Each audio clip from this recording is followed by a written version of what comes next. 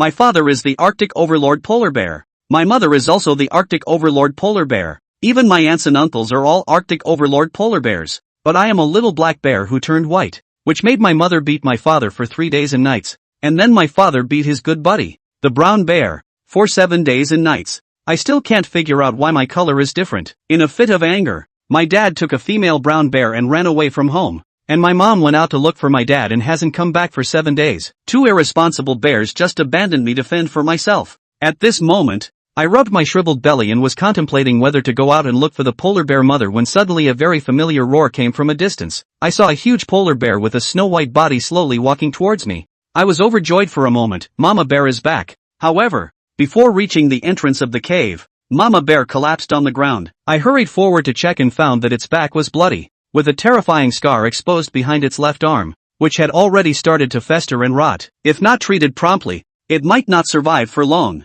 What to do? What to do? I kept thinking of various ways in my mind. After thinking for a long time, I came to a nearby piece of grassland, hoping to find some common herbs. This is not it. This is not it either. Moss is also useless. After a long time, I finally found a few herbs. I picked up the herbs and ran wildly back to the cave. Looking at the dejected bear mother at this moment, I took a deep breath, stuffed the herbs into my mouth and chewed on them continuously, then slowly peeled off the scab on the bear mother's wound, carefully applied the herbs on its wound. After doing all this, I breathed a sigh of relief, finally done. However, at this moment, a mechanical and cold voice sounded in my mind. Congratulations, host, for successfully activating the strongest evolution system. The sudden appearance of the system left me a bit confused. How can I obtain this evolution point? At that moment of contemplation, a rumbling sound like thunder came from my stomach. I touched my already shriveled belly, then looked up at Mama Bear, thinking to myself, just a little bite should be fine. With that in mind,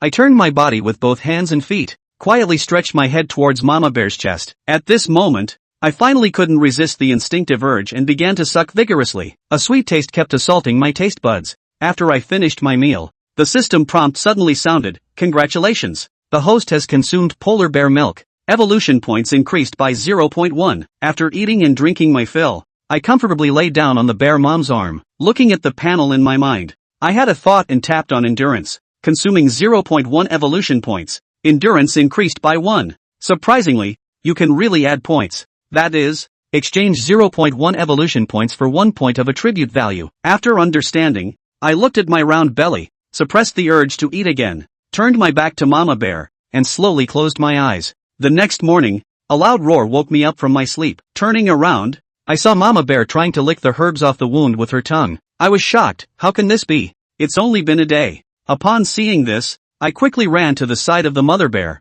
continuously patting her waist with both front paws and growling softly. However, the mother bear looked bewildered and had no idea what I was saying. I quickly turned to the side, pointed to my left arm, patted it with the other bear paw, and nodded towards the bear mom. The bear mom suddenly realized, imitating my actions, reached out and pulled the herbs off my left arm, then looked at me approvingly and let out a low growl, as if saying, the little one is really smart. Watching the bear mom's actions, I was completely confused. However, when I turned to look at Mama Bear's wound, I found that the entire wound was almost healed. Could this be the resilience of a strong physique? After tearing off the herbs, Mama Bear stretched lazily, turned around, and walked outside. Watching the figure of Mama Bear gradually moving away, I felt 1,000 emotions for a moment. Just got injured and now have to go out to find food. With that in mind, I made up my mind and followed Mama Bear with small steps. The mother bear found that I had followed her, immediately turned her head and growled at me, as if saying, go back quickly, you are too young,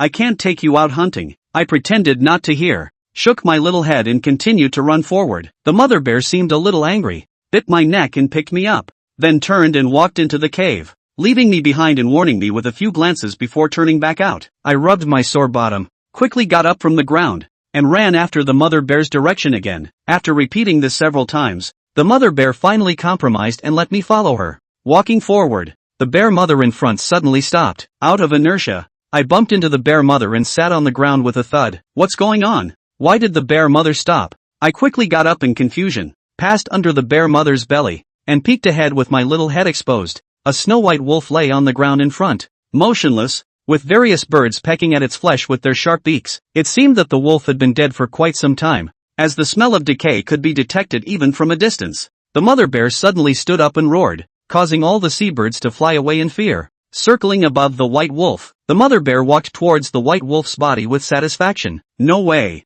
Is the mother bear going to eat this carrion? Although knowing that bears have the habit of eating carrion, it was still somewhat unacceptable to see it with one's own eyes. Looking at the already rotten and discolored flesh, my stomach churned instantly, and I turned my head and vomited on the ground. Can this thing be eaten? Mama bear saw the situation and pulled me back with a paw. Looking at me disdainfully, is this still my son? It's good enough to have something to eat, and you're still vomiting. Just saw Mama bear extend her sharp bare paw, lightly swiping on the snow wolf fur, and instantly a neat cut appeared. Reaching down, he peeled back the snow wolf's fur. Mama bear hooked a trace of scarlet, unpleasant, rotten meat and handed it to Bai Yang's mouth. My son is 3 months old and it's almost time to try to experiment with some meat. When will you grow up if you don't just drink milk? Look at that little body. It's a disgrace to polar bears. Gulp. Bai Yang looked at the already blackened crushed meat in front of him and couldn't help but swallow, forcing the vomiting back down. How does this go down? Shiritsuyo's budding eyes squinted at Mama bear.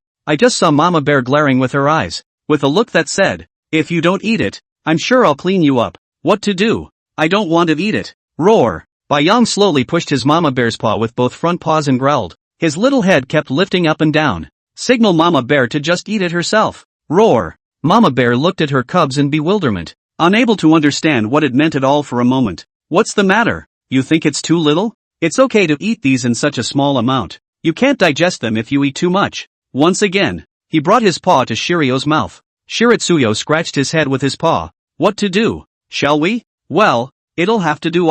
Taking a deep breath, Bai Yang brought his nose to 1 centimeter from the rotting flesh and took a deep sniff. At once, he stretched out his paw to cover his chest, his eyes closed, and he lay straight down. Roar! Mama bear was a little confused for a moment when she saw her son fall straight to the ground. Yelling, he hastily poked his head next to Bai Yang's budding little face. Chapter 4 How to Fish for Ducks? Time flies like an arrow. In the blink of an eye, a month had passed since Bai Yang had turned into a polar bear. At this time, Bai Yang's size had also obviously gotten a bit bigger. Just that there was still a big gap from the huge-sized mama bear. And the summer weather is getting hotter. The same mama bear's temper grew more and more violent. And Bai Yang could tell that mama bear should not have eaten for several days. The body type isn't as rolled up as it was a month ago. Is summer really that hard? Bai Yang stretched out his claws, which had become somewhat more majestic, and slowly took a step towards the entrance of the cave. For the past few days Mama Bear had gone out alone to forage for food, and after following once, Bai Yang had not followed her out again.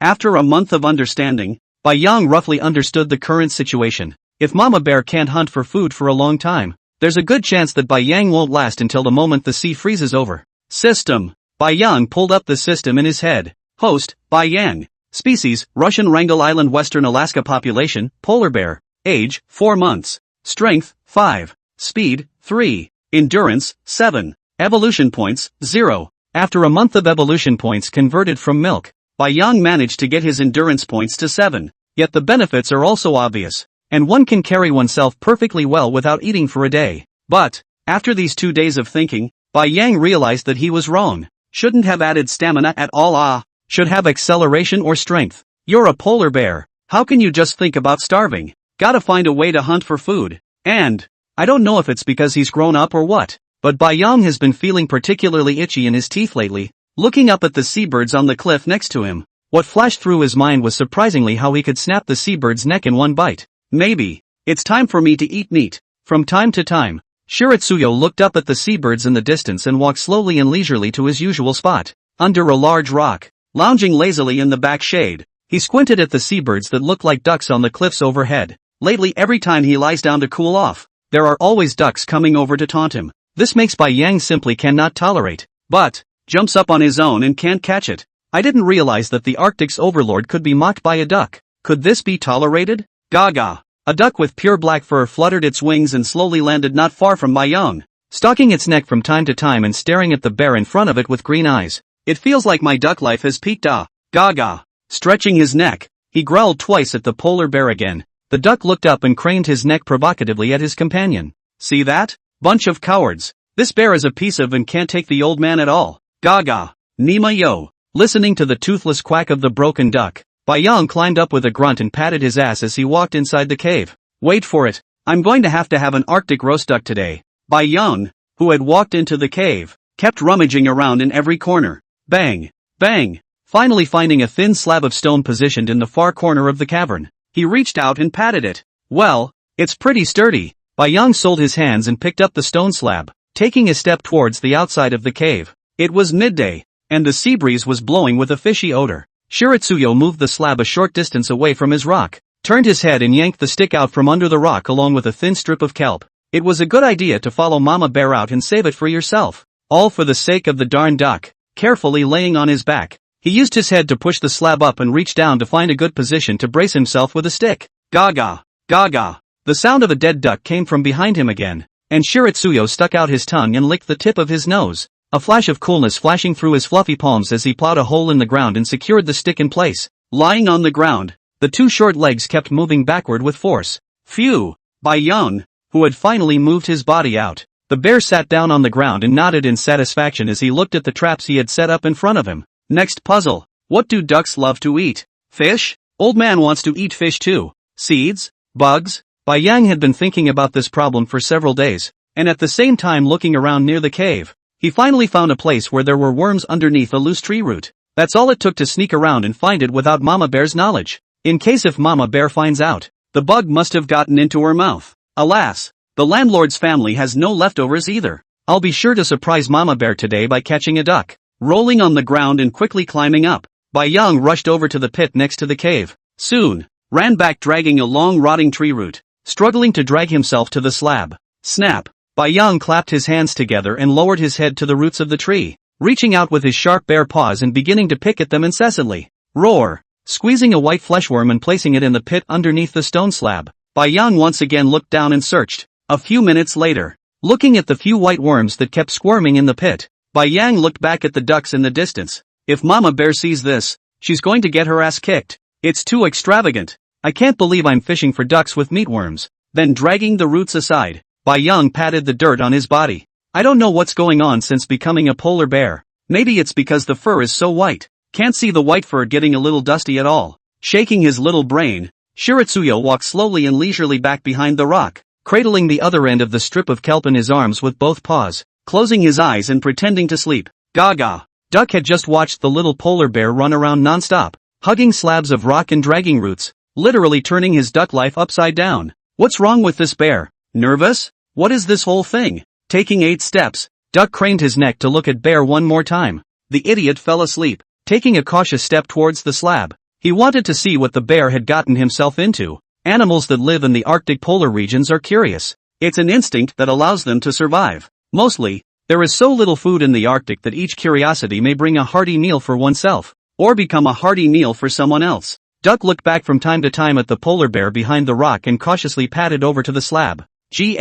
I can't believe how fat the worms are. Stretched out to bite one. But, the bugs are in a small pit at the far end of the slab, completely out of reach when standing outside. The duck lowered its neck and rubbed against the stone floor as it slowly burrowed in. Zip! Taking a worm in his mouth, he swallowed it straight down. It's beautiful. Taking a look at the worms in the pit, Ducky beautifully brought his beak up again. Bang! Feeling a heavy object hit him, all of a sudden Duck went black and lost consciousness. Chapter 5, Mama Bear's Surprise. Mama Bear has been very unhappy lately. Today was another unproductive day, dragging his tired body step by step towards the cave. It has been 3 whole days. Except for nibbling some roots and other hunger stuff, a prey has not been hunted. Roar! At the thought, Mama Bear hissed in annoyance. At this rate, I'm afraid she won't last much longer. Should we really risk starting the migration with the cubs? But, suddenly, Mama Bear's nose sniffed hard. She smelled a strong odor of blood, looking up into the cavern. Roar! Roar! As if she were mad,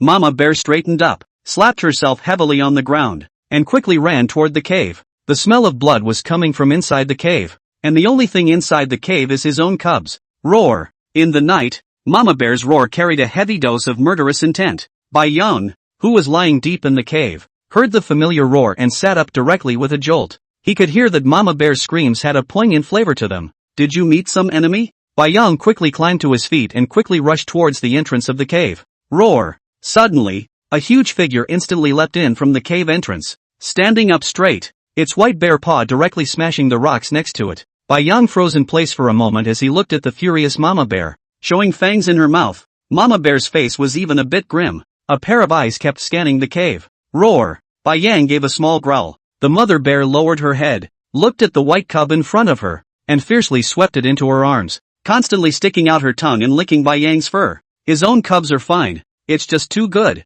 Suddenly, Mama Bear froze, for on a stone slab in front of her lay a smashed into a mess. This is a bird, isn't it? Slowly releasing the cub in his arms, Mama Bear came to the slab and poked her nose out to sniff it. Fresh. Turning his head with a puzzled look at his bear cub. Did you fix this? Roar. Shiryo growled and bobbed his head triumphantly. After a month of bonding, I am now finally able to communicate with Mama Bear for short periods of time. Of course he thought so, and as to whether Mama Bear understood it or not, that no one knew. Instead of rushing to eat the bird on the slate, the Mama Bear began to circle around Bai Yang. That look made Bai Yang's hair stand up all over his body. Stretching out his little paw and rubbing his head, Bai Yang quickly ran over to the stone slab and flipped the duck over. This side looks less scary. Bear mom how to think cannot think. In front of this cub bear is less than 5 months old. Although the size is a little larger than the same age of the polar bear, the body is also a little stronger. But, is this a bird? How did he catch it as a little bitty guy? Mama Bear tore the duck in half with her sharp bare paws and threw a duck leg directly in front of Bai Yang. Roar! Lowering his head, he began to tear away. Bai Yang looked at the bloody duck leg in front of him and hesitated for a moment. I've experimented with it during the day, and I just can't get off on it. He was a human in life. After all, this eats raw. Bai Yang, now that you're a polar bear, don't you want to starve to death later if you don't eat raw food? Besides, there's still the system in place, so we must grow up as quickly as possible, and be the best looking bear in the entire Arctic. Bai Yang kept cheering himself up in his mind. With a hard heart, he opened his bear's mouth and bit into the duck leg and tore at it.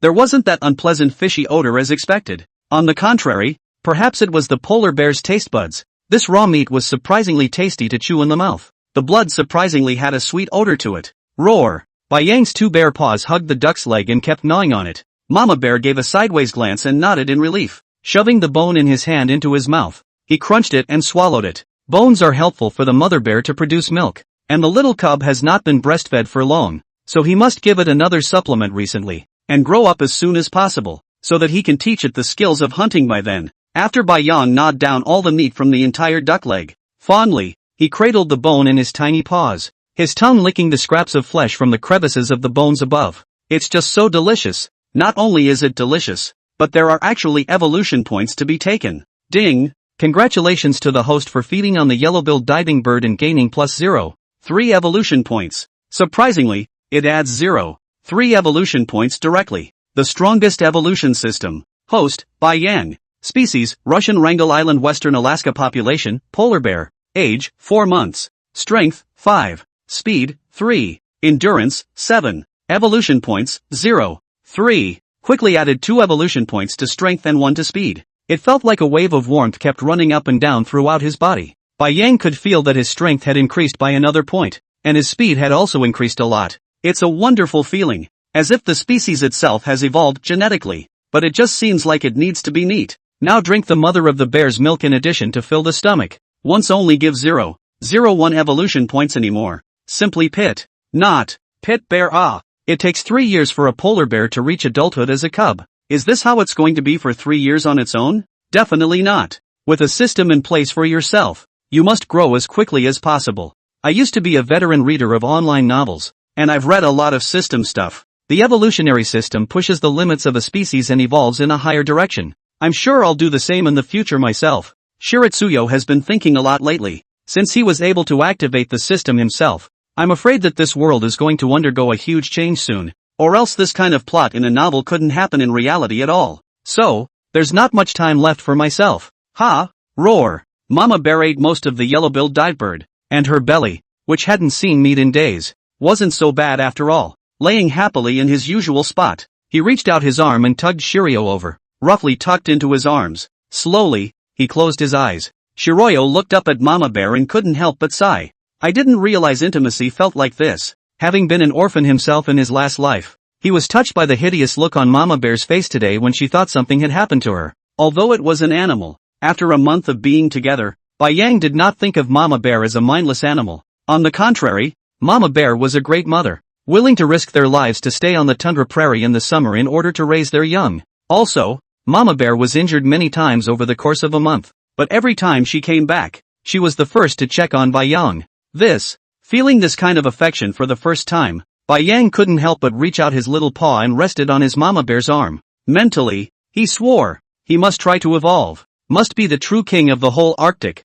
definitely make Mama Bear's day when she no longer has to worry about her daily food. Chapter 6 Crisis. Day 2. Bai Yang, who had just opened his eyes, realized that Mama Bear was no longer inside the cave, and must have gone out early again to look for prey. Stretching a little, Shiryo rubbed her head and sat up, slowly step out inside the cave. Taking a branch in his mouth from the wall at the entrance to the cave, he slowly made his way to a puddle next to the rocks. Bai Yang puckered his white bear ass and dipped the branch in his mouth to dip it in the water, and with both paws holding the branch shoved in his mouth he began to grind it. It was a habit he'd picked up half a month after becoming a polar bear. Brush your teeth. That's right, brush your teeth. But living in the Arctic all year round, the polar bear's mouth and nasal cavity can be closed directly, which is why the polar bear can dive. This makes it very difficult for Bai Yang to try and gargle. However, having turned into a polar bear, it's nice to be able to brush your teeth with a twig, so what's the point of having a bike? After a quick shuffle, Shiritsuyo once again wandered behind the rock and began to stare at the ducks on the cliff. Gollum, Gollum. Since the first time he tasted raw meat last night, at this moment, looking at one of the plump ducks on the cliff, Bai Yang's stomach started to get upset again. Catch some more bugs? But this one duck is so small, it's totally inadequate, and I have to save some for Mama Bear. Is there anything else I can do? Shiritsuyo rolled over and slowly walked in the direction of yesterday's rotting tree pit. After half a day of digging with his claws, he finally managed to find a few meatworms. Once again, I went to the slab that I had staked out yesterday, and pushed the top of the slab up, shoving the bugs into the small pit, and the sticks installed. Mouth tugged at the strip of kelp as he slowly made his way behind the rocks. If only we could catch a few more today. Shiryo sat behind a rock and looked sideways at a flock of ducks. Only, the duck that had the audacity to taunt yesterday had been eaten, and perhaps the flock had realized that something was wrong, and after waiting a long time today, not a single duck had flown down. It's over. After waiting for a long time, Bai Yang dropped the kelp strips, climbed up and quickly ran to the stone slab.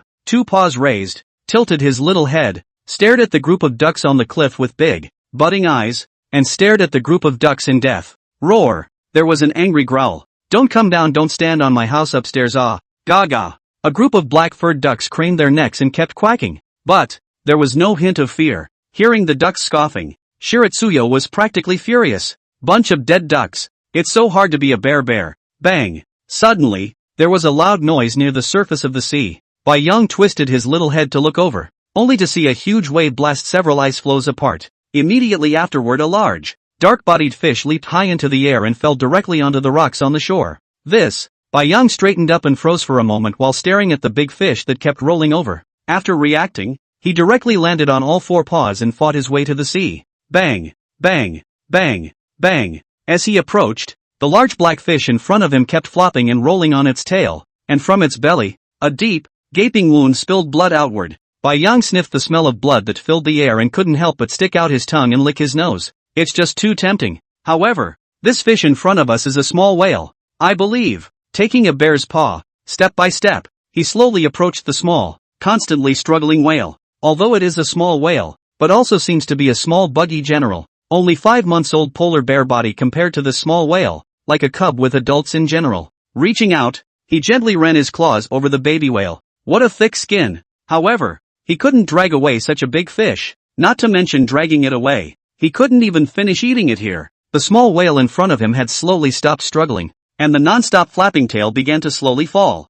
It looks like the baby whale is going to die soon. Gollum! Bai Yang's stomach, which had already been hungry for the whole noon, once again made a protesting sound. Roar! Lowering his head, he tore off a piece of whale meat directly along the location of the wound on the baby whale. Ding! Congratulations to the host for feeding on the Arctic right whale and gaining an evolution value of 0.5. Geez, that one bite of whale meat adds 0.5 evolution value. Looking at no less than 1,000 pounds of whale meat in front of him, Bai Yang's pair of bear eyes kept flashing. It's totally enough for him to evolve to. Once again, he bowed his head and ate. Ouch! Just as Bai Yang ripped the whale's stomach apart, a roar came from the distance. He instantly put both forepaws on the whale and stood up, only to see a surprisingly snow-white wolf in the distance rapidly running towards his side. Is this an Arctic snow wolf? Bai Yang quickly got down on his back. No matter where you are, even in the frigid Arctic, the habits of the wolf remain the same. Wolves are pack animals. One wolf is not scary. What is scary is that as soon as you spot one wolf, Then it proves that there must be a pack of wolves in the distance. Bai Yang looked at his small body and then at the snow wolf whose figure was gradually revealing itself. Should we run? There's no way a 5-month-old polar bear cub could fight off an adult snow wolf. The question is, if you run on your own, where can you run if this is so close to the cave? Within seconds, Bai Yang's mind kept thinking of various ways. Moreover, this wolf had obviously howled just now to notify the pack. And thinking that a pack of wolves would be running in a while, Bai Yang's white bear hair stood up all over. Seeing that the snow wolf was getting closer and closer to him, it was too late to run even now. Bai Yang took a deep breath and once again tore a mouthful of whale meat and swallowed it. Ding! Congratulations to the host for successfully feeding on the Arctic right whale, gaining 0.1 evolution points. The system would only give a generous evolution value the first time Bai Yang ate, and later on, no matter how much Bai Yang ate, it would still give 0.1 points of evolution value. Looked at the panel in his head. Already has a 1.8 evolution value. Add 10 points of strength and 8 points of speed. Quickly finishing the evolution value. A thick power filled his body. The strongest evolution system. Host, Bai Yang. Species, Russian Wrangel Island Western Alaska population, polar bear. Age, 4 months. Strength, 17. Speed, 12. Endurance, 7. Evolution points, 0. More than 4 months old Bai Yang. The size of the body has been almost the same size as the adult snow wolf. But this is only the size. If the front fight, I am afraid that Bai Yang will be crushed in one round. However, Bai Yang also has the advantage of not being afraid of pain as long as he is ruthless. Can't a polar bear with human intelligence, even as a cub, beat a? Moreover, the size of a 4-month-old was no less than an adult snow wolf, and even Bai Yang's size stood up taller than a snow wolf. Roar! Thinking of this, Bai Yang violently jumped out from behind the small whale, following the example of Mama Bear when she hunted. She laid her forepaws on the ground and slowly lowered her head, letting out a low hiss at the snow wolf that had already run in front of her. Chapter 7.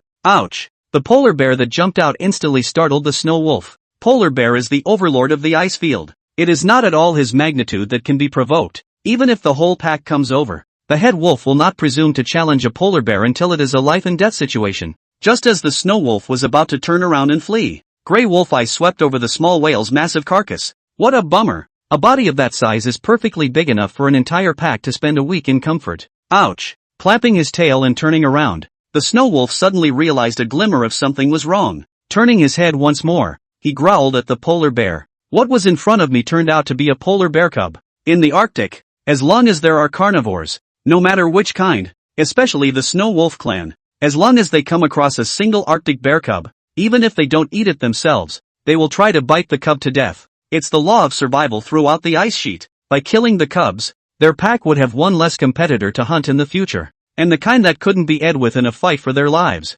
Although at this time in the eyes of the snow wolf white ocean, the size has been with their own almost general size. But, an adult snow wolf living on an ice field, he could still tell that the polar bear in front of him was a baby with absolutely no combat experience. Thinking that not only would he get a whale carcass, but he could also bite a polar bear cub to death. The bloodthirsty gleam in the snow wolf's eyes grew more and more intense. Roar! A low hiss escaped. Snow wolf took a very calm step towards Bai Yang. Roar! Shiritsuyo lowered his head and barked again. Click! The snow wolf stepped on the rocks with an audible scuffing sound, causing Bai Yang to become more and more nervous. But, facing the snow wolf's grinning bloody mouth, a hideous tooth, Bai Yang did not retreat. On the contrary, he slowly took a step forward. The two bare paws in front of him clutched the rock, eyes dead set on the snow wolf. The atmosphere in the air was heavy to the extreme, and the great battle between a bear and a wolf was about to start. As if sensing a hint of something unusual, the flock of seabirds next to them flapped their wings to leave this place of wrongdoing.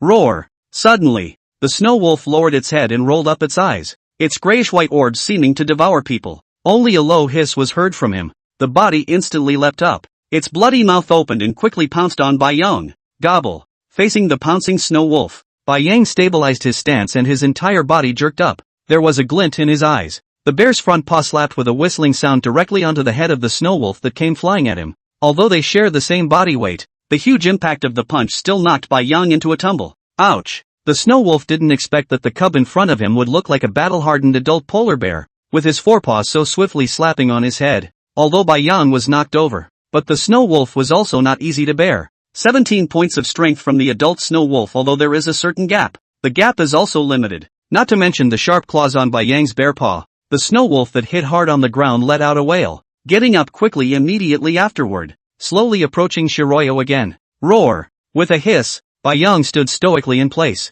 still staring at the snow wolf with a deadly stare. Having suffered a loss once, the snow wolf slowly circled the Arctic cub in front of him, looking for an opportunity to strike a blow. Bai Yang's body kept rolling over as the snow wolf moved. There was a trace of blood oozing out above the snow wolf's eyeballs, which was caused by Bai Yang's paw slap. However, the snow wolf did not care about the blood that flowed down the side of the eyeballs, revealing its sharp teeth that glowed with a cold light, and kept circling around Bai Yang. Roar! The snow wolf's body arched violently, like a spring on a full string. Sensing the snow wolf that was once again swooping in, Bai Yang quickly stood up straight and opened both of his palms directly. Bang! Once again, he slapped the snow wolf on the head and was similarly knocked over himself. Only, the snow wolf that fell to the ground didn't stop at all, and quickly got up, its entire body's fur standing on end. Its body taut, and rushed at Bai Yang, who hadn't climbed up yet, and pounced over. Looking at the snow wolf that fell from the sky, Bai Yang fought to get up. Done. I'm afraid it's dangerous this time.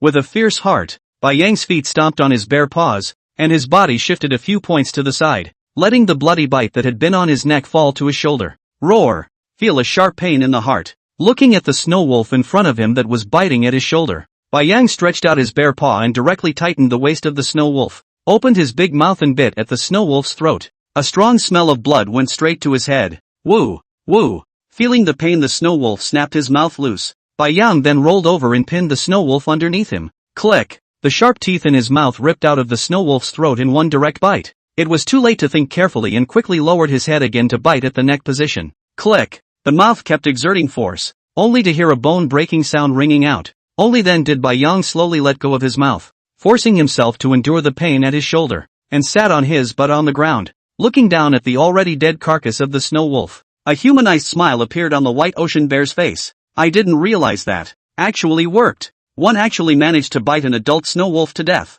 Roar! Slowly, he placed his left palm next to the rocky ground, instantly ripping the wound in his arm open. Bai Yang looked up at the tundra plains. There were no wolves coming, but it should be coming over soon too. Looking at the snow wolf corpse in front of him, Bai Yang extended his right palm to turn it over. His bare paw pressed against the snow wolf's body, and he lowered his head to bite down. Ding! Congratulations to the host for successfully feeding on the snow wolf. Plus 0.5 evolution points. I didn't realize that the snow wolf meat in front of me had the same evolution points as the small whale meat. Not being able to care much about Bai Yang, he fiercely lowered his head and tore it up, swallowing down the mouthfuls of blood and flesh. The strength he had just consumed slowly recovered. But it's this wound. I'm afraid I won't be able to come out again for a long time. If only the system would fix wounds. This way any more killing as long as he didn't die. He would definitely soon become the overlord of the entire Arctic. Ding! Does the host consume 1 point of evolution value to restore the wound? At that moment, the system's beep sounded in his head. The movement of Bai Yang tearing the body of the snow wolf was suddenly stunned, and he did not expect to actually be able to repair the wound. In that case, as long as there were enough evolution points, then he would be absolutely invincible. Fix.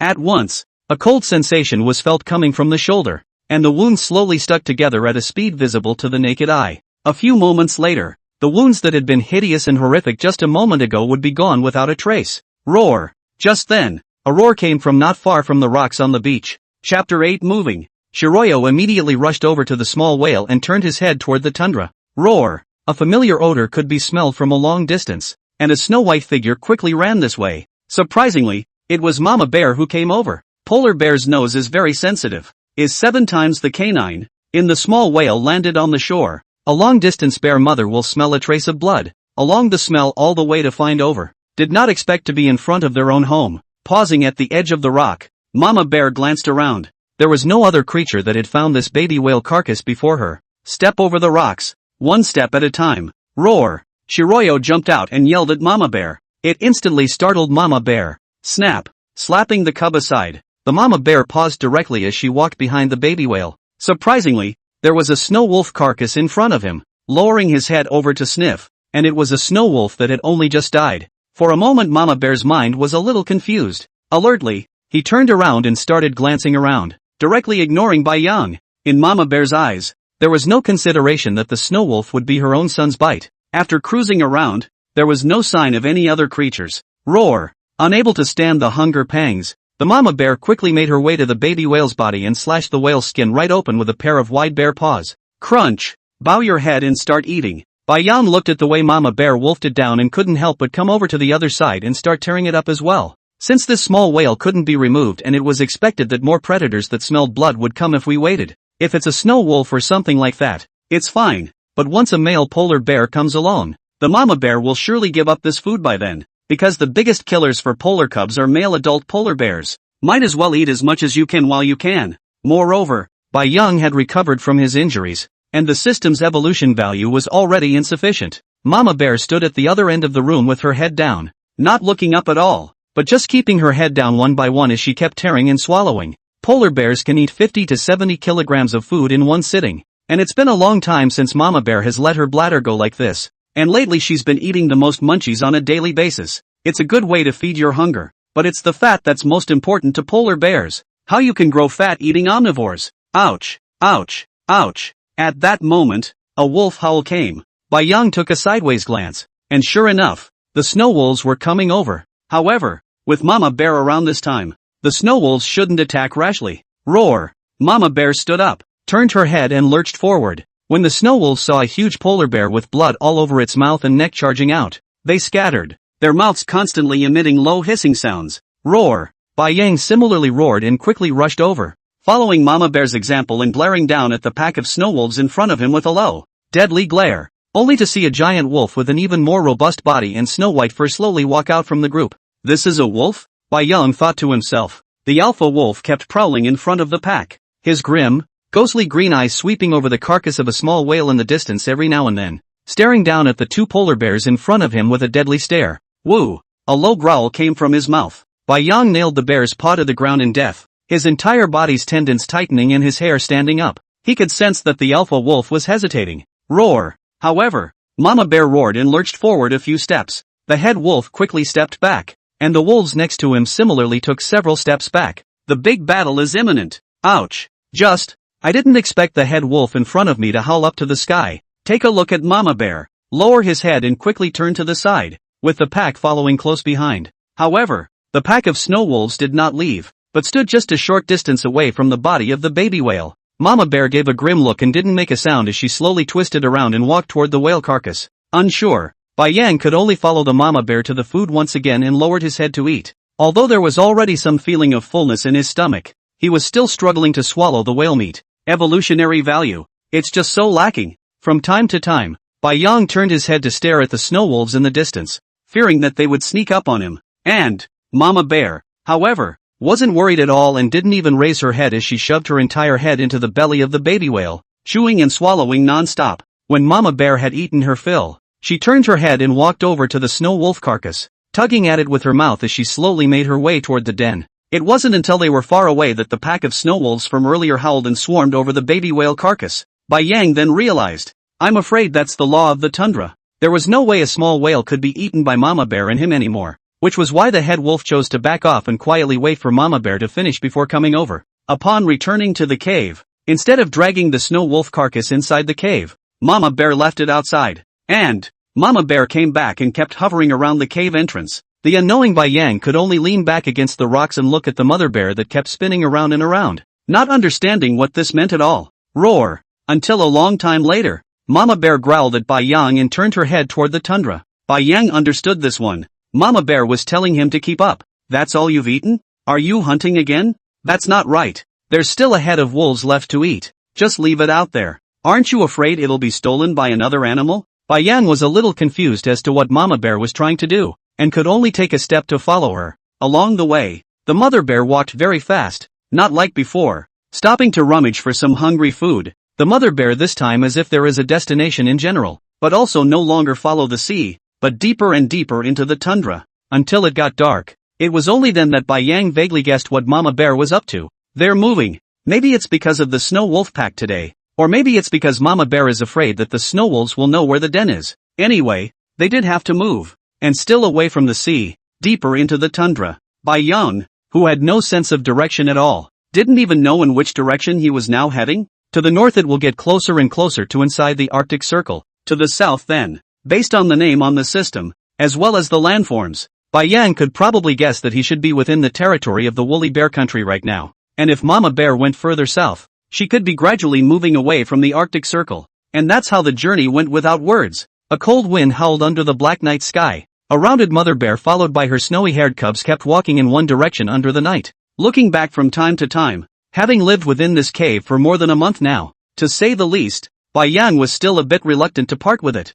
Chapter 9. This rabbit is so cute. Eat it. Early in the morning, a drop of damp dew from the rock dripped onto the tip of Bai Yang's nose. The cold touch woke him up instantly. Ghostly, he opened his eyes and glanced sideways to see Mama Bear still slumbering. It was the third day since coming out of the cave. Within 3 days Mama Bear had led him, from the initial sprinting to catch up, to now hunting while catching up. Where the destination was, Bai Yang didn't know. But, he understands that life is getting tougher. 3 days, the mother bear no longer hunted a food. Every day is to use tree roots or some bugs and other miscellaneous food to fill up the hunger. However, for the mother bear so big body, eat these things have to eat how much to eat in order to eat enough. On the contrary, Bai Yang did not go hungry, and every day, even if Mama Bear was hungry, she would still feed him first. At this point, they were still wandering the tundra. However, in the middle of summer, the tundra, although covered with underlying vegetation as well as moss, the effects of global warming have seen herds of animals already migrating further afield in droves before the summer, to the point where the dominant polar bear is in danger of starving to death. Roar! At that moment, Mama Bear turned awake quietly, looked down at Bai Yang dotingly, and slowly drilled her body out from under the boulder. This is where Mama Bear found camp yesterday. Shiryo stood up along with Mama Bear, knowing it was time to start off again. After following Mama Bear all morning, they began to slowly head north. And after observing the dynamics of the sun the next day, Bai Yang was able to realize that Mama Bear was leading herself all the way towards the Arctic Circle. There, maybe the ice hasn't melted. Maybe, there's more food available for them to survive. The Mama Bear, being a female, still took care of her cubs' feelings along the way. Once it became clear that Shiratsuyo was running out of steam, he began to slow down his travel speed, and every time she went hunting, she would place Bai Yang in a hidden location. Bai Yang, who would soon be approaching 5 months old, had also slowly opened up in size at this point, and from the beginning of the cave migration, he had added all of his evolutionary values to his strength, so much so that he is now approaching the size of a polar bear around 7 months in size even though he is just over 4 months old. Roar! Mama Bear growled at her son behind her and turned her head to feel her way toward the rocks. Above the rocks, a flock of white-winged birds is nesting. Shiratsuyo sat on his butt, the wet tundra uncomfortable. He knew Mama Bear had gone looking for bird eggs again. Being a polar bear, there is no way to catch a bird with white wings, so you have to find some eggs to feed your hunger. And it was shortly after Mama Bear passed, a white figure suddenly flashed before his eyes. Bai Yang instantly stood alert. What's that thing that just ran over the side? Slowly turning his body around, in front of him, a snow-white, adorable and unusual rabbit was standing vigilantly in the distance, occasionally lowering its head to nibble on the plants on the ground. That's a nice-looking bunny. Bai Yang quietly stood up, his body slowly lying on the ground, quietly staring at the rabbit in front of him. Slowly, he moved a step forward. The rabbit instantly raised its head, as if it had heard some noise, and kept looking around with its ears perked up. Bai Yang hastened to lie down on the ground once again and didn't move a muscle. The Arctic hare did lower his head again. Bai Yang just slowly moved one step, stopped, moved one step, stopped. Finally, it was about 50 meters to the Arctic hare, quietly lying on the ground. Bai Yang looked at the Arctic rabbit and wondered if he could catch up with his speed. Polar bears aren't slow, they move quickly, and despite their large bodies, they still travel at about 40 kilometers per hour. However, that was an adult polar bear, and the current Bai Yang was obviously not that fast. No matter what, you can't let go of food in front of you without even trying it. Slowly crawling forward one more step, Shiratsuyo slowly arched his body up. Roar! It was too late. A white lightning-like beast ran straight at the snow hare. Bai Yang's roar instantly startled the Arctic rabbit, which just gave Bai Yang a sideways glance and directly turned to flee. But the whole tundra is full of flat land, and the Arctic hare runs around in a panic, with white ocean in hot pursuit behind him. I thought that this rabbit leaped very quickly, but I didn't expect that, directly bursting up with full force. The speed was not slow, and steadily chased after the Arctic rabbit's butt, only by a few meters. Bai Yang's heart snapped and he added the only 0.1 points of evolution value to his speed, and he immediately felt that much of a boost. Getting closer to the Arctic hare. Roar! Eyes on the rabbit's ass. Bai Yang roared and leapt high into the air. He was going to pounce the Arctic rabbit straight to the ground.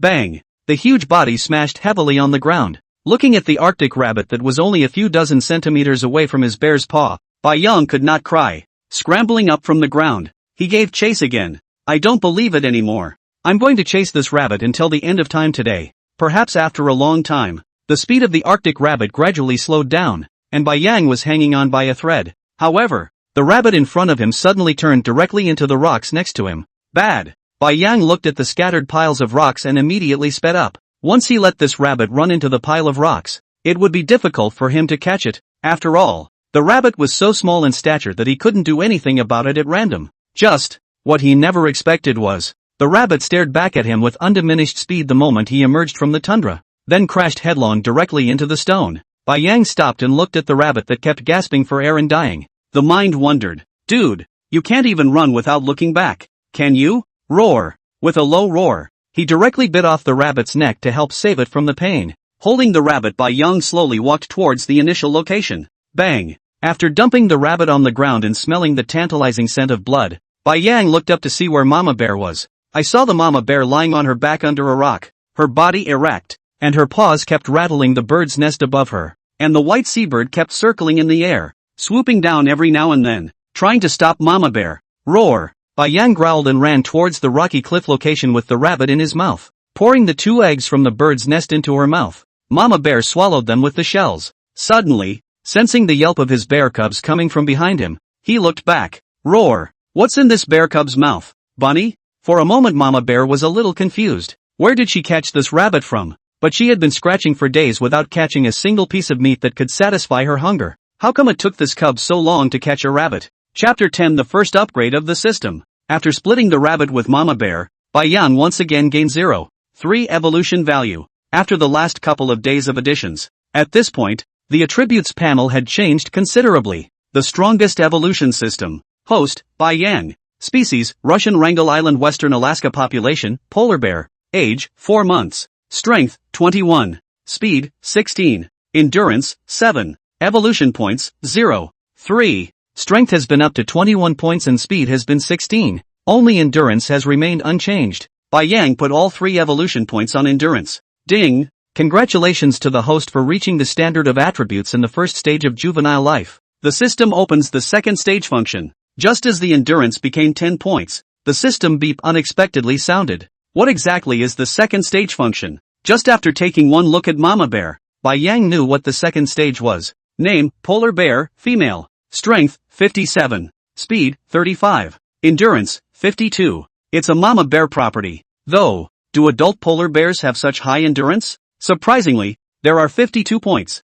If that's the case, Bai Yang will have to consider allocating some of his evolutionary value to stamina. However, if the system is upgraded like this, won't it be upgraded next time when all the attributes reach 20 points recently? Roar! Mama Bear, who had already taken a few steps out, turned around and looked at her son, who was surprisingly like a log. The bear sitting on the ground and not moving, and couldn't help but growl. Surprisingly, it's not moving. Bang! Going up and huffing Shiryo down with a slap, the Mama Bear turned her head forward once more. Reacting, Bai Yang Bear Claw rubbed his head and quickly followed. After a few days of walking again, Bai Yang could feel that the temperature was getting lower and lower. Although the sun was very big, it didn't have that dry and hot feeling in the slightest. It didn't seem like the temperature had risen above 0. A thin layer of ice is also slowly starting to appear on the ground. The dark green moss is also fading away. After going over a pile of rocks, looking at the endless white world in front of him, Bai Yang directly froze in place. A thick layer of ice covered the entire surface of the sea,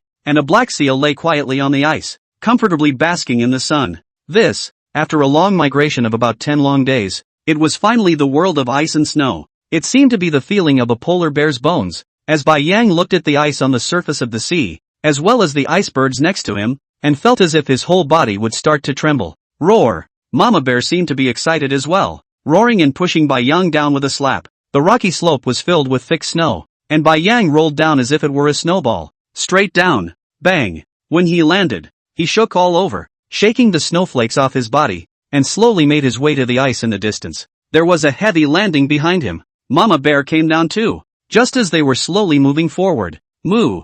Moo! Moo! There was a sound like a cow mooing in the distance. Bai Yang turned his head to take a look, only to see a group of creatures that were huge in size, with solid torsos, all covered in long black hair, and with long, Thin bull horns were constantly using their front hooves to plow through the snow, and from time to time they would plant their heads into the snow, picking up a piece of dark green moss, and slowly chewing it in their mouths without stopping. Mama bear's eyes lit up when she heard the barking. However, Bai Yang could tell that the mama bear glanced sideways and immediately moved forward again, with no intention of hunting. This cow-like creature was something Bai Yang had never seen before, and it's amazing that mama bear has given up hunting too. This cow is fierce? Bai Yang turned his head to stare at the most majestic bull leader and glanced at the attributes. Name, elk bull leader, male. Strength, 60. Speed, 30. Endurance, 25. Elk cow? This was the first time Bai Yang had ever heard of this cow. However, this elk bull's strength was surprisingly high at 60, which was even higher than mama bear's. So it was no wonder that mama bear looked dismayed when she saw that it was such a creature.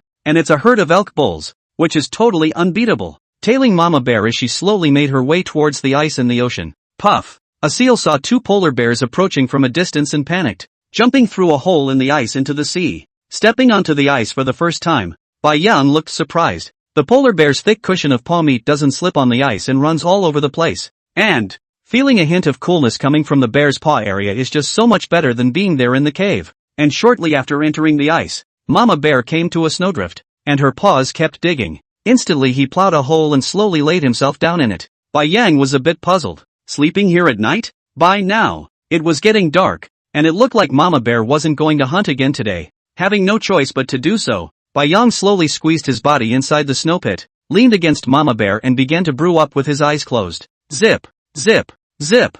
Just then, a surprisingly jagged sound came from the ice in the distance. That's right, Shiratsuyo hadn't heard it before, and it did have that jagged sound with electricity. Hastily, he sat up, and by now mama bear was sound asleep. A tiny pillar of red light shone through, and Bai Yang slowly climbed out of the snow pit, toward the red pillar of light. Carefully circling around a few ice holes, Bai Yang finally got a good look at what was constantly moving in front of him. Surprisingly, it was a video camera wrapped in white foam as if it were a cartwheel. Cameras indeed. Black cameras poked out of the white foam, and the red lights running the tiny instruments stood out in the night. There's actually someone here? When he saw the camera, Bai Yang looked around momentarily. The one in front of you is supposed to be like a drone, a remotely operated camera. Just, with even more remote tech, there's always a distance limit, and it's not particularly far, so there should indeed be humans around here. I just don't know if these people with cameras are making a documentary or. However, even though he had turned into a polar bear,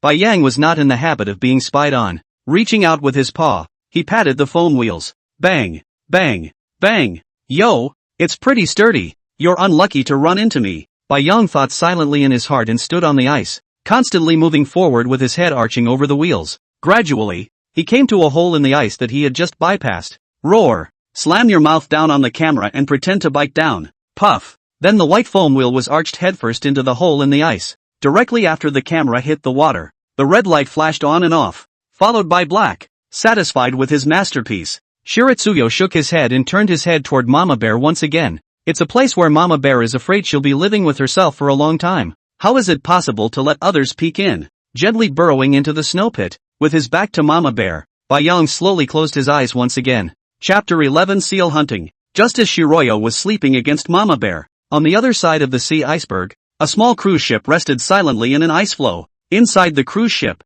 a room full of surveillance monitors. A young woman with fair skin, pale blue eyes and brown hair was staring intently at a monitor that had gone black. A depressed expression filled his face. As a member of the Woolly Bear Country Arctic Ecosystem Monitoring Station, Agata lives on a small cruise ship with her partner year-round, documenting changes in the ecosystem and the habits of animals throughout the Arctic Circle of Woolly Bear Country. Agata is not only a member of the Eco-Monitoring Station, but also a member of the Global Society for the Protection of Animals, GSPCA. As a young woman, she had been advised more than once by family and friends that the work was too boring and dangerous, and that the minimum cycle for testing in the Arctic was 3 months. This also means that Agata can only go ashore once in 3 months, which is simply torture for young girls these days. But Agata didn't think so. She grew up loving animals, especially marine life, until she graduated from college and took the plunge and chose an ecological monitoring station. After seeing the vastness of the Arctic, she completely fell in love with it. And, just now, she ran into a problem when a companion's shrieks woke her up this afternoon,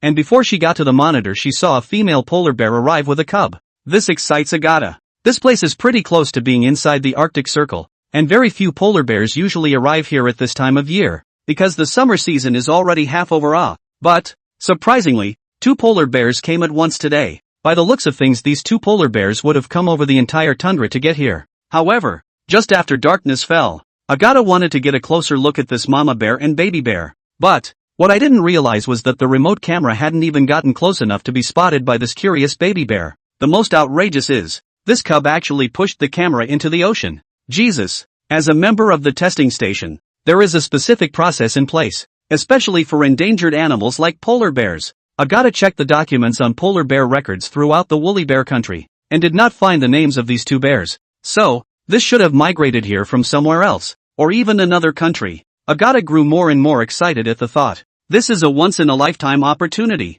It is important to realize that the average mother bear will not choose to come out on the ice at all when she is nurturing her cubs, but will choose a cave deep in the tundra. Agata could never document the growth of a bear cub. Thinking of this, she immediately woke her sleeping companion. Quick, Ivan, get in touch with the testing center right away and request a new camera to come over. Well, Agata, it's the middle of the night, and the people on duty at the testing center are long asleep. Wait for tomorrow. A brown-haired man turned around, confused, then fell back into another deep sleep. Okay. But, polar bear cubs, Agata, you can finally put out a documentary program. Early the next morning, Bai Yang was grabbed up by Mama Bear, and Mama Bear looked serious today, being slowly pushed by the Mama Bear to a melting ice. Before Bai Yang could react, puff, there was a huge splash and Mama Bear actually jumped into the water. Bai Yang took a look at the ice floes on the sea surface and then looked at the ghostly blue seawater, so there was no need to think that the water must be thieves' ice. Roar! Mama Bear growled at Bai Yang. Turning his head, he swam towards a distant ice floe. No, don't polar bears have to learn to swim? Bai Yang thought that Mama Bear was planning to teach herself how to swim, but she didn't expect that Mama Bear would just swim away, not even worrying about the issue of whether the bear cubs could swim or not. Are all polar bears born to swim?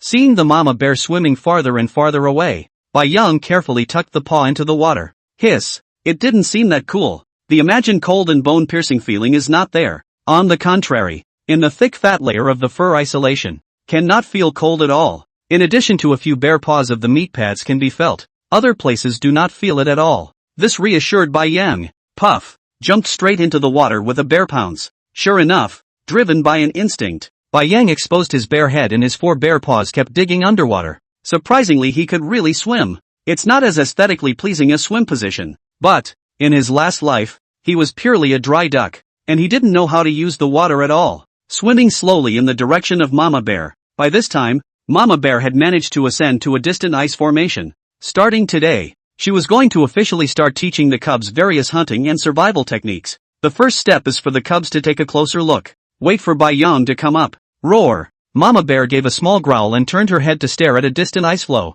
Bai Yang followed Mama Bear's gaze over, only to see a seal in a pin-up pose, lying on its side at the edge of the ice position, comfortably basking in the sun. Mama Bear getting ready to go on a seal hunt? Reaching out with her palms to hold Shiryo down on the ground, Mama Bear carefully went down to the water. Bai Yang lay on his back on the ice and turned his head, watching with rapt attention as Mama Bear slowly swam toward the seal, only to see Mama Bear directly submerge her entire body into the seawater when she was still about 100 meters away from the seal. For a moment, Bai Yang couldn't help but worry for Mama Bear. A few seconds later, bang! There was a loud bang in the water, only to see Mama Bear suddenly leap up from the seawater. And before the panicked seal could react, he saw a huge bear's paw call out directly on him. Ow! Letting out a mournful scream, the seal forced itself to endure the pain and dug right into the ocean water. Not to be outdone, Mama Bear dove headfirst into the water just as quickly and gave chase. Flop! A huge wave exploded, and Bai Yang watched as Mama Bear slowly paddled in her direction with the seal's neck in her mouth.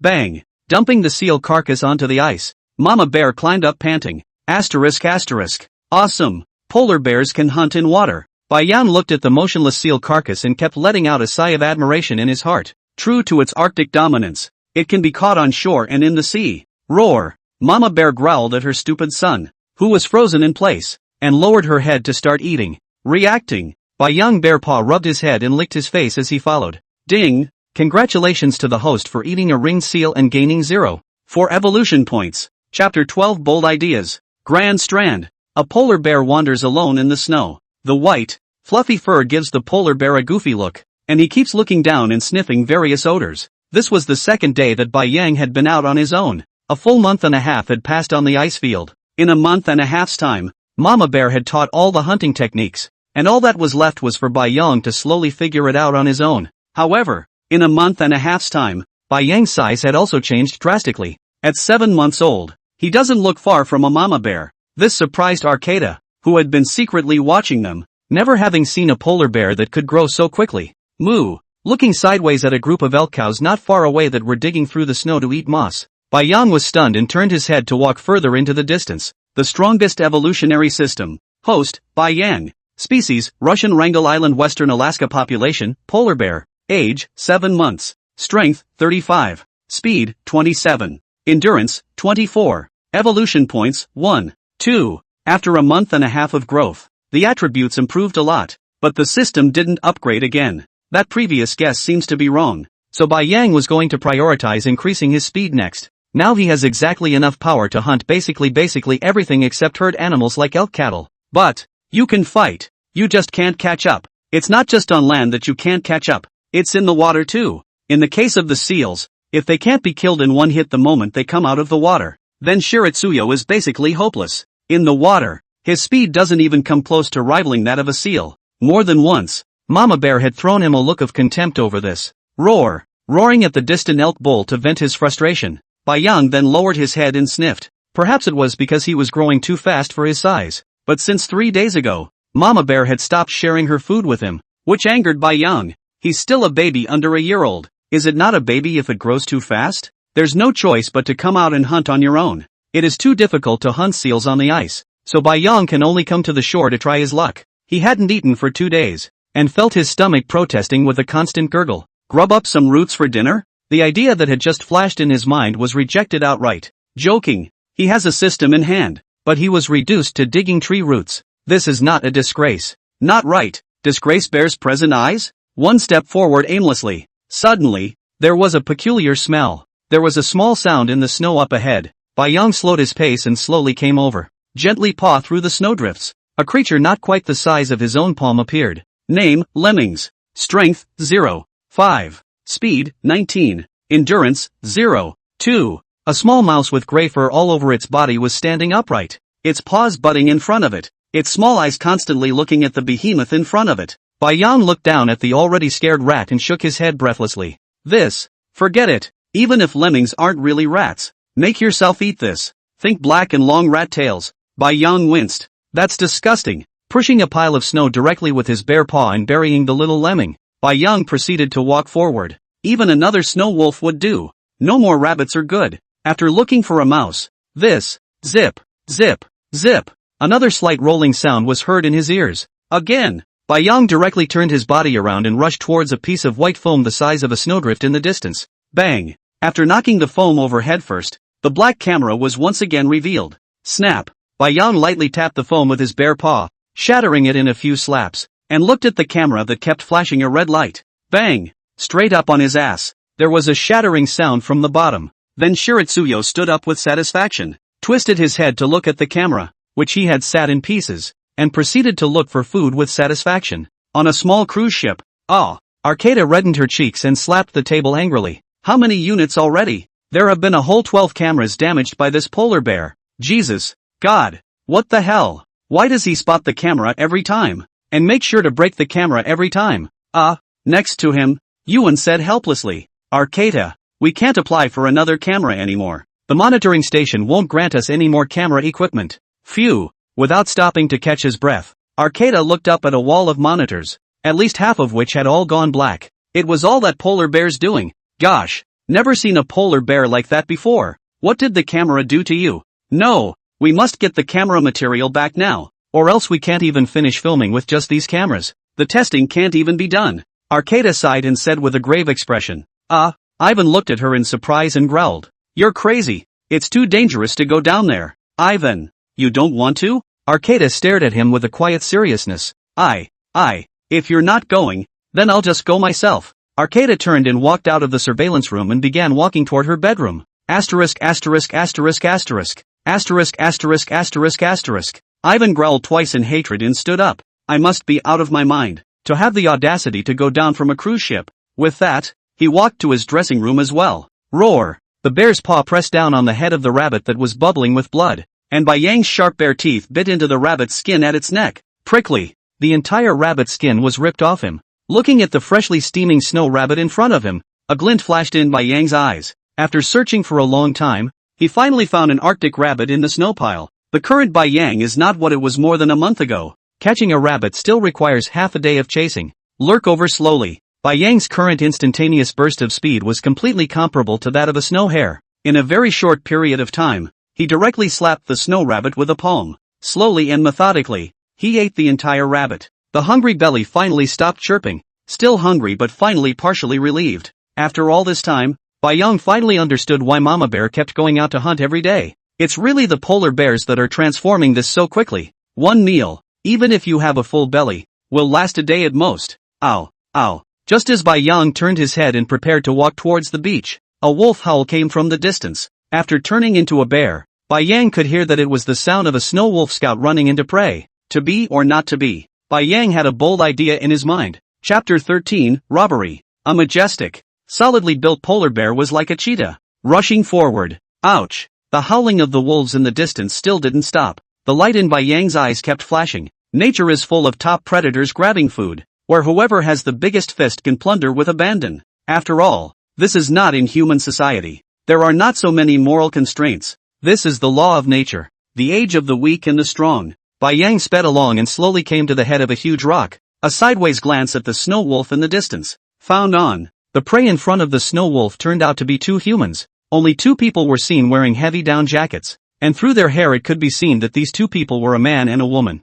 The man was holding a shotgun in his hand, which was now pointed at the snow wolf, and it was vaguely visible that the gun in the man's hand was shaking, and the woman is holding a damaged. This is a video camera, right? Bai Yang could see that it was one of the very cameras he had damaged the other day. A very uniquely shaped one with a little windmill on the back of the butt, which of course is still stuck in the snowbanks where White Ocean sleeps. Could it have been those two spying on themselves and Mama Bear the whole time? Bai Yang thought in his mind. Ouch! At that moment, the snow wolf growled again and stepped closer to the two people in front of him. Bang! A gunshot! Bai Yang reached out with his bare paw and slapped his head. What kind of shot is that? You were so close and you missed? Ouch! Looking at the snow wolf in front of him with his head lowered and a bloodthirsty light in his eyes staring at him in death, Ivan tugged Arcata to keep backing up. Arcata! Wait, I'll drag it. You run! Ah! Arcata let out a gasp of surprise when she heard this and looked at Ivan in front of her with a look of disbelief. Why? Shoot again! The gun jammed. Arcata!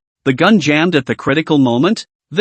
At this point, the two were still a decent distance away from the cruise ship, and there was no way they could outrun a snow wolf in the snow. This snow wolf in front of me didn't attack. But, Arcata knew that this was it waiting for the wolves. In time, Arcata didn't dare think any further. Ivan, I'm sorry, it's my fault. If it wasn't for me. Roar. Before the words were finished, only a deafening roar could be heard from a short distance away. Immediately afterward, a huge polar bear was seen, like a swift white lightning, instantly rushing in front of the two. Bang! The polar bear in front of him slapped the snow wolf in front of him aside. Click! Only to see it quickly pounce and bite the snow wolf's throat off in one bite. Roar! Bai Yang growled, directly biting the snow wolf corpse and flung it aside, slowly turning his head and quietly looking at the two humans in front of him. Both men had a high nose and blue-colored eyes that said, without fail, that both men were from the woolly bear country. Slowly, he came up to the two and sniffed around them. Bai Yang smelled a familiar odor. This is the flavor of beef. That's right. Bai Yang slowly turned to the two men. Roar! Growled at the two men. Both palms were raised and his entire body stood up. 7-month-old polar bear's stand-up height has been no less than an adult human. Not to mention the White Ocean is still developing so fast a polar bear. At this time, its height is completely taller than two people half a head. Looking at the polar bear standing upright in front of them, Ivan and Arcata fell straight backward to the ground. It was just appalling. It's over. Bang! The sharp paws of the polar bear in front of him whistled over, knocking the shotgun out of Ivan's hand with a single swipe. Hoo! Feel the ragged gasps coming from the polar bear's mouth. Both were trembling ever so slightly and pursing their lips tightly. Here encountered the Arctic overlord. Not to mention the hands of the gun are gone. Even if the hands of the shotgun will not be the polar bear's opponent, only to be. Looking at the polar bear in front of him surprisingly did not attack the two men, but, instead, slapped the camera to pieces. There's something familiar about that maneuver. A figure flashed through Akata's mind as he watched Bai Yang's skillful movements. staring intently at the polar bear in front of him. Arcata was finally able to determine that the polar bear in front of him was the very one he was trying to record, and the one responsible for destroying a dozen of his cameras. Roar! After Shiritsuyo stomped the camera thoroughly, he slowly turned the bear's head and came between the two. At this point, there were still traces of the snow wolf's blood on the fur at the corners of his mouth. In one bite, he ripped the backpack in front of the woman with a bite. Reaching out with one paw, the bear pressed down on the backpack and his mouth snapped, instantly ripping it away. Sure enough, a fist-sized piece of cooked beef was wrapped inside a sealed bag in the backpack. Bai Yang lowered his head and bit out the cooked beef. His two bare paws gently pressed together. His sharp teeth gently ripped the bag open, and with a roll of his tongue, he rolled the beef into his mouth. Well, just one sentence. Two scented. How long has it been since I've tasted cooked food? Bai Yang glanced at the panel in his head. No evolutionary value is added. It seems that this processed cooked food does not add evolution points. Gobble. After swallowing the beef in one mouthful, his mouth tugged at the backpack and directly poured out everything inside. And looking at what was poured out, Bai Yang was instantly speechless. Aside from a piece of beef, there were surprisingly only a few compressed cookies in the entire backpack. Once again, he ripped a couple of cookies all the way open before swallowing them in one gulp. Ignoring the two men, he slowly walked towards the snow wolf carcass in the distance. Picking up the body with his mouth, Bai Yang gave the two a sideways glance and slowly walked off into the distance. Nice haul today. Catching a snow wolf carcass must have been a shock to go back to Mama Bear. Besides, after this, these two shouldn't be spying on themselves anymore. Watch the polar bear in front of you slowly disappear into the snow. Ivan and Arcata looked at each other, both seeing a hint of disbelief in each other's eyes.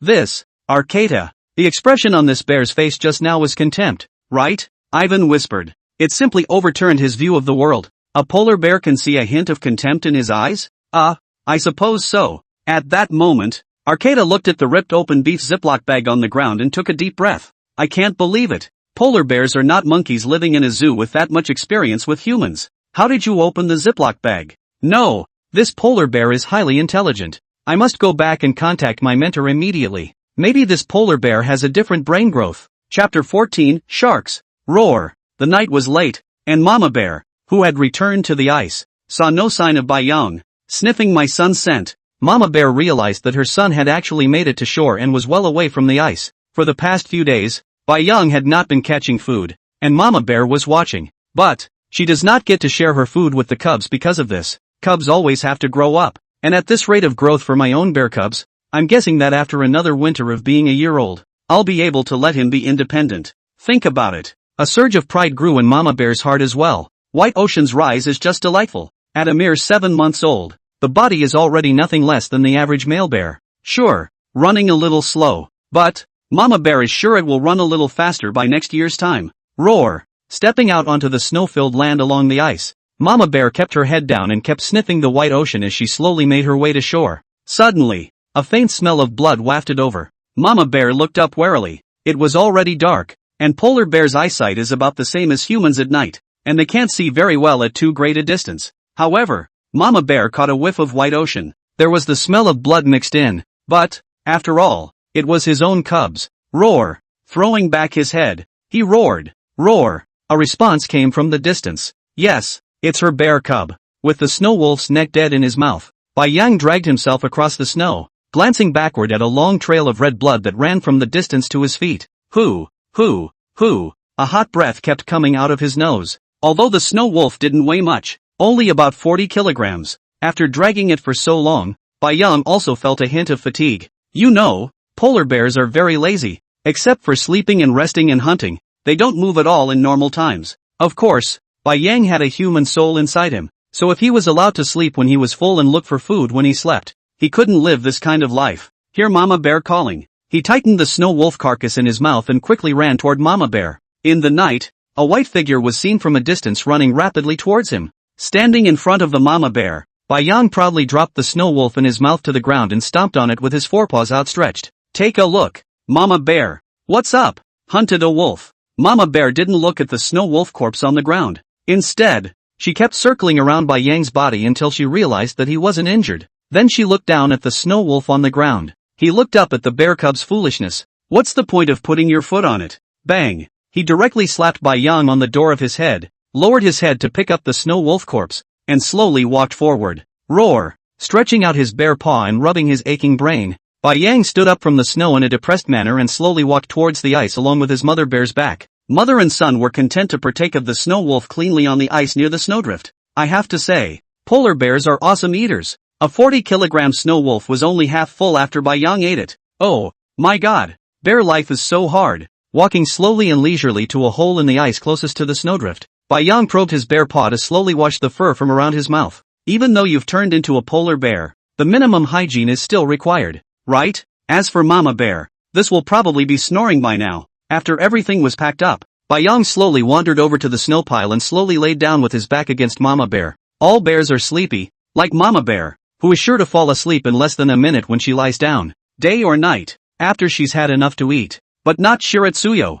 It took a long time to get to sleep every night lying on a snowbank. It's simply too hard. Turning around and lying on a snowbank, Bai Yang looked at the distant sea, quietly fuming. By now, he was used to being a polar bear. Everything seems to have slowly fallen into place. Not surprisingly, he'll need to go looking for his own territory next year. Polar bears are solitary animals and rarely travel in groups. Am I going to have to live alone like this from now on? And then a female polar bear? How many baby bears? Bai Yang's mind just flashed back to the mother polar bear and he couldn't help but shiver all over. Roar! Bang! Sensing Bai Yang behind her, who was not sleeping and kept tossing and turning, Mama Bear stomped him straight out of the snowbank with a paw, growling at him in annoyance. This bear cub is good at everything. It grows fast and learns to hunt fast. Just not sleeping at night. You're a polar bear, not an owl. Unable to sleep, Bai Yang simply stood up and slowly walked along the ice into the distance. I miss those oddly shaped cameras. Slowly circling along the edge of the ice, the whole ice seemed like his territory, nodding every now and then. Puff! A seal that had come up for air at night heard the ice cracking and jumped headfirst into the water. Bai Yang looked at the dark sea and gave the seal a contemptuous look. Roar! Growled at the little guy who showed his head. At once, the seal plunged headlong into the water in shock. Put! The huge tail directly flipped up a wave and splashed Bai Yang's face. Constantly shaking his head to get rid of the icy water on his face. Shiratsuyo looked back at the snowdrift. It turned out that he had come out such a long way. It's time to go back. Ka-ching! Ka-ching! Ka-ching! Just a moment after turning his head and walking by, there was a cracking sound at his feet. Bang! Bai Yang's entire body fell into the seawater. Put! Extending his paw to hold the edge of the ice, the white ocean bear had a helpless look on his face. What's this? Bad luck? The kind where you can't even drink water without getting your teeth stuck in it? Both palms tightly holding the edge of the ice. Laboriously moving his ass, Bai Yang slowly climbed up again. Click! There was another sound of ice cracking. No! Bai Yang wanted to cry. It feels like the whole world is against me. However, it wasn't the ice underneath his own body that cracked. The sound seemed to come from behind. Bai Yang glanced back, only to see a strange black thing constantly moving across the thin ice in the distance. What is this? It wasn't very clear to see in the night. However, after this black erect thing slowly approached Bai Yang, all his bare hair stood up. Hastily moving his hips, he climbed up onto the ice and lay on his back, carefully watching a shark that kept swimming in front of him. Bai Yang stretched out his bare paw and patted his head with an afterthought. Chapter 15. The shark swims so slowly. Bai Yang looked at this shark not far from his feet in surprise, only to see that it was huge. I'm afraid it was several meters long, and the fins that stood up behind him stood on the surface of the water, all but highlighting his identity. But, after watching for a long time, Bai Yang found out. Why is this shark swimming so slowly? It was hard to keep an eye on it in the night. Name, Greenland sleeping shark. Strength, 120. Speed, 21. Endurance, 110. This Greenland sleeping shark has a speed of 21 points? This isn't meant to be funny, is it? In fact, what Bai Yang does not know is that this kind of shark is true. The speed is really slow, but the strength is very strong. The endurance is not bad. The only disadvantage is the slow speed. This shark typically feeds on seals. But because of their slow speed, Greenland sleeper sharks are known to sneak past seals while they're sleeping and swallow them in one bite, probably attracted by the seal that was just on the ice. Bai Yang looked at the Greenland shark that was still roaming around in front of him, and suddenly a bold idea flashed in his mind. No! This is too dangerous. With a strength of 120, I'm afraid that one bite would have snapped myself right off. That's right, Bai Yang hit on this shark. Looking at the size of this shark, it's 100 pounds anyhow. 100 pounds. The only two polar bears on the entire ice are yourself and your mama bear, so you don't have to worry at all about another male polar bear coming to take it. Once it worked, he and mama bear could eat this for 5 days even if they ate 200 pounds a day. Also, with the temperature being so low in this place, there is absolutely no need to worry about rotting, and if you save your food, eating it for 10 days is probably not a problem. To wrestle, his own speed must have exceeded this shark's by a large margin, but with power, I'm afraid it would take a long bite to kill this shark. Also, if you're in the water, the blood will definitely attract other predators once it's spread out in large quantities. Just as Bai Yang was thinking, bang, the ice beneath his feet was suddenly toppled. Asterisk asterisk. Surprisingly, it was the Greenland shark in the water that made the first attack, thinking that the motionless polar bear on shore had fallen asleep. Puff. After falling into the water, Bai Yang quickly turned his body around. Click. Looking at the huge shark's mouth in front of him open, rows of white sharp teeth, Bai Yang hastily swung 4 bare paws and paddled hard to the left, struggling to avoid the bite. Finally, the Greenland shark took a bite at the side of the white ocean, and the loud biting sound splashed a burst of water. Roar! Bai Yang wanted to roar, but as soon as he opened his mouth, cold seawater with a salty taste poured into his mouth. Asterisk asterisk ah. Naya. With a sharp force from his back palm, Bai Yang poked his head out and exhaled quickly, once again twisting his body in the water without stopping. The Greenland shark in front of him turned his mouth around without panicking. A pair of silver eyes stared dead at the polar bear in front of him. Being a shark, he has never tried to hunt a creature like a polar bear, but, already hungry for a long time, he wouldn't let this one go. Click. Once again opened his huge mouth to bite at the polar bear in front of him, but, did not expect this polar bear to be very fast underwater, almost catching up with the speed of seals. Slippery. Moreover, the polar bear seemed to be in no hurry to get to shore, just dodging its own attacks. Bang! Bai Yang struggled to swing his bare paw, the huge paw slicing through his torso every time he dodged out of the way of the Greenland shark's attack. Bright red blood kept oozing out of his back, and the water in front of the ice floe had turned red and black. The seals, already asleep in the distance, smelled the blood and jumped out of the water, heading this way. But, watching the two creatures in front of him from a long distance under the water, the seal ran off quickly without looking back. Are you kidding me? What the hell are these two? They're up in the middle of the night, playing here? Roar! Bai Yang's head poking out of the water roared sharply. Until now he hadn't had the chance to take a bite out of the shark, only to keep scratching with his claws. Claw scratching, while it can also do damage to Greenland sharks, is simply not enough to be fatal. I'm afraid I'm going to be exhausted at this rate. Changing his breath again, Bai Yang dived into the water, eyes dead set on the unperturbed shark in front of him. The Greenland shark was equally anxious, and the burning pain kept coming from his back. It was not that he felt badly injured, but, once he was injured, he feared that in time he would attract a more powerful kind to hunt him. Make sure you get rid of this polar bear in front of you as soon as possible.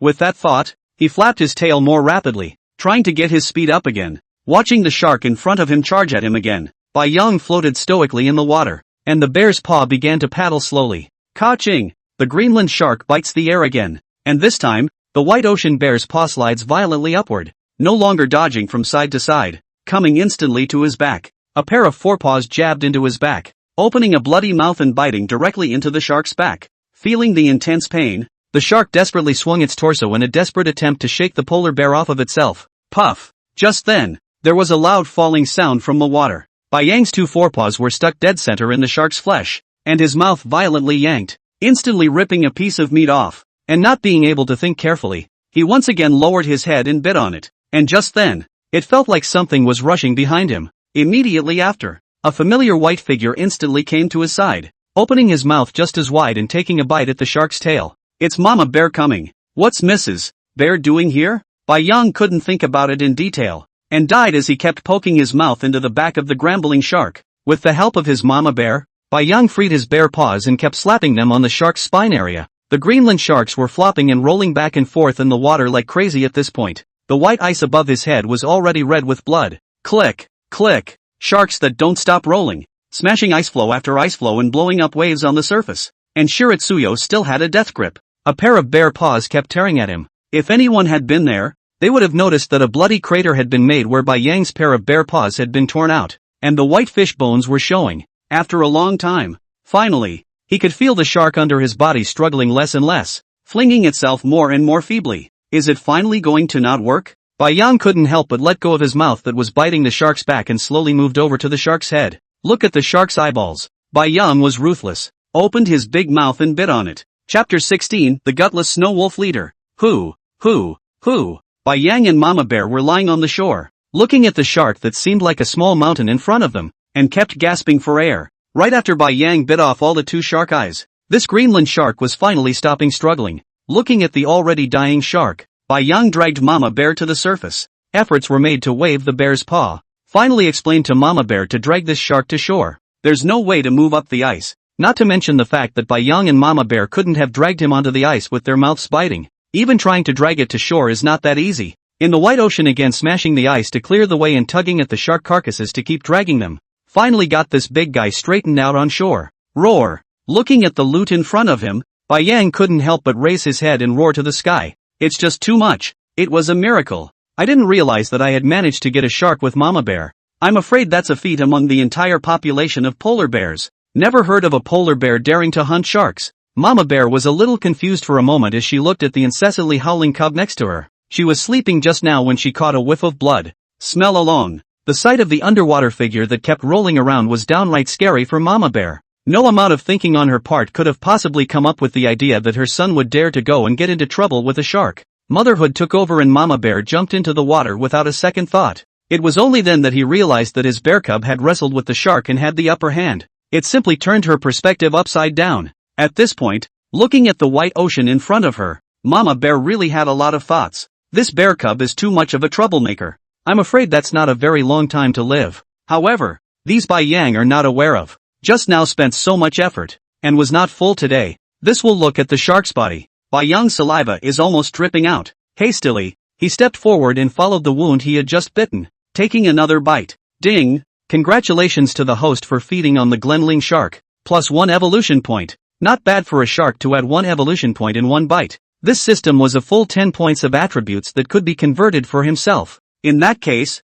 if he ate all of this shark, then his attributes would definitely skyrocket. Thinking of this, Bai Yang swallowed the shark meat in one bite and tore into it again. Ding! Congratulations to the host for feeding on the Glenling shark. +0. 5 evolution points. The second bite adds 0. 5 evolution points. Which is pretty earned alright. In the past, I used to add more to the first bite and up to 0. 2 points to the second bite. Moreover, with the same food, Bai Yang had also discovered that the less fresh it was the less evolution points it gained. Roar! The mama bear couldn't help but growl as she watched her cub pounce on her and start feeding without even saying hello to her. It means, little brat, I can't believe you don't even have any manners anymore. Huffing Bai Yang aside with a slap, Mama Bear herself began to tear into the shark's flesh. Bai Yang, who had been huffed down by the Mama Bear, climbed up on one bone, squinted at the Mama Bear, and quickly turned to the other side of the shark and began to eat. A couple of minutes later, next to a bloodied shark, 2 bloodied polar bears lay on the snow.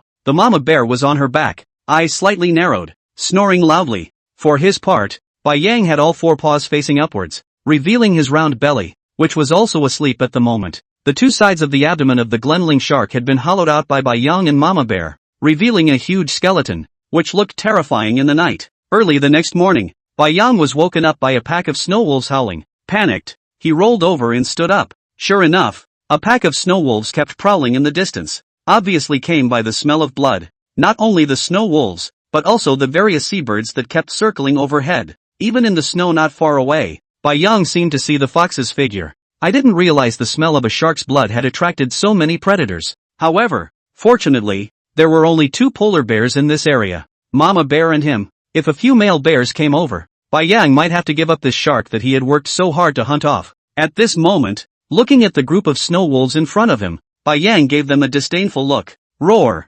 Growling at them, he slowly made his way to the beach, wiping the blood that had dried on his body until the white fur came back again. Only then did Bai Yang slowly and leisurely walk over to the shark and just leaned against the shark's head position and then sat down. Mama Bear is even more reckless. Completely ignoring the pack of snow wolves, he was still lying on his back in the snow, sleeping soundly, only with every howl from the snow wolf. Mama Bear's ears perked up and she frowned, not raising her eyes. Bear cubs have been able to fight off snow wolves. Moreover, there was still himself here. A group of snow wolves wouldn't even dare to come and snatch it unless they didn't want to live anymore. Bai Yang hooked a piece of fish with his bare paw and swallowed it into his mouth. Ha-tu-way. Turn your head and spit on the snow next to you. Ouch. In the face of such a provocative action, the snow wolf head wolf threw itself up to the sky, its pair of wolf eyes simply wanting to eat the polar bear in front of it alive. It's just too much of a bully for the wolves. Nima, even if you don't eat it, you threw up. Ouch. The body kept pacing in front of the wolves. Finally, the snow wolf leader took a hard look at Mama Bear and turned his head to slink away.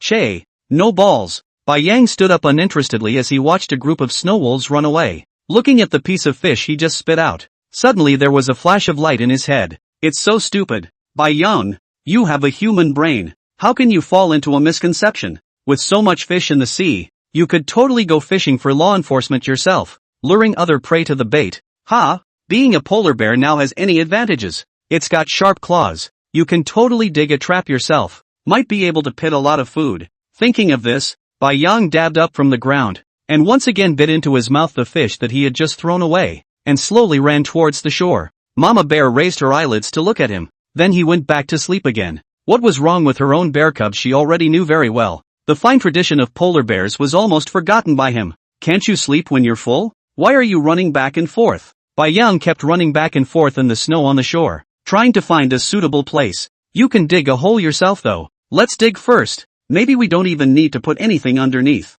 It's good to pit a little something small. Thinking of this, Bai Yang casually found a snowy spot and started digging with his bare paw. After digging the snow out, bang! A claw scratch. Roar! Growling in pain. What kind of ground is this? It's frozen so hard? Chapter 17 Danger to Come. Mao Xianghua. XX University. Inside a laboratory, rows and rows of vessels floated with all sorts of animal carcasses, and right next to a huge mahogany desk stood a majestic specimen of a brown bear. Arcata, what brings you here? An old man wearing glasses looked at the young girl in front of him, and a smile appeared on his wrinkled face. Teachers. Arcata bent respectfully. Well, sit down. How many days did you stay back this time? Ever go back to visit? The old man spoke casually as if he was treating his own relatives. Well, hesitating for a moment, Arcata pulled a small videotape from her person and placed it on the table. Mentor, I've come back this time to see you about an important matter. Here's the deal. I spotted 2 polar bears, a mother with cubs,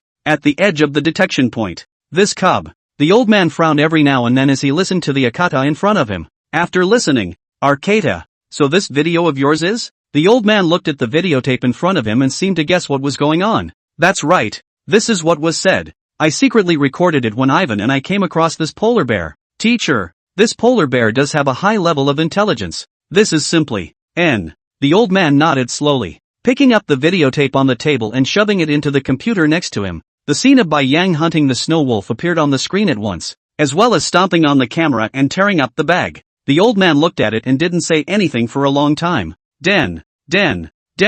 Knuckles kept tapping on the table. In that case, Arcata, the teacher will make a special request for a flying camera to help you, and there's no way you can get the school to agree to an Arctic expedition based on this video alone. Unless you can record a lot of information about this polar bear cub. Well, teacher, then I understand. Arcata smiled at that and nodded at the old man. Then, teacher, I'll go out first, and I'll leave this videotape here with you. I'll be sure to keep detailed records of this polar bear's movements. With that said, Arcata slowly exited the office. It was shortly after Arcata left. The old man slowly stood up from behind his desk, pulled open a drawer, and pulled out a black cell phone. Slowly, he came to the brown bear specimen. Reaching out, he dialed a number. The call was quickly answered. Hey, the other man's voice was cold-blooded. Here's a job for you guys. Take it or leave it. Hunt a polar bear cub. It has to be alive. The old man spoke quickly and quickly finished his claim. The other man lapsed into silence. Live ones can be.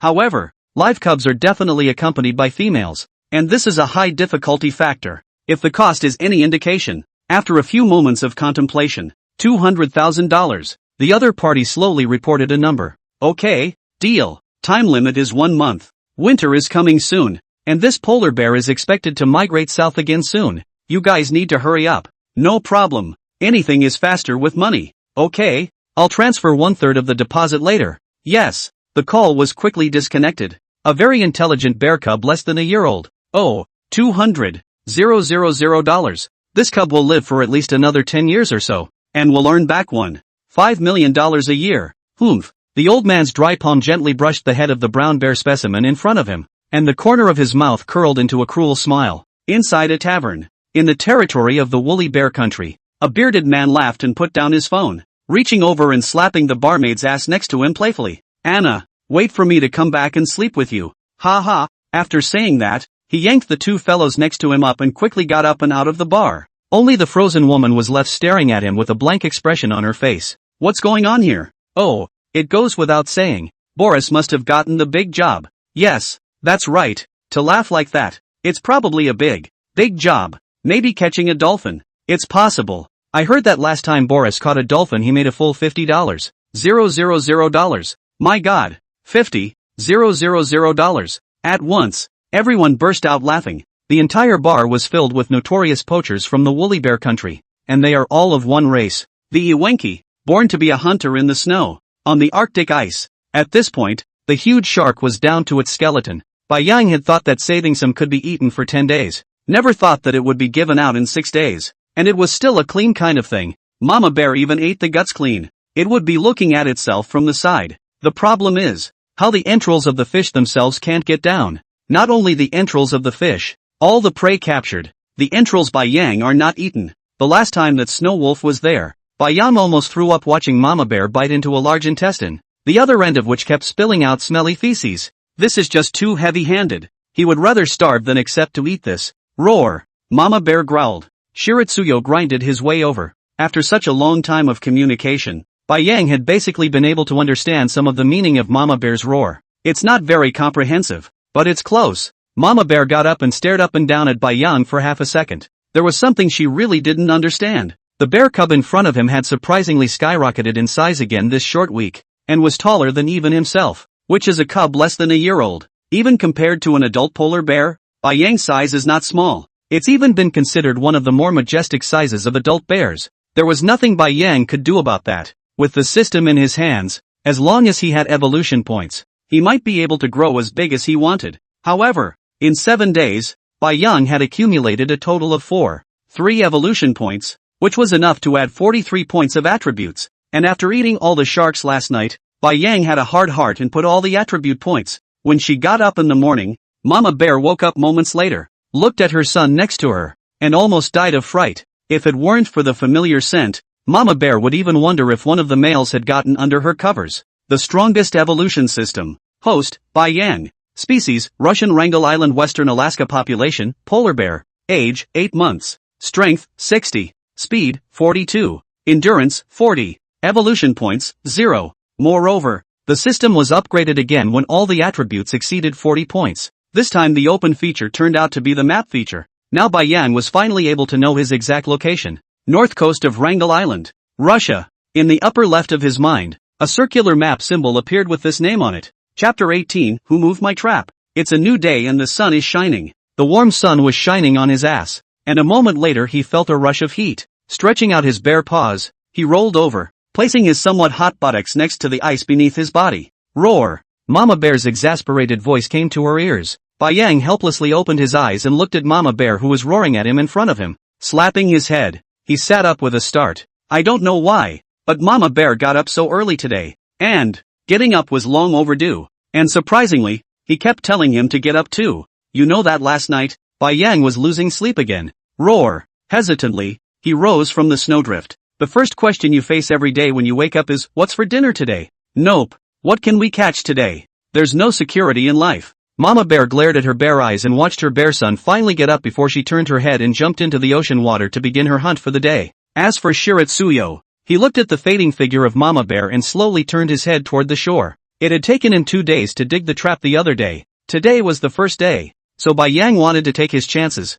Maybe some blind animal really did fall in, step by step, through the thick snow, toward the edge of the towering cliff in the distance. He set the trap not far from the edge of the cliff. There are often lots of signs of small animals running around and, most importantly, large seabirds are often found here. Bai Yang wandered over to the trap he had dug. ***. From a distance, he saw a hole in the layer of rotten sod he was dragging. Did something fall in? Roar! With an excited roar, he quickly ran toward the trap. Out came the bare paw to flick the surface snow aside. Probing his head, he glanced inside the trap. Empty. Not even the pieces of fish you threw in there yourself. Who the hell did this? You can fall in and actually jump out? Bai Yang stood on the edge of the cliff, breathlessly hooking the sod up again with his claws and laying the trap. Turning his head, he saw the bear sitting on the edge of the cliff, looking down at the sea below and launching himself. Polar bears have such a boring life. Ha! Every day is really nothing but eating and sleeping. This is nothing. The most pathetic thing is that sometimes there is still no food. The feeling of sleeping on an empty stomach is really painful. However, summer should be over soon. The days are getting shorter and the nights are getting longer lately, which is close to winter. The sun is still shining though. However, the temperature stopped rising and the thin ice floes on the surface of the sea stopped melting. According to Bai Yang's understanding, polar bears do not hibernate, and winter is when they officially hunt. Although there are many animals that migrate in the winter and don't even come out anymore. However, the sea is rich in life, especially creatures like seals, which, arguably, feed the entire polar bear population, all winter. Looking at the surface of the sea, Bai Yang for a while thinking, despite having the system in his hands, he didn't know where his path was until now. Just keep eating and evolving? What exactly the system could evolve into? Bai Yang didn't have a spectrum even now. Goo, goo, the stomach growled again. Bai Yang glanced at the ocean once more, turned and climbed up, slowly making his way down the other side of the cliff. Shoo, shoo, shoo. Looking at a seabird that kept chirping on the edge of the cliff, Bai Yang roared and directly startled it into flight. Today he wasn't going to look for prey on land anymore and try the sea. The smaller animals on land are not big enough to eat, and the bigger ones like elk and cattle can't be ate with. No wonder polar bears like to eat seals. I guess it's driven home. Only seals are easy to hunt, and on top of that, they're also big enough that eating one is basically a day's worth of lying on the ice and sleeping, which is perfectly adequate for a day's worth of consumption. But lately the seal population has been dwindling, presumably because winter is coming. The seals have likewise migrated. In fact, Bai Yang for hunting seals, more inclined to go hunting sea lions. However, sea lions are all pack animals, and the young sea lions are in the center of the circle of large sea lions, which, unless he waits for his attribute points to grow again, maybe stop looking around for prey, because the sea lions were on the shore nearby and, whether it was Mama Bear or him when he walked by them, a group of sea lions didn't even bother. That look was exactly the same as the moose bull looked at them. It was not at all believable that a polar bear would dare to rashly attack a group of sea lions. Roar! Walking to the shore and looking at a group of large, needy black sea lions next to him, Bai Yang grinned and growled. One of the sea lions at the very edge turned around and glared at him, then lay comfortably flat on the ground and slowly closed its eyes again, basking in the sun. Awesome! Looking at the sea lion's appearance, Bai Yang breathlessly stepped onto the ice and leapt towards the ice floe further away. The ice melts slowly in the summer and walking on it is not an easy task, because you just don't know which ice sheet is going to suddenly crack. Although polar bears can swim, it is not easy to suddenly fall into the seawater. And the toughest thing is that, after falling in, you may need to swim for a long time to find a suitable landing point. Shiratsuyo slowly wandered across the ice, hiding behind an erected ice floe. A seal is basking on the ice in the distance. Just you. Bai Yang peeked his head out and stared at the budding bare eyes, taking a closer look at the seal in front of him. Fat and meaty at first glance, slowly placing his back palms into the seawater and his front palms holding the ice, he slowly poked his body into the seawater, trying not to make a single sound. Seals have a keen sense of hearing and are very alert, jumping straight into the water at the slightest breeze. Bai Yang was in the seawater, only half of his bare head showing, his back paws stomping flat and straight, and his front paws kept gently paddling the water. There was still about 100 meters to go before the seal in front of us. Taking a deep breath, Bai Yang poked his entire head into the water as well. The cold seawater through the tip of his nose couldn't help but shake his whole body. Lurking in the water, he slowly felt his way toward the seal. Finally coming under the surface of the water in front of the seal, he looked up at the still unnoticed seal. Shiratsuyo saw his chance. Bang! With a direct force from his hind paws, he twisted the bear's back and instantly leapt from the water. Roar! The forepaw slapped fiercely on the seal's body, opened his bloody mouth, and instantly bit the seal's neck in death, before the seal could react. One hit. Perfect. Chapter 19 Migrating again. Roar! Looking at the mother bear who kept roaring at him underwater, Bai Yang stretched out his bare paw and rubbed his head. I didn't realize the migration was going to start today. And by water. This. The helpless Bai Yang looked at the gradually fading figure of the mother bear, and could not think carefully enough, but could only dive headfirst into the seawater. Mama bear took him and started swimming all the way down the cliff to the other side. After going over the cliff and looking at a small cruise ship in front of him, Bai Yang raised his head and kept surveying it. This must be where those two men and women stayed last time. I didn't realize it was so close. It did seem that the two men from the Woolly Bear Nation were the ones who had spied on myself and Mama Bear the last time. Shouldn't be a bad guy, though, because Bai Yang could see the various signal towers that stood above the cruise ship in front of him. I'm sure it would have been someone from the testing station. However, the Mama Bear in front of her likewise saw the little cruise ship. Surprisingly, she stopped swimming forward and swam towards the small cruise ship. This, if there are people on the cruise ship, that, although Bai Yang had turned into a polar bear, but after all, he was once a human himself. and he still didn't want to kill humans until he had to. Mama Bear, however, is a different story. He could be sure that if Mama Bear saw a human, that roar. Shiryu tried to growl to get Mama Bear to stop swimming over. However, Mama Bear seemed determined to check out this big, unseen guy, and paid no attention to Bai Yang's roar behind her. Touch. Soon, Mama Bear's thick bear paw slapped down on the cruise ship. Shiritsuyo instantly picked up speed and swam toward Mama Bear. Now,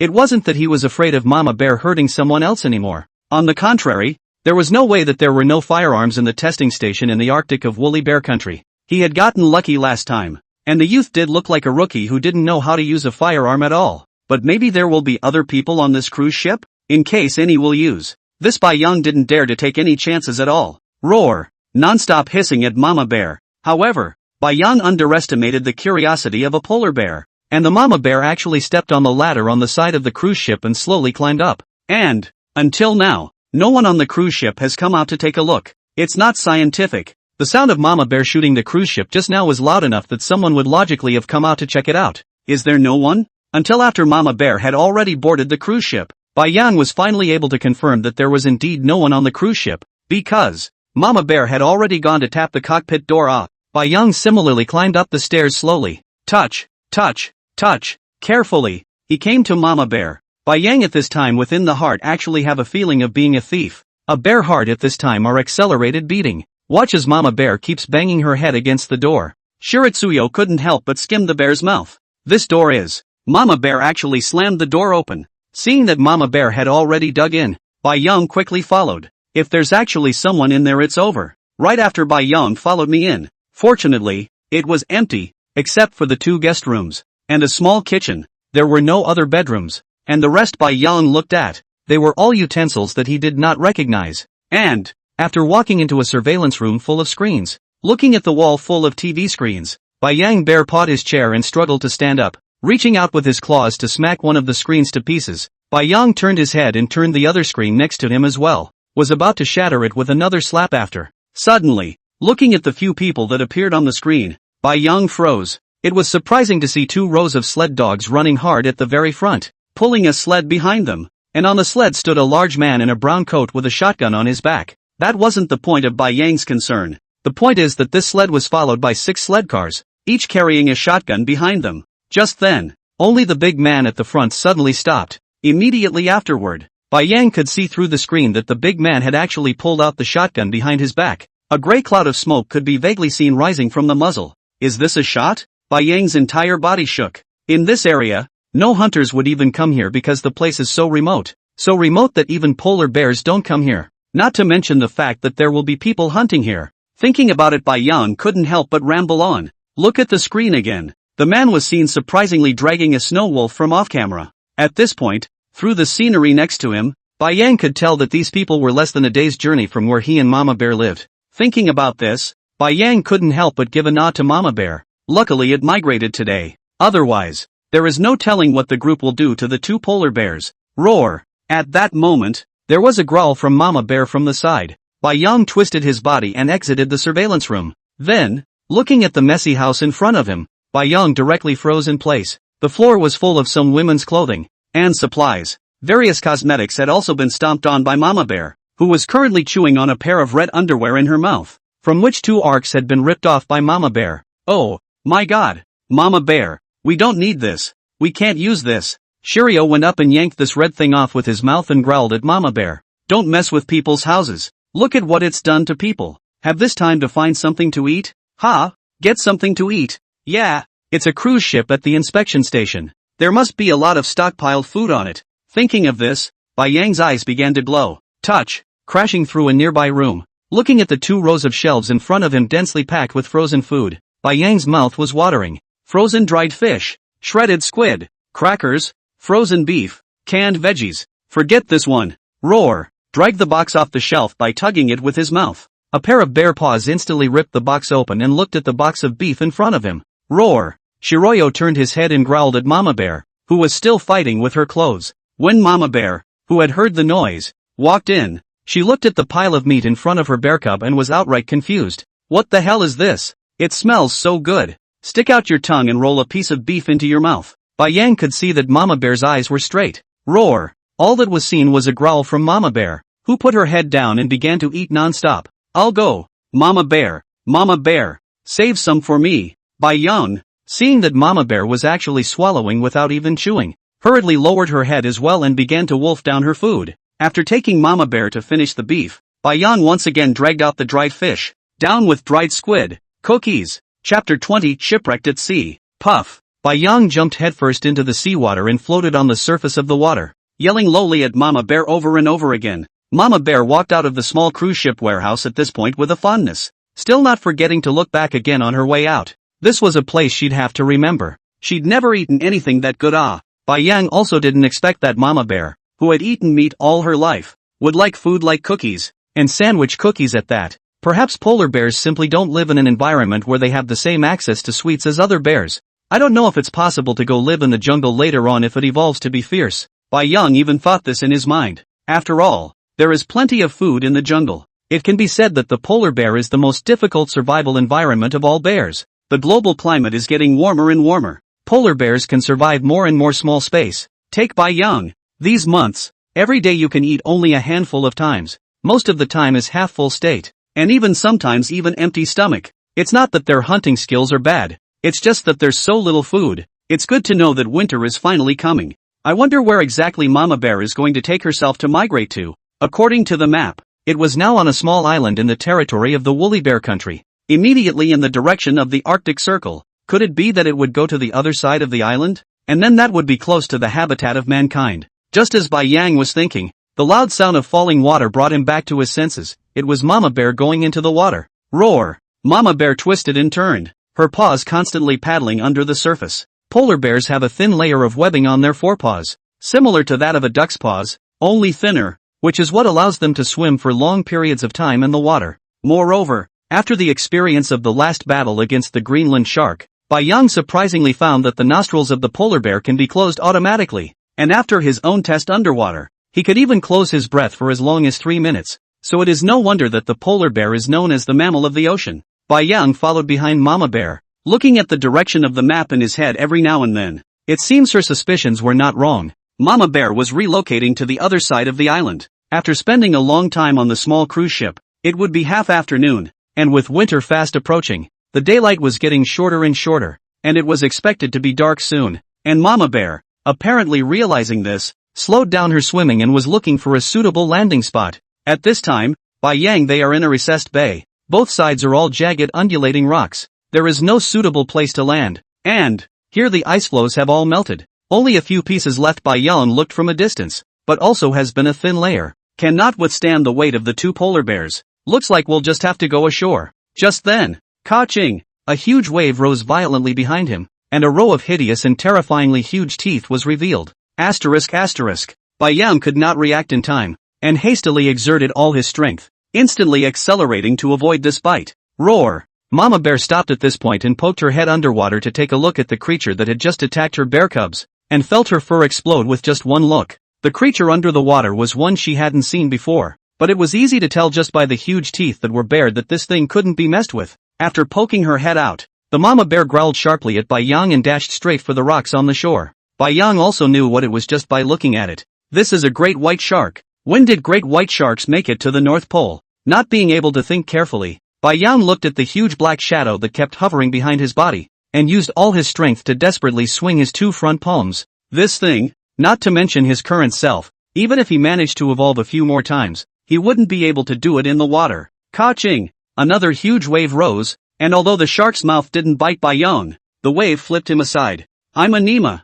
Yang, who had been flipped over, kept cursing angrily in his mind. What about this? Roar! Just then, the Mama Bear that was swimming in front roared, and even directly reversed its direction and swam towards Yang, feeling a pair of paws flipping her over from the water. Yang then saw that it was Mama Bear who had reached her side. But turn your eyes, there's a great white shark down there. Isn't it silly for Mama Bear to come over here at this time? Roar! Hastily, he growled at Mama Bear. Yang didn't even have time to look back at the position of the great white shark, and panicked for Mama Bear to quickly swim towards the shore. Bang! The waves splashed behind him, and Yang felt a sharp pain in his rear paw, but he who didn't dare to stop at all, directly let the system deduct evolution points and instantly recovered the injury. Swim sharply toward the shore. Jaws, who had bitten off a mouthful of meat, was also a bit puzzled at this point. It was clear that he had bitten off a piece of the paw of this white bear in front of him with one bite. So how did it suddenly grow back and hallucinate? For a moment, the great white sharks were all stunned in place,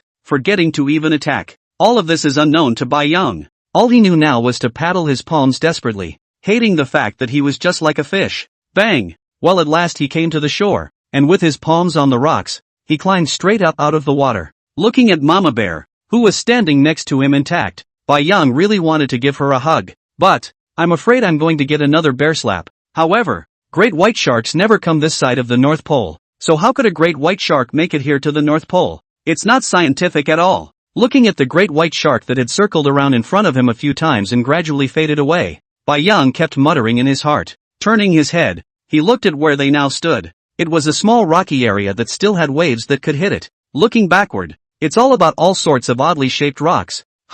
And just above a rocky area, there was a surprisingly high cave as tall as a man. Curious, Shiritsugo slowly made his way towards the rocky edge. Standing beneath the rock, with his forepaws hiked up, he struggled to reach the hole, but was dead short of it by such a wide margin. Mama Bear was standing behind her at the moment, watching her son's odd movements, and couldn't help but stand up next to her as well. But after half a day's looking, they roared with interest and dismay, found a place, and lay down. A thrilling escape. By now Mama Bear was tired and just wanted to sleep peacefully and then get back on the road tomorrow. After half a day's effort, Bai Yang realized that it was impossible to go up, and honestly retreated. Coming to the side of the mother bear, two bare paws retracted to support lying on the ground, leaning his head on it, looking at the gradually darkening sea, launched into a daze. Chapter 21, Anaconda. Hiss, hiss, hiss. Right after Bai Yang fell asleep next to Mama Bear, the cave overhead suddenly lit up with two columns of dark red light, and a black shadow slowly peeked out from within the cave. Dark red eyes slowly swept the two polar bears below, slowly twisting their bodies as they slowly crawled down the rocks. The pure black snake letters kept spitting out, and the python acted quickly and silently to Bai Yang's side. At this time, the waves kept hitting the rocks, occasionally splashing water and spilling onto Bai Yang. The sleeping Bai Yang extended his bare paw to unconsciously rub his face. Well, it's better to be comfortable on the ice. This water splashing on my face is really hard. The whole body slowly moved inward a few moments. Shiritsuyo opened his eyes to look at Mama Bear, who was sleeping soundly in the position at his feet, and once again set his head back and closed his eyes. What's this thing overhead? Mistaken? Closing his eyes, he snapped to attention, as if there was something above his head, looking at him intently. At this point, a slippery, cool touch was felt at the location of the bear's waist. Hiss, hiss, hiss, hiss. There was a rustling sound beside his ears. Only then did Bai Yang open his eyes. Where such a big snake head? Only to see that a python thicker than his waist on the side of his body was tilting its head, quietly staring at him, a pair of dark red eyes penetrating with a grim aura, full of patterned scales, and under the night color, flickering with a little bit of chilling light, which made people shiver. The black snake's letter kept gulping. Bai Yang's entire body's bare hair directly exploded in an instant. Swallowed hard. Dude, you're not in the right place. This is in the North Pole. You tropical creatures come here to live can get used to it? Stomped Mama Bear with her paw. Surprisingly, Mama Bear didn't even wake up and rolled over, then rang out a whine. Bai Yang, Mama Bear, there's a snake. Slowly scooting himself away a bit. Suddenly, the tail of the giant python in front of him suddenly exerted force and directly wrapped up from his waist. A twinge of strangling pain struck. Roar! Shiroyo yelled at Mama Bear. This roar not only woke up Mama Bear, but the python wrapped around him also trembled at the same time. And the python seemed to be in a hurry. The entire body of the snake actually directly rolled Bai Yang up. Roar! Mama Bear opened her eyes and looked at the scene in front of her and immediately roared. Quickly, he rushed up and opened his mouth to bite at the python wrapped around his bear cub. Hiss! Hiss! Looking at the polar bear that had a bite on his torso, the python's eyes seemed to become even more grim, and the snake's letters spewed out more frequently. Bai Yang, who was entangled in death, felt that the python's body was slowly tightening, and his own breathing was getting harder and harder. It's well known, once entangled by the python, it was basically over. The huge strangulation force would gradually squeeze the air inside the prey's chest cavity cleanly until it suffocated to death. And at the same time, the huge strangulation force will also hard strangle your whole body's bones. Under the double pressure of suffocation and pain, Bai Yang felt that he would never survive more than 3 minutes. Roar! With difficulty, he growled at Mama Bear, signaling her to run. But Mama Bear seemed to have become hysterical. Her palms kept tearing at the python's scales with brown patterns. her sharp teeth piercing hard into the python's torso. However, the force of the python's strangulation did not weaken. Bai Yang felt that the bones in his chest cavity seemed to have broken, and a sharp pain shot straight to his head. Fix it, constantly repairing the body with evolution points. At this point, the two sides were at a standstill. Bang! The python suddenly let go of its coil around Bai Yang's body, and its tail soared high into the air, smacking heavily against Mama Bear. Roar! With a roar, Mama Bear was pumped right into the ocean water. Bai Yang, who had broken free, had a moment of fear in his heart, and at the same time, there was a surge of anger in his heart. Lousy is the Hall of Polar Bears, the future overlord of the ice field, and there is also a system in hand. If it is not the mother of the bear, he is going to be swallowed alive by this giant python. How can this be tolerated? Roar! With a roar, Bai Yang opened his bare mouth and gnawed on the python, a pair of bare paws tightly holding the snake's body that was as thick as his own bare waist. The mouth exerted force and directly tore out a piece of bloody flesh. A column of blood spurted out. The white as snow polar bear fur was by now stained red with blood. Gulp! Swallowing the python meat in his mouth directly, Bai Yang was like a wombat at this time, with his four bare paws tightly holding the python body, allowing the python to keep rolling over. The python that was torn off a piece of meat. At this time, the entire body was taut, and the huge snake tail kept on twitching, smashing on the rocks next to it, directly smashing the rocks into pieces. This huge power was so terrifying that it reached this realm. Bai Yang couldn't help but worry about Mama Bear. Mama Bear, who fell into the sea, has not yet surfaced. Did. Roar! Bai Yang's eyes gradually turned blood red, not caring that his body kept hitting the rocks along with the python. Lowering his head once more, he bit down dead center into the hideous wound he had just made.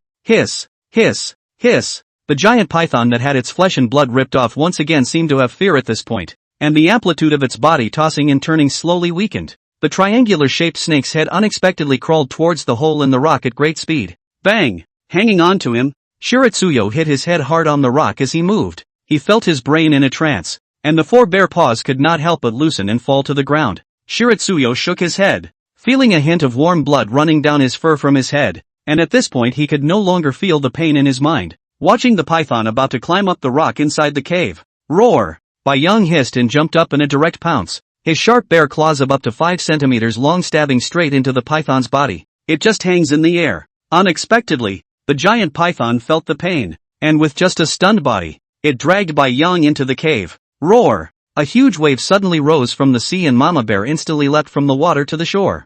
Ice kept sweeping over the vicinity of the rock. Surprisingly, I didn't see my bear cub, and the giant long snake was nowhere to be seen. Did. Bear cub given by long snake. Roar! The thought of it tore at Mama Bear's heart and roared. In the night, a polar bear stood upright, its claws climbing on the rocks, a wail escaping from its mouth. Mama Bear could smell that her bear cub's scent was in the cave above. Only, the cave was located too high and the rocks were slippery, so no matter how hard Mama Bear tried, she couldn't climb up. Roar! Roar! Roar! Tilting her head back and roaring incessantly into the cave, Mama Bear deluded herself into thinking she could hear the sound of Bai Yang's response coming from the cave. And just then, a small yacht on the sea, with several men carrying shotguns, was following the roar at breakneck speed. Chapter 22 Crisis. Bai Yang was inside the cave, and although he could hear the heartbreaking roar of the mother bear underneath, he was unable to respond at all, because, at that moment, he was fighting non-stop with the python. As the saying goes, hit the snake with 7 inches. Although the python was huge, Bai Yang can only treat the dead horse as a living horse. It has reached a situation of no return. Either you die or I die. Cannot take so much into account. A bear and a snake tumbled together at this point. The python snake's mouth was dead on Bai Yang's back leg, and its 5-centimeter long fangs directly pierced through Bai Yang's leg. And Bai Yang likewise held the snake's head in a deadly grip, biting down on the 7 inches behind the snake's head, not letting go of his mouth in death. Luckily this was a python. If this was a viper, I'm afraid Bai Yang would have died by now. Feeling that one hind leg has lost consciousness, Bai Yang kept cheering himself up in his mind. Using his whole body strength, he opened his huge mouth again and rushed to bite down hard at the 7-inch position. Ding! Congratulations to the host for successfully feeding on the forest boa, mutated. Evolution points plus 3 inch. This one is actually the largest of the legendary snakes. I didn't realize that a bite of flesh and blood could increase evolution points by 3. At this moment, Bai Yang's bare leg was pierced by the snake's teeth,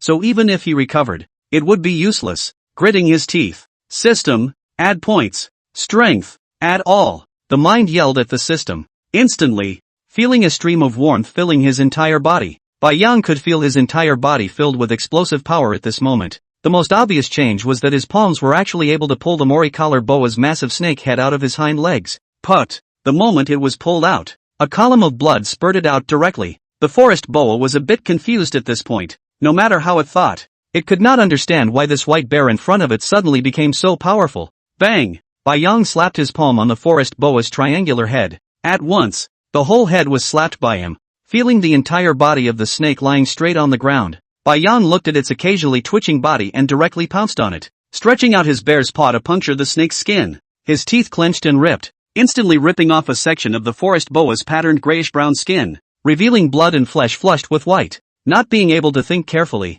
Bai Yang directly ripped off the snake meat in one bite and swallowed it. Evolution points were no longer enough to repair the wound on his leg. He desperately needed enough evolution points now. Ding! Congratulations to the host for successfully feeding on the forest boa, mutated. Plus 1 evolution point. Surprisingly, 1 evolution point can be added so far. Fix it. Repair orders were given in his head in a hurry. A tingling sensation came from the bear's leg, a sprout of flesh growing from the wound. A few seconds later, looking at the intact hind legs, Bai Yang quickly climbed up, came to the mouth of the cave, and growled at the mama bear underneath. Roar! Sensing Bai Yang's familiar roar from above, Mama Bear hurriedly took a few steps back and looked up at the blood-covered bear cub on the mouth of the cave, finally breathing a long sigh of relief. The bear cubs are fine. Thank goodness. Roar! Shiritsuyo raised his head and responded at Mama Bear. Just then, bang! A blinding flash lit up in the distance, followed by a gunshot. Roar! Mama Bear hissed and hastily turned her head toward the sea. That shot just now didn't hit Mama Bear. However, Bai Yang's face changed drastically at this moment. Standing at the mouth of the cave, he could see, in the distance, a yacht hurrying this way. Put! A dull thud came from Mama Bear. Mama Bear looked with some bewilderment at a piece of silvery white metal lodged in her chest, and felt nothing but a wave of heaven. Boom! Bai Yang stood at the mouth of the cave, looking at Mama Bear, who had fallen straight to the ground, feeling as if she was already going to explode as she was engulfed by the anger in her chest. Forcibly restraining his impulses, Bai Yang lay on his back at the mouth of the cave, revealing only his eyes, quietly staring down. He wanted to see what kind of people were coming down from the yacht. Several men in white leather jumped from the yacht, a large man at the forefront lighting a cigarette in his mouth and taking a hard drag as he came to the polar bear in front of him. Raising his foot, he kicked Mama Bear's head aside. Boris, it's a mother bear. At that moment, one of the last men to come down from the yacht came swiftly to Mama Bear's side, squatted down, and,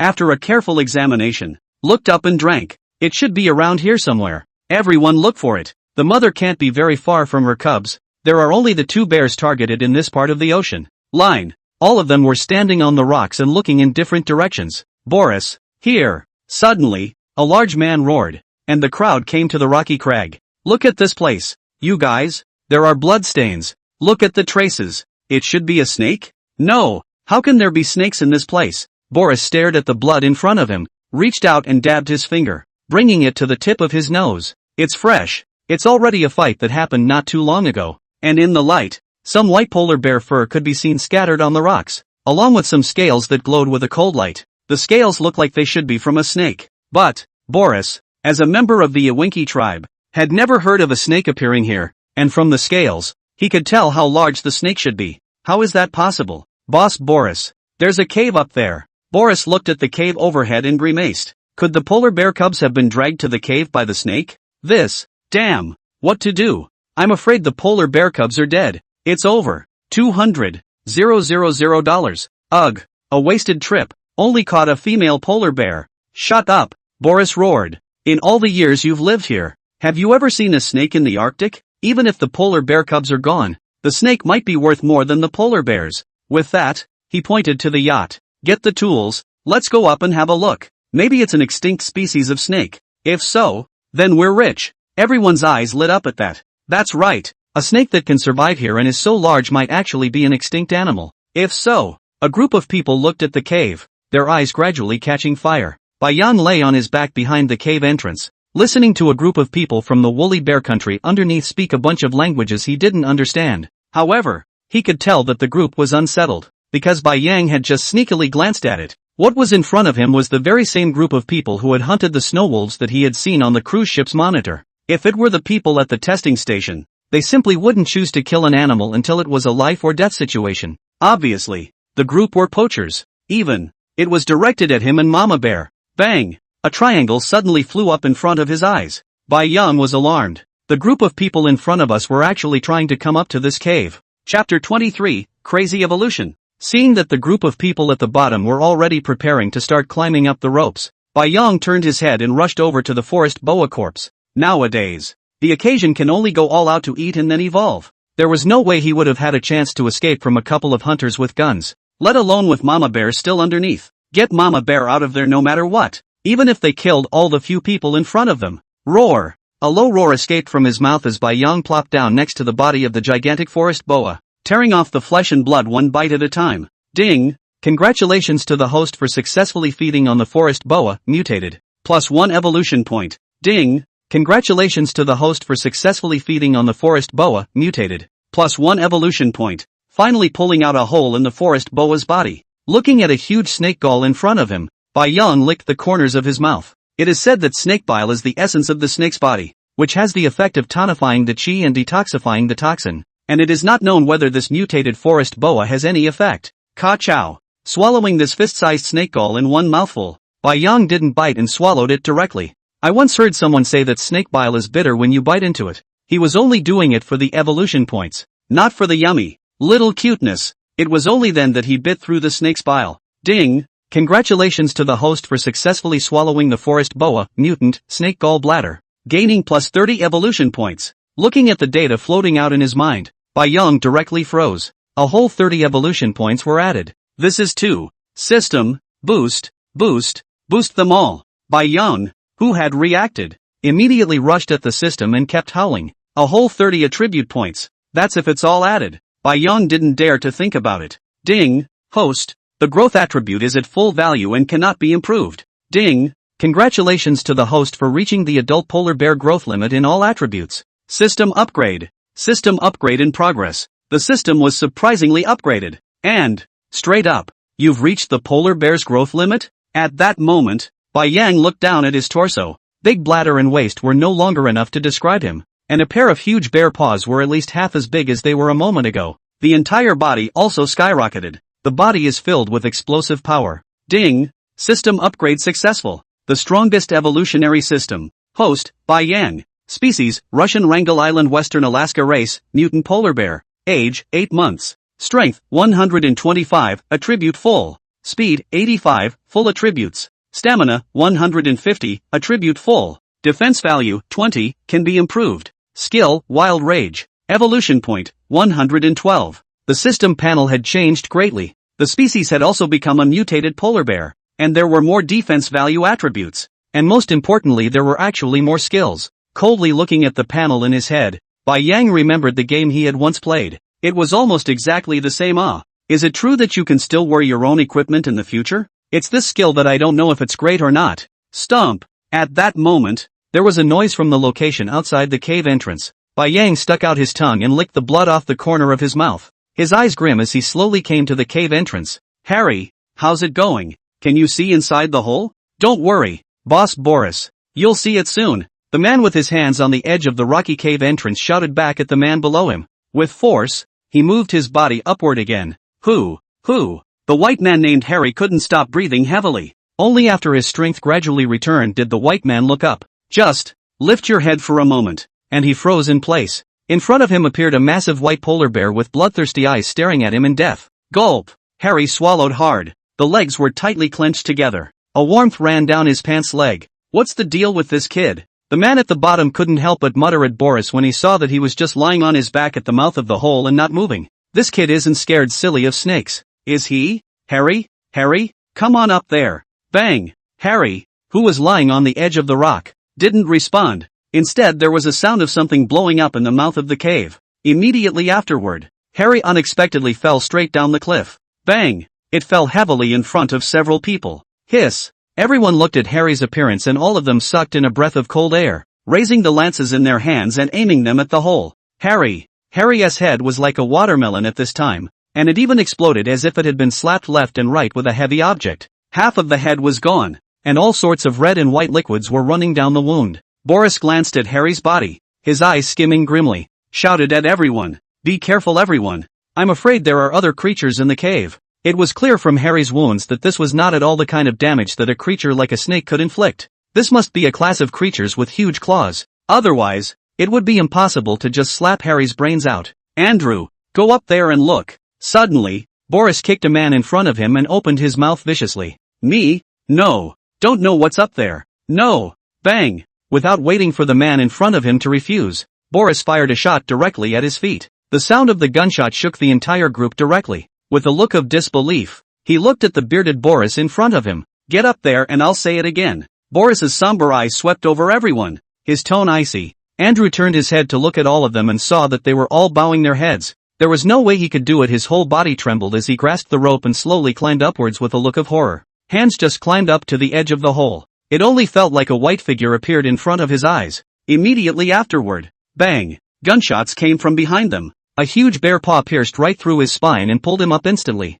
Bai Yang forcefully endured the severe pain coming from his shoulder, which was hit by a shotgun. He did not expect that the people below were so heartless that they would shoot even with their own people in front of them. Roar! Roaring at the white man in front of him, who had already been stunned, he instantly opened his mouth wide and directly snapped his neck with a bite. The group was definitely coming for themselves and Mama Bear. And Mama Bear is still at the bottom. Although Bai Yang is disgusted by killing people in his heart, the enemy has rushed to our doorstep. What hesitation is there in that? Roar! With another low growl, his mouth ripped at the body of the white man whose head had fallen off in front of him and threw it straight down, the bear's paw kicking his head down in the process. System, repair. Give the system the command again. He felt a muscle at his shoulder squirm, and surprisingly, he squeezed the bullet right out of his body. Bai Yang, who had since recovered, stood quietly at the mouth of the cave, and he wanted to see if the few hunters below actually dared to come up. Chapter 24, Total Annihilation. At this point, there were only 3 people left in the cave.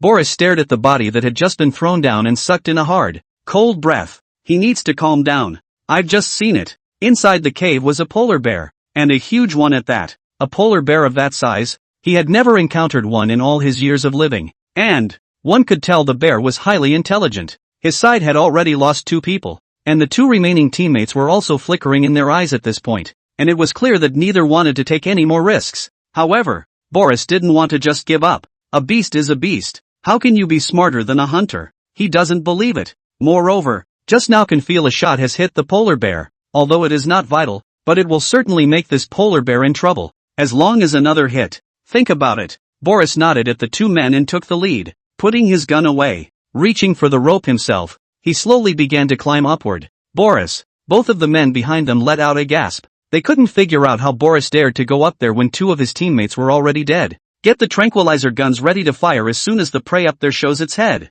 Boris rushed the 2 men behind him and began to climb slowly upwards. When he was about to reach the entrance of the cave, he grabbed the rope with one hand, pulled out a slender dagger from his body, and inhaled deeply, a hint of madness in his gaze. As an Ewenki, he was born to be an excellent hunter in the snow. He was surprised to see that he grabbed the rope with one hand, and his body slowly moved to the left, his feet stepping on a raised rock, and his whole body leaning back to look at the entrance of the cave. Bai Yang was silently guarding the position of the cave entrance at this time, and he could hear that someone from underneath had climbed up again. Only, after waiting for a long time, I didn't see anyone's hand on it, but the ropes were still wobbling. Bai Yang couldn't take any chances. The people under the cave entrance had guns, and he couldn't guarantee if the system would still be able to fix it if he got his head crushed by a shot. If not, suddenly, a head popped out of the air some distance from the cave entrance. Immediately after a flash of silver light, a silver-white dagger seemed to be like a dart, plunging straight towards his throat. Bai Yang instantly exploded with hair all over his body.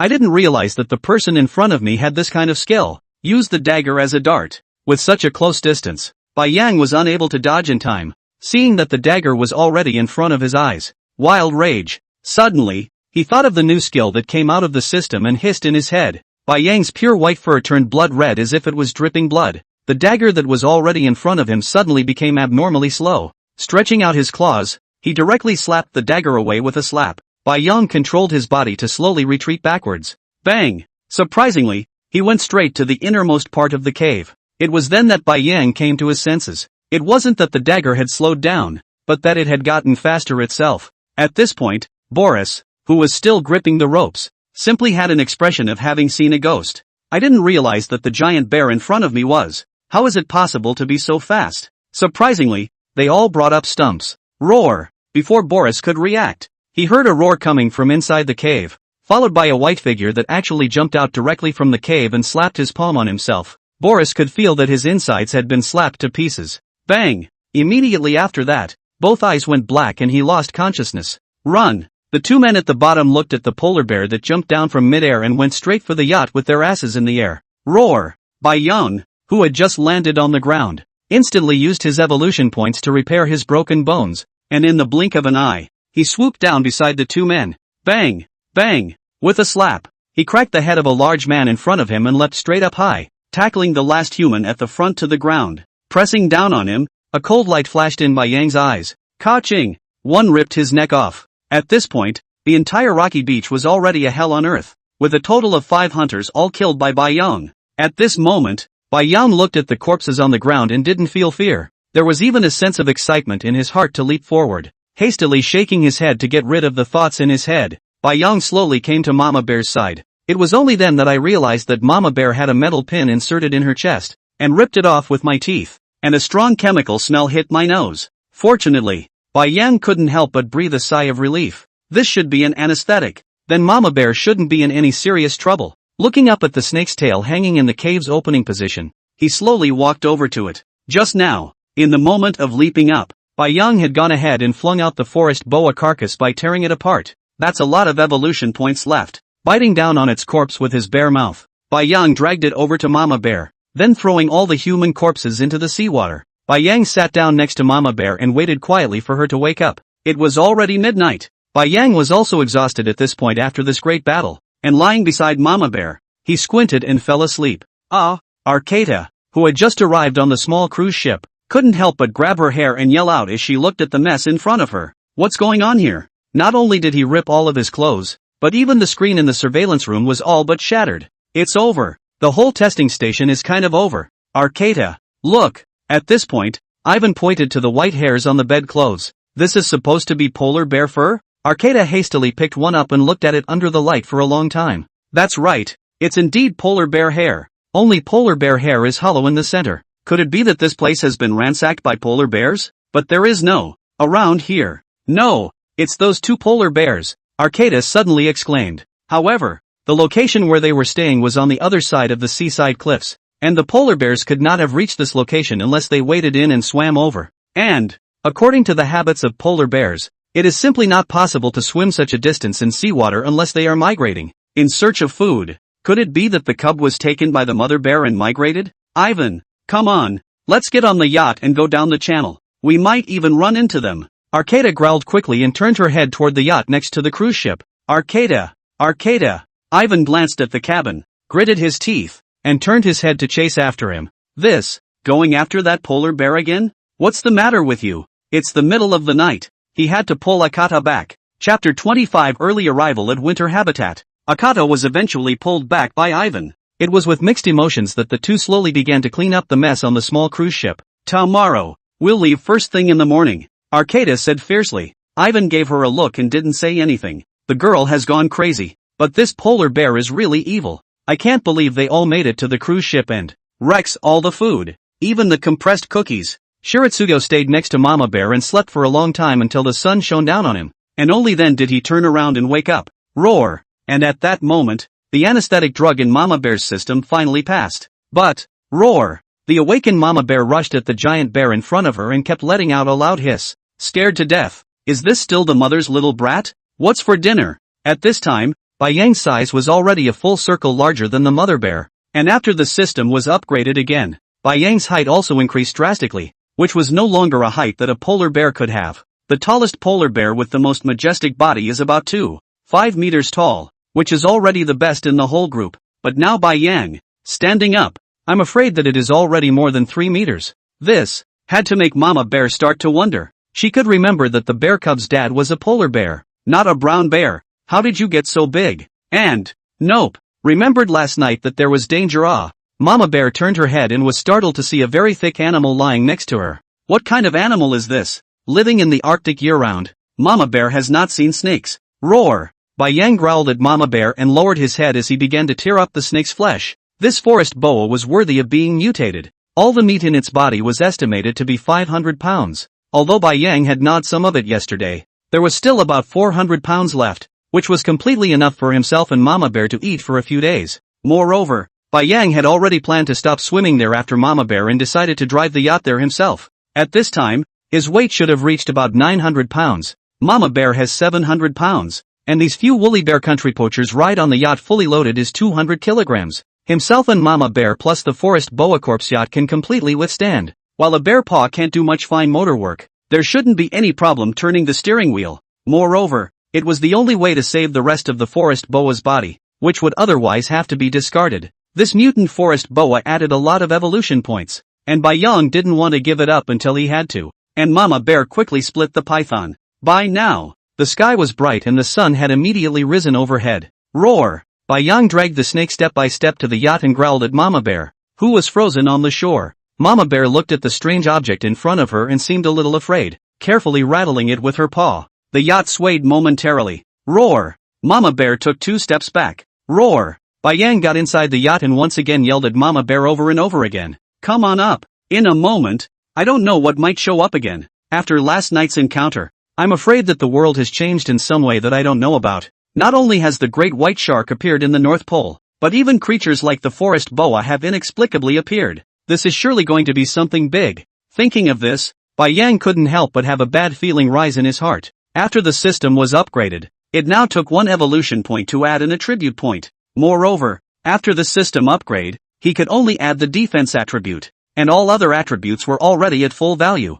So I'm afraid that he had to add the defense to full value as well before the system would evolve again. Eating unusual creatures on their own only added 0% at a time. Could it be that there would be a lot of mutated creatures like the forest boa in the future? Then, when the time comes, Bai Yang can think of the emergence of mutant animals will change the pattern of the entire world. Not only for humans, but also for ordinary animals. And I am afraid that when the time comes, bang! Mama Bear took a flying leap onto the yacht, nearly lifting Bai Yang out of the air. Bai Yang looked at the pair of buttons in front of him and directly pressed one green button down, using his bare paw to press down the metal handbrake next to it. With both palms on the driver's seat, the yacht slowly started up. Mama Bear felt a bit of a novelty. Keep looking at the rocks that are getting farther and farther away next to you. Anyhow, she couldn't figure out how her bear cub could control this thing. Besides, you can't eat this stuff, can you? Surprisingly mobile. After traveling for a day, the yacht finally ran out of fuel, so Bai Yang had no choice but to drag the forest boa's body ashore.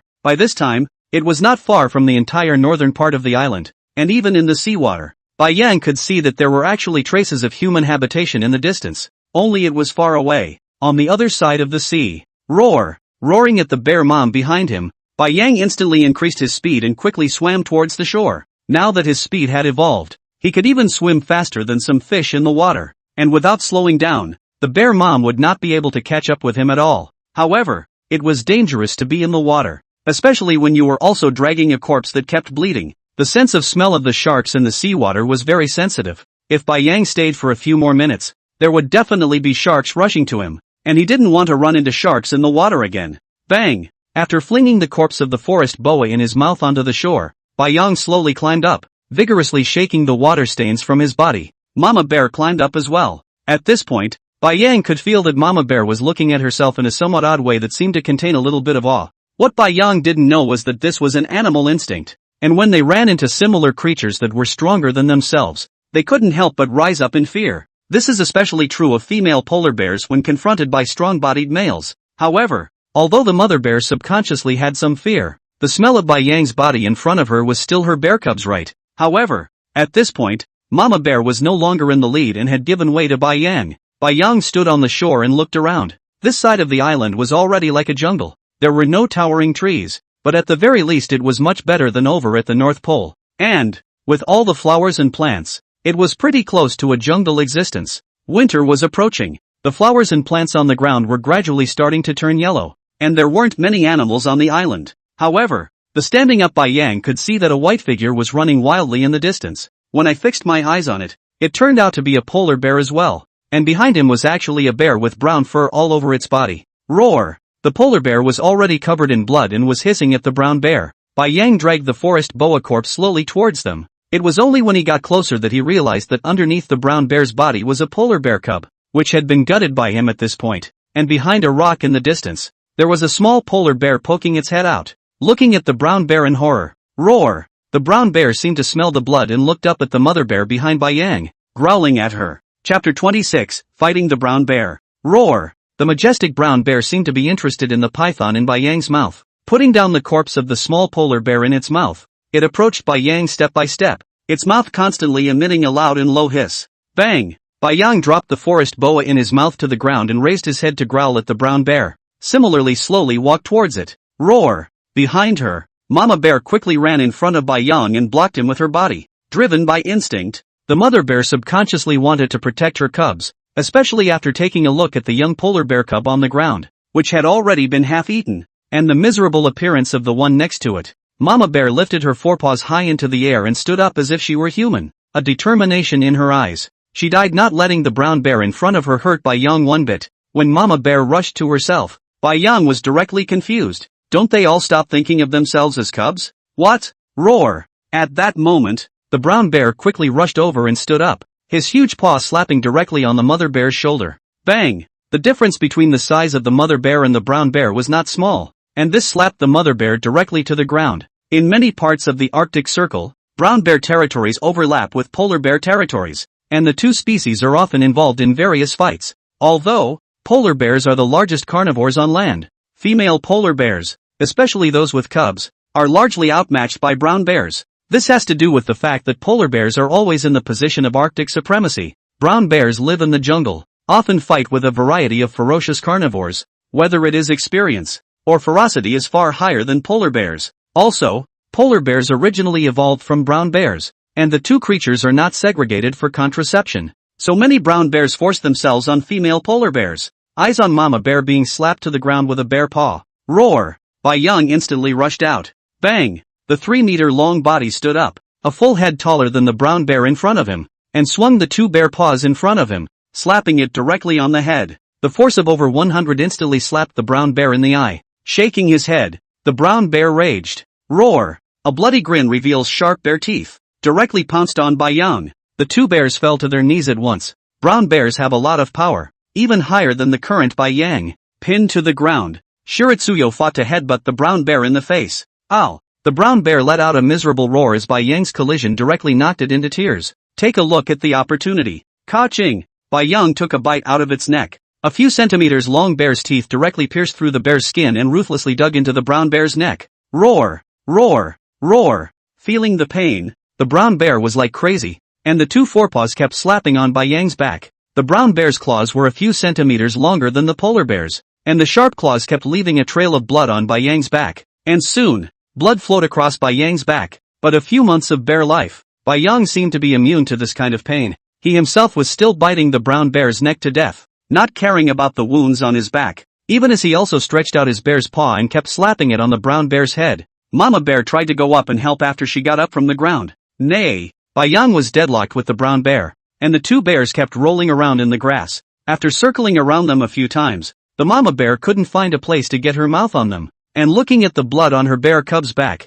the mama bear was going crazy, itching to get up there and bite this brown bear to death. The polar bear mother who stood not far away leading her cubs was already paralyzed on the ground. Her injuries were very serious, and she kept spraying out blood foam from her mouth. Her eyes were full of worry as she looked at her only remaining cub. It's dying, probably won't last long, but her cubs probably won't last much longer. Only 5 months old, the baby bear could not live on its own, and this mama bear was staring at the cub in front of her with a lingering look in her eyes. Roar! At this time, the brown bear saw the opportunity to roll over and jump directly from Bai Yang, not caring about the large chunk of blood and flesh that had been torn off his neck. With a frightened look in his eyes, he glanced at the fierce polar bear in front of him, and without looking back, he rushed off into a nearby wooded area. Shiroyo got up off the ground and tried to catch up. However, Mama Bear blocked him from the side. There was no way out. Bai Yang resentfully glanced at the brown bear that fled for its life in the distance and shook his head. Don't let me run into you next time, or else the brown bear had to be screwed.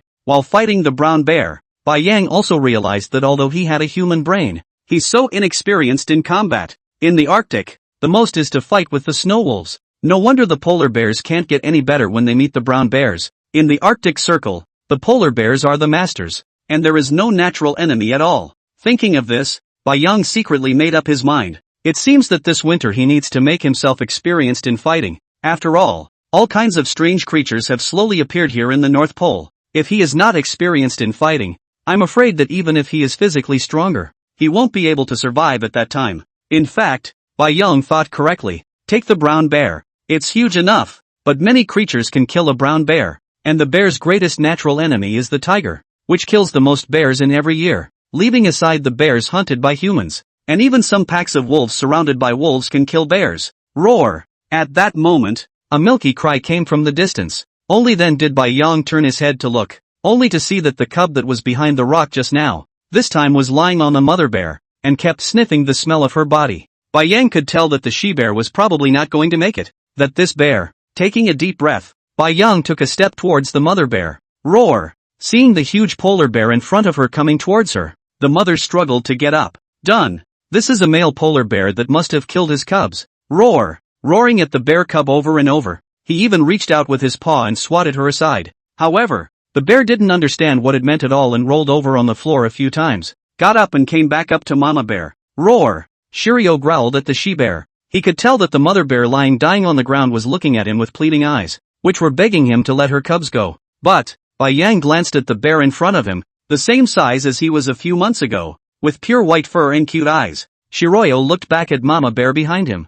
I was surprised to see a hint of intrigue on Mama Bear's face. After looking at it for a long time, Bai Yang read it. It's amazing that Mama Bear wants to keep this bear. Chapter 27, Weird Changes. Bai Yang never thought that the mother bear would want to adopt the cub. It's not clear how the mama bear communicated with this mother bear, just heard them growling at each other a few times. The mother bear looked up at Bai Yang and closed her eyes. After a long time, the mama bear picked up the cubs in her mouth, and Bai Yang dragged the forest boa, step by step, into the forest next to them. They needed to find a cave, or rocky bottom to use as a perch, and the cubs in the mother bear's mouth kept wailing, turning their heads to stare deathly at the already dead mother bear in the distance. Bai Yang looked back, only to see that there were already seabirds flying over the mother bear's corpse and starting to tear it apart. It probably won't be long before she's eaten clean by all kinds of animals. Maybe sometime down the road, he or mama bear will turn out to be the same way. No! Bai Yang suddenly roared in his mind. With the system in hand, one could definitely become the overlord of the entire ice plains,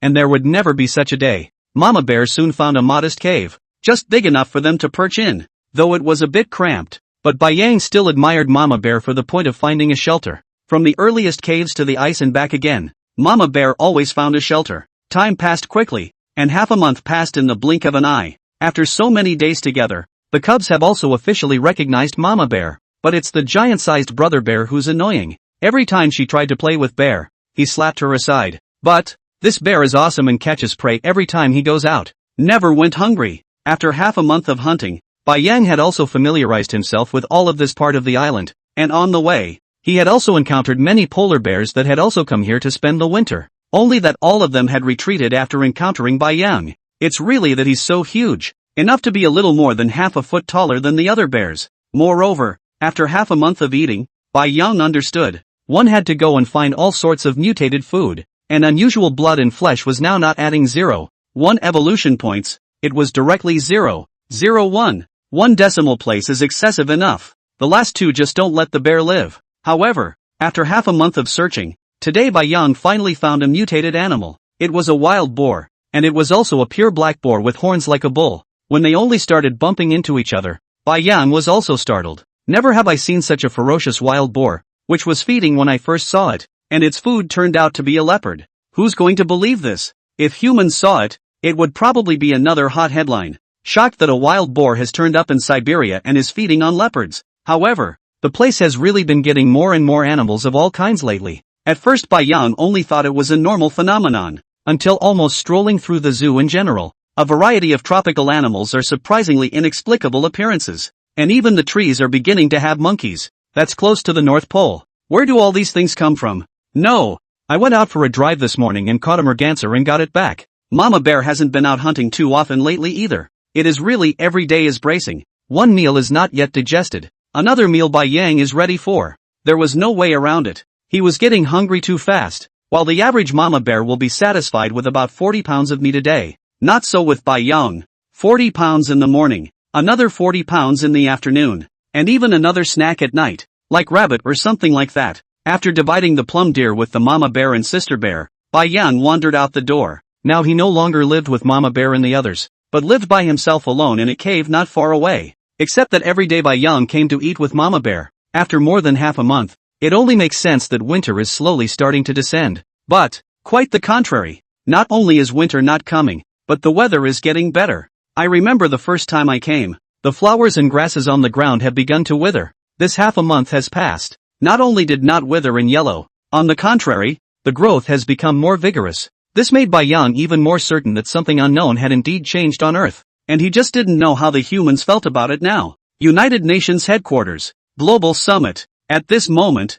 a group of men and women in suits were sitting together in a circle, and several huge screens were hanging on the wall. And if anyone was here they could tell that the people connected to the screens were surprisingly all heads of state. Quiet. A white-haired old man sitting in the frontmost position slowly opened his mouth. At once, the entire conference room fell silent, and everyone's face had a grave expression. I apologize for informing you of this urgent meeting. I believe that the current heads of state have realized the seriousness of the problem. Recently all the wild animals have started attacking humans and even storming cities. This includes creatures of the sea that have also begun to ferociously attack passing ships. And just yesterday, an aircraft carrier in the U.S. was sunk, and the culprit was a narwhal. It has come to the point where there is no time to lose, and this meeting has been called in the hope that you can vote on a program. After the old man finished speaking, everyone fell into silence. The atmosphere in the conference room was heavy to the core. I propose that mechanical weapons be used to take all of the animals that storm human cities. At that moment, a yellow-haired white man spoke in a cold voice on the screen that hung the flag of the United States of America. Seconded. The head of the Sakura state followed with a second. I disagree. At this time, in the center of the conference room, a huge screen, the old man wearing a Zhongshan suit slowly opened his mouth. After the old man spoke, everyone stopped their hands. This is the noble head of the Dragon Kingdom. After years of development, the Dragon Kingdom was already a technological powerhouse far ahead of the entire planet. In the Dragon Kingdom there is a saying that if you want to take something first, you have to give it first. After so many years of taking too much from nature, it's time to pay it back, and the Dragon Kingdom is against the mass hunting and killing of animals. I disagree, the head of Rice said fiercely. Your Dragon Kingdom cities are cast with a defense system that makes it impossible for animals to storm the cities. But of course you disagree. We in Rice have decided that starting tomorrow, there will be a purge of all creatures that have impacted the city. The words were not finished. The door inside the conference room was pushed open vigorously, and a white woman with glasses came in with a hurried face, whispering something in the old man's ear. Phew! The old man's face changed drastically after hearing this. Stand up slowly, guys. The animal thing needs to be put on hold. Now something even trickier has arisen. The Earth, it's getting bigger. Chapter 28, Fighting the Mutant Boar. Yang came out of Mama Bear's place and walked for a long time before he reached the area where the wild boars frequented. I wonder if it's just me. It always feels like the journey has gotten longer. Last time it was a clear half-hour walk. This time it took 45 minutes to get there. At this moment, Yang hid behind a few dense trees and looked at the boar that kept grunting in front of him. Name, Wild Boar, Mutated. Strength, 105. Speed, 130. Endurance, 90. Skill, Boar Rush. The mutant boar attribute given in the system was surprisingly with skills. Moreover, although this boar had average strength, this speed was too exaggerated. No wonder it could hunt leopards. This 130 speed, not to mention the leopard. Even the average car on the highway cannot drive 130 The skill is Boar Rush. Is it a bullhorn on top of the head? Yang now wondered if this boar was a close relative to a cow. Not only did the horns on its head look like a cow, but even its skills were similar. However, if you get hit by it, you're probably disabled if not dead. Not only were the horns on top of this mutated boar's head narrow and sharp, the two tusks by the corners of its mouth were equally sharp.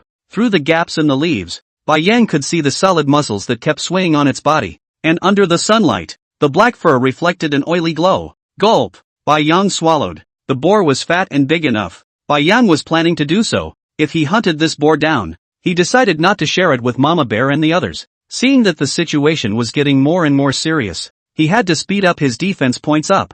I'm afraid that it wouldn't be long before this area would undergo a drastic change. The boar in front of him shook his head and kept sharpening the tusks on the side of his mouth on a tree. It was the most pleasant time of the day for him, as if he were a hunter sharpening his knives before hunting. And the boar, too, sharpened the tusks on the side of his mouth every time before he went out to hunt for food. Every time it sank its fangs into its prey's body and then arched high into the air. It felt simply invincible. There was a time when it too struggled to scrape its way through the earth every day, and since eating a fruit of reddish color and unknown origin, it had metamorphosed itself. Not only did his strength become enormous, but he even grew horns on his head. This brought his pig life to its peak. What pig would dare to eat a leopard? Or chase a bear? The more the boar thought about it, the more pleased he became. Everything is good on this island. The climate is good. There is plenty of food. The only bad thing is that there are no sows. If there are sows, it felt that the pig life was really perfect. Ka-ching! At that moment, there was a sudden noise from a nearby forest.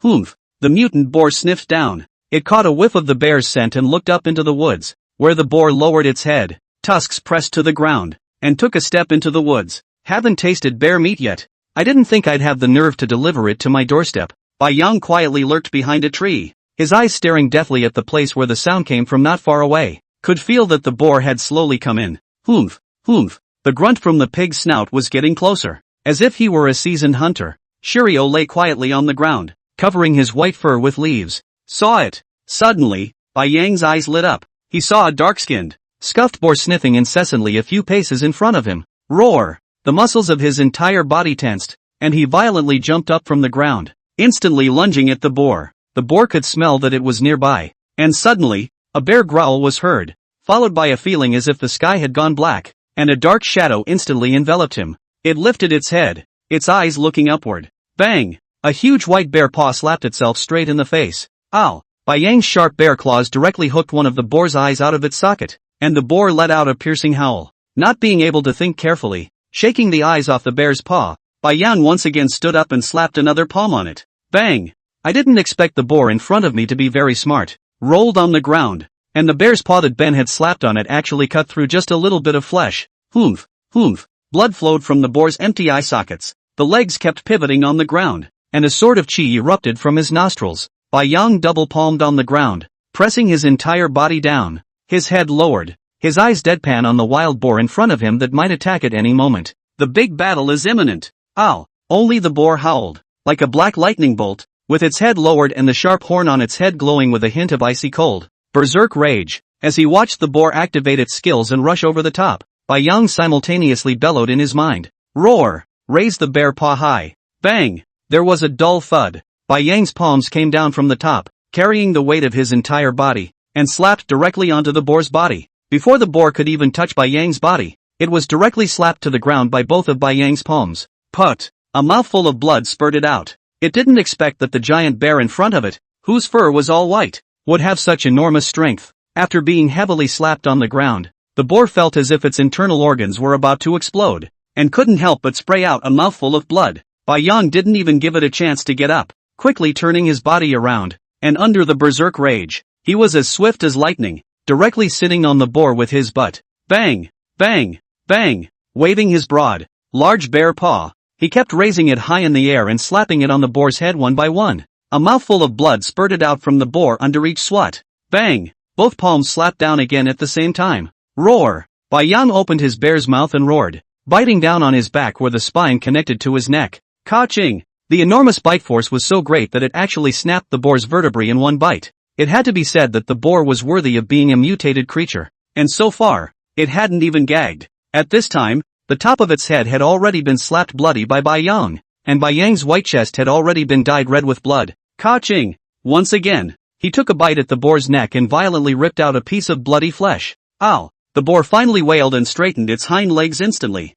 Phew! Phew! The white ocean bear sat beside it and kept breathing heavily. Finally the boar was settled. It seemed that its hunting skills had improved greatly recently. Bai Yang is now looking more and more like a brown bear instead of a polar bear. Polar bears rarely slap animals with their paws, but instead bite. However, in Bai Yang's opinion, it was swifter to slap with the bear's paw, and, with the claw hooks in front of the paw being a full 5 centimeters long, as in the case of the first slap just now, he had managed to blind one of the boar's eyeballs. Roar! Just then, a loud roar came from the distance, followed by a black shadow that unexpectedly lunged straight at it. Chapter 29, You Again. Ow! The moment the black shadow rushed out, it froze directly in place. Shiritsuyo took a sideways glance. A moment of joy. The one in front of me is still an acquaintance. It was the same brown bear that he had ripped a piece of flesh from his neck half a month ago. I didn't expect the recovery to be quite fast. Half a month the wound had already grown back. However, probably because of the missing piece of meat. The brown bear's neck was a bit crooked now. Roar! Bai Yang growled at the crooked-necked brown bear. Slowly getting up from the ground, he took a step towards it. The brown bear rushed out and got a little confused. I thought I heard hissing and could come and pick up the slack, but I didn't expect to run into the ferocious polar bear. How he had spent the last half-month. The brown bear was vividly aware of it. When injured, not only are you unable to hunt, you lose your mating rights. Looking at the cold-eyed polar bear in front of him approaching himself step by step, the brown bear couldn't help but have his fur explode and instinctively stepped back. Roar! With a growl, he just wiggled his ass and ran. This polar bear just can't do it. Looks like we're going to be hungry again today. Bai Yang looked at the brown bear that turned around and ran, and directly howled and chased after it. It's destiny to meet. How can I let you run away so easily? The brown bear heard a gasp from behind him and simply wanted to die, glancing sideways and backwards, only to see the polar bear coming after him at breakneck speed. I didn't mess with you today. You've already hunted a boar. Why are you chasing me? The brown bear, whose desire for survival was full, couldn't help but increase its speed abruptly. Polar bears can't keep running at high speeds for long, either, so if you just hang on past them, you can definitely run away.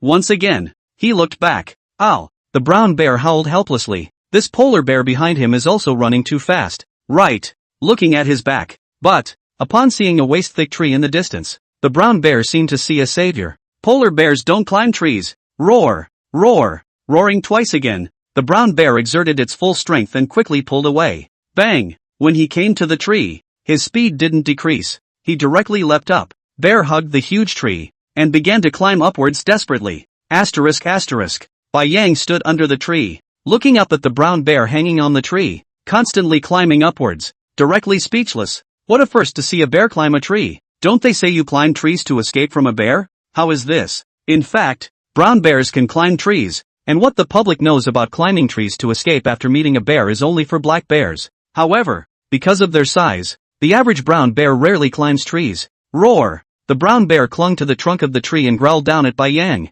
You can't do anything about it now, can you? Come up here if you can. Shiritsuyo tries to get up to his feet and bear paws to hold the trunk of the tree. Bang! It had only just climbed less than a meter high when it fell straight down. Rubbing his ass, Bai Yang sat down directly under the tree with the bear, motionless, and looked at the brown bear above him. He heard it just now. This brown bear was actually laughing at him. How can this be tolerated? Roar! Growling at him, Bai Yang just looked at it. I'm not leaving today. You can hang on to it forever if you can. Looking at the polar bear sitting peacefully under the tree, the brown bear was going crazy, and could feel the bear's paw getting strained. And, surprisingly, the polar bears underground don't leave. What to do? The brown bear raised his bare head terse and glanced at the top of his head, where a thick branch was right above him. Want to try up there? Glancing down at Bai Yang once more, the brown bear gritted his teeth and climbed upwards with a vengeance. As long as you can lie down on the trunk of a tree, you are not afraid to guard it as much as the polar bears on the ground. Bai Yang looked at the brown bear that continued to climb upwards again for a moment.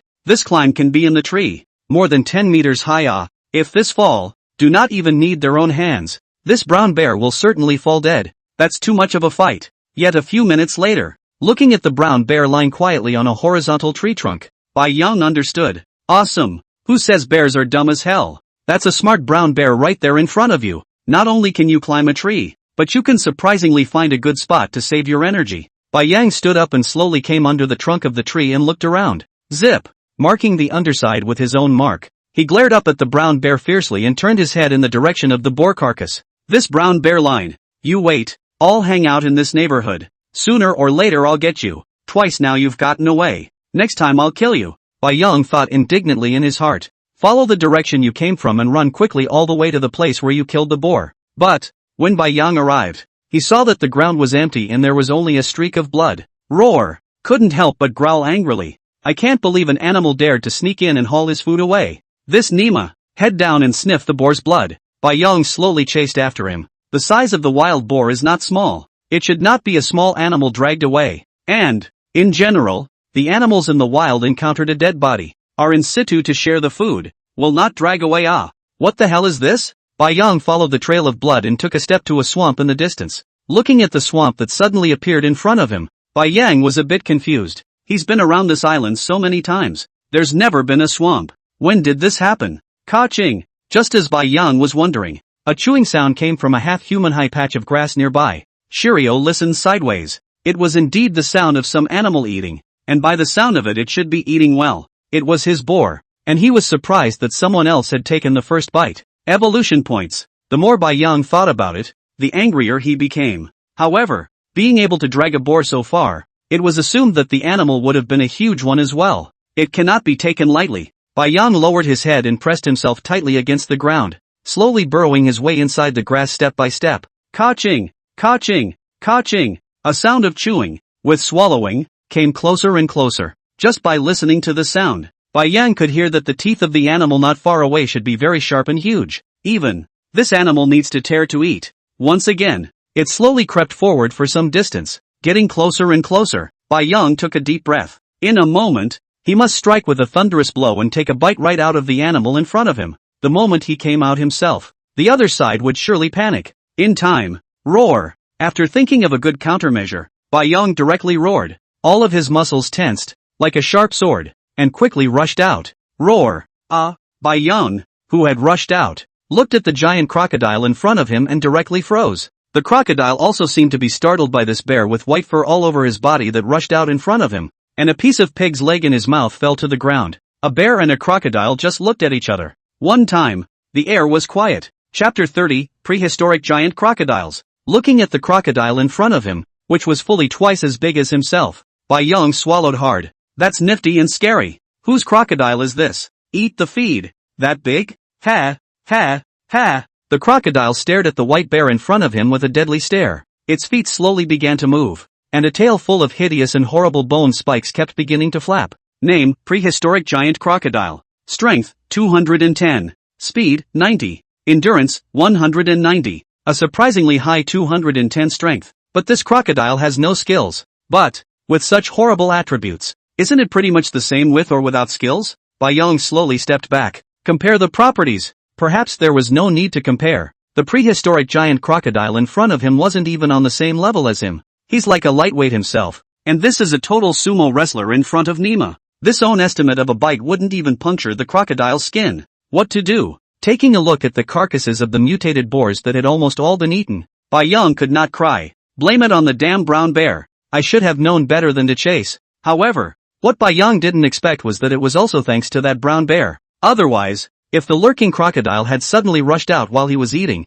it was estimated that this would already be cold. Eyes watched as a bloodthirsty gleam began to emerge from the crocodile's eyes. Roar! Bai Yang pretended to roar in anger as the bear stood up, dropping straight to the ground. The back paw kept pushing, rampaging through the grass. Heck! A low growl from the crocodile kept coming from behind him. Bai Yang didn't even dare to turn his head back as he desperately charged forward. Bang! The brown bear, who landed heavily on the ground, kept gasping for air. Today was a real thrill. Almost let that polar bear get him. It looks like you can't come in that direction in the future. Are we going to go and steal territory from the tigers over there? Rubbing his piercingly sore bare ass, he rose from the ground. Roar! Hate growled, glancing up at the sun. Half a day had passed, and it was imperative to go hunting again, or he would be hungry again today. Twisting his tired body, the brown bear slowly made his way back the way he came. Just then, it felt as if the ground was shaking a little. Roar! There was a sudden bear growl from behind him. Ha! Why does this scream sound so familiar?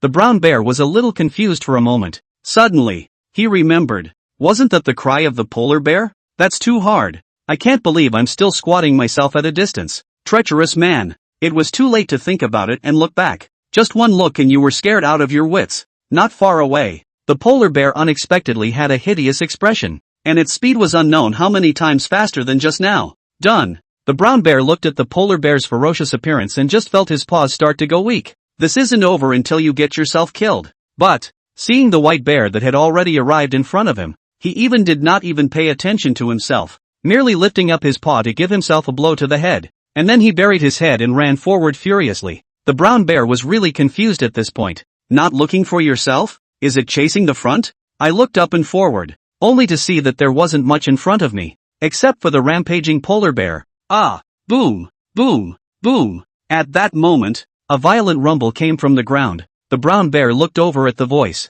Then he started hugging the tree directly behind him and started climbing upwards. No wonder that polar bear didn't even bother with him. What kind of monster was this following behind him? The prehistoric giant crocodile turned over and then I didn't see Bai Yang's figure. Just Surprisingly, there was an animal about the same size as Bai Yang in front of him. Ka-ching! In one bite, he grabbed the brown bear hanging from the tree by the ass and ripped it right off. The huge crocodile mouth instantly crunched the bear's head in front of it. Little man, I wouldn't recognize you if I changed my hair. Ha, ha, ha. Dragging the brown bear carcass, the crocodile slowly backed away. Bear son is too hard. Phew. Bai Yang kept gasping for air. Sensing that the crocodile behind him didn't catch up again, the bear sat under a tree and kept patting his chest with his bare paw. It was just too thrilling. If it wasn't for the activation of berserk rage and the sudden increase in speed, he wouldn't have been able to run away from this prehistoric giant crocodile. But this island is also too evil. How come everything is starting to come out now? No way. We need to talk to Mama Bear or relocate again. We can't stay in this place anymore. Now that there are things like prehistoric giant crocodiles, are dinosaurs coming out in a while? However, if a creature like a dinosaur did appear, what about migrating elsewhere? Would any once extinct animals also appear? For a while, Bai Yang was in deep thought. It still needs to evolve. The strongest evolution system. Host, Bai Yang. Species, Russian Wrangel Island Western Alaska race, mutant polar bear. Age, 10 months. Strength, 125, attribute full. Speed, 85, full attributes. Stamina, 150, attribute full. Defense value, 47, can be improved. Skill, Wild Rage. Evolution points, 7. 65. The defense value is already 47 points, but the system still hasn't evolved yet. Which, once again, 7 evolution points are added to defense. Do you have to add up to 100 points to evolve? That's too hard. It was so hard to hunt a mutated boar and have it snatched by someone else. Where is this going to find another mutant animal? Zip, zip, zip. At that moment, there was a sound of a snake's letter overhead. Bai Yang breathlessly rubbed his head. Still cannot stop. What is wrong today? How to stay where there is danger. And now a snake dares to take the initiative to provoke the bear? Roar! He felt a cold touch at his neck behind him, when the snake had crawled on top of him. However, feeling the weight of the snake behind him, Bai Yang was instantly speechless. The forest boa is all over him. How dare this one little snake come looking for trouble? Don't you want to live? Roar! With a roar, he shook his body at extreme speed, and in an instant a small snake with a red pattern all over its body dropped down. At this moment, it was tilting its head and kept spitting snake letters at Bai Yang. Asterisk asterisk, this is a viper? Bai Yang's entire body exploded with bare hair after just one look. I'm glad I didn't get bitten, or it would have been over. The small red snake in front of him was small in size, but it was covered in dazzling red and black patterns, and there was actually a lump on its head that was white. Name, Coral Snake. Strength, 3. Speed, 12. Endurance, 2. Surprisingly, it is a coral snake, which is a highly poisonous and incomparable snake. A bite. It was estimated that even he certainly wouldn't last long. Hiss. The snake's letters kept spitting out, and the coral snake's entire body seemed like a taut spring, arching up high. Hiss. Straight away, he rushed towards Bai Yang and bit over. Chapter 31, Bai Yang wants to fish for crocodiles. Bang! Bai Yang quickly moved his body and managed to dodge the coral snake's poisonous mouth, instantly slapping a front palm directly on its head and stomping the coral snake's head tightly on the ground. A low bite on its torso. Ka-ching! It directly snapped off its snake body in one bite. That's when he quickly moved away from the bear's paw. You must not take venomous snakes lightly, even if they are already dead. In his previous life, he had read many reports that the nerve response of dead vipers was still there, and the venom could be spewed out just as well. And at this point the coral snake body, which no longer had a head, was likewise slithering and its head was pulsing. I don't suppose this stuff is edible? Maybe if you eat it. Ha! Looking at the poisonous snake in front of him, a bold idea suddenly flashed in Bai Yang's mind. Immediately afterward, he turned back and ran at breakneck speed toward Mama Bear's den. If memory serves, Mama Bear was supposed to have been zapped by the thing at the time, so she brought back the anesthetic from the speedboat. I don't know if it's still there, if at all. Gee, then one would have a way to deal with that prehistoric giant crocodile. Roar! As he neared the cave entrance, a small polar bear with snow-white fur milked and hissed at Bai Yang, ignoring the bear's sister. Bai Yang huffed her to the ground with a slap and burrowed straight into the cave. Mama Bear should be on her lunch break. The bear's sister, who climbed up in a single bone, bit down on Bai Yang's hind leg with a ferocious expression. Shiratsuyo looked back at her. She's so mean. What's going to happen? Roar! Growling ferociously at her, he opened the bear's mouth directly and stuck her neck in his mouth. The bear girl, who felt the sharp teeth, instantly winced. Ow! Ow! With her mouth as if crying, she aggressively burrowed into Mama Bear's arms, her big eyes staring pitifully at Bai Yang. This bear is so bad, bullying her every time. Woohoo! Mama Bear, brother scared me. Bai Yang glanced at the drama queen like bear and was speechless. And Tattletale too. Awesome. At that moment, Mama Bear woke up leisurely, looked at her son in front of her, and then looked at the tearful sister bear, and instantly realized what was going on. Roar! Growled at Bai Yang. It means you don't bully sister bear as soon as you get back. Shiritsuyo snapped and glanced at Mama Bear, burrowing into the cave and reaching out to start rummaging around for that anesthetic. Mama Bear stood up and looked at Bai Yang, who kept rummaging around inside the cave, not understanding for a moment what her son was preparing to do. Roar! Growling at him again. The bear cub was seen with a silvery white object in his mouth, and turned and exited the den. Mama Bear saw it. Isn't that the same thing that was stuck in her chest last time? What's a bear cub doing looking for this? Panicked, he chased them out of the cavern, but Bai Yang's figure had already disappeared. Having no choice, Mama Bear slowly and leisurely burrowed back in and laid down again. The oldest son is good at everything, and I think he's the biggest in the area, but he's just too active. The bear is not seen at all during the daytime day except at night when he goes back to his den to sleep. As for whether or not Mama Bear will worry about Bai Yang, are you kidding me? What are you worried about when you're this big? Finding a comfortable position and roughly wrapping her bear sister in her arms, Mama Bear squinted once more, ready to sleep. The reason why Mama Bear adopted Sister Bear was not because of how poor she was, but because she hadn't raised enough children herself. A cub must stay with its mother for a minimum of 2 to 3 years before she releases it to be independent. But, what is this bear son she's raising? At only 8 months old, he's bigger than any adult polar bear. It doesn't make Mama Bear feel accomplished at all. It's the first time I've raised a child. But, can't do that. Ow. Struggling to get out of Mama Bear's arms, Sister Bear kept whimpering. Mama Bear wrapped her right into a tight hug with her bare arms. Still a good boy when he was little. Say sleep. It's not like being big and not being able to control it at all. It's better to have this little one, thought Mama Bear as she hugged her bear sister a little tighter again. Bear sister, who was held in her arms with a death grip, was on the verge of crying at this point. Mama Bear, I want to go out and play too. I don't want to go to bed. But Mama Bear's arms were just too wide, and no matter how hard she tried, she couldn't get out. Bai Yang came to his cave with anesthetic in his mouth. If a human had seen the cave furnishings of Hakurio, he would have thought it was a place where savages lived. Not only was there a thick layer of leaves on the ground, but there were actually a few stone utensils that resembled pots and pans on the side. This was something Bai Yang had managed to find on the beach, and although the shape wasn't quite as elegant, the function was the same. It's just that the bear paw is so strong that it's hard to move around. When I was young, it was fine, but when I got older, Bai Yang realized that the bear's paw was completely useless to him. Do everything with your mouth. The experience is poorly rated. Ka,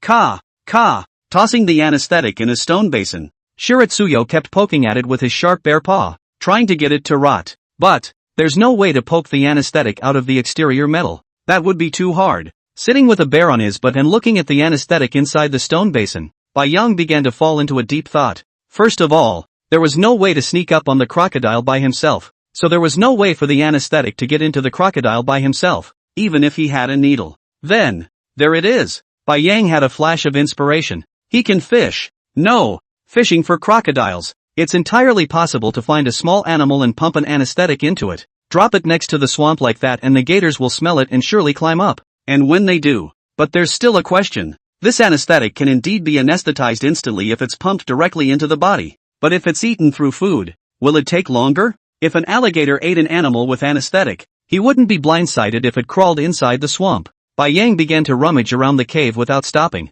Let's see if any of the weird and wacky gadgets you've brought back in your mouth can be used. After rummaging around for a long time, there was no suitable tool. Then there's only one way to do it. After the crocodile has eaten the anesthetized animal, it jumps out on its own and then lures the crocodile after itself. Hiss! Bai Yang couldn't help but feel a pain in his brain as he thought about the ferocious appearance of the prehistoric giant crocodile. Isn't that a bit too much of a price to pay? Still, the first priority needs to be finding a critter. Thinking of this, Bai Yang picked up the anesthetic in his mouth, stuffed it into the corner of the cave, and turned around to go out of the cave. There are a lot of small animals on the island, especially in a water pool not far from the White Ocean Cave, which also appeared recently. The original is just a small pit. I did not expect a few days of hard work has become a not small water pool. Normally, Bai Yang often went here to hunt for food. After all kinds of animals needed to drink fresh water. It's the only watering hole in the neighborhood. Soon Bai Yang arrived not far from the water pool. At this time, there was a group of majestic musk oxen drinking water at the water pool. Chapter 32 Snow Wolf's Perfect Plan. When the milch cows were drinking, The formation was strangely maintained, with a few strong male milch cows at the outermost perimeter, and a further inner circle of female milch cows, with all the cubs surrounded in the very center position. Bai Yang couldn't help but admire the herd of milquetoast cows. It's not easy for herbivores to survive in such a brutal environment as the Arctic, let alone a milfoil that has survived for so long, and really has a knack for protecting its young. It was as if they were not at all afraid of the polar bear beside them. The milquetoast leader merely glanced at Bai Yang and then paid no more attention. As long as the cubs were well protected, even if this polar bear in front of them had thoughts about them, they were not afraid in the slightest. As long as an animal dares to charge at them, all the male mergansers will immediately line up, pressing the horns of the bulls on top of their heads very low, and once a male is injured, the female mergansers behind him will take over, until all the mergansers are sacrificed, or else the merganser community will not retreat and run away at all, because, once they escape, the formation is scattered, and then the predators will surely take advantage of the opportunity to take the cubs. Therefore, generally in the Arctic, polar bears, including packs of snow wolves unless absolutely necessary, will not go to mess with the Cretaceous cattle. This race, as if the Western rider, is completely a look of immortality. Bai Yang stood right next to them, drinking water with his head down, his eyes constantly looking at the surly cow in front of him. He was eager to hunt a milch cow, but this community does have a bit of a problem. It's better to be a merganser. Just scare it and run away, not caring where the kid goes. Even sometimes they voluntarily drop their pups to survive themselves. Roar! After Bai Yang drank his fill of water, he stood up and growled at the surly cow. Sure enough, the entire contingent of surly cows quickly turned around, with one of the most robust males standing at the forefront, eyeing the polar bear in front of him warily. Bai Yang circled around them half a dozen times and really couldn't find a place to put his mouth. It was too costly to catch an adult milch cow, and, with only one anesthetic, this was too big for the drug to be effective. You can't lose the big one for the small one. Still need to find a proper bait. Taking a look at the surly cow, Bai Yang turned around and left. As he watched the polar bear retreat, the Cretan leader breathed a long sigh of relief, turning his head to lead the procession of Cretans away. It seemed that the pond was no longer very safe. However, just a short time after going, another bear growl suddenly came from behind him. Moo! The leader of the milquetoast bulls called out in a hurry, and at once all the males once again turned around and quickly formed up. But the polar bear in front of them didn't seem to be coming at them. Surprisingly, it flashed past them. The surly leader looked back in some bewilderment, only to see that this polar bear had actually chased after one of the snow wolves in front of him. But when was there a snow wolf behind him? Bai Yang didn't expect it either, only to see him look back with some reluctance. And surprisingly, he found that in the grass in the distance, there was a snow wolf lying on the ground, with its eyes staring at the surly cattle species. I'm afraid this wolf is a novice. Either that or they've been starving for days, or how else would they dare to come after the surly cow? However, it just so happened that the snow wolf size was just what Bai Yang wanted. Not too big, not too small, and totally the best first choice for catching alligators. Perfect. Hidden in a grassland within, the snow wolf at this time is quietly staring at the Cretan herd. It has not eaten for 3 days, and simply see the ghost, obviously at night with the wolves to rest together. In the distance is his beloved mother wolf. As a result, the next day I don't know what happened. After waking up, the wolves were inexplicably gone. Had no choice but to find a way to hunt. After 3 days of starvation, he couldn't stand being hungry, which is why he came to take his chances next to the pond he stumbled upon. He also didn't realize that there were only milch cows next to the pond. After being ruthless, Snow Wolf decided to take a chance, especially at the sight of the departing polar bears pounding away at the herd of Cretans. The snow wolves felt their chance had come. The polar bear can attract the attention of all the male milch cows up front, and he can sneak up behind and see his chance to hunt and drag the calves away. Needless to say, Snow Wolf's plan was perfect. Just as Bai Yang was trying to run wildly, the snow wolves made their move. Swift as lightning, he rushed out. It was all the power he could squeeze out. But, just as he was about to close in on the herd of surly cows, the polar bear in the distance surprisingly didn't launch an attack, but instead charged straight over from the side. What's this for? What about playing? However, in the next moment, he understood why the polar bear didn't attack the surly cow. Seeing that the polar bear had already rushed in front of him and darted to pounce, Snow Wolf understood that the polar bear's target was actually himself. Doesn't the beef smell good? Do you have to mess with the head wolf? Brother, my meat is sore. As for the Snow Wolf's inner thoughts, Bai Yang was unaware of them. Darting up, he directly pressed the Snow Wolf to the ground and skillfully slapped it unconscious. The Snow Wolf that was already weak could not stand this, and immediately rolled its eyes and fell unconscious. Roar! Bai Yang looked at the snow wolf under the bear's paw and growled in satisfaction. Still, a few bites are needed for insurance. Ka-ching, ka-ching, ka-ching. Several consecutive bites directly broke the snow wolf's legs. You can't run away now. You can drag it back to get the injection without worrying about it. As he bit off the first leg, the immense pain instantly woke the snow wolf up, looking sideways at the polar bear in front of him as he bit off all of his legs in one gulp. Snow wolf was also confused. This polar bear is so not a thing. Eat if you want. What's with the torture? Bai Yang looked at the snow wolf lying on the ground, who even dared to glare at himself, and directly extended his bare paw to slap it once again, knocking it out. The bear's mouth pulled the fur from its neck and picked it up and headed back. As he passed by the herd of surly cows, Bai Yang purposely dropped the snow wolf on the ground and roared at them a few times. Sure enough, the surly bull leader, who had an unbeatable look just now, hastily backed away at this moment. It always felt like this polar bear in front of me wasn't quite the same. Which polar bear hunted the prey is not eager to start eating. This one is good. Even do not get dead prey. Dragged away. Dragged the snow wolf all the way to the entrance of the cave. Bai Yang dropped it on the ground, went inside the cave and dug out the anesthetic, carefully took it in his mouth, and slowly came to the side of the passed out snow wolf. Bang! Extending his bare paw, he ruffled the snow wolf's head. Still not awake? Ka-ching! One bite broke one of its legs. Ow! Sure enough, it's still the way it works. The snow wolf was looking at the polar bear in front of him at that moment, and the hairs on his entire body stood up. It's just too scary to scare the wolves. Bai Yang looked at the needle on the anesthetic on the ground, biting the other end with his mouth and pressing the snow wolf's body with both palms in death. What's this shot for? Ass? Put. Stick the needle in your mouth directly into the snow wolf's buttocks. Ow. The snow wolf lying on the ground nearly yelped before both eyes closed. Asterisk asterisk. Is this nympho fainting? Or is the drug working? Bai Yang sat next to the snow wolf's body and fell into deep thought. Chapter 33. Everything is ready but the crocodile. Bai Yang carefully dragged the snow wolf body to a tree next to the swamp. Bang! Dropping the snow wolf under the tree, Bai Yang reached out his bare paw and gently slashed its fur, allowing the wolf's blood to start flowing. Aha! This should be foolproof. With a satisfied shake of his head, Shiryu wiggled his butt and slowly backed away. He needed to find a secluded spot and not be too far away, but not too close, just in case the crocodile didn't go for the wolf and came right up behind him to give a mouthful. This would be a lot of fun. After finally finding a large, hidden boulder, Bai Yang slowly plopped down, and in the process used his bare paw to toss some blades of grass from behind him to cover his head. By the swamp, a snow wolf carcass covered in blood kept emitting a tantalizing smell of blood and flesh. Soon a modestly sized seabird flew down.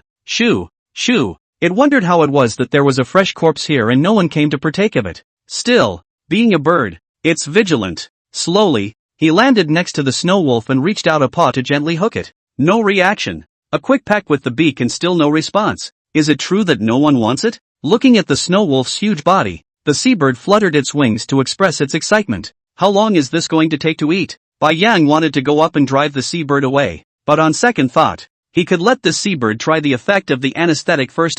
Resisting his excitement, Bai Yang lurked once again. Sure enough, after the seabird ripped a few bites out of it, its entire body began to shake, followed by a headlong fall next to the snow wolf's body. It seems to be working. Bai Yang nodded affirmatively. Now it's just a matter of waiting quietly for the crocodile. However, prehistoric giant crocodiles have not yet waited. All kinds of small animals waiting for a group. What hedgehogs, foxes, snakes. Each one was turned around next to the snow wolf's body for a long time before going to try and take a bite. Then he fell into a headlong sleep next to the snow wolf. In just under 2 hours, a patch of small animals lay next to the snow wolf's body. Asterisk asterisk. This is totally going to be a fishing expedition from now on. Bai Yang looked at the pile of small animals, and a light flashed in his eyes. I didn't realize that it had only been a short time since so many kinds of animals had appeared on this island. It's almost like a mountain forest. No, it's just that there aren't that many varieties in the average mountain forest. Puff! Just then, a sudden splash rose from the water of the swamp. Coming! Bai Yang pressed his head down once more, his eyes dead set on the swamp. The giant prehistoric crocodile waddled out of the swamp, shook the dirt off its body, and walked slowly toward the smell of blood. He could smell it. It was a fresh scent of blood, just like that day's. Is there some more prey? The wild boar he ate that day with the brown bear made him nostalgic. It's been a while since I've been that full. What's the matter with you today? Heck, heck. The prehistoric giant crocodile slowly crawled to the source of the bloody odor, and he was confused for a moment as he looked at the carcasses of small animals on the ground. What's going on here? Community warming? That's a bit too hoity-toity. Ka-ching. In one bite, he chewed a seabird in his mouth a few times and swallowed it. The crocodile seemed to be rummaging through a treasure chest, taking a bite of this one and swallowing that one. Bai Yang hid behind a rock, looking downright anxious. This crocodile is simply against him like, is the first to eat small, snow wolf carcass so fragrant. You would hurry to bite Finally, the crocodile turned his head and walked away after eating all the critters.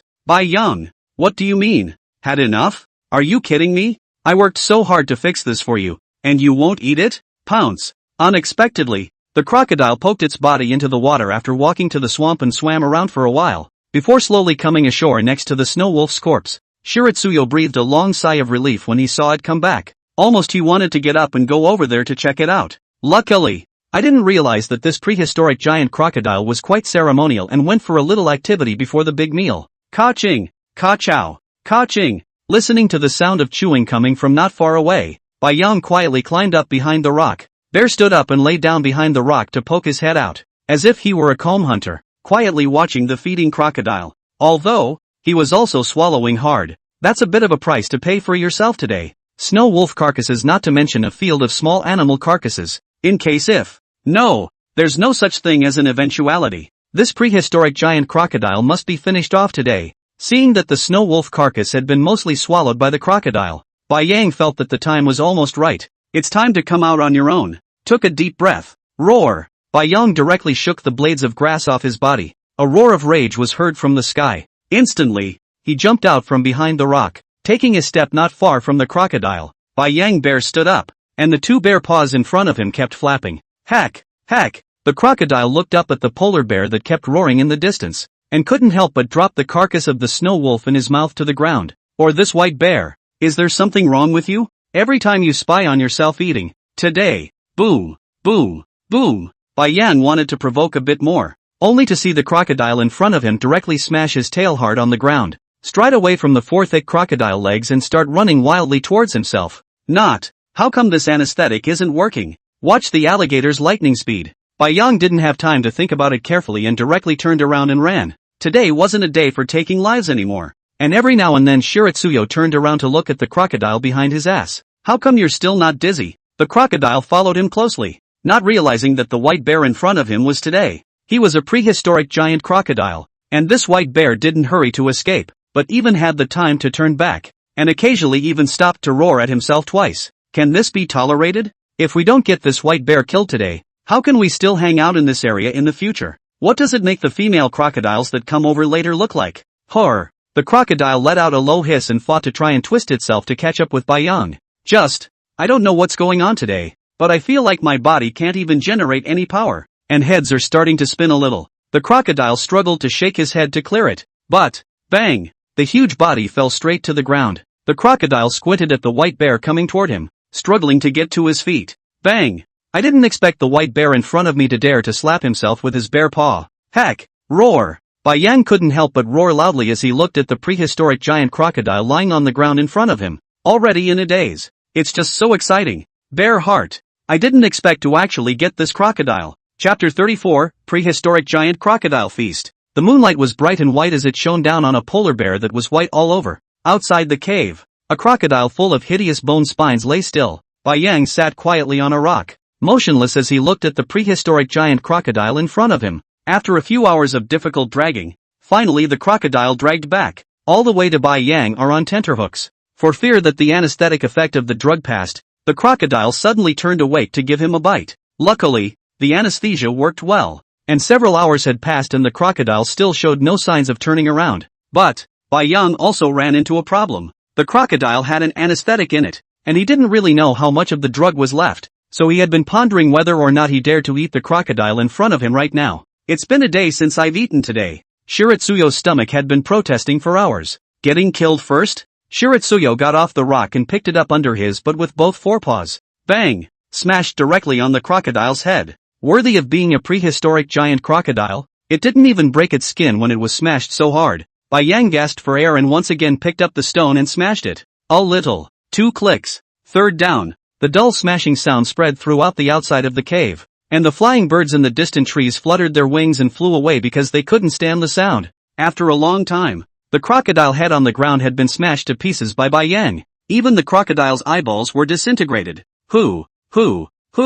Bai Yang seemed like an executioner who had just finished his execution. The snow-white chest hairs on his chest were dyed red with blood. At this moment, it was as if a bloodthirsty evil bear. That should be about right. Looking at the blood and flesh in front of him, Bai Yang swallowed hard. Goo. The stomach made a rumbling sound at this point. Can't stand it. Nearly 10 hours had passed, and even if the anesthetic was strong, there shouldn't be much left at this point. Think about it. Bai Yang lowered his head and began to tear up the crocodile in front of him. Ding! Congratulations to the host for successfully feeding on the ancient creature, the prehistoric giant crocodile, gaining 30 evolution points. Ding! Congratulations on successfully activating the return to ancient function. Currently 1 out of 100 return to ancient points. Back to the ancient point? What is this thing? Suddenly, he glanced at the name of the crocodile in front of him, prehistoric giant crocodile.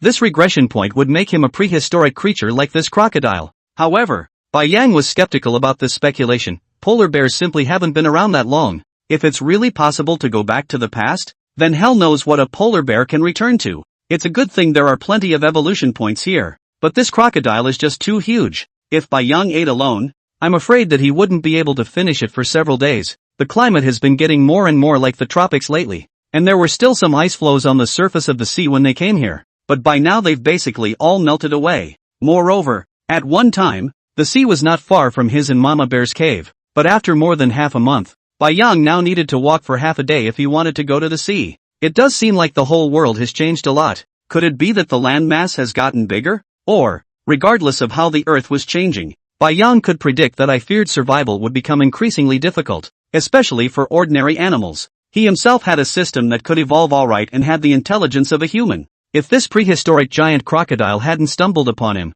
I'm afraid it would be hard to have a natural enemy here. It was simply unthinkable to imagine how on earth Mama Bear with Sister Bear would survive by then if she left her. Bai Yang thought in his head as he kept tearing the crocodile meat and swallowing it. After the first particularly large amount of evolution points, the remaining crocodile meat would essentially provide anywhere from 2 to 5 evolution points at a time, depending on the size of each bite Bai Yang swallowed. It seemed that this crocodile was perfectly capable of filling up its defense value. I just didn't know what attributes would reappear in the system's evolution once it was full. Half an hour later, Bai Yang patted his belly and slowly dragged the crocodile into the hole. The smell of blood is very strong. I am afraid that it will attract some night beasts to come. The insurance point is still to drag the crocodile back. After dragging the crocodile inside, Bai Yang dragged out his bed, a grassy nest, and quietly lay down at the mouth of the hole. Shiratsuyo felt as if he were a miser, giving up the best spots for food and sleeping outside the cave himself. Looking up at the stars in the sky, Bai Yang had a lot of thoughts for a while.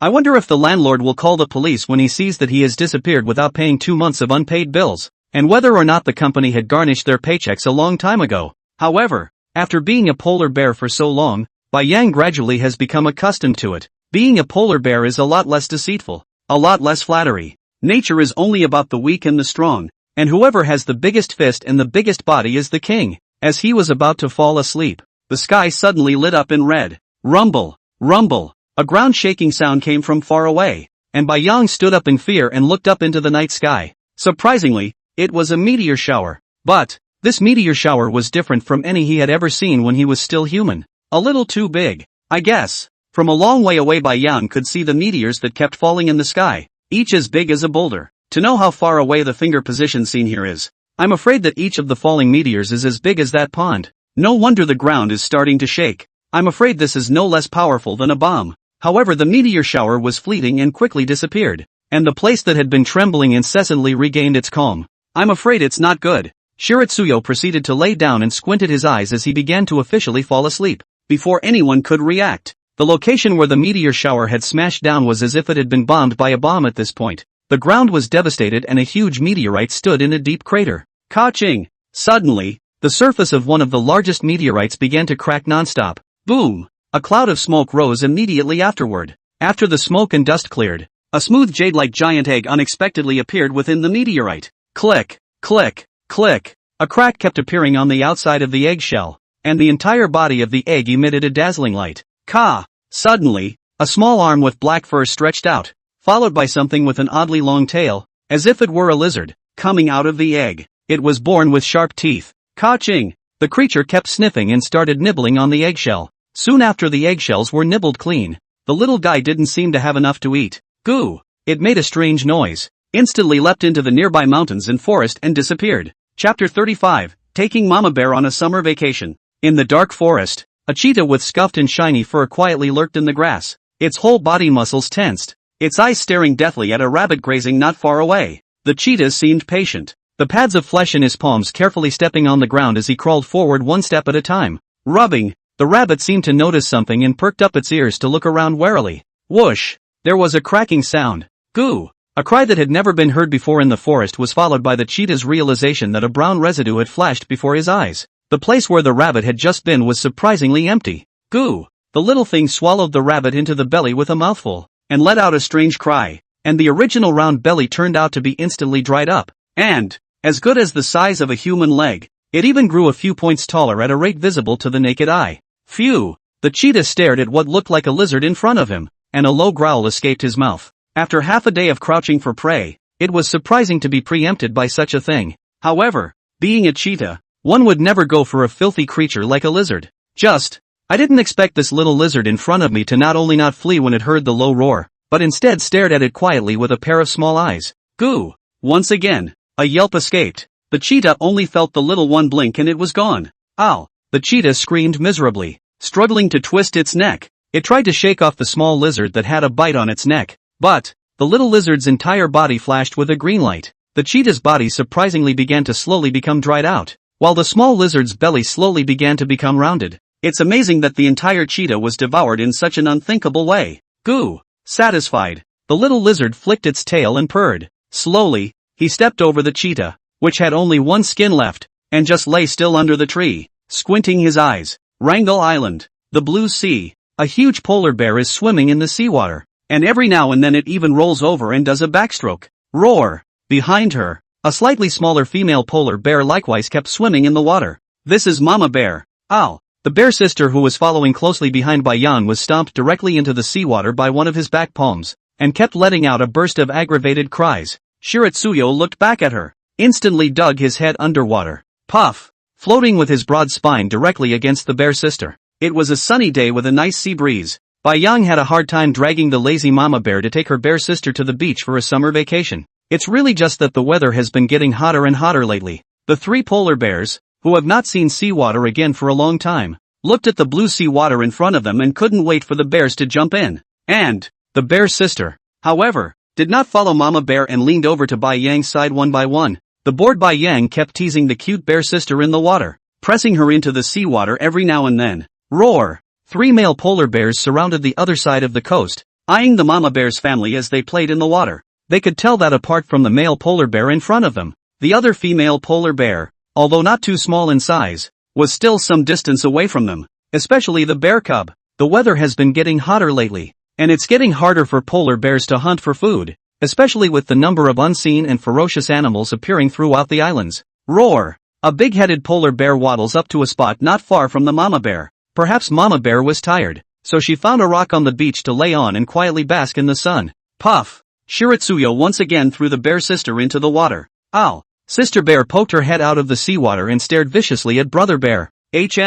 Bear is so not a thing, teasing her every time. It's only been a short time since I've played and I've thrown myself into the ocean several times. It's just so bad. Puff! Shiratsuyo slid his bear paw again, slapping up a wave that hit her in the face. It's been a long time since I've had this much fun. In his last life, he was an orphan and never had the chance to experience this kind of warmth. I didn't expect to experience all that I didn't experience in my last life after becoming a polar bear. Also, this bear girl is really fun to watch, especially now that she's small and frowning in a cute way. Roar! Just as Bai Yang was about to jack her up again, in the distance came a yelp of a mama bear. Looking back, he was on fire. Surprisingly, there were two polar bears bullying the mama bear, only to see her standing tall and hissing with her mouth constantly open. Surprisingly, blood had oozed from his shoulder. Roar! Bai Yang roared, quickly activating his berserk rage. His speed was like a flying arrow as he rushed towards the shore. Bang! A polar bear slapped his palm at Mama Bear's shoulder again, bringing up a piece of bloody fur directly.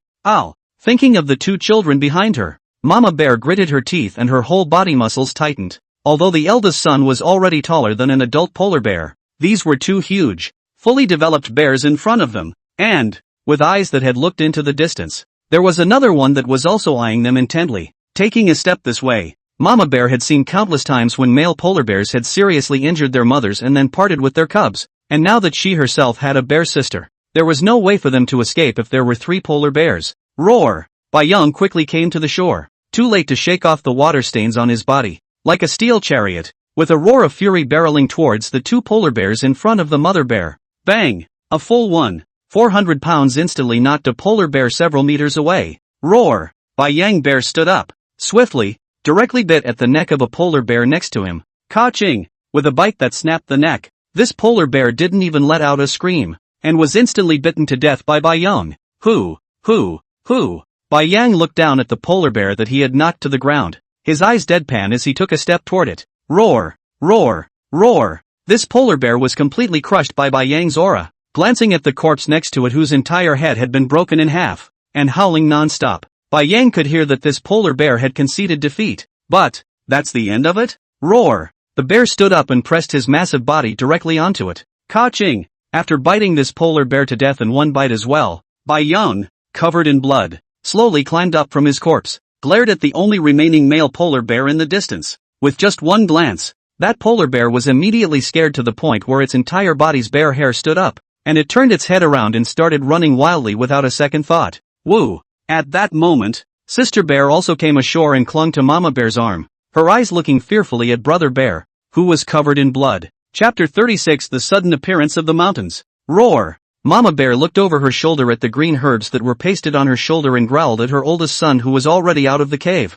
It's tempting to rip this green thing off, but Mom Bear sneaked a taste just now and it was bitter, not realizing that her bear cub could chew in her mouth for so long. Bai Yang sent Mama Bear and Sister Bear back to the cave and then went out. The giant prehistoric crocodile had been all but eaten by him, and the system was indeed upgraded, except that no new attribute panels appeared. But the good thing was that strength, speed, and endurance were all unlocked, and they could all be added again. But it's getting pitiful. Originally, it was 0. 1 evolution points could be exchanged for 1 attribute point. After the system was upgraded, it has now become 10 to 1. That means that 10 evolution points can only be exchanged for 1 attribute. This is in addition to eating mutated animals. Unusual 1 animal. Bai Yang estimates that even if he eats all of them, he may not be able to add a little attribute. Bearsun is too hard. It seems that the island must be turned around again in the last few days to see if there are any new mutated animals, or prehistoric animals appearing, or else there is no way for one to obtain a large number of evolution points again.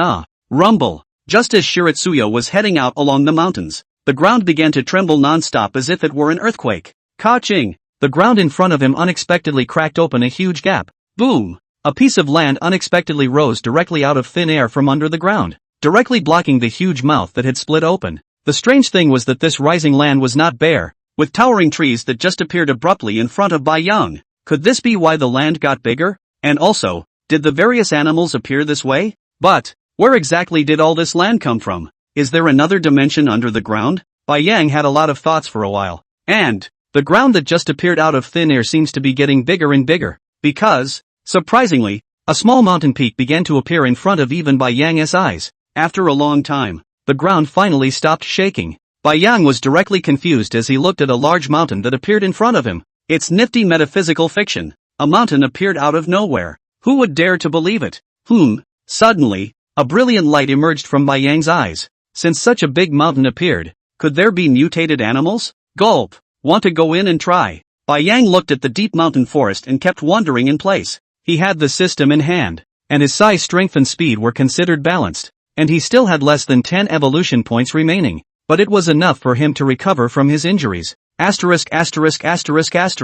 Fight! Man up and get rich. Bai Yang was ruthless, looked up at the mountains, and slowly drilled in. It was quiet within the entire mountain forest. The silence was a little eerie. Logically speaking, this mountain forest is so large and backed by a big mountain. There will definitely not be few animals. Is it possible that all that rises out of the earth is land and no animals? Bai Yang couldn't help but mutter in his heart. Roar! At that moment, a miserable beastly roar came from the front. Bai Yang was stunned. In a hurry, he rushed furiously over to where the sound came from. It was a flat meadow. However, the otherwise green and lush grass was strewn with blood, and several beast carcasses fell to the ground. Bai Yang smelled a strong odor of blood from a long distance away and cautiously stopped in his tracks. There was supposed to be fighting in the distance, but it was not clear what kind of animals were actually there. Bai Yang sniffed the scent of blood while cautiously feeling his way towards the source of the sound. Wide bare paws gently tread on the soft earth beneath his feet. Ow! At that moment, there was another scream. Bai Yang took a deep breath,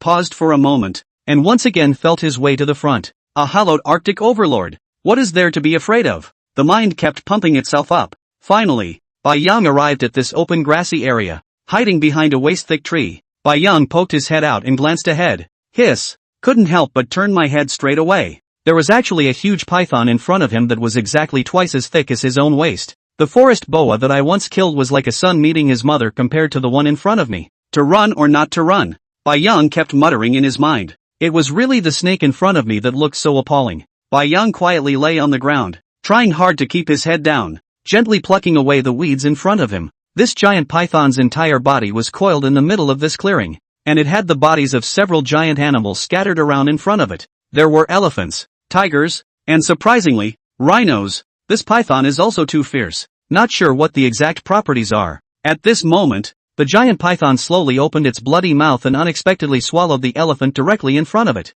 He was seen bulging high from the neck, and the elephant carcass slid all the way down the python's body to the belly. Bai Yang stared wide-eyed at the python's high belly. The elephant was half his size, and the python in front of him swallowed it whole without even having to tear into it. Seeing this, Bai Yang understood. This guy wasn't one that could be messed with at his own quantum level, and simply didn't even have a 10% chance of winning. But, Bai Yang was still curious about the name and attributes of this giant python and couldn't help but use his system to check it out. Name, Prehistoric Titan Python. Power, Speed, Endurance, Skill, Titan Strangulation. Looking at this prehistoric Titan python whose attributes were all question marks in his head, Bai Yang swallowed hard. Is this because the gap is too big? Surprisingly, I can't even see the properties anymore. This was the first time he had encountered it, but it was good to see the skills of this prehistoric Titan python. Phew! Bai Yang carefully puffed out a breath, exerted force on his forepaws, and twisted his fat body to keep moving backward. This thing can't be messed with.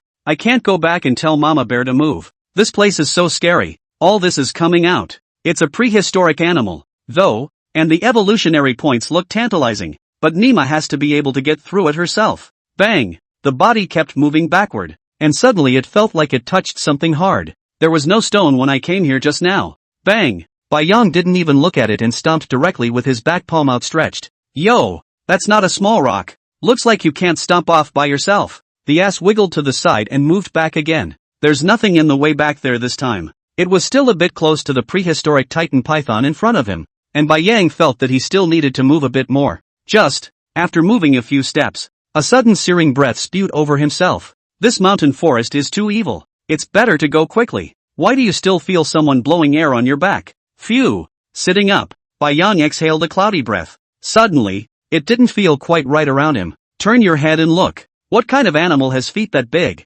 Chapter 37, Prehistoric Creature Wars. Roar! A loud roar directly shook Bai Yang's ears. The beast-like creature in front of him was literally going to scare the piss out of Bai Yang. This monster had a huge crocodile mouth, was huge, not inferior to the prehistoric Titan python over there, and had two short claws on its chest, and behind it a crocodile tail full of hideous bone spikes kept sweeping on the ground. What the hell kind of animal is this? The one in front of him seemed to be a combination of a crocodile and a dinosaur, and just by roaring up to the sky, he shook the leaves of the trees next to him and dropped them downwards. Shiratsuyo exploded all over his bare fur and carefully crawled over to the side. It seemed that the giant beast in front of him wasn't very interested in him and didn't attack Bai Yang at the first opportunity. After struggling to crawl a few steps, roar! The huge beast in front of him roared once again, and white mist kept spewing out from its nostrils. The large paws seemed to begin to slowly exert themselves. Hiss! Hiss! At that moment, the same sound of a snake ladder came from the distance. Bai Yang didn't dare to make a sound in the atmosphere, which would be understood. It was no wonder that this giant beast didn't attack itself. Dare I say that its prey was the prehistoric Titan python in front of it. Bai Yang quickly climbed up and rolled and ran towards the distance behind a large sky-high tree. I hate that I have 8 legs now. The truth was that the two creatures in front of him were so powerful that either one could easily kill him. Can't afford to mess with it. Can't afford to mess with it. Bai Yang, who was leaning against the back of a tree, quietly poked his head out, and at that moment, both behemoths were quietly staying in place, staring at each other. Bai Yang used his system to stare at the animal that looked like both a crocodile and a dinosaur. Name, Prehistoric Boar Crocodile. Power, Speed, Endurance, Skill, Swift Shadow Tear. Sure enough, The attributes were still all question marks. Boom! Just then, the two behemoths finally began to move. Like thunder, the Titan python raised its snake head high, opened its bloody mouth, and the snake's letter in its mouth kept hooking up, biting at the boar crocodile with a whistling sound. Roar! The boar crocodile in front of it let out a deafening roar,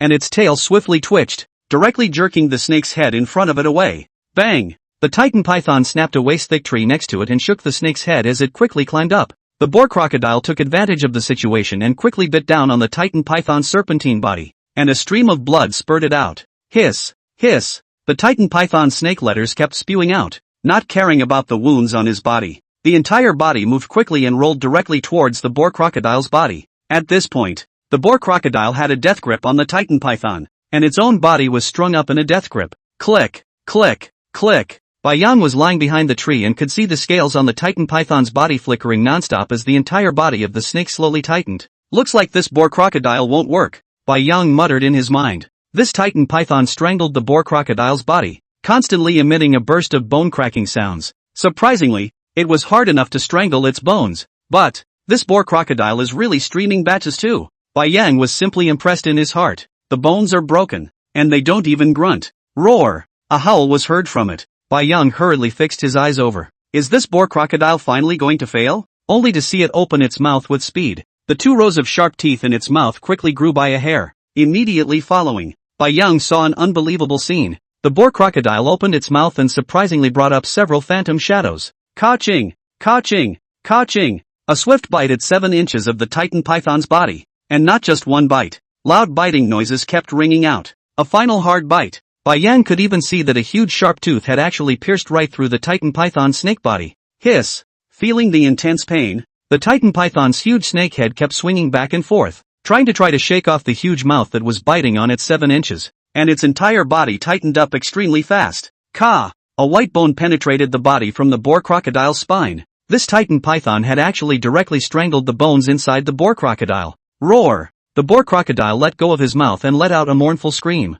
A tail kept smashing the ground. Boom! The twitching giant tail directly swept off a large tree next to it. Boom! Looking at the giant tree that was falling straight towards him, Bai Yang simply daydreamed. Did I mess with you guys? It's not just a spectacle. Maybe you're both dead. Ha! Shiratsuyo instantly made a bear pounce. Bang! It landed heavily on the ground. As if a nimble fat man, Bai Yang rolled on the ground and hid behind a nearby tree once again. At that moment, looking at the 2 prehistoric beasts that were still constantly entangled in the distance, Bai Yang's eyes grew hotter and hotter. He couldn't beat any of them. That's true. But, just now focusing on watching the fun, did not even think about it. They can wait for them to be defeated to go up to pick up the advantage.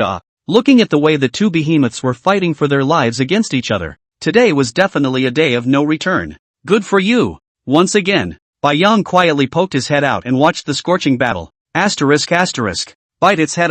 You grow so big, crocodile mouth, eat vegetarian. Quickly. Twist harder. Harder. Cheer up. It's almost time to hang. Titan python, you can't drop the ball. Bai Yang at this time as if transformed into a crazy fan watching soccer. Although the mouth cannot make a roar, but in no way affects him in the heart-roaring shout. If he was given a red flag right now, he'd even want to walk up next to the 2 behemoths and wave it. Roar. Bang. The boar crocodile once again let out a miserable cry, its entire body exploding into a cloud of blood mist, its thick and heavy tail hanging down helplessly. His body was actually strangled alive by the Titan python, and all sorts of thick intestines and blood flowed out. A strong smell of blood filled the entire vicinity of the clearing. Now Bai Yang was confused. Nima, that doesn't work? The thing is, the Titan python doesn't feel like it's dying yet, though a huge crack had been bitten out of the 7-inch position, and even a piece of flesh and blood had been torn off by the boar crocodile. But the Titan python is indeed still operational, slowly loosening the snake's body that was coiled around the boar crocodile. Bai Yang could see that it kept gasping for air, and the black snake letter seemed to have lost its vigor at this point, drooping outside of its mouth. It's over. Bai Yang reluctantly glanced at the Titan python and reached out his bare paw to gently pat his heart. Dare you to go out and do it? No way. This python estimates that one bite of Bai Yang and you'll have to account for it. Hole. What are you afraid of? It can be fixed. No. Think about Mama Bear. Just in case if. Bai Yang was at war with heaven and man within his heart at this time. A man is a man who can give and take. Shiratsuyo was giving up. Roar. Surprisingly, another boar crocodile roar came from over there. Chapter 38, The Great Meal. Ka-ching. Bai Yang turned his head, only to see that the boar crocodile's mouth was biting straight down on the Titan python's head, its sharp giant teeth directly piercing the snake's eyes. Hiss! The Titan python kept struggling, and the entire body of the snake began to flop, once again tightly curling around the boar crocodile's torso. Boom! With that, the two prehistoric creatures fell to the ground in a deadly tangle with a rumble. Dead? Bai Yang poked out his bare brain, his eyes staring silently at them as they fell to the ground. Carefully, he burrowed out from behind the tree. Bai Yang didn't even dare to gasp aloud as he lowered his head and crawled towards them step by step. At this moment, the grass of the great battle had been dyed red with blood, and the strong smell of blood kept hitting Bai Yang's brain. Goo! The stomach suddenly made a noise. Bai Yang immediately stopped where he was and nervously looked at the two corpses in front of him. I can't believe it's really dead. Sticking out his tongue and licking his nose, Bai Yang took a step in front of them. Bang! Reaching out with his bare paw, he patted the Titan python's serpentine body. The boar crocodile was definitely dead through and through, the entire body's internal organs flowing out all over the place. Even Bai Yang could see a large heart poking through the bones. The one thing to watch out for is this Titan python, in case if it doesn't die. However, after slapping a bear's paw on this Titan python, Bai Yang quickly backed up and quietly waited to see if it would get up. After a long wait, the Titan python didn't make a single rattle. Looks like it's really dead. Gulp! Bai Yang swallowed and took a few steps forward, looking at the huge wound on the Titan python's body. Ka-ching! One bite. Ding! Congratulations to the host for successfully feeding on the prehistoric Titan python. Plus 120 evolution points. Ding! Congratulations to the host for successfully feeding on the prehistoric creature Titan python.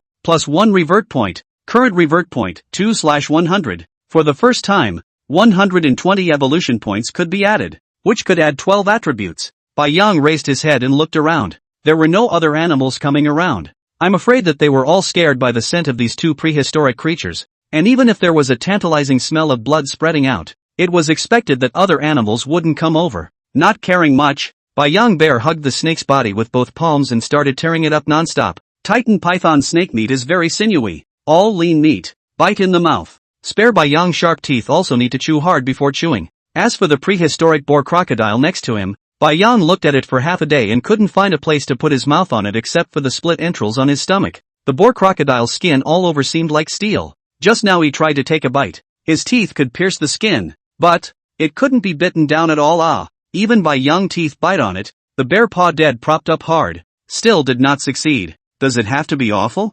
Looking at the pile of blood and flesh that was spread out, indistinguishable from intestines and organs, Bai Yang inwardly resisted a little. Even he thought he was being a bit melodramatic. That's what it is. This is a rare prehistoric creature that would be impossible to eat at this stage of the game if you were to hunt it on your own. Don't say eat it. It's lucky if you don't get eaten if you run into it. Thinking of this, Bai Yang was ruthless. Bringing the bear's head over, he bit into the blood and flesh that flowed out of the boar crocodile's belly, and with a mighty tug, swallowed it straight down. Ding! Congratulations to the host for successfully feeding on the prehistoric boar crocodile. Plus 120 evolution points. Ding! Congratulations to the host for successfully feeding on the prehistoric creature boar crocodile. Plus 1 revert point. Current revert point, 3/100. After stuffing 2 mouthfuls hard, Bai Yang turned his head to gnaw on the python. It was really that the boar crocodile's meat was too hard to eat. Hard even if it was. And there was also an indescribable flavor. After just 2 mouthfuls of swallowing,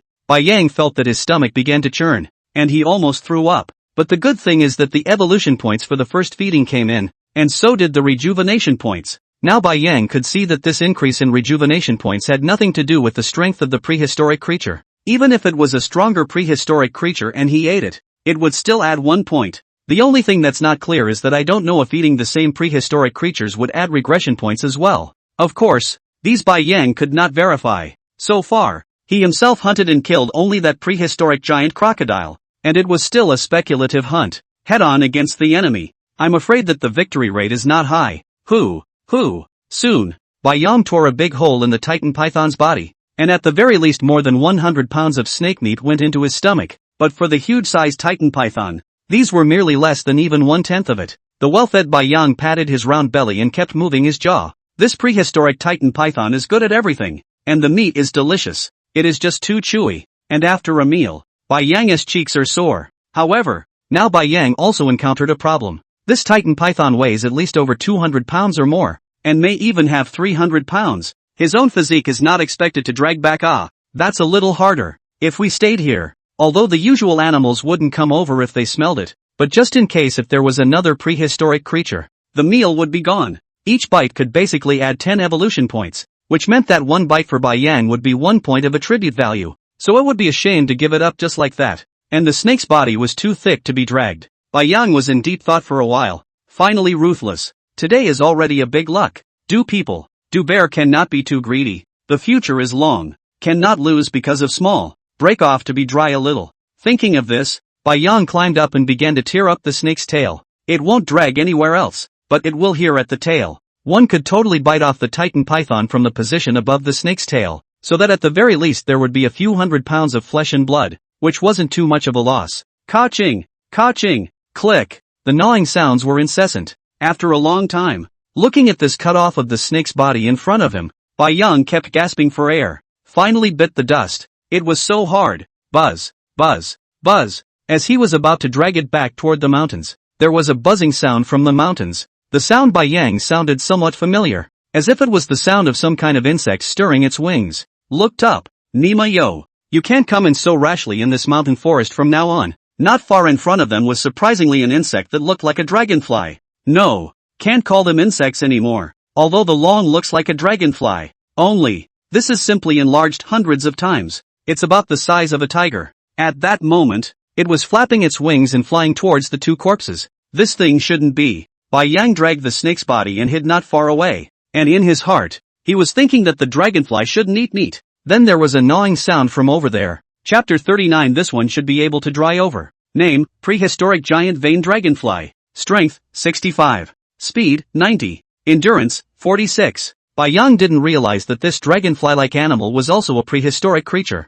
Looks like there's a lot of prehistoric animals in this mountain forest, and all of them are ones you've never even heard of. But, Bai Yang looked at the dragonfly and his heart was quite hot. This dragonfly looks at the attributes as also average, mainly because the system needs to be too difficult to get the return points. A prehistoric creature only adds a little, now that it's been delivered to your door. Moreover, looking at the appearance of this dragonfly, it seemed that it wasn't afraid of other animals, and it clearly saw itself, but it didn't have the slightest intention of running away. Who are you looking down on? Bai Yang is now at least one of the polar bears, although he cannot do other prehistoric animals, but it should not be difficult to kill a dragonfly. Think about it. Bang! Throwing the tail of the snake in his mouth to the ground, Bai Yang just grinned broadly and rushed out from behind the tree, running towards the giant vein dragonfly that was feeding. The giant vein dragonfly sensed a white figure in the distance running wildly toward it, but also just looked up and ignored it. This made Bai Yang indignant. I can't believe he's just ignoring him. It's just a dragonfly. You're still a dragonfly even if you're big. Don't you follow the laws of nature at all? It's an abomination. Roar! Bai Yang growled at it and the bear stood up. Buzz, buzz, buzz. The giant vein dragonfly has finally made a move. However, in the next second, Bai Yang was enraged. The dragonfly actually looked at him before flapping its wings and changing places, then ate again. This disregarded attitude directly made Bai Yang furious. Roar! With a roar, he charged the dragonfly. Bang! A bear paw directly slapped it down from midair, and Bai Yang ruthlessly stepped on its transparent wings, opened his bear's mouth, and ripped its neck off in one bite. A jet of dark green juice sprayed Bai Yang's face, and he stuck out his tongue to lick it. So bitter. The dragonfly is strangely awesome. Though, this will calm down. Bai Yang looked at the dragonfly corpse. A bad thought lingered in his heart. This dragonfly's reaction is so weird. According to reason, no matter what animal, as long as the danger will run around, this giant vein dragonfly is good. Not only do not run, and even struggling are not struggling. Bai Yang easily will it a fatal blow. Forget it. Think so much for nothing. Let's see how many evolution points this dragonfly can give. Carefully tearing off a piece of dragonfly meat, Bai Yang swallowed it. Ding! Congratulations to the host for successfully feeding on the prehistoric giant vein dragonfly. Plus 20 evolution points. Ding! Congratulations to the host for successfully feeding on the prehistoric creature giant vein dragonfly. Plus 1 reward points. Currently 4 out of 100 reward points. It seemed that this dragonfly wasn't as powerful as the prehistoric giant crocodile, and the evolution points were only 20 for the first time, but the revert points were already 4. Looking at the body on the ground, Bai Yang shook his head. Forget it. This dragonfly meat is awful to eat. The blood is green. No appetite at all. With that in mind, Bai Yang turned his head towards the dropped snake body. Buzz, buzz, buzz, buzz, buzz, buzz, Buzz, buzz, buzz. At that moment, another sound identical to this dragonfly flapping its wings came from the distance. Shiroyo jerked back. Surprisingly, there were also giant vein dragonflies, so it was a good time to experiment on your own to see if eating the same creatures would increase your rejuvenation points. Immediately afterward, a slightly larger giant vein dragonfly flew out of the mountains and landed on the Titan Python's head. Bai Yang looked at him and took a deep breath. His whole body muscles tensed, ready to rush over. Roar! A low growl. Bai Yang seemed like a sharpened arrow on a string, instantly running out furiously with a whistling sound. Asterisk asterisk. After running out a few steps, bang! Bai Yang directly rolled on the ground and slumped to the ground. Because the mountain forest in front of him suddenly lit up with a big green eye, followed by densely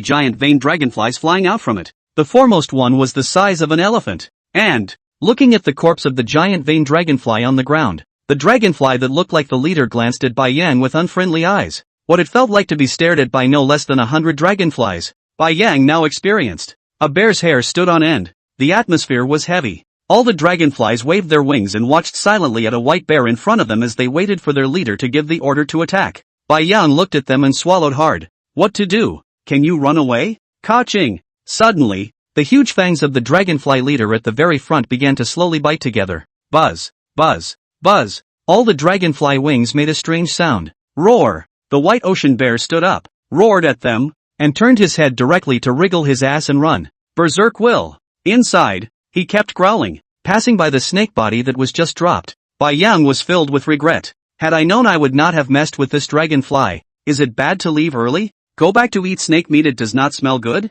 Looking back at the prehistoric giant vein dragonflies following densely behind him, he exerted all his strength and kept running wildly along the way he came. Phew! A bear pounce jumped out of the mountains and onto the road from which he had come, and Shiritsuyo caught his breath and looked back. This shouldn't be able to come after us again. However, only to see the dragonflies still swarming behind him rushing towards him. Bai Yang exhaled a mouthful of turbid air, exerted his four palms, and once again dashed forward furiously. I didn't realize that these dragonflies wouldn't give up even after chasing them out. What a grudge! I just killed one of them. That's all. Bai Yang wanted to cry. Looking back at the swarm of dragonflies from time to time, Shiritsuyo fought his way to the beach. This group of giant vein dragonflies is not too fast, probably because the body is too large, barely able to maintain the same speed as Bai Yang, although Bai Yang is not in danger for the time being. But these dragonflies are just too vindictive. A look of immortality. Shiritsuyo ran along wondering how he could get rid of the swarm of dragonflies. In the end there was no choice but to run towards the sea.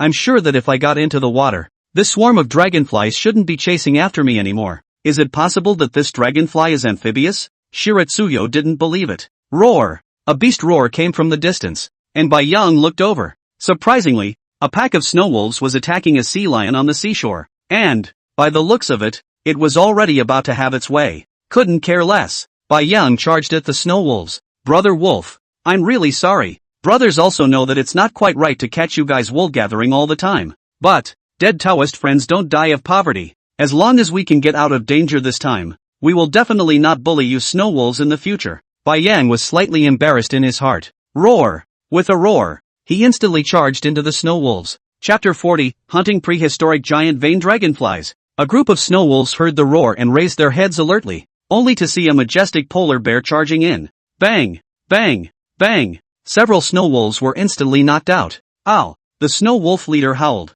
and all of a sudden the snow wolf pack rallied, letting out low growls, their eyes cold-bloodedly looking at the polar bear that was still charging forward. Puff! I thought the polar bear was coming to grab food, but I didn't expect it to jump directly into the seawater. This made the snow wolf leader wonder. Since when are polar bears so nice? Is there something wrong with this one? Ka-ching! Suddenly, Snow Wolf felt a pain in his back, and before he could make a sound, he was dead. Bai Yang jumped into the seawater and poked his head out to look at the giant vein dragonfly on the shore. Only a swarm of dragonflies flew by, and all the snow wolves were instantly killed. Ka-ching! Ka-ching! Ka-ching! Morose chewing sounds kept coming, and in just less than a minute, all the snow wolves were gnawed down to nothing. Asterisk asterisk. Bai Yang's heart tightened and he hurriedly swam over to the distance. This swarm of giant vein dragonflies is just too ferocious. It's not a dragonfly. It's like a locust. Buzz. The sound of wings vibrating again came from behind them. This swarm of dragonflies actually chased them to the surface.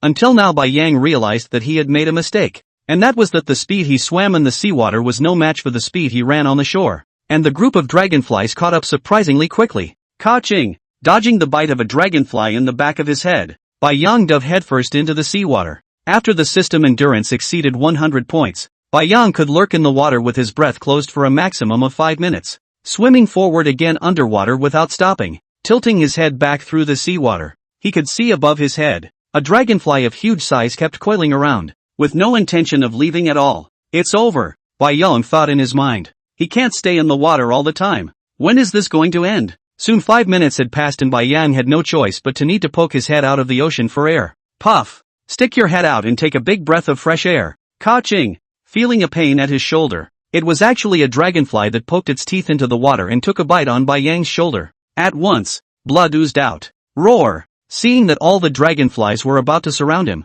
Bai Yang roared. A bite of the dragonfly's wing ripped and yanked it into the ocean water. System repair. Immediately letting the system repair the wounds, Bai Yang's bare paw kept slapping on the dragonfly's pair of huge eyes. I did not expect that the dragonfly whose wings were stained with water did not have the ability to resist at all, but just struggled to probe out of the water. Bai Yang dead dragged it to the depths of the swim. Soon, after a few minutes, the giant vein dragonfly's non-stop struggling body slowly stopped. Bai Yang glanced sideways, only to see that the dragonfly in front of him was dead. Just kill it? Bai Yang was stunned in his heart. However, in seawater although Bai Yang can tear out the dragonfly's flesh and blood, but it is simply not possible to swallow it, so it is not possible to experiment with whether or not it can be added back to the ancient point. But, after killing a dragonfly underwater, Bai Yang's inner bloodlust was aroused. Since the giant vein dragonflies weren't leaving at all, he himself would be here to drag them all to death. Anyway, the several hundred evolution points that he had just fed on hadn't been used yet,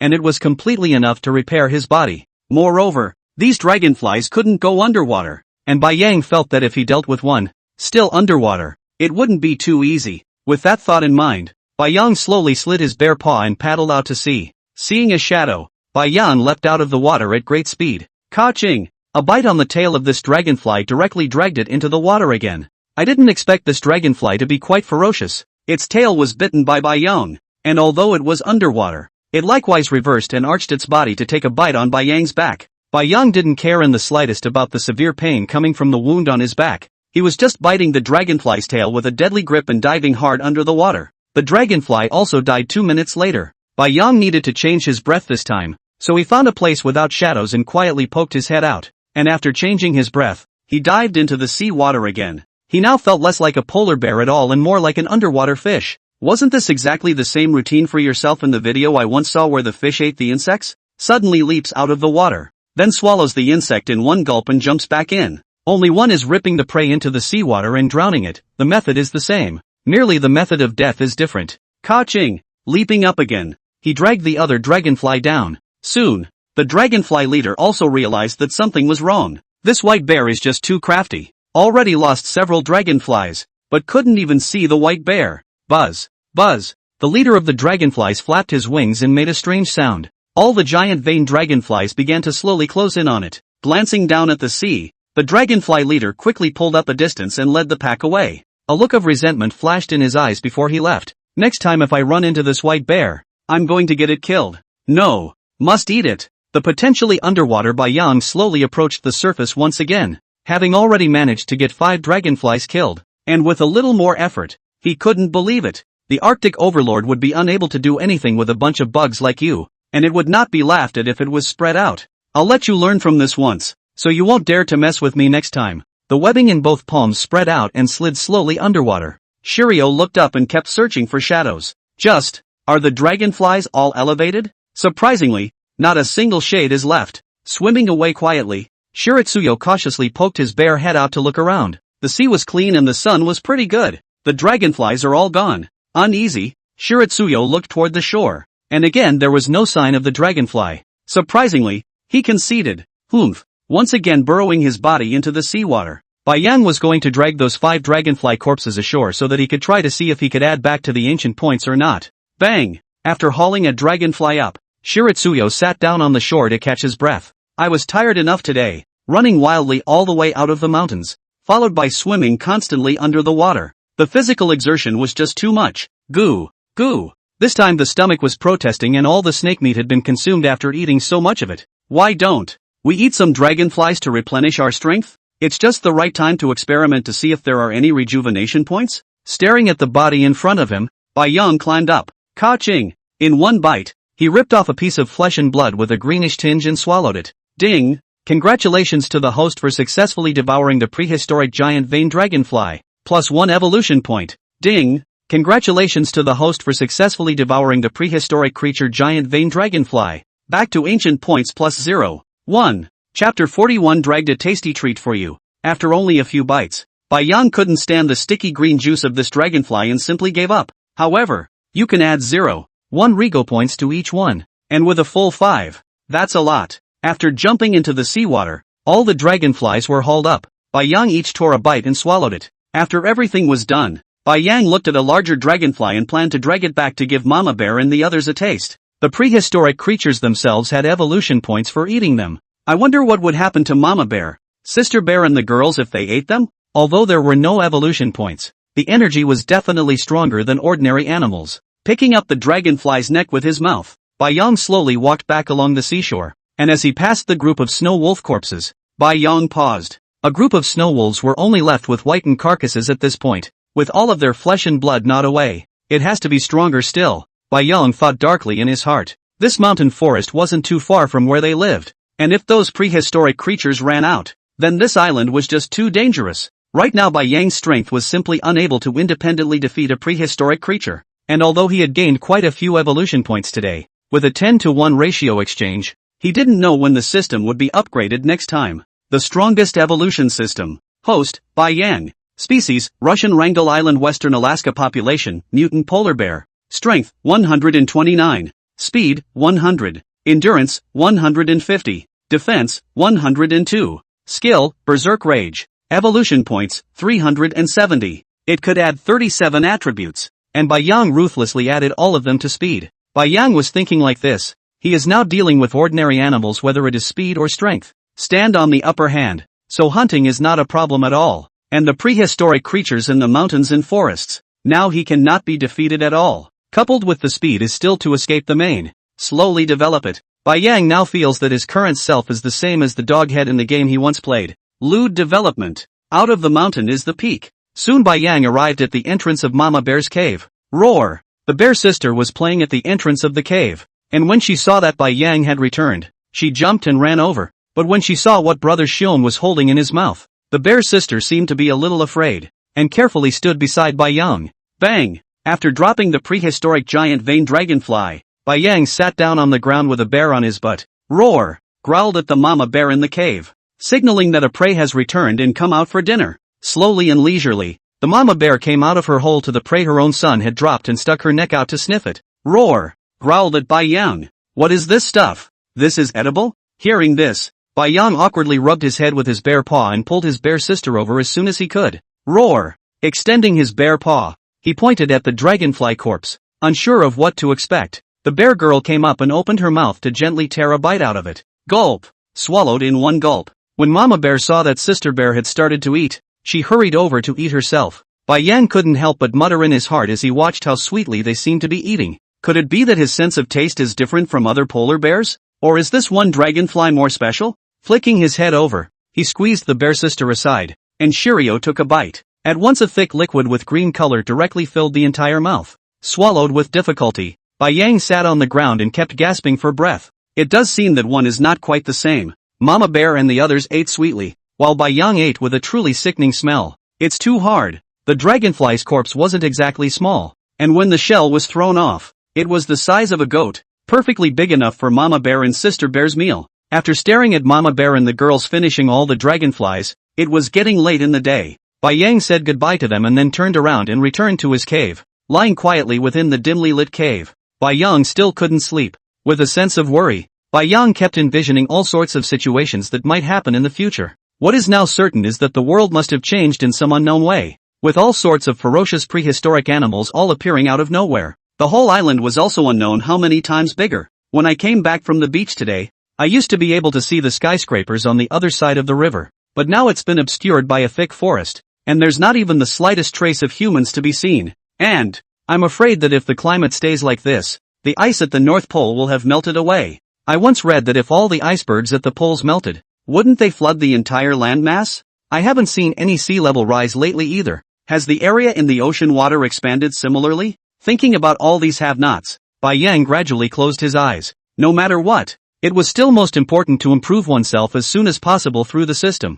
No matter if one encountered prehistoric monsters or humans, as long as one was strong enough to protect Mama Bear and the girls intact. A small city on the western coast of Rice. Rumble. A towering building collapsed. The ground was a mess, and all kinds of broken limbs and debris were scattered everywhere on both sides of the road. A car tumbled across the center of the road as if it had been flattened with the palm of a foot. Boom! A red Ford SUV went straight up into the sky with a whistling sound, instantly smashing into a helicopter and blowing up. Roar! A roar that resounded through the heavens and earth came from afar. Immediately afterward another car flew up and crashed to the ground, the man inside long dead, with all sorts of red and white entrails pasted all over the windows. Knock! Knock! Knock! It was as if the ground began to shake. A huge foot appeared on the road, instantly stomping the road into pieces, only to see a giant chimpanzee with pitch black fur and the height of a 20-story building slowly walk out. The face was fierce, fangs bared. Boom! After smashing the building next to him down again with a single punch, the chimpanzee bent down and picked up a small car from the ground and instantly threw it up into the air,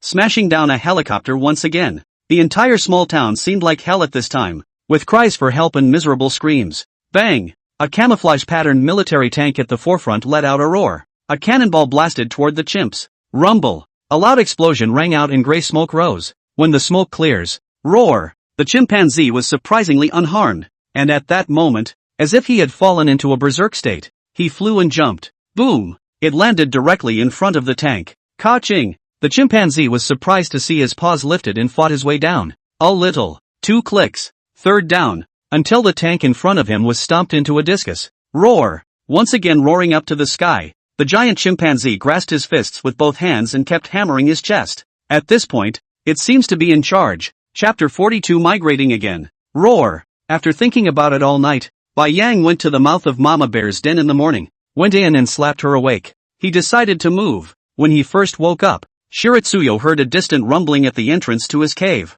Look up and almost die of fright. Although he was far away, Bai Yang's system-evolved eyesight could vaguely see that the hideous head, which was even higher than the top of the tree, was none other than the head of a dinosaur. Surprisingly, the dinosaurs all showed up as well. Bai Yang's heart couldn't help but sink. After pulling Mama Bear and the girls out, Bai Yang kept expressing herself. It's so hard to express myself clearly. I didn't think Mama Bear would agree, but I didn't think she would agree straight away without saying a word. It saves a lot of hassle. It's not too late. Bai Yang always felt that staying on this island for one more minute would be one more minute of danger. The prehistoric monsters in that mountain forest will surely rush out, and by then there will probably be less than 1 in 10 animals left on this island. But where exactly they were going to migrate to, Bai Yang hadn't figured out yet. It was probably impossible to go back to the ice field that had once been there, and it was only possible to find a relatively safe place. Taking the water route is the best, and so far we haven't seen any mutated animals in the water, except for great white sharks.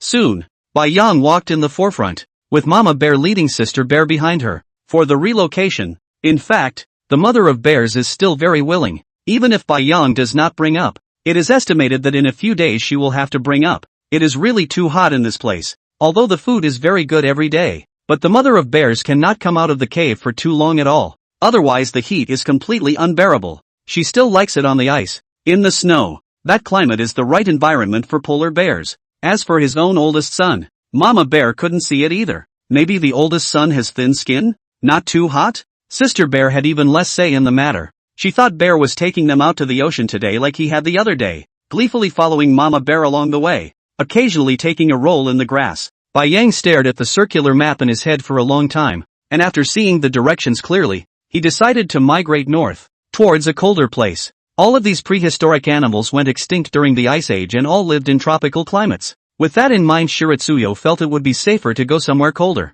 He couldn't believe that the entire planet had turned into a tropical climate, and if that was true, then the North Pole should be safer than this place as well. After coming to the beach, Bai Yang jumped into the water first and looked back at Mama Bear. Mama Bear pushed Sister Bear down before getting in the water herself. Bai Yang led the way. After swimming out for some distance, he looked back at the island. They had been living here for 2 whole months, and at this time to leave this place, Bai Yang's heart was still a little reluctant to part with it. After all, This place had been mapped out pretty well by Yang except for the newly sprung mountains. But everything is about survival. There is a life. There is a future. Yang adjusted his direction from time to time, and could see through the map that as long as he swam through this sea, the opposite side would be the Arctic inland. Have to admire the system's power. This system is surprisingly as the land keeps getting bigger. It also keeps changing. Just like the mountains and forests that popped up only yesterday. Today the map above the whole island will show a mountain forest. It's really awesome. Roar! Afraid of the bear sister's physical strength, Yang settled it on his back. And the bear sister seemed to like this position. Yang's body is very wide. After these 2 months of growth, although it is not as swift as the original, but Yang also grew from 2.5 meters to about 2.8 meters. The body is even more wide and thick. Even though the bear sister had grown up quite a bit as well, at this point on Yang's back, she didn't have to worry in the slightest about falling off. Roar! Roar! The bear girl sat on Yang's back, looking excited. Every now and then, he opens his mouth and roars. Yang glanced sideways at the bear sister on her back and her eyes rolled. Puff! Straight into the water. The bear sister who was screaming happily fell into the seawater coldly, and the bear's paw kept fluttering, and it was hard for her to stabilize her body. Roar! Turning his head, he hissed at Bear, who had burrowed out of the water next to him. Yang looked at its budding bear head and tightly furrowed brow, and couldn't help but burst out laughing in his heart. Polar bears are still the best when you're a kid. Simply adorable to the extreme completely comparable to the land pandas, and even more adorable than pandas sometimes. Put! The mouthful of seawater in his mouth spat directly in the bear sister's face, and Shiritsuyo probed and burrowed down again, holding the bear sister up by her spine. Roar! Bang! Bang! The bear sister sat on Yang's back and kept scratching him with her claws to show her exasperation.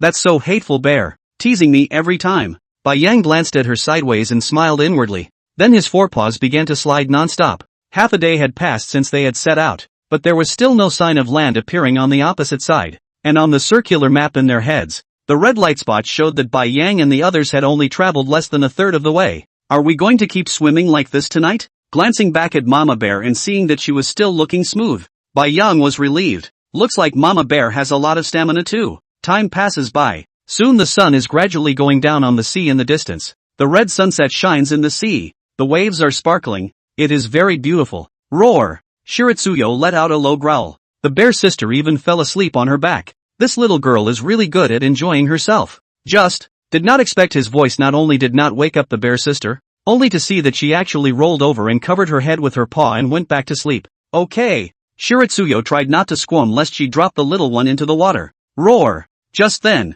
Mama Bear growled and looked ahead. Yang glanced back at her, and following her gaze, an island unexpectedly appeared in the distance. That's not true. Yang looked at the circular map in his head. The map is still a sea ahead. There is no island. Did it just show up today? Either way, no need to spend the night in the ocean tonight. On the map at this time Yang they have already swum almost to half the distance. Rest for a night on the island. And tomorrow they should be able to arrive at their destination in time for darkness. As the saying goes, look to the hills. Although Yang looked quite close to the island, it was more than an hour later when I actually swam to the shore. Bang! Throwing the bear sister on the ground, Yang began to survey the island. Rows of coconut trees neatly grew not far from the shore. The entire island was lush with trees. Although it was not big, the environment was particularly beautiful. Roar! Giving Mama Bear a quick hello, Shiritsuyo headed for the coconut tree. Chapter 43, What kind of egg is this? Bang! The white ocean bear stood up and kept slapping the coconut tree in front of him with his forepaws. The bear sister followed suit and stood up too, and kept scratching at the tree with her claws. Only her claws were too small. The tree in front of Bear kept shaking with each shot, and one coconut kept falling from the tree. Roar! The bear sister growled and looked at the coconut tree in front of her, and likewise the bear stood up and followed Yang's example, slapping her palms on the tree ceaselessly. After a long shot, I looked down and was surprised that none of the coconuts had fallen. Ow! Yang listened to the bear sister let out a depressing wail. Using his bare paw, he rattled a coconut in front of her. Ka-ching! Slapping a coconut to pieces and sticking his tongue out to lick the juice. That was delicious. Seeing a hint of enjoyment on Yang's face, the bear sister similarly stuck out her tongue and licked it. At once a pair of large bear eyes narrowed. It's so good. Lower your head again and stick out your tongue. Roar! The bear sister looked at her big brother angrily.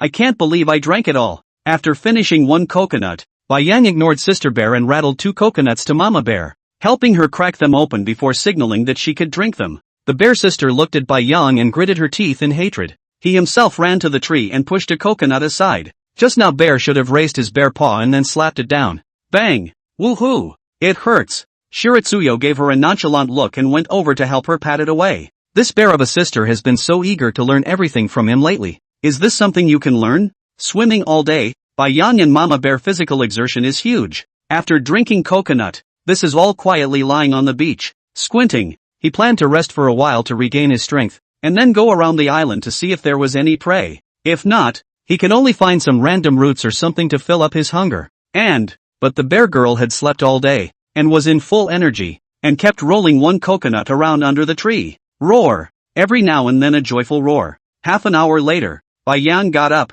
glanced at Bear Sister, who was still rolling coconuts in the distance, and slowly walked toward her. By now, it was already dark. There was no telling what animals might actually be on this island, and the bear girl was a little too far away from the mama bear, and Bai Yang had to drag her next to her before she went out to hunt. Roar! Yelling at her, the bear sister who was having fun froze in place and looked at Bai Yang accusingly. Yell at me again. Bears are the worst. Shiroyo went over and picked up the bear girl ready to throw her to Mama Bear. Suddenly, her eyes swept over the coconuts that Sister Bear had just pushed around. What kind of coconut is this? It was clearly a giant egg of some unknown creature that looked exactly the size of a coconut. What kind of creature could such a large egg belong to? Bai Yang dropped the bear sister on the ground and pawed the giant egg over with his paw. Roar! Growling down at the bear sister. Meaning, where did you find this? The bear girl flashed her big eyes and froze as she looked at the giant egg on the ground. Suddenly remembering. Roar! With a growl, he wiggled his butt and ran toward the sand pit next to the coconut tree. Bai Yang was close behind. Soon, the two came to a sand pit. Only dozens of these giant eggs were neatly placed throughout the sand pit. Asterisk, that's a lot of eggs in one nest? Bai Yang quietly stared at the giant egg and studied it for a long time. But he couldn't tell what kind of animal's egg it could be. About the size of a coconut. I'm afraid the creature is not small. No, we can't let Mama Bear and Sister Bear stay next to the dome. The dome is here and the creature is sure to come back. But, looking at the eggs, a bold idea flashed through Bai Yang's mind. Looked at it with the system. Any attributes are not visible. It seems that the premise for the system to give information must be an animal with flesh and blood. Like this is still in the form of an egg. The system can't give detailed information. Roar! Bai Yang growled and jumped inside the sand pit, tossing up an egg cradled in his bare paw. The shell of this giant egg is so thick that you don't even have to worry about breaking it. After throwing up one more, Bai Yang climbed up as well, laying an egg in front of Sister Bear. He gestured for her to push it. Roar!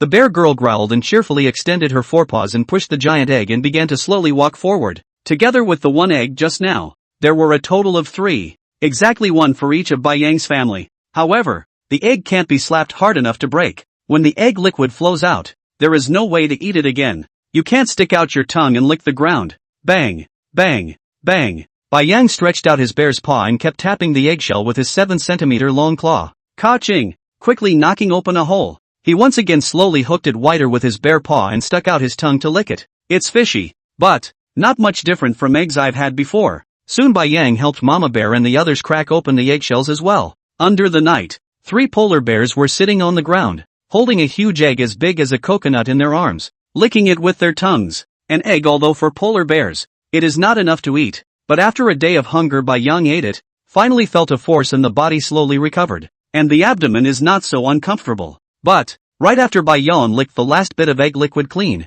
the system alert sounded. Ding! Congratulations to the host for successfully devouring the giant sea turtle egg, plus 10 evolution points. Giant sea turtle eggs? This egg is a sea turtle's egg? I'm afraid a turtle that can lay such a large egg shouldn't be any smaller than myself, right? However, Bai Yang is not the least bit afraid of that kind of slow-moving animal. It's a struggle to climb, let alone fight. Totally fearless. Okay? One egg adds 10 attribute points. As much as Bai Yang wanted to eat the other few eggs as well, the polar bear's digestive system didn't allow it. The most important daily food intake for polar bears is fat. As for this, protein can be eaten, but not too much. There is a high chance of diarrhea if you eat too much. That's why Mama Bear, though she was hungry at the time, preferred to eat roots and supplements rather than a lot of bird eggs at once. Led Mama Bear and the others away from the giant sea turtle nest and slowly make their way to the other side to roost. Goo goo. Feeling his stomach quickly digesting the turtle eggs he had just eaten, he began to growl incessantly again. Bai Yang climbed up and looked at the darkened island woods.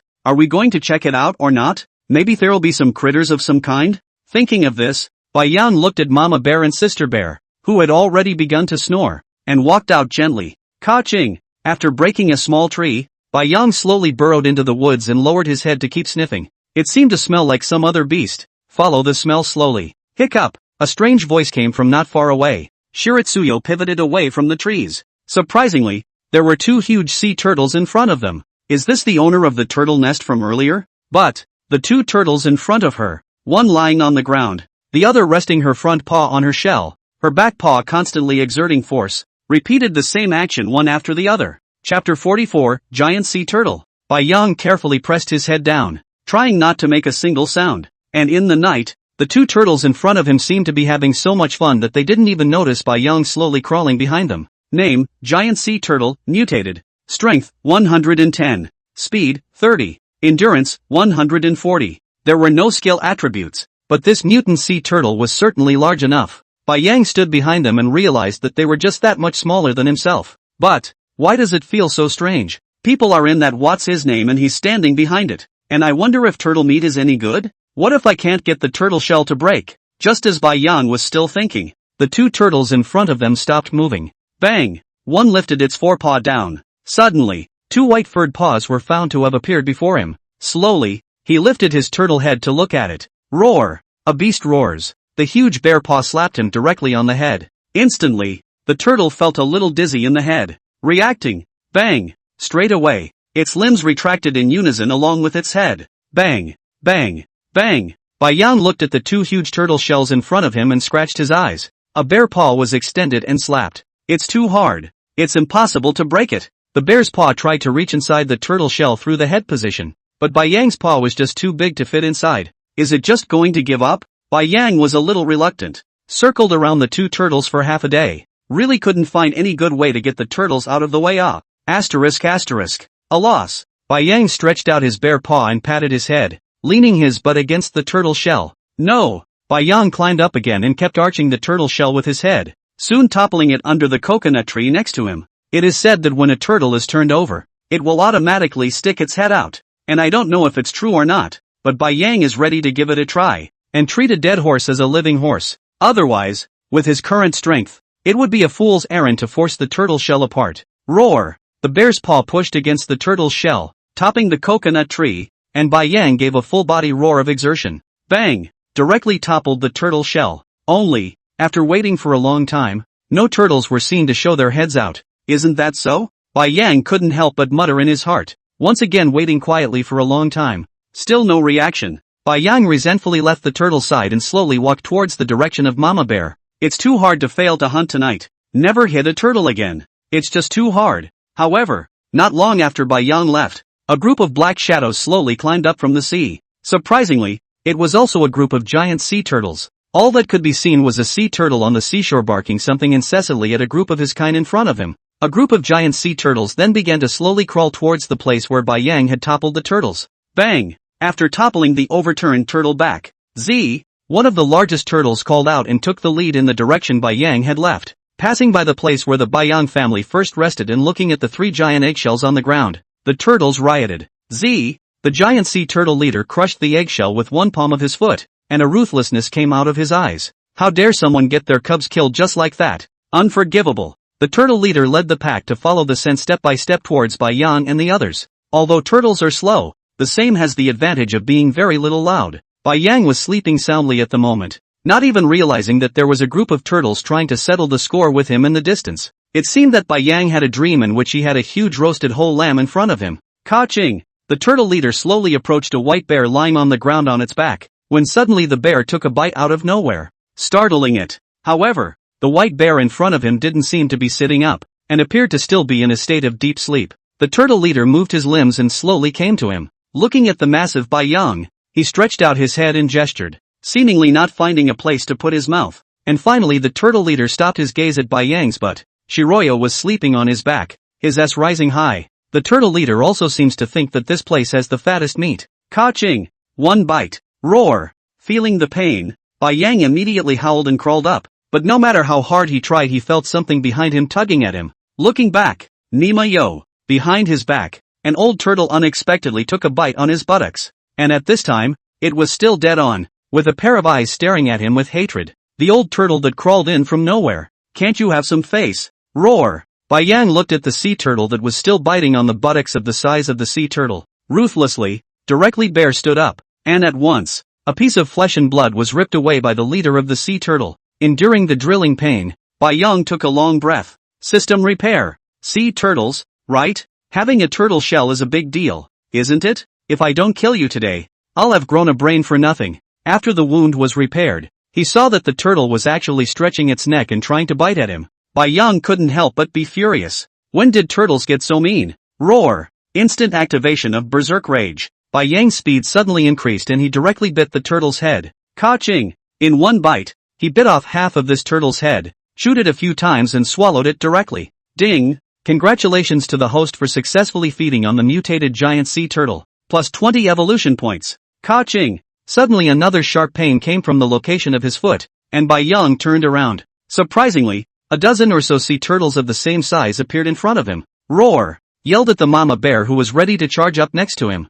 Bai Yang swung his bear's paw from top to bottom and slapped on the turtle that was biting on his bear's paw, directly slapping its head with blood splattering everywhere. Roar! Bai Yang held back the anger in his heart. He could see that the group of turtles was the same family as the one he had just flipped over. But good lord! A bunch of slow turtles have the nerve to come after polar bears. Are you tired of living? After repairing his rear palms, Bai Yang stood up with his bear, his front palms stretched out in front of his chest, and he pounced directly onto the shell of a sea turtle in front of him. Ka-ching! Opened the huge mouth. A bite of the sea turtle head. Hard and fierce pull. Even directly will be this sea turtle head gulped down. In the face of Bai Yang's ferocious appearance, the remaining giant sea turtles seemed to be a little afraid, and began to retreat. Roar! But the anger in Bai Yang's heart had already rushed to the top of his head, and at that moment, drops of blood kept flowing down from the corners of his mouth. A roar of rage. Bai Yang charged at the group of turtles. I must get you all killed today. You think you're a sick cat if you're not a tiger?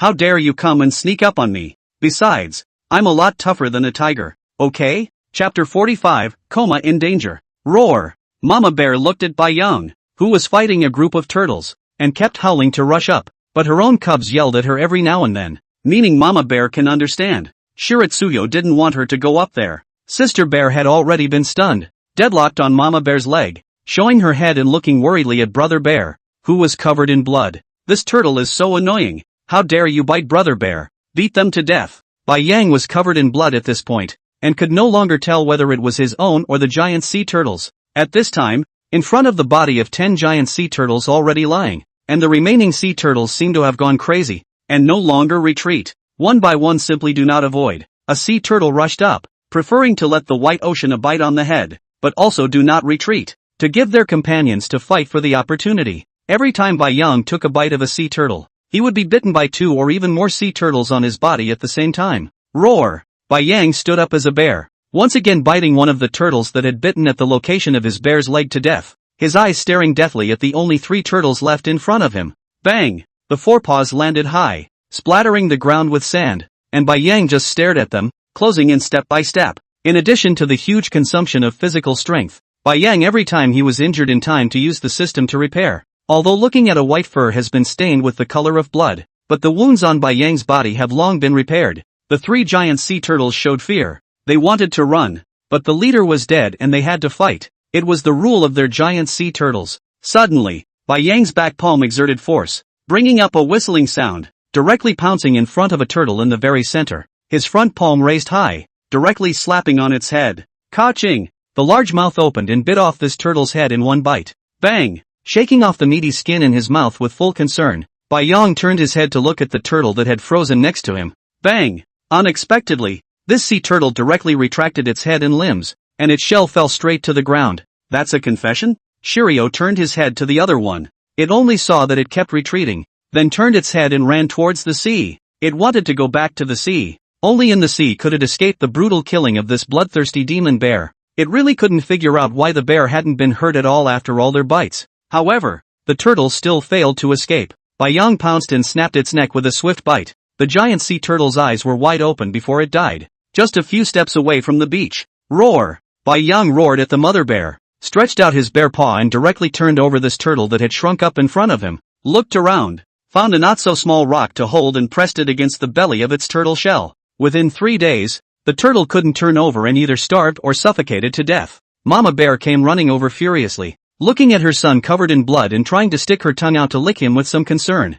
Bai Yang dodged it in a hurry. It was too dirty with all the blood staining the sand, signaling that there was nothing wrong with Mama Bear herself. Bai Yang jumped into the seawater to wash the blood from her body. Suddenly, just as Bai Yang kept twisting his body in the seawater, a huge black shadow rose from underwater. There was no chance at all for Bai Yang to react. Bang!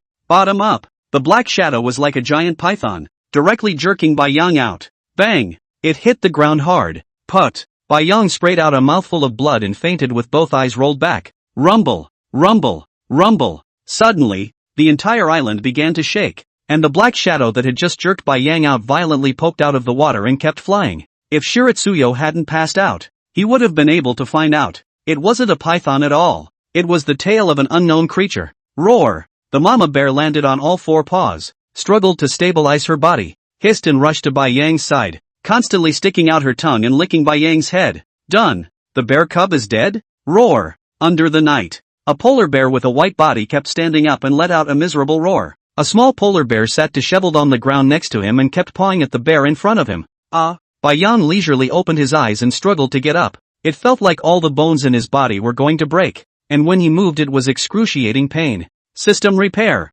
Brain roared at the system in a hurry. A warm current kept flowing throughout his body, and gradually Bai Yang felt recovered. That's before the bear sat up right away and looked around. The sun was shining in the sky, and it was very sunny, and I was lying by myself on a rocky outcrop by the sea, with a dense forest in the distance. It didn't seem to be on that island anymore, but what exactly was the last thing to attack itself? Nope. Mama bear? Where's sister bear? Bai Yang hastily stood up and looked around. He stayed on a reef near a beach. There was no sign of any mama bear next to him. What's going on? Did mama bear take sister bear with her after she passed out? No way. Bai Yang and the bear mom has been living for about a year now. The bear mom's character Bai Yang is also very clear. Unless he died. Otherwise the bear mom simply will not give up on him and leave alone. Coo. The stomach was howling. Bai Yang didn't know exactly how long he had passed out for, but he guessed that it couldn't have been very short, or else he simply couldn't have been starving like this, and it felt as if half of the fat on his body had already been consumed.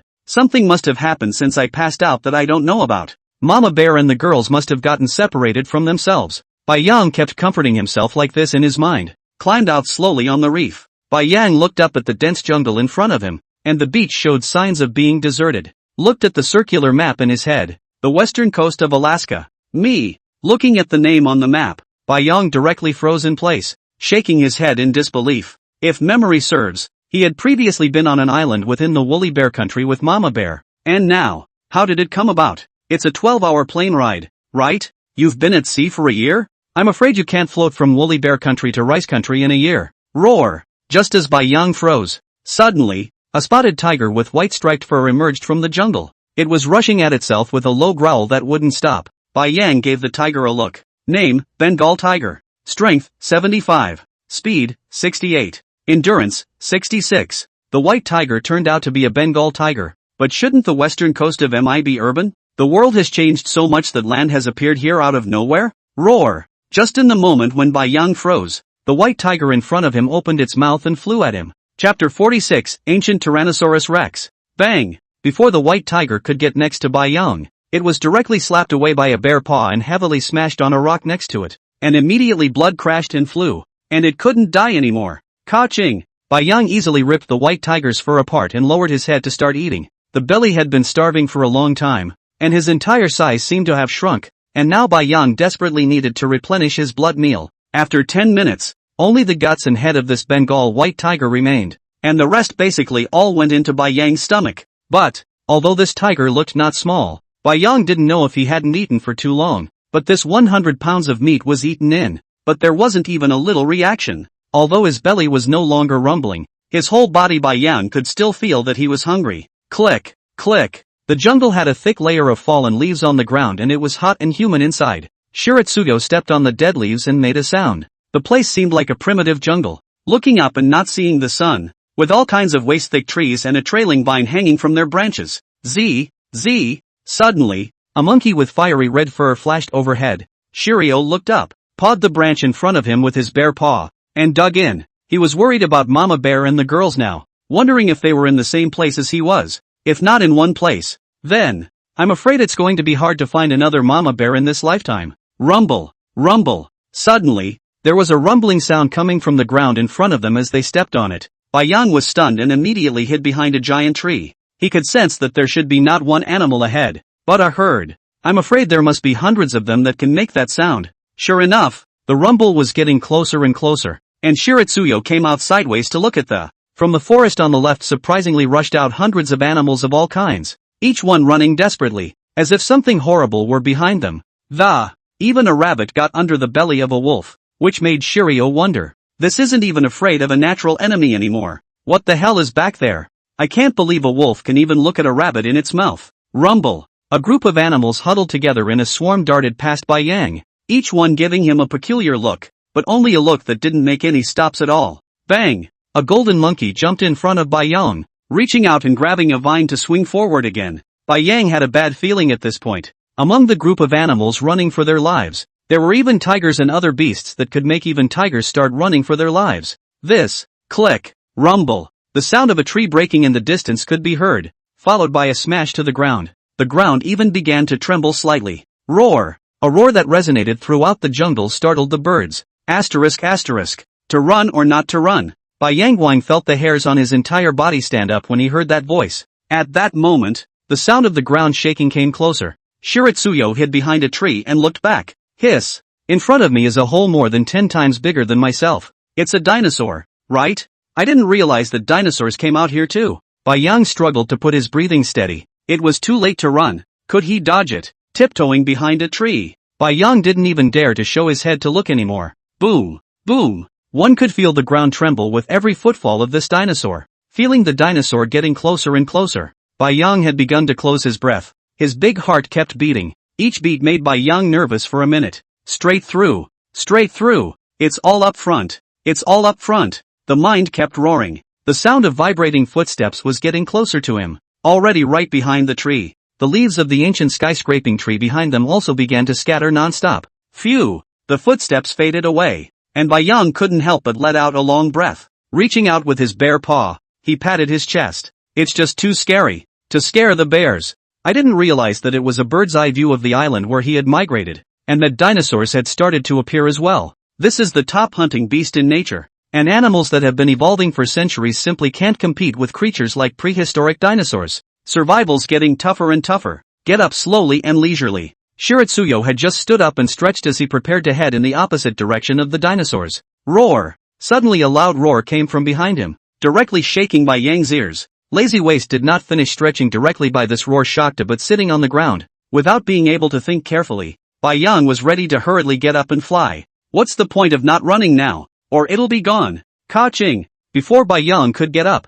suddenly the tree behind him began to shake with the sound of a tree breaking. Boom! The large tree behind him fell next to Bai Yang, splattering the ground with dead leaves. Right in the midst of the roiling dead leaves, a chilling light shone from a pair of two eyeballs that were ghostly green as if they were as big as a truck's headlights. Humph! The huge snort directly blew up the hair on Bai Yang's entire body. Looking at the dinosaur in front of him with a head that was bigger than his entire body, Bai Yang swallowed hard. The long teeth outside of this nasty mouth were almost half his body. What to do? Waiting online. But the dinosaur in front of him seemed to be wondering about the all-white meat bear in front of him. A drop of saliva dripping down his teeth. Shiritsuyo glanced at the dinosaur that had already placed its head next to his body. Name: Ancient Tyrannosaurus Rex. Power? Speed? Endurance? Skills? Well. It doesn't show anything but the name. It's all question marks. Ancient Tyrannosaurus Rex. Is this a step above prehistoric creatures? Or, Bai Yang also didn't think that he would have time to consider this in this life and death situation. Roar! Suddenly, the Tyrannosaurus Rex in front of him tilted his neck and roared, his mouth wide open, a hideous and terrifying giant tooth reflecting cold light. Bai Yang instantly felt his heart start to stop and roll to get up from the ground. Ka-ching! There was a coolness behind him, a huge bite right next to his ass, and Bai Yang even felt the two bare legs behind him tighten. It was too late to think about it. Then rolled on the ground. Ka-ching! The Tyrannosaurus Rex's giant mouth once again bit down on the spot it had just been. Berserk rage, growling incessantly in his heart, Bai Yang climbed up and desperately rushed towards the way he came. Rex couldn't get out of the water, as long as he could run into the ocean water. Ka-ching! Ka-ching! Bai Yang's figure kept swaying from side to side. and the Tyrannosaurus Rex's huge mouth appeared in his ears from time to time, not caring about anything else at all. Bai Yang buried his head in a dead sprint towards the sea. Chapter 47, Fighting for His Life. Bai Yang. Bang! After Bai Yang leapt up high and jumped over a piece of giant tree that had fallen horizontally on the ground, he sneaked a glance back, only to see that the ancient Tyrannosaurus Rex had broken the giant tree with a single kick, and could not cause the slightest stay on it at all. Nima, I haven't eaten meat for many days. I don't have much meat on my whole body. You can't get enough of me even if you eat me. Bai Yang was practically in tears. His own size would be 2 bites to a Tyrannosaurus Rex, like the rabbit he once captured. No different than a snack. The Tyrannosaurus stared at the little one that kept bobbing in front of him in anger. It's been a long enough chase. I didn't realize that the never-before-seen food in front of me was so flexible. Every time he looked like he could take a bite, he nimbly dodged it. Roar! The Tyrannosaurus roared. The speed plummeted again, and he jumped violently. Bai Yang felt the ground shake, and he knew that the Tyrannosaurus Rex behind him had picked up speed again. In a hurry, he added all the few hundred evolution points left to speed. The strongest evolution system. Host, Bai Yang. Species, Russian Wrangel Island, Western Alaska. Population, mutant polar bear. Strength, 129. Speed, 132. Endurance, 150. Defense, 102. Skill, Berserk Rage. Evolution points, 0. All of the evolution points were used up and the speed reached 132. Being able to feel his speed surge once again, Bai Yang let out a long sigh of relief. I think we can get away with it this time with our speed. Bang! A black shadow suddenly appeared in front of his eyes, and Bai Yang crashed headlong into it, directly hitting his eyes and rolling on the ground several times in a row. Roar! Looking at the ancient Tyrannosaurus Rex roaring in front of him, Bai Yang was directly confused. Nima, you can still dance. This Tyrannosaurus Rex actually jumped directly in front of Bai Yang from behind. Roar! Bai Yang quickly climbed to his feet, all his fur exploding, and bared his teeth at the Tyrannosaurus Rex with a growl. Lao Tzu, admit it, will you? Ka-ching! The Tyrannosaurus Rex opened its mouth violently, and its huge mouth as big as a car swooped down to bite Bai Yang. Ah! Bai Yang couldn't growl in his heart and hurriedly rolled forward to the feet of the Tyrannosaurus Rex, looking up at the body of the Tyrannosaurus Rex, possibly for fear of accidentally injuring himself. The Tyrannosaurus Rex actually slowly lowered its head, and its nostrils kept spraying on the white ocean bear's face. Bai Yang leaned on the paws of his feet and watched as the Tyrannosaurus Rex in front of him slowly began to open its huge mouth, revealing its fangs. The heart is hard. We still don't know how far we are from the seawater edge, so I'm afraid we're in trouble this time. For a while, Bai Yang's mind kept flashing through Mama Bear, Sister Bear's figure. No way. Bai Yang must hold on.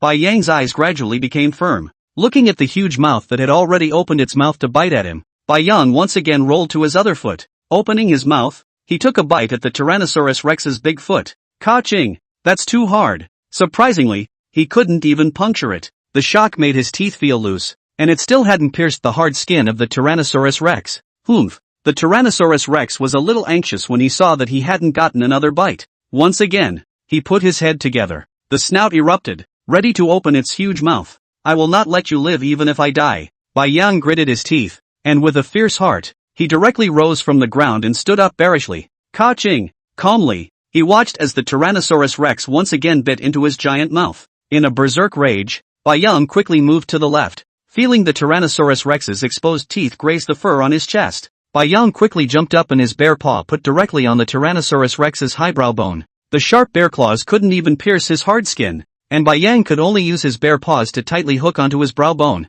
and his head was right in the middle of his two large eyes. Feeling the Tyrannosaurus Rex quickly raise its head, Bai Yang was ruthless, opened his bare mouth and bit down on the Tyrannosaurus Rex eyeball. Nima can't bite anywhere else. Can't believe the eyeballs are this hard. Ka-ching! Biting down on a bite, a clear liquid instantly spurted out. Roar! Roar! Roar! At that moment, the Tyrannosaurus Rex seemed to have gone crazy, frantically flinging its huge head. Gulp! Bai Yang bit off the small half of the Tyrannosaurus Rex's eyeball and swallowed it in one bite. Ding! Congratulations to the host for successfully feeding on the ancient Tyrannosaurus Rex, plus 500 evolution points. Ding! Congratulations to the host for successfully crossing the ranks to obtain the return points plus 1. Successfully converted into return points. Currently return points 14 out of 100 inch. The system sounded 2 consecutive beeps. However, the current Bai Yang had no time to be distracted to check, as he had already been thrown out by the Tyrannosaurus Rex. It was flying high in the air at the moment and was crashing straight into an ancient tree. Bang! Ka-ching! Crashing into the tree. Bai Yang could feel the crisp breaking sound coming from the bones in his body. It's too late to think about it in detail and get the system to fix it right away before it even hits the ground. Once he landed on the ground, Bai Yang looked back at the ancient Tyrannosaurus Rex, which had been blinded in one eye and kept roaring frantically in its place, and hurriedly turned his head to quickly run towards the beach. After a long time, puff! A bear pounce jumped into the sea, and it was at this point that Bai Yang truly breathed a long sigh of relief. It was just too thrilling. The roar of the Tyrannosaurus Rex could still be heard in the distance, and his madness could be felt from a long way off. Ancient trees in the jungle, one by one, were crushed by the Tyrannosaurus Rex. Shiroyo dove into the water and swam toward the rocky shore on the far right. Can't go back into the jungle from this spot, and who knows when the Tyrannosaurus Rex will leave. However, just as Bai Yang was about to show his head for a change of breath, a sudden roar of a helicopter flying came from the sky. Humans? Bai Yang's heart lurched, quietly only revealing a bear's head to take a look,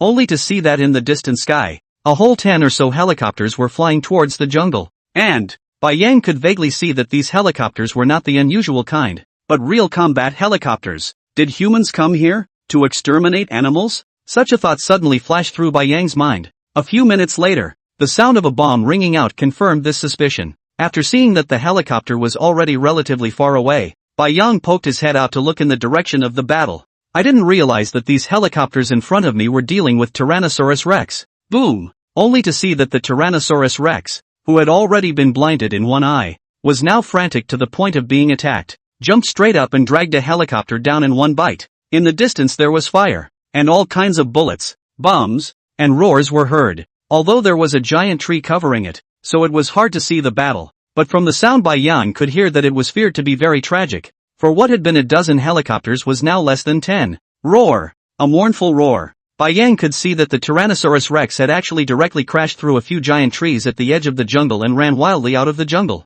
Chapter 48T. Rex Carcass. Roar! Bai Yang could see the Tyrannosaurus Rex crashing through a few trees before jumping to the beach location, probably because it was blind in one eye. At this point it ran with its body tilted a bit. Moreover, the hideous wounds on his body kept spilling blood outward. Bai Yang could even make out the reddened flesh of the Tyrannosaurus Rex's back as it flared up. Gulp! Unconsciously, he swallowed. Shiritsuyo had to admit that he craved it. This was all ancient flesh and blood. It added 500 evolution points the first time, even if it was even less. It was estimated that there would be 50 points in one bite. That's a whole 5 attribute points. However, Bai Yang understood that this ancient Tyrannosaurus Rex was not something he could peer at with his current strength. Roar! Only to hear the Tyrannosaurus Rex roar up to the sky once again. The huge body jumped up violently. Ka-ching! Surprisingly, a bite cuts off a helicopter in the air. Boom! The fire from the helicopter explosion blackened even his brown head. Ta-da! At that moment, a volley of bullets kept coming.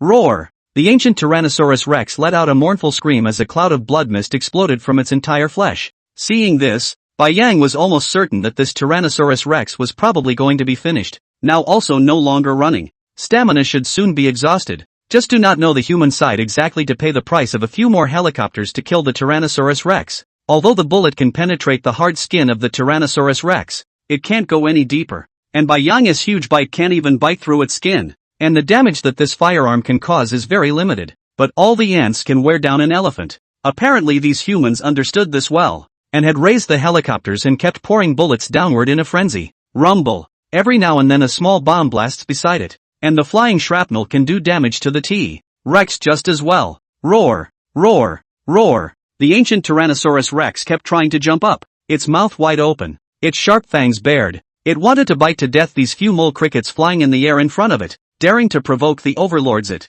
even causing it to suffer a very serious injury. Boom! Suddenly, a helicopter not far away fired another salvo. Surprisingly, it shot directly into the open mouth of the Tyrannosaurus Rex. Boom! A deafening roar. Rumble! The ancient Tyrannosaurus Rex's massive body fell to the ground in response. Asterisk asterisk. Bai Yang was lying on the surface of the water, looking at the Tyrannosaurus Rex, half of whose head had been blown away, and couldn't help but have the hairs on his entire body stand up. Now he could understand why the system wanted the attribute of defense to appear. Feelings are not at all for the defense of beasts, but defense against humans. The speed of the bullet is actually how fast. Bai Yang does not know, but he certainly cannot avoid. Since he cannot avoid, that can only be hard to resist. 500 defense cannot resist. Then 100 points. 100 cannot be then 500. One of these days he'll be able to fend off bullets for sure. Bai Yang could foresee that if prehistoric animals appeared like this again, one day they would threaten the survival status of human beings. And would nuclear weapons be used then? This. Rumble. Rumble. At that moment, after seeing the Tyrannosaurus Rex fall to its death, the few remaining helicopters surprisingly landed near the empty sandy beach by the sea. Asterisk asterisk. What a dog! Bai Yang had just had a burst of excitement in his heart. The ancient Tyrannosaurus Rex was dead and the humans were gone. Then he can't. As a result, I didn't expect these people to even land the plane. Did they still want to transport the Tyrannosaurus Rex's body? Want to go up to? A crazy idea popped up in Bai Yang's mind. The corpse of the ancient Tyrannosaurus Rex could at least increase his evolution points by several thousand, which was a whole lot of evolution points. If he added speed to it, then it would be much easier for Bai Yang to survive in this jungle, and no animal would be able to outrun him even if he couldn't beat them. Thinking of this, Bai Yang once again showed his head to look at the beach by the sea. By this time, all the helicopters had all landed, and less than 10 people had come down in total, each of them holding a black submachine gun and wearing a dark green camouflage military uniform. And the group actually stood together in front of the Tyrannosaurus Rex corpse and took pictures. Asterisk asterisk. Still in the mood for pictures? Bai Yang slandered in his heart. At this point, Bai Yang wasn't very far from the beach, merely showing a bear's head out. After everyone had taken their pictures, several men dragged huge cables out of the helicopter and began tying them around the Tyrannosaurus Rex carcass. It's over. It's hopeless. Seeing this, Bai Yang directly poked his head into the seawater, still swimming towards the shore next to him. With so many submachine guns, he didn't stand a chance. Rumble. The roar of a helicopter engine came. Bai Yang couldn't help but turn his head to look, and sure enough, the only 3 remaining helicopters were in a triangular position, with one dangling from the neck of the Tyrannosaurus Rex, and the other 2 dangling from the body, and began to slowly take off into the air. Have a nice trip and disappear halfway through. Bai Yang looked twice, mentally congratulated himself, and proceeded to swim forward. Bang! Suddenly, there was an explosion on the shore beach. Shiritsuyo immediately stopped and looked sideways. Asterisk asterisk. I did not expect that this Tyrannosaurus Rex is also quite sinister.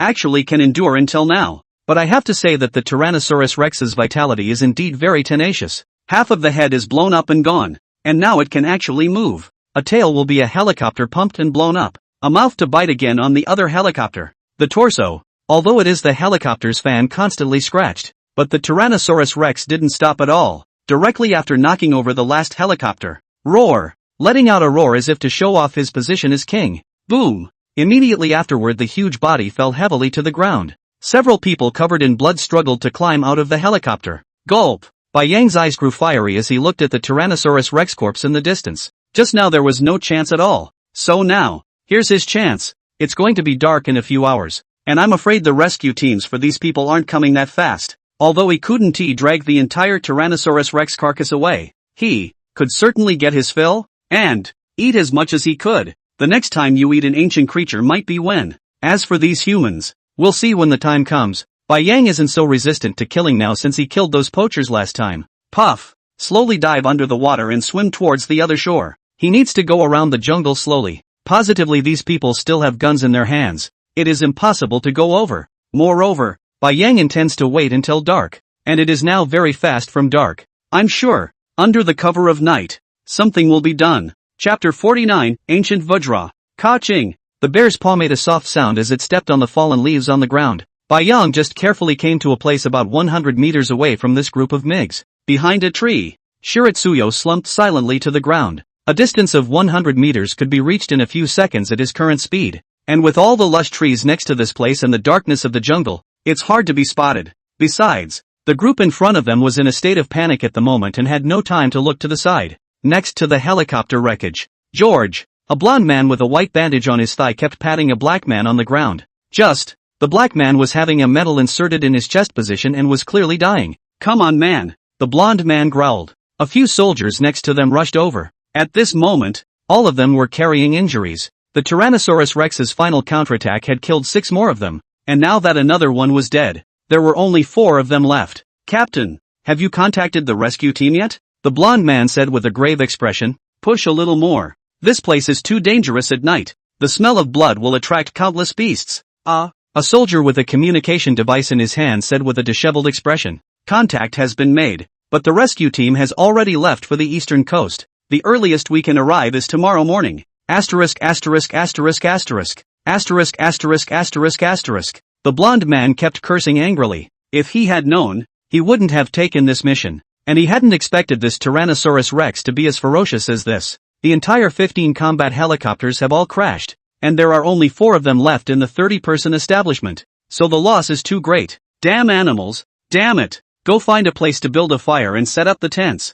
It's going to be dark soon and the animals are afraid of firelight. And mind the direction of the jungle. The blonde man sat down slowly on a rock holding his injured thigh with difficulty, gasping for air. After hearing this, the several soldiers all quickly began to move as ordered. Of the 4 people, except for the blonde man who was more seriously injured, the remaining 3 were lightly injured and were fine after they were bandaged. Soon the tents were up and a huge campfire had been lit. Night is slowly descending. Bai Yang had been quietly lying on the ground for 2 hours without moving, his bare eyes staring intently at the 4 people in the distance. What they were saying Bai Yang could vaguely hear, and just now on the sand right in front of him, a young human kept burying a small black box into the sand. Bai Yang did not recognize what he buried, but his intuition told him that it was definitely not something good. Looks like I need to slow down a bit when I dive over there in a bit. Luckily, the man had piled a small mound of sand on top of each black box. Of course, he certainly wouldn't have guessed that just a few meters in front of him would be a polar bear lying on its back. Bai Yang looked at the group of people sitting around the campfire not far away. All of them were roasting the meat cut from the Tyrannosaurus Rex on the fire. The smell of meat kept coming. Goo, goo. Bai Yang's belly kept making little protests. How long has it been since I've had cooked food and it just smells so good? Gulp. Swallowing the saliva in his mouth, Bai Yang once again lurked quietly. As a last resort, Bai Yang does not want to kill this group of people. He is waiting for the opportunity to shoot all the people can be. Anyway, the Tyrannosaurus Rex he cannot drag away. And, even if the Tyrannosaurus Rex corpse was abandoned by these people and just left here, Bai Yang couldn't possibly keep it all to himself. Who knew if there were any other powerful characters in the jungle? Phew. With the group in front of them finally planning to enter the tent, leaving only 1 soldier to keep watch, Bai Yang felt it was time for him to make his move. He was about to get up and move his already stiff arms and legs when he felt a ragged gasp from behind him. Bai Yang couldn't help but freeze in place. There's something behind it, and gasping for breath. What the hell is this? Shiratsuyo turned back cautiously. In front of him was a huge paw, 1 foot bigger than his own torso, covered in dark hair, and even Bai Yang could see a few toes moving slightly. Look up. Suddenly, a giant gorilla face appeared in front of himself. Asterisk asterisk. Bai Yang just stood still, motionless, looking at the face of the gorilla that was almost the same size as his own. The thing in front of us is bigger than a Tyrannosaurus Rex in size. This is too hard. Not even a bite of Tyrannosaurus Rex meat, and you're going to give an account of yourself here? However, the orangutan in front of him didn't seem to be interested in him, merely looking at Bai Yang for a few moments before setting his body upright. Who?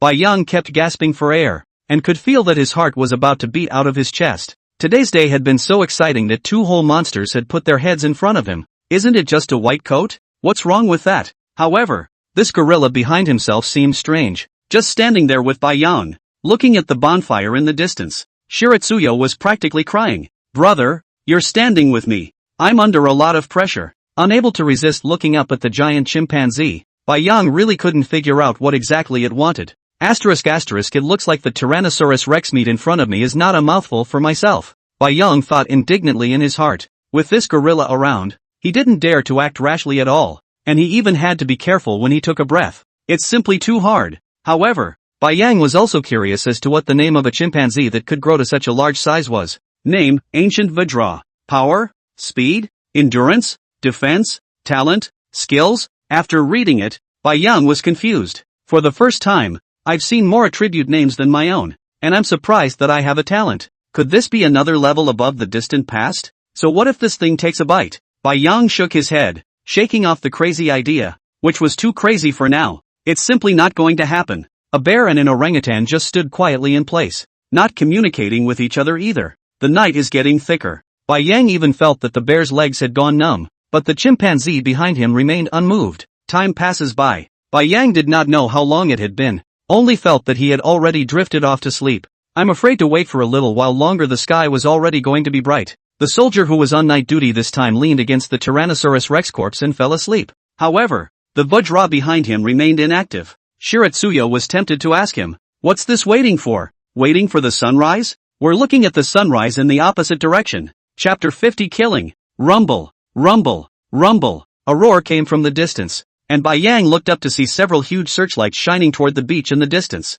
Ka-ching! There was a noise from behind. Bai Yang looked back. This ancient Vajra actually slowly squatted down. What's this about? Bai Yang was a bit puzzled. He really couldn't figure out what this King Kong was preparing to do. If he wanted the Tyrannosaurus Rex's body, then he should have done it earlier. This will be the support team of others have come. It's not a game. You don't want to eat it. I want to eat it. Ancient Tyrannosaurus Rex meat. Dozens of evolution points in one bite. Bai Yang felt his heart dripping blood. It was too heartbreaking. There was a clamor as he watched several helicopters slowly hover over the beach, and a few humans in the distance all came out of their tents. At that moment, the helicopter threw down a couple of rolled ladders, and several soldiers quickly climbed down. White Eye squinted at the ancient Vajra crouching behind him, his eyes filled with contempt. Go on if you can. Dumbfounded, people came and got rid of the Tyrannosaurus Rex carcass right away. Mentally, he kept taunting Vajra, seeing that the few people who had come down had begun to secure the Tyrannosaurus Rex carcass with a wire. Bai Yang knew it was over. His own hundreds of evolution points went down the drain. If I had known, I wouldn't have wasted my time here. Not only was there no gain at all for the whole night, but now I couldn't even walk away. And hell knows if the King Kong behind me would get himself killed if he did. Phew! Bai Yang deeply exhaled a mouthful of cloudy air from his chest. Ka-ching! Suddenly, the ancient Vajra behind him stood up. Roar! Letting out a roar that resounded through heaven and earth. It actually jumped up directly and lunged toward the helicopter. Bai Yang is simply scared to death. It doesn't matter if this King Kong goes out. The problem is what to do with himself. The moment King Kong jumped out, all the helicopters poked their guns out and aimed them in Bai Yang's direction. Bai Yang instantly exploded all over with white hair. Tada! A volley of bullets came without warning. There was no time to react, and a bullet was fired at Bai Yang's shoulder. Forcing himself to endure the pain, Bai Yang hastily slumped to the ground. The bullet seemed to plow the ground. Directly in front of the sand kept striking up. Bai Yang buried his head deeply in the ground, and the sand kept falling on his head. Bleeping hell! What's wrong with you?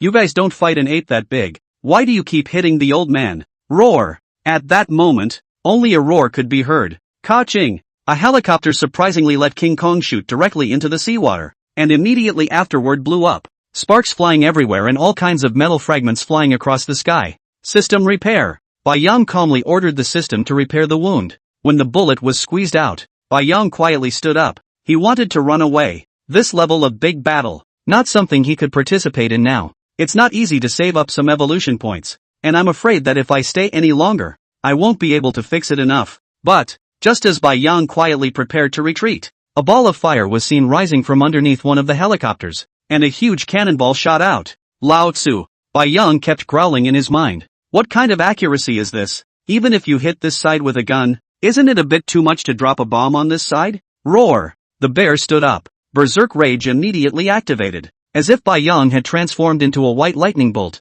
he quickly ran towards the front. Running backwards was no longer possible. The bomb wasn't far behind. The only option was to run forwards. Tada! Bullets kept shooting at Bai Yang's side. In front of him a uniformed man in camouflage was turning his gun around, ready to aim it at this white polar bear that had come out of the woods. Bang! Shiritsuyo plopped down on the sand and rolled over in a heap. Tada! The sound of submachine guns kept ringing out. Roar! Could feel at the very least several shots in his body. System repair. Bai Yang was furious, quickly repairing his wounds. He climbed to his feet and lunged at the black man in front of him. Bang! Directly pouncing on the black man, Bai Yang wouldn't even give him a chance, opening his mouth and biting him at the neck. Instantly the black man's neck was bitten off. Roar! At that moment, the ancient Vajra yanked the tail of a helicopter with both hands, swung it up and threw it straight out. Looking at it, Bai Yang was simply stunned. There's just something about Nima's size. If he could evolve to such a large body in the future, plus the ability to repair wounds, who would still be a rival? Boom! The helicopter smashed heavily through several huge trees and blew up immediately afterward. At this moment, there was only one helicopter left in the sky, and it seemed that the pilot of this helicopter had already been stunned by the ferocious King Kong in front of him, and didn't even care about the team members who stayed on the ground, turning the direction, and quickly escaping into the distance. Bai Yang had thought that Vajra had given up, but the next scene had simply overturned his perception, and he now even wondered if this Vajra was also reborn, only to see the ancient Vajra quickly picking up a boulder from the ground, twisting at the waist as if he were a lead balloonist. He ran forward furiously for a few steps, and the boulder struck out. Boom! The helicopter in midair was then smashed by the boulder. A black mushroom cloud rose. Ta-da! At this point, the few remaining people on the ground carried submachine guns and kept sweeping, retreating as they did so. Bai Yang was lying on the ground behind the T-Rex corpse, and the bullets kept streaking. Put! Another shot in the shoulder. Bai Yang was simply furious. The Vajra in front of him turned his head to stare at the white bear on the ground and took a step toward a few humans in the distance. Ta-da! Come on! Cover fire! Don't let it come through! At this moment, the captain with the injured thigh had a hideous expression, like madness, and kept opening his mouth to roar. Done! It's probably over this time. I didn't expect to lure this King Kong here. A flicker of determination flashed across his face as he pulled a couple of grenades out of his backpack and was about to pull the pull tabs. Death will make this King Kong pay. Roar! Just then, a beast roar came from the side. The moment he turned his head, a white figure instantly pounced on him, and immediately afterward, he felt a sharp pain coming from his neck, and this Dui Xia became unconscious. Bai Yang bites the white blonde man to death, stands up with a bear and slaps the other black man in front of him out of the way, jumps up and proceeds to crush the other man underneath him. Ka-ching! One bite tore off his arm holding the gun. Bang! Then the bear's paw pressed into his face, the sharp tips of his claws piercing his brain instantly. Hoo! Bai Yang kept gasping for air and lifted his bare paw from the ground, hooking a nearby corpse. Zip! Zip! Zip! Suddenly, a hint of smoke rose from the hands of this corpse, and Bai Yang twisted his head. Then he ran out wildly, and the human was surprisingly holding several grenades in his hands. Chapter 51, Is this for me? Roar! This ancient Vajra in front of him was actually still blocking himself, and Bai Yang raised his head and hissed at it incessantly, signaling that there was danger behind him. I didn't expect the King Kong in front of me to be able to understand, but just glanced at the smoke behind him, reached out and scooped up Bai Yang, turned around and jumped out. Rumble! A burst of fire rose behind him and the grenade exploded. However, this would be something Bai Yang had no time to care about, because this King Kong won't eat itself. It can't be that vicious. King Kong clutched the white ocean in his hand and held it up to his nose to sniff it. Roar! Bai Yang kept hissing. He thought King Kong was going to shove it in his mouth. Bang! King Kong sniffed him out, not seeming very interested, and casually tossed him to the ground. Roar! Bai Yang hit the ground hard, feeling like his bones were going to fall apart, rubbing his ass as he climbed up. By this time, King Kong had come up to the Tyrannosaurus Rex. Stretching out his hands, he twisted the Tyrannosaurus Rex's head surprisingly straight off. Ka-ching! Zip! Looking at Kong, who was hugging the already blown up Tyrannosaurus Rex head in front of him and kept gnawing on it, Bai Yang froze in place. Goo! Goo! He was also hungry, having been screaming for almost half the night. Looks like this King Kong can't see himself. Then, Bai Yang carefully took 2 steps toward the Tyrannosaurus Rex corpse and stopped quietly, looking up at Vajra's reaction. Okay, King Kong just skimmed him and ignored him. This emboldened Bai Yang. At least we're comrades side by side. It's not too much to ask for some meat. Thinking of this, Bai Yang once again crawled forward a few steps and was about to approach the Tyrannosaurus Rex's corpse. Looking up again, by this time, King Kong had already gnawed the Tyrannosaurus Rex's head cleanly, casually tossed it aside, and lowered his head to open his large mouth, directly tearing the Tyrannosaurus Rex's body apart. In his hand, he pulled out a thick intestine and kept chewing it in his mouth. Vomit! Bai Yang was lying on the ground, looking at King Kong's ferocious appearance as he fed, and couldn't help but want to vomit. So much good meat to not eat. How come you're either gnawing on the head or eating the intestines? This King Kong tastes so good. Ka-ching! Bai Yang would be lying on the back of the Tyrannosaurus Rex's corpse, and although there were some wounds on his back, however, they weren't deep enough to try to take a bite out of it, and struggle to pull it off. Bang! Straight to the ground headfirst. Not only did he not rip the hard skin off the T-Rex, he actually flashed himself to the ground. Roar! Bai Yang growled, and unbelievingly plopped down again. Ka-ching! Ka-ching! Ka-ching! One bite at a time. It still didn't rip the flesh. That's too hard. He glanced up at Vajra, only to see that it too was looking at him with a surprisingly mocking expression. Lao Tzu, I'm not eating, okay? Bai Yang angrily climbed up and glanced at the neck of the Tyrannosaurus Rex, where the head had been ripped off by Jin Gang, and at this time, the blood and flesh was flowing, and the dark red flesh was exposed, looking very tempting. Goo! Goo! Goo! The stomach let out another growl. Bai Yang was ruthless and crawled toward the neck. Looking at the blood and flesh in front of him, Bai Yang was a bit impatient and opened his mouth wide. Ka-ching! After a few chews, there was no meat in his mouth. What the hell? Open your eyes. This Vajra actually lifted himself up again. Brother, If you're not allowed to eat, just say so. Bang! After dropping Bai Yang on the ground again, King Kong swallowed the intestines in his mouth in one gulp and slowly stood up. It was seen opening its bloody mouth and biting down on one of the T-Rex's legs. Ka-ching! Followed by another bite. Then, Bai Yang saw King Kong pressing one hand on the Tyrannosaurus Rex's abdomen and yanking on the leg with the other, surprisingly directly ripping off a leg. Looking at the dragon's legs in Vajra's hands, which were more than twice his size, Bai Yang was envious. This thing must smell good to gnaw on like that. Bang! There was a loud bang. Bai Yang looked at the dragon's leg thrown in front of him and was directly confused. Is this for me? Is it really for me? Bai Yang raised his bare head and looked at King Kong with a disbelieving face, only to see that it had stopped taking care of itself at this point and slowly stood up, carrying the other dragon leg up with both hands and dragging the Tyrannosaurus Rex corpse slowly towards the mountain forest. It wasn't until King Kong's figure disappeared that Bai Yang believed that this King Kong had actually given himself a dragon's leg. That's a whole lot of hundreds of pounds of meat. Also, T-Rex legs run every day, which is fine. Fine meat. The entire Tyrannosaurus Rex Bai Yang cannot drag, but a leg in front of it can still be dragged. Looking at the dragon's legs that were covered in sand, Bai Yang was a bit distressed. Looking around, the entire beach was in shambles, with various human corpses scattered everywhere on the sand. The smell of blood was strong. I'm afraid this place can't stay for long. Thinking of this, Bai Yang climbed up, bare-pawed the Tyrannosaurus Rex's paw, and began to slowly drag it towards the forest. Bang! Dragging the dragon's legs to a large tree within the mountain forest, Bai Yang sat down on his butt and kept gasping for air. After resting for a few moments, he climbed up with a flourish. Ka-ching! A bite on the thigh position where King Kong had ripped it open. Ding! Congratulations to the host for successfully feeding on the ancient Tyrannosaurus Rex. Plus 50 evolution points. Sure enough, you can add 50 evolution points at a time. After swallowing it directly in one mouthful, the white ocean bear paw piggybacked on the dragon's leg and kept tearing it up. After a long time, burp, Bai Yang leaned against the tree, his hind legs stomping straight and his forepaws constantly rubbing his stomach. It's too bracing. At the very least, Bai Yang had eaten nearly 200 pounds of bloody meat in this meal, and his entire belly was round and bulging. Brain pulled the system panel up. The strongest evolutionary system. Host, Bai Yang. Species, Russian Wrangel Island Western Alaska population, mutant polar bear.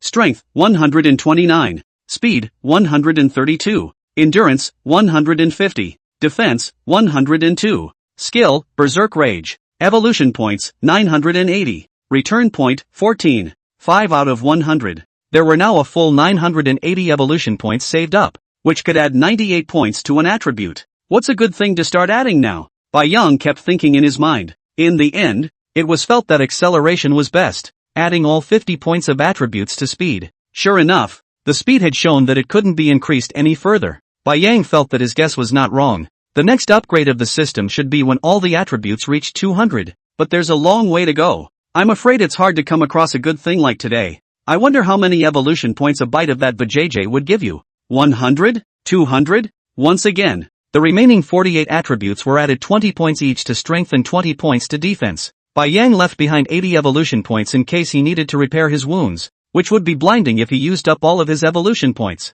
At this time, the sky had begun to brighten up, and Bai Yang, who hadn't rested for the night, would have begun to fight with his eyelids. Without realizing it, he leaned against the tree and slowly fell asleep. Chapter 52, How Dare You Criticize Me? The Western Coast of Rice. GF Security. Inside the conference room. Den. A lean old man kept tapping his fingers slowly on the long wooden conference table. He was dressed in a well-tailored suit, his hair meticulously combed, and a stony expression on his face. The group below were all soldiers in dark blue camouflage uniforms. At this moment, the atmosphere in the conference room was grave, with all heads bowed and crows silent. The sound of the old man tapping on the desktop echoed throughout the conference room. Suddenly, the old man stopped tapping and everyone looked up. Lost a full 18 Falcon combat helicopters and all 40 men died. The old man's voice was low and carried a chill. It's this King Kong again. Can someone please tell me how the hell King Kong got here from L.A.? Everyone at the bottom looked at each other. The question could not be answered.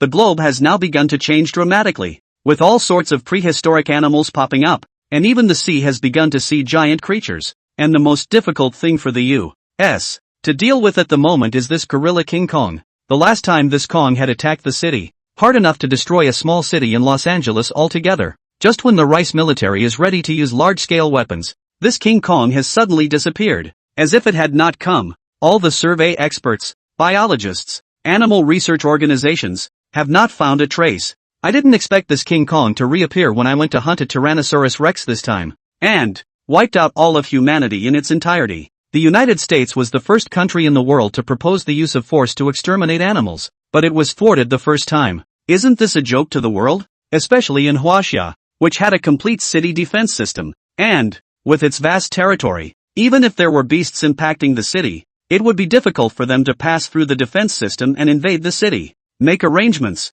order everyone to assemble. This time this Kong must be eliminated on the western coast, no matter how much heavy weaponry is used. The old man gritted his teeth and growled in a low voice. Everyone quickly stood up and took orders. Goo! Goo! A creature that was dark green in color and resembled a lizard quickly leapt through the forest. It was the same creature that had crawled out of the meteorite egg. After 2 months of growth, the odd creature had changed considerably. The overall length had exceeded 5 meters, with a skin like that of a crocodile, dark green scales, hideous bone spikes protruding from the back, and the tail ended up being a bone needle like that of a scorpion. A small horn unexpectedly protruded from the center of the head. It's weird how it looks. Goo! It kept moving through the forest, looking for prey. It's about to be eaten up within this mountain forest, but it's a long way from the energy of its metamorphosis. Suddenly, a giant python appeared in the distance. If Bai Yang was there, he would be able to recognize that this was a prehistoric titan python. But the little lizard didn't show any timidity in its eyes when it saw the giant python that was almost 10 times bigger than itself.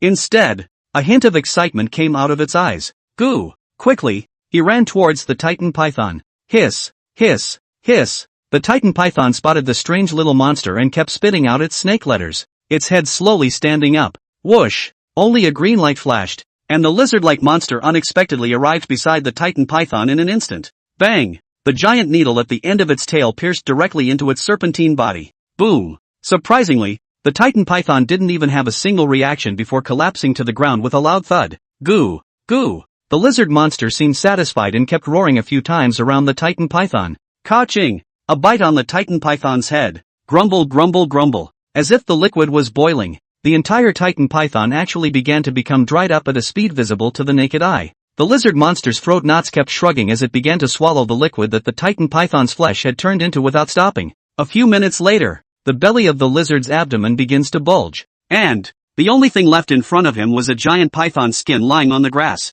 Goo! The strange creature let out another yelp, and the unicorn horn on top of its head actually began to slowly glow green. Goo! The high belly slowly deflated, while the lizard monster's body surprisingly grew a few more inches, only to hear it give a satisfied yelp and scurry off into the jungle again and disappear. This was already the outskirts of the mountain forest, and in the distance was a small city with a transparent light shield. Squeak! Squeak! Squeak! Bang! Feeling a pain on his head, Bai Yang opened his eyes and looked up at something that looked like an apple on his belly, only to see several monkeys with fiery red fur right above his head constantly baring their teeth at him, each holding a fruit in their hands. Ka-ching! The foremost one took a bite of the fruit in its hand in its mouth and dropped it instantly. Bang! Once again, it slammed into Bai Yang's head. Asterisk asterisk, a bunch of monkeys are so bold. Bai Yang rose directly from the ground and stood up majestically. Roar! Yelled angrily at a couple of monkeys in a tree. Squeak! Squeak! Squeak! Bang! Bang! Bang! Instead of being afraid, the fire-red monkeys even jumped up with their hands and feet, and one by one, the fruits kept smashing on Bai Yang. It doesn't hurt, but it's annoying. Shiroyo glared at them and climbed down to take a bite of the fruit on the ground. Ka-ching! Chewed it twice and swallowed it straight down. Not to mention, the apple-like fruit is quite tasty, moist and sweet. Ding! Congratulations to the host for successfully consuming the gonlin fruit, plus 10 evolution points. Asterisk asterisk, this thing adds evolution points. Bai Yang was stunned, turning his head to the dozen or so fruits scattered on the ground, his heart in ecstasy. That's over 100 evolution points. What is this thing called gambir? This was the first time Bai Yang could add evolution points by eating something that wasn't meat. Ignoring the monkey's mockery above his head, Bai Yang pouted and swallowed all the fruits on the ground one bite at a time, even the one that the monkey had just bitten. Just kidding, how rare evolution points are, not to mention the monkey bites, or licks he also ate. But after eating, Bai Yang once again looked up at the several monkeys. Roar! Dude, is there any more? Throw some more down. Squeak! Squeak! Squeak! Only a few of the monkeys in front of him yelped and stood upright with their hands behind their backs. Roar! Shiroyo growled at them, twisting her waist in a flirtatious manner. Smash down as many as you can. I'm not afraid of pain. But The next second Bai Yang was wrong. Zip, zip, zip. A column of water nourished from the tree. Shiryu touched a wet bare face. Roar. A roar of rage. These monkeys actually pissed on him together. Chapter 53, The Gannet Fruit Tree. Roar. Bai Yang's fur was wet all over his body at the moment, and his chest kept rising and falling, obviously so furious that he couldn't help himself. Lowering his head and sniffing, a strong smell of urine hit his nose, directly smoking Bai Yang, rolling his eyes. Bang! Feel a pain in the head. Bai Yang looked up. The few monkeys overhead actually got rocks from somewhere and started smashing them at Bai Yang. Roar! It's not over, is it? Bang! Shiryu slammed into the tree where the monkey was perched. Squeak! Squeak! Squeak! A few monkeys kept swinging along with the swaying branches, and there were jeers. Bang! Then another rock hit Bai Yang in the face. Phew! Bai Yang took a long breath and tried to calm himself. Looking down and around, he started rummaging around for anything suitable. These monkeys must be straightened out today. No. Just haven't found the tools yet. Bang! He felt something fall on his back, and then he felt a pain in his fur. Roar! I really can't stand it anymore. How dare Nima jump down and pluck my old bear's hair? Too much guts. The body shook violently, directly shaking a monkey off his back. Squeak! Squeak! Squeak! The monkey that landed on the ground looked at the furious white bear in front of him, and directly threw out a handful of white hair in his hand, twisted his butt and ran away. Roar! Bai Yang bear stood up. His whole body muscles tensed, his feet stepped down, and he directly bear pounced over. Bang! After landing heavily. Z.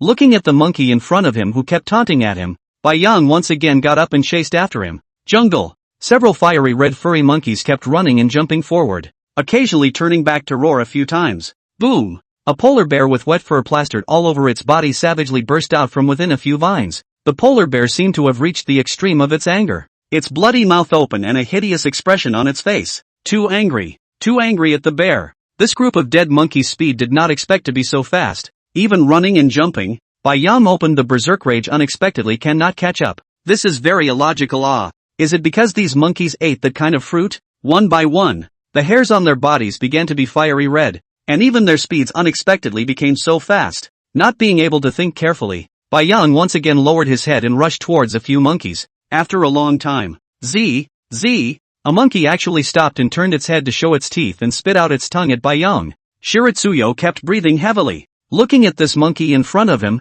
he actually stopped running away and carefully forced his way over. Pounce on it at this distance and you're sure to catch it. Bai Yang kept calculating the distance in his mind. Roar! When it was too late, the huge body jumped straight up and pounced on the fire monkey in front of him.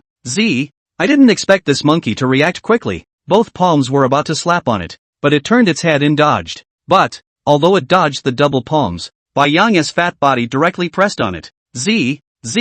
All that could be heard was a miserable shriek from it. Bai Yang kept gasping for air, lying on the ground, rubbing vigorously. Just like this monkey mo died only good. Simply angry old man. But, ka-ching, the ground in front of him unexpectedly appeared to crack, and Bai Yang was directly confused as he looked at the crack that was getting bigger and bigger. What's going on here? The ground is collapsing? Next, boom! The ground beneath Bai Yang unexpectedly fell in unison. He looked up and realized that there was a deep valley in front of him, and that he had just about collapsed the dirt at the top of it. Roar! There was a weightlessness in his body, and Bai Yang fell from the top of the valley, and excessively, the body underneath just the monkey actually hands put on him to climb on his back. Asterisk. This monkey is even alive, and it doesn't look like it's doing anything. But can't you jump? Go ahead and jump. What kind of skill are you staying on top of me? Inwardly, he kept slandering the monkey. Bang! After landing heavily on the ground, Bai Yang only felt that his head was spinning,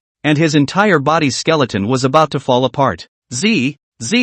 And the monkey in front of him glared at him with one eye and turned his head and flew away. What bad luck! Bai Yang struggled to get up from the ground, and the bear sat on the ground, gasping for air. After slowing down, that's when he started to turn his head and survey the valley. The valley is lush with trees and flowers. And, asterisk, isn't that the fruit? Bai Yang looked at a few fruit trees not far in front of him, and his eyes gradually turned fiery. Each fruit tree was densely hung with gonlin fruits, and the monkey just now was standing on the tree, picking one off every now and then to take a bite and throw it away with his hand. It's outrageous! Bai Yang watched with a pang of pain. One fruit is 10 evolution points. This monkey is too capable of wasting them. Roar! Getting up quickly, Bai Yang ran directly to the tree. The fruit tree is very thick, the same as Bai Yang's waist. Bang! Bumped it with his body and it didn't move. It's kinda hard. Polar bears don't climb trees. Although Bai Yang has the intelligence of a human being, but it can't go against common sense. Polar bear's claws are not suitable for climbing trees at all. Ah! Roar! Bai Yang bear stood up and kept yelling at the monkey in the tree. The fire monkey, crouching on the trunk of the tree, looked down at him. Ka-ching! Taking a bite of the gonlin fruit in his mouth, he threw it straight down. Bang! It hit Bai Yang and bounced twice. Bai Yang looked at the monkey speechlessly. This nymphet is again only a bite. Don't let the old man catch you. Waste is shameful. Bowing his head, he swallowed the fruit and looked up at the monkey again. Unexpectedly, the monkey on the trunk seemed to have had enough and turned his head to jump to the trunk next to him. That's it? I've only eaten half of it and you're not picking it? Having no choice, Bai Yang climbed up again and followed the monkey towards the valley. The fiery red monkey kept weaving in and out of the branches. A few minutes later, squeak, squeak, squeak. Suddenly, a grove of trees began to shake, and Bai Yang looked up. A group of fire-red furred monkeys scrambled to their side, one constantly growling low and moving quickly. This isn't going to come after me, is it? Bai Yang couldn't help but think in his heart. Only, the group of monkeys in front of them seemed to be very anxious. Each one of them bared their teeth and merely stared at the white bear under the tree before swarming and running away into the distance. Buzz, buzz, buzz. At that moment, a dense buzzing sound came from not far away. Bai Yang looked up. Hiss! The hair on his entire body exploded straight up. A dense black fog appeared not far in front of him, and what formed this black fog was actually bees. At that moment, thousands of bees flew in, coming together like a black cloud. It quickly enveloped towards Bai Yang. Chapter 54, Scared to Death. Fortunately I have thick skin. Buzz, buzz, buzz. The swarm looked at one of the white bears frozen on the ground, and as if they had found their target, a brain rushed forward. Asterisk asterisk. Watching the swarm of bees fly towards him, Bai Yang turned his head and tried to run, but only a few steps out, he was surrounded by swarms of bees. But, it doesn't hurt much. Feeling the bees that kept landing on him, revealing the poisonous needles in their tails,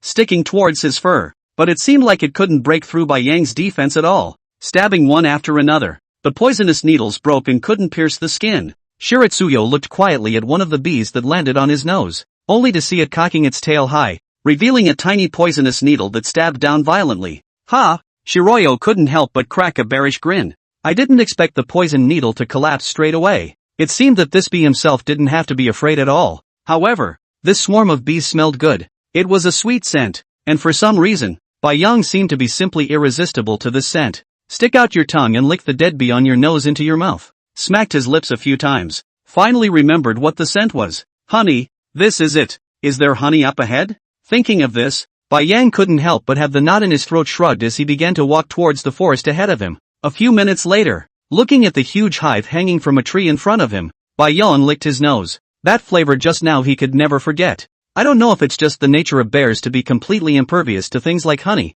which attracts them more than flesh and blood. The white ocean bear stood up, some distance away from the hive above his head, turning his head to rummage around on the floor. He tried to see if there was anything to pat himself up a bit. Finally, it was under a tree and a large rock was found. Using his brain to push the stone under the hive, Bai Yang bear stood upright on the rock. The forepaws cradled the hive, and the sharp bear claws hooked in and yanked right off. Just moments before Bai Yang yanked the hive down, all the bees swarmed towards him as if they had gone mad. However, Bai Yang, who had more than 100 points of defense value, had no fear at all. It was the buzzing sound that kept ringing in his ears that was a bit annoying. Ka-ching! Smashed the hive with a bare paw. A golden liquid flowed out. Bai Yang hastily stretched out his tongue and licked it. Well, what kind of honey is this? It's almost too good to be true. Ding! Congratulations to the host for successfully feeding on the prickly honey. +5 evolution points. When the system prompt sounded, Bai Yang was stunned, never expecting that this honey could also add evolution points.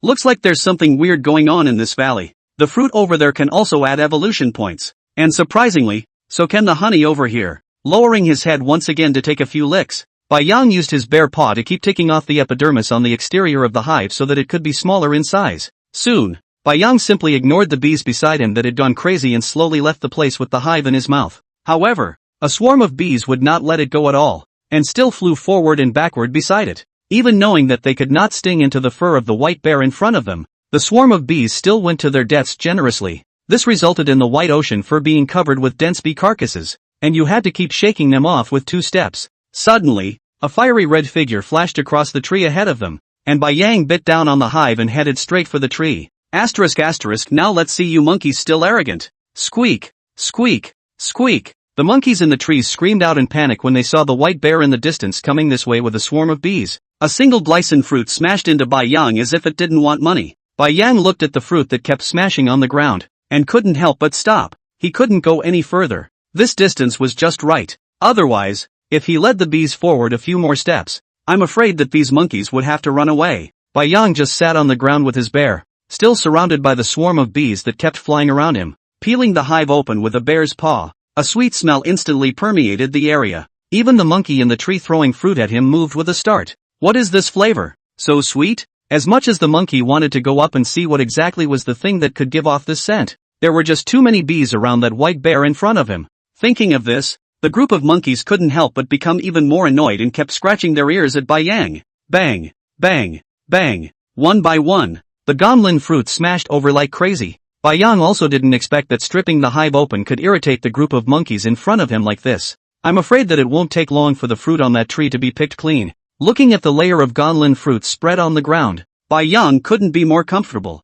Sticking out his tongue, he took a mouthful of honey before looking down and biting one of the gambrinus fruits into his mouth. Gee, now that's a bear born. It's just perfect. Watching that white bear actually eat with gusto, the monkeys on the tree were immediately enraged. Can this be tolerated? This bear is a monkey's errand. Squeak, squeak, squeak. There wasn't much fruit left on the tree to smash through, and the monkeys started making faces at Bai Yang, howling with their teeth bared. Gulp. Bai Yang clasped his palms around the hive and directly poured the honey into his mouth in one gulp, quickly eliminating all of it. Stick out your tongue and smash your mouth twice. A little too sweet and snoozy. Ka-ching. Bowing his head, he bit into one of the fruits and swallowed it, the sweet, refreshing moisture washing the honey from his mouth down. At this time, the bees surrounding Bai Yang had begun to slowly recede, and Bai Yang looked at a black mist-like swarm of bees and stretched out his bare paw and waved it. This place he remembered. I guess a week later the new hive came out again. Then, and at this time on the ground, there was already a thick layer of gonlin fruit. Bai Yang climbed up and started to solve up the fruit one bite at a time. You can't take it with you anyway and your own belly. Asterisk asterisk. Suddenly, Bai Yang realized a serious problem. Just now, I was so focused on chasing these monkeys that my own dragon's leg was still under the tree. It's only been one meal, and there's still almost 300 pounds at the very least. It's a loss. Why don't we hurry back now? Bai Yang thought in his heart, but looking at the fruit on the ground was a little reluctant to give up. Hurry up and eat before you go back. The monkey in the tree thought the white bear on the ground should have gone crazy, and bite by bite frantically began to swallow all the fruits into his mouth. Some even take a direct bite and swallow without even chewing. After half an hour, Bai Yang finally finished swallowing all the fruits. Looking at the panel in his mind, the evolution points had now managed to accumulate another 900 plus points. Boom! Just then, a blast exploded not far behind him, directly lifting Bai Yang to the ground. Before Bai Yang could react, there was a roar of an airplane in the sky. Only 5 fighters were seen lined up in a row, quickly skimming over the top of the valley. Boom! Boom! Boom! The valley was filled with explosions in a matter of moments. Chapter 55 Massive Purge. Roar! A low roar came out of Bai Yang's mouth. Z.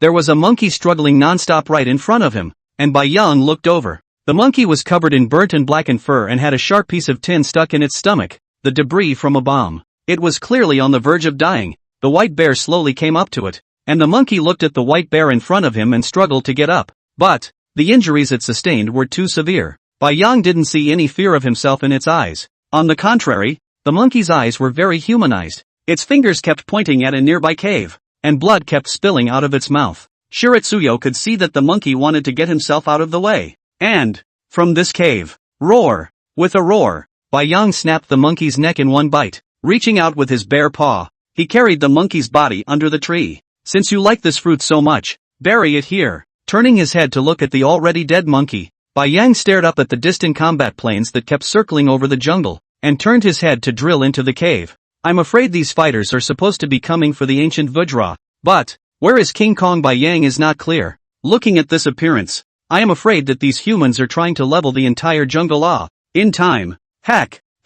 In the dark cave, Bai Yang took a step inward. He is now most worried about Mama Bear and Sister Bear. If they are also in this jungle, facing such a brutal attack by humans, I am afraid. No, this must not be allowed to happen. However, I'm afraid that the only one who can deal with the fighter in the entire jungle right now is that ancient Vajra. It was dark inside this cave and it was long. Bai Yang kept walking forward along the cave. And finally, he saw light in front of him. Should be at the exit. Bai Yang took a long breath. Dirt kept falling down overhead. A bomb must have been dropped over the cave. Coming to the location of the cave entrance, Bai Yang didn't drill out the first time, and alertly poked his head out to look around. Sure enough, a small group of humans in camouflage uniforms was slowly approaching in the distance. Bai Yang guessed correctly that if humans wanted to cleanse this jungle on a large scale, there would definitely be land teams and the jungle is a rough road, and armored vehicles certainly can't drive in, so it's all about manpower. Bai Yang stared at the humans in the distance and kept calculating in his mind.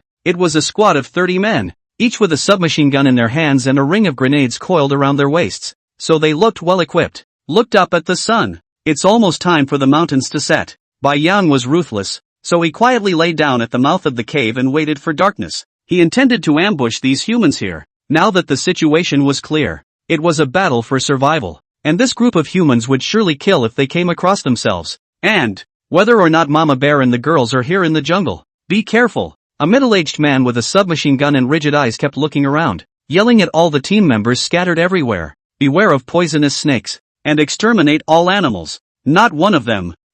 Captain. Everyone was pumped up and careful with every step forward. Alan, slow down and be careful. The two men in the rearmost position walked one behind the other, turning their heads now and then to look to the left and right. Bob, you might as well watch yourself, a white man said with an expressionless face. This time, the top has put in a lot of effort. All the animals are trophies. Each one is worth a few thousand knives. You concentrate. Don't let any of them go. Bob? The white man couldn't help but turn his head when he saw that none of his teammates behind him were even replying to him. Who? The moment he turned his head, it was empty behind him. Where was Bob? Alan swallowed as his heart began to beat frantically. Turning his head to look at the group in front of him, he saw that all of them were already so far away from him that he couldn't see them in the darkness. Hiss. At that moment, a leaf made a shaking sound next to it. Alan shone his flashlight through. Bob, come on out. We're going to lose the team. But no response came from the leaves. Ka-ching. Alan loaded his bullets and aimed them at this foliage, carefully approaching it step by step. Ka-ching. Pushing a branch out of the way and looking at Bob's clothes, Alan let out a long breath. Bob, you don't have a tummy ache right now. I really admire you. You. Gulp. Alan couldn't speak, his pupils instantly glaring round and his whole body trembling slightly. The flashlight shone through, and half of Bob's head, leaning against the tree, was surprisingly chewed up. The red and white brain matter made Alan's stomach lurch directly. Fearfully, he turned his gun around. Bang! The moment he turned around, he ran directly into a body with hair. Who? A ragged gasp. Alan looked up and there was a massive white bear standing right in front of him. The weird thing is, the corners of the white bear's mouth unexpectedly hooked up slightly, revealing a trace of a humanized expression immediately after. There was a whistling sound on either side of his ears. Bang! Bai Yang's two palms directly slapped together on the head of the soldier in front of him, just like a watermelon, and it was directly blown up by him. After watching him slowly lay on the ground, Bai Yang reached out with his bare paw and slapped the scraps of flesh off his chest, turning his head and burrowing into the woods. Ta-da! The captain shot one of the hares in front of him and kicked the carcass aside. They had slowly begun to approach the inner perimeter of the jungle. Various vines fell from the trees, and except for the roar of an airplane in the distance, their surroundings were instead quiet, and it was surprising that they hadn't encountered a single animal after walking for so long except for this rabbit in front of them. Captain! At that moment, a black member of the team behind him ran up with a panicked look on his face. The crew behind us is gone. The entire 17 members of the team have all disappeared. The captain's face grimaced as he listened. Notify everyone and gather them all. We can't spread out any further. There must be a beast hunting us in the shadows. Soon all the team members all flocked over, staring around in panic. Roar! Suddenly, a beastly roar came from the left direction. Ta-da! Ta-da! Ta-da! Everyone turned their guns. Tongues of fire erupted, and a single bullet instantly smashed the dead tree that had fallen across the ground in front of them. Bonehead! And just then, a dark figure rolled over from the ground. Zip! Zip! Zip! There were sparks coming out non-stop. Quick! The captain looked away and tried to roar out in fear. Boom! A deafening explosion rang out. With a grenade in his mouth, Bai Yang slowly crawled out from behind a tree. Chapter 56, Encountering Ancient King Kong Again. Looking at the human corpses strewn across the ground, Bai Yang slowly walked past them, glancing back as his figure once again disappeared into the dark jungle. Deep jungle location. Roar! The Bengal tiger with a broken leg wailed and tried to get up. Boom! A deep crater exploded beside it once again, directly lifting it out and smashing it heavily into a tree trunk. Roar! At this point, the interior location of the jungle was already devastated, with all the trees falling across the ground. A strong smell of gunpowder filled the air. Smoke billowed up and a blazing fire began to burn. A black-colored Vajra slowly walked out from a valley and roared angrily. Ka! Leaping straight up high, he instantly smashed a low-flying fighter down. Roar! King Kong stood up straight. His palms kept slapping his chest as he roared up to the sky. He didn't think the humans would dare to chase him here. And this jungle is where he was born, and now King Kong didn't care about the bombs that kept falling on his side. Boom! With both hands, he wheeled up a giant tree directly on the ground and pitched it, instantly bringing down an airplane in front of him. Looking at the airplanes that had blown up in front of him, King Kong's eyes were cold as he once again looked at the several in the distance. Ta-da! Ta-da! At that moment, there was a burst of submachine gunfire from the jungle. Immediately afterward, a polar bear covered in blood rushed out. The one who rushed out was none other than Bai Yang, who encountered another squad of 30 people. But this squad was very vigilant, and all of them slowly advanced forward in a circular formation. Shiratsuyo didn't get his way, and was discovered after just sneaking in to kill 2 humans. With a group of people following him in a wild goose chase, a full 100 evolution points had already been consumed to repair the wound. However, through the advantage of speed, Bai Yang also managed to cut down the squad behind him to the current 12 people. Looking back, dropping the grenade in his mouth straight to the ground, he stretched out his forepaw and pressed it firmly, biting off the pull ring in one gulp. Roar! Bai Yang roared at the humans that had rushed out behind him and quickly ran forward. Look out! At that moment, the captain of this team looked at the team members who were chasing after him and roared angrily. Boom! But it's already too late. Hell, this polar bear in front of me is like a battle-hardened jungle killer. And, most bizarrely, the polar bear had learned to use grenades from somewhere. It was with this method that Bai Yang managed to shade 15 of their team members for the first time, together with the team members who had just sacrificed their lives. A full 20 people had been killed by this polar bear. Boom! Bai Yang glanced back and saw that those humans in the distance unexpectedly didn't dare to catch up anymore, so he couldn't help but stop in his tracks. System, repair the wound. I'm afraid my back is shot to hell. In order to successfully shade these people to death, Bai Yang even pretended to fall to the ground when he was hit by the first shot, and waited for everyone to get close. Only then did he pull out the grenade pull ring with his mouth, and immediately darted out. However, even if he was fast, the other side had a whole 30 people shooting at him together. Although it was just a few seconds. However, Bai Yang was still shot many times in the back. Ding! Ding! Ding! A bullet was squeezed out by the system repair, and Bai Yang glanced down at the orange-colored shells on the ground, his eyes looking gloomily at the humans in the distance who were still trying to shoot at him. Turning his head, he quickly dug into the jungle. He had sensed just now that he shouldn't be far from King Kong, as 2 airplanes had already blown up in mid-air over the jungle in the distance. In the entire jungle, I'm afraid there's no other animal with this kind of ability except for the ancient Vajra. Roar! After running for a short while, Bai Yang heard the roar of Vajra. After burrowing out of the forest, Bai Yang was also stunned as he looked at the scene in front of him. Several airplane wrecks were scattered everywhere, and King Kong was currently carrying a giant tree in his hands, waving it around. Asterisk asterisk. Bai Yang looked at Vajra's stance with envy. This in giving Vajra a proper weapon. Bai Yang even felt that he could be invincible. This is a nifty flip version of the Monkey King. Bang! There was a dull thud of a blow. Boom! An airplane smashed down in front of Bai Yang with rolling smoke. What Bai Yang found surprising was that the airplane hadn't exploded when it hit the ground like that. Guess you can't exactly trust what you see on TV. A pilot, covered in blood, tried to get out of the cabin. Roar! Bai Yang quickly darted up and slapped him to death. By now, the only remaining fighter in the sky had begun to turn its head and fly off into the distance. King Kong hissed incessantly at the fighters that had already flown into the distance, and threw the giant tree directly from his hand. The fighter jets were too fast to reach. Bai Yang looked back, and the few humans left behind him probably didn't dare to come. Roar! Wiggling his ass, he took a step in front of King Kong and growled at it. Dude, well, at least we know each other, don't we? King Kong cocked his head and looked at the polar bear in front of him. Bai Yang at this time, a white fur has long been dyed black and red. There were even some places that had been burnt. The look was wretched. Don't really recognize it? Bai Yang looked down at himself and was also startled. I didn't realize it was so tragic on myself. However, this time it should have succeeded in beating back the human offensive. But I'm afraid this place can't stay for long. This King Kong should be the oldest existence in this mountain forest. It should know if Mama Bear and the girls are here or not. While Bai Yang was pondering how he should express this to Vajra, suddenly the circular map in his mind frantically began to flash up red. Bai Yang was a bit puzzled. This is the first time I've come across it. But the next second he understood. Ding! Host, please escape this area as soon as possible. Countdown 10 o'clock. And the flashing red light on the map was in a circle that seemed to be centered on this very spot beneath his feet. Bai Yang suddenly realized something. Humans have weapons of mass destruction in their hands.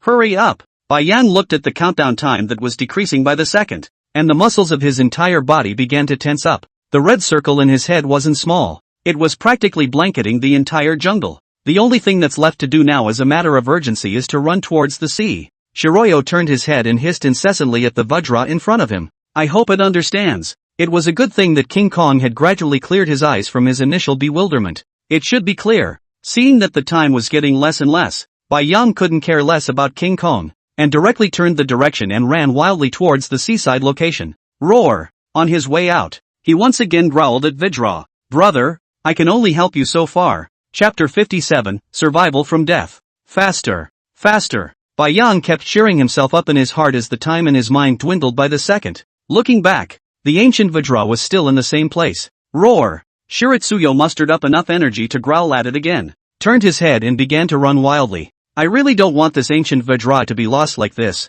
This is also considered to be the first friend since he became an animal, although the difference in size is relatively large. But, Bai Yang, you must be crazy. Cursing angrily in his heart, Bai Yang turned his head and rushed furiously towards Vajra. Roar! Roar! Bang! Running up to King Kong, the white ocean bear stood up and kept tearing at its calves. The clock is ticking. 4 minutes have passed. 6 to go. Brother, if you don't run, it's gone. It's too hard not to be able to communicate. King Kong looked at White Bear, who had an urgent expression in front of him, and reached out to pull him to his feet. You still have time to play. Stop playing. Bai Yang kept hissing, feeling his voice going hoarse. Roar! Only King Kong could be heard yelling, holding Bai Yang in his hand, and began to run wildly. Phew! Bai Yang took a long breath. Finally, it's time to start running. Then, glancing at the map in his head, Bai Yang was confused. Roar! Open your mouth and bite down on the tendons of Vajra's fingers.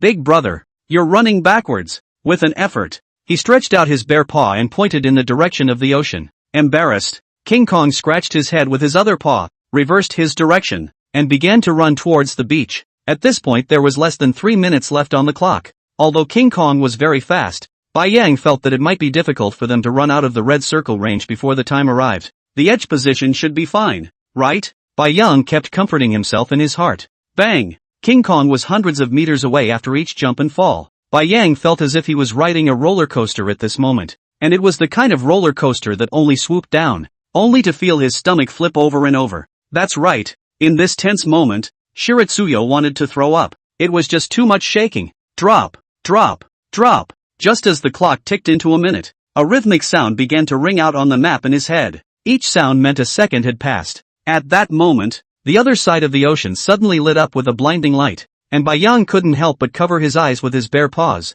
Something with white flames coming from its ass slowly rose from the glowing spot. This can't be? After getting a good look at what was rising over there, Bai Yang winced. That's a heavy missile, right? Nima! Roar! Shiritsuyo once again prodded Vajra, who had stopped. Brother, don't look. We'll be in the sky if we look any longer. It was hard to get King Kong to run wild again, and the countdown began in his head. 10, 9, 8, 7. I was looking at the beach, and there were only the last few steps left. 0. Boom! Bai Yang only felt a roar in his ears, and his brain was momentarily disoriented. Immediately following, a huge wave came from behind, surprisingly lifting Vajra straight up. Floating in the air, Bai Yang took a look at the scene in front of him. Once I had only seen images of such bombs exploding on television, and at that time I just thought they should be very powerful. But now after experiencing it firsthand, this nigga isn't even powerful, alright? It's just destruction. Even King Kong such a large size are directly to the sky,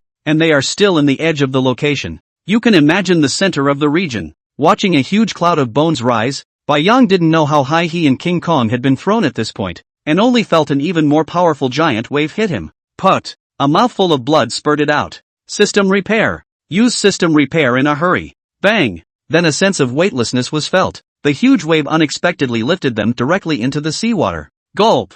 Bai Yang was terrified at this point, because although he fell into the water, the palm of Vajra was still holding him tightly. Brother, don't do this. The bomb didn't kill me. You're suffocating me alive. Trying hard to break free from King Kong. But Shiratsugo didn't know what was going on with Vajra right now. After a few dozen seconds, feeling Vajra's hand seem to slowly release, Bai Yang finally broke free. Poking his head out from the surface of the sea, Bai Yang kept breathing in the fresh air in big gulps. The jungle could no longer be seen in front of him. An endless expanse of pitch-black scorched earth in the distance, and a strong, pungent odor kept wafting over. Under the night, Bai Yang did not see very clearly, but I am afraid that this jungle has been razed to the ground as a whole. The calm Bai Yang's heart tightened. I don't think Mama Bear would be in this jungle. Definitely not in. No. Must ask King Kong if he's ever seen a polar bear that looks like himself. Bai Yang looked back, only to see that at this moment, King Kong was standing in the seawater. The seawater didn't go past his neck, only revealing an orangutan head on the outside. However, at this moment, King Kong's expression seemed to be in pain. Roar! Then, Bai Yang saw it tilting its neck and hissing non-stop, as if it had gone crazy. After a long time, Vajra seemed to have regained his composure and stared at Bai Yang floating on the water for a long time before turning his head and starting to walk towards the shore. Bai Yang hurriedly swam to follow. Ka-ching! Bear Paw could feel the burning sensation under his feet as he stepped on the ground along the shore. The residual heat from the bomb. The air was filled with the pungent odor of gunpowder. It was dark in the distance, and now and then a fire lit up, and you could tell that the whole jungle had indeed been leveled. Roar! King Kong roared, reached out and scooped up Bai Yang once more, striding toward the dark, scorched earth. Bai Yang could sense that King Kong seemed to be searching for something. And this ancient Vajra is very intelligent. I am afraid that it has its own intentions. However, the entire jungle had been completely destroyed and all the plants and animals had been turned into flying ash. So I'm afraid I wouldn't be able to find anything even if I looked for it. Bang! Vajra jumped into a deep pit with Bai Yang. Of course for Vajra it was a deep pit and Bai Yang was the valley. Moreover, this valley terrain looked familiar to Bai Yang, and it was exactly the valley he had chased the monkey over. At this moment, this valley was also already a deadland, and a white skeleton could be vaguely seen on the ground, which should be that group of fire-red monkeys. Damn it! Bai Yang kept roaring in his heart. Bang! King Kong kicked a large, charred tree that had fallen across the ground and slowly crouched down, similarly placing Shiratsuyo on the ground. Roar! Gesturing for Bai Yang to look forward. Under a huge rock in front of him, a small emerald green tree actually appeared, and two crystal clear red fruits were hanging on it, constantly emitting a red light. Chapter 58, Doubling Attributes. Roar! Bai Yang looked up at the crouching King Kong and pointed to the fruit tree in front of him, signaling that this was what it was looking for. Humph! Vajra snorted out two air swords from his nostrils and surprisingly nodded. Hiss! Bai Yang looked at the glowing two fruits and couldn't help but swallow his saliva. I'm afraid that this thing can make even King Kong so nostalgic. It's the same fruit that those monkeys ate. Should be able to add evolution points as well. I'm afraid the addition is quite a bit more. However, he and King Kong had only known each other for a short while. Wasn't that too fast of a development? Roar! King Kong looked around warily and growled at Bai Yang. This Bai Yang heard and understood. It was telling him to hurry up, climb carefully to this tree. The fur on Bai Yang's body was reflected by the light of the fruit tree, and the green and red kept flowing, and the tree not only emitted dazzling red light from the fruit, but even the leaves emitted emerald green light. It's not like it's going to turn into a metaphysical world anymore, is it? Bai Yang suddenly slandered in his mind. Ka-ching! Plucking one of the fruits off, Bai Yang took a nervous breath and held it in both palms like a treasure. Roar! Placing the fruit in front of Vajra, he growled at it again. Dude, it's here! Ka-ching! Vajra merely glanced at the fruit on the ground and directly reached out his large hand to pull out the small tree. Under Bai Yang's confused eyes, he stuffed it into his mouth. Asterisk asterisk, you're really mean. You even ate the tree? Chewing the whole tree twice in his mouth, he swallowed it in one gulp. King Kong just crouched on the ground, silently looking at the white bear in front of him. No! Bai Yang then realized that this fruit on the ground was for him? Sticking out his tongue and licking his nose, Bai Yang swallowed the saliva in his mouth and lowered his head to bite this fiery red fruit in his mouth. Ka-ching! After gently biting it open, gulp! Swallowed in one gulp, Bai Yang smashed his mouth twice. There is not much flavor, not sweet, just quite a lot of moisture. And the system didn't start prompting either. What are you playing at? Is this really a fruit? While Bai Yang was slandering. Ding! Congratulations to the host for successfully feeding on the ancient Yenluo fruit, plus 100 evolution points. How much? Bai Yang stared blankly at the name of this fruit with the evolution points in his mind, and his brain went straight down. A whole 100 points. Converted into attribute points, a full 100 attribute points. If this is a couple more. King Kong ate all the trees. Where can we get a few more? Roar. King Kong couldn't help but let out a low growl when he saw the white bear in front of him sitting on the ground with a stupid grin on his face. What's going on? What's with the polar bear? A fruit to eat, stupid? It's not so bad. You're fine if you eat it yourself. Reaching out and picking up Bai Yang directly in his hand, Vajra turned around and prepared to leave the place. This jungle can't stay. But, if you want to go somewhere else, where exactly? Those damn humans. The thoughts in Jean Gang's mind were not known to Bai Yang, who would be frantically adding attributes. The strongest evolutionary system. Host, Bai Yang. Species, Russian Wrangel Island, Western Alaska. Population, mutant polar bear. Strength, 149. Speed, 200. Endurance, 150. Defense, 122. Skill, Berserk Rage. Evolution points, 10920. Return point, 14. 5 out of 100. Start by adding all 200 points to all attributes. Ding! Congratulations to the host's mutation stage. Attribute value is full. The system is upgraded. Ding! System upgrade successful. After consuming a total of 790 evolution points, Bai Yang looked at the remaining 130 evolution points and licked his nose in excitement. After the system evolved again, besides the name becoming a prehistoric polar bear, the biggest change was that there was an additional skill.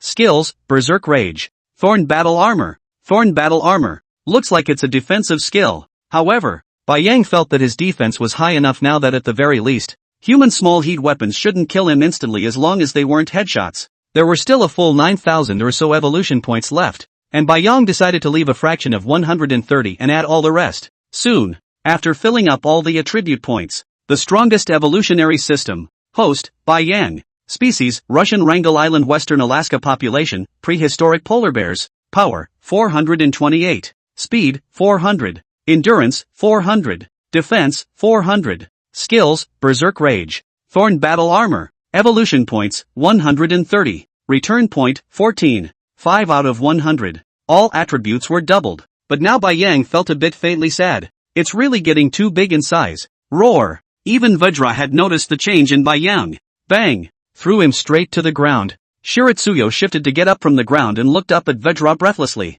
Looked down. Now he was at the very least twice the size he had been a moment ago. When he stood up, he was over 5 meters tall, and where once he could only grab King Kong's calf position, he could now grab his thighs. The whole body was even wider. And, with a pure white fur, the majestic body type makes Bai Yang look nonetheless not that kind of bloated feeling, but more of a streamlined beauty. Roar! Jean Gang's eyes were full of incomprehension. He really couldn't understand just why this white bear in front of him had suddenly become so big. Bai Yang felt that now if he ran into that prehistoric giant crocodile that he once was, he could completely crush it head on, and both skills were all turned on. Sheesh, it's so cool to think about. Roar! Growling at Vajra, Bai Yang even leaned his body towards it. Come on, prop me up. What he didn't realize was that King Kong gave him a contemptuous look and turned his head forward. Bai Yang, what does that mean? You think I'm too heavy? Don't be like that if you're a brother. Bai Yang hurriedly chased after him. At this time, it is already the middle of the night. Under the bright moonlight,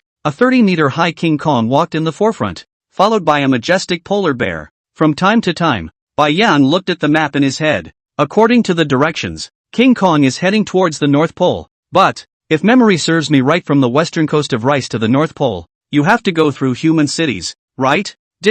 Roar! King Kong turned around and shouted at Bai Yang. This white bear is good at everything and smart, but he just likes to move around. How did you find such a stupid teammate? At Vajra's disdain, Bai Yang scoffed. On the way, Bai Yang took a lot of effort to learn from King Kong that he was the only polar bear in this jungle. Hearing this, the big stone in Bai Yang's heart dropped. If that's the case, then Mama Bear and Sister Bear should still be alive, just separated. But, now the Earth has no idea how many times bigger than the original. Even the original Earth. Want to find the bear mom and bear sister D as hard as heaven, let alone now. Roar! Bai Yang roared vigorously at the distant sea. Mama Bear, Sister Bear, I will find you. Chapter 59. Passing through a human town. Rumble. The helicopters overhead kept roaring, and buildings kept bursting into flames beside them. All sorts of bomb debris flying around. Roar! Bai Yang roared angrily and directly crashed a nearby house. Covered in blood, he walked out, looked up at the helicopter in the air, and lowered his head again.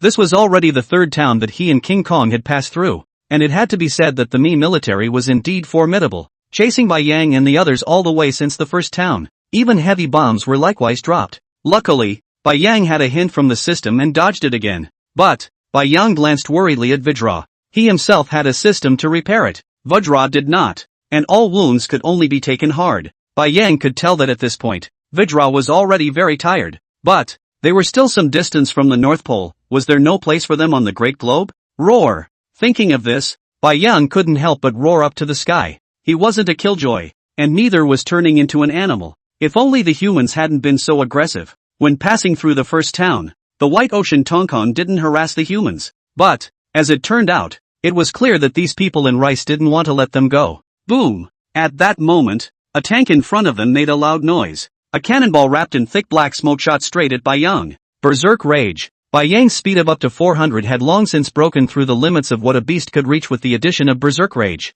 Boom! Dodging this bomb, Bai Yang stood up and instantly pounced on this tank not far away. Come on! Cover! Machine gunners, take cover! It's coming over! Ah, it's coming over! Bang! Like an armored chariot, Bai Yang rushed across the crowd in front of the tank. Now his defense was so fearless of bullets that even a shot to the head couldn't break through his defense. Ka-ching! Biting off the head of a soldier in front of him with a single bite, Bai Yang twisted his waist and slammed straight into the tank. Rumble! The one in front of us is a heavy tank. Very large. But, after Bai Yang kept hitting it, the outer metal plates all started to deform. Bang! Finally, the tank tipped over after Shiritsuyo slammed his torso heavily into it again. Watching a few soldiers crawling out of the tank covered in blood and full of fear, Bai Yang left a residual shadow in place and instantly rushed in front of them. Bang! Bang! Bang! The large sharp bare paw brought up a strong wind, and the few tank soldiers in front of him were directly slapped into mud. Rumble! At that moment, the helicopter in the distant sky was also yanked down by King Kong as he seized the opportunity and smashed into the ground,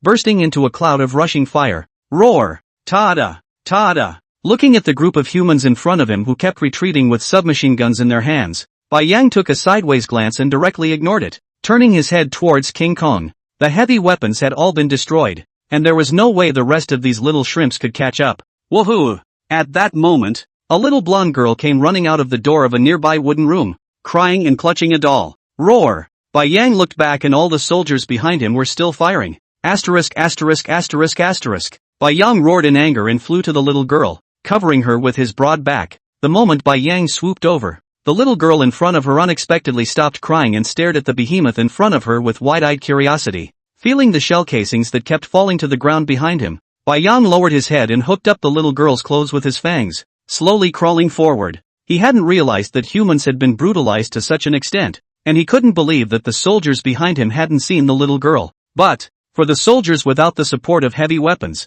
they didn't dare to rush after the two behemoths that were already preparing to leave. Roar! King Kong walked beside Bai Yang. They were now out of the town. However, King Kong looked at the little girl in Bai Yang's mouth with some puzzlement, wondering what this white bear in front of him was planning to do with such a small fellow in his mouth. LOL. The little girl hanging from the fangs kept giggling. Bai Yang had already walked to the mouth of the town, when suddenly, a pair of men and women roared miserably from behind them. Anna! Anna! Bai Yang stopped, and the pair not far away seemed a little afraid as they looked at the two huge beasts in front of them. But, finally, the man mustered up enough courage to slowly walk forward, his eyes dead set on the little girl in Bai Yang's mouth. Bai Yang gently placed the little girl on the ground. This little girl should be the couple's child. Gently pushing the little girl forward, Bai Yang glanced at the man in front of him who had begun to tremble. Roar! Growling at Vajra, he turned his head forward. He had planned to put the little girl in a safer place, but since the little girl's parents had come after her, it was more appropriate to leave it with them.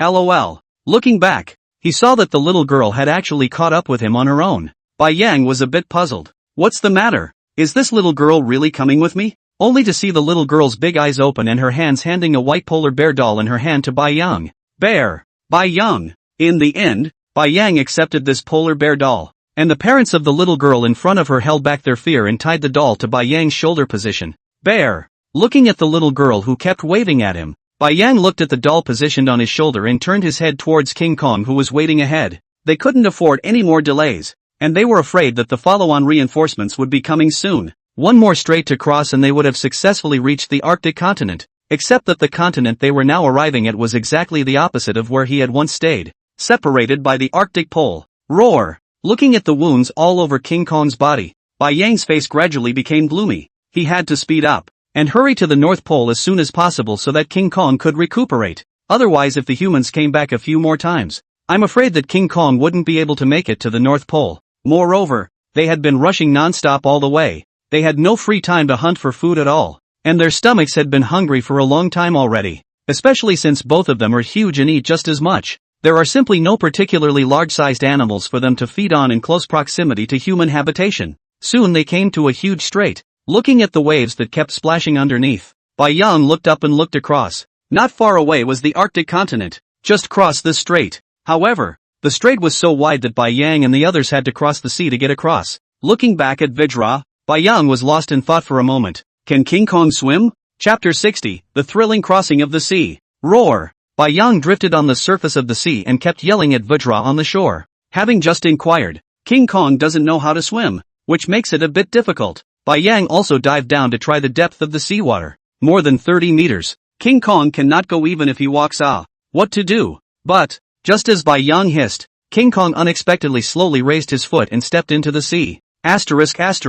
Dude, you're going to drown. Shiritsuyo stopped him with a quick growl. Only, until the water didn't go over Vajra's head, Bai Yang was confused. Diving down himself, he looked at King Kong who was walking underwater, and Bai Yang hurriedly chased after him. It's possible. This monkey, to be able to close his breath. That's a pretty short distance to walk. Though, King Kong walked calmly in the water. Bai Yang swam in the position of its head, and even sometimes King Kong turned its head to look at itself from time to time, surprisingly grinning. Awesome. Being big is a big deal. Bai Yang had to be impressed. He had already probed the surface of the water twice to change his breath, and this King Kong didn't even react to holding his breath at all. Is your lung capacity that high? Put. A huge wave turned up. Bang! Shiritsuyo fell heavily to the surface of the water. No matter how much he thought about it, he couldn't figure out that Vajra would use this unique way to change his breath. Nima jumped straight up from inside the water. The problem was that King Kong jumped up all right, and it lifted him right back off the ground,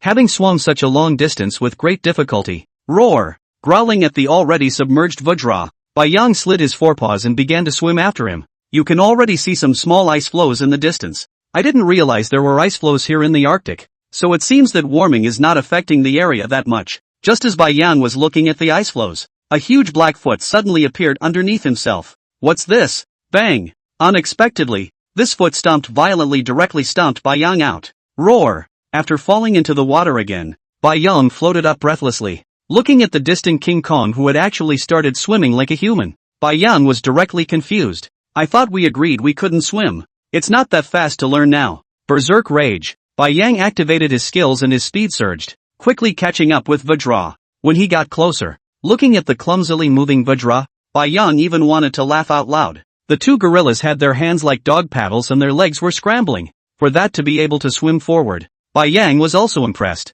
Hoo!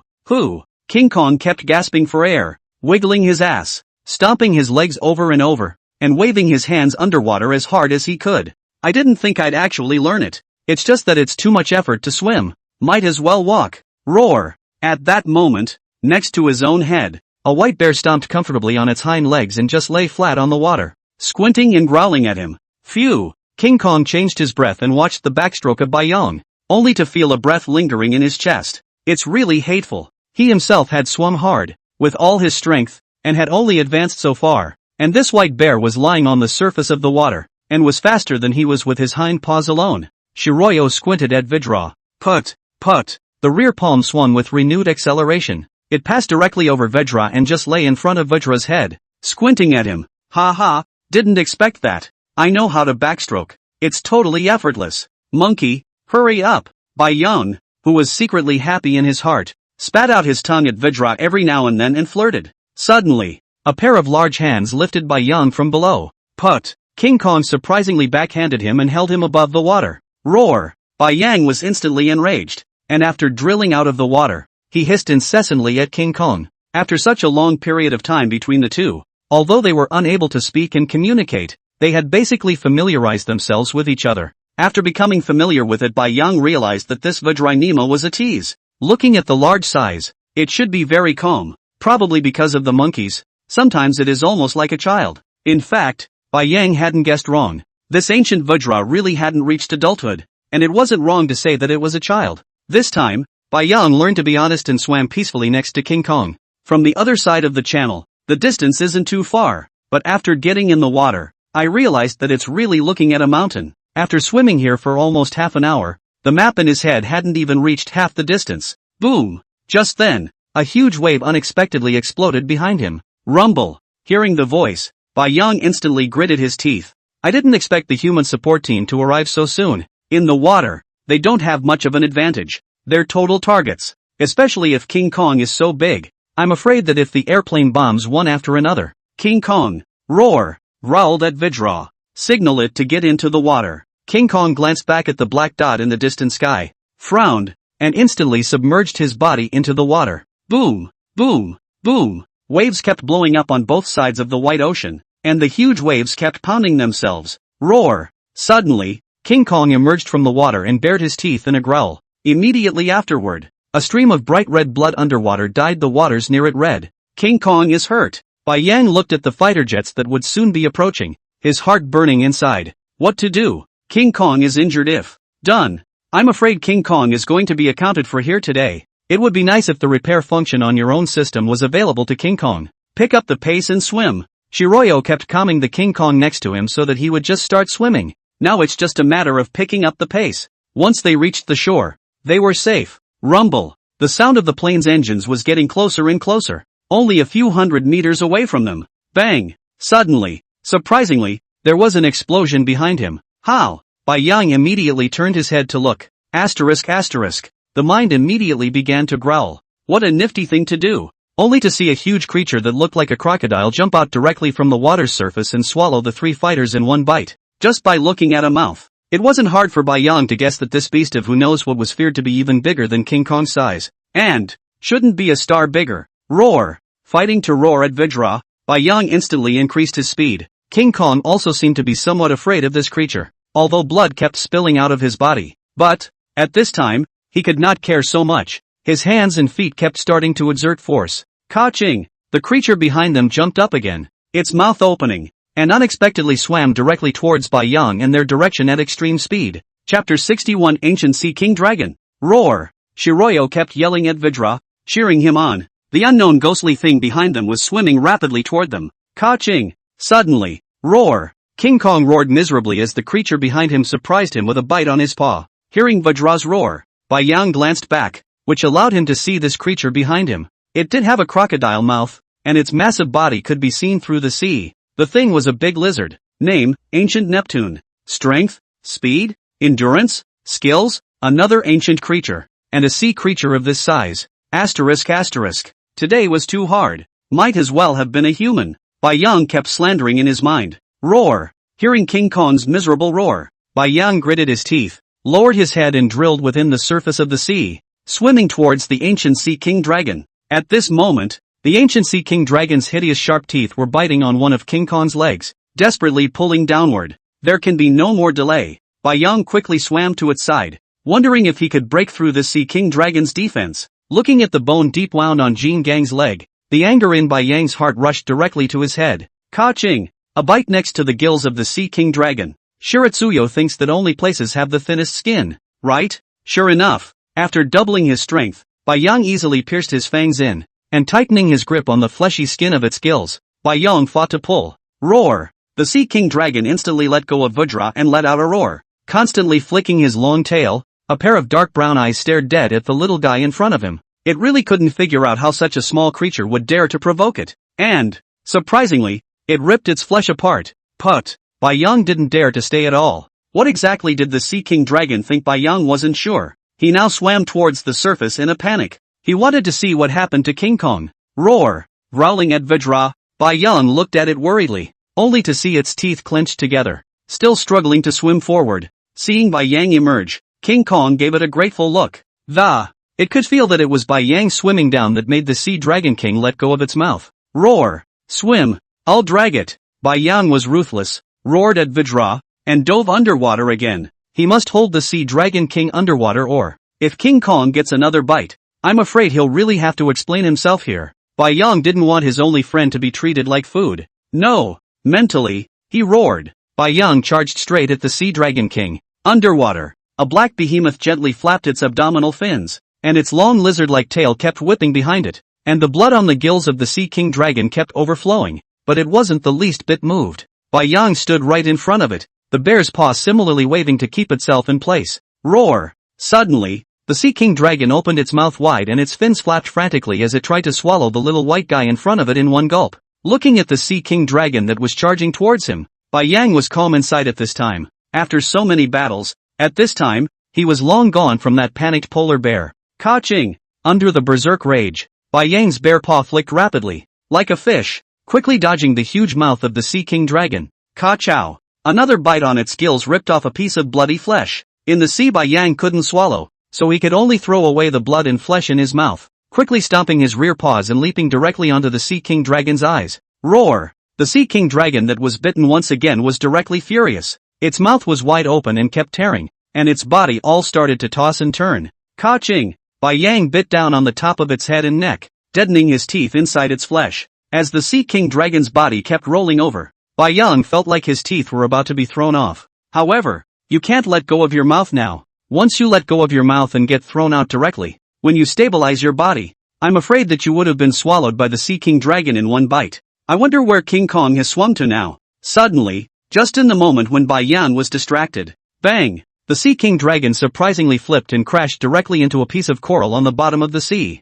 instantly throwing Bai Yang out. Bai Yang climbed out of the coral with great difficulty, the bloody mouth of the Sea King dragon right in front of him. Asterisk asterisk. It's over. Bai Yang was directly stunned in place. I'm afraid it's over this time. There's no way to hide anymore. Mama Bear, Sister Bear, King Kong. Images of them flashed through his mind. Bai Yang's nerves were tense as he stared at the huge mouth in front of him. Even if he was swallowed in one bite, the moment he used his system to repair it, he would still tear a piece of flesh and blood from the Sea King dragon. Bang! Roar! However, suddenly a roar came from the Sea King dragon in front of him, and Bai Yang felt it stop in its stature and hastily swam upstream with his sliding bare paw. Looked down. Bai Yang was curious as to what kind of creature would dare to hunt a marine overlord like the Sea King dragon. Only a few huge tentacles were seen deadening the Sea King dragon's body and tightening it without stopping. What the hell is this? The size of each tentacle was no weaker than that of a Sea King dragon. Moreover, there were 4 tentacles, each of which curled up the body of the Sea King dragon.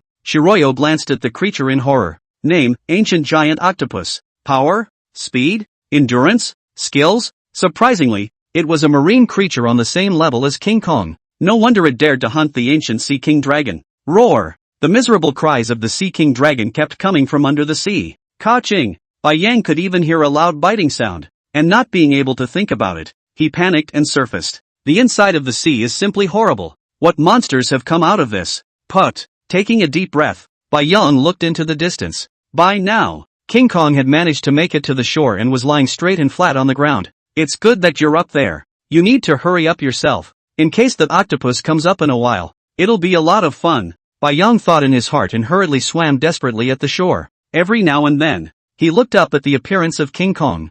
I'm afraid that King Kong has fainted, or it is impossible to lie directly on the ground. Thinking of this, Bai Yang couldn't help but be even more anxious. The temperature here is very low. It's already below 0. I don't know how King Kong's wounds are doing. If it freezes, then it will be dangerous. It's quite possible to freeze a leg off. Roar! And just then, a beastly roar came from the direction where Vajra was. Bai Yang looked up. Asterisk asterisk. Mentally, he cursed fiercely, only to see that a creature about his size was actually slowly approaching Vajra. Chapter 62 Prehistoric Saber-Toothed Tiger. Roar! Bai Yang kept hissing as he swam faster towards the shore. The white beast on the shore, on the other hand, was now hovering around Vajra's body without stopping. Bai Yang looked up. The beast seemed to smell blood and was slowly making its way towards the wound in Vajra's leg. Asterisk asterisk. Asterisk asterisk if you dare to take a bite, I'll go up and kill you later. Bai Yang roared viciously in his mind. The forepaws kept paddling hard underwater. The beast in the distance was already testing Vajra, only to see it keep slapping its claws at Vajra's legs. It seemed to really sense that the behemoth in front of him was dead. Roar! The beast growled. Faster! Faster! Bai Yang's heart was racing at this moment, and he was roaring inside. King Kong originally this leg injury is already very heavy. Cannot recover Bai Yang or not sure? If you let this beast tear a few mouths. Bai Yang didn't dare to think about it anymore. Now that the global giant has become like this, I'm afraid that if King Kong limps, survival will become even more difficult. The distance is getting closer. Bai Yang was finally able to see what the white beast was. Surprisingly, it was a tiger with a huge body. Looking at its size, it was already the same size as himself. When did tigers grow so big? Moreover, the upper jaw of this tiger's mouth protrudes with two long, sharp, giant teeth. Surprisingly, it's a saber-toothed tiger. Bai Yang instantly remembered that this creature had once been a dominant landlord as well, and was exceptionally ferocious. The saber-toothed tiger was about to open its mouth as far as the eye could see. Roar! Bai Yang roared with all his strength. Sure enough, the saber-toothed tiger stopped moving when it heard the roar. Turning his head to the sea, he saw a white-furred polar bear swimming desperately this way. Roar! The saber-toothed tiger roared at Bai Yang with the same fury. It thought Bai Yang had come over to snatch the food, and driven by animal instinct, the saber-toothed tiger slowly walked towards the sea. He wanted to drive away this food snatcher in front of him before he could enjoy the food alone. Phew! Bai Yang couldn't help but breathe a long sigh of relief when he saw that it had abandoned Vajra's corpse and was coming towards him. Scared to death. Roar! But, what's this guy yelling at himself all the time? Did you still want to eat me? Ha! Bai Yang thought of this. The two bear paws speed up again. If I don't teach you a lesson, you really think you're a bully. This is the North Pole. This is our own territory. A prehistoric animal was arrogant like this. If it was an ancient creature, perhaps Bai Yang would have to deliberate. Roar! Shiritsuyo similarly craned his neck to growl. Just you wait, little man. The saber-toothed tiger, as if it was about to duel, just stood still on the seashore stone, the tongue in its mouth constantly licking over the tiger's teeth. That prey will be ashore soon. Since the beginning of its descent across the ice sheet, no creature other than the mammoth has been its match. I didn't expect to see another opponent today. Roar! The moment Bai Yang climbed onto the shore, he directly turned on berserk rage, and with a flash of his figure, he arrived in front of the saber-toothed tiger. Roar! The saber-toothed tiger let out a tiger's roar, and its massive body began to slowly move around Bai Yang. It could be seen through its tense muscles that the saber-toothed tiger was already looking for a chance to strike a fatal blow at this point. Roar! Suddenly, the saber-toothed tiger flew up with all four paws. He could tell that the soggy polar bear in front of him seemed tired. As the saying goes, take advantage of your illness. Ka-ching! Bai Yang bear stood up, both palms dead hold pouncing saber-toothed tiger head, and saber-toothed tiger two sharp teeth against the white ocean bear palm. Roar! A roar of rage. Bai Yang quickly wheeled up a bear paw. Bang! Heavy slap on the saber-toothed tiger's face. Ka-ching! The sound of breaking rang out, and Bai Yang then opened his mouth to bite on its neck. Bang! Unexpectedly, the saber-toothed tiger had directly slammed its head into Bai Yang, instantly toppling him to the ground. Ka-ching! Bai Yang kept shaking his head to avoid the saber-toothed tiger that was lying on top of him and kept opening its mouth to tear at him. I didn't expect the saber-toothed tiger's weight to be light. Bai Yang was pressed to the ground by his death, but he couldn't even get up if he wanted to. Pushing my buttons, are you? Roar! A roar of rage. Ka-ching! Bai Yang let the saber-toothed tiger take a bite on his neck, forcibly endured the pain, and with both palms similarly holding the saber-toothed tiger's waist in a death grip, violently pulled it onto himself. Ka-ching! The same bite on its neck. Ow! The saber-toothed tiger that felt the intense pain screamed out miserably, and its mouth instantly loosened, trying to work my way out of it. But I didn't realize that the polar bear had hugged itself to death, both front paws wrapped around it, even as the back paws began to hitch up to its back. This, bang! Feeling that the saber-toothed tiger had actually wandered off for a moment, Bai Yang directly exerted force on his waist and rolled over to crush it underneath his body. Ka-ching! Ripping this piece of flesh and blood from his mouth with its fur, Bai Yang just lay on top of the saber-toothed tiger and once again opened his mouth to bite on the position of its throat. The two forepaws kept patting its tiger's face, and although he couldn't see it, he could feel that there was warm liquid flowing out of the saber-toothed tiger's face. When has the saber-toothed tiger ever seen this kind of tussle routine? Biting even if it's not enough, and using the bear's paw to keep calling his face? Can't this polar bear have a face? Ow! Non-stop wailing sounds. It could already feel its breathing starting to become difficult, a sign that its throat had been punctured. Bai Yang felt the saber-toothed tiger underneath him resisting more and more ferociously, and couldn't help but increase his strength once again. Bang! Bang! Bang! Bear paw even slapped and scratched. Ka-ching! The teeth in his mouth once again exerted force, surprisingly directly crushing the knot of the saber-toothed tiger's throat. Finally, the saber-toothed tiger stopped resisting, and Bai Yang braced himself and slowly climbed up. Roar! Roared at it. I didn't expect that after doubling his attributes and facing the enemy head-on, he would actually bite the saber-toothed tiger to death. Gulp! Chew and swallow the blood and flesh in your mouth. Ding! Congratulations to the host for successfully feeding on a prehistoric saber-toothed tiger. plus 150 evolution points. Ding! Congratulations to the host for successfully feeding on the prehistoric creature saber-toothed tiger. Plus 1 revert point. Current revert point 15/100. Who?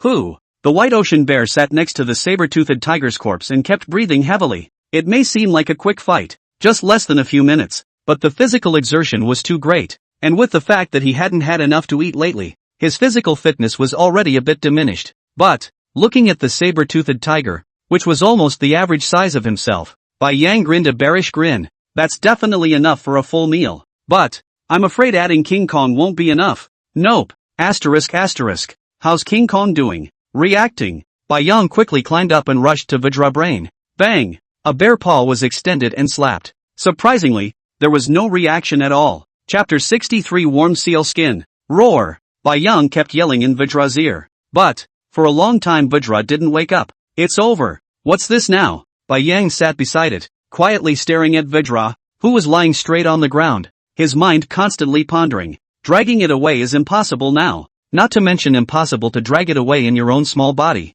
However, King Kong has a wound on his body. The smell of blood is very strong, and so little effort on shore has attracted the prehistoric saber-toothed tiger, in case it comes back in a while to be even more ferocious. So hard. Goo.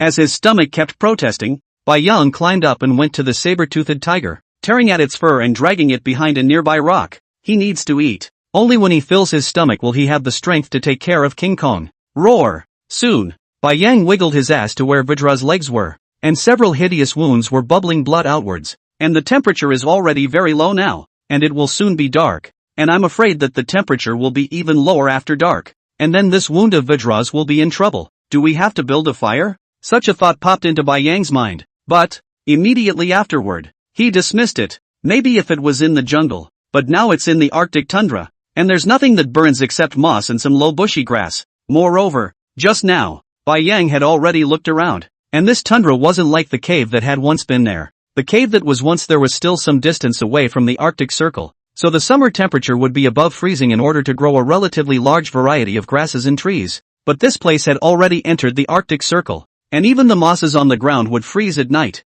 not to mention the plants. It's kind of hard. Still, it's imperative that King Kong's wounds are protected first, and if there's something insulating.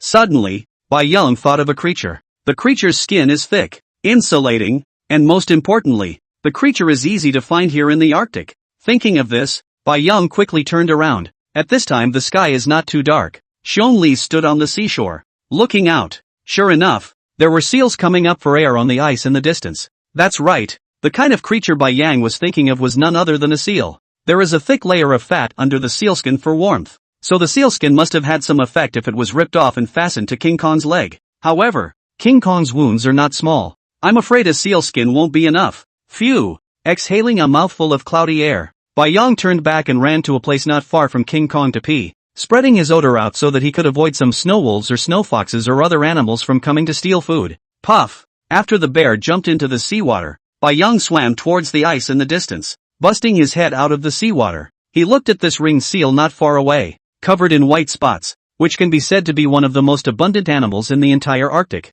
However, this seal is small in size. However, now even if it is a seal pup, Bai Yang will not let go. It is not eating meat, just for the seal skin, as long as there is a skin, as much as you can. Bai Yang kept thinking about the route that he could attack. The seal stayed in a strange position, not at the edge of the ice floe, on the contrary in the middle of the ice floe. In that case, there's no way to attack from underwater, only onto the ice floes. Thinking of this, Bai Yang once again dived underwater and slowly swam towards the other side of the ice floe. If he went up from there was a distance of 200 meters from the seal. For the current Bai Yang, a distance of 200 meters, he could reach it in a few seconds, and in a few seconds, I'm afraid that it would be difficult for the seal to climb into the seawater. Ka-ching! Bai Yang carefully climbed onto the ice floe and quietly lay down on it, exposing his head to look at the seals in the distance. Luckily, polar bears have a natural advantage on the ice. With all their white fur, lying still on the ice, it's really hard to tell if you're too far away.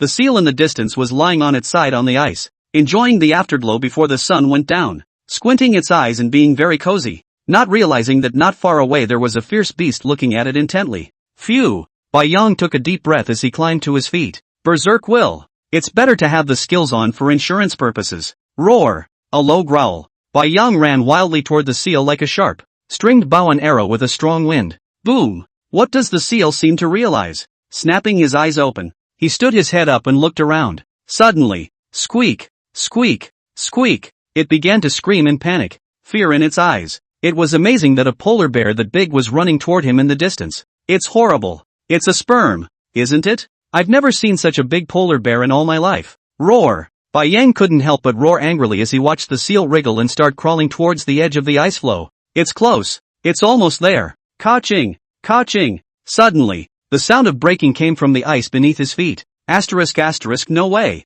It's almost here. Shiritsuyo immediately took flight. Puff! But it was too late. The entire chunk of ice floe under his feet collapsed and Bai Yang fell into the water. The ringed seal, which was desperately crawling toward the sea, heard the sound and looked back. Ha! That huge polar bear is gone? Taking a look at the huge hole in the ice, the ringed seal seemed to understand that the polar bear had collapsed the ice. Serves you right. Who made you grow so strong? It's a wonder this ice holds you up. However, this place can't stay long. Who knows if this polar bear will still be looking for himself after he climbs up? With that thought in mind, the ringed seal crawled toward the edge again. Immediately before it climbed to the edge of the ice, it once again turned back and barked at the hole in the ice to express its derision, turned his head and jumped into the sea. Ringed seals keep waving their tails. But, what's going on? How come the tail is waving and not advancing? Bang! That's when it felt like my body was being lifted up high. The ringed seal was confused. Ka-ching! Suddenly there came a sharp pain, and its head hung down, and just before it died it could see. It turned out that this polar bear had swum to wait for himself after falling into the seawater. Nima! This polar bear is a real dog. Bang! Bai Yang killed the seal with a single bite and flung it straight onto the ice. With his palms on the edge of the ice floe, he climbed up with difficulty. There is a bad thing about this big size. It seems that this ice will no longer be his hunting ground. I was lucky this time. If I had fallen in an ice hole, it would have been the end of the line. Chapter 64. It's too hard to raise a Vajra. Roar! King Kong leaned against a huge rock and couldn't help but growl as he looked at the constantly busy white bear in front of him. Bang! Bai Yang didn't have the heart to throw a snow wolf carcass next to it. King Kong grinned and reached down, cupping the snow wolf and dropping it straight into his mouth. Ka-ching! Ka-ching! After chewing twice, he swallowed it straight down. Bai Yang gave it a breathless look. Disheveled, he sat down on the floor. Never would I have thought that this King Kong's appetite was also too big. How much had he eaten already in the morning? 10 seals, 5 snow wolves, the whole 15 animals, surprisingly, were not full. Roar! Shiritsuyo growled at it breathlessly. Brother, if you keep eating like this, brother, I'm going to die of exhaustion. It's the North Pole. There's no such thing as large animals. However, Bai Yang can only slander in his heart. The wound on King Kong's leg has slowly started to scab over. I believe that it won't take long to heal, and then this bear nanny of his will finally be able to lay off. Caring for an injured King Kong is just plain tough. Hunting for food is nothing anymore. Serving King Kong in the bathroom is the hardest part. Growing into human form doesn't seem to be doing any favors, either. You have to squat to go to the bathroom, holding up half of its weight on one leg at a time and having to smell the indescribable stench behind it. Bai Yang simply felt too hard. Roar! Bai Yang growled at it and rose to his feet again, rushing out onto the ice field. Must hunt a few more animals now or tomorrow will be too much of a task. Looking back at King Kong, who was sitting on the ground, basking in the sun, looking cozy, and surprisingly waving at himself. It's too much of a bear to bully, isn't it? Bai Yang wandered aimlessly through the tundra. Today it seemed as if the animals here were slowly starting to dwindle. The herd of surly cows that he had once encountered was gone. Even the snow wolves were gone. It's not scientific. 2 days ago there were still a bunch of them wandering around the ice field. Why can't we see any of them today? Did they all scare themselves away and migrate? It's not that bad, is it? Rumble. Suddenly the whole earth began to tremble. Bai Yang barely stabilized his body and looked up. In the distance a white snow mist was rolling and moving this way, so fast that Bai Yang could vaguely see that the boulders next to him were swept up by it. Asterisk. What the hell? The snow fog was so thick that it was impossible to see exactly what was going on inside. Not caring about much, Bai Yang rolled and crawled furiously toward the front. It's hard to see what's going on, but just by looking at the situation, I'm afraid it's not a good one. Run! Don't get yourself involved later and you're done for. But the snow mist was moving too fast. It soon rolled Bai Yang in. Rumble, rumble, rumble. Looking at the huge feet that kept running past, Bai Yang was a little confused. I didn't realize that inside the snow fog was a group of animals. and it was also an animal that I had never seen before. Look up. One by one, huge ostriches kept passing by. Bang! A sudden bird kick sends Shiroyo to the ground. Boom! This giant bird with white feathers all over its body planted itself directly in front of Bai Yang. Gulp! Bai Yang looked at the giant bird in front of him, and a bold idea suddenly flashed in his mind. I didn't realize that this snowy mist was caused by this flock of birds running and, looking at the fat bird's body, Bai Yang admitted that he had a craving. Instinctively, he growled and flew straight up. Ka-ching! With a bite on its long neck, the giant bird kept struggling to get up. Bang! Another giant bird tripped over them, its huge body directly pressing down on Bai Yang. Roar! Bai Yang immediately felt a huge bird's claw stomp on him and was almost trampled over. Hastily, he hissed, allowing the system to repair the damaged internal organs. Shoo! At that moment, this giant bird that had just tripped and fell was similarly struggling to get up. What's the point of getting up when you're down? Bai Yang let go of this giant bird underneath him and flew to pounce on the one next to him. Ka-ching! A bite on it. He was about to stretch out his bare paw to climb upwards, but he didn't expect that this giant bird would directly lift its foot up and stomp Bai Yang out with a single stomp. Put! After slamming down heavily on the ground, Bai Yang sprayed out a mouthful of blood. System repair. Asterisk asterisk. This is as strong as a donkey's hoof. Knowing that his current weight was exceeding 200 pounds, this bird had even stomped him such a long distance with a single kick. Roar! After repairing his injured internal organs, Bai Yang immediately climbed up. At this time, the giant bird flock had already rushed over, and only the two birds on the ground that he had just tripped over were constantly struggling. One was clearly on the verge of dying at this point because Bai Yang had already torn it apart at the neck, but the other one had now struggled to its feet and was about to dart out. With a quick roar, Shiritsuyo charged forward with a stride of bare paws. Bang! After being stomped away by this giant bird once again, Bai Yang was simply going crazy. Hell, he stood up only up to this giant bird's chest, couldn't even reach his neck. And every time he would get stomped off.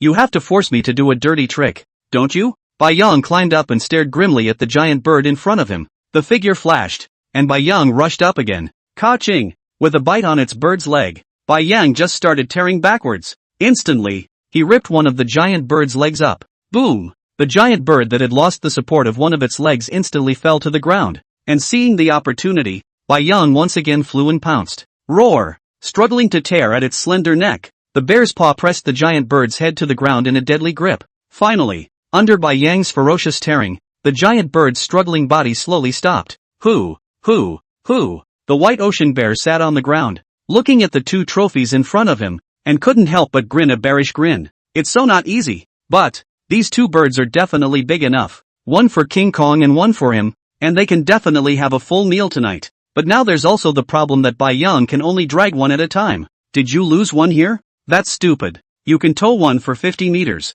then turn around and tow the other one. Thinking of this, Bai Yang glanced at the group of dingoes that were already far away. No wonder not a single animal could be seen on the entire tundra. With such a group of birds darting past, who could stand up to them? I'd be surprised if I didn't get stomped into the ground. Shiryo clenched his beak around the neck of a dingo and soldiered on as he began to move backwards. Roar! Suddenly feeling a pain in his ass, Bai Yang directly let go of his mouth and screamed miserably. Looking back, a giant white ivory tusk was up his ass. Bai Yang immediately felt the chrysanthemum tight. Fortunately just now the position is off so much. Otherwise, Chapter 65, New Friends. Moo! A loud and clear elephant chant. Bai Yang instantly winced. It was only then that I saw this behemoth in front of me, which was actually an elephant that was several times larger than my own whole. And at the moment its tusks were resting against its own buttocks. Hiss! Shiritsuyo sucked in a breath of cold air and silently moved his hips out of the way. Phew! A long sigh of relief. Bai Yang began to survey the giant elephant in front of him.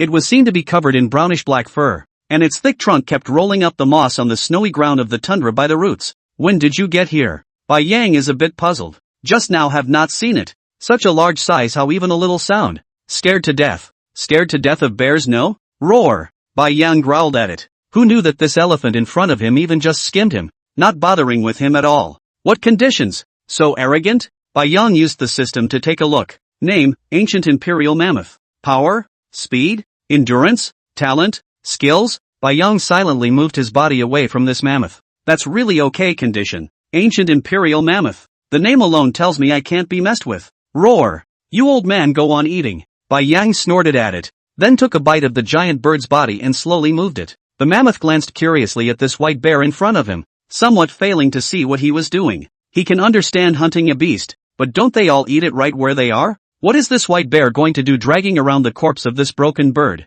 And two of them? But the mammoth still kept its head down and kept nibbling on the moss. Every now and then he looked up at the white bear that kept running over and over in front of him. Phew! Bai Yang dragged less than 500 meters before he lay panting on the ground. Looking back at the giant bird that was 50 meters away from him, he suddenly felt a faint sadness. That's a hell of a drag to get back to tomorrow morning. I also wonder what happened to King Kong now. Moo! Suddenly, the imperial mammoth not far away called out with its elongated trunk, then took a step towards Bai Yang's side. Bai Yang instantly stood up alertly, his eyes staring at the mammoth as various thoughts flashed through his mind. What is this mammoth up to? I've never heard of mammoths eating meat on TV in my previous life, have I? Bang! Only to see the imperial mammoth walk up to that giant bird, surprisingly stretching out its trunk to roll it up and throw it directly onto its back. Roar! Bai Yang roared angrily and immediately ran at the mammoth. That's a bit much. Isn't it a bit too race-faced for you? A vegetarian? To rob me of my hard-earned meat? Bai Yang stood in front of the mammoth with his head bowed and a low hissing sound kept coming out of his mouth.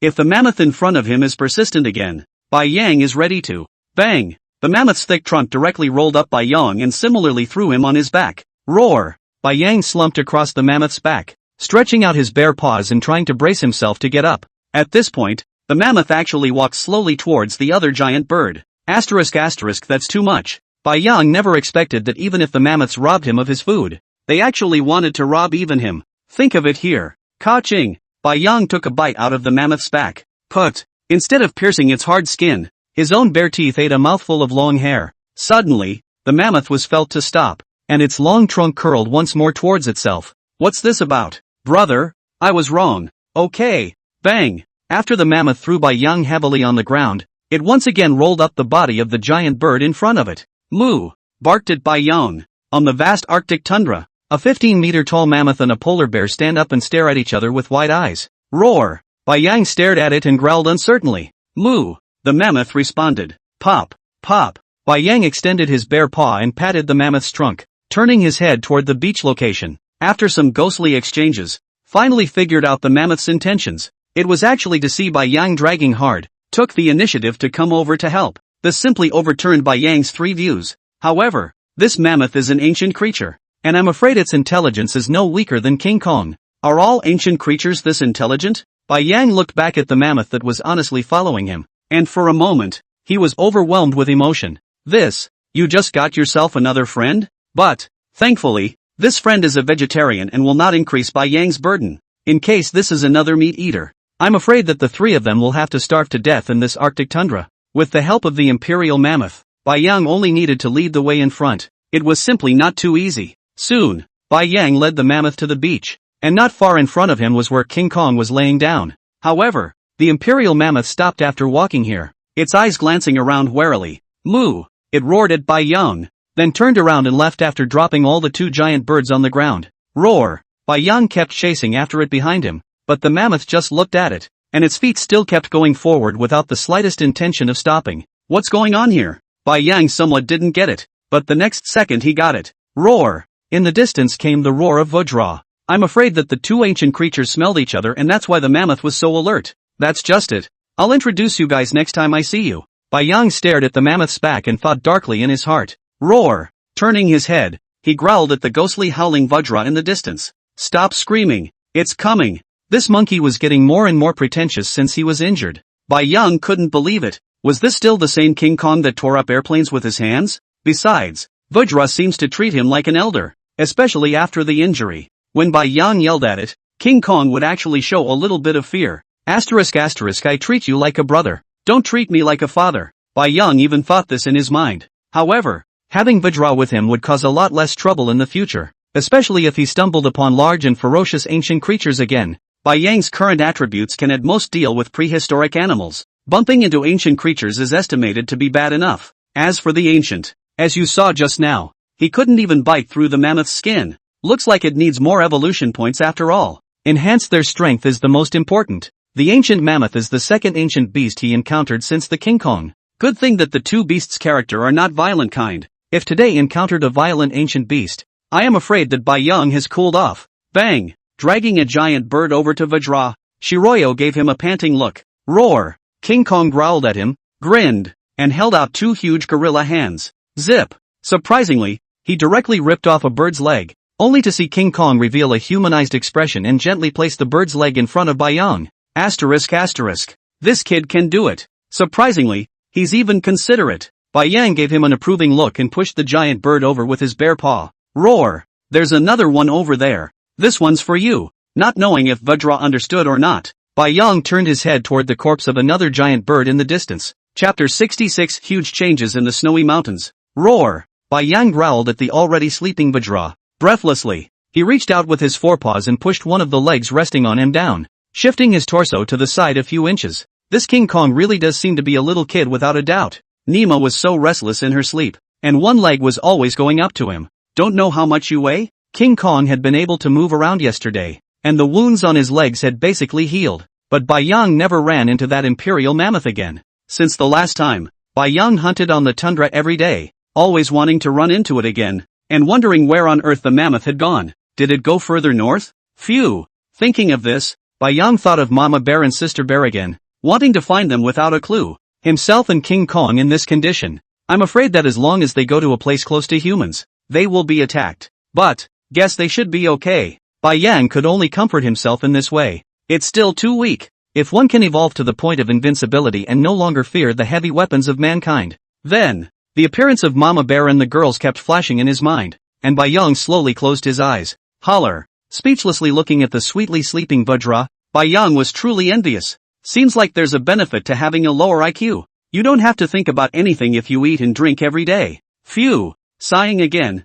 Shiritsuyo prepared to go to sleep. Tomorrow they're getting ready to migrate further north, a place where animals have been getting scarcer lately for some reason. Yesterday Bayang even saw a group of snow hares all starting to move in groups toward the positive North Pole. Did something change there? Boom! Just as Bayang was about to close his eyes, a rushing bright light suddenly exploded in the sky. Roar! King Kong instantly woke up and jumped straight up from the ground, looking up at the silvery white pillar of light. Bayang similarly frowned. The pillar of light was emanating from that snowy mountain far away, straight into the sky. Rumble! A huge rumbling sound kept coming. Bayang could hear that it should be the sound of an avalanche. That pillar of light had actually shaken down all the snow on the entire snowy mountain. Roar! After looking at it for a long time, King Kong quickly turned his head and hissed at Bayang, stretching out his finger to keep pointing at the snowy mountain. What do you mean? You're going to the snowy mountains? Bayang turned his head to look at it and saw that he looked anxious and kept dancing around in place. No way! Looking at this pillar of light, I'm afraid that it's not something simple to emit.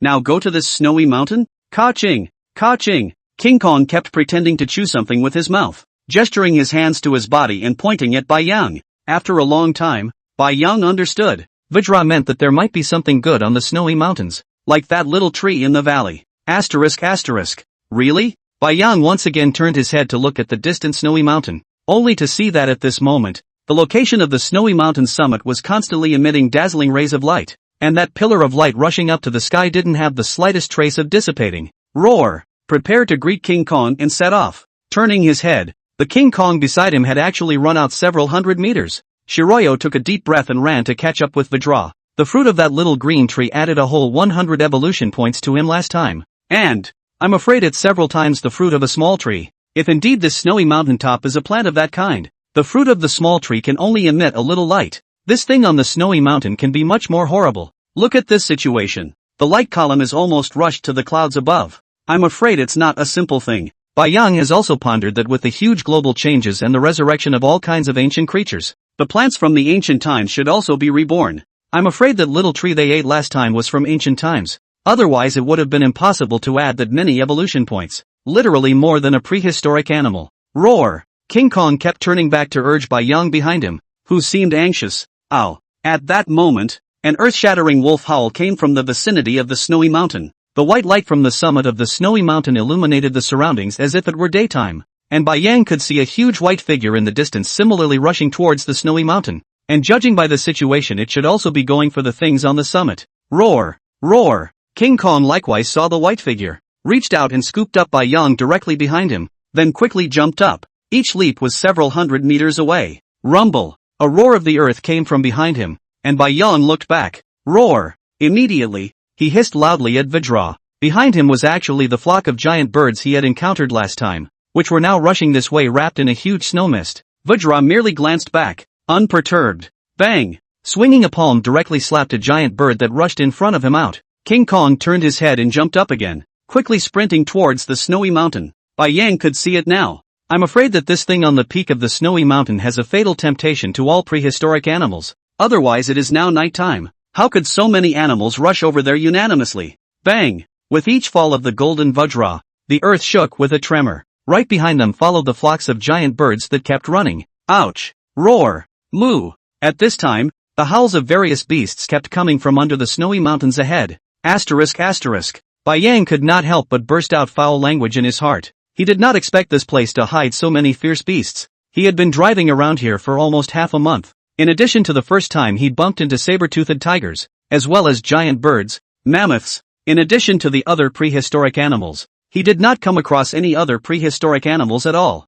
I didn't realize that this snowy summit had drawn all the animals out. Shoo! Behind them suddenly came a burst of birds chirping. Bai Yang looked back. All the giant birds at this time unexpectedly all stopped. A body type is obviously higher than all the same kind of giant bird walked out, eyes constantly looking at the snow mountain under the creature. It is not difficult to see. This giant bird leader some hesitation. Phew! And Vajra stopped at that moment, slowly placing Bai Yang on the ground after a serious look. Bai Yang had never seen Vajra show such a look before. Did the front. The bear stood up and Bai Yang looked down the snowy mountain. Sure enough, several massive beasts were facing off at the foot of the mountain, each one no smaller than King Kong. Hiss! Bai Yang sucked in a breath of cold air, just by looking at the size. I'm afraid that there are at least no less than 5 ancient creatures in front of me. Moreover, Bai Yang saw a familiar figure. It was the ancient imperial mammoth, which was currently staring dead-on at a huge silver-white wolf in front of it. Chapter 67, All Ancient Creatures? Roar!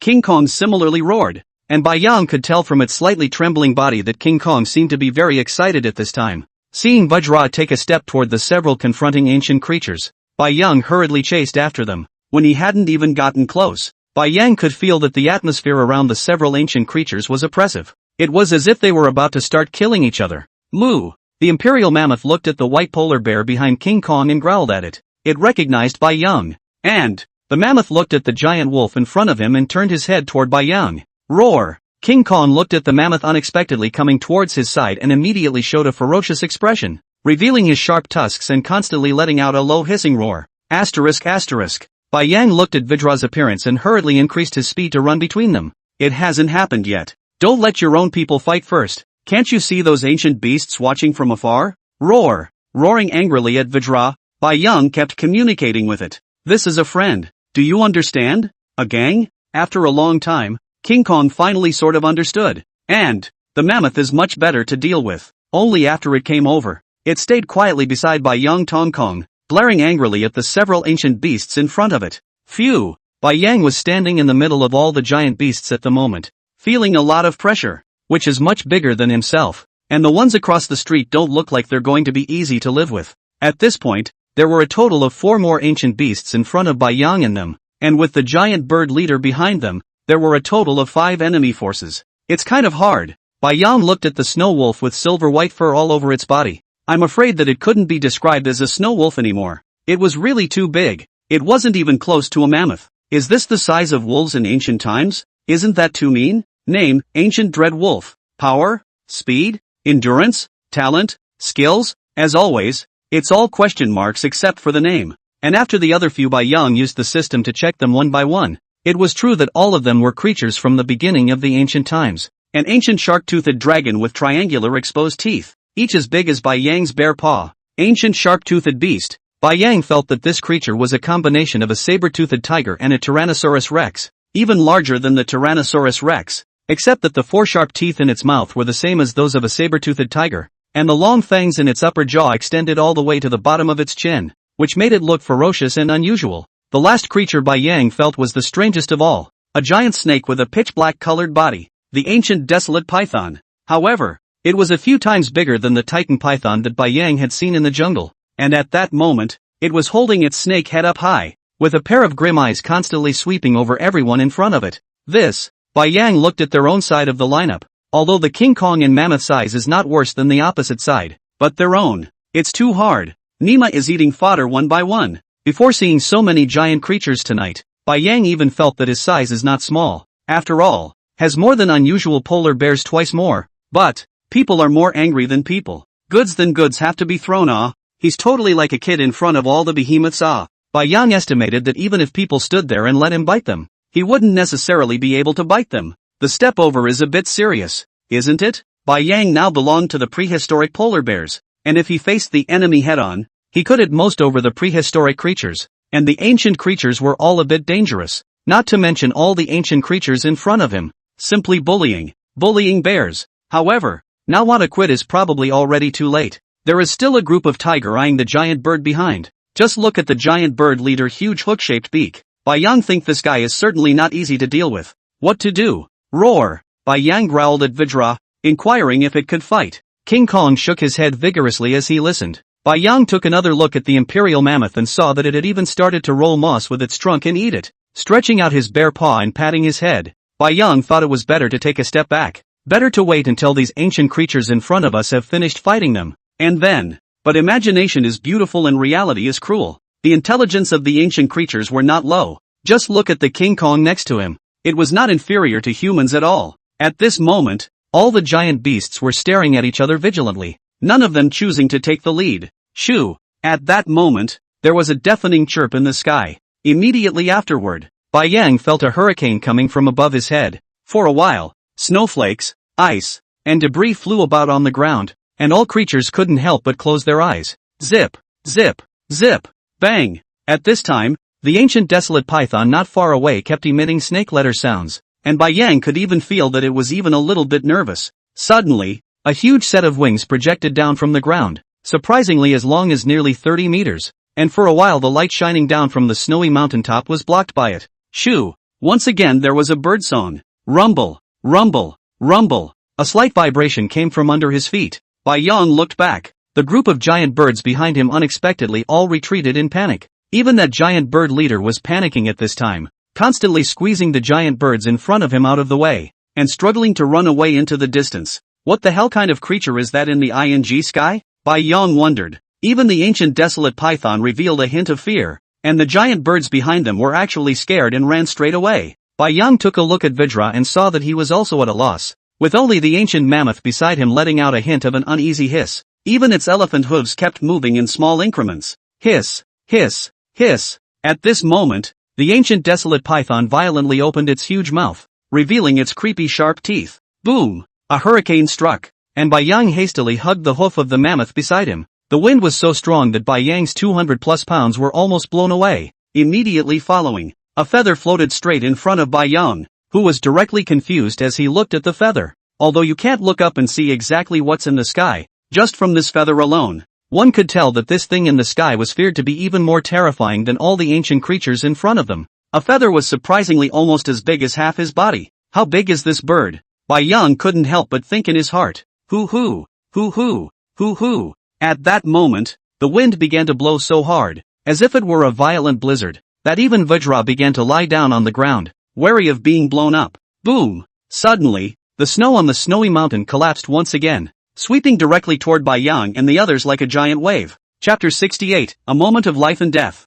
Rumble, rumble, rumble. Bai Yang only felt as if there was thunder exploding in his ears, roaring non-stop. The next thing he felt was a huge wave that swept him right in. Roar! Mouths just opened to be stuffed with swarming snowflakes. Immediately afterward, Bai Yang felt a cold body roll him up and look down. Asterisk asterisk. Surprisingly, it was that ancient desolate python. What time is it? You still have time to roll, old man. I never thought it would be an avalanche and this snake would sneak up on me. In fact, Bai Yang was wrong about the ancient desolate python. In order to avoid the strong enemy in the air, at the moment of the avalanche, the ancient desolate python started to drill towards the bottom. Except that Bai Yang's body was so snow-white that it couldn't be distinguished at all, and the desolate python just felt as if its body had touched something, and so tried to roll it up. But, this is killing Bai Yang. Put! Underneath the snow, Bai Yang couldn't do anything to resist at all, letting the giant snake roll him up. But, the arachnid python didn't seem to be tightening its body up,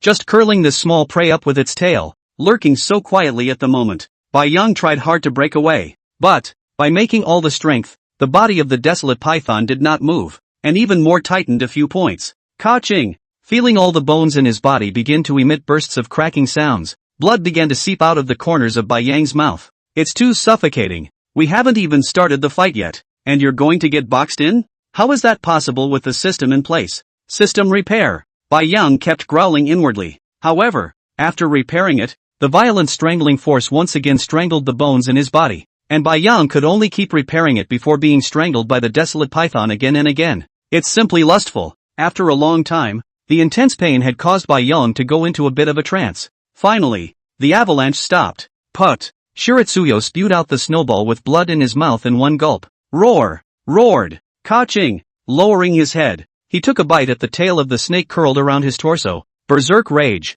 However, even with the skills boost, Bai Yang's strength was barely enough to pierce the scales of the arachnid python. Not caring much, Bai Yang bit on a scale and tore it off, revealing the pure black snake skin of the desolate python. Ka-ching! Feeling a wave of warmth that surged into his mouth, Bai Yang exerted himself once again and finally stabbed into the desolate python's body. But, also only stabbed a few bare teeth in, and now trapped under the snow pile and rolled up. Bai Yang can't tear it significantly at all. The system didn't have an eating alert go off either. Doesn't drinking some blood count as eating? Bai Yang kept slandering the system in his heart. Cackle.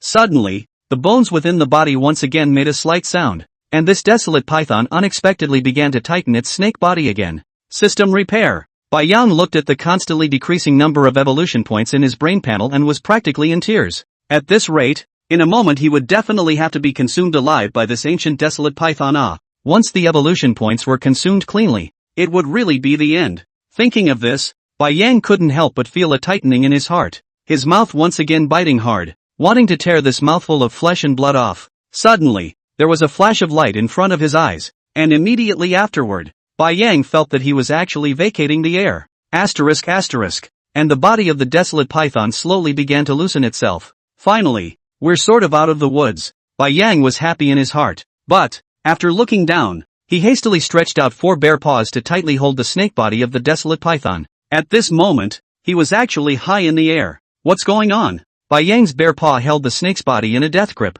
and squinting his eyes upwards, he could see a golden-colored bird's claw. And this would be the desolate python's body being in the bird's claw. Looking down again, he could vaguely see King Kong, who was getting up out of the snow, but by now King Kong looked very small. Bai Yang needs to run through it now. This giant bird in the sky grabbed the ancient desolate python and brought itself up in the process. Who to talk to? But the bird is so big. The ancient desolate python's body was big enough for people to grab it with 2 bird claws. Bai Yang did not dare to move at all at this time. The teeth stuck inside the body of the desolate python once again forcefully stabbed a few points deeper, and the bare paw was also held more dead, for fear that he would fall down. Rolling his bare eyes, he took a look at the golden bird's paw and used the system to look at it. Anyhow, we need to know what the bird's name is. Attributes, even if Bai Yang already do not hope, can easily the ancient desert python or caught up creatures. Bai Yang think the system is actually still very humane. Now he does not deserve to know people's attributes, just know a name. Ding! There is a large difference between the host and the other party's evolutionary level. Unable to read the data. Ha! Bai Yang smiled inwardly to himself as he listened to the system's prompt. Awesome! My system. Now that means I don't even deserve to know people's names, right? However, this also indirectly hinted to Bai Yang that this bird was even fiercer than the creatures of this upper class.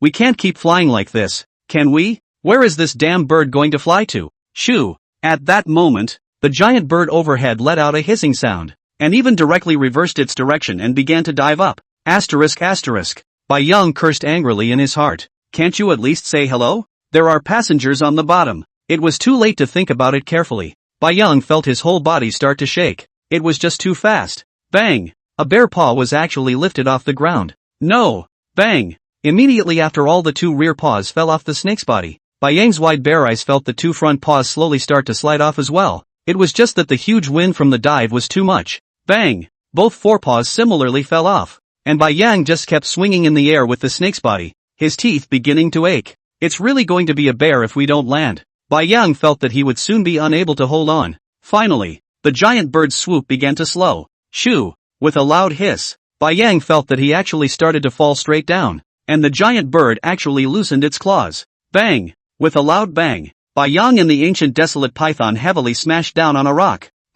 After spraying out a mouthful of blood, Bai Yang kept lying on the ground gasping for air. Fortunately, the system was repaired in time. Otherwise once he fell and fainted, it would really be over. Hiss, hiss, hiss. At that moment, a large python head stood up in front of itself, and its thick, dark snake letters licked directly at Bai Yang's face. I didn't realize that this ancient desolate python wasn't dead. Bai Yang had always thought it was dead, and looking at the desolate python that kept spitting its snake letters in front of him, Bai Yang's hairs exploded all over his body. Chapter 69, a fight to turn a bicycle into a motorcycle. Roar! Dude, we're both in trouble now, so don't mess around. Bai Yang gave a small growl at it, and his body began to slowly back away. Hiss, hiss, hiss. However, the ancient desolate python's gloomy eyes merely stared at Bai Yang for a few moments before turning its head and starting to quickly crawl up to the side. Bang! Suddenly, a huge dark gray bird's beak directly pecked on the head of the ancient barren python, followed by Bai Yang watched as it was swallowed directly by the bird's beak as if it were an earthworm.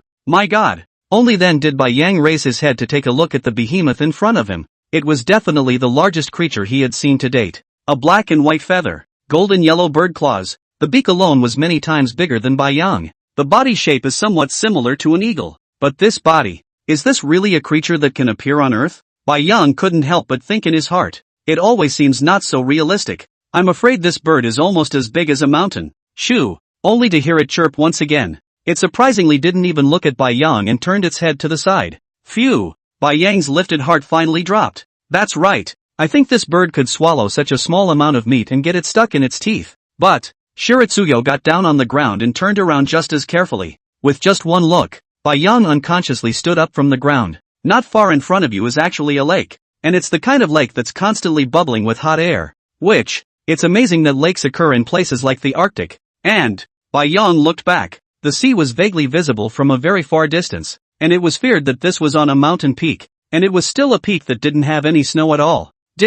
Suddenly, Bai Yang thought, could this be the peak that gave off the strange light just now? No wonder this place is like daytime. Moreover, a stream of hot air kept rising, and Bai Yang ghostly slowly followed the giant bird as it moved towards the edge of the lake. At this time, this place is like a fairyland with a lot of smoke. On the shore of the lake unexpectedly grew various plants that Bai Yang had never seen before. And at this time, a flowing fruit kept emitting colorful light. Hiss! Bai Yang couldn't help but suck in a breath of cool air. The grass by the lake in front of him was surprisingly full of the kind of fruit that could add evolution points. What kind of lake is this? And the plant in the center of the lake. Bai Yang felt his entire body begin to tremble unceasingly just by looking at it. It was a lotus flower as white as snow, and at that moment, it was radiating a holy light. Moreover, right in the center of the lotus flower, several crystal-clear lotus seeds that looked like sparkling diamonds were standing in it, each of them emitting a dazzling silver light. Bai Yang calmed his frantically beating heart and took a deep breath. I'm afraid that the pillar of light rushing into the sky on the snowy mountain was reflected by this very lotus flower. This is simply, how many evolution points would this add if you take a bite? Bai Yang raised his head and glanced at the giant bird next to him, seeing that it was also standing quietly on the shore at that moment, as if it was equally shocked. Dare you? A crazy idea popped up in Bai Yang's mind. He can foresee that if he can get a lotus seed, I am afraid that he may really say that he may directly break through to the ancient stage. Even back to antiquity points will be filled up, if that were the case. Phew! Bai Yang kept gasping for air, and his bare eyes kept staring at the lotus flower in the distance. However, if you want to snatch a lotus seed from the mouth of this giant bird, I am afraid that the success rate is less than 1%, or even no success rate at all. The ancient desolate python was swallowed in a single bite, and I'm afraid that my own small body would be trampled into mush by this giant bird in a single kick. What to do? Bai Yang looked at the lotus flower and kept struggling inside. Right now this giant bird was not hostile to him. Rather it should feel that Bai Yang was not a threat to it at all and disdain to bother with him. Bai Yang felt that once he swam towards the lotus flower, he was afraid that this giant bird would immediately get himself killed. Shoo! The giant bird suddenly spread its wings and chirped. Bang! Bai Yang only felt a strong wind coming in, directly lifting him out of the air and landing heavily in the lake water. However, the giant bird did not flap its wings and fly. Instead, it took a step into the lake and slowly walked towards the lotus flower. Put! Bai Yang spat out the lake water in his mouth and stuck out his tongue to lick the tip of his nose. Spell it out? Bike to motorcycle? Once you get a lotus seed, I'm afraid it's not as simple as turning into a motorcycle. I guess you'll be happy with a Ferrari directly. A step up in the world is right around the corner. Bai Yang's insides were constantly in a celestial battle. Roar! With a low roar, Bai Yang directly drilled into the bottom of the lake, right behind the giant bird, slowly swimming towards the lotus flower. He decided to put up a fight. If he could one day turn into such a powerful existence as this giant bird in front of him, I'm afraid he would be walking sideways in human society. And, Bai Yang in her heart is still always remembering the bear mom with the bear sister. If he is such a powerful existence, then the bear mom and the bear sister cannot be lost at all. The bear's paw kept gently paddling underwater as Bai Yang stared dead at the giant bird. Once the giant bird turned back, Bai Yang swam directly and quickly towards the shore. It was good that the giant bird now seemed to be intoxicated by the light emanating from the lotus flower, and didn't feel in the slightest that there was a little guy lurking behind it following it under the water. Moreover, in the giant bird's eyes, there was no way that a little guy like Bai Yang would have the guts to dare to peek at the lotus flower in front of him. However, let the giant bird think through his head. I'm afraid he couldn't imagine that inside this polar bear was a human soul, and the suppression of animal nature didn't work on him. Shoo! Listening to the birdsong that kept coming from the water, Bai Yang slowly poked out of the water to change his breath. It was about to reach the center of the lake, and the lake was getting deeper and deeper. Even the giant bird's body was about to be submerged. Lurking under the deep lake water, Bai Yang could see a lotus root in the distance that was as thick as an ancient tree in the sky. Coming soon. Bai Yang's entire body even began to tremble slightly without stopping. Inside, he was both excited and terrified. Shoo! And at this moment, the lake was lifted up by huge waves. Bai Yang could see through the bottom of the water. The giant bird's body was surprisingly not high enough anymore. Its wings kept fluttering in the water, and its golden claws could no longer step on the bottom of the lake. The lotus was now just less than a few dozen meters away. As long as the giant bird was able to stabilize itself, the beak could definitely reach the lotus flower as it probed past. Thinking of this, Bai Yang quickly accelerated his paddling speed. With berserk rage intent added, Bai Yang was like a small white fish, passing through the middle of the giant bird's two claws. Chapter 70 Green Spirit Illusory Speech Lotus. Shoo! Listening to the giant bird let out a hissing sound, Bai Yang quickly leapt over its feet and looked up at the giant bird, only to see that it was still fluttering in the lake water without stopping, its sky-covering wings bringing up a gust of wind. However, the lotus flower bubbling with a surfeit of light in front of him was not affected in the slightest. Bai Yang is considering whether or not he dares to venture out from beside the lotus flower, in case he is discovered by the giant bird. Or should we wait? Just then, shoo! Seeing that the golden-colored bird claws behind him actually began to slowly retreat backwards. The bird is going back? Bai Yang knew the opportunity had come. I'm afraid that this giant bird can't pick the lotus in the water and is ready to go back to the shore to rethink things. There's a good chance it'll fly by. However, it is difficult for a giant bird of this size to take off in place, and it can only glide from a high place with the help of the wind. Here's your chance. Bai Yang quietly lurked at the bottom of the lotus flower, slowly floating upwards along the rhizome. Bang! The top of his head touched the lotus leaf, and he didn't expect this lotus leaf to be like steel, unusually hard and sharp. And, within the entire lotus seed, 3 lotus seeds as big as coiled peaches stand out playfully. Gulp! Just by smelling the ethereal fragrance emanating from the lotus seeds, Bai Yang couldn't help but swallow the saliva in his mouth. It's just too tempting. However, the only way to find out exactly what this lotus is to swallow it in your mouth. Shoo! At that moment, a bird chirped in the distance. It's the giant bird coming through. Bai Yang dived beside the lotus petals and looked up, only to see the giant bird swooping down from the distant sky. It looks like it took off gliding from the peak and circled around ready to swoop right down and pick the lotus. Luckily it's a polar bear. If this was an individual creature, I'm afraid it would have been spotted by this giant bird. Bai Yang looked at his white fur, and under the white lotus flower, the giant bird could not be detected at its current distance. However, there wasn't much time left, and the giant bird flew so fast that it would arrive in the blink of an eye.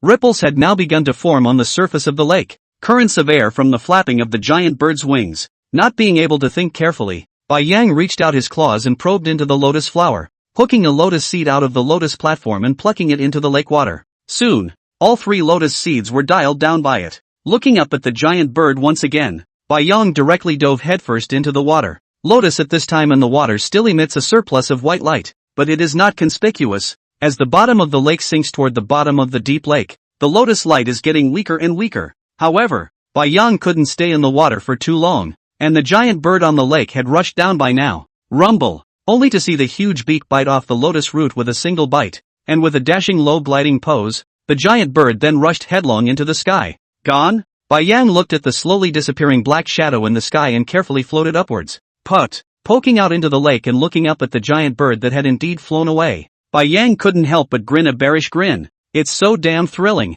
However, we have to move the place quickly. If the giant bird goes back in a while and realizes that there are only lotus flowers but no lotus seeds, I'm afraid that it will go crazy. It was imperative to get the lotus ashore in a hurry. Thinking of this, Bai Yang took a deep breath and quickly dived underwater. Lotus was afraid that it had already sunk to the bottom of the lake by now. After a long time. Roar! After standing on the bank and shaking off all the water stains, looking at the 3 peach-sized lotus seeds in front of him, Bai Yang couldn't help but roar with excitement. Until now he was still in a bit of a trance, not realizing that it had actually worked. This is a fruit that is many times more powerful than the kind on the shore. Will it add 1 billion evolution points? Bai Yang thought shamelessly. Looking around warily, Bai Yang carefully opened his mouth to bite the lotus into it. Ka-ching! Crisp sound. Well, Bai Yang puffed up his bare mouth, a bitter look on his face. So bitter? When the lotus seed in his mouth was crushed by his bite, a stream of juice flowed out, so bitter that he almost spat it out in one mouthful.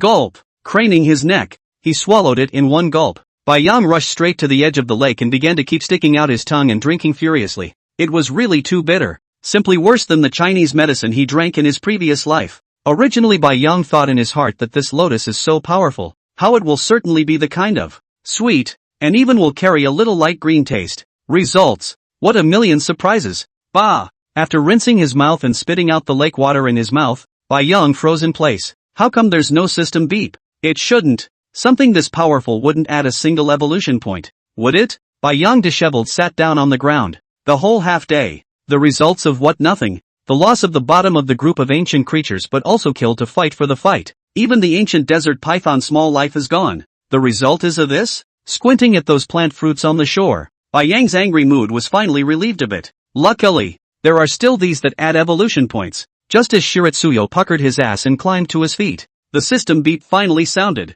Ding! Congratulations to the host for successfully feeding on the green spirit illusory speech lotus seed and obtaining the illusory speech talent. Ding! Congratulations to the host for opening his first talent. The talent function is open. Shiritsuyo sat on his ass once again. What the hell? Opened up the gift? What's this illusionary gift for though? Suddenly, Bai Yang seemed to realize something. Is it to make yourself talk? Forcing back his inner excitement, Bai Yang took a deep breath and straightened his bare tongue. Roar! Nima! Isn't it a phantom speech function? How come it still comes out as a bare roar? Roar! Roar! Roar! After trying a few times again, Bai Yang directly gave up. Cheated.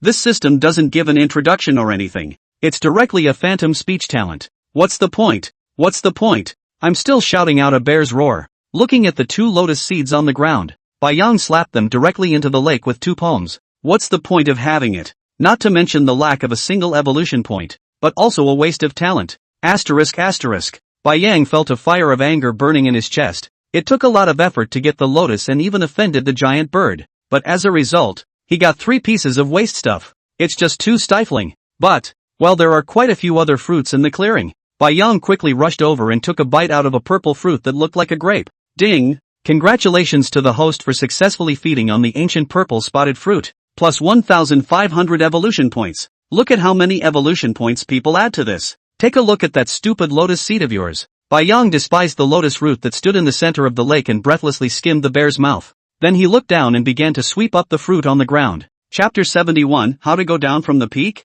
Ding! Congratulations to the host for successfully consuming the Honglan fruit. Plus 500 evolution points. Ding! Congratulations to the host for successfully feeding on the phantom cheong fruit. Plus 300 evolution points. Ding! Congratulations to the host for successfully feeding on the glistening root fruit. Plus 200 evolution points. Ding! LOL. Bai Yang rubbed his stomach and burped. Finally the lake was swept clean of all fruit. And, at this time, the evolution points had also accumulated nearly 50,000 of them. The strongest evolution system. Host, Bai Yang. Species, Russian Wrangel Island Western Alaska population, prehistoric polar bears. Power, 428. Speed, 400. Endurance, 400. Defense, 400. Skills, Berserk Rage. Thorn Battle Armor. Talent, Phantom Words. Evolution points, 4,800. Return point, 14. 5 out of 100. A whole 4,800 evolution points. That's 4,800 attribute points that can be added. Shiritsuyo thinks it should take off this time. However, not much time had passed since the giant bird had left, so I'm afraid it should be coming soon. Thinking of this, Bai Yang directly jumped up from the ground and slowly walked from the edge of the lake towards the peak. You can't fly yourself either, so if you want to go down from this peak, I'm afraid it won't be that easy. Walked over to the cliff and looked at it. Hiss. It was so steep that even the snow on the top, not to mention a path, had been melted away by Lotus. It's over. How does this go down? Bai Yang kept walking along the edge of the cliffs of the mountain peaks, and finally found a way to get down on one of the crags farthest from the lake. The snow hadn't finished melting here. Just a few rocks at the top position had melted, while underneath was a thick layer of snow. As long as you can climb over the rocks and slide down the snow. Shiratsuyo kept poking his head out for a few moments to take a look, and reached out his bare paw to test the solidity of the protruding rock. It's solid and shouldn't break. Thinking of this, Bai Yang took a deep breath. Roared. We have to get down there now, or the giant bird will come later and it's really game over. Lowering his head, he stuffed 2 lotus seeds into his mouth and clenched them with his teeth. Eventually Bai Yang and dive into the bottom of the lake to pick up the 2 lotus seeds. After all, is able to add talent, although I do not know what use. But, it's a bit of a shame to throw it away when it's so hard to scramble to get it. It's good to go back to King Kong and Mammoth. Let them have a taste of that awful taste too. Slowly lying down on the cliff, probing his 2 rear palms down and stepping firmly on the raised rocks, Bai Yang then carefully pressed his entire body against the cliff. Kala. A few pieces of gravel fell underfoot. Phew. Exhaling a mouthful of turbid air once again, Bai Yang ruthlessly hooked his bare paw onto the rocky crevice with a deadly hook and moved downward once again. Bang! A boulder fell, and Bai Yang immediately stopped moving, transfixed in place. It was so thrilling. I didn't realize that the rock under my feet was loose. Luckily the bear's paw didn't come loose. Otherwise I would have fallen straight down. Phew. His chest kept rising and falling as Shiratsuyo tried to calm himself down. I had never participated in an extreme activity like rock climbing in my last life, and this life is even worse. I can't believe I'm playing extreme here with the body of a polar bear. It's too hard. Click. Suddenly, there was the sound of rocks cracking in the crevice where the bear's paw had been hooked. Asterisk. No? Shiratsuyo craned his neck and looked away. Bang! Immediately afterward a rock fell from a bear's paw. Gulp! With only one bear's paw left hooked to it and no place under his feet where he could step, Bai Yang was in tears. What about this? Is it hard to just hang around? The thing is, it's not like anyone's going to come to their rescue. King Kong is definitely not coming up. Mammoth. Forget it. Click. That's when the sound of rocks crumbling came from the other bear's paw there as well. Laotsu, dish. Shiratsuyo rolled his eyes in speechlessness. Bang! The whole body fell straight down the cliff. System repair. Bai Yang kept roaring in his heart. Once he didn't fix it in time, I was afraid that he would be finished. Bang! Feeling a sharp pain coming from his back, he felt as if he was going to ascend. Fortunately, the system repaired it in time, and the injury was restored in an instant. But, boneheads! Before Bai Yang could stop himself, he rolled down the snow on the mountain peak. Roar! Moo! Ouch! Roar! On the snowy ground at the foot of the mountain peak, several beasts of enormous size faced each other. One pressed his head down low and kept hissing at the other. King Kong stood next to the mammoth, a wary look on his face as he watched the giant wolf in front of him with the shark-toothed dragon. After another avalanche triggered by the gusts of wind fanned by the giant bird, they were now the only 4 ancient creatures left under the snowy mountain. And, the moment he emerged from the snowdrift, the shark-toothed dragon was surprisingly the first to bite at him. Luckily, the mammoth was right next to it in time to climb up, and its sharp tusks pushed it right back. But, the situation is still not optimistic. That dread snow wolf came out and actually stood with the shark-toothed dragon.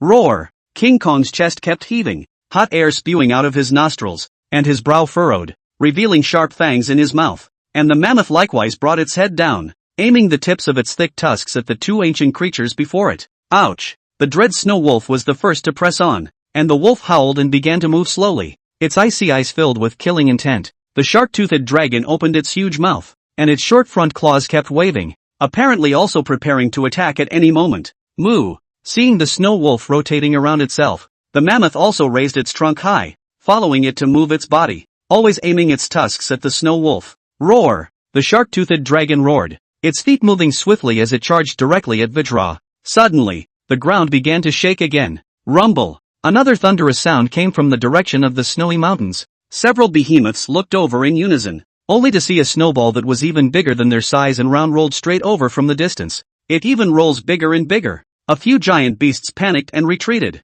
Just looking at the volume of this snowball, it was estimated that half of their lives would be lost if they hit it directly. Rumble! The snowball raced past them. Bang! Then it hit heavily on a boulder not far away. After the snowball stops. Roar! At this time, the shark-toothed dragon unexpectedly leapt straight up and opened its mouth to bite at King Kong. Bang! King Kong scrambled back and managed to dodge it. But, ouch! That dread snow wolf was surprisingly quick to bypass the mammoth and pounce on it as well. Chapter 72. Who gave you the courage to hit my brother? Roar! Suddenly, the dread snow wolf that was about to pounce on it made a move as it heard a roar. Immediately after, rumble! The ground beneath his feet began to tremble. Bang! Suddenly he felt a pain on his waist, followed by a surprisingly huge pair of white claws directly wrapping around his neck, flipping him over on the ground. Bang! Bai Yang's front palm viciously wheeled up and slapped the dread snow wolf in the face, instantly crumbling an eyeball out. Ka-ching! A bite on its neck. The huge bite force instantly shattered the dread snow wolf's throat,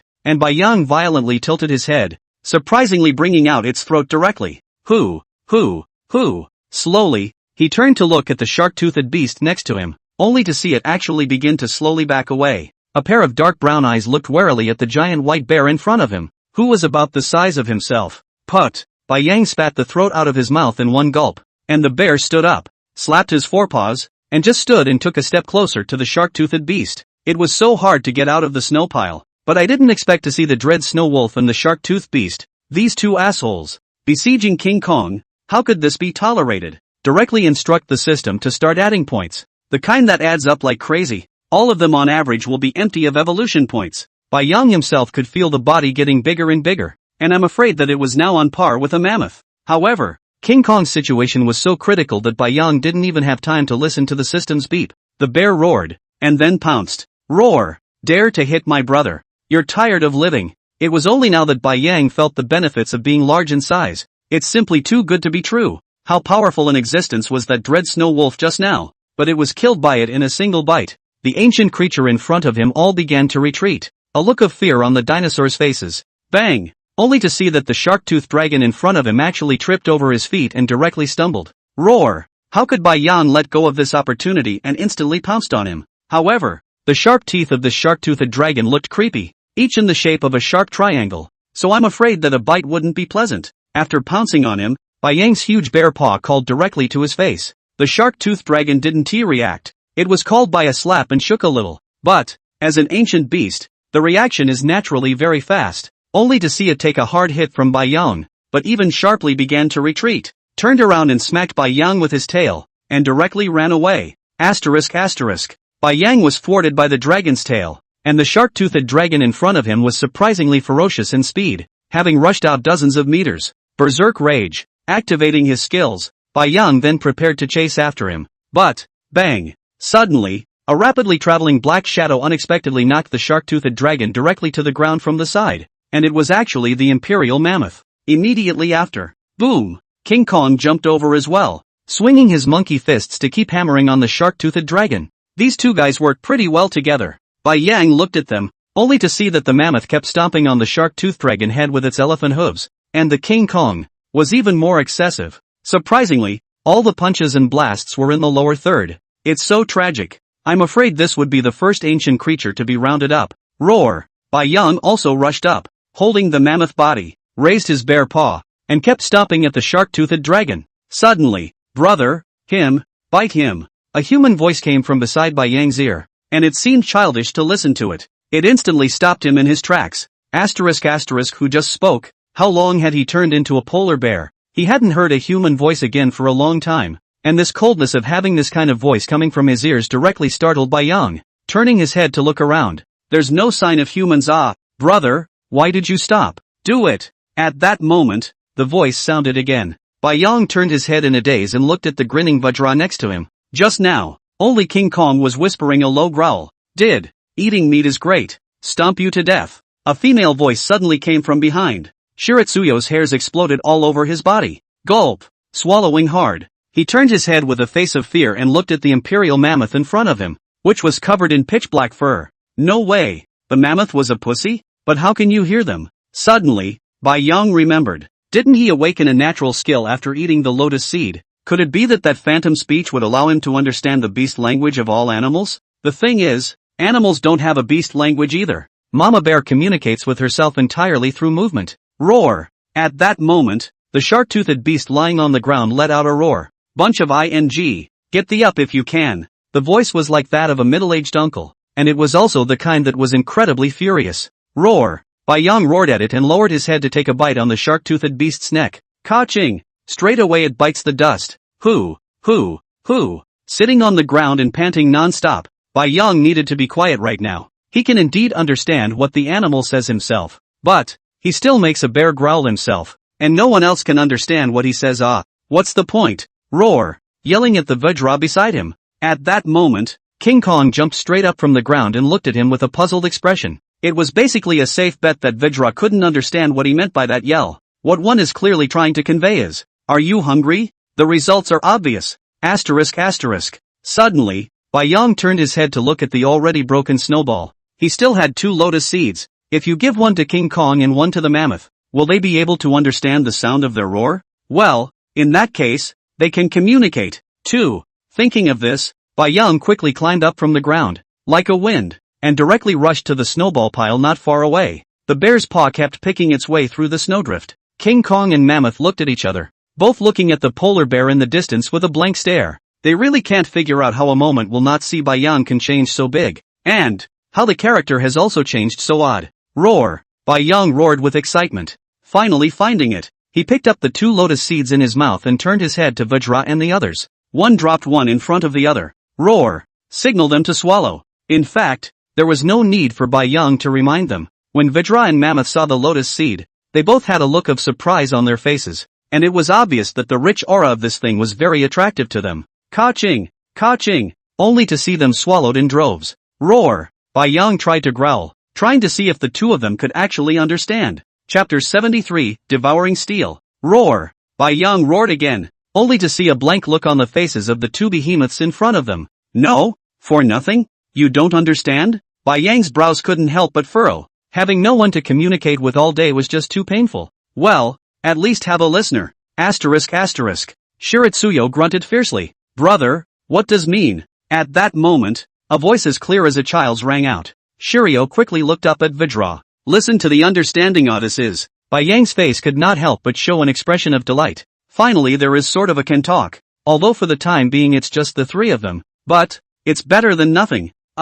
Means caring. Bai Yang thought about it and decided to lie. After all, King Kong was still young and couldn't teach the little kid a bad lesson. Just a humanized nod from Vajra. He looked up and grinned at Shiroyo. Brother, Bai Yang. Rumble. Goo. A large lizard covered in dark green kept puffing its cheeks. Eyes narrowed, staring at a helicopter gunship in the sky above, letting out a strangled yelp. Put. Only to see the lizard surprisingly unfold a thin layer of transparent wings from its back. Instantly, he rose from the ground in the air. Boom! Immediately afterward it was seen dragging the helicopter out of the sky in one gulp. Ka-ching! Several pilots looked at the green monster in front of them, which was several times larger than a helicopter. In panic. I didn't expect the green lizard's bite to be so strong that it directly crushed the airplane's shell. And the steel airplane shell instantly turned into a stream of liquid, which it directly swallowed. After swallowing the entire plane, the lizard smashed his mouth, seemingly satisfied with something that added more energy than flesh and blood.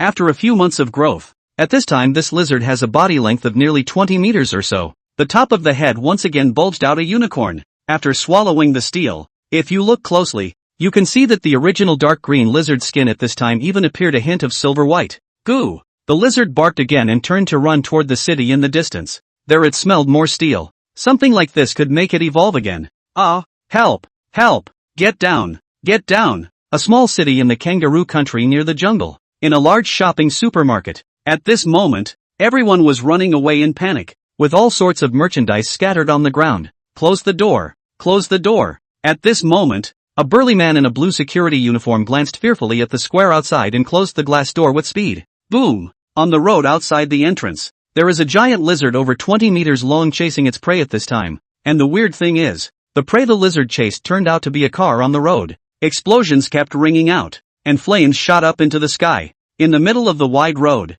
a car that kept billowing smoke tumbled to the ground. Ka-ching! A creepy biting sound came over. The burly man wiped the bean-sized beads of sweat on his forehead and looked back at everyone crouching inside the supermarket with a terrified expression. Shoo! The burly man stretched out one index finger, held it against his mouth, and gestured at everyone. Never make a sound. The beast out there was actually eating steel. Since when do lizards chew on steel? Goo! Suddenly, The lizard outside the door let out a low chirp and spread its transparent wings to take off into the air. Phew! The security guard breathed a long sigh of relief. This monster should be gone. Everyone line up in an orderly fashion to get out. I expect the patrolman will be here in a few minutes. The guard stood up and waved at everyone. However, everyone in front of him didn't pay any attention to him at all, and each one of them was looking behind him with their eyes rounded. A few women even covered their mouths with their hands and closed their eyes tightly. God! No! The guard suddenly had a premonition and took a deep breath, slowly turning around. Outside the glass door, a huge lizard face was standing in front of him, its deep brown pupils sweeping over everyone without any emotion. Click, click, click. The security guard wanted to move his body, but, for the reason that he was too afraid, his entire body had frozen in place, and his teeth were trembling, making a burst of soft sounds. Goo! Suddenly, the lizard's gills bulged. Bang! Headlong into the supermarket, towering over the tiny creature in front of him. Ka-ching! Swallowed him in one gulp. Ah! Help! My child! The crowd crouching on the ground directly exploded, each one of them jumping up from the ground desperately, and all of them began to run backward. Bibble! Bibble! Bibble! After a long time, the Kangaroo Nation patrol car rushed over, and a group of soldiers with submachine guns orderly drilled out from the back of the armored car, quickly approaching the direction of the supermarket. Report: no abnormalities detected. The entire supermarket was now a mess, with all the merchandise scattered on the floor and broken limbs everywhere. One by one, the soldiers, armed with submachine guns, cautiously and slowly walked inside the supermarket. Bizarrely, all the metal shelves in the supermarket had disappeared. Goo! Suddenly, there was a strange sound from the depths, and everyone looked at each other with their guns up. Boom! Immediately after, a huge-sized lizard directly smashed the ceiling of the second floor and swooped towards all the soldiers. Shoot! Tons of fire kept coming out of the muzzle of the gun, and various shell casings fell to the ground. Withdraw! Withdraw! However, the lizard in front of him surprisingly didn't react at all and charged straight into the crowd. Ka-ching! The mouth kept biting and tearing at one of the soldiers, swallowing it in one instant. Everyone exited inside the supermarket. Rumble! Suddenly, the entire building began to shake. In front of the eyes of the silver and green lizard body was slowly getting bigger. Just now the body of 20 meters at this time has skyrocketed to 40 meters or so, and it is still growing. Boom! The lizard kept smashing the wall. A steel bar wrapped in cement was swallowed into its mouth. The whole building collapsed. Bang! Goo! I thought the lizard would be buried in the rubble, but I didn't expect that in the blink of an eye, the lizard would rise straight up into the sky. Ka-ching! Sharp teeth crunched and swallowed the armored car in one bite. However, the lizard seemed uninterested in the human flesh and blood creatures next to him, turning his head to look at the huge steel billboard above his head in the distance. Once again, he made a strange noise and vibrated his wings, straight to the roof of that building. Goo! After successfully swallowing the steel billboard in its entirety, the lizard's head emitted a burst of light from its two unicorn horns. It just lay still on the roof of the building, not caring in the least about the sounds of the commotion in the distance. Enough energy has been built up for it to evolve. Chapter 74, Running for Your Life. The North Pole. Under the snowy mountains. Shoo! Listening to the ear-splitting birdsong in the sky, Bai Yang turned his head and rushed at the King Kong and Mammoth beside him, urging them to run fast. This giant bird was too strong. It was simply not something they could provoke at this level. And, I'm afraid that this giant bird was able to fly back again and should have realized something. It's kind of hard now. Unexpectedly, before he had the chance to drag the shark-toothed crocodile's corpse with the dread snow wolf and run away, the sky began to blow wildly. Then he looked up and saw the giant bird hovering in the air non-stop, apparently looking for an opportunity to swoop. Roar! Growling at Vidra again to make it faster. Bai Yang quickly tore a bite out of all of the two corpses. Ding! Congratulations to the host for successfully feeding on the ancient dread snow wolf. Plus 200 evolution points. Ding! Congratulations to the host for successfully feeding on the ancient creature, the dread snow wolf. Return points plus 10. Current return points 24. 5 out of 100. Too late to check the attribute panel. Bai Yang raised his head to take a look at the giant bird in the sky, then buried his head and rushed after the mammoth in front of him. Shoo! Suddenly, a huge wind was felt, and all the snow on both sides was blown up high, and even the rocks on one side began to show signs of loosening.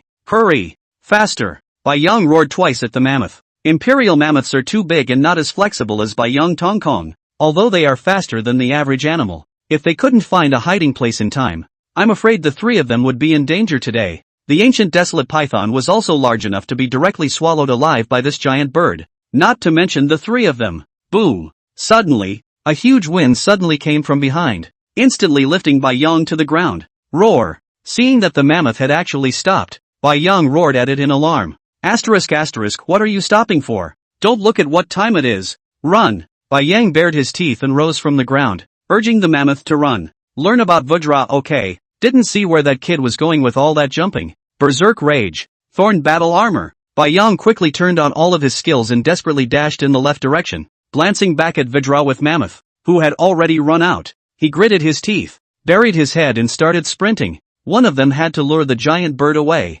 Otherwise, if the three of them were together, there was no way to escape the giant bird in this vast Arctic tundra. There's no place to hide. There may be giant caves and such on the snowy mountains, but there's no way a mammoth could climb them. Asterisk asterisk. Is what I took. Come after. Bai Yang tilted his neck and yelled at the giant bird at the top of his lungs, not knowing if it hurt him or not, and turned his head towards the sea. The only way to get out of this situation, if you want to get out of it, is to head for the sea. This giant bird was so huge that it couldn't take off in place, and once it dived into the seawater itself, it couldn't do anything about it. Thinking of this, Bai Yang once again accelerated his speed. Shoo! Suddenly, a shadow enveloped Shiroyo. By this time the giant bird had swooped down. Hiss! Bai Yang's hair exploded all over his body and his body muscles tightened. The gusty winds behind them also grew stronger. Bang! When it was too late, just as the golden-colored bird's claws grabbed at Bai Yang, he rolled on the ground and managed to dodge it. Phew! Seeing the giant bird raising its neck and rushing up into the sky along with the air currents,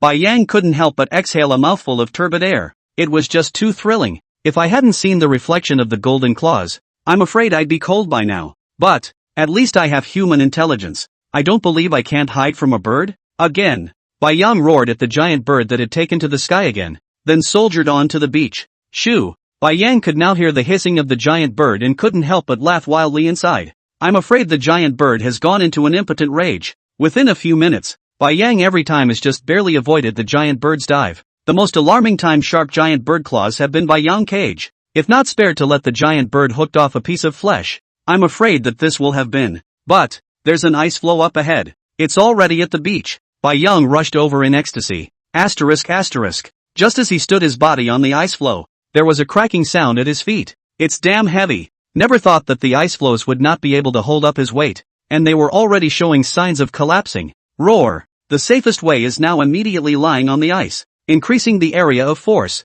But, there are people chasing in the sky. Now lying on the ice, this is not looking for death. However, if you don't lie down, if the ice cracks and you fall into an ice hole, it's no different than looking for death. It's too hard. There's no way out. Spell it out. Bai Yang inwardly kept giving himself a pump, for today's solution can only rely on luck. The good thing is that this ice floe is only a few hundred meters, is not very big, with their own speed should soon be able to rush through. Phew! Bai Yang stood straight up in a bear's stance and started running wildly using only his two hind paws.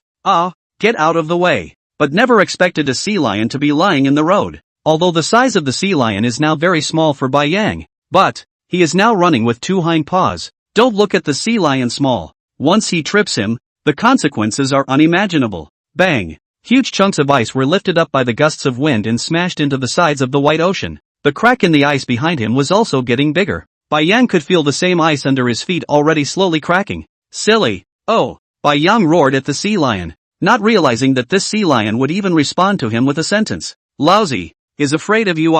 Shoo! Once again, the furious hissing of the giant bird came from behind him. Shiritsuyo kept breathing heavily. Bang! Straight forepaw plopped down. Naya make you Ka-ching! With a single bite, he took the sea lion in front of his face into his mouth, glanced back at the giant bird, and hastily began to roll on the ice. Zip! Zip!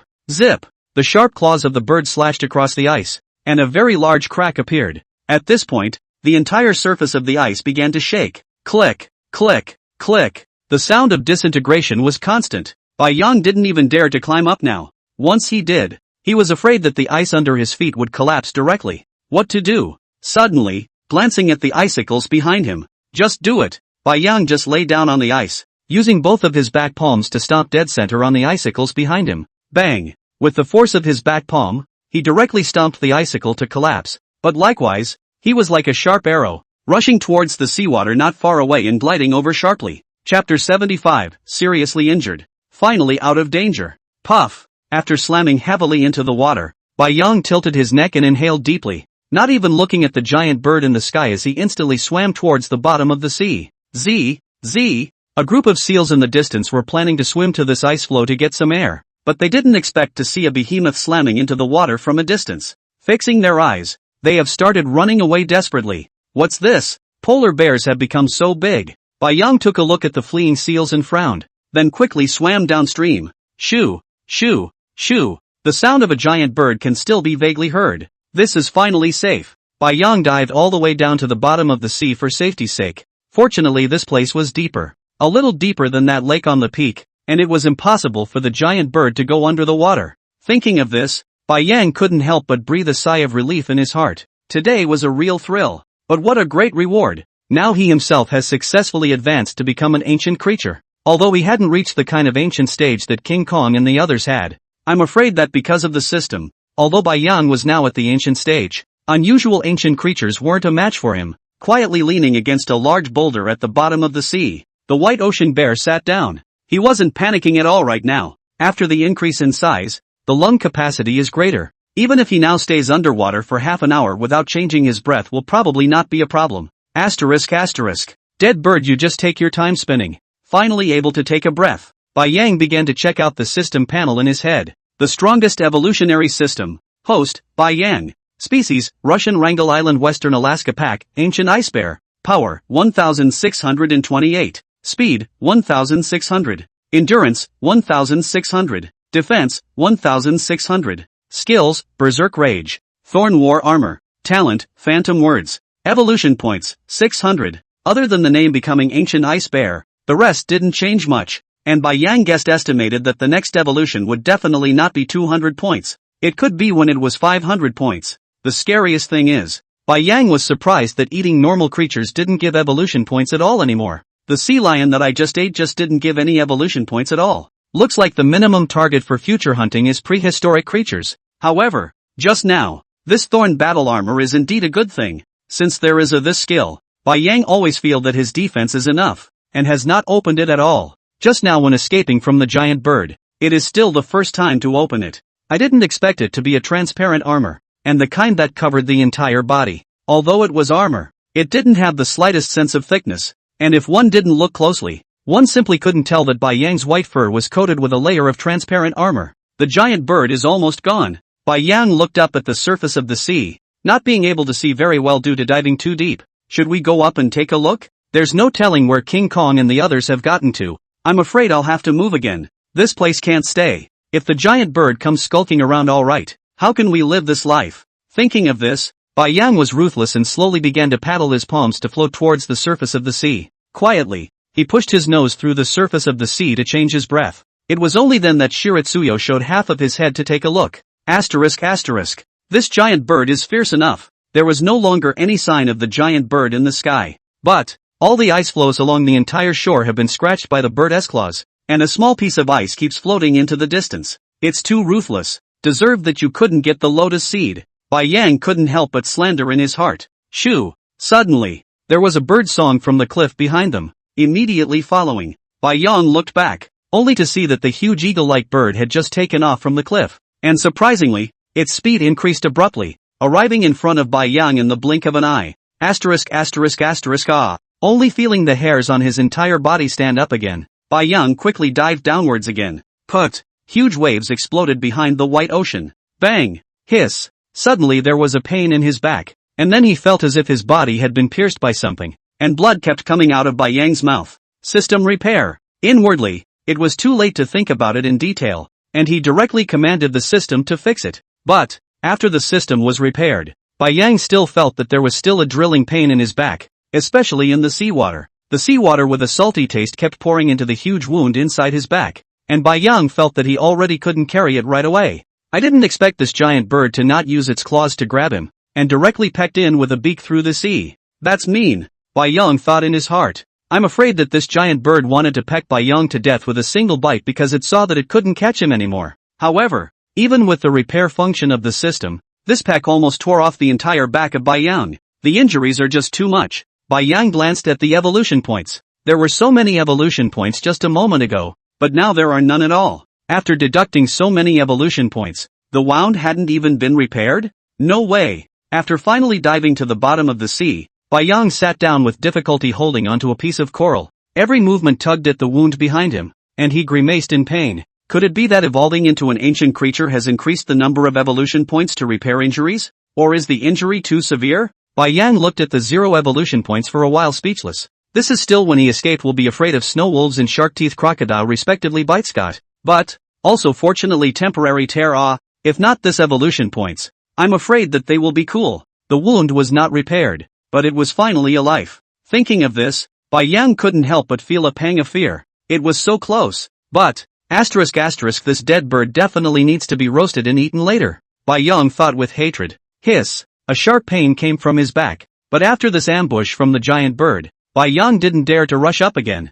One could only sit on the bottom of the sea and quietly recover his strength. Click! Click! Suddenly, the coral behind him actually began to move. Shiritsuyo glanced back in wonder. Is there an animal? In the seawater Bai Yang couldn't make a sound, so there was no way to try. However, to make such a large piece of coral shake, I'm afraid that this animal is not small. Well, finally woke up. At that moment, an old voice came to his ears. Or an older one. Bai Yang listened to the voice and frowned. From the voice he could tell that it was indeed an old man's voice, and it was a very old kind. Boom! Suddenly, the bottom of the ocean sitting underneath him actually began to move slowly. Bang! The huge coral collapsed directly, instantly smashing Bai Yang to the ground and burying him. Chapter 76, Ancient Dread Shrimp. Put! Spitting out the seawater in his mouth, Shiritsuyo reached out with his bare paws and began to push the coral pressing down on him away. However, there was just too much coral debris on his own body. Bang! Enduring the sharp pain in his back, Bai Yang fought to start crawling outward from the coral pile.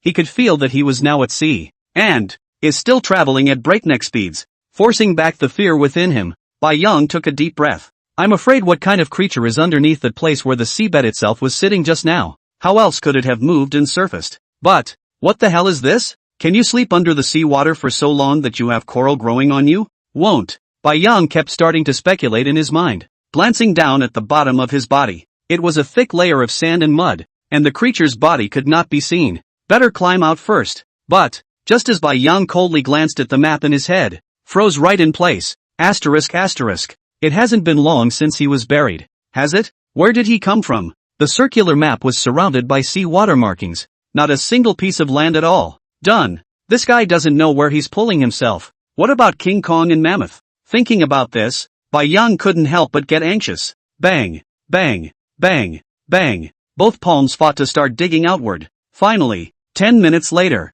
Bai Yang crawled out of the coral wreckage in a sorry state. Sitting quietly on the sand at his feet, Bai Yang looked around at what seemed like an island. At this point, there are still a variety of unbroken corals standing on the island. And, click, click, a fiery red crab crawled sideways past Bai Yang, and seemingly feeling a bit surprised. The crab squinted its eyes at the massive white creature in front of it. Can I eat? Bai Yang could hear the crab making that sound. Hiss! Suddenly, a pain was felt on the bear's palm, only to see that this crab had directly clamped 2 crab pincers on the white ocean bear's palm fingers, and had even opened its mouth to start tearing.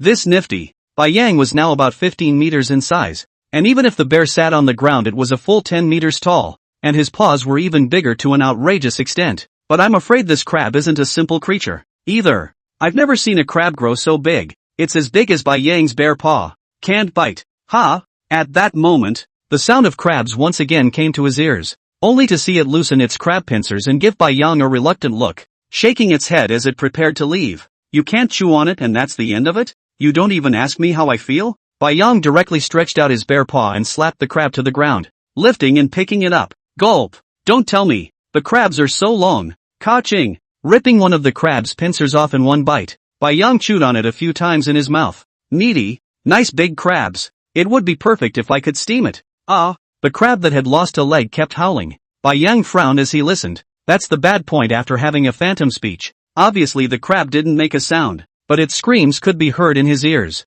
In order to alleviate its pain, Bai Yang used his bare paw to break the crab's shell right open, exposing the fat crab meat inside. But, this crab, although it looks big, is not a prehistoric animal, merely a mutated deep-sea crab of some kind. Although mutated creatures can also add evolutionary points. But, at most, it adds 100 evolution points. Now 100 evolution points was a drop in the bucket for Bai Yang. System repair. After consuming 100 evolution points again, The wound behind him was finally free of that burning pain. It was only then that Bai Yang got up from the ground. He was going to the shore to find out what the hell this thing was that was pulling him around. But the creature's back is really good. A wide variety of rich seafood is available. All kinds of fish, shrimps, crabs, and even Bai Yang saw a very large squid. However, a bigger size would just be a snack for the current Bai Yang. But after going around in circles, the evolution points had increased quite a bit, and the wounds on his back were also slowly turning better with one repair after another. Because what was down there was a creature that didn't show up on the map. Bai Yang didn't know exactly how to zig on its back. However, looking at the size of this island, I'm afraid that this thing is even bigger than the giant bird that I encountered. Is it some kind of invincible being again? Bai Yang couldn't help but think. Ka-ching! Suddenly, there was a sharp sound of animal pincers coming from the side. Something like the crabs earlier. Another 100 evolution points. Based on the principle of not wasting it, Bai Yang reversed his direction and felt his way along with the sound. Ooh! In front of me was a surprisingly large lobster that was several meters tall, and the whole carapace is that deep black color. At this moment, standing on the ground, he kept waving his pair of shrimp-ons. That's definitely enough for one meal. Bai Yang looked at it with his eyes getting hotter and hotter. The prawn was almost as big as the small half of Bai Yang's body right now. This must be an ancient creature. Name, Ancient Dread Shrimp. Strength, 600. Speed, 300. Endurance, 500. Skill, Shrimp AO waving. It's still really a distant creature. Eating this shrimp should give you enough evolution points to repair your wounds. Roar! Bai Yang growled and stood straight up bare upright, taking a step towards the dread shrimp. Click! Click! The dread shrimp looked at the giant polar bear in front of him with all white fur and kept waving his shrimp pincers as he slowly began to back away. What the hell? Shiratsuyo could hear dread shrimp's slightly frightened question. Roar! You'll know what an old man is when you stop. Bai Yang growled at it. I forgot. This crappy shrimp shouldn't be able to understand. However, just as Bai Yang was about to pounce on it, this dread shrimp actually turned its head and ran away. Don't run! Bai Yang in the back of it kept chasing. Because of the reason of the back wound, Bai Yang did not dare to run and climb with full force, or no longer will be the wound collapsed. Just now those evolution points will be repaired in vain. Kala! Kala! Kala! The thick shells of the dread shrimp kept making a scuffling sound as they ran. Roar! Shiratsuyo is in hot pursuit. The entire island instantly became a chicken and dog. A single other creature was looking in horror at the two behemoths that kept running wildly.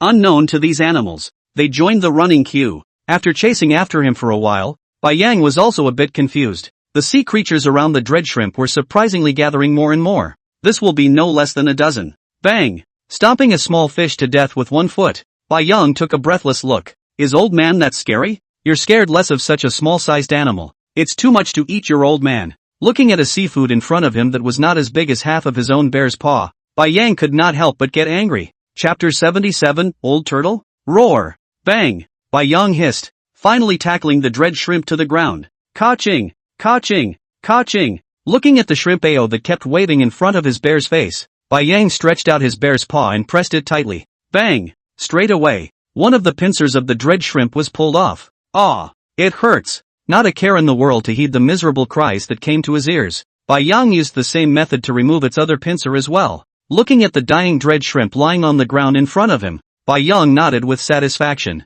That's the way to go. Resistance is ineffective. Submission is less painful. However, all shrimps have shrimp threads, and Bai Yang doesn't want to swallow the feces of the fearful shrimp as well. Dragging the dingy shrimp over with his bare paw, Bai Yang just sat down on the ground with his bear like a dedicated chef and began to pick off the shrimp shell piece by piece. Holding his nose, he picked out a dark, thick shrimp thread and casually tossed it to the side. At this time, the dread shrimp had already been dismembered by Bai Yang as a whole, and it was just a shrimp head that had yet to be dismantled. Ka-ching! Ooh, so hard? Bai Yang tried to yank the shrimp head off, not realizing that the head of the dread shrimp was so hard that it was catching up to steel. Forget it, just eat it. Looking at the white and fresh shrimp meat in front of him, Bai Yang swallowed the saliva in his mouth. Ka-ching! In one bite, he bit off the tail portion and smashed it in his mouth. Not to mention, the shrimp is just delicious. It has a kick and a hint of sweetness. Ding! Congratulations to the host for successfully feeding on the ancient dread shrimp. Plus 900 evolution points.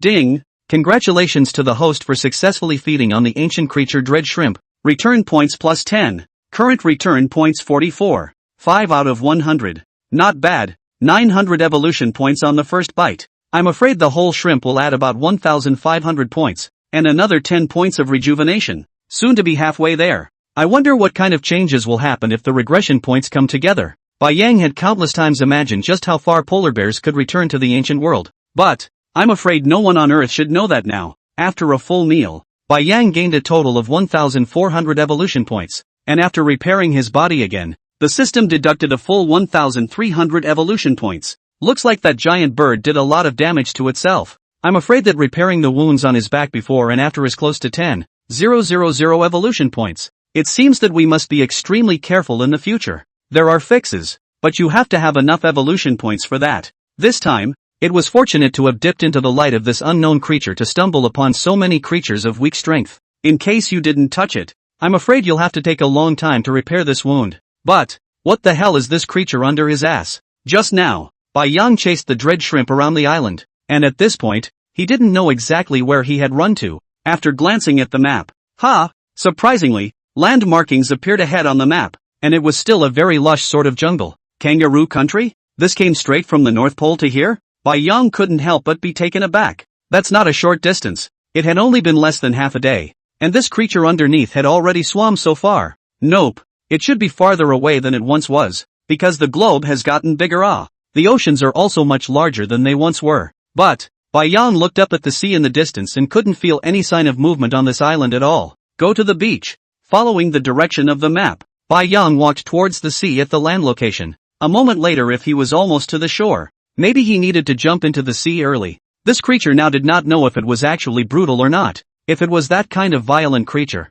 I'm afraid that it would be very difficult for Bai Yang to escape in the first place. A few minutes later, Bai Yang looked at the head of a turtle in front of him that was more than 10 times bigger than himself, and directly fell to the ground. He thought about this creature under his body and feared it was a turtle or something. But, how could I have ever imagined that the turtle could be this big? One head is the size of 10 white oceans. What class of creature must this be? Bai Yang had basically figured out the system's rules for viewing creatures now. If the creatures that were too strong above their strength, the system wouldn't even let you know their names. Bai Yang is now an ancient creature. It is reasonable to say that it is already possible to view the attributes of the ancient creatures, and above the ancient can see the name. As for further up, I am afraid that I can't see anything. The giant bird that he had shaded was at least 3 orders higher than Bai Yang, because when he was in the seawater, Bai Yang had also quietly probed out and looked at it. Still can't see the name. As for the giant turtle in front of me, Bai Yang tried to look at it. Ding! There is a large gap between the host and the opponent's strength. It cannot be viewed. Sure enough, the system is the flow batch. Sure enough, he concluded that his strength was not worthy of knowing people's names. I don't think turtles are particularly brutal though, are they? Bai Yang carefully stood up from the turtle shell behind the turtle's neck, and with his bare paws peeled on the edge of the shell, he could see the folds on the turtle's neck that looked like a gully. Gulp! Swallowing the saliva in his mouth, Bai Yang looked at the wrinkles on the turtle's head in horror. I'm afraid this skin can't be gnawed even if you let yourself gnaw on it. Bai Yang looked at it for a few moments before lying down again. Looking at the map in his head, the red dot showing the identity was moving at a high rate of speed, and it looked like he would reach the jungles of Kangaroo Country before nightfall. But, Bai Yang also had doubts in his heart. This giant turtle stayed well at the bottom of the Arctic Sea. Why did he have to run such a big distance to the Kangaroo Country? Just lying quietly on the sand, basking in the sun, Bai Yang even felt that this life was not bad, other than a little hot. Everything else was fine. The gentle sea breeze was blowing. The giant turtle swam very smoothly, and could not feel a hint of ups and downs at all. Ugh, this is going to be over again, and I don't know when I'll be able to get back to the North Pole again. Shiritsuyo kept sighing. Mama bear, sister bear can't be found. Even King Kong and Mammoth are now separated. What about this day by day circumnavigation of the globe? From Woolly Bear Country to the North Pole and then from the North Pole to Kangaroo Country? Is not the next stop directly to the old man straight to China? If I were to stand in front of my boss with this appearance now, wouldn't I be able to scare the piss right out of him? Bai Yang thought shamelessly. Roar! Suddenly, the entire body of the giant turtle began to shake. Ka! Right at Bai Yang's flanking position, a bloody mouth full of hideous giant teeth opened and bit down on the giant turtle. Asterisk. Bai Yang rolled and crawled as he quickly backed away, looking at this huge mouth that had stopped just in front of him, even as the sharp teeth were on the verge of getting next to him. Under the sunlight, the other party's huge triangular-shaped teeth reflected a morose light shining on Bai Yang. Chapter 78, To Fight or Not to Fight? Roar! The entire body of the giant turtle began to slowly tilt. Bai Yang held the edge of the turtle shell tightly to prevent himself from rolling off. But, click! A slight cracking sound surprisingly came from all the turtle shells. If this falls into the sea, how can it survive? At this point, the giant turtle seemed to be trying hard to stabilize itself, but that same giant-mouthed monster had its teeth dead center on its shell and kept dragging it underwater. Bang! Bai Yang's claws were instantly disintegrated due to the violent shaking of the giant turtle, slamming heavily into its teeth. Hiss! Glancing back at the rows of giant teeth behind him and looking through the gap at the monster's deep maw, Bai Yang couldn't help but suck in a breath of cool air. It's just too creepy. I didn't realize that this monster's mouth was also densely packed with tiny teeth. No matter who it is, if it goes into the mouth, it will become slag in one bite. Roar! Go for it, Master Turtle! Bai Yang fought to roar at the giant turtle. Holding one of the monster's teeth slowly climbed up. If the giant turtle was tipped over into the seawater, it was probably dangerous for himself. If you jump in the sea now, took a look at the map in his head, there is still quite a long distance from the kangaroo country. You can swim there by yourself, but in case we run into another monster along the way. No, we can't let the giant turtle be toppled over, Bai Yang thought darkly in his heart, looking up at the monster's large mouth. At this point, several triangular teeth have pierced into the giant turtle shell and stuck. I guess the giant turtle abdomen stuck even more. That's just the upper jaw of the monster in front of you. And, Bai Yang raised his head to not be able to see the monster at all. The mouth alone was more than 10 times larger than his own. What to do? Bang! Bang! Bang! Shiratsuyo extended his bare paw and knocked on the monster's teeth. It's so strong. It's white and strong. It's impossible to break this whole thing. Shaking his head, he shook the impractical thought away. Rumble! Bang! The entire body of the giant turtle was tilted up as the monster dragged it. Asterisk asterisk. Bai Yang hit his head on the teeth in front of him,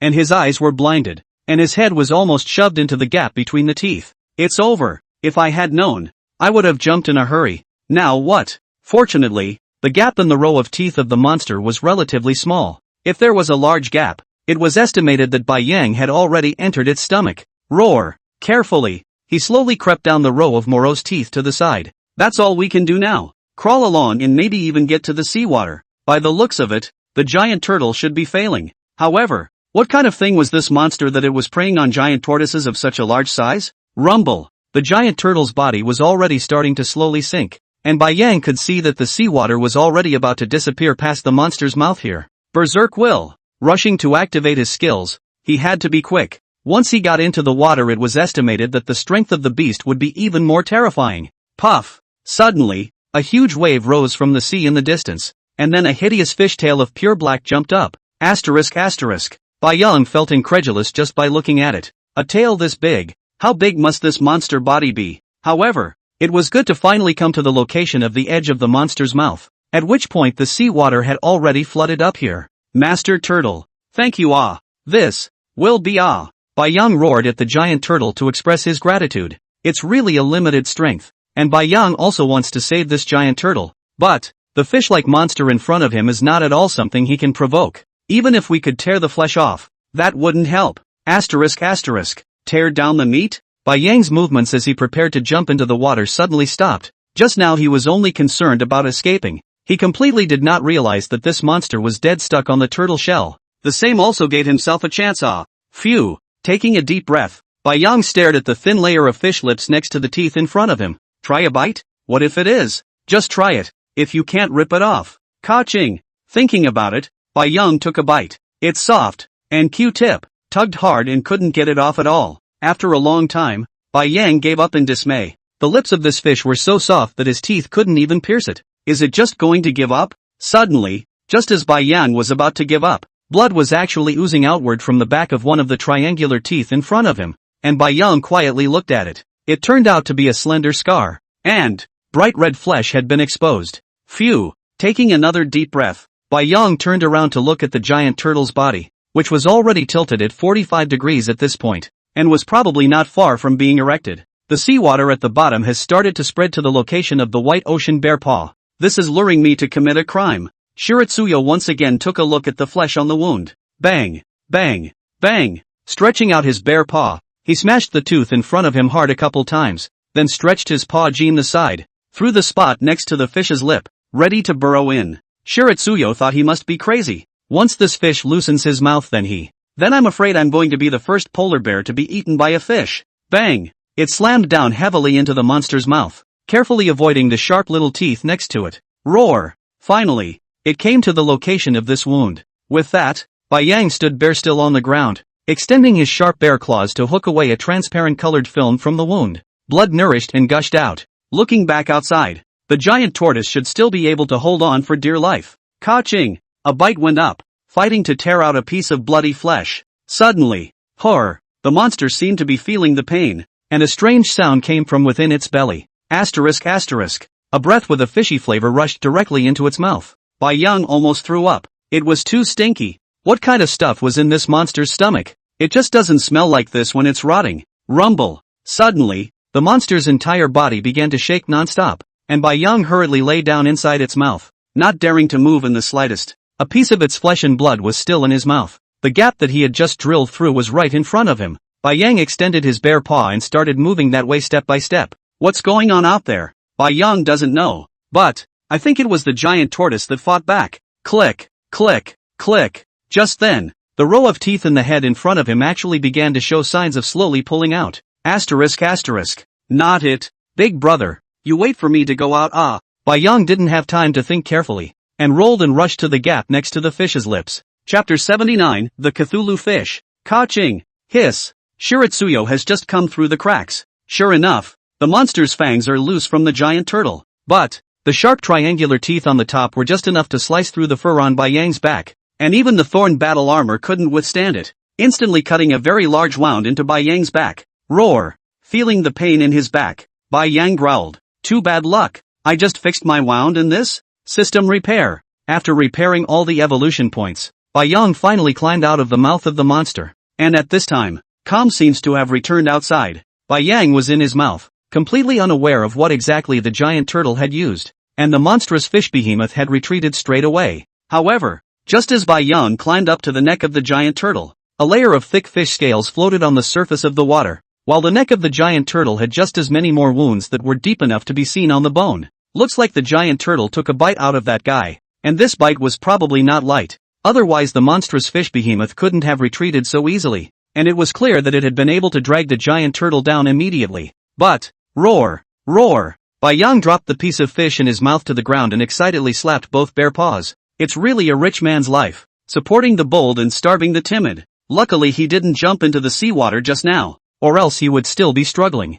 Seems like sometimes bad things can turn into good things, plus a billion evolution points. Hiss, ripping the wound in his back open again. Shiritsuyo sucked in a breath of cool air and stuck his tongue out to lick his nose. Ka-ching! In one bite, he swallowed the strip of meat in front of him. The flavor wasn't great and it was hard. Gulp! After casually chewing a few bites, Bai Yang tilted his neck and directly swallowed it. Ding! Congratulations to the host for successfully feeding on the Taiku Sanglong fish, plus 1,500 evolution points. Ding! Congratulations to the host for successfully feeding on the Taigu creature Sanglong fish. Back to ancient points plus 30. Current back to ancient points 74. 5 out of 100. Surprisingly, it's a Taiku pale dragon fish? Is it possible that when the ancient creatures go up there, they are Taiku? That giant bird and the giant turtle underneath are also ancient creatures? But, TSK, that's a whole 1,500 evolution points. System repair. Seeing that it took 300 less evolution points to repair the wound on his back,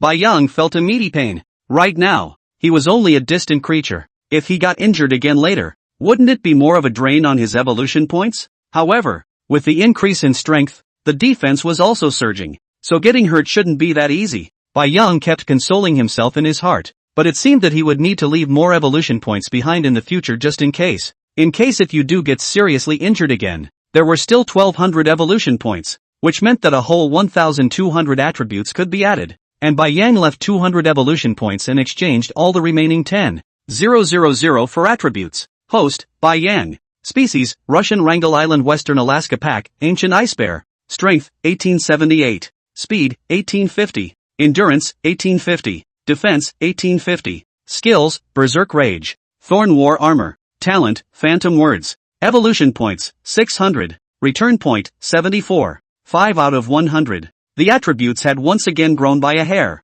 However, Bai Yang had also discovered that since evolving to the ancient stage, it had become even tougher to obtain evolution points. The ones that were too strong couldn't fight themselves, and the ones that were weak didn't have many evolution points. Once he could be happy for 100 evolution points for half a day. Now 100 points. He thinks it's just like that. 2. At that moment, the pale voice of the giant tortoise came from beside his ears, sounding as if he was very weak. The white ocean bear stood upright and could already see a lush, pristine jungle in the distance. It's time to start mixing jungles again. Bang! Gulp! Suddenly, the giant turtle under his feet unexpectedly dived directly under the water, and Bai Yang, who had fallen underwater coldly, was doused with a mouthful of seawater. Put! After spraying the seawater out, Bai Yang floated on the surface of the sea and looked down at the giant turtle that had slowly submerged under the water. What a turtle! Simply a model for the transportation world. Bai Yang also thought that the giant tortoise to this kangaroo congress to go ashore. Did not expect not yet to the shore will then dive into the seabed. Is it sleepy again? Mentally, he speculated on what the giant turtle was thinking. Roar! Growling at the jungle along the shore, Shiryu quickly slid his forepaws and swam toward the shore. If it is not the reason that the weather is too hot, Bai Yang even feel that the jungle is more comfortable than the Arctic tundra, because the animals are really too much. In the tundra, wandering around for half a day may not be able to run into a prey, but in the primitive jungle will not be. Remember the jungle in the country of the woolly bear? It is simply the prehistoric animal collection. If now he is there. Gee, Bai Yang stuck out his tongue and licked the tip of his nose, and after feeling a hint of coolness, he slowly climbed up the bank. The sand on the beach was soft, and, at a glance, the beach showed absolutely no signs of having been destroyed. There seems to be no sign of human activity here. Bai Yang couldn't help but think in his heart. Then, shaking off all the water stains from his body, Bai Yang slowly walked towards the jungle. The trees in this jungle were even more massive, towering even higher than the ones at the place where they last ran into the Tyrannosaurus Rex. At more than 10 meters tall, Bai Yang was surprisingly not even one-third the size of a tree. After a long time, Bai Yang's expression gradually became grave. Originally, he had planned to find a larger cave first, or a meadow would do, as a temporary shelter. Only, have been driving around in the jungle for a couple of whole hours now, and surprisingly, I haven't even run into an animal. Not to mention large animals like prehistoric, even an ordinary animal, Bai Yang did not see. The whole jungle was dead. Something's wrong. Bai Yang couldn't help but get pumped up in his heart and slowly slowed down his traveling speed. A large, primitive jungle can't possibly have even one animal, not even an insect, which would be bizarre. Is there some special creature in this jungle? Eat all the animals? However, Bai Yang immediately dismissed this idea. How could there be such a creature? Even the most powerful creatures had never seen one that could eat insects as well. Suddenly, a yellow and white animal pelt flashed under a tree not far from his eyes. Panther? Bai Yang looked at the spots on the fur kind of like a leopard. Phew! Bai Yang took a deep breath, and like a white lightning bolt, with full speed, he instantly rushed to the front of the fur. But, surprisingly, it's really just a fur in front of me. Just now, being far away, Bai Yang thought that it was a leopard lying on the ground hunting, but he didn't expect that this leopard was left with just a skin. And, picking the leopard's skin up with the bear's paw, Bai Yang took a closer look. Except for a row of teeth bite marks on the torso, there were no other wounds on the leopard. Hiss! Bai Yang couldn't help but suck in a breath of cold air. Just what kind of animal could it be that could eat everything inside a leopard through such a small opening? Chapter 80 Mother Bear and Sister Bear. Roar! In the darkness of the night, Bai Yang lay on his back in the grass under a tree and craned his neck to hiss again. This jungle is just too weird. Looking down at the several animal pelts in front of him, Bai Yang fell into deep thought. After going around in circles, Bai Yang found a total of 12 animal skins. These include not only the hairy ones, but even the lizard ones, and every animal died the same way, by some creature biting open a small opening and then sucking all the flesh, blood and even bones out of its body. Could it be a fly from an unknown period? The thought had even bubbled up in Bai Yang's mind. Because I'm afraid the only thing in the whole of nature that can suck food like that is a fly, right? However, in the twinkling of an eye, Bai Yang dismissed the idea again. From the wounds, the animal was gradually increasing in size, as could be seen from the skin of one of the elephants in front of it. The wound on the cheetah was the size of a finger, but the one on the elephant had been the size of a wrist. It seems that this creature of unknown origin is growing rapidly.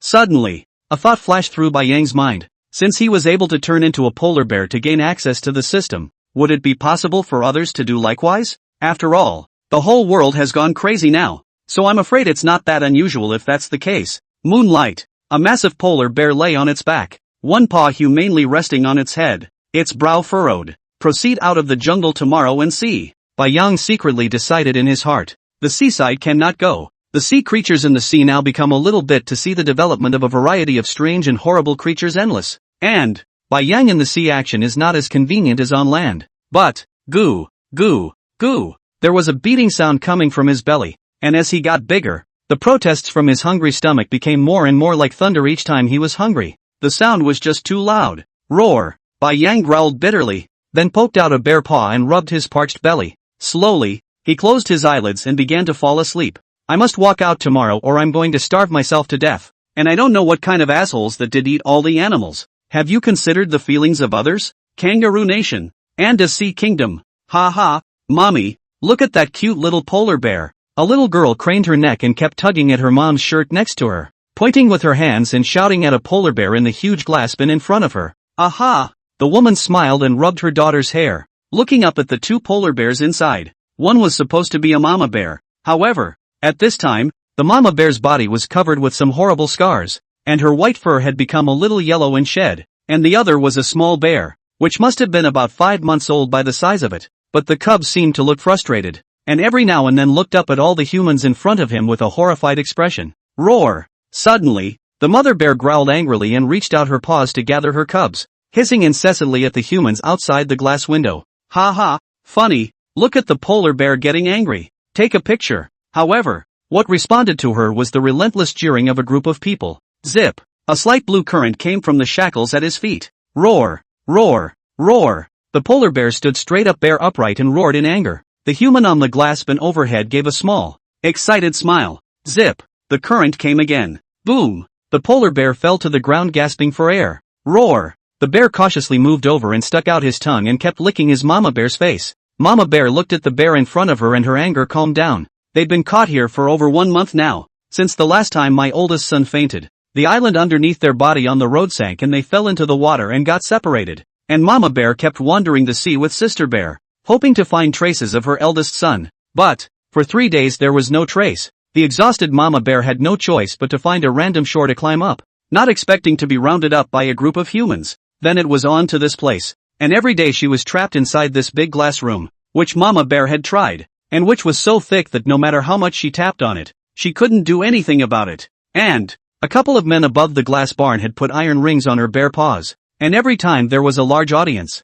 Mama Bear would feel a surge of electricity coming from the rings. It hurts. It hurt so much she wanted to hiss out loud. Maybe that's what the people up there are aiming for. Every time she hissed loudly in anger, cheers came from the crowd outside the glass, and a large box next to her kept having people stuffing sheets of colorful things into it. But, Mama Bear glanced at her bear sister in front of her and took a deep breath. For the sake of her bear sister, she can't fall down either. And her oldest son, Mama Bear pushed Sister Bear away from herself and slowly closed her eyes. That current was contagious and didn't keep the bear girl next to herself. Roar! Sister Bear glanced at the tired Mama Bear and tried to make her way up. But, bang! Bang! There was a knocking sound overhead. Then a dead fish was thrown in through a small hole. Sister Bear knows she's going to have to eat all of this fish or they will go days without giving Mama Bear food with themselves. But, this dead fish is hard to eat. Sister Bear misses the food that Bear brings back every time he hunts. Fresh and very tasty. Not like this dead fish in front of us. Roar! With a low growl and wide eyes,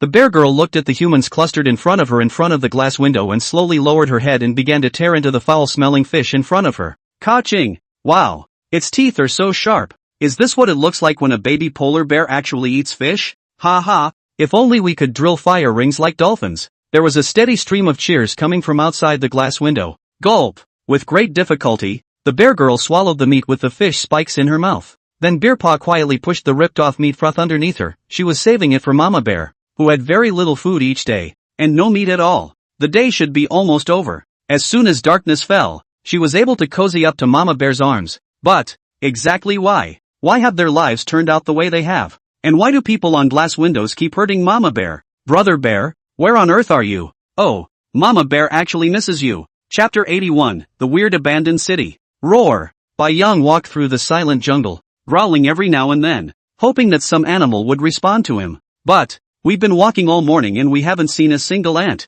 That's too hard. It's like a plow machine. Why don't you eat the grass roots and leaves? Bai Yang thought indignantly in his heart. Bang! Kicked a rock away with his forepaw. Asterisk asterisk, it's really going to starve at this rate. Bang! I didn't expect the rock to fly out, but there was a sound of it hitting steel. Where's the steel coming from in this jungle? Bai Yang turned his head and rushed towards a nearby bush that was more than a person high. Suddenly, a strong smell of decay came from it. There's a body? Bai Yang was instantly alert. The massive body slowly began to lower itself, slowly pawing at the grass in front of it. Asterisk asterisk. Surprisingly, in front of them were the bodies of several humans, who seemed to be soldiers by the look of their clothes, dressed in a green camouflage outfit with military hiking boots. There were 3 corpses in all, though each bore no marks of the beast's bite, rather more like. Shiroyo reached out with his bare paw and flipped one over. Sure enough, there was a metal tin being inserted into the man's body behind him, turning the 2 next to each other all the way over. The same ones were killed by a sharp metal weapon.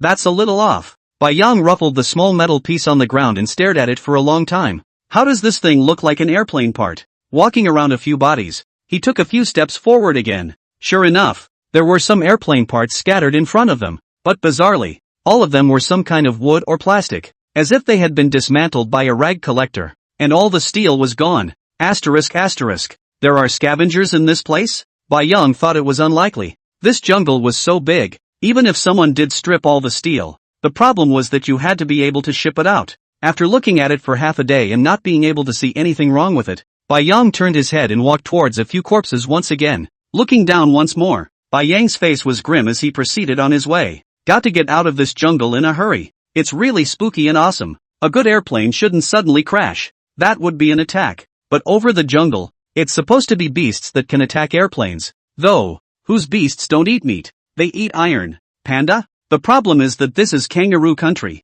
Do they have such things? It was only after walking for a whole day that Bai Yang came out of the jungle. But, looking at the dark human city not far away, Bai Yang was a bit puzzled. Is this a deserted city? Rumble. Suddenly, a towering building in the distance collapsed outright, and the ground shook. Bai Yang's face became increasingly ugly, because the city in front of him was surprisingly devoid of a single sound, as if it was a dead city. Going to see? After some hesitation, Bai Yang decided to take a look. According to the map, you have to go through several cities to reach another jungle in the distance. I wonder if the kangaroo state is like the rice state, which also has a destructive attitude towards beasts like itself. However, Bai Yang didn't really care. Once he and King Kong crossed how many cities before arriving at the Arctic continent, and, this time, he was already an ancient creature, and ordinary small weapons were even more powerless to take him. As for heavy weapons, Bai Yang had a systematic early warning system and had even less to fear. So, humph, don't mess with me even if you dare to attack me.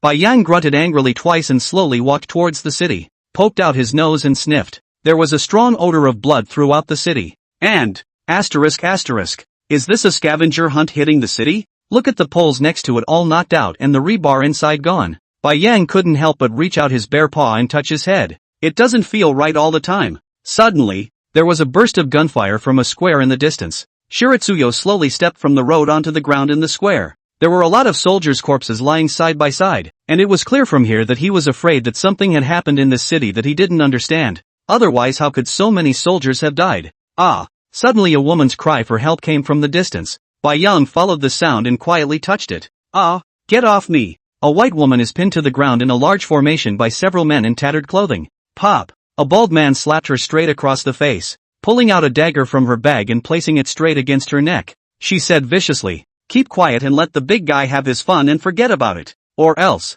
Put! The bald man sliced off one of the woman's fingers with a single slash. Well. The woman's body frantically began to tremble as her mouth was covered. Hey! The bald man nodded at a few people behind him, a sardonic smile on his face. You guys go outside and keep an eye out. I'll replace you in here when I'm done having fun. A few of the men flashed lewd grins and stared at the white woman on the floor before they turned and walked out. You! Stay away. Oh, if you resist again, I don't mind getting you first. It's still hot anyway. The bald man licked his lips and revealed a cruel smile as he stepped closer to her. Ah, please, leave me alone. The white woman kept crying and pleading. Bang! But there was not an ounce of pity on the bald man's face as he reached out and yanked her straight up by her hair. Ka-ching! Ah! I didn't expect the woman in front of him to bite on his hand. A death grip on the white woman's neck lifted her straight up. How dare you bite me? Damn it! Ka-ching! With a firm hand. A crunch came from her neck and the white woman hung her head helplessly. She had her neck snapped right off by this bald guy. Bang! Heavily dropping the body to the ground. The bald man looked away in hatred. Bah! He spat, then began to unbuckle his belt. Rumble! At that moment, a deafening sound suddenly came from outside the door. The bald man alertly picked up the pistol behind his back and slowly moved over to the door step by step. A group of them are prison inmates. But, They also managed to get free after the entire city was destroyed by the behemoth. Gulp! The bald man swallowed and cocked the bullet. It was unusual that there wasn't a single sound from outside. Isis! A small growl. There was no response. Suddenly, the bald man felt his clothes behind him being hooked by something, which then hooked him in mid-air. Who? A ragged gasp came from behind him. Turn around. Gulp! The bald man's pupils instantly dilated. His face filled with an expression of fear, trembling as he raised the pistol in his hand and aimed it at the white behemoth in front of him. Chapter 82 Ancient Savage Dragon. Bang! The bald man shot a gun at this giant white bear in front of him, not expecting the bullet to directly disintegrate and not even blast off a bit of fur. Shiryu gently lifted the man in front of his eyes and looked at him. Straight away, he let go of the bear's paw. Bang! The foot instantly stepped on the man's body with a dull popping sound. Roar! In passing, he wiped the bear's paw clean on the ground, took a look at the body, which had been turned to mush, and once more turned his head and sprinted out into the road. I didn't expect to run into a bunch of scum. It's really unappetizing. Looking at the map in his head, it wasn't far from getting out of the city. However, it seemed that the place had really been attacked by some giant beast. There were crumbs of buildings everywhere, and one building had been destroyed beyond recognition. What kind of an animal is it, anyway? Looking at the wreckage of the car that was half bitten off on the side of the road, Bai Yong fell into deep thought. Surprisingly, it really is a monster that eats steel. All buildings containing steel were destroyed along the way, and even much of the steel from the small cars on the road was devoured. It's just so weird. Goo! Goo! A rumbling sound came from his stomach again, and Bai Yang frowned as his bare paws pressed against the ground and began to exert himself slightly. Berserk Rage. After opening the skill, his speed increased dramatically, and in the darkness of the night, Bai Yang was like a white lightning bolt, rushing towards the exit of the city. Boom! Boom! All the obstacles on the road. Bai Yang no longer dodged them, and all of them were knocked high into the air. Gotta get to the jungle for food soon or he's really going to starve to death. It's been 2 full days since I've eaten a single thing and I can feel the fat burning in my body. Knowing that after revolving to the ancient times, Bai Yang consumed a huge amount of energy every day. If he didn't eat, he would probably be left with skin and bones in a few days. Boom! After crashing through a small car again, Bai Yang managed to break out of the city and looked back at the dead city behind him. Roar! Jansen growled and once again put his head down and went on his way. At a full run, it is estimated that the next city can be reached within a couple of hours. Rumble! Rumble! Rumble! Suddenly, the ground beneath his feet began to shake, and the red dots on the map in his head were rapidly receding at a rate visible to the naked eye. I didn't move. How come the distance is getting farther and farther away? Suddenly, look at the sudden trace of a jungle on the left position of the map. Shiritsuyo came to a realization. It's another piece of land leaping out of the ground, and it's a jungle. Roar! Emerging jungle, that. Bai Yang roared excitedly and twisted his head and started running towards the jungle. There's supposed to be creatures in this part of the jungle. Sure enough, when they were still some distance away from the jungle, a beastly roar came from the jungle, the sound deafening and resounding. Hiss! I'm afraid it's not a small one. Bai Yang stuck out his tongue and licked his nose, the expression on the bear's face growing more and more excited. Having been hungry for 2 days now, not to mention creatures of large size, even if that giant bird came, Bai Yang felt that he would dare to go up and take 2 bites. And the rejuvenation points were also about to be filled up, and could foresee that once the rejuvenation points were filled up, I was afraid that I would undergo a heavenly change. Abuse of the upper class is like abusing a dog? Bai Yang shamelessly fantasized in his heart. Boom! Suddenly, a giant dinosaur leaped out directly from the jungle in front of him, hissing non-stop with its bloody mouth open. The moment he saw Bai Yang, the giant dinosaur's eyes directly turned blood red, and he charged directly over with his huge paws. Asterisk asterisk. So stiff? Want to eat me? Bai Yang took a look at the giant dinosaur. With their own size is almost generally large, but the face, even if, at least he looked a little naive. Opposite this dinosaur, in addition to the hideous, is the whole body bubbling with a wave of ferocious? Name, Ancient Savage Dragon. Strength, 1,300. Speed, 900. Endurance, 1,500.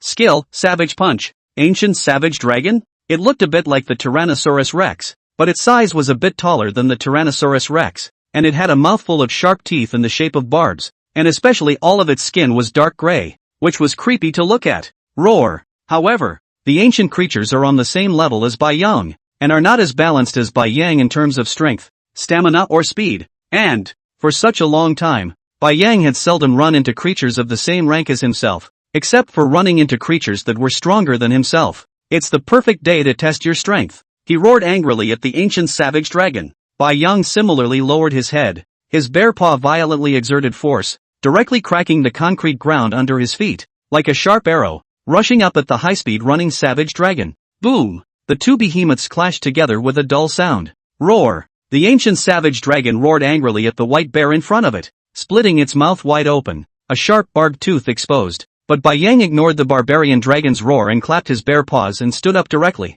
Just now, he had already tried the power of this ancient savage dragon, and the difference was not small compared to himself, so there was no need to be false at all. Roar! Grinning and roaring at the savage dragon, Bai Yang was the first to attack. Bang! Both palms directly embraced the barbarian dragon's neck. Click! Click! The horrible 2 rows of sharp teeth kept tearing one by one in front of Bai Yang. But an ancient savage dragon used all his strength and saw the white bear's head right in front of him, but he was never able to break through the slightest bit. Roar! Don't jerk your neck if you can. Bai Yang even wanted to laugh a little inside as he listened to the ancient savage dragon's howl. It's a life and death struggle. What the hell is it if you can't jerk your neck? If you're capable, you can jerk my neck too. Looking down at the 2 short front claws of the ancient savage dragon, Bai Yang gave up on the idea. It was simply carved out of the same mold as the Tyrannosaurus Rex, with the same body type. Even the 2 front claws were so similar. However, this ancient savage dragon should be even more brutal than the Tyrannosaurus Rex.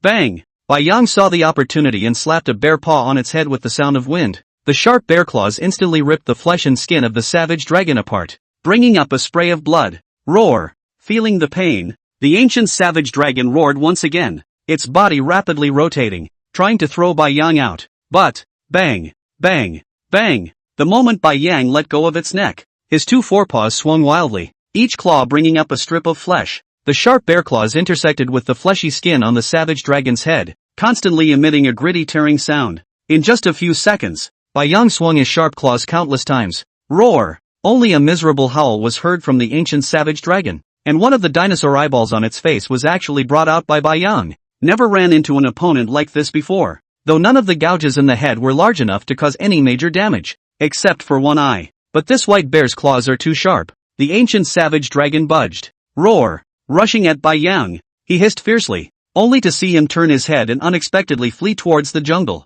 Asterisk asterisk. Don't run! Bai Yang didn't have time to think about it, instantly activating his skills and burying his head in the air as he rushed after the barbarian dragon's figure. He had been hungry for 2 whole days, so how could he let the prey in his mouth run away? Chapter 83 Battling the Savage Dragon Swarm. Roar! I'll kill you if you go after me again. The ancient savage dragon in front roared at Bai Yang behind him from time to time. Bai Yang didn't even think. Where on earth did this savage dragon get the confidence to even dare to taunt? Roar! Roaring once more, Bai Yang instantly sped up. Seeing that the speed of the white bear behind him actually increased again, the ancient savage dragon no longer dared to turn back, and directly buried its head and rushed towards its own lair. Just get to the lair, when the time comes. The ancient savage dragon thought sinisterly in his heart. Just like that, the barbarian dragon ran desperately in front. Bai Yang desperately chased after him, and one by one, the towering trees in the jungle were crushed by them. However, this size of the ancient savage dragon had a natural advantage in the jungle,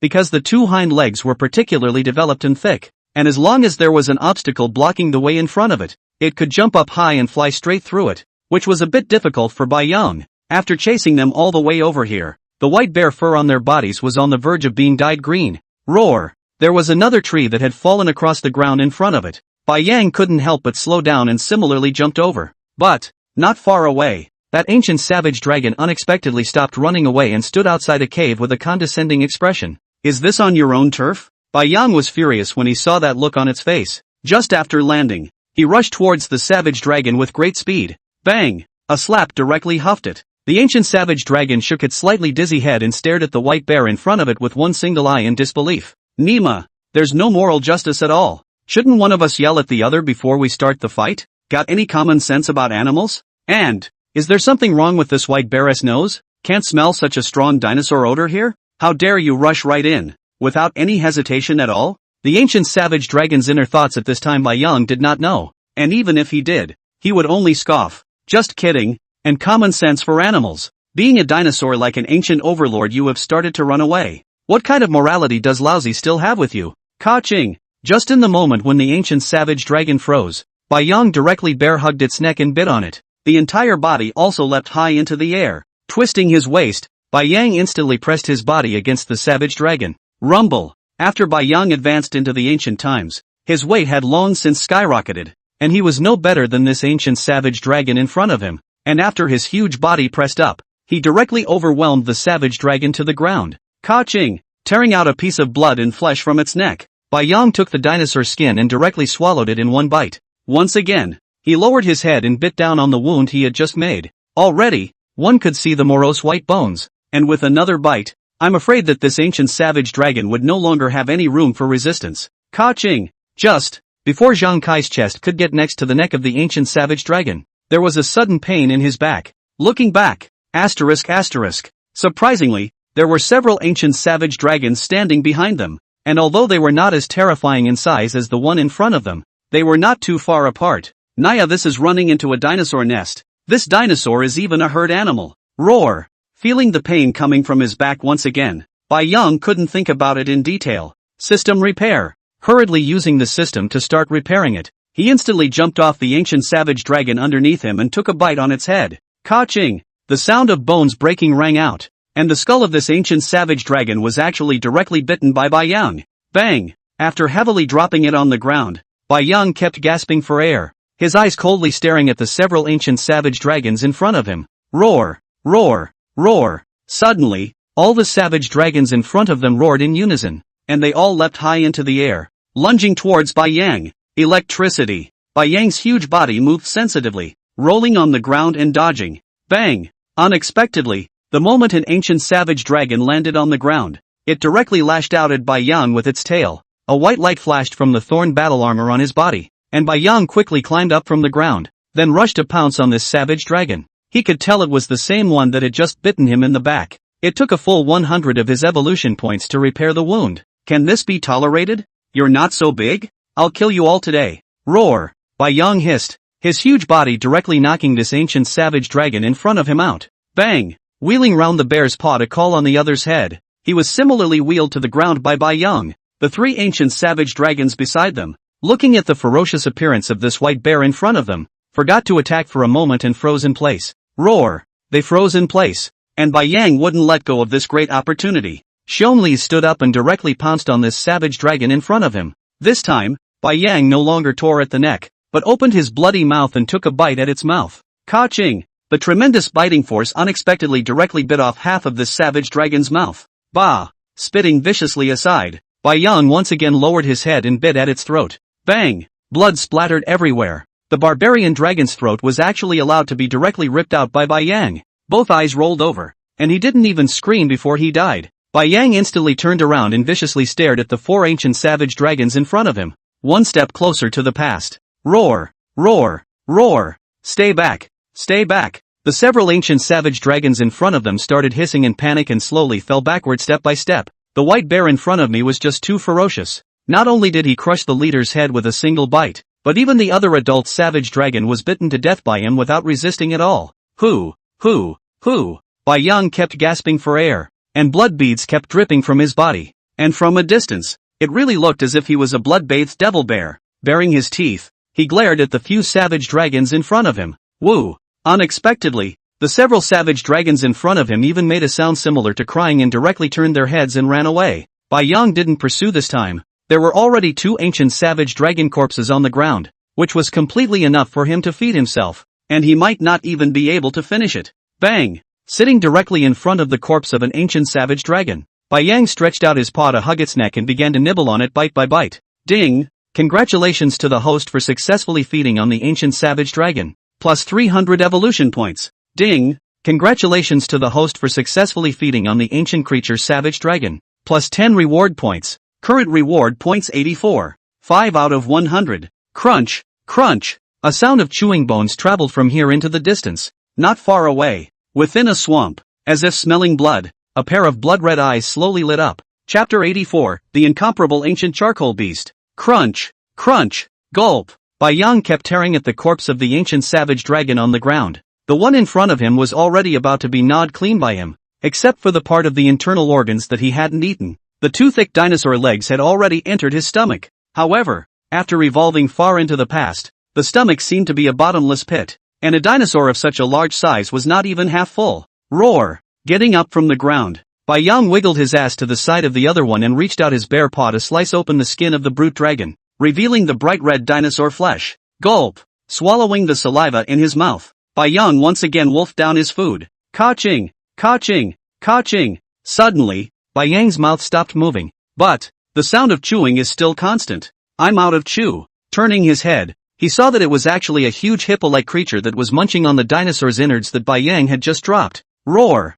Bai Yang growled at it. Unexpectedly, this hippopotamus creature slowly and methodically swallowed a piece of intestines in its mouth, which slowly raised its head, and its eyes were surprisingly blood-red. Moo! A roar that shook the jungle directly rattled Bai Yang's ears. Give me some face. Bai Yang also didn't expect the creature in front of him to be so wanton. Stealing other people's food was so justified. Took a look at its properties. Bai Yang suddenly realized. No wonder he was so righteous. The ancient creatures are marvelous. Name, Ancient Charcoal Beast. Strength, 200. Speed, 900. Endurance, 2500. Skill, Abyssal Swallow. Ancient Charcoal Beasts? Bai Yang quietly stared at the creature. There was nothing unusual about it. The size was just a little bit bigger than him, and other than the strength and endurance being quite a bit higher, Bai Yang couldn't see what was so rare, and besides, the speed of this charcoal beast was really slow. Himself is totally twice the man he is. Roar! Growling at it once again. Bai Yang wasn't going to bother with him. It was all internal organs and such anyway. He wouldn't eat them. This charcoal beast could eat them if it wanted to. Although Bai Yang was thinking this way, the ancient charcoal beast wasn't going to let him go. Boom! Boom! Moving his bloated body slowly came next to Bai Yang. Bang! Directly disliking Bai Yang on his butt, he even kicked him with his hoof and glared ferociously. Moo! Asterisk asterisk asterisk asterisk off. I own this thing. After saying that, he didn't pay attention to Bai Yang, as he bit one of the barbarian dragon's legs and started dragging it to the distance on his own. Asterisk asterisk. Bai Yang climbed up from the ground and simply exploded as he looked at the unbeatable appearance of this ancient stone charcoal beast. It's too arrogant. Although you are an ancient creature, it is true that you are one level higher than lousy. But, how dare you bully the bear like this? Can this be tolerated? When had Bai Yang ever received this kind of aggravation? If this was some kind of taiku or higher, Bai Yang might have conceded. But, has been wimpy for a long time, okay? The readers are having a field day, okay? Roar! With an angry roar, Bai Yang quickly rushed towards the ancient stone charcoal beast. Ka-ching! After biting down on the other leg of the savage dragon and ripping it directly from the charcoal beast's mouth, tossing it aside, Bai Yang just stood there on the ground, his eyes staring at it silently. Moo! Seek death! The ancient stone charcoal beast looked sideways at the corpse of the savage dragon that had fallen to the ground, and then at the white bear in front of him that kept spewing white snorts, and couldn't help but roar angrily. How dare you snatch something from its mouth? In this jungle, as long as it had its eye on it, no creature had yet dared to catch up and snatch it back. Really don't want to live. Moo! The ancient stone charcoal beast roared once again, ready to give this white bear in front of him a good time. But, before it could make a move, this white bear unexpectedly stood up directly and took the lead in attacking. Bang! Bai Yang called out a bear paw on the charcoal beast's face, and with a whistling sound directly chipped away one of its plate teeth. The ancient stone charcoal beast was already a bit confused at this point. Stick out your tongue and lick the gaping hole in your mouth. Hoo!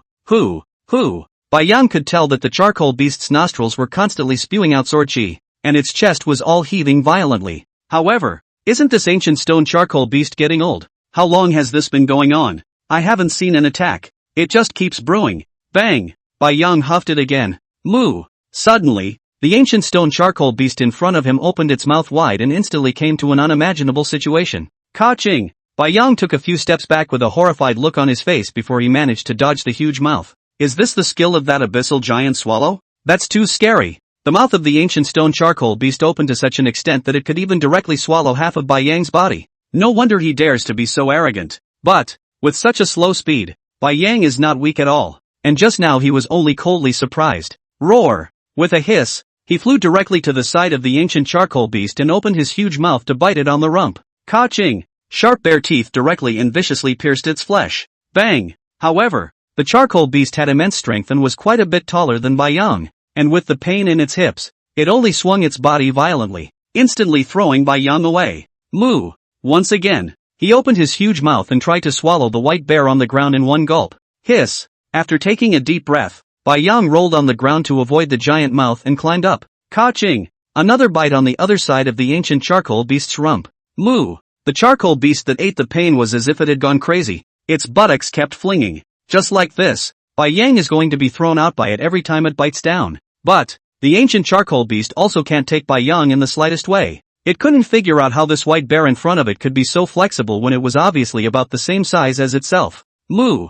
You're awesome! The ancient stone charcoal beast roared angrily and glared hatefully at Bai Yang, turning its head and preparing to leave. Bai Yang couldn't do much with this thing either. Although his teeth were able to pierce its hard skin every time, there was no way to tear off the flesh. It's just too tight, but it's that easy to want to leave. How is that possible? Roar! Bai Yang howled and gave chase again. Today, no matter what, he had to rip off a piece of meat from this ancient stone charcoal beast. Because, plus this piece of meat from it, one's return point is going to be full off. Moo! The ancient stone charcoal beast saw that the white bear behind its buttocks had actually caught up with it, so it hastily twisted its head and roared. Don't you go too far. Bai Yang directly ignored him and once again took a bite on its rump. The bear's paw grabbed it directly by the tail, dragging it by a dead weight. Bang! Bai Yang was once again thrown out heavily, and was about to get up again when, suddenly, he realized that there was actually a root in the bear's paw. Looked down, and yanked the charcoal beast's tail off. And at this moment, the ancient charcoal beast in front of him directly rushed into the swamp and disappeared. Chapter 85 Reworking Program Initiated. To eat or not to eat? Bai Yang looked at a dark, hair-bearing tail on the ground and kept thinking. After eating that ancient savage dragon just now, the return points in his body were already as high as 94. 5 out of 100. In other words, if you eat this tail, you will be able to perform a return to the past. However, Bai Yang was also apprehensive in his heart. It's not going to revert itself to a creature it hasn't seen before. Actually, polar bears look pretty good. Will it go back to being a panda? Bai Yang shook his head to weed out all sorts of unrealistic thoughts. Toughing his heart, he gritted his teeth and directly stuffed the tail of the ancient charcoal beast into his mouth. Ka-ching! It's hard and particularly unpalatable, as if you're chewing on plastic foam. Gulp! After casually chewing a few times, he directly swallowed it in one gulp. Ding! Congratulations to the host for successfully feeding on the ancient charcoal beast, plus 400 evolution points. Ding! Congratulations to the host for successfully feeding on the ancient creature charcoal beast, return points plus 10. Current return points 100 out of 100. The exceeding portion will not be retained. Ding! Congratulations to the host for reaching a full amount of return points. Start the return program. Return to the past program in progress. Activation successful. Boom! Bai Yang only felt a tremor throughout his body as a tremendous amount of energy kept surging into his body. And it hurts. The kind of pain that goes to the bone. Click, click. The bones in his body had begun to slowly crack. Put. A mouthful of blood spurted out from Bai Yang. The white fur on his body began to ooze dark brown blood non-stop, and a strong stench filled the air. Roar! Bai Yang was lying on the ground, his entire body shaking from the severe pain. Every now and then there was a breathless hissing sound. Finally, Bai Yang's eyes rolled back in his head and he fainted. However, after Bai Yang passed out, his teeny tiny figure unexpectedly began to slowly become smaller. A mysterious energy kept washing over his flesh, and even the cells in his body were slowly undergoing drastic changes. Whoo! Suddenly, with Bai Yang as the center, the gale began to blow. Click, click, click. The temperature on the ground plummeted, and a layer of crystalline ice kept on spreading from underneath Bai Yang. Moo! In the distance, the ancient charcoal beasts poked their heads out from within the swamp, wanting to see why the temperature had suddenly gotten so low. Just the moment it showed its head, it was actually directly frozen in place, and Bai Yang's size had now become only as big as it was when it was a cub. But Bai Yang's aura didn't change, and even became more powerful than before, like an absolute ferocious beast. Roar! Unconsciously letting out a hiss, the expression on Bai Yang's face finally slowly stretched out, and at this point, if someone were to look at this jungle from the outside, they would be amazed, because the entire jungle had suddenly turned into a world of ice and snow. Even one of the sky-high trees had been frozen, and one of the creatures that were moving around was instantly frozen into an ice sculpture. It was getting dark, but Bai Yang still didn't wake up. It wasn't until the sun rose the next day that the ice slowly began to melt.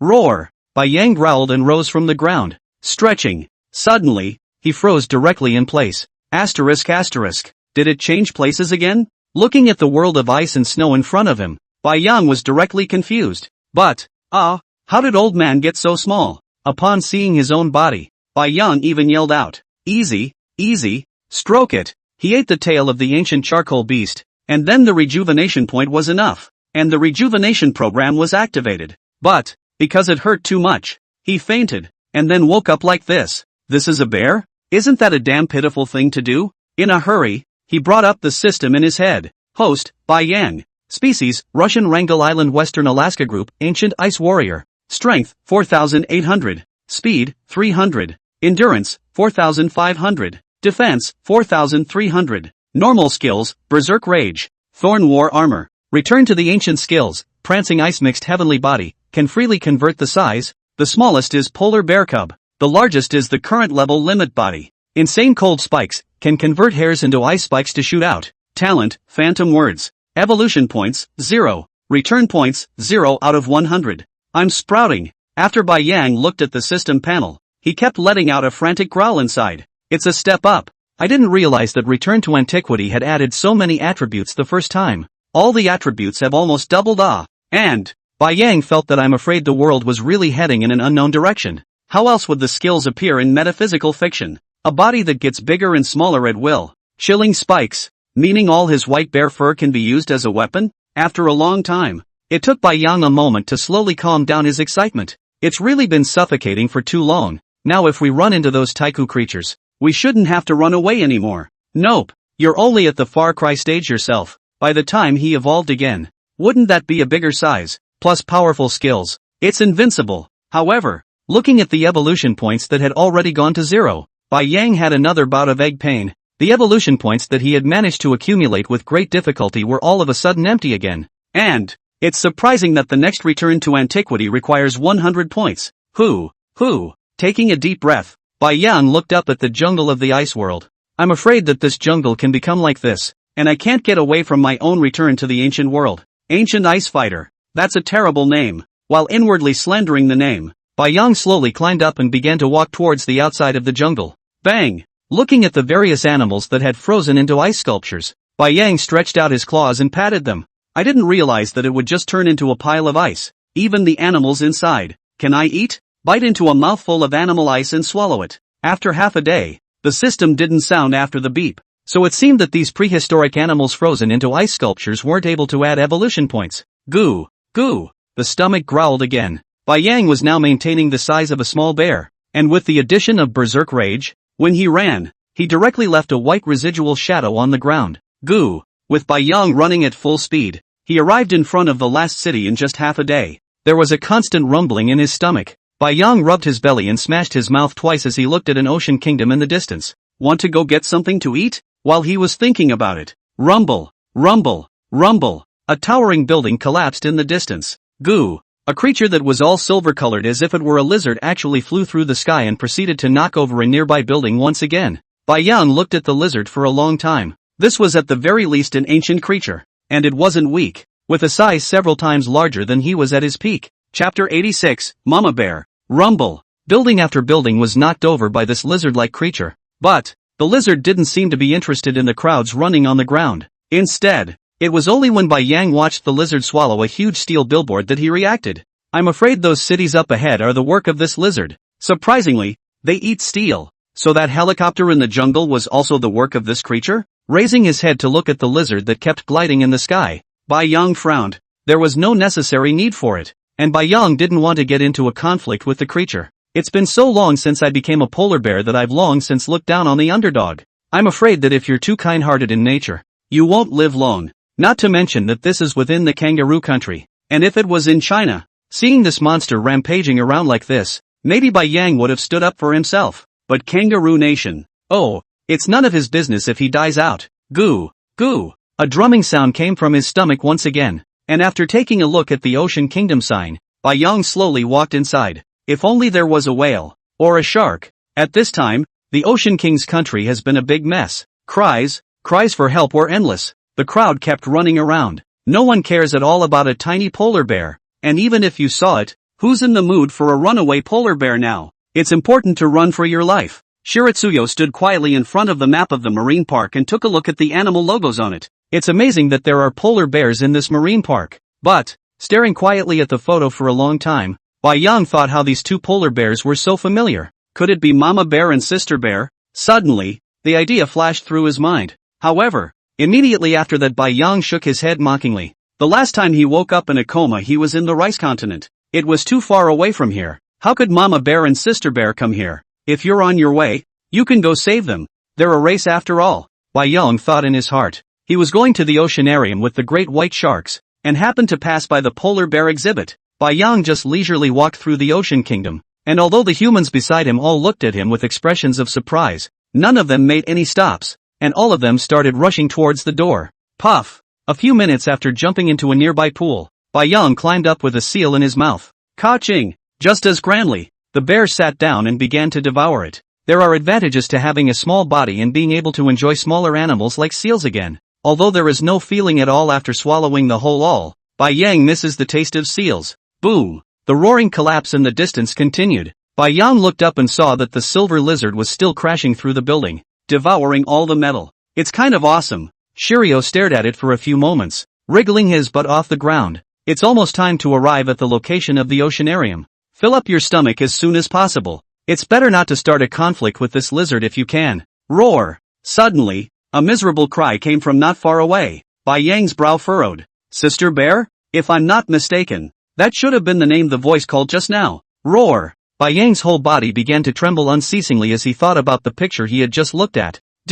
Those are really Mama and Sister Bears in the photo. Berserk rage. Instantly activating his skills, Bai Yang directly transformed into a bolt of lightning and quickly rushed towards the place where the sound came from just now. Rushed to a large glass bin. Roar! Roar! Roar! Bai Yang had both paws on it, and kept hissing at the Mama Bear inside, his voice choking a little. In front of him was really a bear mom, but at this time the bear mom was already as if she was crazy. Her back was turned to him. The bear stood up and kept hissing at the top of her head. And Bai Yang's eyes gradually became blood red and his pupils dilated, because the mother bear's body was surprisingly full of a hideous scar, especially at the paw where the fur had been worn away, revealing blackened flesh and white bones. Who is it? I can't believe I tortured Mama Bear like this. Roar! Bai Yang cried out ruefully. Mama Bear hissed in a startled motion and slowly turned her head. Bang! When looking at the appearance of Bai Yang, a butt bear sat on the ground, the polar bear in front of her eyes. Although it is a small bear appearance, but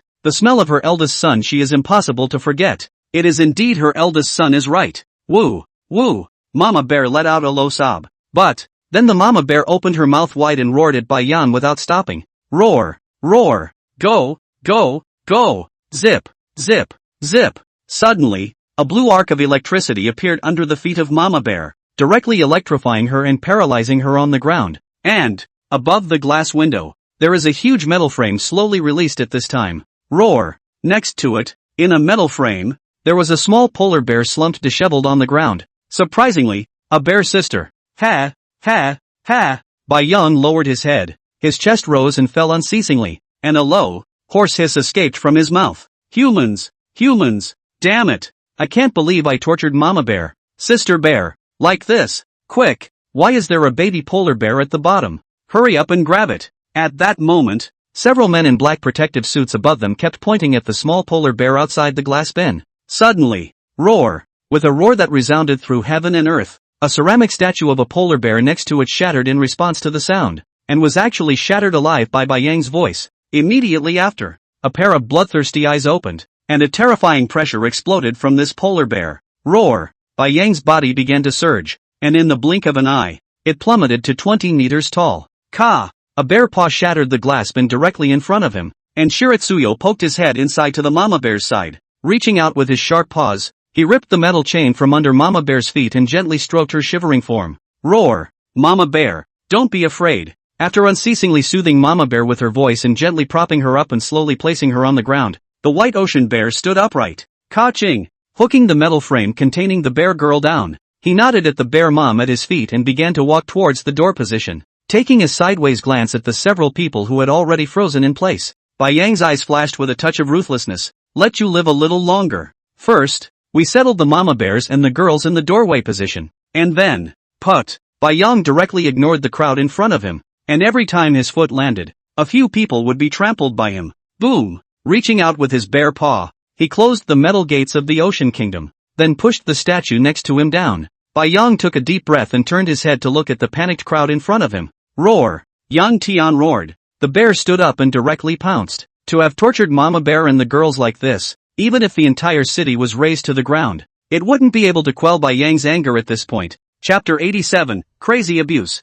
Bang! Bai Yang spat out the half-corpse in his mouth and raised his bare paw to slap the two men in front of him into mush. Ah! Help! Help! Don't kill me! Don't kill me! In front of her a woman sat on the floor, waving her hands frantically. Put! Bai Yang's blood-red eyes gave her a cold look and directly stomped on her with a palm. Don't kill you? When you guys watch the polar bear show, do you think about their feelings? After stomping the woman into the dirt, Bai Yang took a step towards the oceanarium. Those culprit administrators are still there. Reese, come on. We have to hurry. Bah! The man, named Reese, stood in front of the polar bear house, looking at the broken glass all over the floor, and spat viciously. Mad. Several men behind him kept pulling him. If it's not there, it's not there. We can catch a few more then. The giant beasts are coming. Hurry up. Reese exhaled a deep, cloudy breath and turned his head to follow the crowd as they prepared to leave. It's hard to catch two polar bears, and before you get much money, a giant beast attacks the city. What bad luck!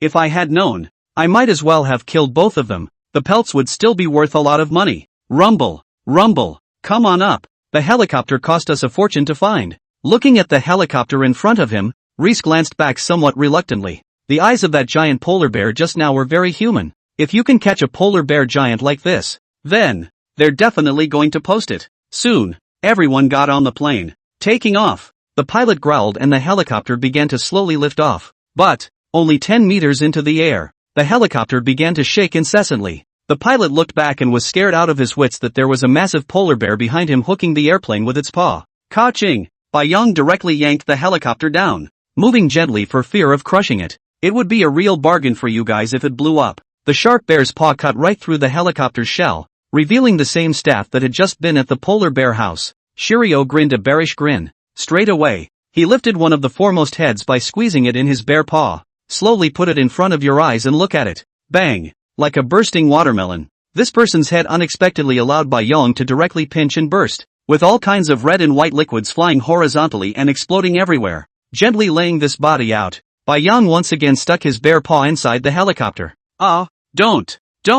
Run! Run! Several of the staff inside the airplane looked at the giant polar bear in front of them in horror. How could they have imagined that this polar bear had a humanized expression on its face? And it should be teasing. However, the polar bear was so horrible that its feet were already covered in a thick layer of mush, and there were even some human limbs hanging from them. Hiss! Reese, his whole body trembling from fear, took one look at the bodies on the ground and, with a ruthless heart, drew his shotgun from his back. Bai Yang saw a man draw his shotgun out and smiled disdainfully. Bang! Crush a man's head again. Boom! Lifting the helicopter straight up. At this point the only human inside besides the pilot was the one who had just controlled the switch to electrocute Mama Bear. And it was the same human with a shotgun. But, roar! Hooked the pilot straight out and tossed it out of hand. Boom! Reese fired a shot into the head of the giant bear in front of him. But I didn't expect to even blast through the skin. Bai Yang stared at him with bloodthirsty eyes, just staring at him silently. However, what I didn't expect was for the man in front of me to turn the gun on himself. Ready to kill yourself? Bai Yang stuck out his tongue and licked the tip of his nose. Roar! A snarl was directed at him. It's too cheap to let you kill yourself. How could I let you? The deafening roar carried the air currents directly into Reese's hand as he disintegrated the shotgun. Once again, Bai Yang gently hooked him with his bare paw. At this time, the 20-meter-tall Bai Yang, a human, was only half the size of a bear's paw to him. Ka-ching! Gently ripping off one of the arms of the staff member in front of him, Bai Yang placed him on the ground. Put! Ripped the other arm off as well. At this moment Bai Yang seemed to be incarnated as a doctor who was doing surgery. Every action was careful, for fear of killing the man in front of him directly. Ah! Kill me! Kill me! Kill me! Reese was covered in blood, shaking his head frantically, a miserable wail escaping his lips. For his wailing, Bai Yang ignored it, and even listened to the heart and a feeling of smoothness. Mama Bear doesn't know how long she's let you guys torture her. It shouldn't be too much for me to torture you for just a little while. Ka-ching! Ripped a thigh off as well. The man in front of him had already fainted at this point. Bai Yang still didn't stop himself, and once again, after ripping off the other leg, looking at the pile of corpses in front of him, Bai Yang grinned. Start laying out the bodies in an orderly fashion. Soon all the bodies were laid out. Die! He went so far as to use all the corpses to lay out a Chinese character for death. Bang! Sharp bear claws sliced through Reese's neck and cut off his head, which Bai Yang placed right in the center of all the corpses. Taking a few steps back, he looked at the work in front of him and nodded in satisfaction. He now realized that he could never be on the same side as the humans. and that the only ones he needed to guard were Mama Bear and Sister Bear. The world has changed drastically, and today he is telling all mankind, if one dares to provoke him, then the person in front of you is the downfall. Roar! With a snarl, Bai Yang once again stared at the body on the ground and turned towards the door. Goo! Goo! At that moment, the silver-colored lizard in the distance spread its transparent colored wings and unexpectedly flew directly towards the Sea-Ocean Kingdom. Bai Yang looked at him and sped up. Roar! Boom! Picking up the frail Mama Bear and Sister Bear with his bare paw, Bai Yang dashed straight out of the oceanarium. Goo! Suddenly, the lizard screamed from behind him. Rumble! Immediately afterward, the lizard's massive body hit the ground, sending up a cloud of smoke. Goo! Growling twice at the giant white creature in front of him. The silver lizard's special talent could tell that the white giant bear in front of him had a very abundant amount of energy within it. This energy it needed badly. As soon as it gets this energy, it can evolve again. Chapter 88, Having to Fight. Roar! Bai Yang gently placed Mama Bear and Sister Bear on the ground. Mama Bear opened her eyes and looked at her eldest son in front of her with a worried face, then looked at the terrifyingly sized lizard in the distance, and couldn't help but growl at Bai Yang. Bai Yang could hear that Mama Bear was trying to get him to take Sister Bear and run fast. But, roar! Turning his head to look at Mama Bear, he then growled at the silver lizard. I didn't realize that this battle was inevitable after all. But, only now did Bai Yang realize that sooner or later, he and the creature in front of him would have a battle, and it would be either the you die or I die kind. Name, Stun Beast Hunt. Strength, 600. Speed, 5,500. Endurance, 6,700. Skills, Stun Wingspan. Gene Devouring. Dark Gold Skin. Life Potential. Talent, Gold Eating. The attributes are quite a bit higher than Bai Yang. But, the name is not named after the system ancient, far away and such, but carries the title directly. And, Shiritsuyo couldn't escape. System Quest, Devour the Alien Creature Stun Beast Hunt. And you can obtain a random talent. This was the first time the system had released a mission since Bai Yang had turned into a polar bear. All along, Bai Yang thought that his system only had that kind of simple function. I did not expect. However, the lizard in front of him turned out to be an alien creature. And just by swallowing it you get a random talent. Looking back at Mama Bear and the girls, Bai Yang gritted his teeth. If he didn't solve this beast of prey today, I'm afraid they would really be finished. Roar! Roaring at the beast of prey, Bai Yang directly stood up with a bear stand. Since it can't be avoided, there's no choice but to fight to the death. Moreover, Mama Bear was more seriously injured, so Bai Yang had to fight quickly. However, since he was able to see the attributes of this hunting beast in front of him clearly, the system determined that it wasn't unbeatable, which gave Bai Yang a great deal of confidence. And if he couldn't even display the name, Bai Yang would have definitely started running away with Mama Bear and the girls by now. Goo! The beast of prey's silver-colored eyes flashed with a glint of essence. Its transparent colored wings slowly opened, and its black-brown tongue that seemed like a serpent's letter kept on spitting out. It had an excited look on its face. The creature in front of him was a huge boost to him, even higher than the sum of all the creatures he had devoured. Being the best of the Stone Star domain, it was a master in this ancient planet as long as it could grow up. Boom! Suddenly, a deep crater blew up next to him, and Bai Yang looked up. Dozens of heavy fighters were heading this way in the distance. Rumble! Rumble! Rumble! Deep craters kept blowing up beside him, and Bai Yang looked back at Mama Bear, directly reversing his direction and rushing inside the city. Humans are coming. The fighters had to be lured to the other side or they would surely accidentally injure Mama Bear and the girls. Goo! Seeing that Bai Yang had actually turned around and rushed towards the inner city, the beast of prey hastily flapped its wings and instantly rose up in the air to chase after him. Boom! After Bai Yang knocked over a small building of a few floors, he looked around. It was a huge square, and all the tall buildings around it had collapsed. This is it. Thinking darkly in his heart, Bai Yang just stood here quietly, waiting for the hunting beasts to arrive with the humans. Boom! A bomb kept exploding around them, and all sorts of building debris crumbled away. Goo! The beast of prey gave a somewhat annoyed look at the fighter in the sky and let out a hiss. Rumble! Flying in mid-air, it directly used its tail to whip a fighter jet off, then slowly landed on the ground, staring deathly at the white giant bear in front of it. Goo! Only to see its entire gills bulging high, its tail twitching ceaselessly, it roared and brought up a residual shadow, instantly rushing towards Bai Yang. Roar! Responding to all changes, the white ocean bear's paw pressed tightly against the ground and pressed his head down, revealing his sharp bare teeth. He waited, waiting for the beast of prey to swoop in. Boom! The two behemoths crashed together with a loud bang, and a huge wind wrapped around various building debris began to spread in all directions as monstrous clouds of smoke and dust rose up. Ka-ching! Feeling a pain in his back, The beast of prey took a bite at the location behind Bai Yang's shoulder. Bai Yang's majestic body threw itself violently, directly stepping on one of the prey beast's paws with its bare paw, and similarly opened its huge mouth, biting down on its abdomen. Bang! However, I didn't expect that this hunting beast's skin all over its body was on the verge of being metallic, and its teeth biting on it made a burst of sound that hit on steel. Asterisk asterisk. Although the teeth will be pierced into, but Bai Yang did not expect. This layer of steel plate skin is so thick, bare teeth deeply pierced into after even the flesh and blood cannot be. Goo. But even then, the beast of prey let out a hiss of pain, and then, Bai Yang felt a corrosive liquid entering his body from the wound in his back. Suddenly, he remembered. I'm afraid that this beast of prey has the function of sucking, and can swallow all the flesh and blood of the inner body right through the skin. Roar. System repair. Bai Yang kept roaring inwardly, forcing himself to endure the pain, loosening the huge mouth that was biting on the belly of the hunting beast, and lowering his head to instantly charge forward. Tear away. A large piece of flesh and blood was brought down, and Bai Yang bared his teeth as he stared at the beast of prey in front of him. Crunch, crunch. The beast of prey actually started chewing a large portion of the blood and flesh in its mouth in front of Bai Yang, then swallowed it in one gulp. Old man you. Bai Yang gritted his teeth and stared at it angrily. This is so arrogant. Eating his own flesh in front of his face. Can this be tolerated? Squatting over his head to take a dump and even asking for paper. LG straight up bullied the bear too much. Alien bastards are great. Roar.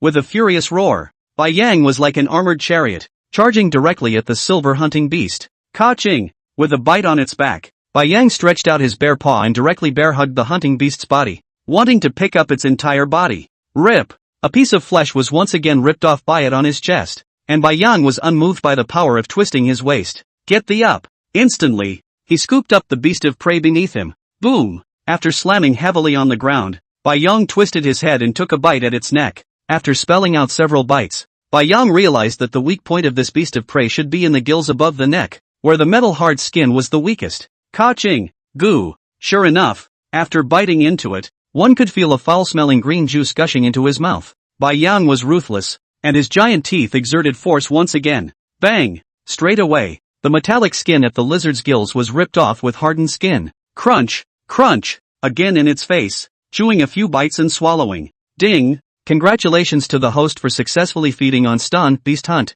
plus 100 evolution points. Ding! Congratulations to the host for successfully feeding on the alien creature hunting beasts. Opening the gene evolution function. Gene points plus 1. Current gene points 1/100. Chapter 89 Talent, Gold Eating. Are we going to attack? The fighters circling in the air kept transmitting the images back to the headquarters, asking again for instructions on whether or not to launch an attack. At this point, Kangaroo State Security Conference Center. On a huge screen, two hideous beasts were in a non-stop deathmatch. Everyone seated at the bottom felt their mouths dry and their legs were trembling ever so slightly. It's really the two giant beasts on the screen that are so appalling. Pause the attack. Wait for orders. An old man struggled to calm down, his hand holding the microphone trembling ever so slightly. This lizard is the very culprit that destroyed our kangaroo country. But where did this polar bear behemoth come from? After pondering for a while, the old man slowly opened his mouth and asked, "Are the nuclear weapons ready?" However, after the old man finished speaking, everyone in the entire conference room looked at each other in dismay,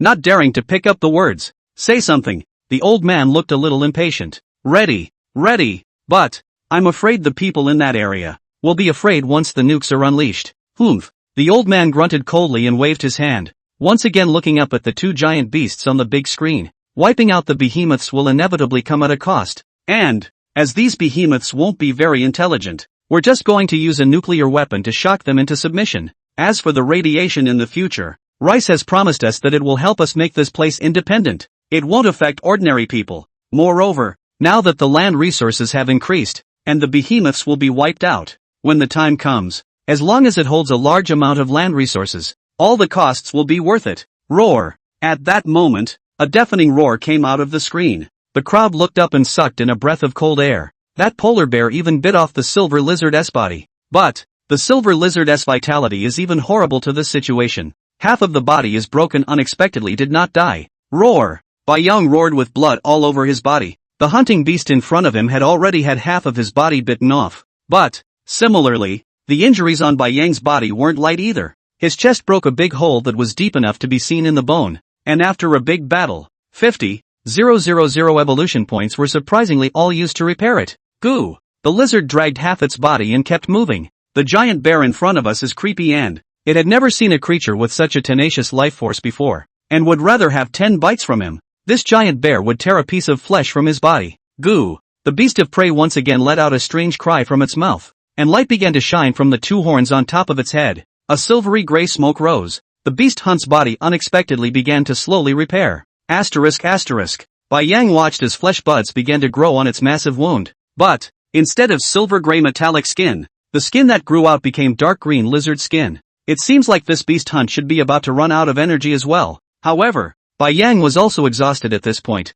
and the fur on his body was on the verge of being torn clean by the hunting beasts. After looking down, ka-ching! In one bite, he directly ripped the tail of the hunting beast in front of him into his mouth. Ding! Congratulations to the host for successfully feeding on the beast of prey. Plus 100 evolution points. After swallowing the blood and flesh of the hunting beast again, there were only 100 evolution points left, and in a few mouthfuls, he swallowed all of the several pieces of blood and flesh in front of him and converted them into evolution points. System repair. Feel a coolness coming from the fiery wound. Bai Yang took a deep breath. Roar! Growling again, he charged the beast of prey. Take advantage of your illness. At this moment, although the beast hunter's body was being repaired, the speed of the repair was very slow, and the beast hunter that had lost half of its body was having a hard time trying to maintain its balance in the tussle with Bai Yang. This also gave Bai Yang the opportunity. Goo! The beast of prey's body backed up and opened its lizard's huge mouth as it kept howling at Bai Yang. It's trying to back up, but the wings have been torn off by the giant bear, and there are still a few minutes before the wings can be repaired, and by then. But, Bai Yang could also see the signs that the hunting beast was a bit of a wimp. Pop, pop. Unable to resist, he clapped his bare paws together and flew up. Ka-ching! A bite on the hunter's freshly repaired spot. Much simpler this time. No more silver steel skin. The dark green lizard skin didn't stand in the way at all, the sharp teeth piercing in instantly. Ripping the freshly repaired wound open again. Bai Yang swallowed it in one gulp. Ding! Congratulations to the host for successfully feeding on Stun Beast Hunt. Plus 300 evolution points.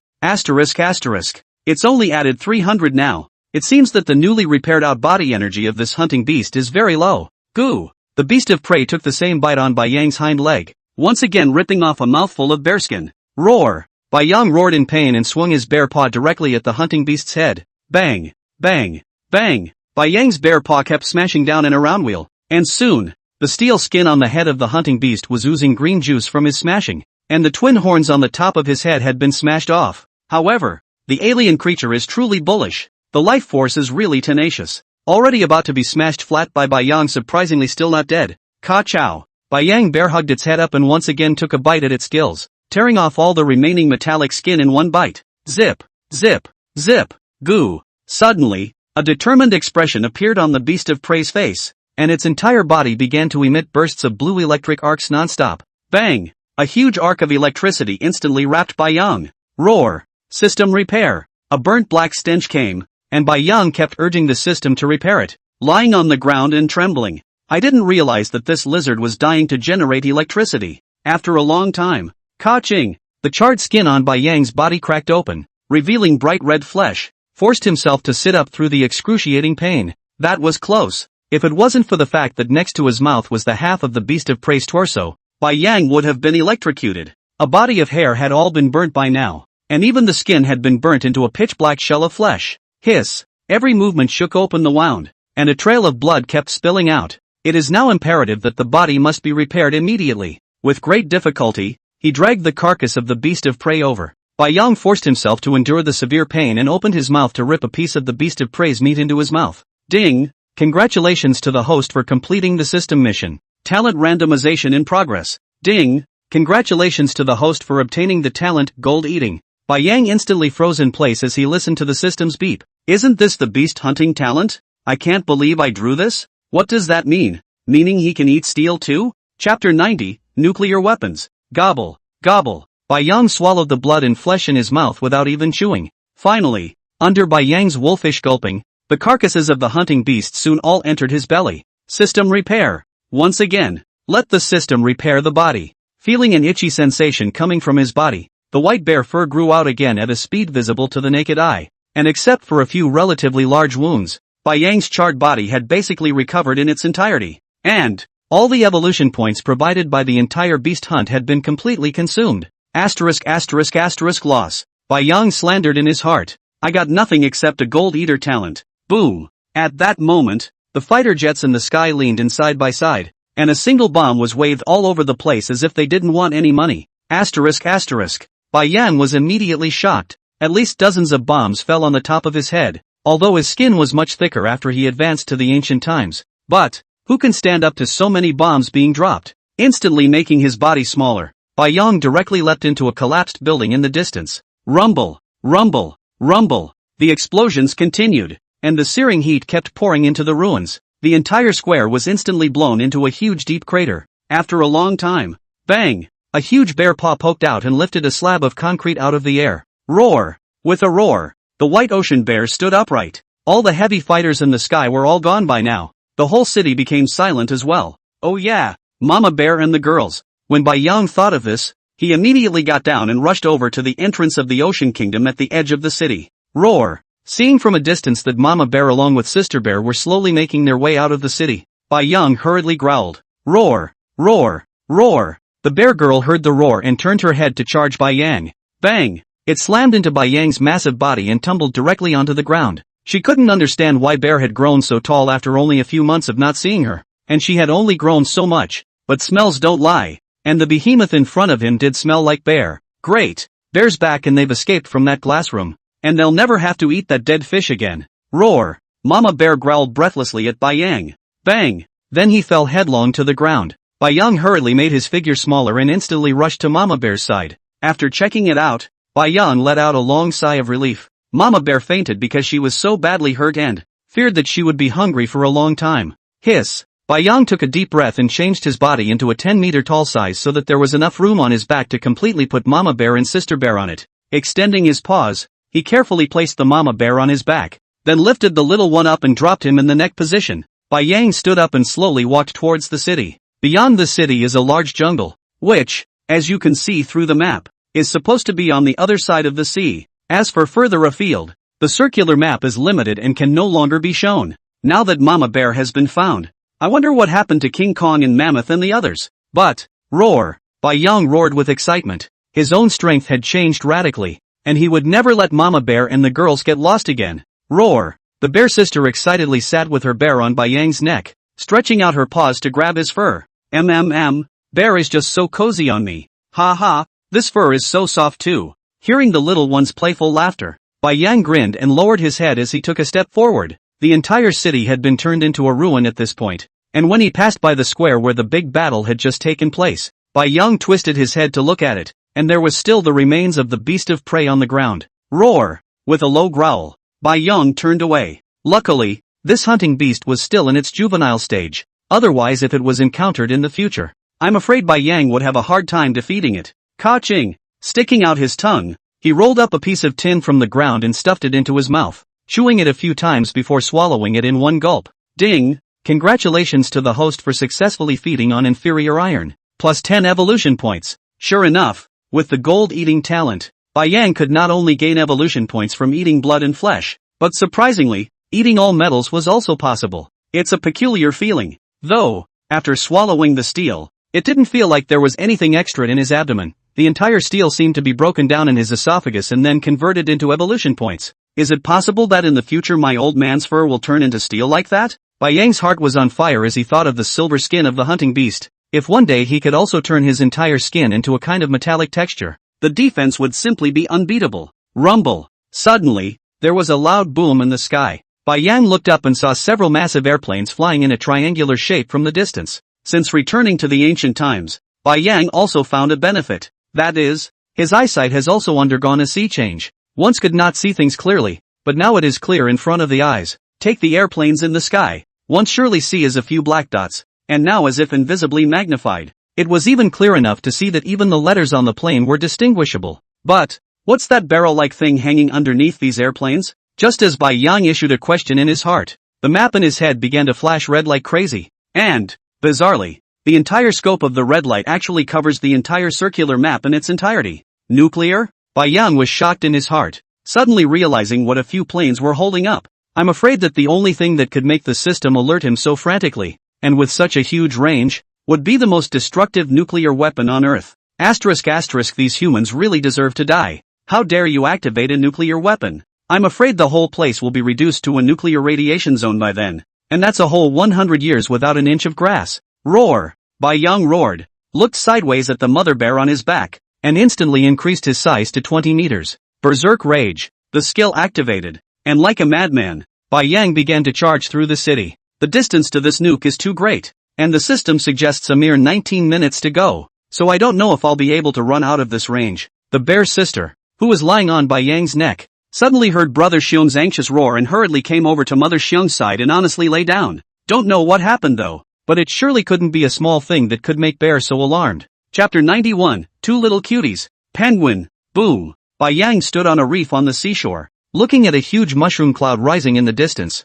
and once again confirmed that they had run out of the range of the nuclear weapon, before he took a long breath of relief. Rumble. Rumble. Rumble. A huge shockwave lifted the entire ground, carrying a gray smoke that began to sweep in all directions. Bai Yang could see that the entire city had been leveled. They're standing just outside the red circle on the map of the nuclear blast range. And, behind it is the sea. The other side of the sea. This has come from the North Pole to the South Pole. An ocean that you can't see the end of at a glance. And the coast at the end of the ocean on the map turns out to be Antarctica. The jungle behind them has been completely destroyed by the nukes. So for now, Shiranui has no choice but to cross the ocean. However, before crossing the sea, Bai Yang must heal Mama Bear's injuries. And there was an island in the distance with a lot of boats parked on it, and Bai Yang decided to board that island, not only to heal Mama Bear, but also, he felt afraid that if he were to cross the sea again this time, he would have to find a boat, otherwise he might have to encounter some other creatures in the sea.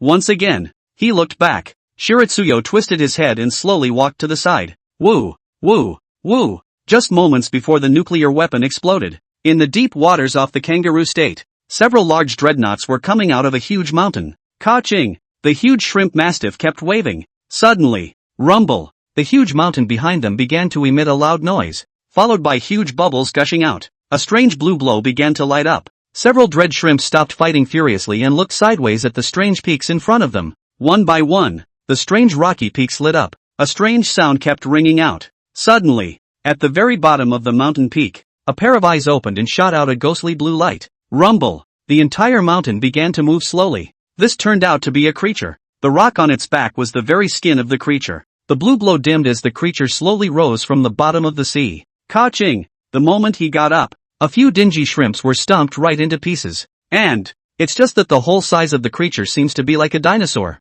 with short forepaws and a long tail dragging on the bottom of the sea, only to see that it resembled like a human and stood its entire body up. Hideous rocky bone spurs protruded from his back. Boom! Boom! Boom! This monstrous creature just walks on the bottom of the sea. Boom! The blue electric arcs around his body kept flickering. The beast actually started directly from the ground and kept pounding towards the sea. Put! Huge waves rose from the sea as the beast began to slowly make its way towards the shore. And this place he was going to turn out to be the site of the Kangaroo State's nuclear weapons drop. Roar! Only to see it open its huge mouth. The air with radiated smoke and dust surging madly towards its body. The blue light on the back rose again. After a long time, the entire nuke area was once again calm, and the behemoth was nowhere to be seen. But if you look closely you can see that the radiation power left behind by the nuclear weapon has unexpectedly disappeared in all its weirdness. 10 days later, Antarctica. Roar! Bai Yang cozily leaned against a wall of ice, squinting his eyes and crossing his legs with both bare paws up,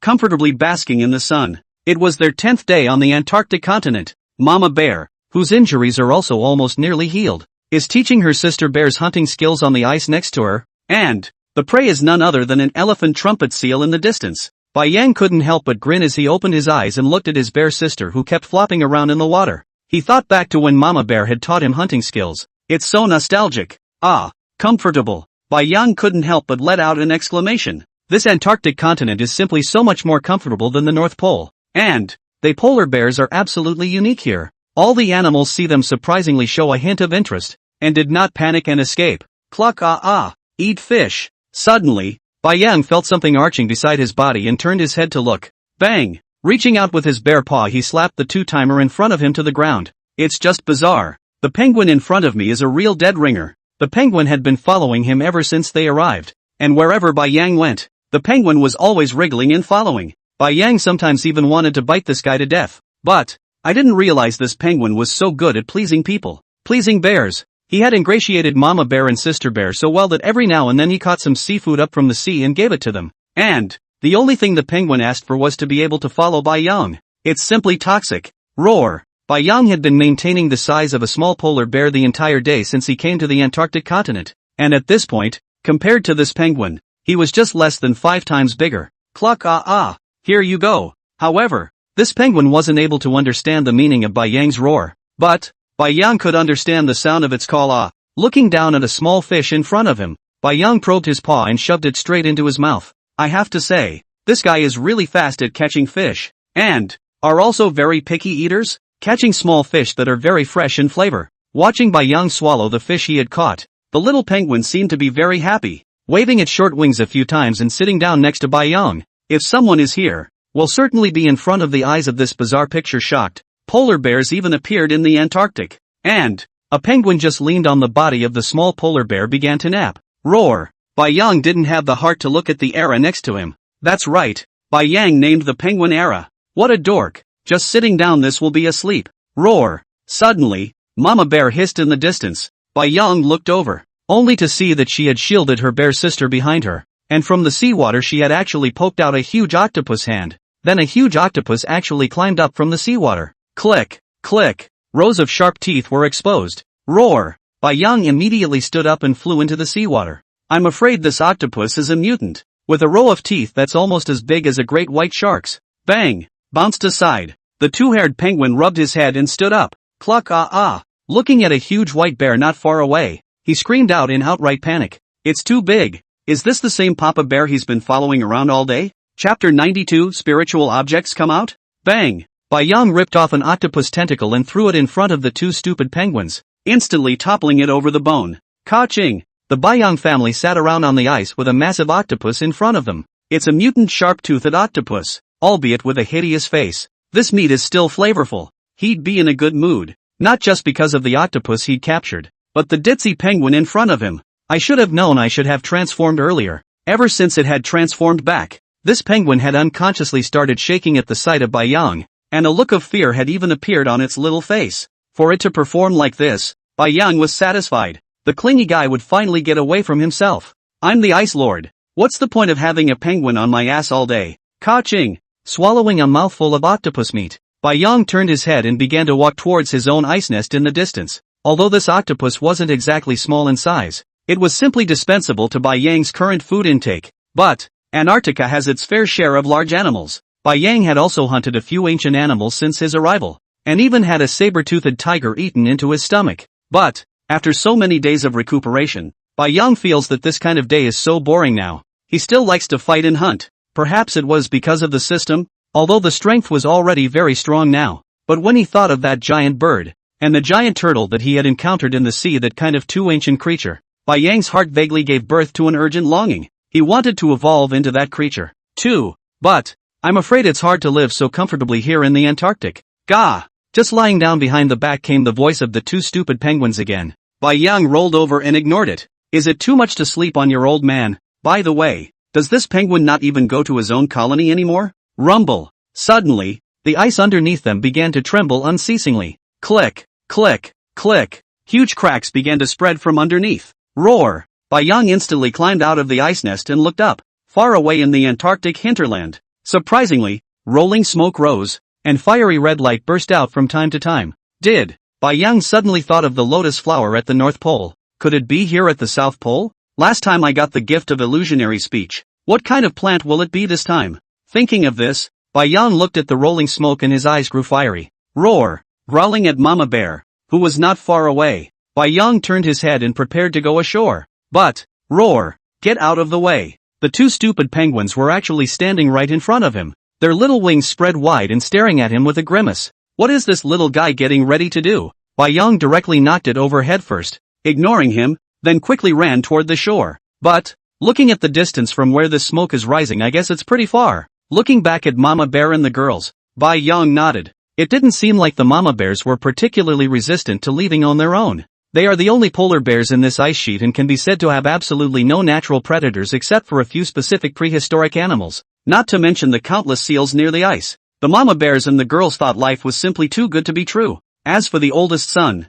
there's even less to worry about. She had seen how big Hakuyo's largest size was, and who could mess with that here? Roar! Yelling at the mama bears and the girls, he told them he'd be back soon. Without looking back, Bai Yang began to rush in the direction of the smoke, instantly increasing in size to 20 meters. Bai Yang stepped on the thick snow, bringing up a trail of snow mist. Ka ga ga ga. Behind him came the squawking of the two stupid penguins again, and Bai Yang turned around and looked down at it, which was the size of an ant. Roar! The air current brought up by the giant roar directly blew it off its feet. But I didn't expect this little guy to be very persistent, fluttering his body to climb out of the snow nest, and once again came to the front of the white ocean, still spreading his small wings, and constantly jumping up and howling at the white ocean. Kagugu, don't go, it's dangerous there. Phew, Bai Yang exhaled deeply. So this guy is worried about himself. But how did this stupid penguin know there was danger? Take me with you, I know the way. Suddenly, the sound of the two stupid penguins came to his ears again,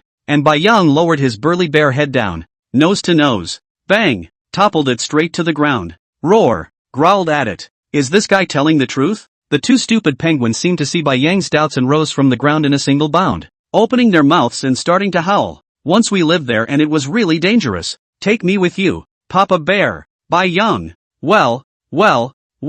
In order to make a connection, these two stupid penguins are also desperate enough, making his body a little smaller again. Bai Yang plopped down on the ground, not having the good sense to let the two stupid penguins climb onto his back. Ka ga ga ga. I didn't realize that this guy had towed the tip of Bai Yang's nose and started climbing upwards. Delighted grunts kept coming out of his mouth. Phew! Bai Yang exhaled a deep breath of turbid air. With his current strength, he shouldn't have any problem protecting a penguin. When it had climbed up, Bai Yang once again grew larger and began to take a step in the direction of the smoke. The only difference between the Antarctic continent and the North Pole is that the snow in this place is very thick. Bai Yang's 20-meter height. At this time, stepping in the snow, the legs have been completely covered, trying to turn on skills to speed up. But the snow on the ground is too thick. No idea what's in the snow at all. At first unaware of this, Bai Yang was still running furiously all the way, only to directly trip over a boulder and fall to the ground. Instantly flung the penguin on his back. It was so hard to dig the stupid penguin out of the snowdrift.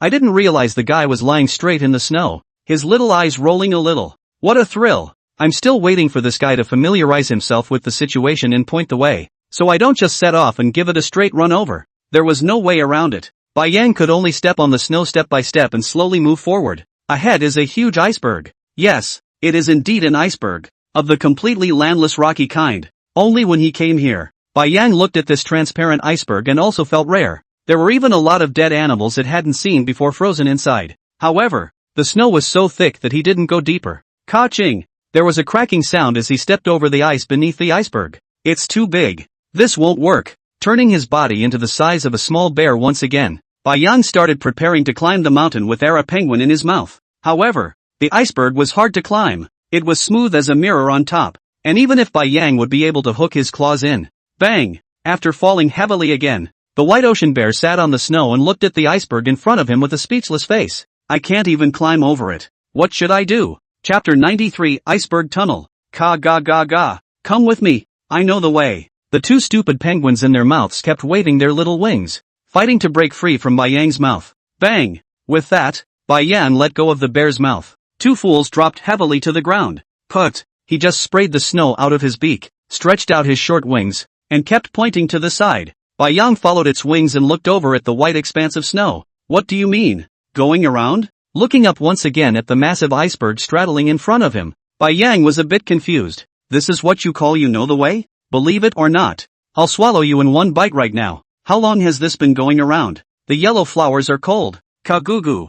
There's a hole. The two stupid penguins seemed to be in a hurry, fluttering their wings and starting to rush over to the side, every now and then turning back and waving their wings at Bai Yang, signaling him to follow. But, the penguin's body was so small that it only ran out a few steps and fell straight into a snow pit. Bai Yang stretched out his bare paw and patted his head, breathlessly walking over and picking it up once again. Name, Spirit Penguin. Strength, 12. Speed, 19. Endurance, 20. Talent, Intelligence. Skills, Shameless. When the Bai Yang family just boarded the Antarctic continent, Bai Yang found that this penguin is a little bit not quite the same. Others are clustered together action. It stands alone on the ice. To the sea, a look of death. And this thing has been following his ass ever since he saw him. And no matter how fierce Bai Yang tries to be with it, it just won't go away. The penguins have all run away. It is not worried at all. Dead skin is to rely on the Bai Yang family near not go. But Bai Yang could also see that it was estimated that this penguin had turned on its spiritual intelligence and its intelligence was not weak at all compared to humans.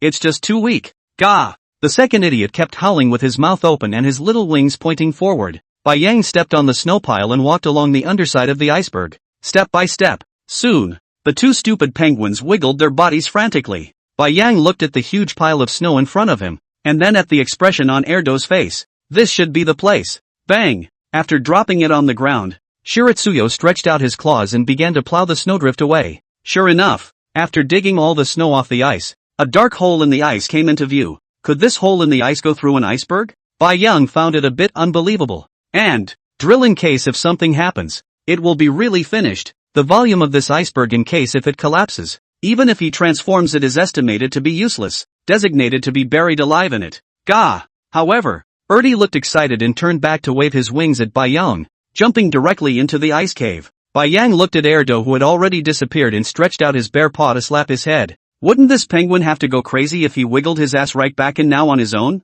An evil thought popped into his mind. Then Shiratsuyo shook his head and dismissed the thought. It was so evil that I guessed the second idiot would hate to kill himself when the time came. Bai Yang stared at the dark ice hole, hesitated for a long time, and finally slowly probed his front paw in, and then his entire body slid violently downward. It's dark inside the ice cave, but the ice is so smooth that Bai Yang lying on it feels like he's riding a water park slide. But this is too long. It felt like a long time had passed, but the pace remained constant. Suddenly, a bright light finally appeared in front of them. Bai Yang looked up at the cave entrance in the distance, and his heart finally breathed a long sigh of relief. Finally, I can get out. But isn't that a bit too fast? Just rushing out like that and going straight to the sky. Zip, zip, zip. Hastily, he hooked the sharp claws of his bare paw on the ice with a gritty scraping sound, but the speed remains unabated. Bang! Suddenly, Bai Yang felt himself flying, then smashed heavily into the thick snow. Put! Extending his claws to pull the snow out of his mouth, Shiratsuyo waved his bare paw and began to climb out of the snowdrift. Kagugu! Before he could get out, there was a yell from the second idiot not far off to the side. It sounded as if it was urgent, and Shiratsuyo stopped his movements and listened again in silence. Don't come any closer. My papa bear will be here soon. Help! I have very little meat. Don't eat me. There's another creature out there? Bai Yang was a bit puzzled in his heart, arching his head out of the snowdrift. It took a moment to see. Several snow wolves covered in gray fur were surrounding Erfan in the center, occasionally reaching out their claws to rattle him. Two Fools was now lying tightly on the ground, covering his head with his wings and revealing his small eyes, looking at the group of ferocious snow wolves in horror. Done. Where's Papa Bear? If you don't come, I'll be eaten. Roar. Suddenly, a roar came from the distance. Upon hearing this, Two Fools instantly got up from the snow, fluttered his wings and jumped up, only to see that it was none other than a polar bear roaring in the distance. Who else could it be if not his Papa Bear? A big stone fell to the ground in its heart, and it proceeded to toe the line. Pop! Jumping up, he swung the snow wolf next to him directly across the head. Ka ga ga ga! Under the dumbfounded eyes of a few snow wolves, Erdi took 8 steps and burrowed out of their bodies. Small sample. One by one, they dare to bully you, Penguin Master. Don't want to live. Looking at it with an old man's best look, Bai Yang couldn't help but want to laugh out loud. That's awesome. But, ouch. After a few snow wolves came back to their senses, they couldn't help but wolf howl as they looked at a white bear of such a small size in front of them. When they heard the roar just now, they thought they had encountered some marvelous beast, but when they looked back, it was a small bear. What is this if not a delivery of food? And that penguin had the audacity to be so bold. Slap the snow wolf. Who gave you the courage? Ha, ha, ha. Several snow wolves quickly turned their formation and directly surrounded Bai Yang and Erdo. A low hissing sound kept coming out of his mouth, eyes dead set on the prey before him. Ow! Suddenly, the snow wolf leader tilted his head and let out a roar, and all of a sudden, all of the snow wolves started charging towards Bai Yang. Ka-ching! Instantly increase in size to 5 meters. Bai Yang tore apart the head wolf of the snow wolf that was the first to pounce on him with a single bite, then casually threw the corpse on the ground, shaking his head and looking at the snow wolf that froze in place in front of him. Ow! A few snow wolves looked at the alpha that had been broken into 2 pieces, and then looked at the huge white bear in front of them, and their fur exploded all over their bodies. there was no time to think about it, so he ran wildly into the distance with his tail directly between his legs. It's just horrible. What's wrong with this bear? All of a sudden it's gotten so big. Bai Yang took a look at them and had no interest in pursuing them at all. Even the snow wolf carcass on the ground did not interest him. You can't get enough to eat, and you don't have any evolution points. Total waste of time. Ow! Suddenly, a burst of terrified hissing came from the snow wolf that ran into the distance, then turned around and rushed over to Bai Yang's side. Chapter 94 Ancient Iceworm Beast. Ow! Ow! Ow! Bai Yang was a bit confused for a moment as he looked at the pack of snow wolves that rushed towards him furiously. What does that mean? LOL, Papa Bear, they look down on you. At that moment, the second idiot under his body drilled his head out and called out at Bai Yang. Bang! Bai Yang directly lifted it aside. At this time, the snow wolves in the distance had already rushed to Bai Yang, and at this time, all of them came together in fear, looking back at the rear from time to time. Boom! At that moment, a distant snowdrift exploded directly into the air, and a tall, white giant worm threw its body upright. The body of the white giant insect was dozens of meters long, and the eyeballs that looked like large searchlights flashed with a cold light. The most terrifying thing was that this giant worm's mouth was actually in the shape of a spiral,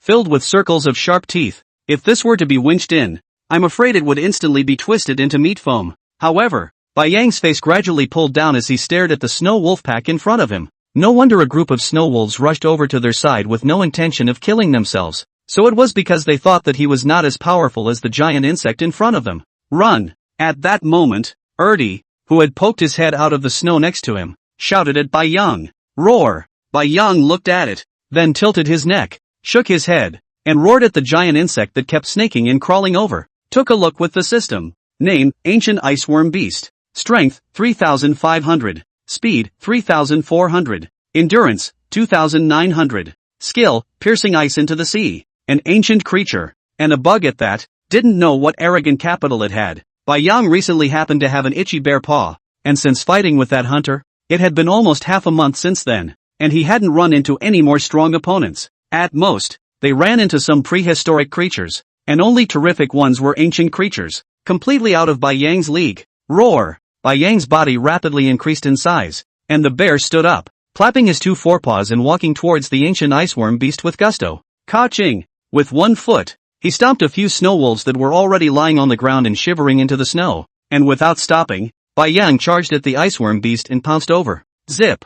The ancient iceworm beast looked at the giant creature that had suddenly appeared in front of it and forgot to attack for a moment. What's going on? Where'd you get that? However, reacting, the serrated teeth in its mouth began to spin wildly. As long as a mouthful of the fur of this huge beast in front of me is rolled into the mouth, by then, even if it wants to run, it can't run. This is the killing move of the ancient iceworm beast. The massive suction would slowly churn the giant white bear in front of him. Bang! Flying over to Bai Yang, a slap on the head of the icebug beast. Did not expect that this icebug beast's body is surprisingly soft. After a slap on the palm, directly rebound their bare paw back. Asterisk asterisk. Something. Bai Yang stabilized his stance and looked at the huge mouth of the iceworm beast that was tilted up high in front of him, and hastily bent down. Bang! The iceworm beast's giant mouth swooped downward, grazing the fur on Bai Yang's back and disliking it directly into the snow behind it. Roar! Bai Yang tilted up his lowered bare head and stretched out his sharp bear claws to slice directly across the white body of the iceworm beast.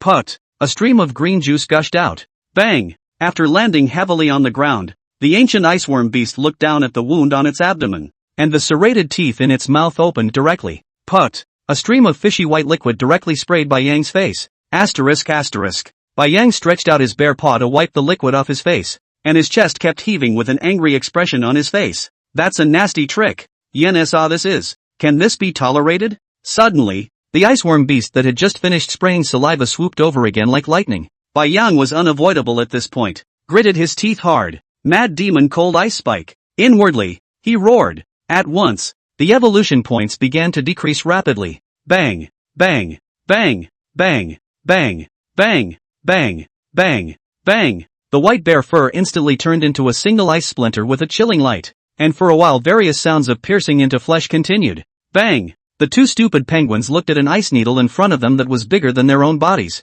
and hastily dove headfirst into the snow pile and began to keep digging down. Better stay away from Papa Bear. Almost zapped myself. Zip! The ancient iceworm beast maintained its offensive movements. Frozen looked down at the densely packed ice needles on its body, and looked up at Bai Yang. Rumble! Then he fell headfirst into the snow. The entire body began to ooze green blood outwards, and from time to time, it dyed the snow underneath it into a dark green color. Roar! Young hissed and looked at the evolution points with some distress. What a heartache! This mad demon cold ice spike skill was not expected to consume evolution points to activate. Once as several thousand evolution points But, looking at the huge body of the ancient iceworm beast in front of him, Young finally had some solace. However, looking at the dark green juice, Young turned his stomach a bit. It doesn't look very tasty. Ugh, eat as much as you can. We can't lose money. But, where's the stupid penguin? Shiritsuyo craned his head to look around, only to see a black S standing on the snow that was wiggling around.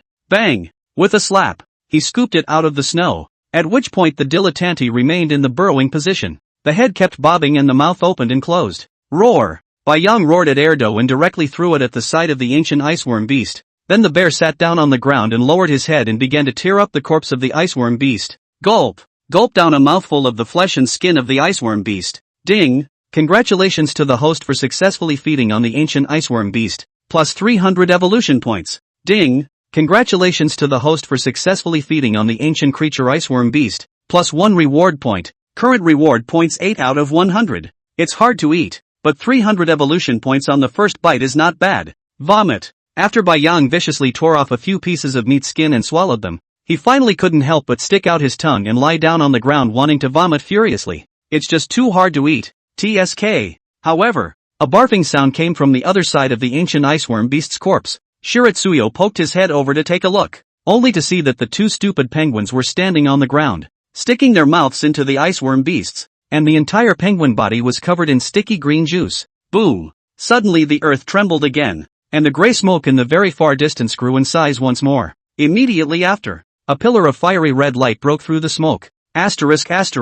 Yang couldn't help but explode in his heart. This which is what spiritual grass This Nema volcano erupted Click, click, click. Suddenly, the sound of cracking began to come from the huge iceberg behind them, and Yang couldn't help but change his face drastically. Roar! It was too late to think about it, so he directly picked up the Era penguin and began to run wildly. Chapter 95, The Sudden Appearance of a Continent. Bang! Bang! Bang! A huge volcanic rock kept smashing down on the sides. Yang looked back at the iceberg, which had started to slowly tilt, and the tilt was in the direction where Yang was, drinking cold water and stuffing teeth. This is. Roar! Yang roared. Berserk rage. Thorn battle armor. Life preservation skills are all open. If there is a flash is good. Yang cannot wait to directly come to a no-CD flash. Turning his head, he began to dash for the flanking position. Kagugu. Erudite craned his neck, glanced at the iceberg behind him, and kept flapping his wings and started howling. Come on.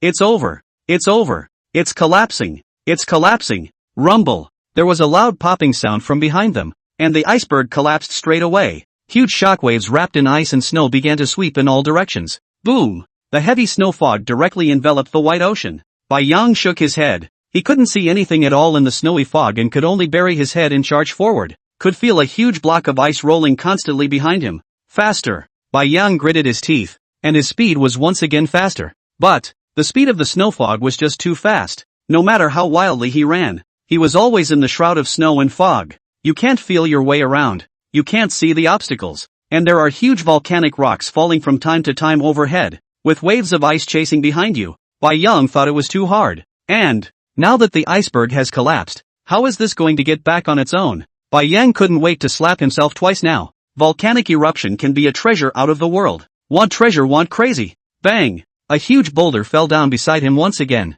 directly lifting Yang aside. Roar! With a furious roar, Yang climbed up again, turned his head and started running wildly in a random direction. Although the map in his head had a general direction, after running through the snowy fog for so long, Yang didn't even know how many times he had reversed his direction. It's totally hard to tell where is where. Ka. Suddenly, the beaked dilettante stretched out a wing and kept pointing to the side. Yang didn't have time to think it through, and after dodging a boulder again, he began to run wildly in the direction it pointed. Rumble! A fire suddenly lit up again in the distance. The volcano surprisingly erupted again. And, roar! Yang, with the two fools penguin in his mouth, once again let out a low, angry roar. What road does this refer to? Surprisingly, he was running all the way towards the volcano. Isn't this asking for death? Bang! A huge boulder fell behind him once again. and at this point, Bai Yang could feel a strong smell of volcanic lava with a whiff of sulfur. Also, the snow on the ground was starting to melt. A small puddle has even formed. However, the rumbling of the icebergs behind them finally began to slow down, and it was feared that they had all but collapsed. Fortunately, Bai Yang was secretly glad in his heart. It was so close to being buried by an iceberg. But, the snow mist was still there, and he couldn't back up now, and it wasn't very practical to run to either side, as both sides had long since been blocked by boulders. It's too hard. Roar! Roar! Suddenly, a roar came from the location of the volcano, followed by a fierce wind, and gray volcanic ash instantly swept away. Bang! All sorts of debris was flying. Bai Yang leaned against the back of a huge volcanic rock, placing Erdi in his arms as he kept gasping for air. He heard the roar of the beast just now, and it was coming from the direction of the top of the volcano. However, right now Bai Yang still didn't dare to move around, and could hear that there were still boulders falling down beside him non-stop. After a long time, the gray volcanic ash gradually dispersed, and the thick snow had melted, turning into a tiny stream of water that began to flow in all directions. Put! Bai Yang got up from the ground, a thick layer of volcanic ash having fallen on his body. His body flung violently, shaking off all the pieces of dust. Bai Yang slowly walked out from behind the boulder. However, the moment he stepped out, looking at the scene in front of him, Bai Yang was directly confused. Far away, a huge volcano was still spewing black smoke. But, surprisingly, there is no trace of magma below the volcano. The strangest thing was that a lush grassland appeared before Bai Yang's eyes that he couldn't see the end of. Shaking his head, Shiroyo looked back. That's a collapsed iceberg in the distance. That's right. Staring at the map in his head again. This is the Antarctic continent. Prairies appearing on the Antarctic continent? This is too unbelievable. However, Bai Yang finally realized something was wrong after taking a closer look. The entire periphery of the grassland was surprisingly covered with a transparent and flowing film. Roar! Bai Yang growled and slowly walked towards the transparent film. Soon, Bai Yang stood silently in front of the transparent film. The grassland within this seemed like another world. Standing outside you can see that there are volcanoes, grasslands, jungles, lakes, just about everything. And, all sorts of large animals keep walking through the grassland. Could it be the land that suddenly rose up when the volcano erupted just now? Bai Yang couldn't help but think in his heart. Dare to go in or not? Bai Yang was hesitating in his mind. He was afraid of what if he went in and couldn't get out. After all, there was a layer of transparent film here that he didn't know about. But, looking at the large animals inside, Bai Yang stuck out his tongue and licked the tip of his nose. It was just too tempting. The animals on the grassland were all large herbivorous dinosaurs. How many prehistoric animals were there? It could even be an ancient animal. This, if you eat them all, then your evolution points and revert points. Kagugu. Suddenly, the two stupid penguins under his feet held their stomachs, barked a few times at Bai Yang, and burrowed directly into the film. Asterisk asterisk. You're really two little ing cuties. Ah! Bai Yang was simply speechless. Bang! Bang! Bang! The spirit penguin was lying on the transparent film inside, trying to drill out, but it hit the transparent film with a crisp ringing sound. Bai Yang frowned, his face gradually becoming heavy. It seems that this membrane can only go in. The creatures inside can't walk out. Then what exactly is the purpose of this continent appearing here? The scene in front of me was exactly like a Jurassic Park. Suddenly, ka-ga-ga-ga, the two idiots in front of him waved their wings, pointed at the sky, and kept howling at Bai Yang. Look along its wings. Grass. Bai Yang cursed angrily in his heart. Bang! A huge rock that looked like a small mountain smashed directly behind Bai Yang, and the shockwave instantly lifted Bai Yang up. Bang! It slammed heavily into the membrane. Before Bai Yang could land, the system prompt sounded. Ding! System mission, successfully obtained the King Beast Inner Core. Ding! Reward for mission success, open the King Beast Atlas. Cosmic Super Talent. Chapter 96, The Hunt. Roar! Bai Yang gave a low growl at the nearby Erdi, stretching out his bare paw to hold it down on the ground, and likewise slowly submerged his body down, staring at a large grass-eating dinosaur not far in front of him. Name, Ancient Brontosaurus. Strength, 300. Speed, 1500. Endurance, 400. An ancient Brontosaurus, whose body size was taller than 10 meters, was quietly standing in place at the moment, lowering its head from time to time to nibble on the grass. This is the second day Bai Yang came into this continent. After the first day of driving around, finally is to find out this continent in the end are somewhat creatures, mostly prehistoric dinosaurs, but, occasionally, some ancient creatures. However, these huge dinosaurs are also very vigilant,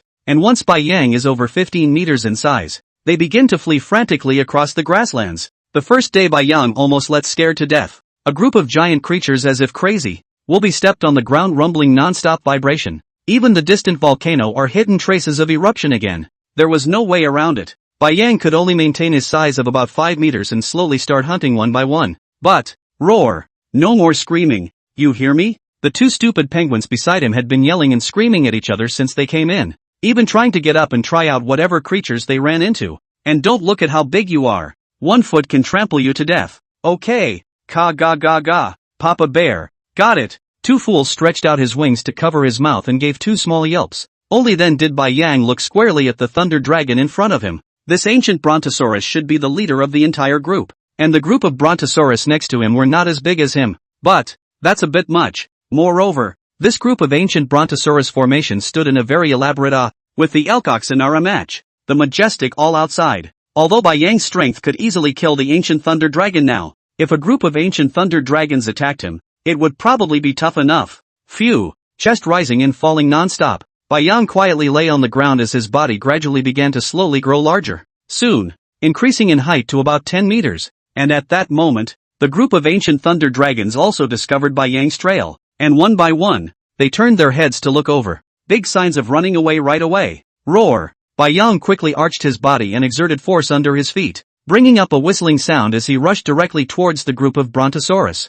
Bang! The thick dinosaur skin made a dull sound as it slammed heavily into the brontosaurus leader. Ow! The ancient thunder dragon tilted its neck and let out a howl. And instantly, all of the adult thunder dragons turned around and rushed towards Bai Yang. Asterisk asterisk. There's really a bunch of them coming over here. Roar! Bai Yang directly stood up.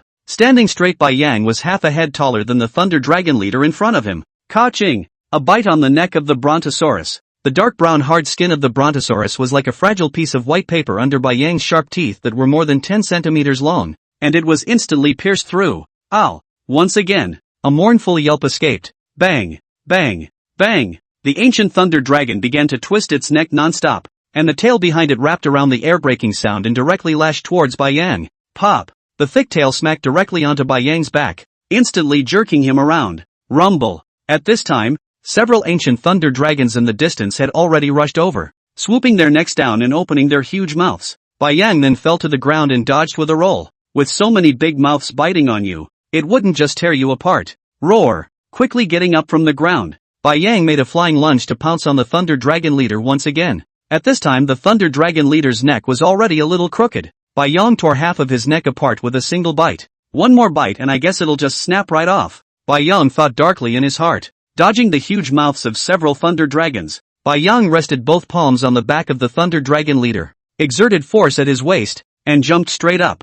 Ow! Boom! The huge body pressed down on the back of the ancient thunder dragon, directly crushing it to the ground instantly. Ka-ching! Seeing the opportunity, Bai Yang once again jumped up from its back, bear hugged the thunder dragon leader's neck with both palms, and once again took a bite. Lying on the ground, Bai Yang double palms dead hold its neck. A mouthful of ripped off a piece of flesh and skin, did not dare to make a stop, directly spit it out, and then once again stabbed the bear's teeth in. Blood kept gushing out from the wound like spring water. It directly dyed Bai Yang's body a blood red color. Ow! And at that moment, the thunder dragon leader stared with wide eyes, rushing at the thunder dragon group in front of him and letting out a mournful and miserable scream. Bai Yang thought that these thunder dragons were going to charge up again, so he couldn't help but twist his body and open his mouth wide to all of them. But, unexpectedly, the thunder dragon leader's call just now was actually for the pack to leave quickly. Asterisk asterisk. Several adult ancient thunder dragons stared at the leader on the ground, took a vicious look at Bai Yang, turned their heads and started running wildly into the distance with their pack. Phew! The white ocean bear sat on the ground and kept breathing heavily, looking at the thunder dragon leader who was already dying on the ground. He had to say that Bai Yang also quite admired him. It's amazing that the first thing you think about when you're dying is the pack. However, the law of nature is such that the weak are the strongest. If Bai Yang himself had been an ordinary polar bear, I'm afraid he would have already gotten into the belly of another beast. After such a long time, Bai Yang had long since looked away. Roar! Rushing at the second little cutie who was lying on the ground next to him covering his head. Growling, he rushed it over to start eating. However, Bai Yang found that this two stupid penguin's appetite is really good. Meat and vegetables are not forbidden. What can eat what? No matter how bad the food was, two stooges always tasted like a great meal. Ka-goo-goo. Hearing the roar, Erdo exposed his head and took a quiet look. Seeing that Bai Yang had already managed to kill the ancient thunder dragon, he hurriedly jumped straight up from the ground, waving his wings as he rolled and crawled over. Papa Bear's meals are just too big. Every time I eat slowly on my own, the food is gone in the blink of an eye. And the lakes in this place are surprisingly full of large crocodiles, so you can't even go down and catch a fish if you want to. Gulp! Bai Yang tore the flesh skin of the ancient thunder dragon apart and rattled the second fool. Then he himself bowed his head and began to eat. Ding! Congratulations to the host for successfully feeding on the ancient thunder dragon. Plus 300 evolution points. Ding! Congratulations to the host for successfully feeding on the ancient creature Brontosaurus. Plus 1 reward point. Current reward point 11 out of 100. Bai Yang ripped off a piece of bloody flesh while twisting his head around warily. There were too many dinosaurs in this grassland, and as long as the smell of blood was spread out, it wouldn't take more than a few minutes for all kinds of carnivores to sniff out the smell and come looking.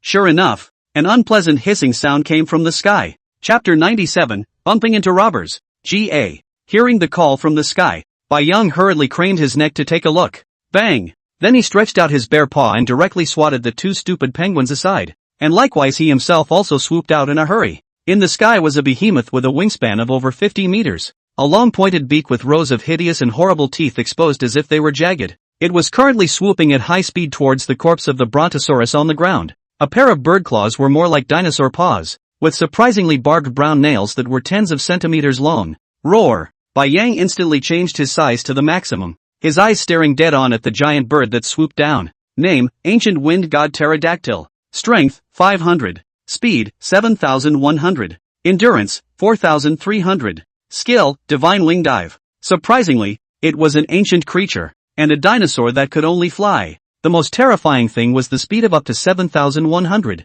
which was several thousand points higher than Bai Yang, and even if he turned on berserk rage, I was afraid that he wouldn't be able to catch up. Most importantly, this wind god pterodactyl Bai Yang recognized. It's already robbed him of a full 3 prey. You're on to me, aren't you? Roar! Bai Yang hissed at it over and over. However, the wind god pterodactyl gave him a very contemptuous look, and with a layer of fleshy wings that flapped as if they were bats, he landed on the thunder dragon's corpse and stabbed his bird claws deep inside the thunder dragon's skin. The wind god pterodactyl began to flap its wings and take off slowly. Great job. Keep up the good work. Before he left, he looked down at Bai Yang, and even more excessively, let out a hiss of encouragement. Piss me off. The ancient thunder dragon's corpse was completely enough for Bai Yang to eat for a day, but he didn't expect to eat only a few mouthfuls. Roar! Bai Yang xiongly stood up, directly bear-hugged Lei Long's body. Dead downward drag. A dragon and a bear just stood frozen in place. Bang! However, Bai Yang never had as much strength as the wind god pterodactyl, and his own weight plus the weight of the ancient thunder dragon was completely bearable for the wind god pterodactyl, and even if Bai Yang didn't let go of his hand, the carry Bai Yang were directly ascending into the sky. Roar! You too, Grandpa. You wait, I will sooner or later roast you to eat. Bai Yang rushed at the wind god pterodactyl that was gradually moving away in the sky and cursed. Ka-goo-goo, Papa Bear, I can find its den. Suddenly, the two stupid penguins next to him came over and patted Bai Yang's paw as a sign of comfort. Coldly, Bai Yang heard Erdo say this. Jerking his massive head around, he stared at it with bare eyes. Roar! You can find it? Ka-goo-goo. I didn't expect the roar to be understood by the second idiot, fluttering his wings and jumping up, pointing at the mountains in the distance. Don't worry, Papa Bear, I can smell it and find it. Shrinking his body to a smaller size, Bai Yang stared oddly at the small penguin in front of him. Does this guy have a system too? Otherwise not how to learn so fast. King Kong and Mammoth, they are eating the illusion speech lotus seed to understand their own speech. But this penguin did not. It had been just under half a month, and it was amazing that his own roar was understood. You should know that Bai Yang has been with Mama Bear and Sister Bear for half a whole year. And even so, sometimes, when Bai Yang roars, Mama Bear and the girls don't manage to understand all of it. But this spirit penguin, could it be that all animals that have opened their minds are like this? The second idiot looked at the father bear in front of him, quietly looking at himself with an intriguing expression on his face, and couldn't help but have his fur explode all over his body. It's not. Silently, he took 2 steps back. Puff! 2 fools went straight to the ground, his 2 wings making the standard cover your head gesture. Ka-ga-ga-ga, Papa Bear, you can't eat me. Bai Yang gave it a breathless look and stretched out his mouth to pick it up in one hand, then rushed towards the jungle in the distance. This continent, except for the towering peaks near the volcano, was flatland, not even a slight slope. Then, Since Erdo said that he could find the wind god pterodactyl, Bai Yang guessed that with such a large size, the wind god pterodactyl's nest should be on land. The mountains were in the direction behind it, and there weren't trees that thick for it to build a nest in the entire continent, so it would have to be on land, if it's really on the ground. Roar! Bai Yang let out a low hiss. I've robbed my old man of several prey items, so I'll take you as my prey today. Let's see how you still grab it. Bang! Craning his neck, he threw the ergo straight up into the air, instantly getting a little bigger in size and carrying it on his back. This spirit penguin was smart enough, but it was just too weak. Running up that 8 steps simply looked at Baekhyun to death. Hot eyes. Soon, Shiryo drilled off into the jungle with his pack of 2 idiots. The area of this jungle wasn't small, and the trees were all a very thick and large tree that Bai Yang didn't recognize, each almost having a diameter of more than 2 meters and towering into the clouds. However, this tree grows strangely, just a straight main trunk, with only a little bit of branching spreading out at the very top position. This was why Bai Yang could determine that it was impossible for the wind god pterodactyl to build a nest in a tree. Not to mention that a creature of its size couldn't build a nest. Even a giant bird wouldn't be able to. I'm afraid this branch wouldn't be able to withstand it. Moreover, the giant tree is too high. Just a little wind, the bird's nest will not be blown away. Ah, Kagugu, Papa Bear, this way. The 2 stupid penguins stood on Bai Yang's back, pointing in one direction with their wings outstretched and howling incessantly. Shiritsuyo looked up in the direction it was pointing, and there was a small stream crossing right in front of them. Roar! Taking a step to the stream, Bai Yang set Erdi down and lowered his head to start drinking. Puff! The second idiot next to him actually jumped right into the stream and rolled. However, the stream was so shallow that it couldn't be completely submerged, even for a man of Ergo's small height. Roar! After Bai Yang had drunk his fill, he growled at the second idiot and crossed the stream to move forward again. However, it was not long after Bai Yang left. Buzz, buzz, buzz. A swarm of hideous-looking black bugs flew over from the distance. After hovering over the stream for a long time, suddenly, the group of bugs actually chased directly along the direction of Bai Yang. Roar! Bai Yang was quietly lying behind a tree at the moment, poking his head out and looking at a huge bird's nest not far away. The whole nest was built on the grass, and the wind god pterodactyl from just now is now leisurely gnawing on the thunder dragon corpse on the ground. Put! Only to see it spit out the chewed-up blood and flesh in its mouth again every now and then. The 3 wind god pterodactyl cubs next to them scrambled up and started to fight for it. Asterisk asterisk. Bai Yang looked at the wind god pterodactyl family and stuck out his tongue to lick the tip of his nose. Today I'll kill you in one pot. Chapter 98, A Nest of You. G.A. The wind god pterodactyl once again spat out a piece of meat from its mouth and looked at the several cubs next to it, unable to resist hissing in triumph. As long as the 3 cubs grow up successfully. At that time, on the entire continent, except for that terrifying existence on the volcano, elsewhere they simply had no natural enemy. But, gah! That giant white bear I ran into the last couple days was really interesting. You don't have to rush to hunt again each day. Just go for the white bear's food. It's simply not beautiful. It was as if the wind god pterodactyl had discovered a new continent since it first managed to snatch the food from Bai Yang. Every day, they no longer went to hunt in peace, just circled over the entire grassland, waiting for the giant bear to finish its hunt and snatch it up again. This is a great way to save energy and come back to the pups as soon as possible. It's just not comfortable. Asterisk asterisk, she's 2 big ones. Bai Yang was lying behind a tree, listening to the wind god pterodactyl's smug hissing, and immediately felt on fire. It's so hateful. Surprisingly, he was really onto him. They don't go hunting properly for their size and try to find ways to just rob others. Can this be tolerated? Roar! A small command was given to the Era penguin to stay put. Bai Yang slowly drilled his body out, then lay down on his back in the grass and moved over towards the wind god pterodactyl step by step. Fortunately, when Bai Yang discovered the wind god pterodactyl family, he turned his body size into the smallest state,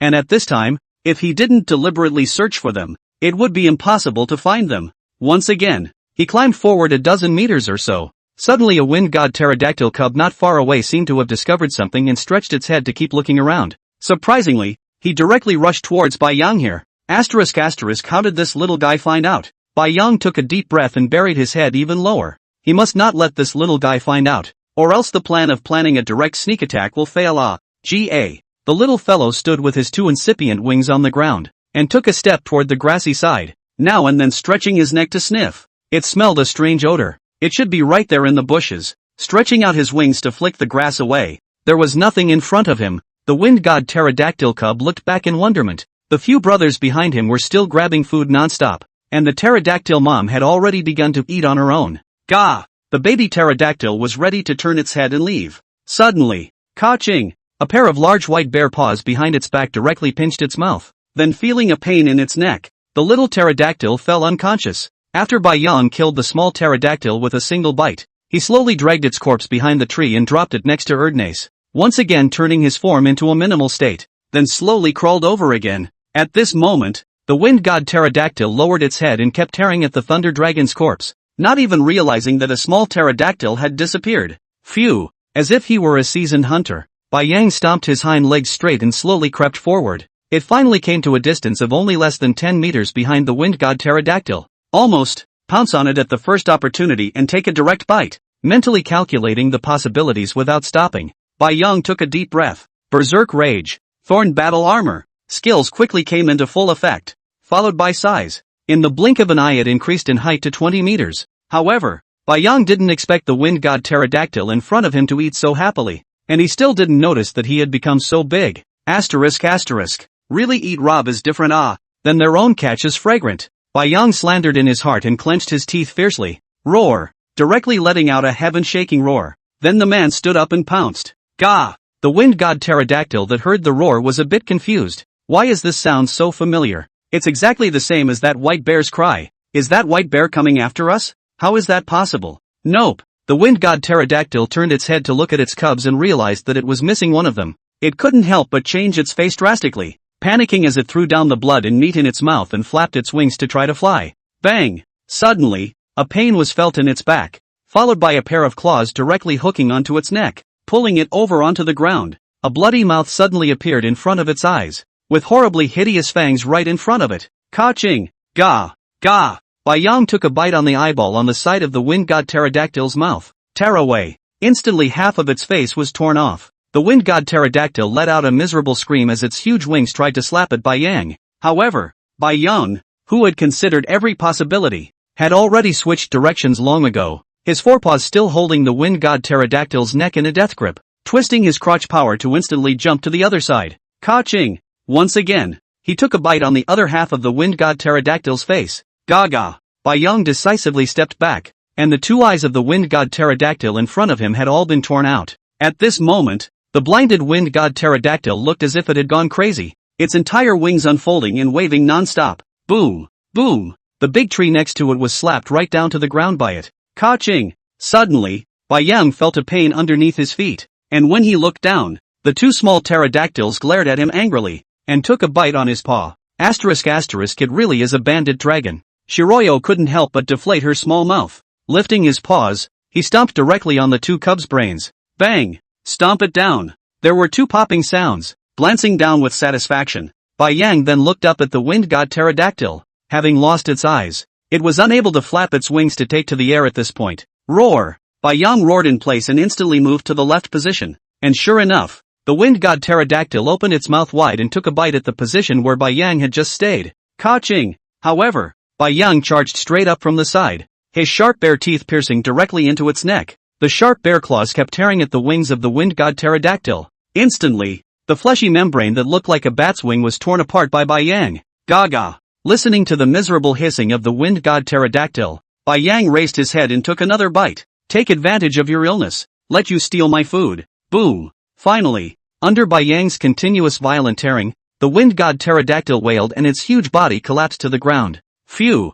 Bai Yang gasped and climbed down from the wind god pterodactyl's body. He was about to yell at the distant Erdnase to hurry over, but, before Bai Yang could roar out, Erudite's howl was the first to sound, only to see it waving its wings, desperately running wildly towards Bai Yang's side. Gah! Run, Papa Bear! The monsters are coming! Chapter 99 Ancient Bloodthirsty Worm. Roar! And unaware Bai Yang growled at the second idiot. Asterisk. Where did that monster come from? Can't you see that this wind god pterodactyl has already been killed by me? Buzz. Buzz. Buzz. However, after seeing the cloud of black mist following behind Erfan, Bai Yang took 2 steps back in some fear. Second Fool was surprisingly followed by a dense group of black beetles of unknown species. Each was at the very least the size of a fist, with sharp fangs that kept opening and closing. And, by the looks of things, there must be at least a few thousand of these in front of us. Bang! Erdi rolled and crawled to Bai Yang's side, looked at the beetles behind him with fear, and directly buried his head into Bai Yang's fur. Roar! Bai Yang lowered his head and used his bare paw to throw air dough on his back, staring at the black swarm of insects in front of him as he began to slowly back away. Name, Ancient Bloodthirsty Worm. Strength, 1500. Speed, 2600. Endurance, 3300. Skill, Armor Breaking Bite. Hiss. Upon looking at the attributes of all the bugs, Bai Yang couldn't help but suck in a breath of cool air. This was the first time he had ever stumbled upon an ancient creature of such a small size. And these thousands of bloodthirsty insects in front of them were surprisingly all ancient creatures. Suddenly, crunch, crunch, crunch. The entire bloodthirsty insects didn't attack Bai Yang first, but instead rushed towards the wind god pterodactyl corpse on the ground. The densely packed black bloodthirsty insects directly covered the entire body of the pterodactyl. A horrible scene appeared. A creepy chewing sound rang out. The wind god pterodactyl's body surprisingly quickly turned into white bones at a speed visible to the naked eye. Asterisk asterisk. Bai Yang growled in his heart and directly turned around and started running wildly.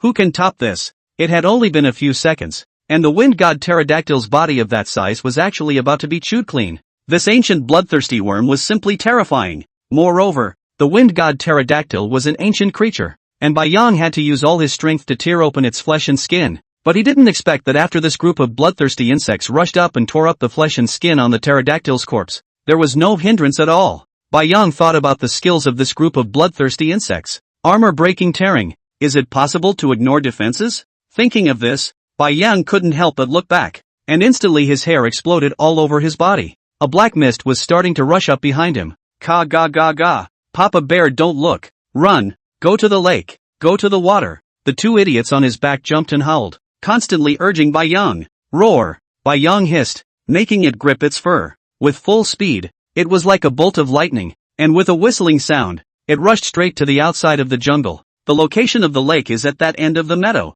It's a long way from here. Roar. Bai Yang, who had just rushed out of the jungle, saw a prehistoric Tyrannosaurus Rex feeding in front of him, and couldn't help but roar angrily, charging directly at the Tyrannosaurus Rex. A dead friend of the road is not a dead friend of the road. Bro, I'm sorry. As long as I can help my buddy stop the bloodthirsty bugs, my buddy will burn some grass for you next year. Roar. The Tyrannosaurus Rex was a bit confused for a moment as he looked at the giant bear charging towards him. It was really that the giant bear was so big that it was half a head taller than himself. But, even with such a large size, am I, Rex, something you can mess with? Thinking of this, the Tyrannosaurus Rex directly dropped the prey in its mouth and opened its big mouth to roar at Bai Yang, with an expression that if you dare to come over I will bite you to death. How could Bai Yang have the time to pay attention to what the Tyrannosaurus Rex in front of him was roaring at this time? It directly rushed past it with a gust of wind. Before going over, Bai Yang took the risk of slowing down a tiny bit in order to allow the Tyrannosaurus Rex to successfully block the bloodthirsty insects behind him. Pop! The body leapt up high and slapped the Tyrannosaurus Rex in the face, directly knocking it to the ground, then landed heavily on both palms, splattering a clump of turf, and rushed forward with unabated speed. Roar! The Tyrannosaurus Rex jumped straight up from the ground, roared angrily, and flicked its tail as it began to prepare to go after it. But, buzz, buzz, buzz. Suddenly, a black mist directly enveloped it. Looking at the black bug lying on top of him, the Tyrannosaurus hissed. Roar. Then, it felt a burst of heart-rending and severe pain coming from its torso non-stop, and the Tyrannosaurus Rex began to fling its body frantically, wanting to get rid of the black bugs on its body. However, I didn't expect the bug to directly tear through its flesh and burrow in. Bai Yang glanced back at the Tyrannosaurus Rex that was enveloped by the bloodthirsty insects and couldn't help but swallow a mouthful of saliva. It's just horrible. The Tyrannosaurus Rex in the distance was surprisingly gnawed into white bones by the bloodthirsty worms as soon as it maintained its standing motion. Asterisk asterisk, this nigga is too fast. Not being able to think carefully, Bai Yang then buried his head and started running wildly. Every now and then, looking back at the bloodthirsty insects that had been chasing him, Bai Yang simply wanted to die. There are so many animals on the prairie. You guys just find one to eat. It was just dead set on chasing after him, and unless there happened to be a creature on the route that was chasing Bai Yang, the swarm of bloodthirsty insects wouldn't change direction at all. I'm bleeding era. Bai Yang kept growling in his mind. However, up ahead was the largest lake in the entire continent, and at Bai Yang's full running speed, he would be able to run into the lake as long as he lasted past 3 minutes, though there was a group of huge-sized ancient dreadnoughts lazily basking in the sun right on the shore of the lake. But, compared to the bloodthirsty insects behind him, Bai Yang felt that the face of the crocodile was still relatively friendly. Roar! Roar! Ka ga ga ga! The bloodthirsty bugs behind them were getting closer. Bai Yang could even hear them flapping their wings. eyes on the lake. A group of ancient dreadnoughts also looked at a white bear in front of them in amazement. Bai Yang roared angrily and directly leapt high from his spot. The air-doe behind him clutched his fur tightly and a scream escaped from his mouth. Puff! After smashing heavily into the lake water, Bai Yang didn't even dare to drill out of the water to take a look, directly burying his head and swimming towards the bottom of the lake. It's a good thing that both he and two fools can swim in the water. This would have been a really dangerous day if one of them couldn't get into the water. Roar! Roar! Roar! The hissing of an ancient dingo kept coming from the shore. Flop! Flop! Flop! The sound of falling water continued, and it seemed that a group of crocodiles couldn't carry it off, and began to burrow into the lake. Buzz! Buzz! Buzz! However, as Bai Yang hit underwater, he could still hear the sound coming from the surface of the water, which was the roar of the bloodthirsty insects flapping their wings. These broken worms are at war with me today. Did I eat your family's rice? Bai Yang slandered in his heart. Suddenly, Gollum! A huge blister rose from the bottom of the lake. Chapter 100 What to save you from? My dilettante. The huge bubble of water went straight through Bai Yang's body, instantly pushing him towards the surface. Ah. The whole world is targeting the old man. Put. Exposed to the water for a moment. Ka-ching. Ka-ching. Ka-ching. Countless fangs instantly rushed towards Bai Yang. Roar! Bai Yang roared angrily, then plunged headfirst into the water once again. However, in the few seconds it took to just burrow underwater, Bai Yang floated up again and began to swim frantically on the surface of the water. It's horrible. There's also a monster underwater that can't be messed with. Bang! A huge splash of water rose up, directly lifting Bai Yang's already smaller body out, and a crimson tongue of flesh fiercely probed out from the lake water, directly reeling in a group of bloodthirsty insects. Then, quack! A deafening frog call. The crimson fleshy tongue was retracted and the giant frog smashed its mouth twice, then probed its tongue again. Buzz! Buzz! Buzz! As if recognizing this giant frog, a group of ancient bloodthirsty insects began to frantically flee. However, the giant frog's tongue seemed to extend indefinitely, and from the direction of the lake, it could actually probe right up to the shore. Soon, the bloodthirsty insects that had suffered heavy losses retreated like a tidal wave. Calm was once again restored to the lake. Bai Yang floated not far away and couldn't help but let out an exclamation as he looked at the giant frog that revealed its head. There really is a nemesis for everything. He also didn't expect that such a ferocious bloodthirsty worm would be mostly destroyed by a frog. However, I'm afraid that this frog wasn't a good character to deal with either. Just by looking at its size, it was much bigger than Bai Yang at his peak, and every time it stirred its body in the lake water, it was able to bring up a huge wave. Name: Swift Devil Frog. Power? Speed? Endurance? Talent? Skills? Sure enough, it's a taiku creature. Bai Yang was guessing just now. I'm afraid that it should be a taiku creature that could exterminate the ancient creatures so easily. As expected, the Swift Devil Frog. The name sounds domineering enough. I think this old frog should not be able to look at this bit of meat of his own. Only the devil frog in the distance stared at Bai Yang with big watery eyes. Bai Yang hurriedly waved his palms underwater, always ready to escape. However, it was a good thing that this Swift Devil Frog just looked at it for a few moments and didn't show any expression of interest in Bai Yang. This caused Bai Yang to take a long breath. Finally, I escaped. No, I have to hurry up and evolve myself. Even the taiku creatures have appeared on this continent. My own ancient strength is a bit insufficient. Thinking of this, Bai Yang began to slowly swim towards the shore. Just after swimming out for some distance, Bai Yang suddenly stopped, just now focusing on escaping. Underwater. Where's the stupid penguin? Roar! Shiritsuyo lay on his back in the water and raised his head to roar. After a long wait, there was no response. It's not at the bottom of the lake. Is it? Stretching out his bare paw and slapping his face, Bai Yang sighed, then dove headfirst into the lake and began to swim slowly towards the bottom. The lake was so clear that you could see well underwater with your eyes open. However, the bottom of the lake was full of vigorously growing water plants, and from time to time, they would entangle Bai Yang's body. Ka-ching! After tearing through a piece of water grass again, Bai Yang landed on the ground at the bottom of the lake. The entire floor of the lake bottom was full of the white bones of many animals, big and small. And Bai Yang was a bit confused as he looked at a huge dinosaur carcass in front of him. I'm afraid the skeleton is much bigger than even myself just by looking at it. Did that frog eat it? However, soon Bai Yang gave up this speculation. The way the frog fed just now he had seen, it was the kind that was directly swallowed. The devil frog did not have any teeth in its mouth, so it did not seem to be it. Is there some horrible creature at the bottom of this lake? Bai Yang carefully started searching along the bottom of the lake. However, underwater he wasn't able to make a sound, so he could only prick up his ears and listen quietly.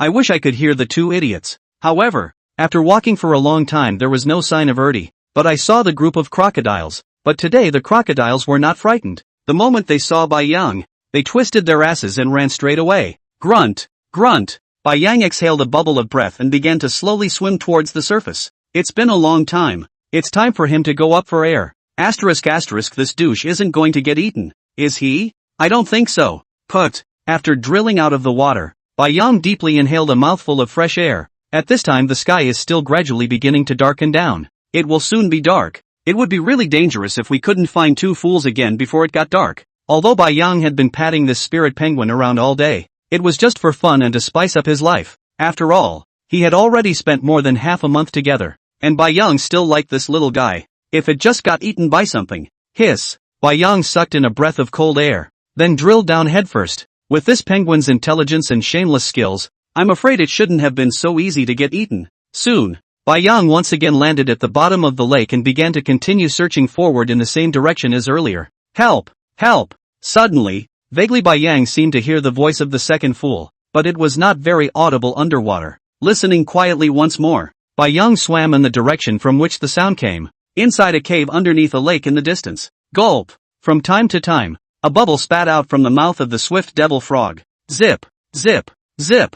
Next to him, in the gap in the wall immediately above him, Erudite fought to get out. After jumping into the water just now, an air bubble topped Shiritsuyo off, but Erudite was directly crumpled to the side because of his small size. Shaking his fuzzy head, he was about to swim up to his papa bear. I didn't realize that the huge frog had drilled down, and it was so fast that it drove the current next to it, and directly carried Ertie away as well. Then they were taken into this cave. The giant frog's body sprawled over the location of the cave's mouth, blocking the entire cave, with only a very small gap near the frog's legs. Twofer is looking to bore out of this one, but the giant frog suddenly shifted its body again, the soft frog skin pushing it directly against the stone wall next to it. It's over, Papa Bear. If you don't come, I'm going to be squeezed alive. Suddenly, a familiar white figure appeared in the distance, and Erudite's eyes lit up as he frantically started making guttural noises with his abdomen. Here, Papa Bear, here. Bai Yang listened to the voice of the two fools and slowly lay down behind the water plants at the bottom of the lake. Looking at the swift devil frog in front of him feeling fa new, he saw two fools. But, how is he going to save it in this position? If the giant frog opens its eyes, that's the end of it. Chapter 101, Nimbus Spirit Pearl. Click. Bai Yang lay down in the water grass, bent down, and began to slowly feel his way toward the devil frog. Taiku Devil Frog's eyes were tightly closed at this time. A large bubble blew out of his mouth, clearly asleep. But, the position the two stooges was stuck in was just too awkward. Moreover, this is underwater. Bai Yang roar cannot make a sound. Simply cannot communicate with the two stupid penguins. All you can do is keep waving your bare paw in a gesture. Soon, Bai Yang stood in front of the devil frog and kept twisting his body, making various gestures with his hands open, only to see the two idiots in front of him nod with a face of dawning realization. Shiritsuyo looked at it again with confirmation.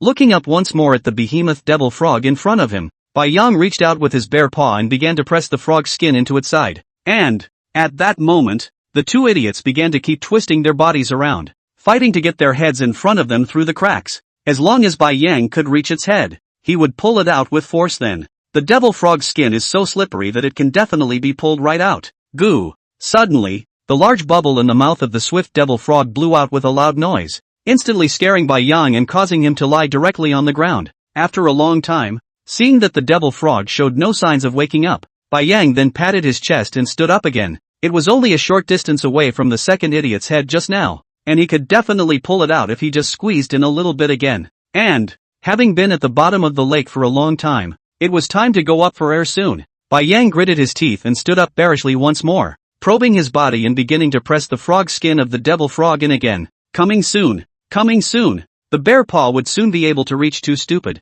and as soon as he could he would be able to yank it up. Goo! At that moment, the devil frog once again made the sound of bubbles rising, and Bai Yang didn't care this time, because he's got Ernie's head. Took a deep breath. Shiritsuyo looked at Erudite and nodded his bare head. Signal it that you're about to push yourself and tell it to never yell out. Come on. As he was about to exert himself, the body of the swift devil frog unexpectedly stood straight up, instantly bringing Bai Yang inside the cave as well. Boom! Looking at the devil frog blocking the cave entrance once again, Bai Yang looked at the nearby air doe, only to see it spreading its wings in an innocent manner. The old fed the dog. What's going to happen now? We'll have to go up for air soon. Bai Yang hurriedly lay down on the devil frog's position next to the cave wall and began to fight to try to squeeze in. Bang! It had only squeezed in less than half a meter before a direct rebound toppled him back again. Turning his head, he looked behind him at the two idiots. Prepare to let him drill out first. But, turn around, surprisingly no sign of that stupid penguin. Where's this idiot? Wasn't he back there just now?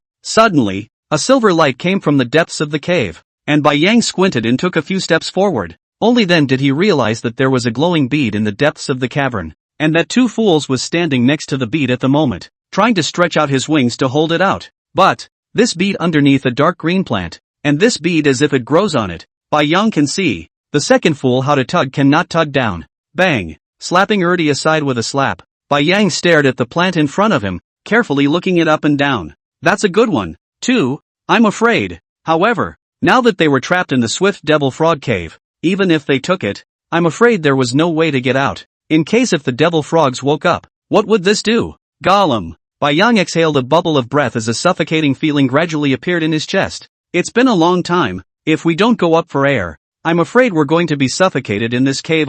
Turning his head to look at the second idiot beside him, Bai Yang felt a bit incredulous. By all accounts, penguins usually stay in the water for a maximum of 20 minutes, and it's been more than an hour since Erudite was trapped here. Right, so how come he didn't feel a thing? Do spirit penguins have the gift of being able to breathe underwater? The problem is that the system doesn't show it either. Shaking his head, the lack of oxygen had severely affected Bai Yang's ability to think. There can be no more delay. Bai Yang looked back at the huge-bodied ancient devil frog and secretly hardened his heart. If you want to live, you'll have to make your body bigger and push the devil frog out. Otherwise, bang! Bai Yang stretched out his bare paw and plucked this pearl-like fruit directly in front of him, and began to control his body to slowly grow larger. Papa Bear, eat! This stuff is edible. Suddenly, the voice of the second idiot came to his ears. This stuff is edible? Is it also some kind of spiritual fruit? Gulp! Bai Yang swiftly stuffed the pearl into his mouth and swallowed it with a mouthful of lake water. Sure enough, this really was a spirit fruit,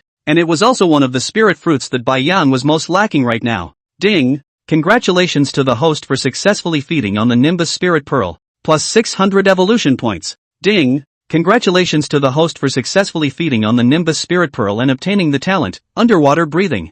I did not expect that this is really a spiritual fruit, and enough to add 60,000 evolution points. The most shocking thing for Bai Yang is, the feeling of suffocation in his chest was now completely gone. It only felt as if every hair in his body could breathe, a strange sensation, as if his body was automatically absorbing oxygen from the water and supplying it to himself. Gollum! Exhaling a bubble of breath, Bai Yang looked at the second fool and couldn't wait to just pick him up and kiss him. Sure enough, the sky is the limit for bears. If it wasn't for Erdo discovering this spirit fruit, I'm afraid that right now Bai Yang would have to transform and then charge out the door the hard way. But, Bai Yang still felt a faint pang of sadness as he looked at the ancient devil frogs blocking the doorway. The guy was just too big, stuffing the semicircular hole so full that there was no gap at all. Should we just stay underwater and wait for the ancient devil frog to wake up, in case if we get caught? Bai Yang sat deep in the cave with his arm around Erdo, thinking for a while about all sorts of ways to get out without waking up the ancient devil frog. But every approach was quickly rejected by him.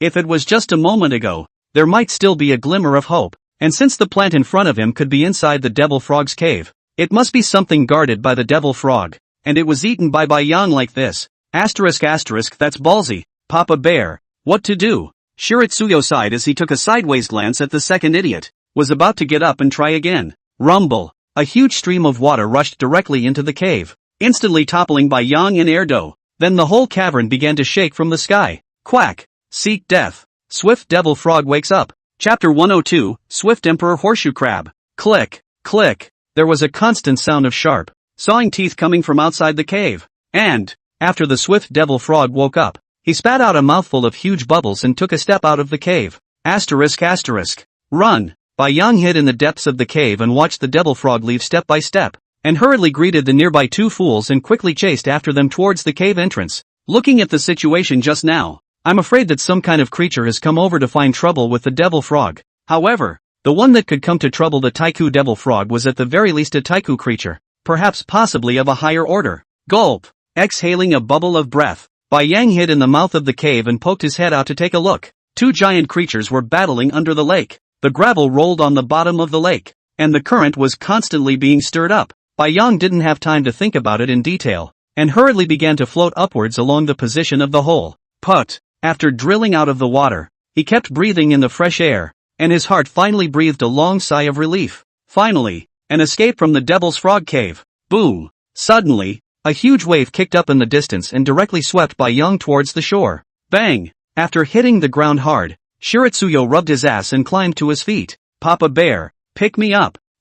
In mid-air, the two idiots were also crashing into this side in a hurry. Yang hastily opened his bare paws and watched the direction in which the two idiots were falling, and kept moving his position. Bang! Looking at Ertie, who had grazed his bear's paw and smashed it on the ground, Yang was a little confused for a moment. That was a real effort on my part. It was so close. LOL. It hurts. Ertie struggled to get up from the ground, gasping for air, and every now and then looking at Yang with sultry eyes. Boom! At this time, the water column in the lake once again lifted up, like a water tornado, and shot straight into the sky. Quack! The Taiku devil frog jumped directly out of the water and landed on the shore not far from Yang. Yang could even see that the devil frog's eyes were burning with rage. Ka-ching! A pair of giant pincers, dark and glistening with cold light, were revealed, followed by a steel needle that stood high on its tail poking out of the water. ****. Yang couldn't help but explode in his heart as he looked at a scorpion with such a racy shape. Only now did he realize why there were so many ghastly white bones at the bottom of the lake.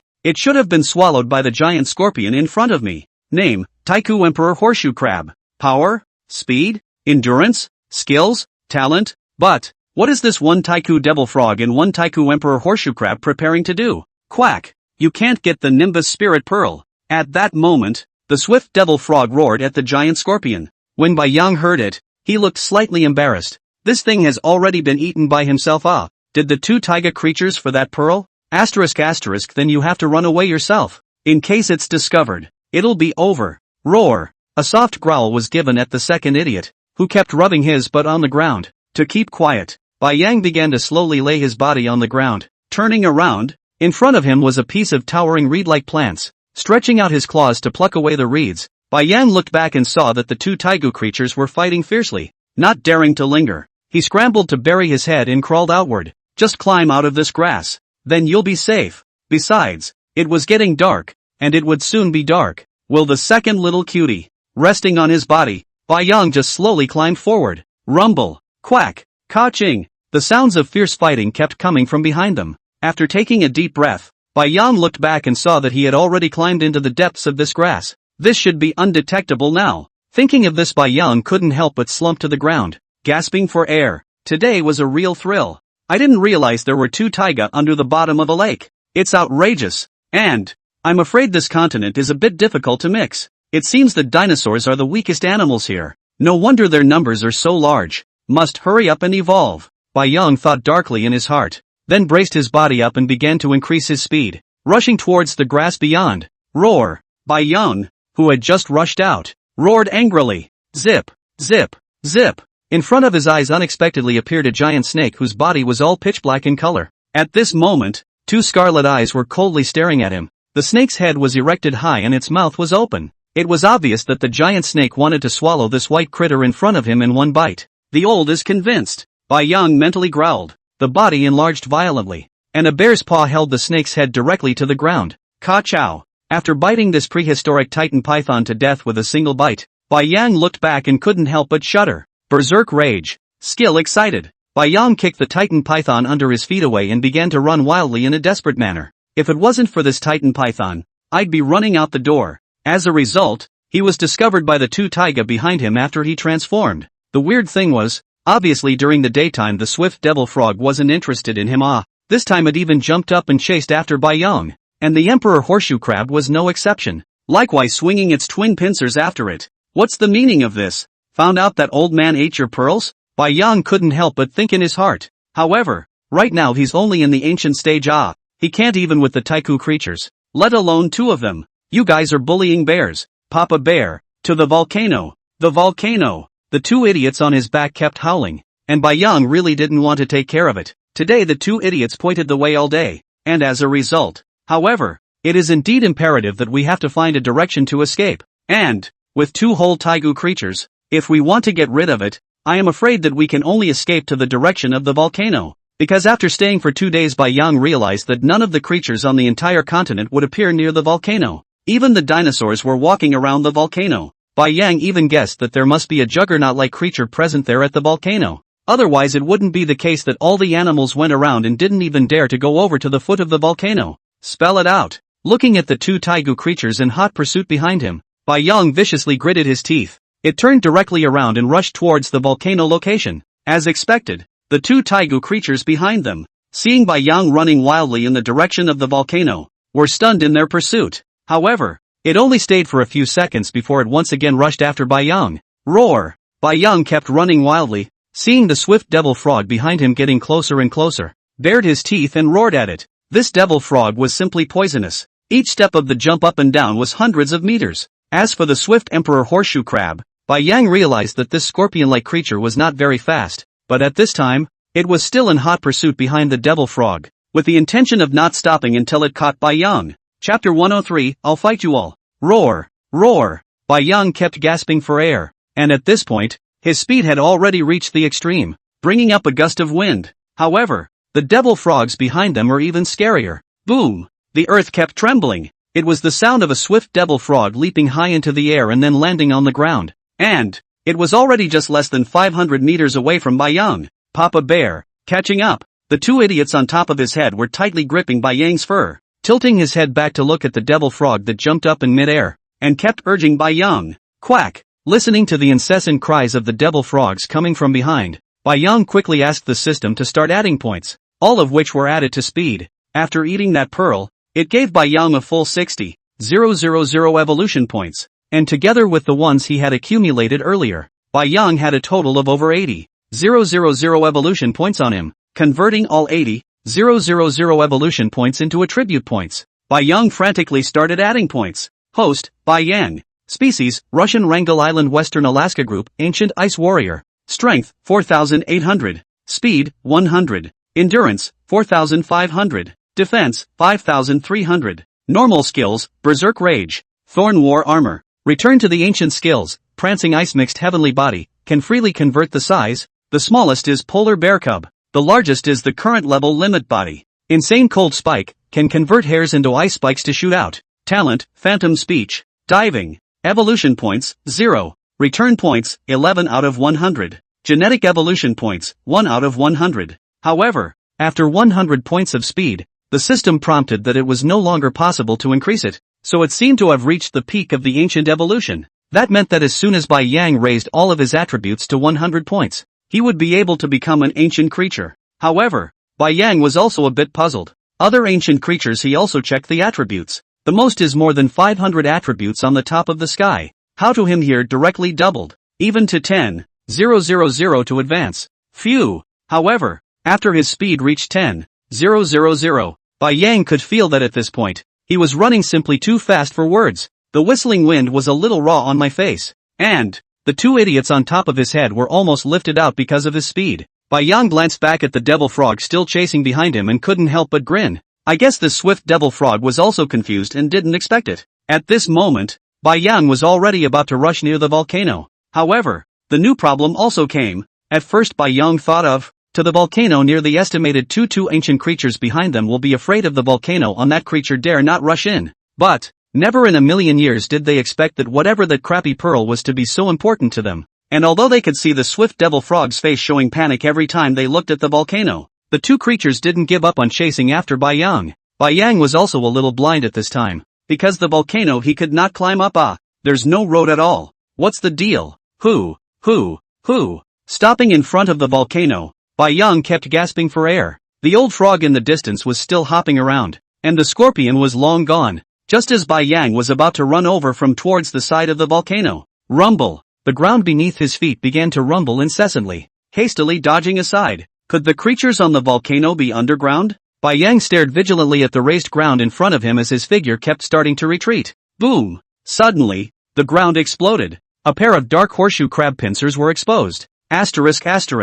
I didn't expect it to be that swift emperor horseshoe crab. No wonder I didn't see this guy's figure. Bai Yang thought he would be very slow, but I didn't expect that he was actually drilling the ground to come over. And his speed was even faster than the devil's frog. Ka-ching! watching the huge horseshoe crab pincers shear towards him with the sound of breaking wind. Bai Yang hurriedly turned his body into a smaller size, lying on the ground, and managed to dodge it. But, a roll on the ground. Looking at the horseshoe crab needles stuck in front of him, Bai Yang bared his teeth and crawled up. Bang! Suddenly, a thick fleshy tongue rolled Bai Yang directly up. The devil's frog has arrived. Roar! Bai Yang roared. Once again, the figure increases in size to 20 meters tall. Ka-ching! A bite on the devil frog's long tongue instantly tore a gash. Quack! The pained devil frog screamed miserably, and his tongue retracted instantly. Bai Yang landed on the ground, and his figure kept starting to rotate in place. The two taigu creatures actually trapped him in the middle one after the other. Behind Bai Yang was the volcano, and there was simply no place to run anymore. Roar! The bear stood up, and Bai Yang rushed at the two taigu creatures, baring his fangs and hissing incessantly. The defense of the taigu devil frog in front of him was probably not that perverse. He could definitely tear it apart himself. Just now he was able to rip its tongue apart with a single bite, and it was probably about the same on the fleshy skin. But, the taigu emperor horseshoe crab behind Bai Yang was a bit difficult. Looking at the scuffed and shiny armor, Bai Yang just felt like he couldn't even put his mouth on it. Spell it out. Having already added evolution points to speed and defense just now, Bai Yang only had a few thousand evolution points on him at this point. Whether it was releasing the cold ice spike or repairing the body, I'm afraid it wouldn't be enough. It can only be fought. Go down! Shaking his head and dropping the douche on his head to the ground, Shiratsuyo growled at it. Tell two fools to get going. However, he didn't expect that after Erdo climbed up from the ground, he stood directly next to Bai Yang's bare paw, spreading his wings in a ferocious manner. Ka ga ga ga, Papa Bear, you take the one in the back. I'll take the one in the front. Listening to the second fool's bravado, Bai Yang gave it a breathless look. Does this guy have some misconception about his strength? You're not even as big as one of their eyes. How to deal with it? By being cute? Ka-ching! Suddenly the emperor horseshoe crab behind him swung its twin pincers and began to attack. At the same time, the devil frog in front of them also opened its huge mouth, and its huge tongue curled together was likewise ready to dislike Bai Yang once again. Roar! Bai Yang roared, slowly turning his body around and leaning his back against the volcano, his eyes staring gloomily at the two taigu creatures in front of him. Ka-ching! Bang! Suddenly, both creatures attacked at the same time. Berserk rage, Bai Yang brought up a residual shadow, and with the bare paw under his foot, he instantly flew and lunged at the devil frog. Roar! Feeling a sharp pain in his back, a pillar of blood spurted out, took a hard hit from the imperial horseshoe crab. Bai Yang clenched his teeth and dodged the devil frog's giant tongue. Then the bare paw hooked its sharp claws directly onto its tongue. Ka-ching! One bite, tilting his head back, he began to tear ferociously. Zip! After ripping off a piece of flesh and blood, Bai Yang swallowed it in one gulp. He had already thought about it, and the only way to break through for now was from Devil Frog, and the first thing was to get enough evolution points from the Devil Frog to repair it, despite being attacked by the Emperor Horseshoe Crab.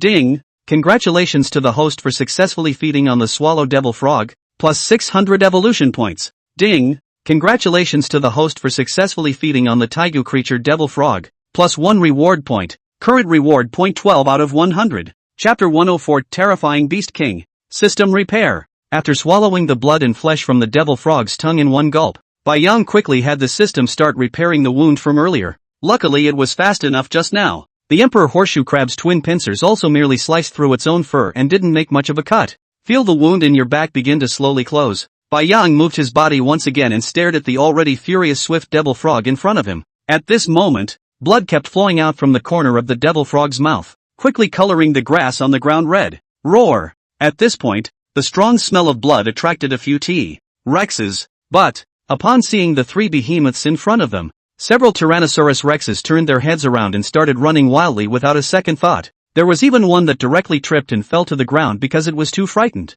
Rolling and crawling, jumping up from the ground and without looking back like a headless fly, began to flee. Roar! Bai Yang pressed his neck down, and his pair of eyes kept sweeping over the two Taigu creatures. This was definitely the most vicious he had encountered since he became a polar bear. There's no way to escape, and if you fight, quack! Suddenly, the swift devil frog directly jumped up high. It actually tried to use its huge body to crush Bai Yang. The Emperor Horseshoe Crab behind him waved its twin pincers, and the horseshoe crab needles behind its tail stabbed out, constantly looking for opportunities on Bai Yang's flanks. Bang! The devil frog slammed heavily to the ground, and Bai Yang managed to dodge it, but the poisonous needles of the Emperor Horseshoe Crab were already in sight. Put! Heavily rooted in Bai Yang's leg, Feeling the intense pain, Bai Yang threw back his head and hissed, ******* in Grandpa.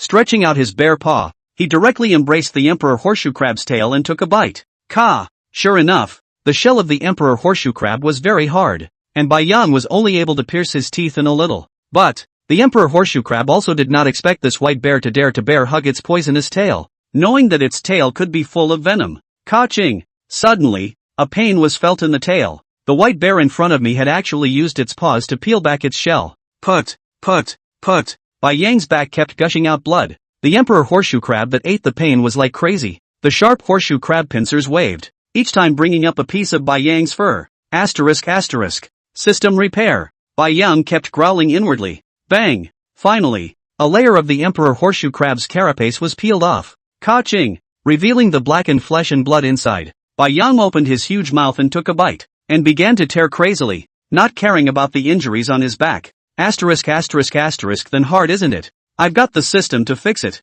Feel free to come. The two behemoths were entangled together, and blood flew everywhere. The devil frog standing next to him had an anxious look on his face at this moment. These two are entangled so tightly, there's no way for it to make a move.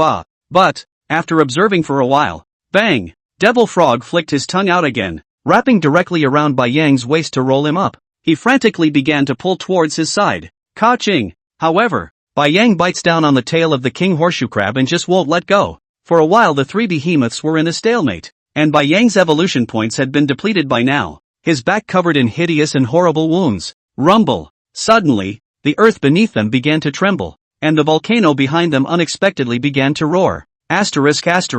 A volcanic eruption? Bai Yang's heart tightened. His own chance had come, or he would surely have to let these two old bastards wear him out. Bang! A plume of smoke rose overhead. The two taigu creatures looked up and seemed to become very eager. Quack! The swift devil frog actually pulled its tongue and just started to slowly back away. ****. Bai Yang felt like his neck was being stretched, and his bones were starting to loosen. I'll fight you all. Mentally, he growled. Bai Yang's body had been pulled up tightly, and with that, he stretched out his bare paw, hooked his nails into the hard shell of the Emperor Horseshoe Crab, and began to dig frantically. The same force was applied to the mouth. Break! Ka-ching! The poisonous tail of the Emperor Horseshoe Crab was actually ripped off alive by Bai Yang just like that. Bang! After slamming heavily on the ground, Bai Yang dragged a poisonous tail in his mouth and was directly swept towards the devil frog. It's over. Looking at the devil frog with its huge mouth open, Bai Yang's hairs exploded all over his body. It's going to be swallowed in one bite. Rumble! Suddenly, the volcano began to shake violently. A boulder rolled down. Roar! Then a rushing roar rang out. Bang! Bai Yang was a bit confused, because the Emperor Horseshoe Crab in front of him had actually begun to frantically drill the ground, not even caring about its tail, and the devil frog behind him was the same. After hearing this roar, it directly loosened its tongue that was curled around Bai Yang and began to frantically flee outside the volcano. But, bang! A huge fireball directly blasted down the swift devil frog that popped up. Quack! Bai Yang looked at the devil frog that was lying on the ground and kept wailing, and slowly raised his head to the top of the volcano. Hiss! A pair of sky-shading wings burned with a blazing flame, and the thick tail behind them kept waving. The scariest part is, what the hell is this? Surprisingly, it grew 3 heads, and they're also all faucets that don't even exist in reality. Suddenly, Shiratsuyo remembered. Once again, he stared at the creature on top of the volcano. This can't be the King of Beasts, can it? That quest the system issued to acquire the creature's inner core? Boom! Only the dragon's head in the very center was raised high, and a fiery red energy began to surge up from its neck. Roar! A pillar of fire rushed directly towards the area where Bai Yang and the others were. Kagugu! Run! Bai Yang forced himself to endure the pain coming from the wounds on his body, and directly threw air dough out first with a slap, then frantically fled outside the volcano. System, you get old me dead. Is this thing something I can over? In his heart, he couldn't help but slander the system twice. Rumble! Rumble! Rumble! The ground behind them had exploded, and monstrous flames swept toward Bai Yang here. Plants! Growling incessantly inwardly. Bai Yang hated having a pair of wings right now. Zip! The hair on the back of his ass is already burning. A burnt smell came from it, instantly reducing his body to a smaller size. Bai Yang lowered his head and picked up Ertie and leapt up high. Bang! After landing heavily, he looked back. Phew! A long sigh of relief, finally escaping from the fire. Bang! Suddenly, a high rise in the ground began next to it. Then the Emperor Horseshoe Crab with black smoke all over its body drilled out. At this time, A white bear sat on the ground facing off with the tall emperor horseshoe crab in front of him. Ka ga ga ga. Get it, Papa Bear. Chapter 105, Chicken Flavor. Crunchy. Roar. Looking at the emperor horseshoe crab in front of him, the reactive Bai Yang quickly roared in anger and hastily backed away. At this time, the injuries on Bai Yang's body were still very heavy. It was simply impossible to have another fight against the emperor horseshoe crab. But, after taking a few steps back, he realized that the emperor horseshoe crab was not approaching to launch an attack. Bai Yang was a bit puzzled. Bang! Suddenly, one of the pincers of the emperor horseshoe crab in front of him fell straight to the ground. Bai Yang stared up and down. Emperor horseshoe crabs all over the armor has been baked charred. At first Bai Yang also thought that the smell was coming from the back of his ass. I did not expect. Surprisingly, it was the emperor horseshoe crab in front of me. And at that moment, the emperor horseshoe crab couldn't help but start backing up as it looked at the gradually growing white bear in front of it. You look miserable enough as it is, okay? The tail was torn off by this white bear. Even one of the pincers was broken. How can this now beat this white bear? And this bear is simply a monster. All the injuries are still able to climb up. Roar! Bai Yang roared gleefully. Enduring the severe pain, the bear stood up and rushed towards the emperor horseshoe crab to approach the pass step by step.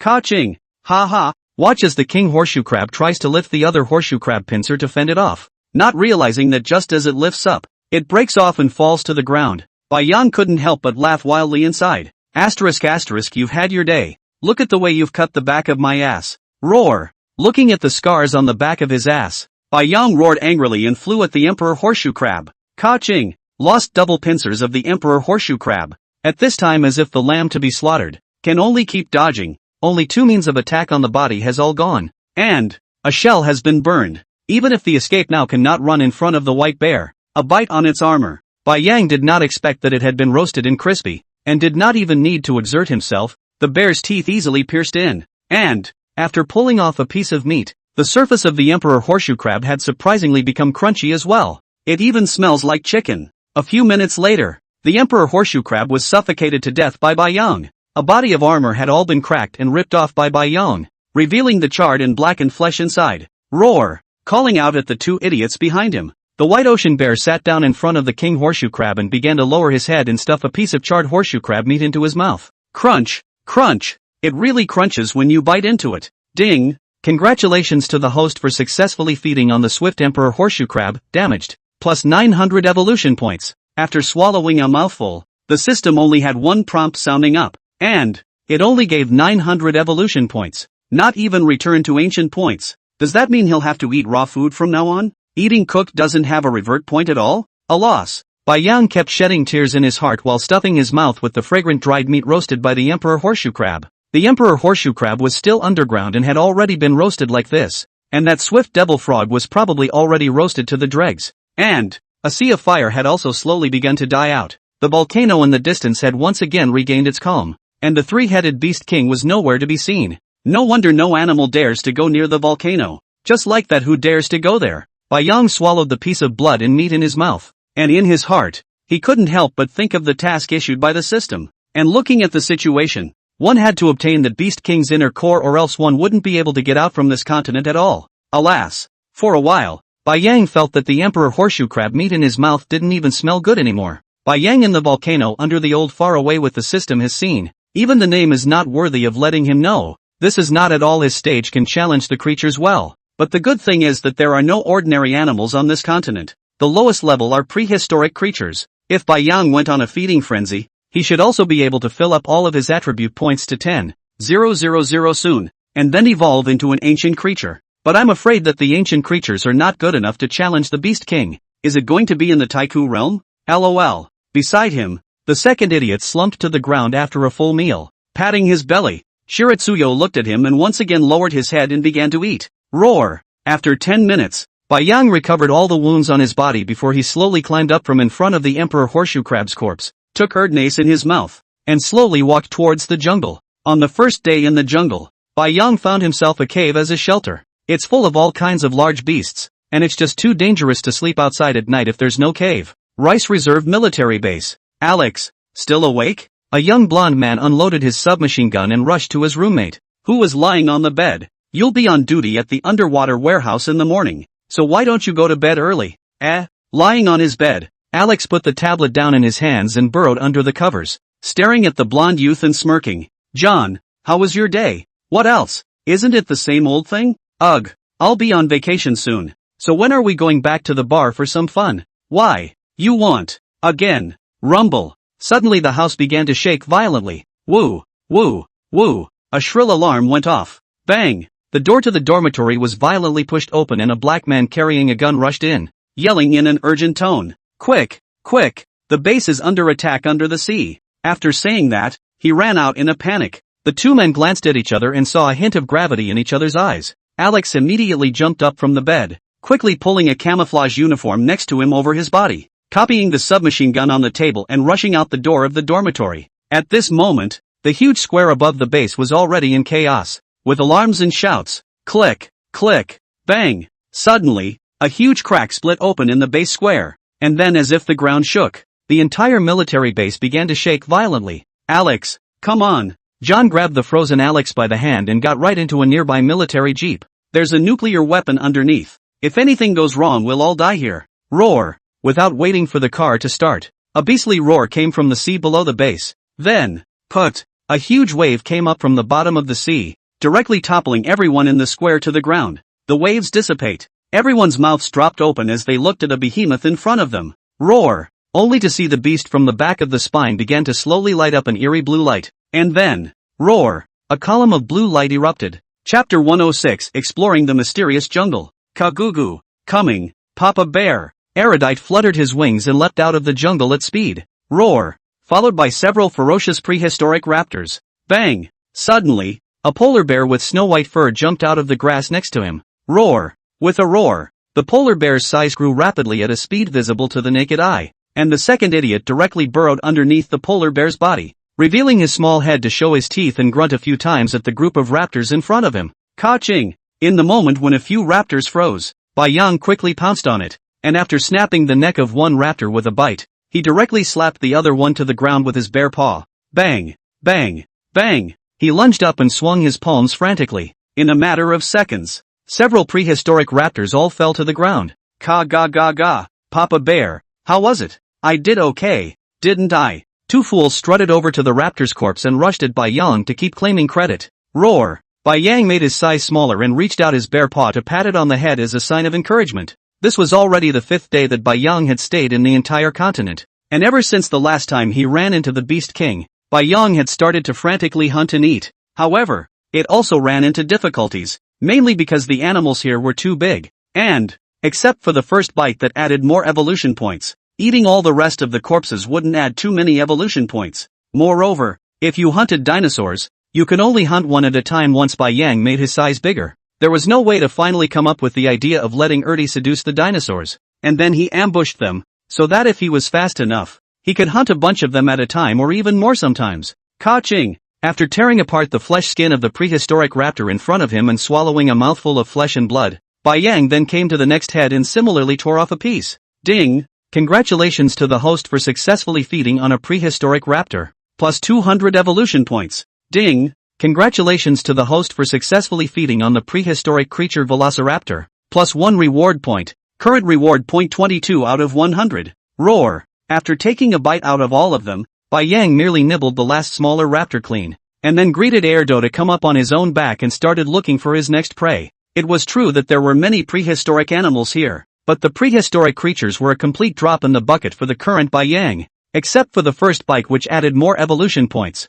The rest of them merely added a few hundred points each time. After 5 days of hard work, Bai Yang had managed to fill up his defense attribute with 100 points as well, and now he could evolve into an ancient creature as soon as he filled up his strength with endurance. I'm afraid the body size will increase to a height of 30 meters by then. At that time on this continent, I'm afraid that it would already be possible to go hunting taigu creatures. However, since the last time I ran into a devil frog and a king horseshoe crab, I haven't run into a single other taiga in the past 5 days. Moreover, that beast king near the volcano hadn't shown up again. Roar! Bai Yang walked outside the burned patch of barren grass, turned his head to look at the volcano not far away, and frowned. I don't know when I'll be able to challenge the beast king. Besides, it's been so long, and I don't know how Mama Bear and Sister Bear and the others are doing out there. At that time, he said he would go back soon, but I didn't realize that several days had passed. Mama Bear and the girls must be in a hurry. Ka ga ga ga. Papa Bear, where are we going next? The second fool seemed to see that Bai Yang underneath was in a somewhat dejected mood,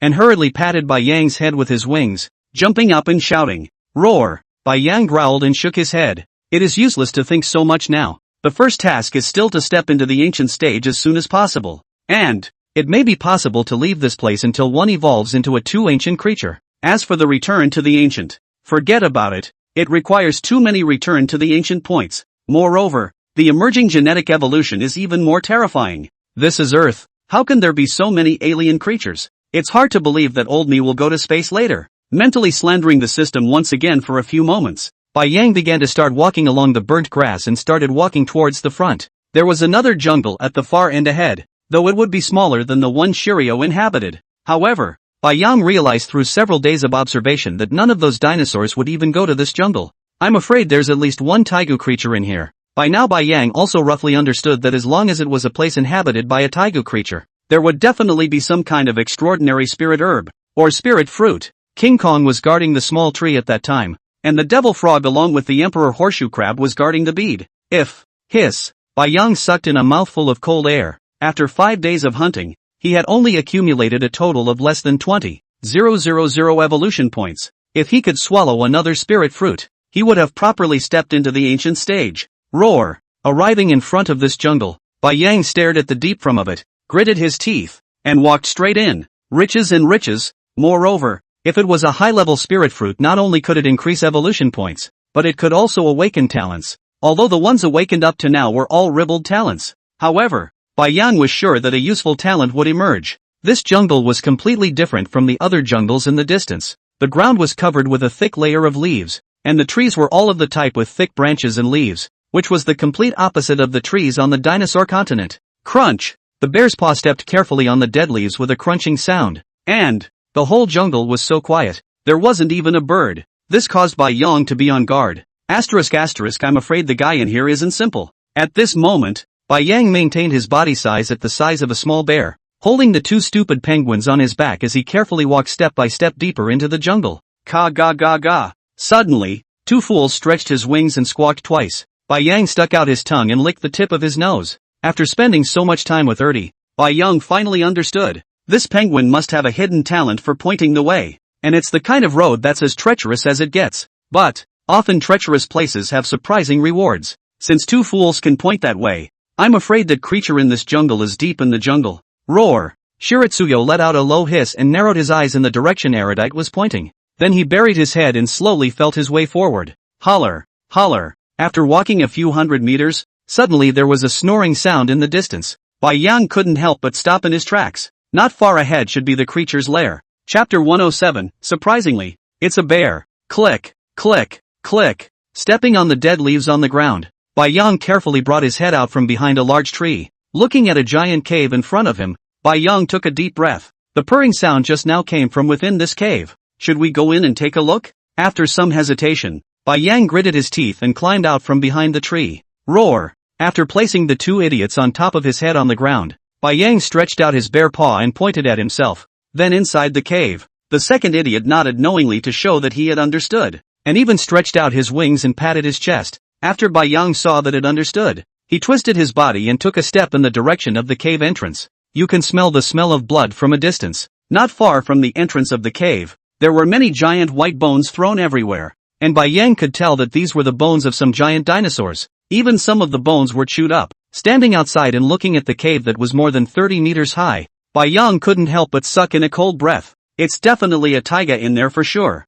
It was just too dark inside the cave to see exactly what kind of animal it was. Holler, holler, holler. Loud snoring went on and on. Definitely not a dinosaur or anything. Bai Yang secretly guessed in his heart. Never heard that dinosaurs could snore. However, the creature was asleep at the moment, and his transformation into the size of a cub shouldn't be that easy to spot. Thinking of this, Bai Yang looked back at Erdo, who stayed outside the cave and slowly walked into the pitch-black cave. After watching Bai Yang go in, Erdo looked around for a while, then waved his wings and carefully stepped on the ground, similarly following him in. Shiritsuyo got on the ground and slowly moved forward. Suddenly, bang! Feeling something hit the back of his ass instantly startled Bai Yang. The whole cave was pitch black and you couldn't see anything clearly. Did something come in? But how come the dilettante at the door didn't make a sound? G.A. Papa Bear. Papa Bear, is that you? A soft call came from the second idiot behind him, and Bai Yang breathed a long sigh of relief when he heard it. This penguin almost scared the out of me. Bang! Turning around and pivoting Erdnase up from the ground, Bai Yang slowly pawed forward again with it in his mouth. Bang! Brain on top of a fleshy body, stretching out a bare paw to touch it. Very thick fur. And, why is there a round thing? What is this? It was just too dark to see clearly. Leaning his body against the rock wall, he pressed himself against the massive creature and felt his way forward again. Soon, a ghostly green glow lit up ahead, and Bai Yang squinted before looking over. Sure enough, there was a plant about his size growing in the depths of the cave. But, the plant was surprisingly growing on the top of the rock above the cave, with two fruits bubbling with golden light dangling from it. Hiss! However, under the golden light, Bai Yang could also see what this behemoth inside the cave was. Surprisingly, it was a black bear, and the face was actually interspersed with several white patterns as if it had been painted. This bear is so big. Shiratsuyo gently placed Erudite on the ground and looked up at the plants on top. It's completely out of reach. What should I do? Holler. Suddenly, the entire body of the bear in front of him shifted and let out a deafening grunt. Bai Yang hurriedly reached out his claws to hold Erdo down on the ground while he himself slumped down. After a long time, seeing that the long, black bear-like creature showed no signs of waking up, Bai Yang stood up once again. Name, Swire Short-Faced Bear. Power? Speed? Endurance? Talent? Skills? Sure enough, it's a taiga, and it's really a bear. However, there was a hint of doubt in Bai Yang's heart, because he had heard the name of this kind of bear before. The short-faced bear was once the largest black bear in the world, and was brutal in nature. I didn't expect that a taiku short-faced bear would appear on this dinosaur continent. Could it be that this kind of bear existed in the ancient times? Pop! Suddenly, the two idiots underneath him patted Bai Yang and stretched out their wings to point at the plants above their heads. The meaning is self-evident. Bai Yang gave it a hard stare. Nonsense. It's definitely something he'd like to pick. But, the entire cave was more than 30 meters high, and even if Bai Yang turned his size to the maximum, it was only 20 meters unless he jumped up. But, once jumped, this Swami short-faced bear woke up a long time ago. What to do? Shiryo stood in front of the short-faced bear, looking up at the plant at the top, lost in thought. After a long time, once again, he looked at the location of the short-faced bear and roughly estimated the distance. Bai Yang was ruthless. That's the only way to go these days, but isn't it a bit risky? In case if the short-faced bear woke up, this would be another run.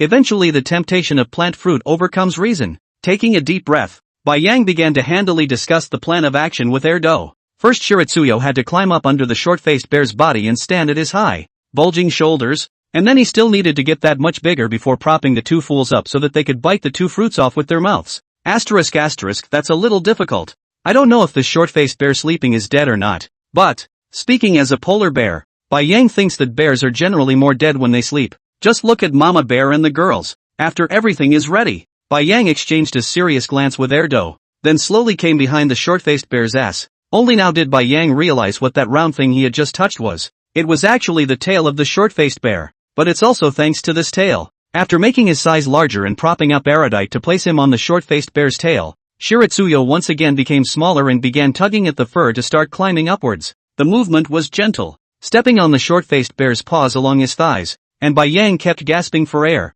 feeling his heart about to jump out of his chest. But, fortunately, the bear was large enough and slept so much that Bai Yang tugged on the fur and climbed up step by step, surprisingly not really waking it up. Lying on the short-faced bear's broad back, Bai Yang took a step towards the shoulder position with Erdi in his mouth. Phew! After exhaling a mouthful of turbid air, Bai Yang finally arrived at the position it had just looked at. It was now less than 2 meters away from the fruit dangling down overhead, which meant that Bai Yang only needed to change his size to about 1 meter 5. In order not to wake the short-faced bear under his body, Shiratsuyo very slowly grew in size. After everything is ready, G.A. Papa Bear, watch me. The second idiot in front of him excitedly spread his wings, urging Bai Yang to hold it up. Chapter 108, Taiku Short-Faced Bear. Inside the deep cave, the light of the greenery at the top is reflected in the light. A white polar bear carefully stood up upright and slowly propped up a penguin in its mouth. G.A. Papa Bear, not even close. Two fools made an effort to probe his neck,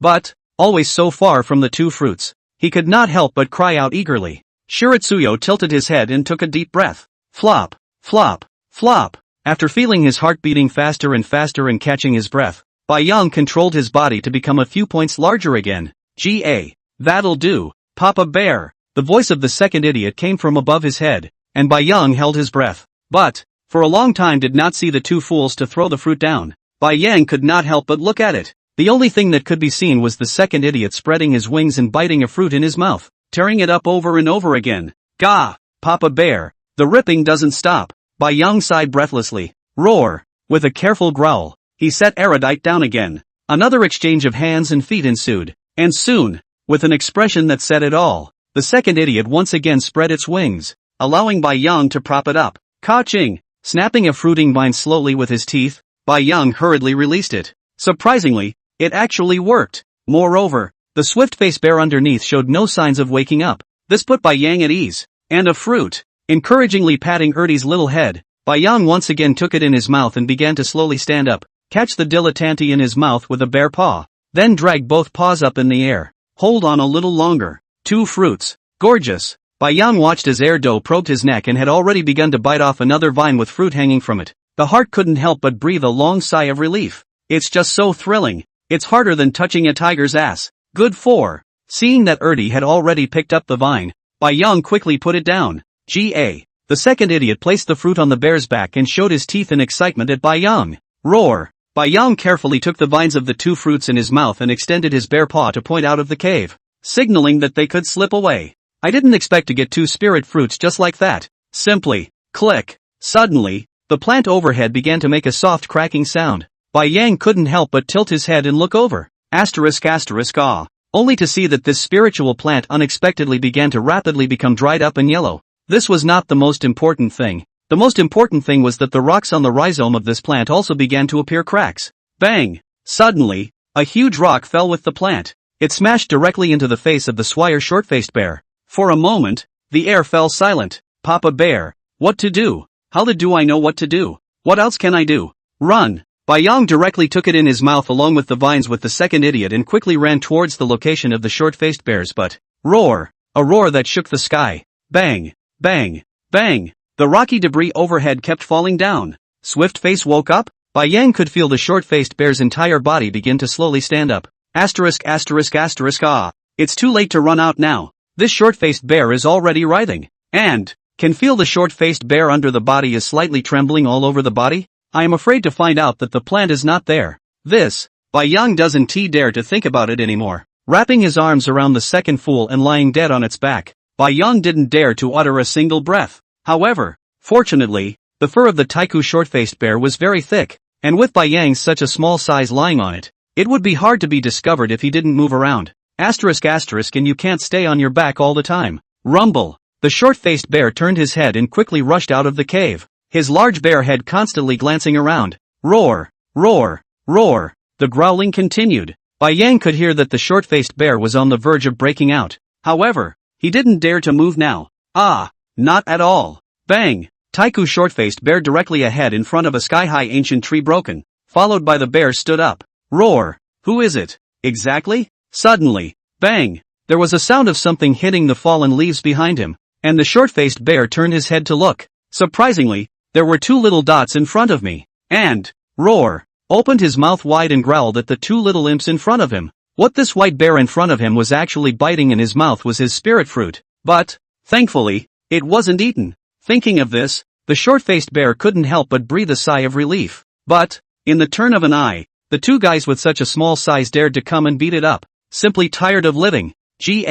Gulp. Roar. Roar. Roar. The white-furred bear in front of him even directly stuffed a spirit fruit into the mouth of the bird next to him. And even more excessively, that bird swallowed it. Bai Yang never expected that this Taiku short-faced bear would stand up and roar madly, threw them straight to the ground. The look is already inescapable. With a cruel heart, Bai Yang directly stuffed a spirit fruit into Erdo's mouth before swallowing one himself. Ding! Congratulations to the host for successfully feeding on the red flame tongling fruit, plus 800 evolution points. Ding! Congratulations to the host for successfully feeding on the red flame tongue fruit, gaining the talent, fire resistance, berserk rage, thorn battle armor. Bai Yang quickly activated his skills, picking up the still frozen Erdo and scrambling to dodge the bear paw that the swift-faced bear had slapped at him. Bang! With a loud bang, the earth next to him was slapped with cracks, showing just how terrifying the power of this Taiku short-faced bear was. Cold ice stab. Bai Yang rolled and crawled out, then his body quickly grew in size.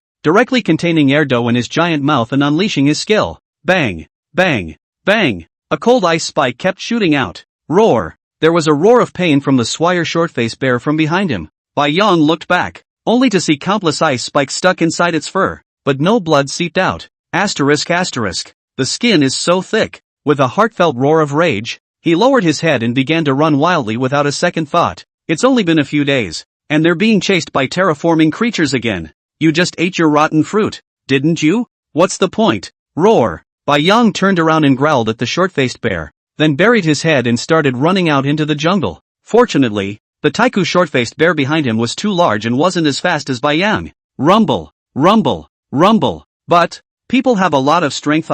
Feel behind a big tree directly by the short-faced bear. Collision broken. Bai Yang cannot help but a burst of heart trembling. By the looks of it, this short-faced bear is probably going to chase himself until the end of time. Do we have to run to the volcano again? Chapter 109, Bear Paw Wheel Up. Bang! Bai Yang leapt high into the air and landed in a dashing landing, jumping straight out of the jungle. Roar! The Taiku short-faced bear behind him was still chasing after him relentlessly. A large tree was constantly being cut off by it, and by now, the ice spikes on the short-faced bear had pretty much fallen off. Ka-ching! After snapping a large tree with his paw once again, the short-faced bear charged out of the jungle. But, bloodthirsty eyes swept before them. Surprisingly, there's no sign of those two assholes anymore. Roar! The ancient short-faced bear craned its neck and roared, rushing over to the group of Brontosaurus next to him. At this time in front of him there was only this group of Brontosaurus eating grass. Those two little guys must be hiding from the Brontosaurus. Asterisk asterisk. Turned into the smallest size of the white ocean mouth holding too stupid, is lying on the grass not far from the Lei Long. Did not think that this short-faced bear is so smart, did not make too many stops at all, directly rushed to their side, ran over. Roar! The Brontosaurus swarm spotted the short-faced bears running furiously over in the distance, and one by one, they roared in panic and began to rapidly retreat. But, the short-faced bears were much faster than they were. Ka-ching! Soon, one of the last thunder dragons was directly bitten off its neck and planted on the ground. However, the bear was strange and didn't look at the corpse of the Brontosaurus on the ground. Instead, it charged towards them once again. Roar! Roar! Roar! Moreover, it looked as if the short-faced bear was getting crazier and crazier, with its mouth wide open to reveal its fangs, and drops of saliva kept being flung out by it. Roar! Looking at the ferocious appearance of the short-faced bear behind him, the newly appointed Thunder Dragon leader hurriedly urged the pack to protect the cubs and quickly flee, and it was prepared to stay behind alone to stall the short-faced bear. But, boom! Looking at the short-faced bear that ran straight past him with a gust of wind, the Thunder Dragon leader was directly confused. What's that supposed to mean? You're looking down on him? However, just as the Brontosaurus leader turned his head to look over, he realized that the short-faced bear had overtaken his pack at a very fast speed and did not make any stops. Just as the Thunder Dragon leader froze. Roar! Surprisingly, another monstrous beast appeared in the distance. The appearance looked similar to the short-faced bear, only the hair color was different. Moreover, this white giant bear, it recognized, it was this white giant bear that bit their leader to death a few days ago. I didn't realize that this short-faced bear was going after it. Thinking of this, the Thunder Dragon leader hurriedly caught up with the pack and quickly fled to the rear position. Gotta stay away from these two crazies. It's too vicious. Boom! Bai Yang quickly climbed up after he hit the ground hard. Lowering his head, he stared viciously at the Taiku short-faced bear in front of him. The power is really big. I'm not as tall as it myself, but I'm not exactly small, right? I didn't expect a slap on the wrist, and he huffed and puffed, shaking his somewhat dazed brain. Bai Yang then stood up in bear stand and rushed at the short-faced bear again. Snap! After being blasted out again, Bai Yang gasped for air and shook his head as he stood up again. This short-faced bear is toxic. It's all about swinging and slapping yourself non-stop and not opening your mouth to tear it open. Could it be that this is an attack unique to bears against competitors of their own kind? Bai Yang couldn't help but think in his heart. But, you foot taller than old me, more than 10 meters. Standing up, Bai Yang only reached the waist position of the short-faced bear, and jumped up to reach its bare face. It's so unfair. But, add points too. Add points. Glancing at the evolution points in his head, Bai Yang began to command the system to add points. Evolution points could already add all 10,000 points to all attributes. Boom! Right after getting the attributes all the way up, Bai Yang's entire body shook as he felt a strong force begin to converge within his body. Ding! Congratulations, host, attribute points are full. Start evolving. Ding! Congratulations to the host for successful evolution. The system evolution alert sounded, and Bai Yang took a deep breath. Ka-ching! The Taiku short-faced bear in front of him also opened its huge mouth to bite over at this moment. Asterisk asterisk, so it was just teasing me. By now Bai Yang understood. No wonder just now this guy did not bite himself. Feelings are to slap a few slaps to vent their anger. Can this be tolerated? Roar. Dare to steal from me. I'll shoot you alive today. Listening to the short-faced bear's arrogant growl,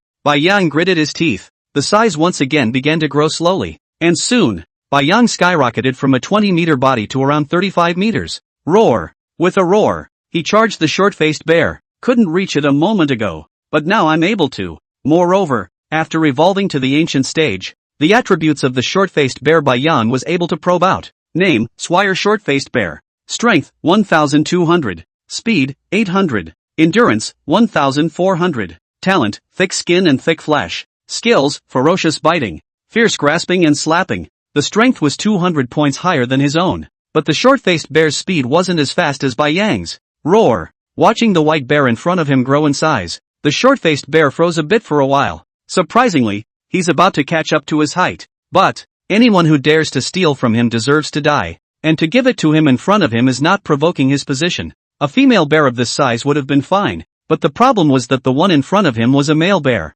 With a hiss, the short-faced bear ferociously clapped its paws and similarly rushed towards Bai Yang in a flying frenzy. Snap! Bai Yang's slap wheeled across his face. And there was a dull thud as the short-faced bear's form swayed. Snap! Then he slapped Bai Yang on the head. LOL. The two idiots who crawled out of the grass looked at the scene in front of them and stretched out their wings and patted their heads in bewilderment. It's too vicious. The two bears were literally slapping me around like crazy. Roar. Again. Bai Yang did not expect the short-faced bear in front of him to be so rigid, and had already slapped dozens of slaps at each other. But he did not even wimp out. At this time, the short-faced bear's head had more than doubled in size, which was swollen by Bai Yang's huffing. On the contrary, Bai Yang, with the function of system repair, did not undergo any major changes except for the fact that his fur had been dyed red with blood. Pop! Wheeling round the bear's paw, Bai Yang twisted the power of his waist and jumped up to deliver a vicious slap to the short-faced bear's head. Boom! It finally jerked it away. But, because of the same species,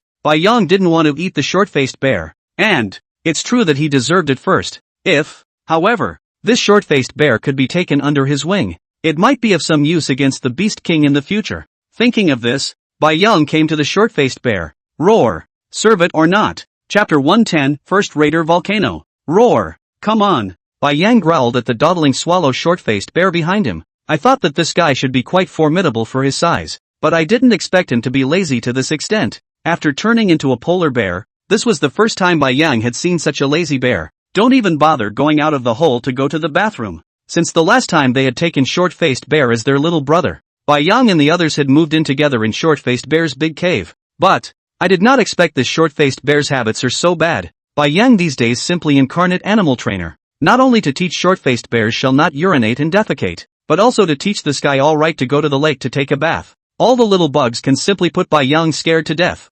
Kagugu. Hurry up and catch up with Papa Bear. The second fool stood majestically on the short-faced bear's head, his wings outstretched as he kept urging the stupid guy below him. Still, Papa Bear is fierce. A fat beatdown took short-faced bear straight to heel. From now on, I'll be able to walk sideways. Bai Yang looked back at the two guys behind him and breathlessly skimmed his bare mouth. Bang! Sitting on his butt in the grass, he began to launch himself into a daze as he looked at the volcano in the distance. It had already managed to advance into the upper classification, and its attributes were twice as high as the original. But Bai Yang always felt that he was afraid that he didn't have a high chance of winning against the Beast King right now, and he might not even have a chance of winning at all. However, according to the system's pissy words, if Bai Yang wanted to advance into the Taigu biology, I'm afraid that his attributes would have to reach 20,000 before he could do so. 20,000 attribute points, a whole 200,000 evolution points. That's a lot of time to spend just eating.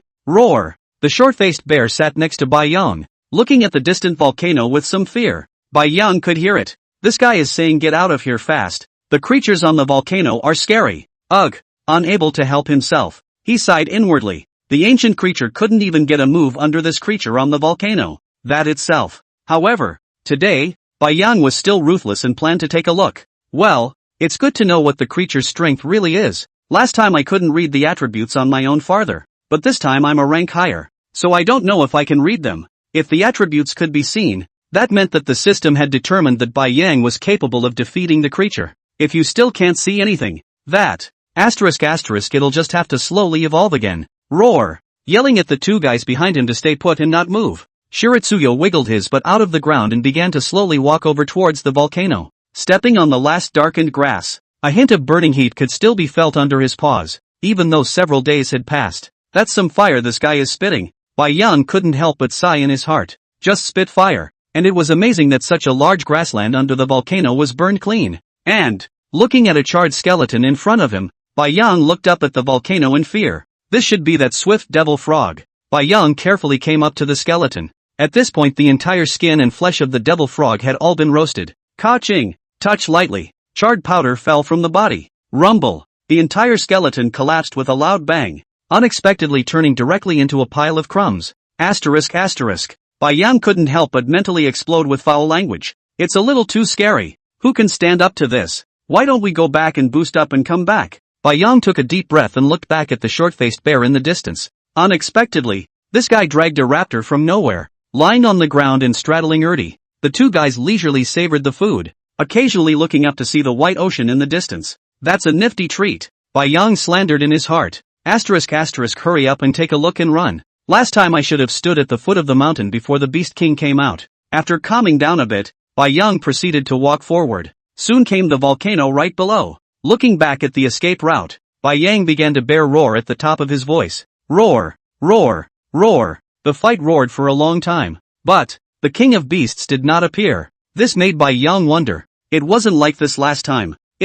Not at home? Hastily, he shook his head to get rid of this unsupportable thought in his head. Looking up at the volcano, the whole thing was so big and full of all kinds of weird rocks that there was no way to get up there. Bang! Slapping a boulder under his feet away, Bai Yang looked a little impatient. It's already been around for a long time. Not to mention the Beast King coming out. There's not even a single movement. Roar! Growling again, Shiryu wiggled his butt and started walking out the door. Looks like today. Ha! Suddenly, Bai Yang remembered. The last time he was fighting two taiga creatures. Remembering as if the volcano had started to show signs of shaking ever since he ripped the devil frog's tongue out. Does it need to smell like blood? Thinking about it, Bai Yang once again retreated. Looked down at himself. Asterisk. Isn't that a little harsh just for a look? Lift a bare paw up and slowly stuff it into your mouth. Ka-ching! Gently tug on a bit of fur. Hiss! Bai Yang sucked in a breath of cold air. Why does it hurt so much to bite yourself? Watching the blood slowly seep out, Bai Yang turned his head to look at the volcano. There was still not a single sign of showing up. After licking the wound with his tongue to sterilize it, Bai Yang disheveled and prepared to leave. Failed. Roar! At this time, the short-faced bear in the distance with two fools had almost finished eating that raptor. Rumble! Rumble! Rumble! Just a few steps after Bai Yang walked out, the ground began to shake violently and looked back. The crater behind him really began to roll in smoke, and from time to time sparks flew out in all directions. Asterisk. Looks like it's out. Hurry up and find a place to get ready. Bai Yang quickly changed his size to the smallest possible, and then lay down behind a boulder near the bottom of the volcano, revealing a small head from the side and staring dead at the volcano above his head. Boom! Suddenly, a pillar of fire shot straight up into the sky. Bang! Shiratsuyo pulled his head back to avoid the sparking debris that kept smashing down. The temperature began to soar. Roar! Shocking roars rang out. Coming! Bai Yang's heart tightened. The last time he also roared. 3 dragon heads stretched out from the crater. This time should be no different. Bai Yang stared dead on at the crater. As long as the Beast King came out, it would be fine to use the system to take a look for himself. Just one look. There are attributes that Bai Yang can properly prepare how to strategy this boss. If there is no attributes, Bai Yang can only once again obscene development. However, after waiting for a long time, there was still no sign of the Beast King showing his head. Even the rising smoke had a vague tendency to shrink back. Asterisk. What's the situation? Looking down on me? Chapter 11 Barbecuing Polar Bears. As I watched, even the pillar of fire began to dissipate. Bai Yang was directly a bit confused. What's going on here? Burrowing out from behind the boulder, he stepped back and looked up at the top of the volcano once more. Sure enough, all is calm again. Too little blood? Shiratsuyo looked down at his paws and frowned. Roar! There was an angry growl. Think I want to see you. Lao Tzu. Ka-ching! Shoving the bear's paw into his mouth once again and ripping open a mouth. Blood gushed out directly. This time Bai Yang no longer let the system repair it. But, it's so heartbreaking. Looking at the blood that was bubbling outwards, Bai Yang felt his heart dripping blood. Big in size. Yes, but do you know how much meat you have to eat to get that much blood up? Big brother, just come out and let me take a look. Looking at the volcano that remained indifferent, Bai Yang wanted to cry. It's so hard to be a bear. Ka-goo-goo, Papa Bear, run. Suddenly, the voice of the second idiot came from behind. Roar! Shiroyo growled back breathlessly. What are you running for? Papa Bear, I'm hemorrhaging money and I haven't seen anything. And this is... ****. Bai Yang looked at the behemoth that stood behind him and was directly confused. Roar! Suddenly, a fireball erupted straight from the mouth of the dragon in the very center. Berserk Rage. Thorn Battle Armor. Hastily activating all of his skills, Bai Yang rolled and started running wildly. When did this Beast King fly out of the volcano? How come there was no sign at all? This almost got scared to death. Roar! Roar! Roar! The three dragon heads had raised their heads to the sky and roared, and a dragon roar resounded throughout the entire continent. Hoo! Bai Yang could feel the wind starting to gust behind him. Stealing a glance back, the hairs on his body stood on end. No wonder the second idiot told himself to run. This Beast King was too big. After advancing into an ancient creature, Bai Yang was already about 35 meters in size, and he didn't expect to be only a third as big as this Beast King in front of him. Even when the bear stood up, it only managed to reach the position of its legs. Bang! A ball of fire lit up next to him, then exploded into a deep pit, instantly lifting Bai Yang out. After hitting the ground hard, Bai Yang fought to get up. Roar! Roared at the Beast King, then started rolling on the ground. What the hell is this spraying? Bang! Bang! Bang! Hastily extinguishing the lit fur on his body, Bai Yang stood up panting. The bear sat down on the ground and kept breathing heavily. He kind of saw that he couldn't run out today at all. However, it's just that I have to fight this Beast King even if I have to. After checking it out with the system for a bit. Name, Beast King Kidora. Power, speed, endurance, talent, skills. I didn't expect that I would actually be able to see the name, but the attributes and whatnot remained question marks, which meant that my current strength was simply unable to challenge the Beast King. It's a bit of a gap, and it's not always possible to succeed in a challenge even after advancing to Swire. The three-headed dragon in front of him, capable of flying and breathing fire, and large in size, felt completely without weakness. Roar! A loud and clear dragon roar. The Beast King Kidora began to slowly flutter his wings, and the centermost dragon head rose from his body in a ball of fire visible to the naked eye. Then, roar! A monstrous flame erupted from the dragon's mouth. It's over. Shiritsuyo struggled to his feet and made a flying lunge to the side in a hurry. I didn't realize it would turn into a barbecue bear. It's too bad. Boom! The flames instantly drowned Bai Yang. Ka-ga-ga-ga! Papa Bear! The second fool looked at Bai Yang, who was drowned in flames, waved his wings and hissed, then tried to rush towards the Beast King who was standing under the volcano. Roar!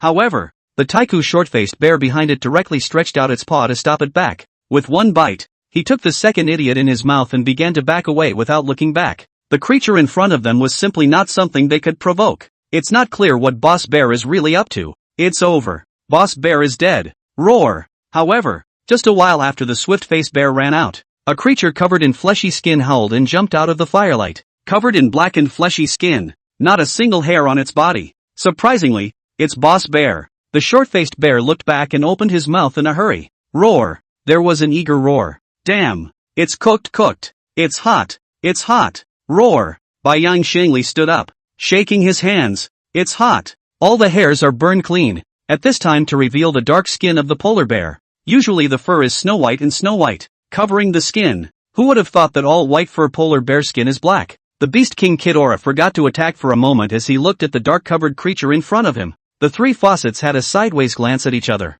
Both saw a hint of surprise in each other's eyes. Is this the white bear from earlier? It can't be. This didn't even burn? Burnt and still jumping? Bai Yang also never thought that he would be fine in the bear fire. Except for all the bear hair was burned clean. There were no wounds on his body. However, it was just the temperature that was too high, and this would make Bai Yang just feel hot inside of him. It was too late to think about it, and after taking a look at the frozen Beast King, Bai Yang began to furiously run over in the direction of the short-faced bears and the others. Roar! The reacting Beast King Kidora once again roared up to the sky. Fire slowly began to converge in his mouth. Come again? Bai Yang roared angrily and sped up again. While knowing that the fire can't do anything to you, he wouldn't want to be roasted again either. Roar! Roar! Roar! But Bai Yang, who was once again engulfed in flames, forced himself to endure the severe pain on his body and desperately began to charge forward. Bang! Finally reaching the edge of the blaze, He stomped hard on the ground with his hind paws and leapt high into the air.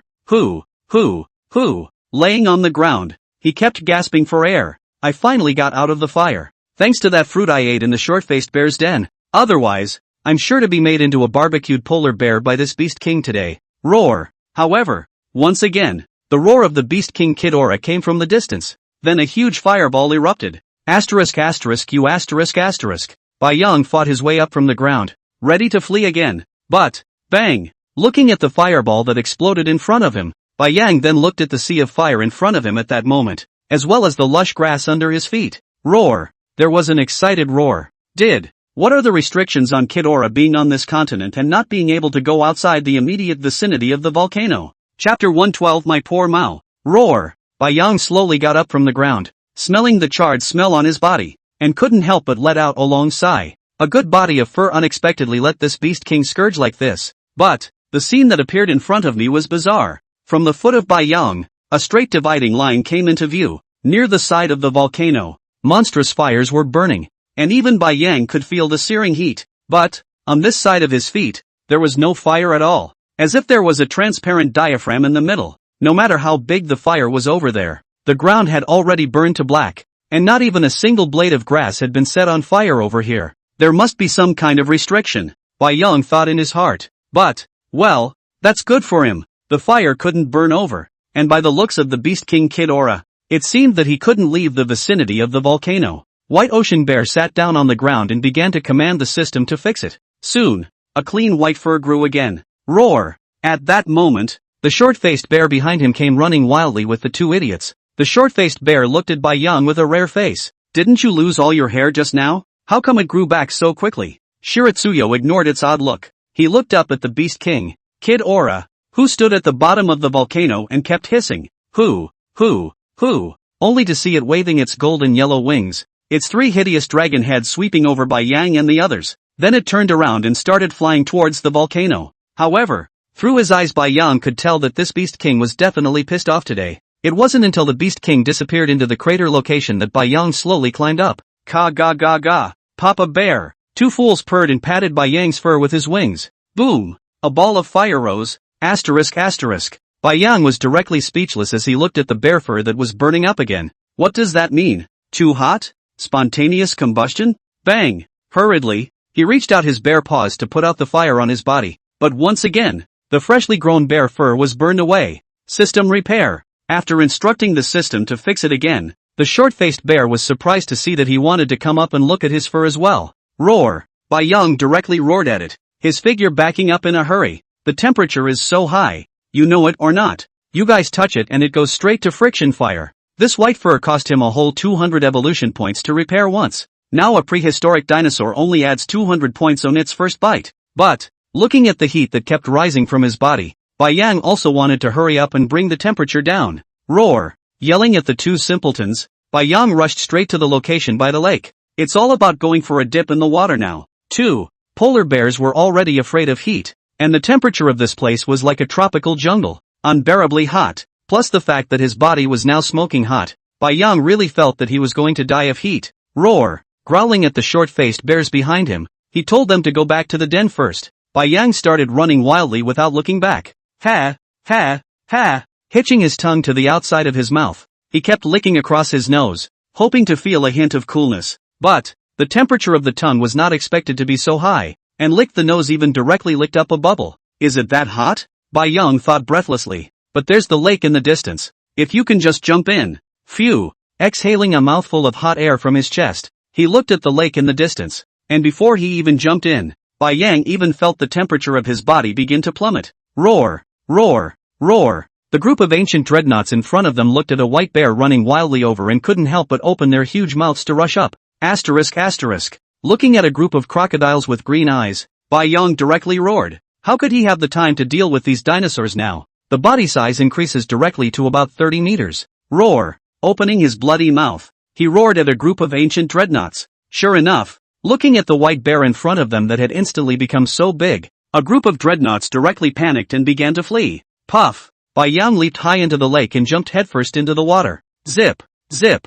Zip! The body actually issued a burst of fire after touching the water issued a zip sound. Hoo! Hoo! Hoo! finally able to feel a hint of coolness. Bai Yang took a long breath. Today was a real thrill. If it wasn't for the newly awakened gift of fire resistance, I'm afraid that today would really be a bad day. However, today's test harvest is also huge. Not only know the approximate strength of this named Beast King Kidora, but also, the most important thing is to find out the weakness of this creature can't leave the vicinity of the volcano. And even the big fire is controlled by an invisible force, and can't spread outward at all. Otherwise, with this Beast King Kidora's ability, I'm afraid that the entire continent would have turned into a sea of fire long ago. Bai Yang was thinking at the moment. His current strength was still lacking a bit from challenging the Beast King, and even if he now had the talent of not being afraid of fire, the difference in size was too great. The Beast Master was fully 3 times his height. Bai Yang did not believe that this Beast King would only spray fireballs and other skills. Just looking at the hideous giant teeth within the 3 dragon heads,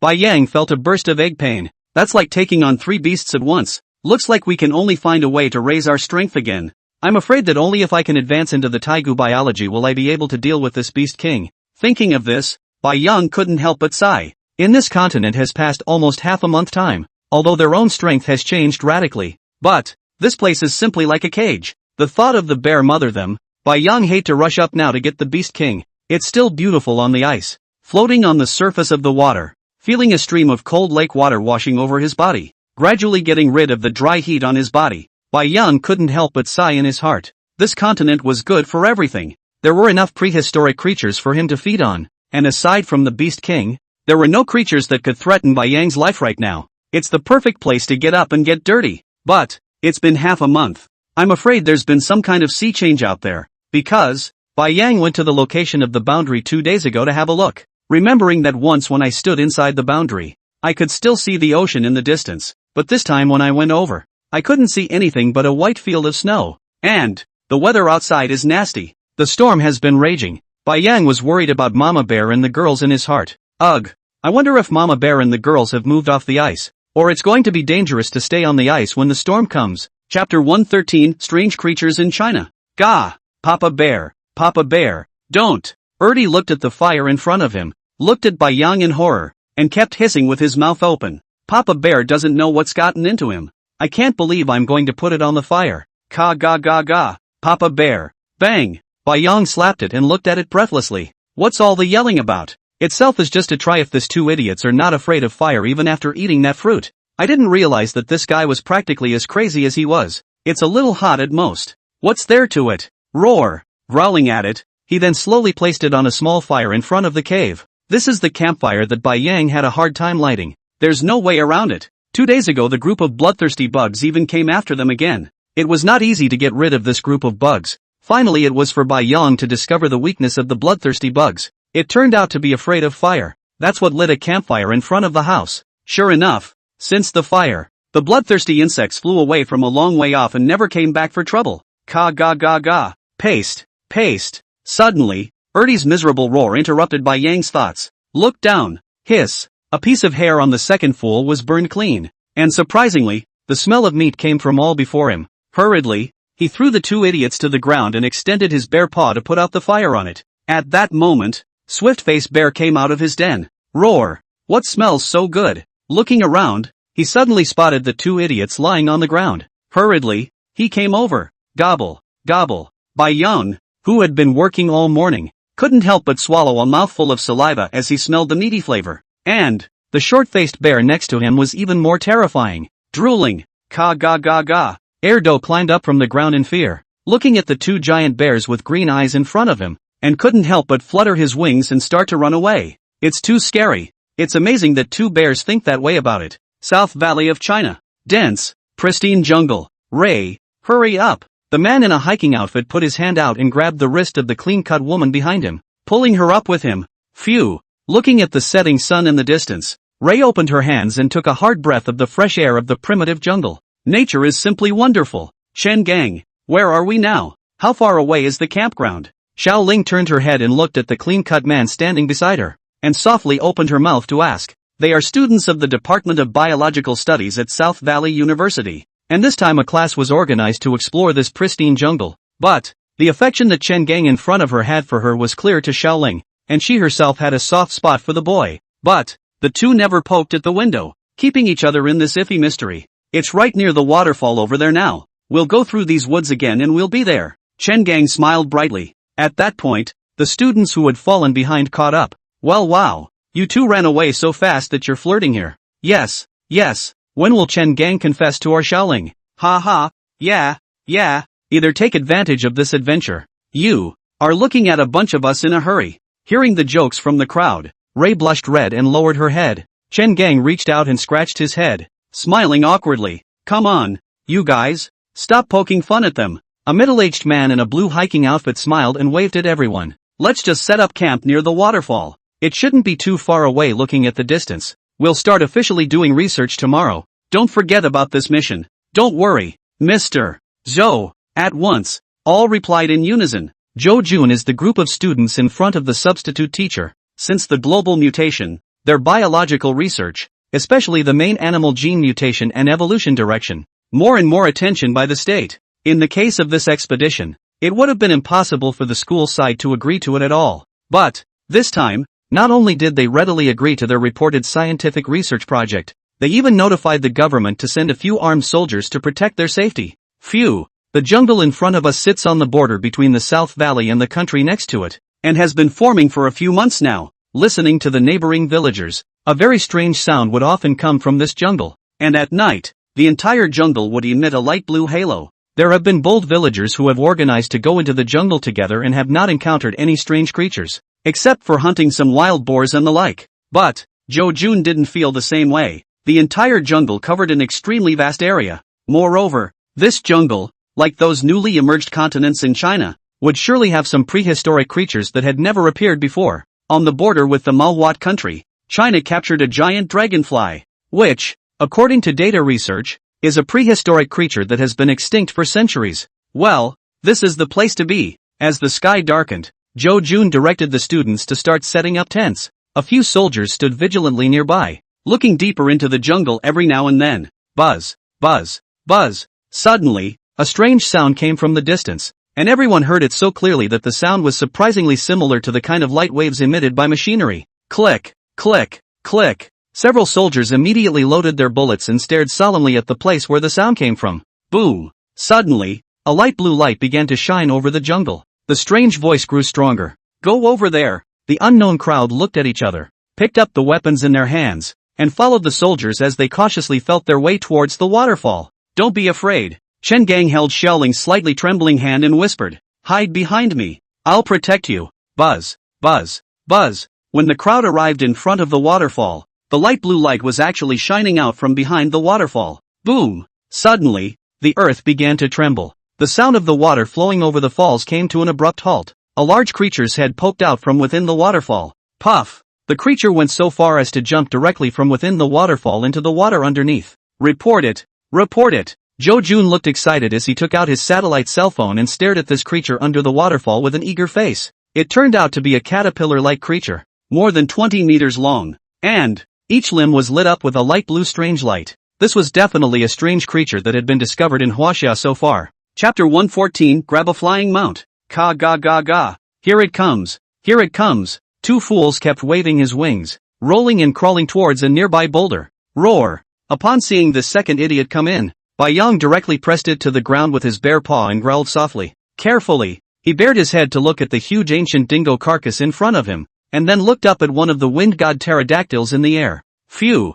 Exhaled deeply. After a few days of reconnaissance, Bai Yang finally found the trace of a wind god pterodactyl, and I am afraid that this is the last wind god pterodactyl in the entire continent. It was most likely the companion of the wind god pterodactyl that was destroyed last time. But, after careful consideration, Bai Yang decided that when he raided the volcano Beast King again, he could not be in the grassland under the volcano anymore. That way, although there is a certain advantage, but there is no possibility of winning at all. So, he is ready to go to death. Ahem, to the Beast King's lair to go in and see. After all the Taiku creatures have guardian spiritual plants, that the Beast King can't leave the vicinity of the volcano. Is there any spiritual plants inside the volcano as well? Thinking about this, Bai Yang couldn't help but float his thoughts. Half a month had passed since the last time they had raided the volcano, and it was as if the creatures on the entire continent knew the three of them. Regardless of who they see, the smell from a long distance will start to run away like crazy. The most horrible day Bai Yang surprisingly did not encounter a dinosaur. even go fishing with a dilettante, these creatures don't fall for it anymore. However, it's good to know that the group of ancient dingoes around the lake is more independent, but anyone who's been eating crocodiles for half a month can't top that. Within half a month's time, Bai Yang also only acquired about 500 evolution points. Moreover, since the advancement of the ancient, Bai Yang found that the return to the ancient point acquisition even reduced. Once ancient creatures can be added 10 points, now can only be added a point. Even the ancient creatures are only added a point. Asterisk asterisk. When will this go back to ancient times again? The Ice Warrior is just so hard to hear. It's a joke to talk about. Bai Yang thought with hatred in his heart. A hissing sound suddenly came from the sky. Bai Yang hurriedly probed and looked again. And sure enough, that wind god pterodactyl had already begun to slowly hover around the dreadnought corpse on the ground. Sure enough, it's not all in the family. This wind god pterodactyl is simply all the same. However, this virtue Bai Yang liked. Glancing at the short-faced bear hiding in the nearby jungle, Bai Yang stretched out his bare paw at him in a gesture. Whether or not we can capture the wind god pterodactyl alive is today. After some careful consideration, Bai Yang decided to grab a wind god pterodactyl as a temporary mount and then go up to take a look around the crater. However, I am afraid that wanting to tame an ancient wind god pterodactyl is not so simple. But after having the experience of taming the short-faced bear, Bai Yang believes that with a certain amount of time, he can definitely tame the wind god pterodactyl as well. This stuff, one for the road. The ground began to blow wildly. Bai Yang hurriedly gathered the air dough on the ground in his arms. This little guy was really too small in size. The wind god pterodactyl flapped its wings and blew up a huge wind that could blow it away. However, Bai Yang was also very strange. By all rights, Erdi was originally a spiritually intelligent creature, and eating should be able to evolve as well. I didn't expect that after eating so many good things, other than gaining weight, there was no other change at all. And even after eating that fruit, this guy didn't even increase his talent. What a waste. Boom! There was a roar from the ground. Bai Yang carefully raised his head to look at the wind god pterodactyl that had landed in front of him. Satisfied, he nodded. This wind god pterodactyl was way bigger than the last one, with an estimated wingspan of 50 meters. And the skin all over its body looked even more hideous. Click, click. The wind god pterodactyl could be heard stabbing its sharp claws, which were as sharp as an eagle's hook, into the crocodile's skin. Bai Yang hastily glanced at the short-faced bear in the distance, telling it to find an opportunity to prepare for action. Took a deep breath. They had to let the wind god pterodactyl grab the dread crocodile's corpse and slowly take off into the air before they rushed out, with Bai Yang tangling with it right in front of them, and the short-faced bear sneaking in from behind, taking down the wind god pterodactyl in one fell swoop. Perfect. Hoo. A whistling sound rang out as the wind god pterodactyl began to slowly wave its wings in preparation for taking to the air. Roar. Bai Yang immediately changed his size to 15 meters in size, roared angrily, and rushed out from behind the boulder like a sharp arrow, instantly pouncing on the corpse of the dread crocodile. Ka-ching! With a bite on the dread crocodile's corpse, Bai Yang quickly tore downwards. He had to act like he wasn't going to stop until he grabbed the body, and the size should not be too big, so as to make the wind god pterodactyl think that it was not a threat and thus let down its guard. In case if they scare this guy away, it's going to be a little hard for them to catch him again. Bastard! How dare you grab anyone's stuff? Sure enough, the wind god pterodactyl looked down at a white meat bear that was only a dozen meters big and couldn't help but burst out. Roar! I'll just rob you. What the hell? Not to be outdone, Shiritsuyo bared his teeth and shot back at it. Ka-ching! He even directly tore open the skin of the dread crocodile, pulled off a piece of flesh and swallowed it, and looked up provocatively at the wind god pterodactyl. A look that says come and hit me. Gaga. Boom. When had the wind god pterodactyl ever received this kind of anger in the entire continent? It was the only sky overlord in the entire continent other than that creature on the volcano. And today there was a bear trying to ride on his face and output. How can this be tolerated? Instantly dropping the dreadnought under his feet to the ground, the wind god pterodactyl flapped its wings and slowly landed, sharp full of hideous jagged beak to Bai Yang a close. A word will bite off your neck posture. Roar! Bai Yang took a look and was overjoyed. I didn't expect this wind god pterodactyl to be so irritable. He had only taunted one sentence. This couldn't take it and landed directly on the ground, ready to fight to the death with himself. Asterisk. Then if I were to use all my power, this wind god pterodactyl would not die of anger on the spot. Roared. Pop.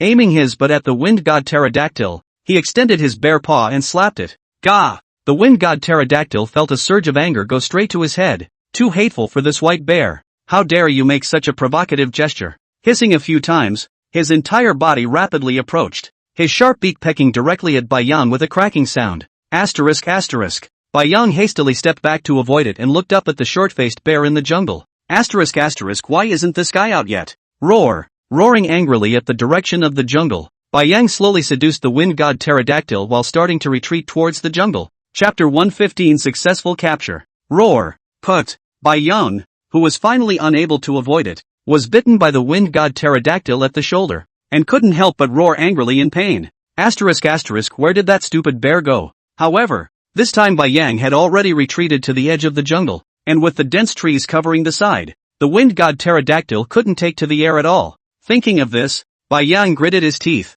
The size quickly skyrocketed, directly taller than the standing body of the wind god pterodactyl. But, still counting on this bird to support him up to the crater, Bai Yang simply couldn't lay a heavy hand on him. Bang! In the moment when the wind god pterodactyl froze, Bai Yang slapped it on its bird head. The wind god pterodactyl's figure was violently stunned, and he hastily began to retreat. This white bear in front of him had suddenly become so big, and his aura was much more terrifying than his own. Gah! Hissing a few times again, the wind god pterodactyl spread its wings and prepared to take to the air. Roar. Bai Yang, look. This is not good. After so much effort to seduce you down, and then let you run away. This half of the day is not a waste of work? Not being able to think carefully, Bai Yang quickly stood up as a bear and then pounced. Bang! Both palms tightly embraced the wind god pterodactyl's neck, and Bai Yang fell to the ground in that position, his two rear palms wrapping around its back and tightly coiling together. Gah! Coldly yanked to the ground, the wind god pterodactyl hissed and tried to get up, but this white bear behind him was downright toxic, with his front paws around his neck and his back paws clamped around his wings. What the? After roaming across the dinosaur continent for so long, the wind god pterodactyl hadn't seen this kind of killing action. Nope, it's not tussling at all, because this white bear is such a dead weight on it. The bear's mouth is at his neck, as long as he opens his mouth. Gah! What are you trying to do? Bai Yang listened to the wailing of the wind god pterodactyl and once again coiled his two rear palms tighter. Asterisk asterisk, old man talking, can you understand me? What do you want to do? You'll see in a minute. Boom. Boom boom. The wind god pterodactyl looked as if it had gone crazy, and kept twisting under Bai Yang, wanting to roll up.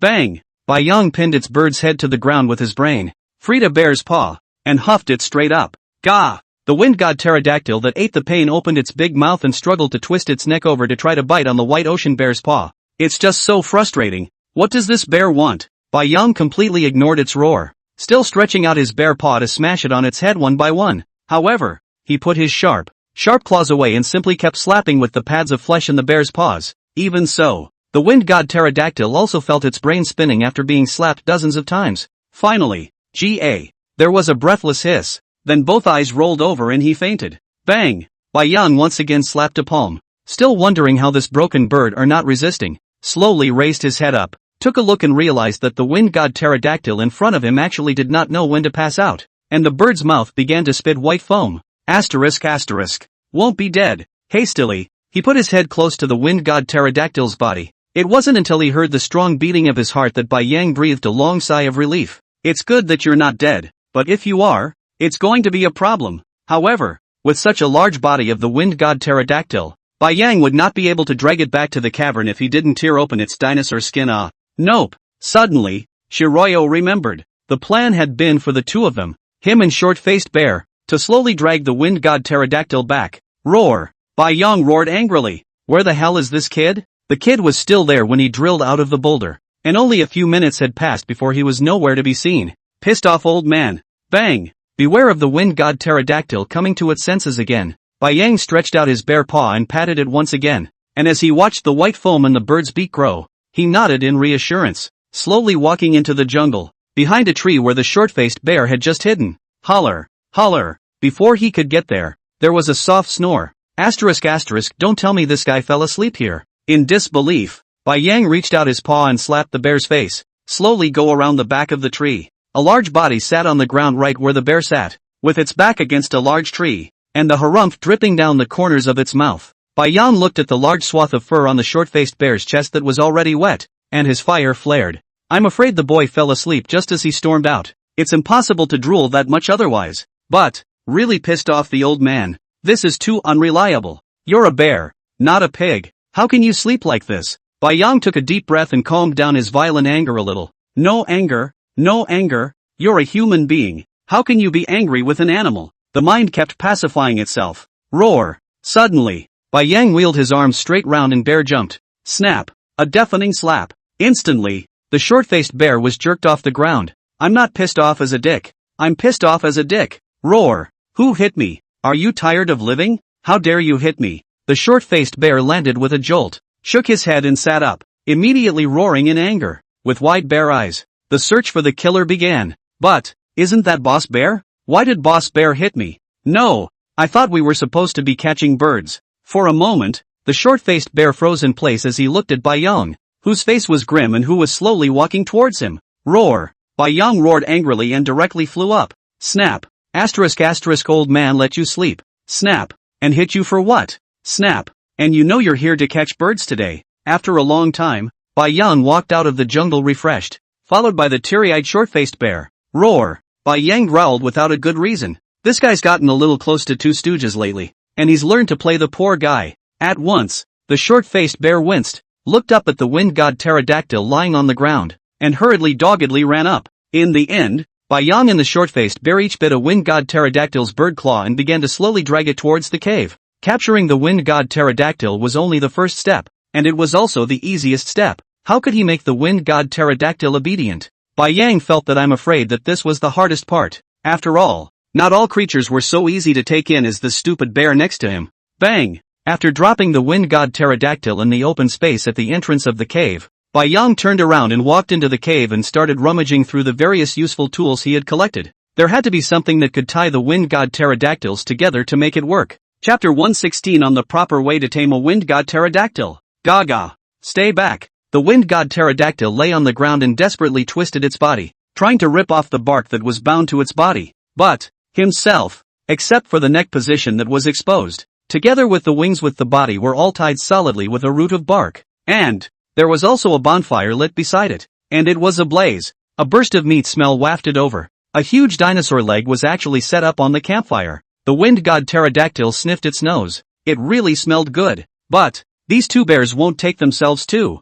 Thinking of this, the wind god pterodactyl struggled even more violently. Gaga. Let me go. The hissing was constant. Ka-ching. Bai Yang used his bear's paw to slice open the charred outside dinosaur leg in front of him, tearing off a piece of fragrant dragon meat and stuffing it directly into his mouth. Although you can't add evolution points, this dinosaur meat is really delicious when it is roasted. Pure, natural game meat, all lean and roasted, not to mention the flavor. But, roaring at the wind god pterodactyl, which was lying on the ground not far from the side and hissing non-stop. Bai Yang glared at it fiercely. The guy hasn't stopped screaming since he woke up. Ka-goo-goo, Papa Bear, why don't we roast it too? Erdnase patted the short-faced bear sitting on the ground, signaling it to rip a piece off for himself as well, and then shouted at Bai Yang.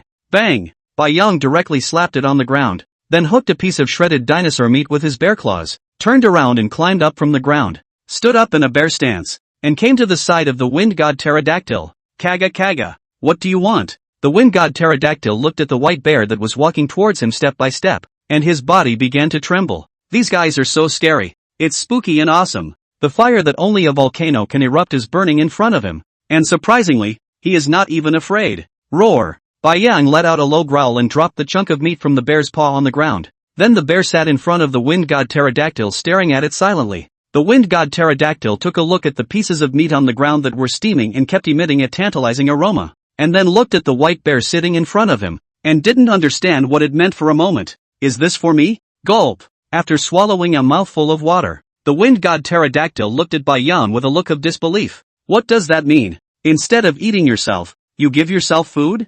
I'm afraid this bear is not a cutie. Bar. In the end, the instinct of the beast overcame reason. Even if the wind god pterodactyl is already an ancient creature with a certain degree of wisdom. But, how can it not think that the white bear in front of it is actually trying to tame it? Roar! Bai Yang couldn't help but sneak a grin when he saw it swallow the chunks of meat. A hint of enjoyment on the bird's face. Stretching out his bare paw, he pointed at the still roasting dinosaur leg next to him and gestured at the wind god pterodactyl. Want some more? The wind god pterodactyl was stunned, turning his head to look at the dragon's legs next to him that kept emitting aroma, and couldn't help but nod his head. Roar! Bai Yang was satisfied that the wind god pterodactyl was so cooperative. Then once again, he got a few chunks of meat and threw them in front of it. Taming a dragon is a skilled job. Bai Yang had plenty of patience, Anyway, right now his strength was still a bit short of challenging the Beast King, and he could definitely conquer this Wind God Pterodactyl in time for the evolution Taiku. After watching the Wind God Pterodactyl devour all the pieces of meat, Bai Yang didn't pay any more attention to it and turned around to walk to the campfire, and after eating all the pieces of a dragon's leg with the short-faced bears, they walked back to the cave to prepare for a rest. Bang! The night was quiet, except for the occasional sound of a branch being burned and snapped off from the campfire nearby. There wasn't a single sound in the entire jungle. The Wind God Pterodactyl lay quietly on the ground, constantly looking up at the dark cave in front of him. White Bear and the others had gone inside the cave and there was snoring coming from them. The Wind God Pterodactyl, who had a bumpy day, felt exhausted at this time, and a meal of drowsiness hit him. However, it is afraid to sleep. I wonder what this White Bear really wants. Besides dragging himself back and tying him up, this White Bear did not treat him badly, eating and drinking everything, and eating all the roasted delicacies. It was unbelievable to the Wind God Pterodactyl. I didn't realize that the dinosaur meat that I usually hunted would turn out to be so delicious once it was roasted on that fire. It simply subverts his dragonborn. It seems like it would be nice to live like this all the time.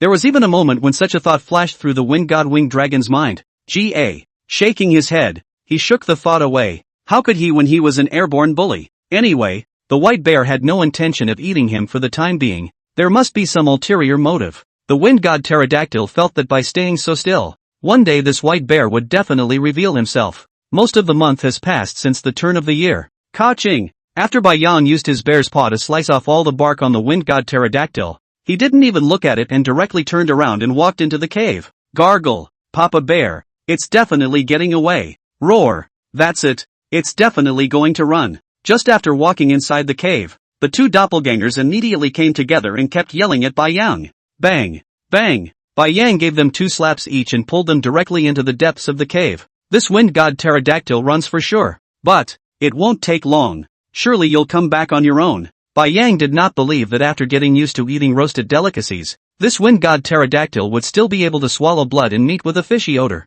Just look at the short-faced bear. In just 10 days, the short-faced bear has now only eaten cooked food. For raw meat not to mention eating, not even wanting to look at a glance. Kaga kaga. Sure enough, there was a hissing sound from outside the cave, followed by a violent wind, and the Wind God Pterodactyl waved its wings and rose into the air, looking back at the cave entrance. For the past half a month, besides being tied to the ground and unable to move freely, it hadn't suffered at all, and its daily food was surprisingly straight to the point of being full, the kind of food that was eaten until it was full. Even if it is an air dominator, it will inevitably starve. I did not expect that in the majority of the month here. Not only did he not lose weight, but also gained a circle of weight. But, at last, freedom! Even now, the Wind God Pterodactyl hadn't figured out what this White Bear was trying to do by grabbing it back. The Wind God Pterodactyl hissed. Mentally, he swore that he would never just grab anyone's food again. And this was a lesson learned. I can't believe I was raised by a bear for most of the month. How can we still stand on the entire dinosaur continent if this gets out? Looking back at the cave under the jungle once more, the Wind God Pterodactyl spread its wings and quickly flew off into the distance. This is a place it will have to stay away from in the future. There are 2 bears living here plus a flightless bird. All 3 guys are sick. They can't afford to mess with them. Chapter 117, Final Advancement to Taiku. Ding! Congratulations to the host whose attributes have reached their maximum value and have begun to evolve. Ding! Congratulations to the host for successful evolution. Listening to the system's beep, Bai Yang couldn't help but start trembling all over. How long has it been? It had been 3 whole months of living on this continent, and he had gone from being an ancient creature at the beginning to successfully advancing to a Taiku creature now. The attributes are even more drastically changed. Host, Bai Yang. Species, Russian Wrangel Island Western Alaska Group, Swift Ice Warrior. Strength, 200. Speed, 200. Endurance, 200. Defense, 200. Normal skills, Berserk Rage. Thorny Battle Armor. Recovery Rejuvenation. Return to the ancient skills, Prancing Ice Mixed Heavenly Body, can freely convert the size. The smallest is Polar Bear Cub. The largest is the current level Limit Body. Insane Cold Spike, can convert hairs into ice spikes to shoot out. Talents, Phantom Speech. Diving. Gold Eating. Fire Resistant. Evolution Points, 6,800. Return Points, 89 out of 100. Genetic Evolution Points, 1 out of 100. Upon seeing the neat attribute points on the panel, Bai Yang felt a trance. I never thought that I would one day become a powerful taiga. Also, there's an additional skill of reviving back to life. Bai Yang tried to use the skill on himself. I didn't expect the system to suggest that it couldn't be used on myself. And can't use it on yourself? Is it for someone else? Turning his head, he looked at the two idiots sitting at his feet. Bai Yang lifted his bare paw and swung it in a revival back to spring, but there was absolutely no response. What does that mean? Chicken ***** skills? Bai Yang was a bit confused. Raising his hand, he threw another skill to the short-faced bear next to him. Suddenly, the short-faced bear's head was swollen by Bai Yang's slap, but even began to emerge from the surplus green light, followed by the swelling actually slowly subsided. ***, this is the ability to add milk to someone's ahem, to recover from an injury. Bai Yang was shocked in his heart. Then we won't have to worry about Mama Bear and the others getting hurt anymore. However, I'm afraid that this skill also has limitations. If the injuries are too severe, Bai Yang thinks that he shouldn't be able to recover either. Or like a broken arm or leg kind of thing. But it's still good to try. Roar! Growling at the second idiot beside him, he told him to stand up. The uncertain Erdney stared at Bai Yang for a few moments and wriggled his ass to climb up. Ka ga ga ga. Papa Bear, what are you doing? Ka ga ga ga. Watching Bai Yang take a bite out of himself, Erdo was directly confused. Here we go again. Is this Father Bear sick? I can't grind my teeth on my stupid body. Why do you keep biting me? Roar! Bai Yang looked at the bleeding wound on Erdo's stomach, as if he were a virtuous monk, and stretched out his bare paw to gently brush it over. At once, ding! Not enough evolution points. Bai Yang looked at Erdo who was lying on the ground and kept wailing, and stretched out his bare paw and patted his head breathlessly. Surprisingly, I still have to use evolution points. And, just now, I had thousands of them. It just drained away all at once. Roar!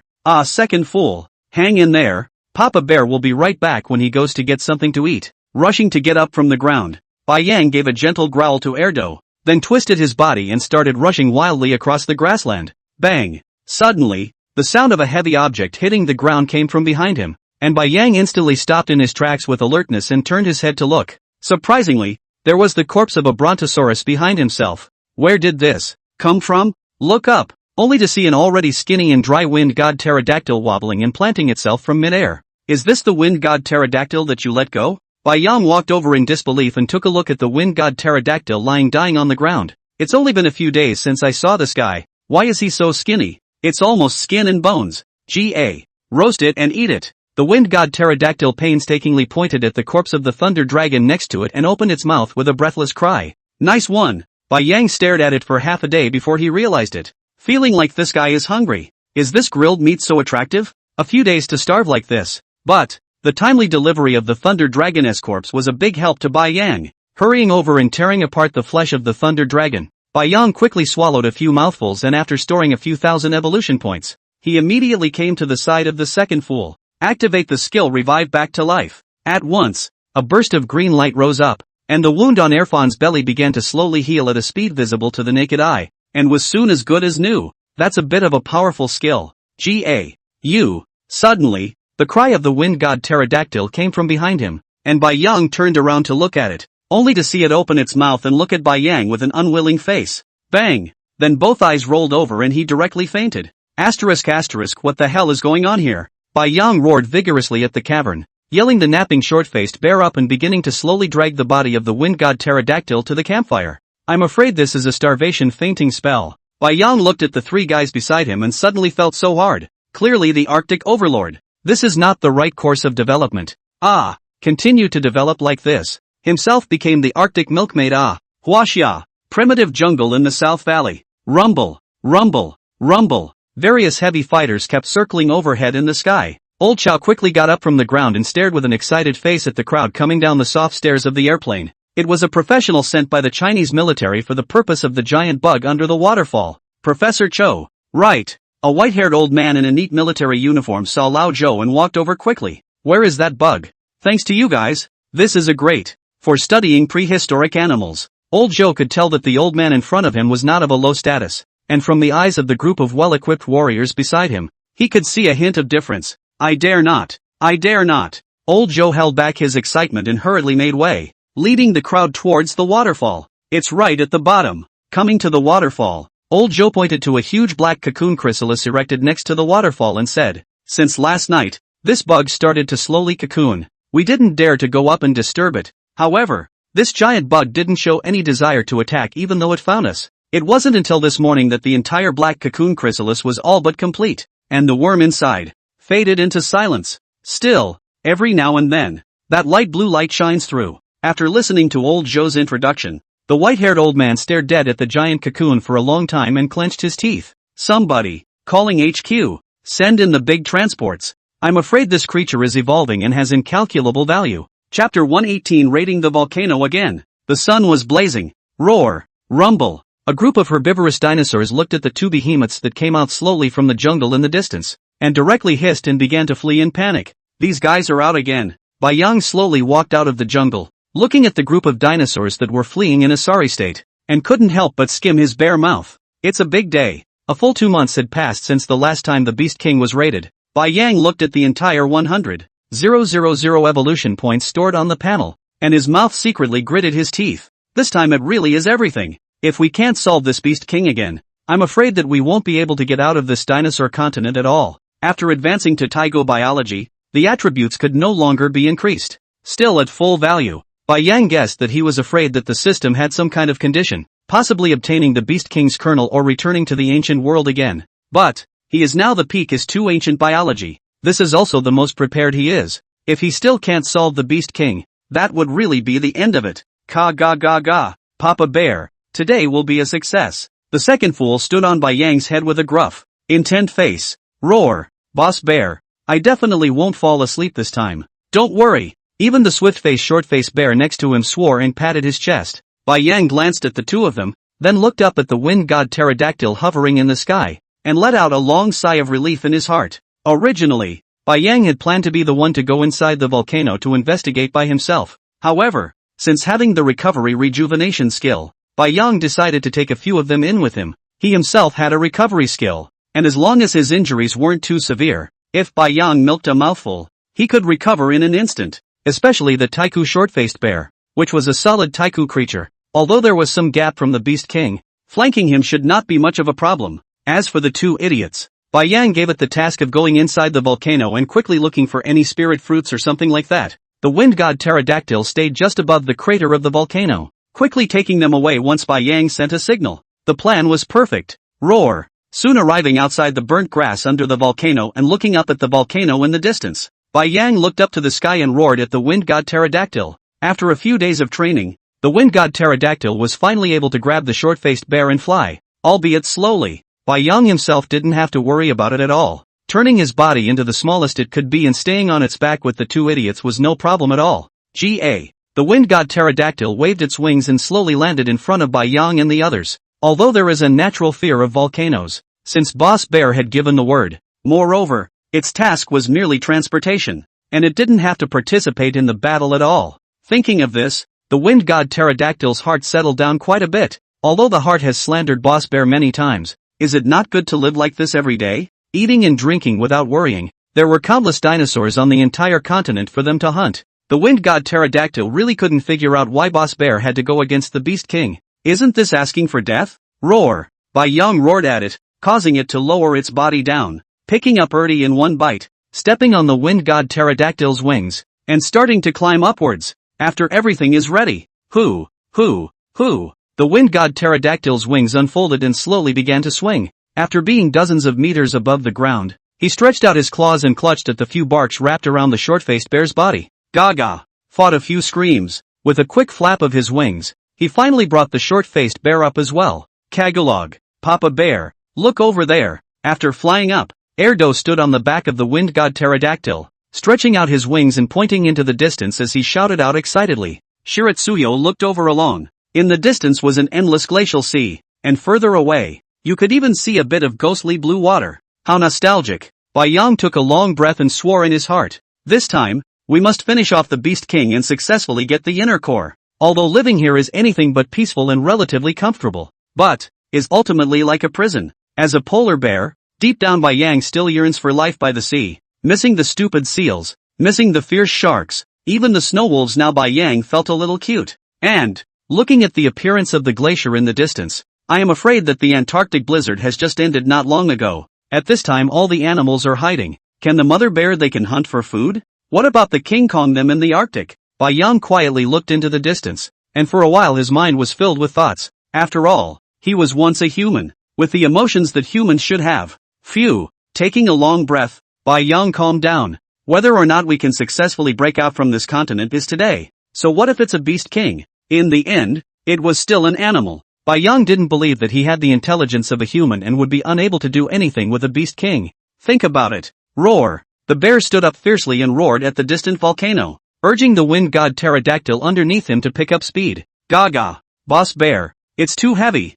The wind god pterodactyl responded aggressively. Ugh. Okay. Breathless, Shiryu poked his head out and looked at the short-faced bear beneath it. I have to admire the fact that this guy's heart is really big. Flying so high, surprisingly not afraid at all, and even vaguely have closed his eyes. Big sleep posture. However, the short-faced bear is also true that the White Ocean is a real bear boss. Bring the volcano. Looking for the beast king this matter, the wind god pterodactyls first heard hesitation for a long time before reluctantly agreed. But the short-faced bear is not the same. Immediately patted his chest to live and die with the White Ocean. Asterisk asterisk, I hope I can take them out of this continent then too. Bai Yang thought darkly in his heart. Gah! Boss bear. It's here. The wind god pterodactyl underneath him gradually slowed down, chirped, and began to slowly hover and land. This volcano in the dinosaur continent was so large that the crater alone was a full 1,000 meters in diameter. Bang! Taking the lead and dropping the short-faced bear on the ground next to him inside the volcano. The wind god pterodactyl dropped his entire body. Bai Yang,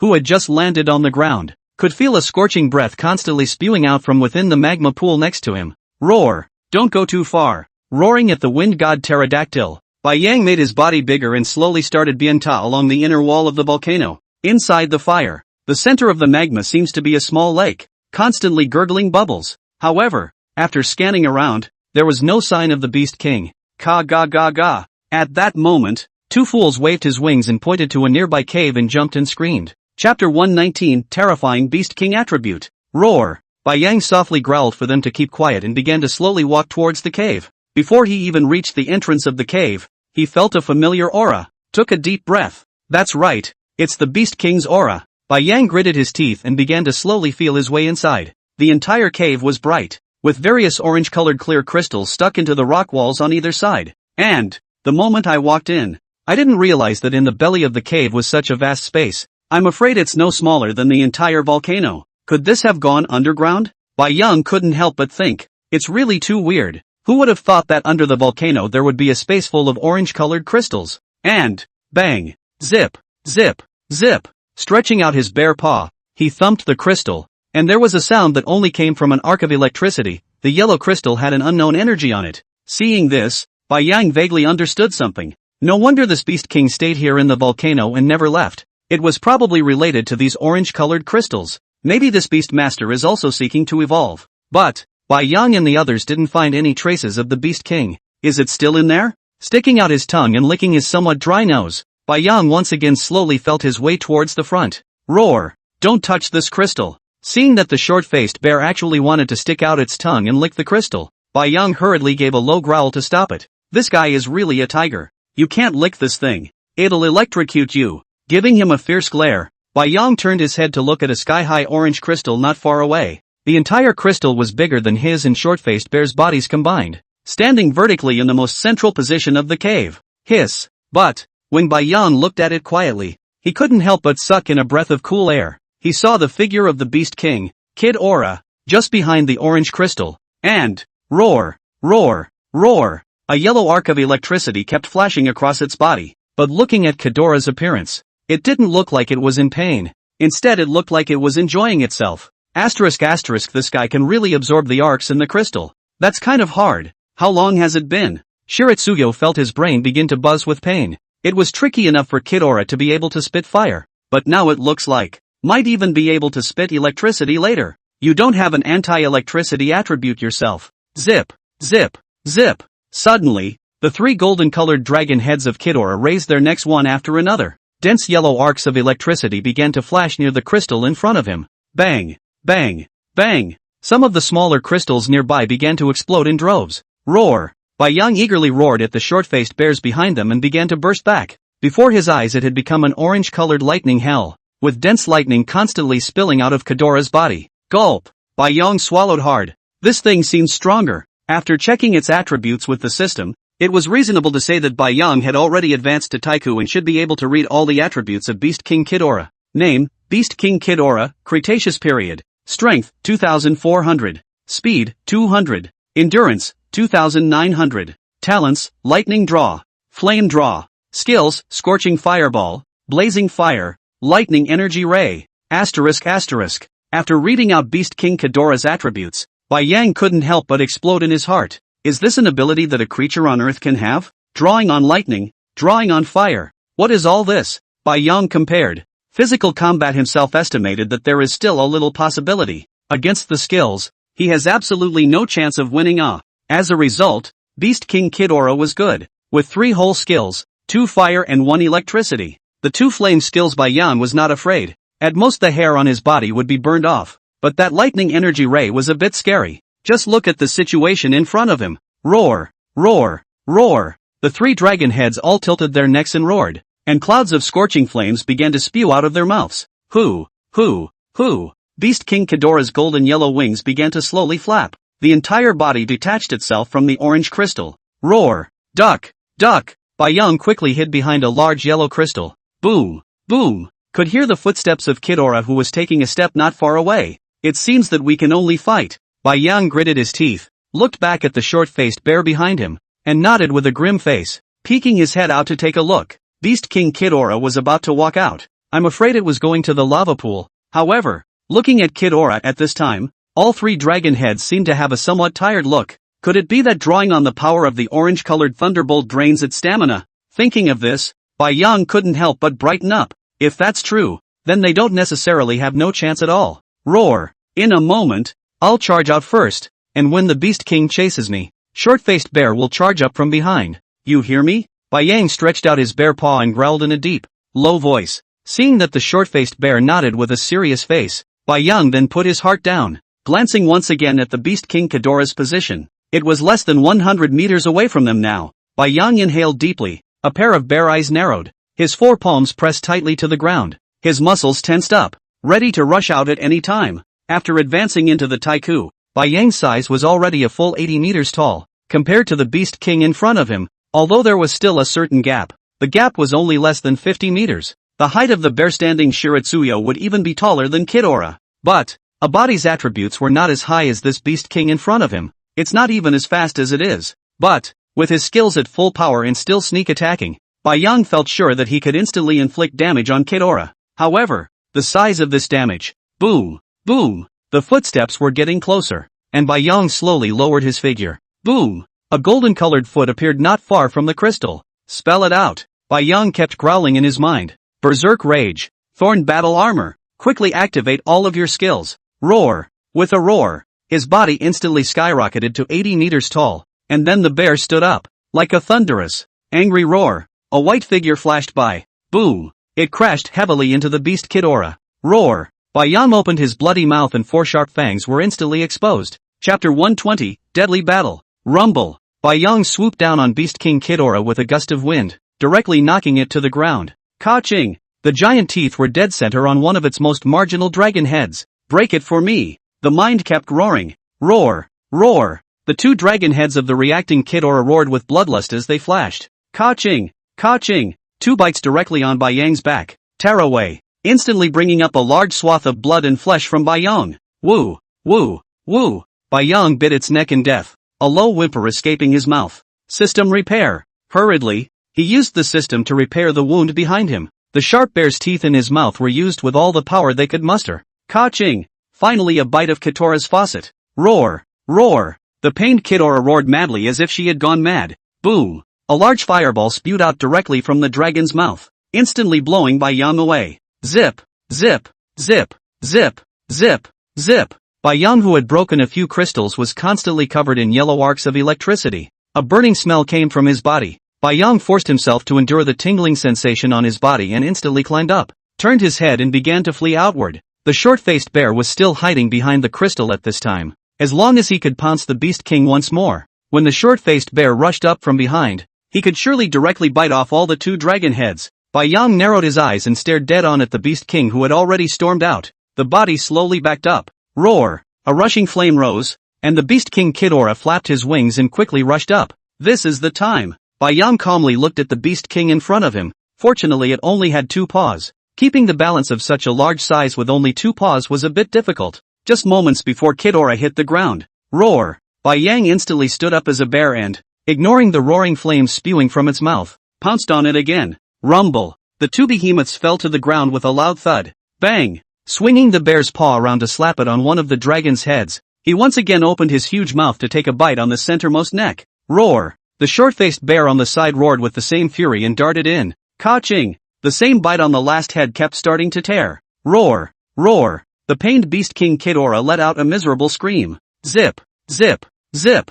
Immediately after that, a golden-colored arc of electricity kept surging out from its body. Boom! Suddenly, the arc of electricity within Ghidorah's body transformed into a sharp ray of light that instantly enveloped the perimeter of his body. Ow! A smell of meat came from the short-faced bear, howled in pain, and was actually directly blown out by the arc of electricity. It instantly slammed into a nearby rock and fell to the ground. A stream of black smoke kept rising from his body. Bai Yang raised his eyes to look at the short-faced bear, forcing himself to endure the intense pain in his body, consuming evolution points to repair his body at all times. Because of the tingling sensation from the arc of electricity, Bai Yang's teeth couldn't even force himself to pierce in a few points again. Click! Click! The other dragon head that was liberated was like a madman, constantly biting on Bai Yang, tearing off a piece of flesh and blood and then swallowing it directly. In a moment, the 2 behemoths had been dyed red with blood underneath them. Bang! Bai Yang pressed down on it with a death grip, stretching out his bare paws to hold this faucet in his mouth tightly. Click! Click! Click! A ray of lightning energy kept slashing through Bai Yang's body, and all of a sudden it was a cut that was deep enough to be seen on the bone. Gulp! Bai Yang kept gasping for air as he deadlocked the Beast King on the ground. Behind him had already been torn away by the Beast King in whole pieces of flesh and blood, and Bai Yang could even feel that a few of the bones in his back had been bitten off by it. Frantic with system fixes though, however, it simply couldn't catch up with the speed at which the Beast King was tearing himself apart. Asterisk asterisk. This can't go on like this. If this goes on, I'm sure I'll be bitten alive by it. Thinking of this, Bai Yang bit down on the bloody flesh in his mouth, braced his bare paw on the ground, and threw it with vigor. Roar! The Beast King hissed. A huge ball of fire was once again spat out from his mouth. Bai Yang flew directly backwards with a large piece of flesh and blood on its neck. Rumble! After hitting the ground hard, put, spewing out a mouthful of blood, Bai Yang didn't dare to make a stop and quickly climbed up. Cold ice stab. Directly launching the skill, all the remaining bare hair on his body turned into a thicker and sharper ice needle. Bang bang! One root had not entered the Beast King's body. Roar! Roar! Asterisk asterisk asterisk asterisk. The Beast King Ghidorah ate the pain and panted as he rose from the ground, letting out a low growl over and over again. At this time, the entire cavern was already a mess. Broken shards of crystal were everywhere. Various pieces of flesh and skin were scattered on the ground, and one of Ghidorah's dragon heads had already been torn off by Bai Yang, and it was thrown at his feet not far away. And the 2 peerless ferocious beasts were already scarred from each other, blood gushing out non-stop from wounds that were deep enough to be seen on the bone. Recovery back to life. Shiroyo raised his hand and swung it across at the short-faced bear next to him. The evolution points on the attribute panel were more than half consumed at this point, and although the injuries on Bai Yang's body are also slowly recovering, it's simply too late. Click! A golden-colored ray of lightning energy was once again spat out from the Beast King's mouth, and Bai Yang saw the situation and directly jumped to the side in a flying leap. A deep crater exploded behind him. Click! Another arc of electricity struck, and Bai Yang was simply unable to get up from the ground again. Asterisk asterisk it can only be carried hard. Roar! Suddenly, it felt like his body slid some distance to the side. A mournful roar came from behind him. Bai Yang turned around to see that it was actually the short-faced bear that had knocked him away, taking a hard arc of electricity himself. Asterisk asterisk that stupid bear. Bai Yang couldn't help but drink a curse in his heart. Roar! Boss bear! Boom! The short-faced bear looked up at Bai Yang and fell straight to the ground. Old man! Grass is for horses. Bai Yang watched as the short-faced bear had passed out and hurriedly reached out to release the skill again. But, although there was a green surfeit of light wrapping its body, however, the short-faced bear had already been blown out with a penetrating bloody hole in its chest. I'm afraid it's hard to. Roar! Bai Yang's face was grim as he slowly climbed up from the ground,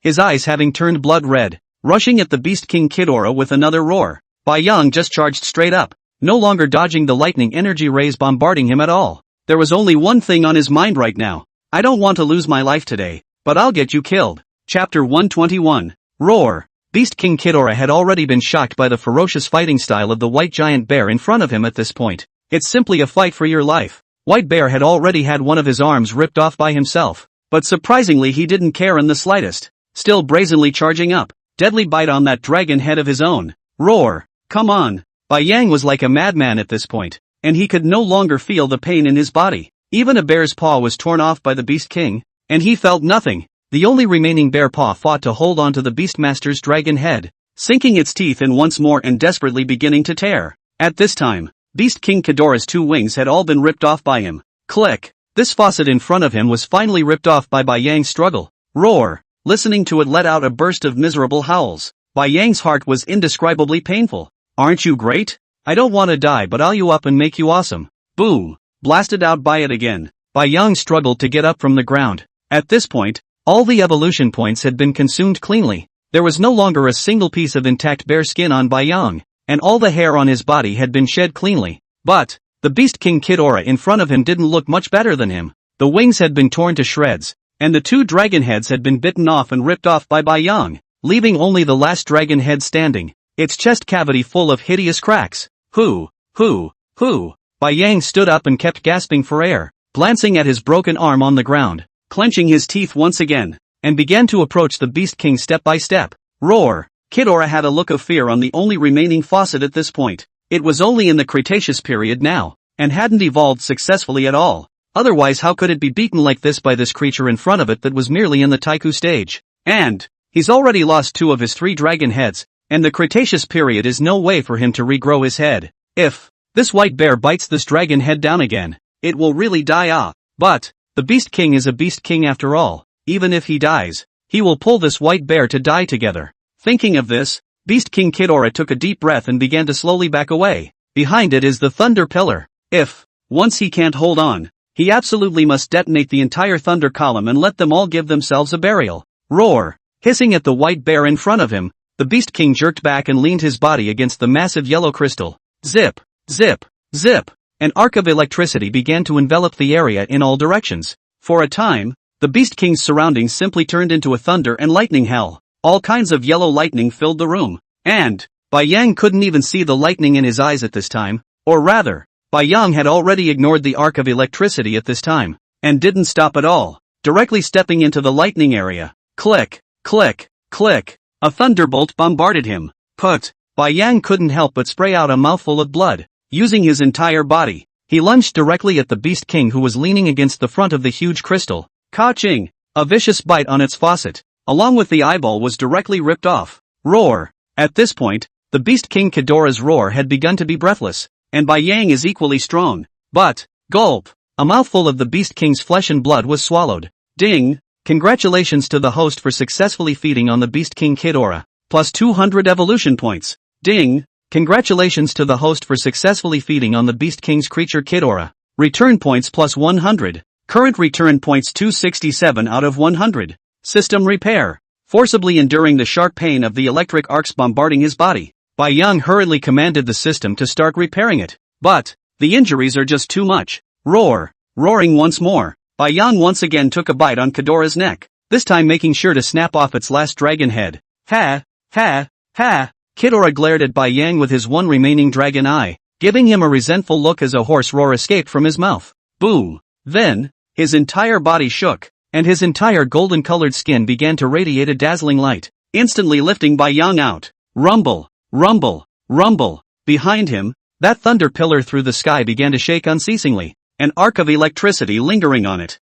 Click! Click! Click! Bai Yang took a look at the Beast King Ghidorah, who was lying on the ground, and charged up again. Ka-ching! One bite snapped its neck, and the Beast King in front of him was actually really bitten to death by him. But, looking up at the thunder pillar that had already cracked, Bai Yang sat down on the ground in a disheveled bear. At last Ghidorah hissed, and he heard it. The whole thunder pillar is probably going to blow up. In time.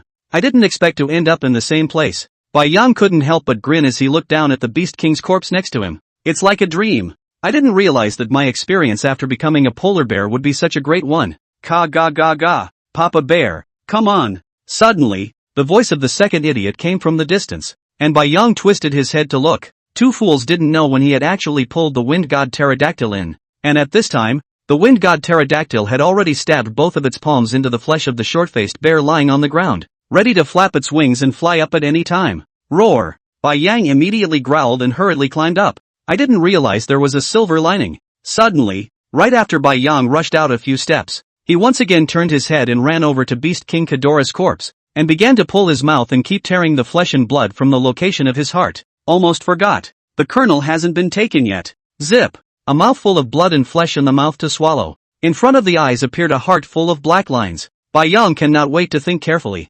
Directly a bite on the top. Did not expect that it is a metal texture. After holding in the mouth, Bai Yang do not want to die began to not far away from the wind god pterodactyls wildly run. Rumble! At this point, the entire vicinity of the thunder pillar had been filled with orange-colored lightning, and the top began to smash down a huge rock. Bai Yang could even feel that the volcano was constantly starting to shake, vaguely showing signs of eruption. Ka ga ga ga! Come on up here, Papa Bear! Come on, Papa Bear! Standing on the back of the wind god pterodactyl bird, Air anxiously hissed at Bai Yang, wanting to tell him to go faster. Bang! Bai Yang directly threw the kernel in his mouth up, and his body quickly became smaller. A bear paw took hold of the wind god pterodactyl's hide and began to climb upwards. Roar! Fly! Fly! The thunder pillars in the distance had collapsed, and the orange-yellow arcs of electricity began to rush towards the vicinity of the cave entrance, and Bai Yang hurriedly yelled at the wind god pterodactyl underneath. Chapter 122 Beast King Innate Skill.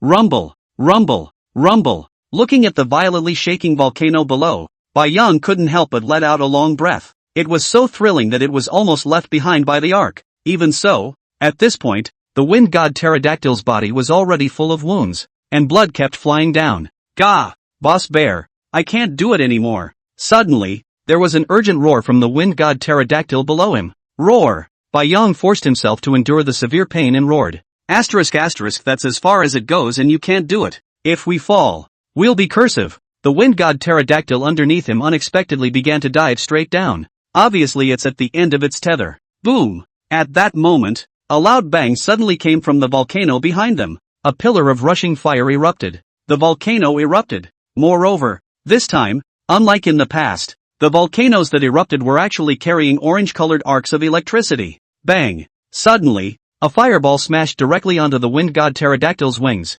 Ga! Only a miserable hiss was heard, and then it began to crash headlong into the jungle in the distance. Boom! The wind god pterodactyl landed on the ground with a thud after crashing heavily through several large trees. Put! Bai Yang sprayed out a mouthful of blood once again and struggled to get up from the ground. It's so tragic. Except for the two idiots who are all intact. The short-faced bear was already unconscious, and half of the wind god pterodactyl's wings had been smashed off, and was wailing non-stop on the ground at this time. He himself had broken an arm and was covered in wounds. Who?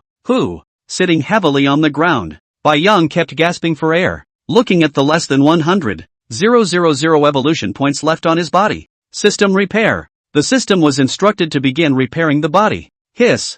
Feeling the intense pain coming from his back, Bai Yang couldn't help but suck in a cool breath. It took more than 70,000 evolution points to repair all the wounds on his body. But, looking at the arm that had only been repaired a little bit, Bai Yang could not cry. It was estimated that it would take another 100,000 evolution points at the very least to repair this arm.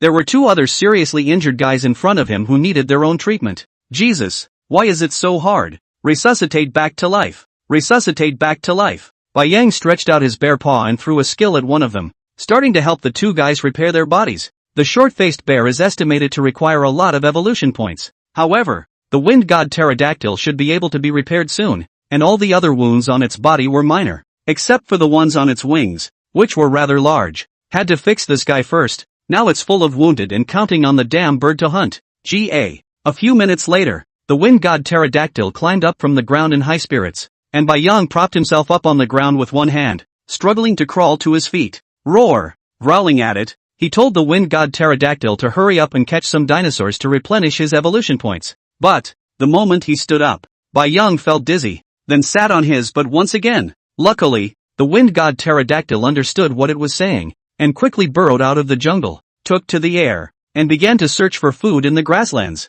Ka ga ga ga, Papa Bear, here! At that moment, two fools clutched a black cart and burrowed out from underneath the short-faced bear's butt. Phew! Bai Yang flicked the Beast King's kernel over and lowered his head to take a bite. Ka! It felt like chipping my teeth. I didn't realize this kernel was so hard. Can you only swallow it in one bite? Thinking of this, Bai Yang slowly grew his body to about 5 meters in size and lowered his head to swallow the Beast King's inner core in one bite. Ding! Congratulations to the host for successfully obtaining the Beast King kernel. Ding! Congratulations to the host for successfully opening the strongest talent in the universe. Currently unlocking the Beast King Kidora's icon and acquiring Kidora's talent ability. Thunder Energy Extraction. Can absorb all electrical energy in nature and form blue lightning energy in the body. Beast King's illustrated talent skill, Storm Lightning. Ding! Current universe's strongest talent icon unlocked, 1/12. Gulp. Bai Yang swallowed hard as he looked at these things that suddenly appeared on the panel. I didn't expect it to be the Beast King Kidora's Thunder Energy drawing talent. And true to form, it was the strongest talent that actually came with a talent skill. Could he also send out lightning with every attack from now on? Bai Yang couldn't help but try it now. But, next to the budding dilettantes, there are no other creatures. Think about it, if you electrocute the second idiot, you'll have to fix it yourself. But, there are a surprising 12 Beastmaster talent icons. That means that there are now 12 whole Beast Kings on Earth that resemble creatures like Kidora? This Beast King in front of him was so difficult to deal with, and there were even 11 more. Moreover, after advancing into the Taiku biology, Bai Yang's evolution points could no longer be added to his attribute points, which meant that there was now a new threshold if he wanted to break through the Taiku stage. After staring at the panel for a long time, Bai Yang thought that it might be a revert point. I'm afraid that only after returning to the ancient world again can we break through the limits of the Taigu creatures. It's a little hard. It had been 3 months, and Bai Yang had only increased his return to ancient points to over 200 points. It's going to take a monkey's time to come up with 100 points. Bang! Suddenly, a small raptor slammed down hard next to it. Bai Yang looked up at the wind god pterodactyl hovering in the air, only to see it wave its wings once more and proceed to fly off into the distance. Roar! Bai Yang gave a low growl and moved step by step to the ancient raptor, reaching out with the sharp claws of his bare paw to slice through the dinosaur's skin. Ka-ching! With a bite, Bai Yang didn't even chew and swallowed it whole. This velociraptor in front of him was not large, and it was still an ancient creature that couldn't add many evolution points. But what's the point of this? What's there to dislike? As long as you can add evolution points, you can eat whatever you want. Hissing, hissing, hissing, pieces of flesh and blood were torn off and swallowed by Bai Yang. System repair. Bai Yang frantically ate, allowing the system to quickly repair his broken arm. However, this is destined to be a long process. Soon, after swallowing all of the raptors in front of him, the severed arm had only grown less than a few centimeters of flesh and blood. Looking at the few thousand evolution points left, recovery back to life. Shiritsugo threw one to the short-faced bear again. A surfeit of light enveloped it. After a long time, the short-faced bear still showed no sign of waking up. Alas! Bai Yang couldn't help but sigh in his heart. It looks like the short-faced bear has suffered some serious injuries. The wounds on his pelt have all healed, but he's still in a comatose state. Presumably there are internal injuries inside the large hole in the chest? Bai Yang thought in his heart. But, holler, holler, holler. He was about to plop down on the ground and rest for a while when the sound of ear-splitting snoring came from beside him. Bai Yang climbed up with a look of disbelief and looked at the short-faced bear whose nose was spewing out a bubble. Thanks to him for worrying about it for so long. I can't believe this guy is long gone and asleep. Thinking of this, Bai Yang was furious and directly greeted Erdo to pounce on him and began to hammer furiously at the short-faced bear. Chapter 123 Return. Who? Looking at the endless snow-covered mountains in front of him, Bai Yang was ruthless and roared at the two idiots behind them. Departure. You can get out. Unexpectedly, after the death of the Beast King Kidora, the boundary film of the entire continent disappeared, and the cold and biting wind and snow instantly swept through the entire dinosaur continent. In just a few days, hordes of dinosaurs became extinct, and the ancient creatures survived the sudden drop in temperature with great strength. But the shortage of food is still pulling them into the abyss. Roar! After a few days of recuperation, Bai Yang was finally able to regrow his broken arm. However, they couldn't stay in the dinosaur continent. The entire continent had already seen many ancient creatures scrambling to escape from the dinosaur continent due to the disappearance of the boundary diaphragm. But, it's the whole of Antarctica out there. After the storm's baptism, the entire Antarctic continent has all turned into a white world at this time. The snow was a whole 3 meters or so thick. Bai Yang could only grow his body to 15 meters in size, and behind him followed the short-faced bear. However, the short-faced bear, who had never experienced this kind of cold temperature before, was shivering non-stop at this moment. Roar! Boss bear, aren't you cold? Why am I so cold? Our skins are almost as thick as each other. A nagging growl came from the short-faced bear behind him, and Bai Yang gave him a breathless look. Bai Yang really didn't feel cold and, Finally it's out. Still snowy and cool. Bang. Directly throwing the bear's head as hard as he could. He instantly threw the two idiots out and instantly smashed into the snow and disappeared. Put. Girl. Again? Erdy struggled to climb out of the snow, stared at Bai Yang with small eyes and a grudging look on his face, and silently walked over to the short-faced bear, stretching out his wings and patting it. Papa Bear is so bad. It's better to sit on this bear. Roar. Seeing this, Bai Yang grinned a bearish grin and instantly reduced his size to a smaller size, also coming in front of the short-faced bear. The snow is so thick that it's just plain laborious to walk. It's better to sit on the short-faced bear, and it just so happens that this guy isn't cold. Roar. Run. The white ocean bear sat at the neck of the short-faced bear, with the two idiots in his arms, and extended his paw to point ahead, roaring with intent. Antarctica. Ice flows at sea. Bang. Bang. Bang. A polar bear with white fur walks on the ice, occasionally reaching out with his paw to slap it to see if there is any spot where the ice will be thinner. Bang. Bang. Bang. Behind her, a slightly smaller polar bear followed her lead and tapped the ice as well. But the polar bear looked back, by now a long way from the shore. After the 2-month-long blizzard, the whole of Antarctica really seems to have turned into a dead zone. It was as if the entire ocean was frozen, and there is enough snow on land to bury them. Mama Bear didn't know how these 2 months came to pass, hiding in the dark cave, braving the wind and snow every day to come out and forage for food. But finally, she made it through the 2 months. But the storm was so big that after everything recovered, it was as if all the animals had disappeared overnight. Even the penguins that had been running around on the ice all day were nowhere to be seen. Roar. Sister Bear couldn't help but growl at Mama Bear as she watched her walk further and further away from the deep sea in front of her, already about to walk into the deep sea. Phew. Mama Bear exhaled deeply and looked up at the ice in the distance. The ice is so thick. I'm afraid there are no holes in the ice to feed on. Today it looks like we'll just have to go back to shore and keep rummaging to see if there are any more animal carcasses in the snow. Roar. Dropping her form, Mama Bear slowly made her way to the shore again, raised his head and looked a long way off. The bear cubs had been out for 3 whole months without returning, but Mama Bear was convinced that Bai Yang would be back for sure. That's why it didn't follow the penguin population migration. It was so hard to have a family reunion, and if they were separated again, I don't know how long it would be until the next time they would run into each other. For a moment Mama Bear thought. Squeaky. Tipping the snow in front of her to one side with her head, Mama Bear led Sister Bear slowly off into the distance along the path she had dug out on her way here. Rumble. Rumble. Rumble. Suddenly, there was a ground-shaking sound in the distance, and Mama Bear frowned as the bear jerked to his feet, flanked by high snow. Roar. Panicked. He growled at the bear sister behind him and quickly began to run forward. It turned out to be another very large creature in the distance. Since a few days ago, this very large and fierce-looking beast has been appearing from time to time throughout the Antarctic continent. Luckily, the snow was thick enough, and Mama Bear and the girls were covered in white fur,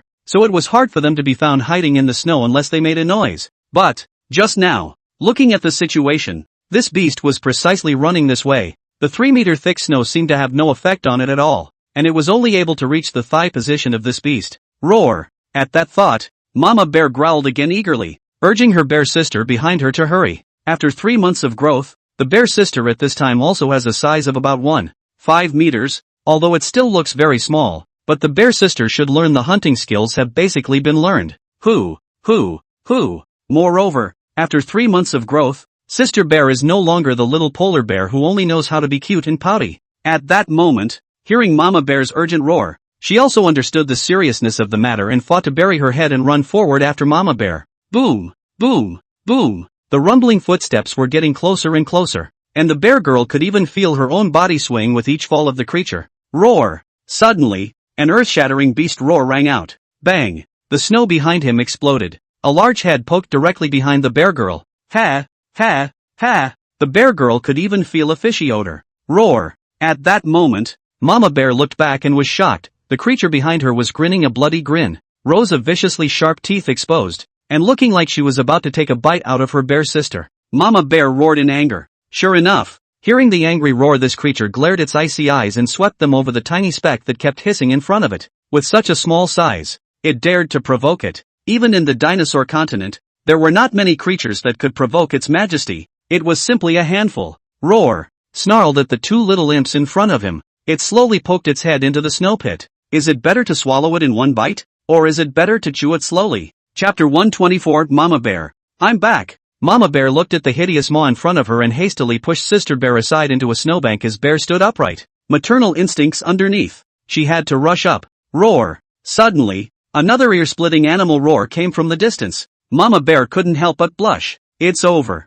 One, they hadn't been able to escape. And it was surprising that another one had appeared. What's wrong with this continent? The bear cubs don't come back either. And if they do, they must migrate in a hurry. It's amazing how the mama bear mind even breaks down at critical moments. But, quickly shaking the thought from his mind, the creature in front of him heard the same roar, only to see it turn its head. Immediately its face changed dramatically, quickly stood up, and without looking back began to run wildly into the distance. How come these killers are out too? The creature roaring behind him and running wildly towards him it recognized. One of the few existences on the dinosaur continent that it couldn't afford to mess with. Moreover, these few creatures are simply terrifying and awesome. Not only ganging up, but also very strong. The most terrifying is the white giant bear that is 80 meters tall. Just now it was looking at these two little ones in front of it that looked very much like white bears that it chased after them. Roar! Don't chase me! I didn't mess with you guys. Turning back to the short-faced bear with all its brown fur, it growled as it began to make a desperate run for the sea. LOL, Papa Bear. It's actually that swift beast dragon. Erdo pointed at the giant dinosaur that kept running away in front of him and kept howling at Bai Yang. Bai Yang had just seen this guy from a long way off in the dinosaur continent but wanted to catch this guy several times. Just every time the guy was fled away. I did not expect to unexpectedly encountered here. But, roar, go after them. Bai Yang growled urgently at the short-faced bear beneath him. Then he looked up at the wind god pterodactyl gliding in the sky, and likewise told it to give chase as well. This swift beast dragon must be settled today. This guy is a full 50 meters tall, all the tendon meat Bai Yang but coveted for a long time. And, a few of them hadn't eaten properly for several days, and the creatures on the dinosaur continent were dead and running away.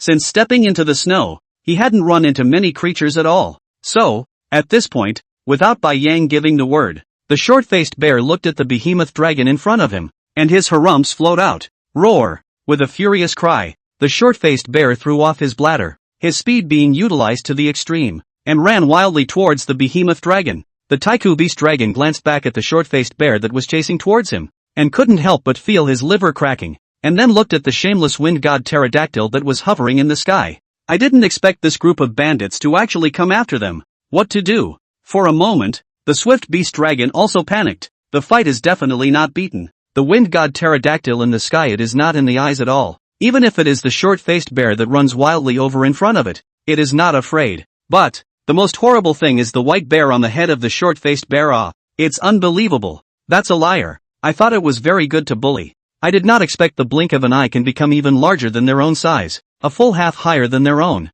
She only stood up as if a lofty mountain. The behemoth dragon simply cannot rise up the idea of resistance. Roar! With a hiss, the panicked behemoth dragon actually jumped directly onto the ice. Bang! There was no meat padding at all and it slid heavily to the ground in a flash. Seeing that the short-faced bear behind him was about to catch up, the behemoth dragon rolled up from the ice and quickly rushed towards the snow in front of him. Roar! Mama Bear didn't understand the situation that was happening in front of her for a while, but the other one was feared to be an even more terrifying existence if it could make such a huge beast of such a large body frantically run away. But whoever it wasn't something the girls could afford to mess with. Hastily, he hissed at his bear sister and began to prepare to run toward the vicinity of the cave. But, bear sister, who was sprawled on the snowy wall next to her, however, barked directly at Mama Bear. Then he turned his head in the direction of the beach. Roar! Mama Bear snarled. What's wrong with this dead girl? Too late to think carefully, Mama Bear rushed to catch up. There are two giant beasts over there. We're just looking for death. Roar! Suddenly, a beastly roar came from near the sea. Mama Bear was stunned. The roar was all too familiar to her. It was her oldest son's roar. The bear cubs are back? Thinking about it, Mama Bear couldn't help but start trembling all over. But, on second thought, it couldn't be the bear cub fighting that giant beast. I remember when the bear cubs left 3 months ago, they were only 30 meters tall in size. Could they fight? Mama Bear's heart couldn't help but clench again. Roar! He roared angrily, and then followed the bear sister's figure as she quickly chased after him.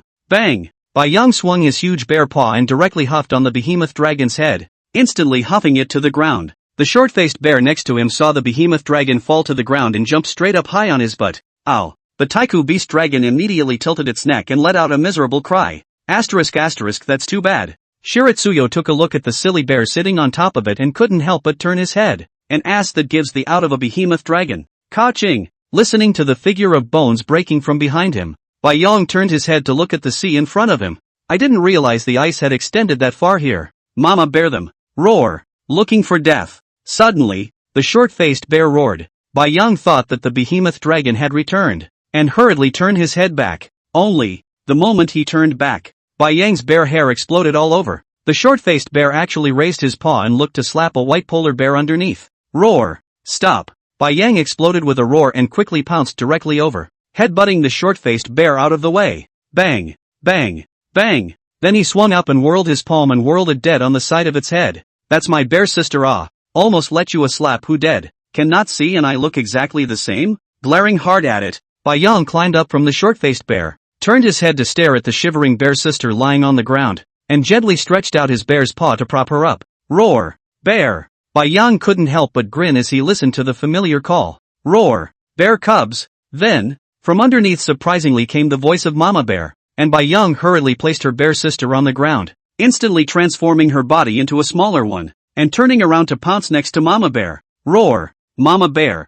I'm home. Chapter 125, Toward the North Pole. Bang. Looking at Mama Bear and Sister Bear, who were already asleep lying next to him, Bai Yang directly slapped the bouncing Ertie in front of him to the ground, gave it a hard stare to get it to stop moving. After eating all of the swift beast dragons, Bai Yang decided to bring Mama Bear and the others to migrate again. There are no more creatures to feed on in this place. Another habitat with plenty of food must be found. But I'm afraid all the animals have migrated after 2 months of blizzards across the Antarctic continent. Even the penguins have disappeared. And the area of ice is vast. Bai Yang went to check it out in his wind god pterodactyl. The sea surface several hundred kilometers away from the Antarctic continent was frozen. And even Bai Yang saw fish frozen in the thick ice. Even the fish are freezing to death. I'm afraid this storm has changed the whole Antarctic environment once again. Moreover, the temperature at the South Pole was getting colder now. And even Bai Yang could feel a hint of coldness. This is something that has never been seen before. Knowing that under the polar bear's fur is a thick layer of fat, and it will not be afraid of the cold at all. Not to mention the fact that Bai Yang is already a too ancient creature. However, the weirdness is weird here. Even the short-faced bear on the ground shouted cold one by one. The temperature plummeted a little bit. They couldn't go any further toward the Antarctic pole, and Bai Yang decided to head north, toward warmer ground. With the strength of their current team, they could survive completely comfortably in any jungle continent that appeared. And the Beast King kernel here at the South Pole had been successfully acquired. And the system panel showed that there were still 11 more Beast Kings, so Bai Yang also wanted to go out and try his luck, just in case he could run into another Beast King. Most importantly, Bai Yang now had the wind god pterodactyl in the air, and as long as they tied up the short-faced bear, they could completely migrate across the sea over long distances and never have to worry about those terrifying existences in the ocean again. To this day Bai Yang still couldn't help but have palpitations when he thought about those horrible creatures in the ocean. He really didn't have an advantage in the ocean, not to mention the short-faced bear underneath him, which was literally scared to death of water. However, if it is possible, Bai Yang still wants to go back to the North Pole to see. After all, there is still King Kong with the mammoth there. And, looking at the growing team, a crazy idea suddenly appeared in the heart of Bai Yang.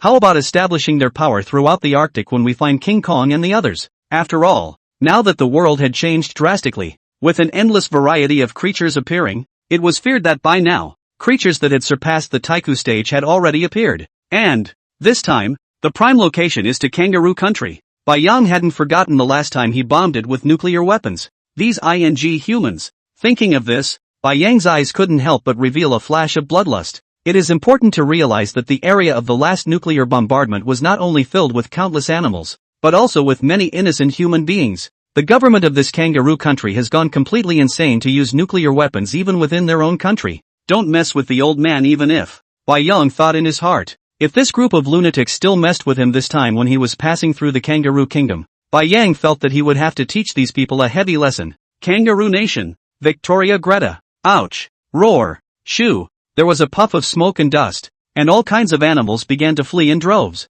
Boom. A black shadow that covered the sky suddenly leapt out from within a large swamp behind him. Woof. Immediately afterward, a bark that resounded through the heavens and earth rang out. Ka-ching. After snapping off an ancient crocodile that was dozens of meters long in size with a single bite, a pair of eyes glowing with a bloodthirsty red light was slowly revealed from the swamp. Put. The creature was seen shaking off the water stains on its body, and a dark brown ponytail kept twitching behind it. Pop. Pop.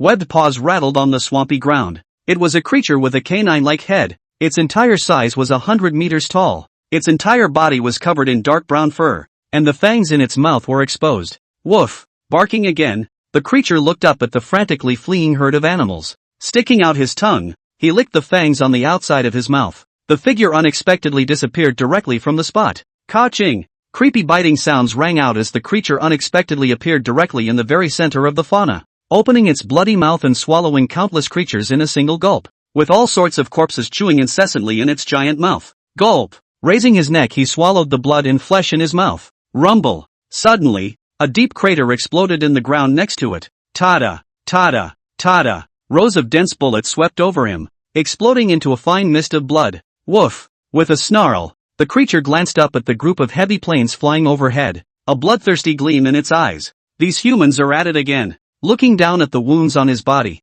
he turned his head and began to run towards the swamp. Puff! A headlong plunge into the back of a huge swampy lake splashed into the sky. It got away again. Inside a combat helicopter, the man in a camouflage uniform ruthlessly slapped the heavy machine gun in front of him, and after ruthlessly sweeping it again, he growled madly. Asterisk asterisk asterisk asterisk. Renz, calm down. The other member of the team piloting the helicopter looked at his partner with some concern. How to calm down? All of these damn beasts must die. All of them. Ren's face had a grim expression on it, and he growled through clenched teeth. My daughter was killed by this damn creature. I hate it so much. Why didn't the tops agree to launch the nukes? Get all these damn beasts. Take it easy. The driver growled with a frown. Renz, Buddy knows that you feel bad in your heart, but this area is too close to the city, and the last nuclear weapon didn't kill that white giant bear. Now the top will definitely not be so easy to agree to again use of nuclear weapons. Alright, I'll keep the plane down. Isn't there a bunch of animals up ahead?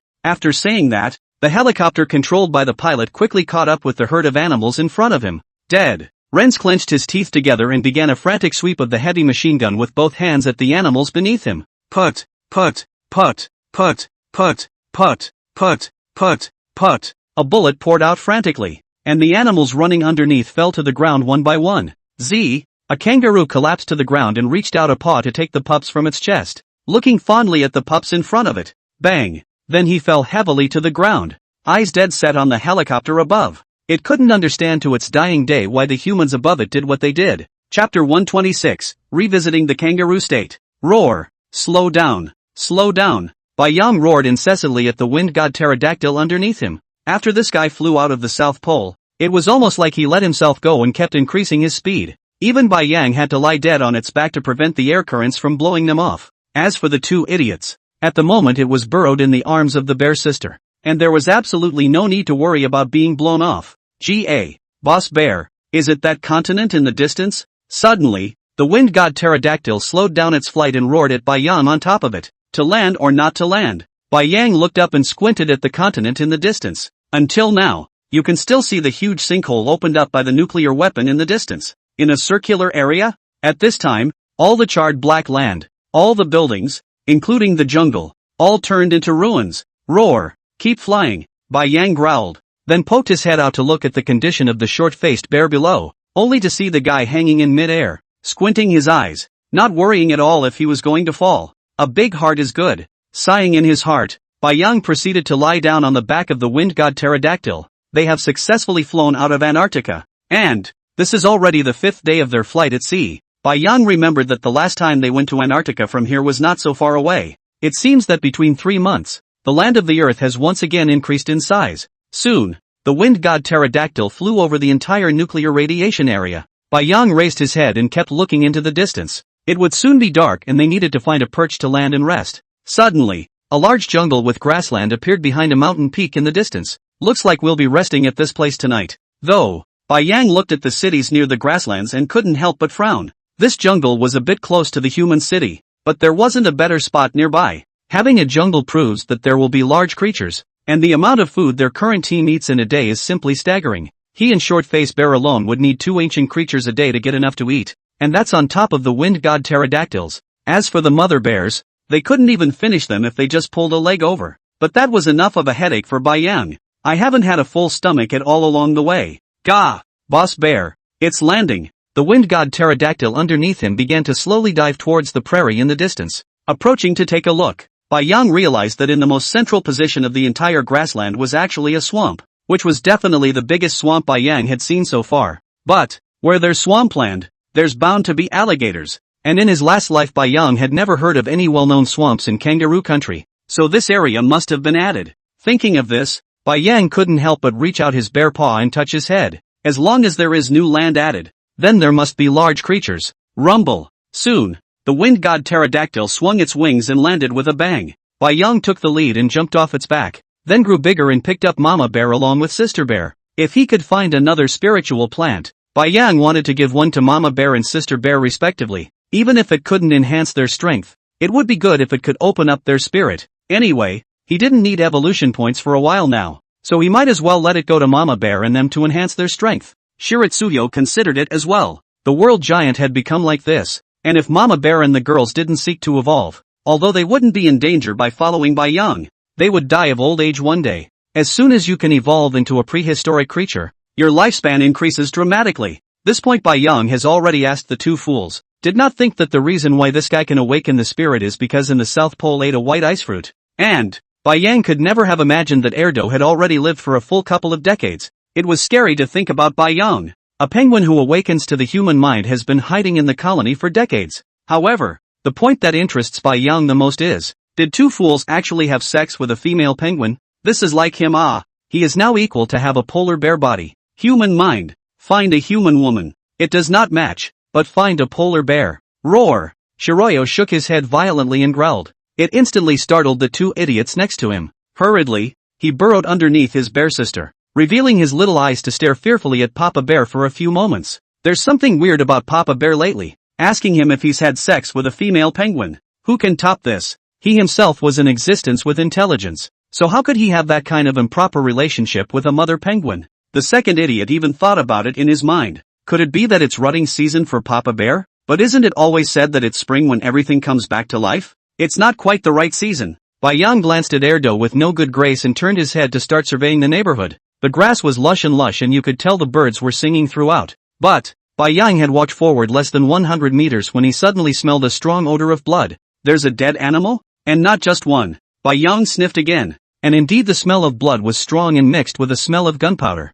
Bai Yang was sure he had smelled it right. It did smell like gunpowder. Thinking of this, Bai Yang couldn't help but tense up his entire body muscles and immediately roared at the Mama Bear girls behind him. Then he slowly made his form smaller and felt his way along the scent of blood. After climbing a small hill, looking at the densely packed animal corpses on the grass in front of him, Bai Yang was directly confused. It wasn't just a few, dozens of animals, it was the carcasses of a whole 1,000 animals, and all kinds of animals at that. However, all of them were ordinary animals. Not even a single prehistoric creature among them. Humans have gone this crazy? Bai Yang looked at the corpses on the ground and thought with hatred in his heart. These are ordinary animals. No threat to humans at all. What's the point of killing so many ordinary animals? Shiritsuyo couldn't figure it out. But, roar. After bowing his head in deep thought for a long time, Bai Yang growled at the distant Mama Bear girls. The bodies in front of them were fresh, and you could even see a couple of animal cubs that were lying on their backs next to their mothers and spinning in circles. The Mama Bear girls who came over were startled when they looked at the body in front of them,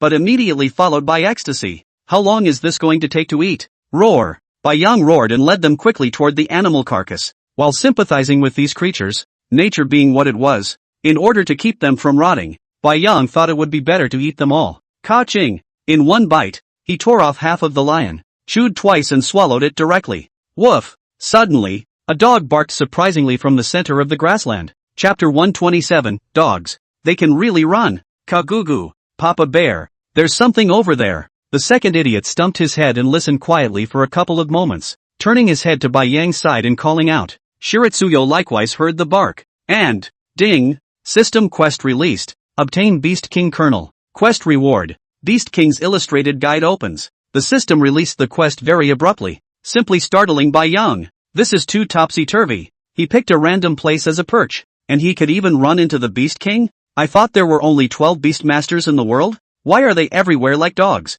Nope, just listen to that guy in the distance barking. It's a dog. Squinting at the second idiot, he used his bare paw to press it right into the lion's meat on the ground. Bai Yang proceeded to eat in silence. Though the system has released the task, the other party was a Beast King, and now that they had been flying for a whole day, they had a lot of physical exertion. Going up to this beast king now. Wasn't that looking for death? It's better to be steady. Roar. With that thought in mind, Shiritsuyo growled at them and began to move over to the opposite side of the barking dog. Before figuring out what exactly this beast king was and what it was capable of, Bai Yang felt it was better not to act rashly. Luck played a big part in getting the kernel of Kidora last time. Besides, this place is a grassland. Unless the mama bear girls are moved to a safe place, as much as Bai Yang wants it to be. Woof. Then once again there was a jarring sound of barking in the distance. Click, click, click. Immediately afterward, the jungle trees in the distance began to collapse with a bang, and a strange creature covered in dark brown flashed by.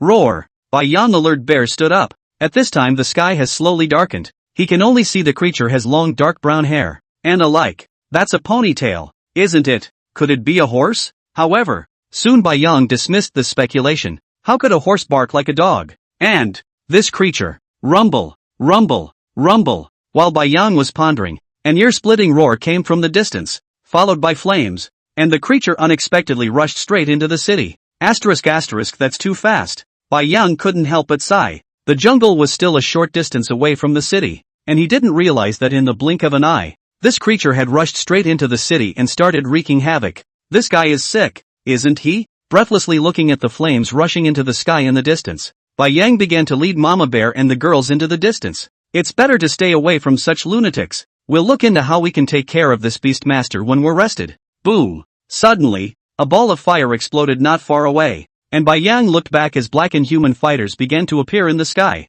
Roar! Bai Yang roared angrily and directly led everyone to start running wildly. Never thought humans would come so soon. And, look at this situation is clearly prepared in advance. Most likely just waiting for this beast master to go out. Woof! As expected, an earth-shattering bark soon came from behind them, followed by the sky exploding into a ball of fire. And a few fighters were actually whipped out by this beast king's tail and exploded. Kagugu! Papa Bear! Aren't we going up? Ertie sat on Bai Yang's head and kept looking back at the fire rising in the distance, the excitement on his little face overflowing. Bai Yang didn't bother with it, running past a hill ahead and stopping directly. Roar! Roaring at the wind god pterodactyl next to him. He told him to take the bear sisters and mama bear girls to the jungle in front of him first. G.A. Understood, Boss Bear. The wind god pterodactyl quickly lowered its body to the ground and prostrated itself. Mama Bear glanced at Bai Yang with some concern, but frowned and didn't say anything, leading Sister Bear onto the spine of the wind god pterodactyl. Roar!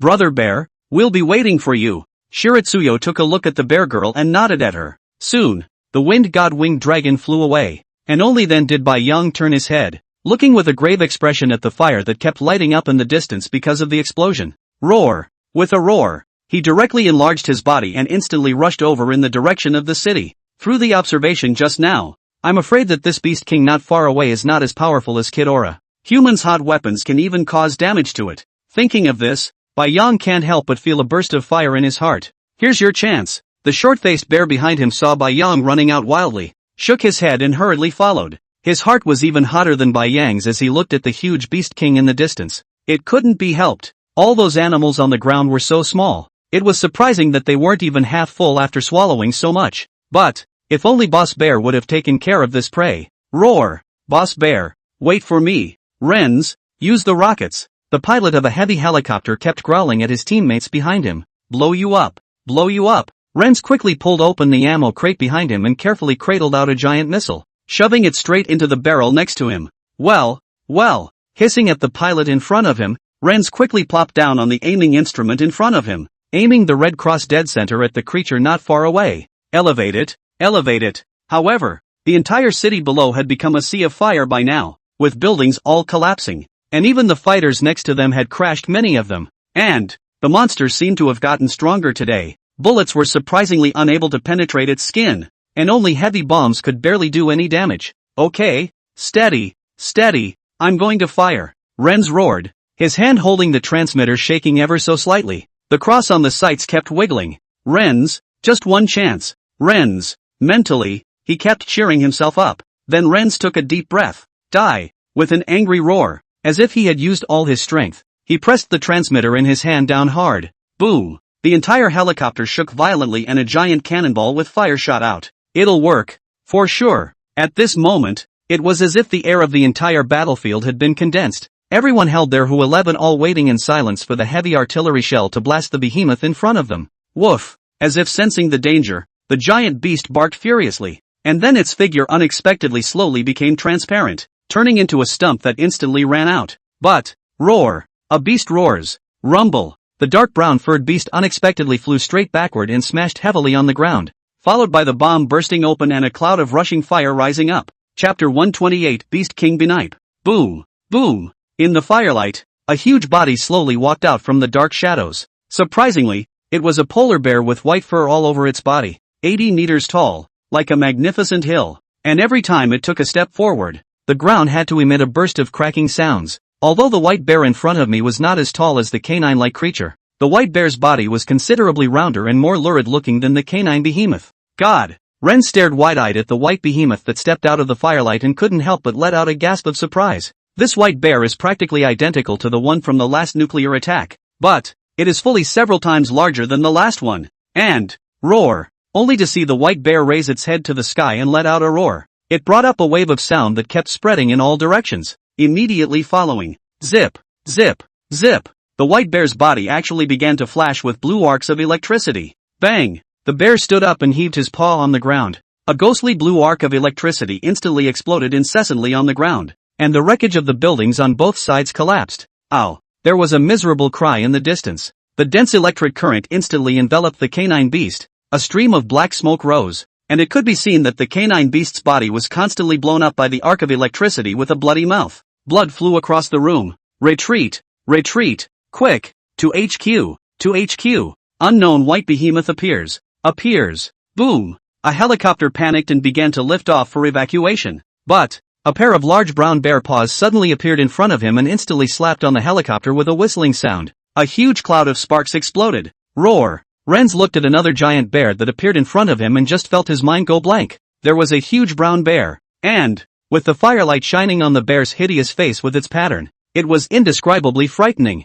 Quick! With a growl, Renz hastily brought up the heavy machine gun next to him and aimed it at the giant bear in front of him. But, bang! Only to see the giant bear swing his paws and yank their helicopter straight down. Click! A sharp tooth instantly pierced the steel shell of the airplane. It's over. Renz looked at his companion in front of him with half of his body already ripped off and couldn't help but close his eyes in despair. Boom! Immediately afterward, he felt a ball of fire instantly submerge himself. Roar! The short-faced bear stood up and proceeded to slap a helicopter out of the air once again, turning his head to look at Bai Yang. All these raggedy things flying in the sky have been taken care of. I wonder how Boss Bear is doing. At this time, rumble! Bai Yang was crushing the giant canine creature in front of him and kept swinging his bare paw at its head. Although the beast king in front of him had an average attack, it had a very strange kind of speed talent, or spatial talent. Ow! It only shook its head and glanced resentfully at the white bear on top of it. Then, the figure unexpectedly began to slowly fade and instantly disappeared beneath Bai Yang.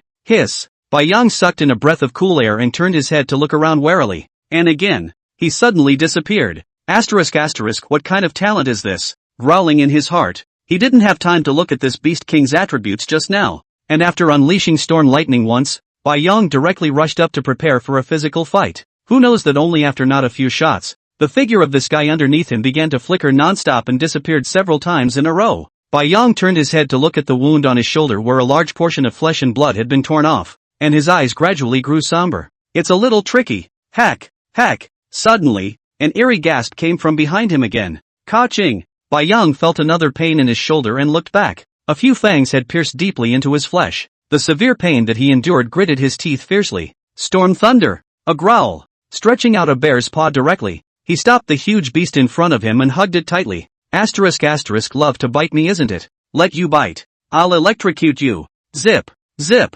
Ghostly blue arcs of electricity began to rise all over his body. Ouch! Ouch! The pained behemoth frantically tried to retreat from Bai Yang, but he didn't realize that the behemoth in front of him was holding himself to death. And a stream of electricity kept hitting it, and the scent of charred meat wafted out. Roar! Seeing that the giant beast behind him had already been electrified and started to tremble, Bai Yang endured the sharp pain of his wound and directly gave up a piece of flesh and blood on his shoulder, fiercely turning his body shape and intercepting it to hold it up high. Boom! It hit the ground hard. Ka-ching! A smooth bite at its neck. Bai Yang's sharp bare teeth violently tore out a mouthful of bloody flesh. It was too late to make any stops and open its huge mouth again. Click! Roar! Not realizing that the giant beast figure in front of him had once again flickered and disappeared in place, Bai Yang growled. then turned his head to look around. Again. Every time a fatal blow is struck, the dog runs away. Ow. You wait. Suddenly, a roar came from the distance. Bai Yang turned his head to look. The dog was actually ready to run. His figure seemed to be in fast forward, constantly flickering, and began to gradually run off into the distance. Phew. Bai Yang took a long breath and stared at its back that kept disappearing. Name Beast King Ben Yip. Strength, 1100. Speed, 2300. Endurance, 1800. Talents, Temporal Draw. Genetic Draw. Skills, Space Jumping. Beast Tearing. Genetic Mutation. Gritting his teeth fiercely, it seems that this Beast King is even more difficult to deal with than Kid Aura. Although its strength is very average. But, this space jumping skill is too bug. There was no way to be able to catch up with it. Bai Yang secretly thought in his heart. Just don't know if this space jump will have a limit. If there is no limit, I'm afraid that no one will be able to get this Beast King dead at all. It simply disappears at every critical moment.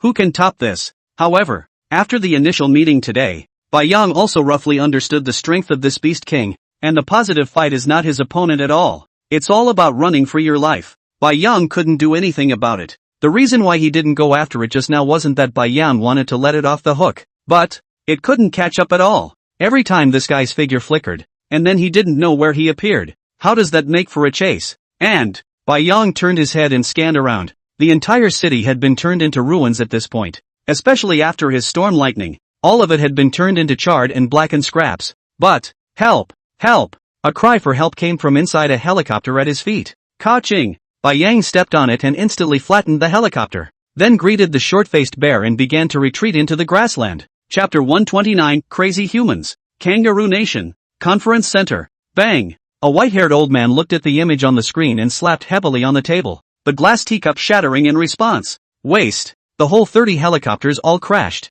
What do you say? Everyone sitting below kept their heads down and were silent. Phew! The white-haired old man rubbed his forehead and exhaled the stuffiness in his chest. Looking up again at the three behemoths in the video, he couldn't help but furrow his brow into a tight frown. He's the supreme leader of the kangaroo state. And he was the one who made the last move to go nuclear. But how could he not expect that after using nuclear weapons, he did not kill that white giant bear? And after the passage of only 3 months, this giant bear had returned, and had become even more powerful, and even had helpers. It was already enough of a headache with that canine behemoth in the territory. Now there are 3 whole ones. Can this be alive? And now his own big brother, Rice, has also been burnt out. All the places in the territory where nuclear weapons are stored have been attacked one after another by an unidentified deep-sea monster. And this monster is even more bizarre, even swallowing the nuclear weapons directly and taking them away. Hiss! The old man sucked in a breath of cold air. If it's possible. The old man held his forehead and kept starting to think about which other country he could seek help from.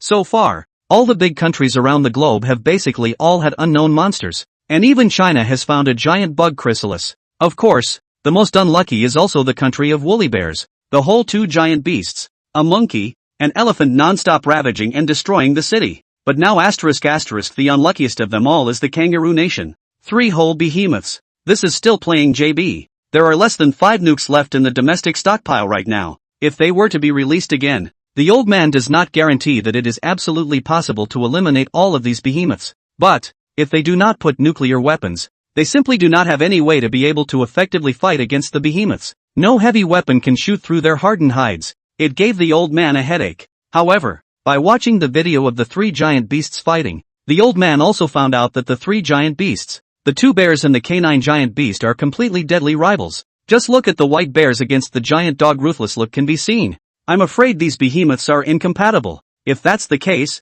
then it may not be impossible to employ nuclear weapons to eliminate it in one fell swoop. Activate 3 nukes. After pondering for a long time, the old man slowly spoke. As soon as the words fell, a pin dropped in the entire conference room, and everyone looked up at the old man in shock. Immediately afterward, they all exploded with a bang. Not 3 of them would be too big an area by the time. 3? This will ruin our country. Shut up! The old man's eyes glared round, majestically sweeping the circle and shouting angrily. Thou shalt not. Then say ye a good thing. If we can't get rid of the behemoth, we won't have to wait long for the whole country to be leveled. Have you not seen the example of the woolly bear country? The small half of the city has been completely destroyed. What are you waiting for? Everyone shut up and looked at each other. The old man on the stage was telling the truth. The whole Manhwaresumen country had already panicked one after another at this time. Moreover, those two giant beasts had been advancing from the direction of the North Pole without stopping, as if they would not stop until they pierced through the manhwaresumen country.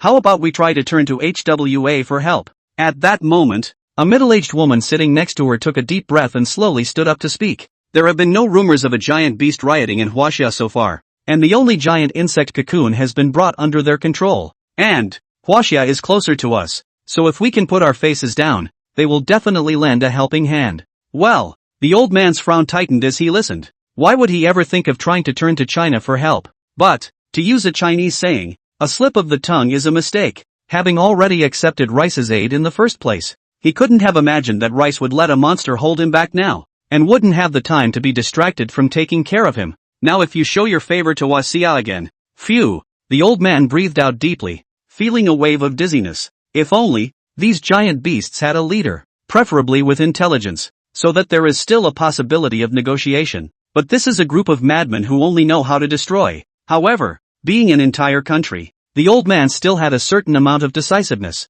and quickly took a few deep breaths to adjust his mindset. Send someone to China to make contact. If they can lend a hand, we will open up. To China, the old man said slowly after some contemplation. But the nuclear weapon we prepare in advance. Once the three giant beasts fight again then, in a triangular trend, overlap them right in the center. I don't believe that a behemoth could survive the blast range of 3 nukes. And at the very center of it at that. Okay, meeting adjourned. All go down and get ready. Satellites are monitoring the swamp at all times. Be ready as soon as any movement occurs. After speaking, the old man held his forehead and slowly stood up. Bang! However, the moment he stood up, the old man instantly fell to the ground and fainted. At once, the entire conference room was thrown into pandemonium. Swamp Prairie. Roar! Bai Yang urged the wind god pterodactyl in front of him to take Mama Bear and the girls to take the lead and head for the North Pole ahead of schedule along the high altitude of the sea. And let Ergo the same short-faced bear follow suit, with the ancient wind god pterodactyl escorting them on the way. And the brains of the two idiots. They could definitely reach the North Pole without any problems, as long as they didn't go to a particularly dangerous place to die. Bai Yang made this decision after a night of deep thought. After yesterday's big battle, I'm afraid the kangaroo state is likely to launch nuclear weapons again. The first nuke didn't work, and according to Bai Yang's speculation, it might be even crazier this time.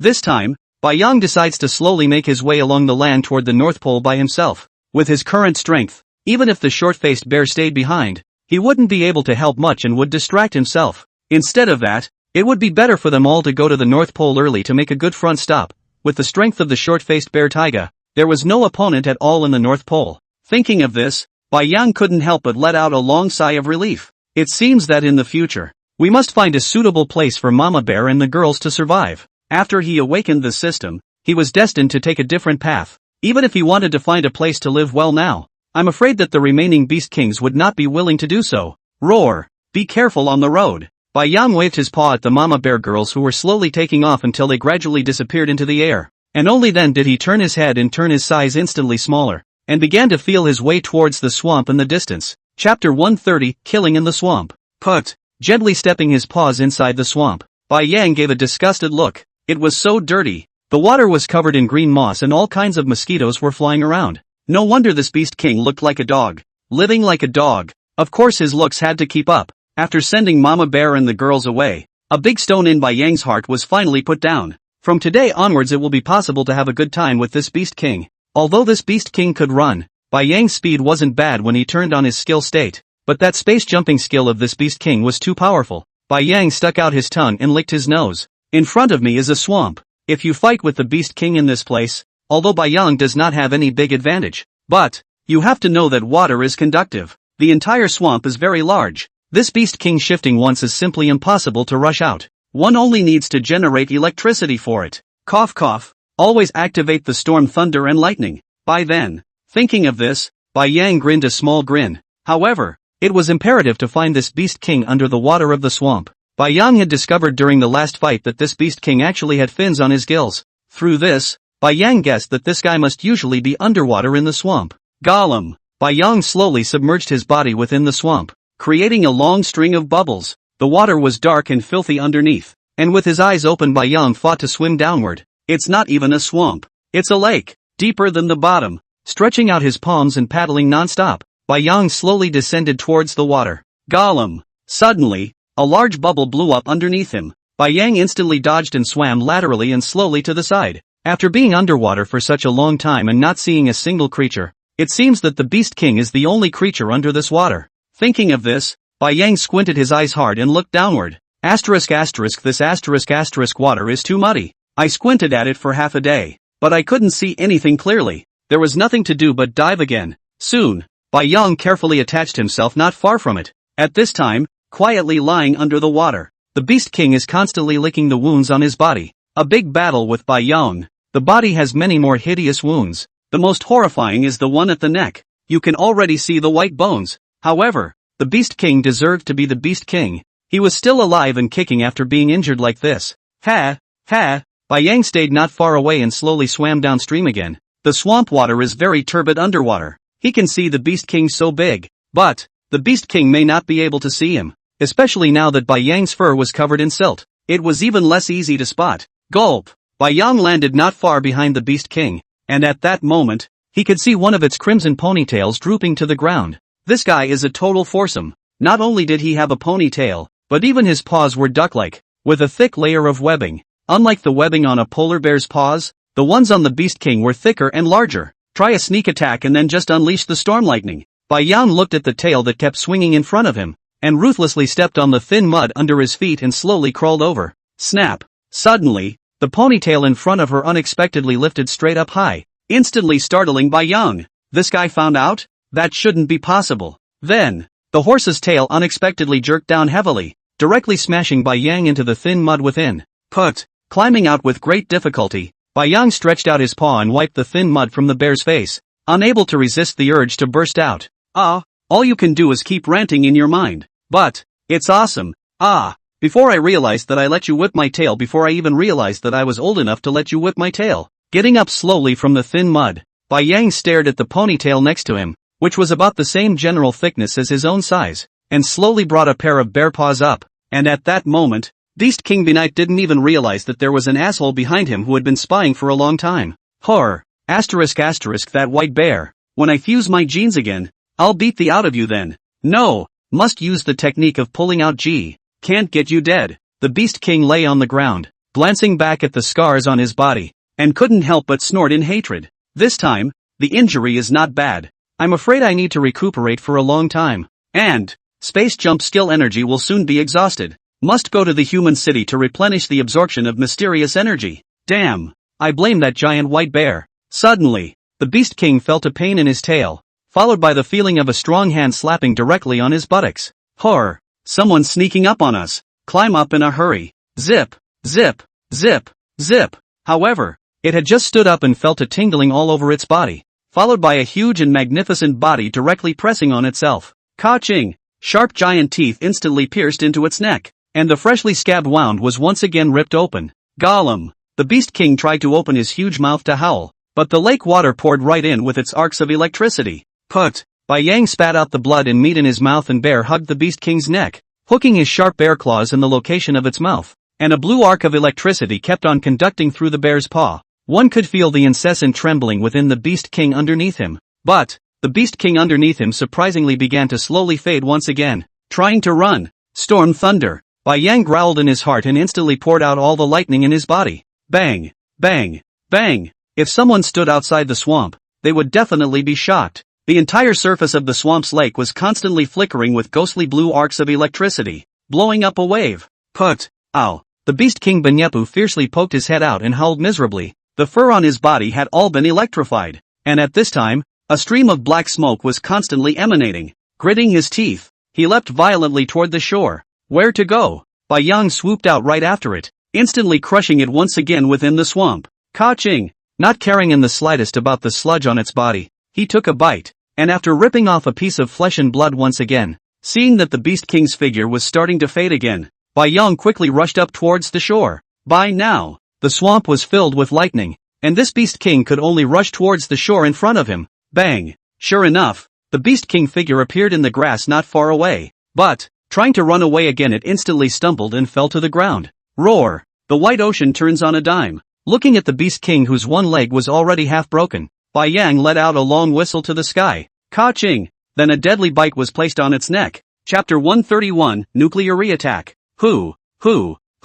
Bai Yang sat on the ground and kept gasping for air, his heart palpitating as he looked at a large hole in his chest. I didn't realize that this Beast King was really sinister. Surprisingly, he pretended that he couldn't do it, and the moment Bai Yang pounced on him, he took a bite on Bai Yang's chest, tearing it wildly. Moreover, a strange force unexpectedly appeared from within the Beast King's body, directly disappearing into Bai Yang's body and beginning to crazily devour his flesh and blood. It took tens of thousands of evolution points to repair the body. It's true that none of the Beast Kings are good to be messed with. This death-defying counterattack is simply frightening. Bai Yang quietly stared at its corpse and couldn't help but feel a bit of fear. It seems that if you run into a Beast King in the future, you need to be more careful. I thought that this Beast King was merely more powerful in escaping. How could I not expect that there would be this one moment before dying? But, roar! Bai Yang roared with excitement. At that time, Kidora's body didn't have time to eat at all. But this Beast King was a different story. With a body of hundreds of meters, it was completely enough for Bai Yang to obtain hundreds of thousands of evolution points. And there were also a full 100 rejuvenation points. Ka-ching! One bite tore off a piece of flesh and blood and swallowed it. Ding! Congratulations to the host for successfully feeding on Beast King Benipe, plus 1,500 evolution points. Ding! Congratulations to the happy host for successfully feeding on the Beast King creature Benyap, plus 100 reward points. Current reward points 398 out of 100. System repair. Bai Yang stared at the system prompt and was a bit puzzled. It was also a Beast King, but this one had a full 50,000 less evolution points than Kidora. Was it because it wasn't as strong as Kidora? I just don't know what talents I can randomize. This giant beast's spatial jumping talent was simply too coveted by Bai Yang. If he had this natural skill, I can definitely walk sideways. Thinking of this, Bai Yang couldn't help but feel a fire in his heart and hurriedly toppled the Beast King's body over and began to lie down on its heart position and frantically tear it apart. Looking at a ghostly green heart kernel in front of him, Bai Yang stuck out his tongue and licked his nose. God forbid. There must be space. Space. Gulp. Swallow the kernel in one gulp. Ding. Congratulations to the host for successfully obtaining the Beast King Benipe kernel. Ding. Congratulations to the host for successfully unlocking the Beast King Benipe's iconography and acquiring Benipe's natural ability. Temporal drawing allows access to the mysterious temporal power of nature, forming the power of time and space within the body. Beast King illustrated talent skill, Space Jump, can be used 3 times per day. Currently March 3rd. Roar! Bai Yang roared with excitement. Lao Zi really has the aura of a European emperor. Just now, I have been worried for half a day. If I give that talent of gene drawing, then it will be troublesome. Bai Yang didn't want to turn into a messy cobbled together body like this Benipe. But, if you do have this talent, when the time comes to fuse beasts with the ability to fly, isn't it? Hiss. Thinking of a polar bear with a pair of bird wings on its back, Bai Yang couldn't help but let his whole body shiver. A flying bear? It's a little scary. However, although the Beast King illustrated talent skills are all very powerful, this kind of energy is also troublesome to collect. The lightning power in Bai Yang's body kept collecting along the way, and he almost let the wind god pterodactyl carry him into the thunderclouds, which was only enough to unleash it a few times. I'm afraid this temporal power is even harder to collect. However, it was useless to think so much now. It was better to hurry up and store evolution points, and when the time came to return to the ancient world again, he would strive to fill up all of his attributes in one fell swoop.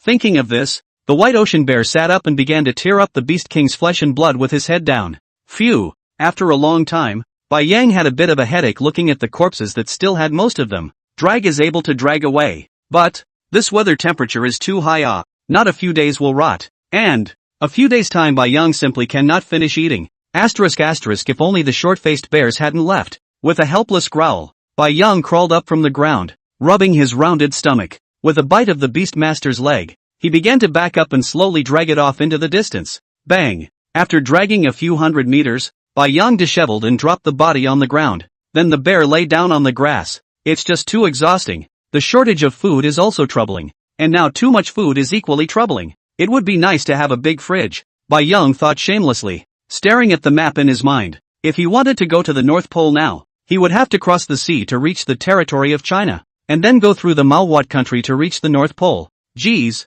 that's a bit of a long ride. If only I could mix up an airplane. At one time Bai Yang lay on the grass. The sun shone on his body. A wave of tiredness came. The entire grassland animals have been slaughtered clean by humans. As for whether there are other powerful creatures Bai Yang does not know, but it is certain that even if they come, they cannot do him. Sleep before you drag. opening his eyes to look at the body. Bai Yang was ready to close his eyes and squint for a while, but, dropping. He was about to fall asleep when a red light flashed madly on the map in his head. Bai Yang immediately sat up with a grave expression. The red light flashing on the map was simply too familiar. This kangaroo country has launched nuclear weapons again? I'm you big man, it's over, isn't it? And, Bai Yang was directly confused as he looked at the huge 3 red circles on the map. The grassland he was in was the overlapping part of the 3 circles, which had now turned a blood red color. It's too dark. How could Bai Yang not expect that this kangaroo country would dare to drop 3 nuclear bombs at once? What the is this? Moreover, the area that the 3 nukes could cover was just too vast, and just by looking at the distance, Bai Yang felt that it was impossible for him to run out. But, roar! Looking at the countdown in his head with 20 minutes to go, Bai Yang rolled and jumped up. No matter how far you can run, it's better than staying in the overlap area. If this is sandwiched in the middle of 3 nukes, this will absolutely blow up the dregs. Looking in the right direction, Bai Yang rushed towards the northwest. It's the shortest distance to China from here. And anyway, now that the 3 nukes cover the same area, it's really the same to run in either direction. Turning back, he glanced somewhat reluctantly at the Beast King's corpse on the ground. Shiratsuyo felt that the heavens were simply against him. Kidora's corpse hadn't been eaten, and now Banyapu's corpse had only been eaten for 1 meal. Damn kangaroo country, don't let me run out. I have to destroy a few of your cities when I run out. After looking at it, berserk rage, quickly activating his skills, Bai Yang desperately began to run wildly into the distance. Chapter 132, Hard Resistance, Deep Sea Waters. Buzz, buzz, buzz. Suddenly, an ethereal blue light abruptly began to flicker. Boom! A tail full of hideous bone spikes instantly shattered a huge rock. Rumble! The huge body slowly stood up from the bottom of the sea. A ghostly blue light shot straight up from the dark waters. Put! A dinosaur-like head poked out of the sea, eyes narrowing slightly as it sniffed deeply. Rumble! Immediately after that, this giant beast instantly disappeared into the seawater and rushed towards the nearby continent. ******. Boom! Bai Yang looked at the red circle on the map in his head and kept growling inwardly. There's less than 5 minutes to go. Instantly collapsing a building in front of him, the white figure flashed and raced ahead. Click! Crushing a small car under his feet, Bai Yang looked up into the distance. Help! Help! Back up! Back up! Fast! Not far away, a group of panicked humans ran around, with various cries and hisses. This is the second city on the Bai Yang Way. The previous city has obviously been completely evacuated, but the city in front of us human beings have not been evacuated. But, this kangaroo nation is indeed ruthless enough that this city is still within range of a nuclear impact, and it doesn't even care about the humans within its borders. Roar! Bai Yang roared, and his huge bear paw once again shattered a tall building, crashing the entire building in a rampage. He only traveled in a straight line now, collapsing whatever cover there was on the road. But, I guess I can't run away. Looking at the time, there is less than 5 minutes left. This huge city in front of us is very big, not to mention rushing out of the red circle range in the map. Even this huge city in front of us is difficult to run out. Thinking about it, Bai Yang couldn't help but feel a pang of egg pain. How long has it been? Plus this one has already been nuked 3 times. This Nima. Hiss. Taking a deep breath, he looked over at a group of humans not far away who were looking at him in panic. Roar. Roared. Then leap high into the air. Rumble. Jumping directly behind a group of humans. He then began to run wildly without looking back, although it has run out of the overlapping range of the red circle. But, this time the map in his head is actually following his own slow movement. It is obvious that there must be something that can lock his position. Could it be a satellite? I don't know if I can carry it. Dropping. The map in his head began to make frantic ticking noises. It's clear the clock is ticking down to less than a minute. Bai Yang looked at the high-rise buildings in front of him that he couldn't see the head of, took a deep breath, and stopped instantly. It's too late to run away. It's just going to have to be hard. Boom. Directly the bear sat on the ground, watching with interest the humans who kept running away in the distance. And surprisingly, there were quite a few patrol cars maintaining order. Humph. Bai Yang smiled to himself and wondered how these people would feel if they knew that a nuclear weapon was coming down soon. But, everyone saw that the white giant bear unexpectedly stopped wreaking havoc,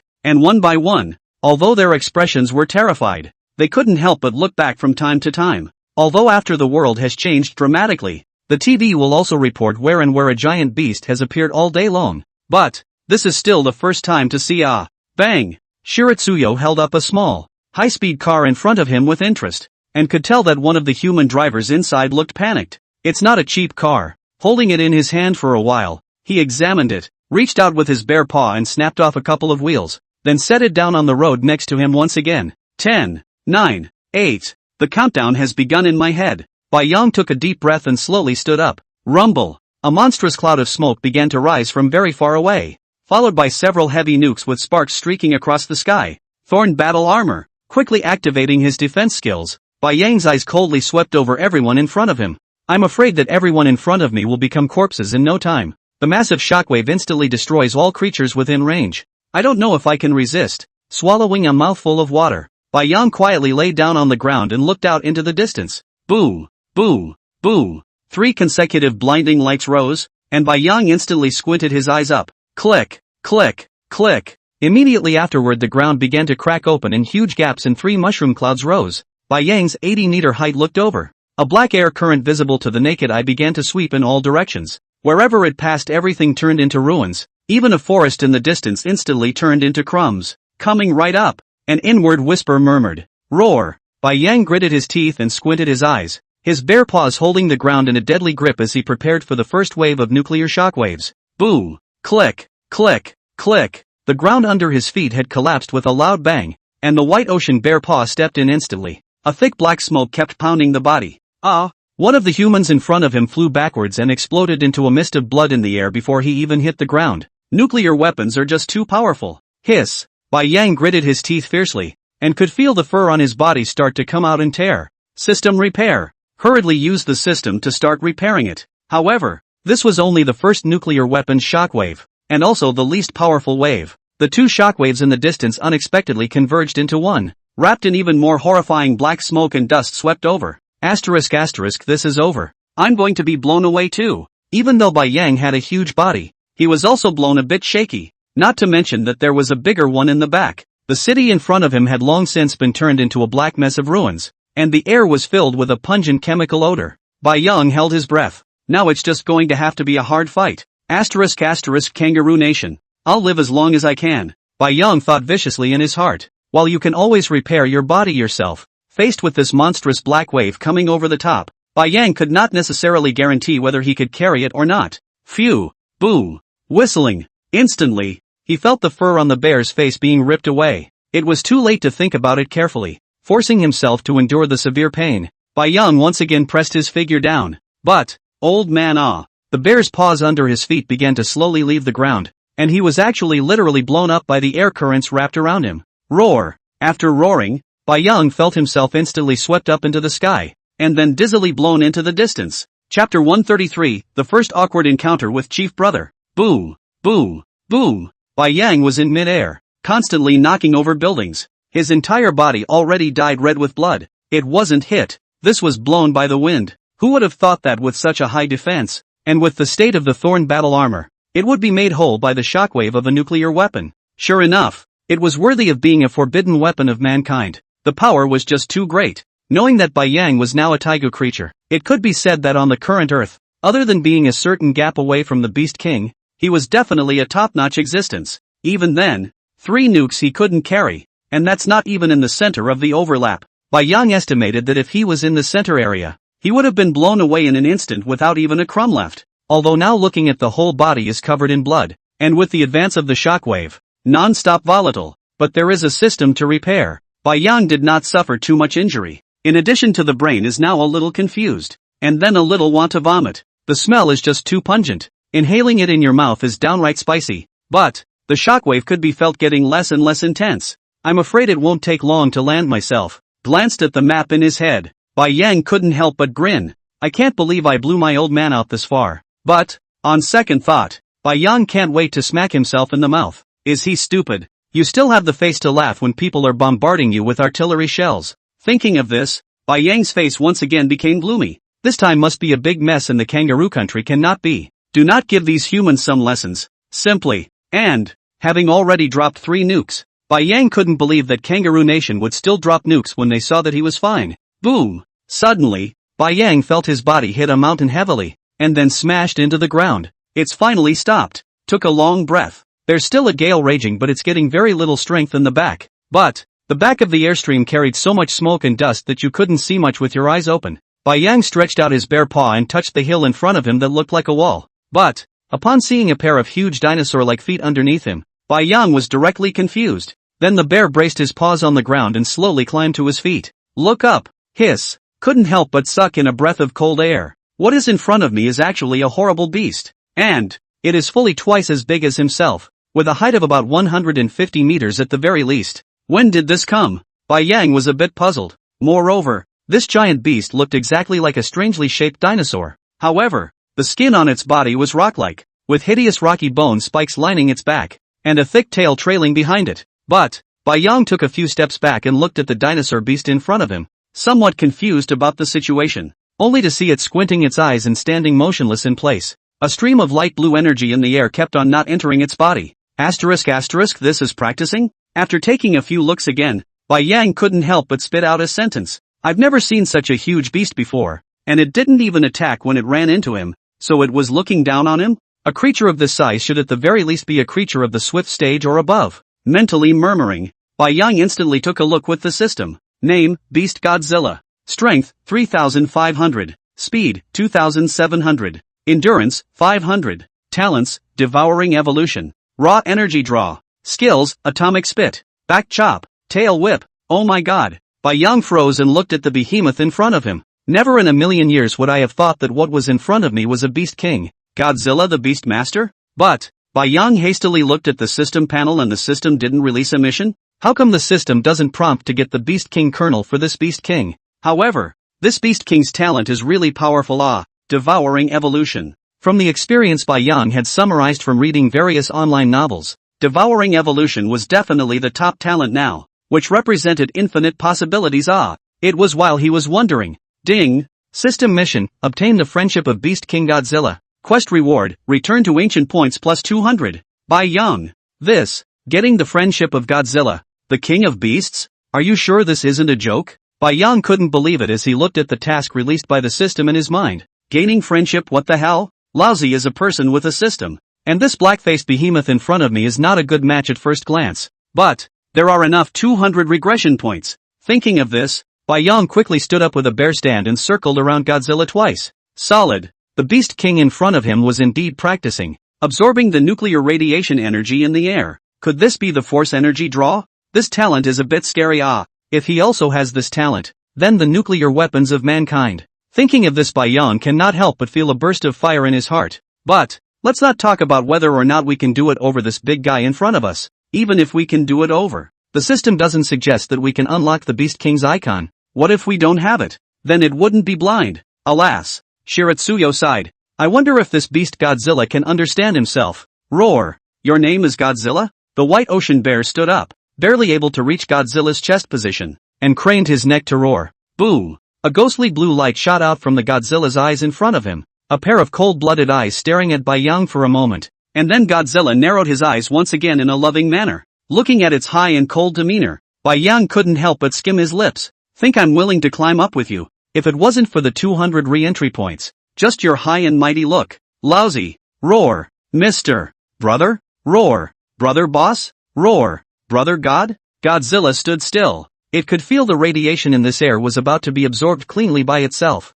There still wasn't enough energy. But Godzilla's brow furrowed as he looked at the giant white bear that kept jumping around in front of him. In this white bear it could feel that it had a similar aura of its own kind with itself. Moreover, this white bear seemed to invisibly emit a feeling that made it unable to kill. But is this white bear in front of me sick? It's downright annoying. Roar. Roll. Bai Yang craned his neck to look at the Godzilla in front of him and deflated his bare mouth breathlessly. Curse me. Cursing me, isn't it? I didn't realize that it was really a high-strung type of man. No.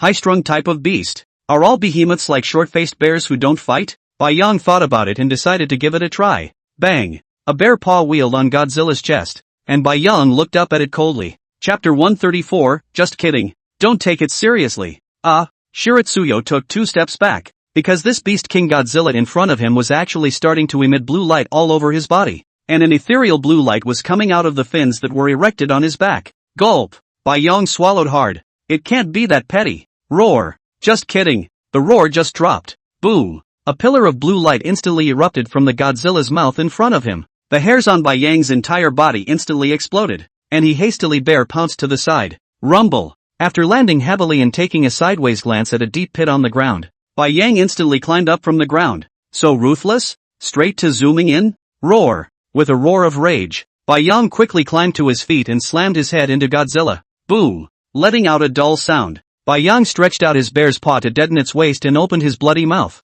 Ka-ching! A bite on it. However, I didn't expect the Godzilla skin in front of me to be so thick. And not only did Bai Yang not bite it, but he ate a mouthful of stones. Bah! After spitting the debris out of his mouth, Bai Yang followed up with a bear stand, jumped up with vigor, and slapped Godzilla on the side of his head. Bang! Bang! Put! Only, I didn't expect that the two claws in front of Godzilla in front of me could be clenched into fists, as if they were boxers, and directly smashed two fists on Bai Yang's face. Hoo!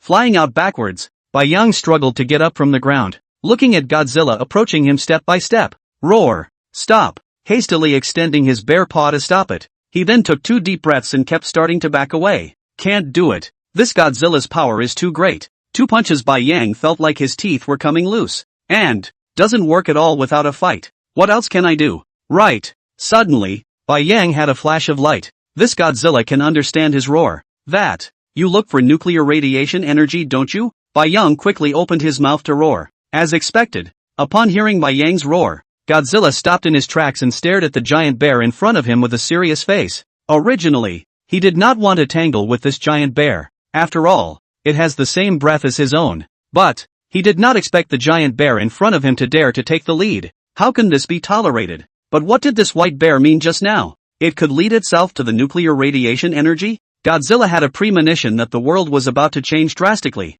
so that's why he awakened. But enough energy had to be built up in time for the big change. And, I am afraid that those evil behemoths have likewise awakened. Enough power must be built up to guard the planet. Roar! Come over to, growling at the giant white bear in front of him, Godzilla stood still. What does that mean? Bai Yang was confused. That meant friend? Walking slowly over to it, Bai Yang looked it up and down. Don't say it. This beast king simply looked even more powerful than Ghidorah, who had 3 heads, with a skin that seemed to be made of rock. It looked bluffing. Where is it? Take me. Nuclear radiation energy. Bai Yang was directly stunned in place. How does he know where to find this stuff? That's just gibberish. Done. Squinting at Godzilla, Shiritsuyo took a hard look. This thing needs to find a human communication location to check out and preferably the Kangaroo Domestic Division Network. Isn't that a little difficult? Though, roar, go. Nowadays, we can only treat the dead horse as a living horse. We can't give Godzilla that we are lying to it. Then we will still be killed. Thinking of this, Bai Yang stared at the map in his mind and was able to find the area where the nuclear weapon had just been launched, just to the northwest. Bang! Stretching out his bare paw to pat Godzilla's belly, Bai Yang pointed to himself. Roar! Take me with you! Instantly transforming its size to that of a cub. It stood at its feet and kept waving its paw at it. Godzilla looked at the white bear that had become so small with some surprise. I didn't expect this giant beast to have this kind of natural ability. It was definitely a talent that was too rare to be true. Godzilla has yet to see any beastmaster that has the ability to freely grow larger and smaller. Reaching out with his palm, he lifted the bear beneath him in a pinch and threw it directly over his shoulder. Turning his head and beginning to walk in the direction the white bear had just pointed. Nuclear weapons launch sites. Gulp, gulp, gulp. At this moment, everyone was involuntarily shrugging in their throats as they looked at a blackened beast that appeared in front of them after the nuclear radiation had recovered. Bang!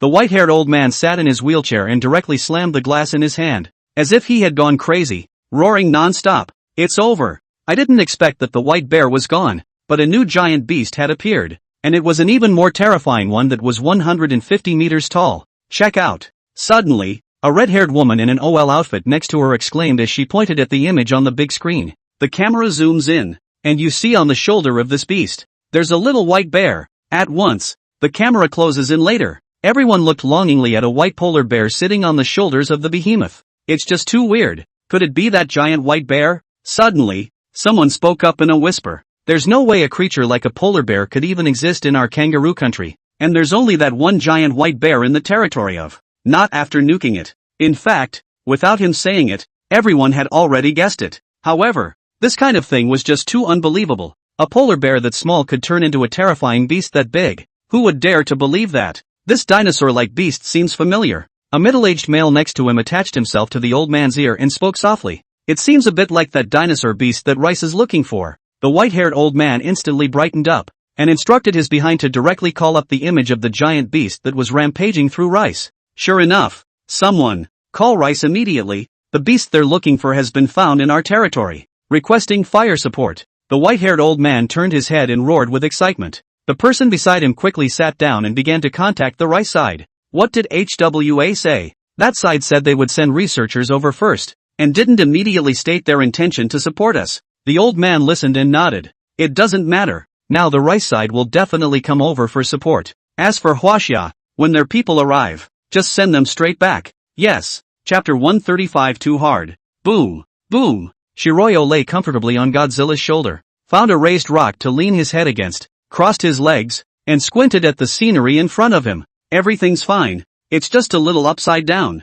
Every step this Godzilla took was simply like an earthquake, and his feet kept making a roaring sound. And, with a complete air of indifference, the guy just waltzed through the city. Bai Yang looked at the map in his mind. He had now walked out from the nuclear radiation area. However, the location where the nuclear weapon was launched was located on the beach. At this traveling speed of Godzilla, I'm afraid that he would still have to walk for a day. Goo, goo. Suddenly, a guttural sound of protest began to emanate from his stomach. Shiratsuyo took a breathless look at the Godzilla next to him. I didn't realize that this guy didn't eat flesh and blood, and that it was fine to absorb energy purely. But, Mr. Brother, if you don't eat it, I have to eat it. After walking for such a long time, the distance has only traveled so much. If he had known that Bai Yang thought it would be better if he didn't come up himself. Roar. Suddenly, the white ocean bear sat up and growled at Godzilla. A gigantic beast of considerable size unexpectedly appeared in front of him, and it looked like it should be an ancient or too ancient creature, and it's still a dinosaur look-alike. Name, Ancient Tyrannosaurus Rex. Strength, 500. Speed, 4,900. Endurance, 600. Bai Yang's mouth was watering as he looked at this ancient Tyrannosaurus Rex. Roar. Get it. Seeing that this ancient Tyrannosaurus Rex was panicking and started to flee, Bai Yang hurriedly roared at Godzilla. Godzilla took a sideways glance at the little one over his shoulder. Buzz, buzz, buzz. Suddenly, Bai Yang heard a strange sound from within it, and then felt a burning heat. Looking back, only the fins on Godzilla's back began to slowly light up with a blue glow. No! Roar! With an ear-splitting roar, a pillar of blue light erupted directly from Godzilla's mouth. Shiratsuyo covered his head and slumped over its shoulder. All kinds of energy torrents kept raging around him, and Bai Yang even felt that his white fur was starting to burn. But, after a long time, after Godzilla's atomic spit skill was released, Bai Yang climbed up with his bare paw extended. He looked at the ancient Tyrannosaurus Rex from earlier and was about to ask Godzilla to let himself down. But, where's the old man's dragon? Where has a dragon the size of my old man gone? The location in front of him where the Tyrannosaurus Rex was just a moment ago had long since turned into a deep, dark sinkhole. A burning smell came out from inside, and Bai Yang fixed his eyes on it. Where's the dragon for it? Godzilla sprays this and directly sprays the Tyrannosaurus Rex with not even a crumb left. Phew. After exhaling a deep breath of turbid air, Bai Yang lay down disheveled. Brother Chief, it's too hard. I just want a bite of meat. What's the point? Returning a sideways glance at the white bear over his shoulder, Godzilla proceeded to hit the road again. Roar. Catch. Understand? Alive. Unwillingly, Shiratsuki stood up and kept explaining to Godzilla what grabbing was. In the future, we may have to work with this guy for a long time, and if this happens every time, I'm afraid I'll have to starve to death before I know it. Luckily, Godzilla's intelligence is high and not weak to Bai Yang. After some friendly negotiation, it finally got through to the guy. But, after a long time, roar. Bai Yang looked at the puddle of mud on the ground and wanted to cry. It was hard to run into a dinosaur again, and this time, Brother always did not activate his skills and went up for a physical fight. But, one foot gave a direct stomp to the pulp. Bai Yang took a deep breath and lowered his head as he began to swallow the mashed meat on the ground in one gulp. Now that's the way it is. What's the point of having a bike? It's nice to have something to eat. Godzilla just stood quietly by the side, looking down at Bai Yang, who kept eating with a hint of interest on his face.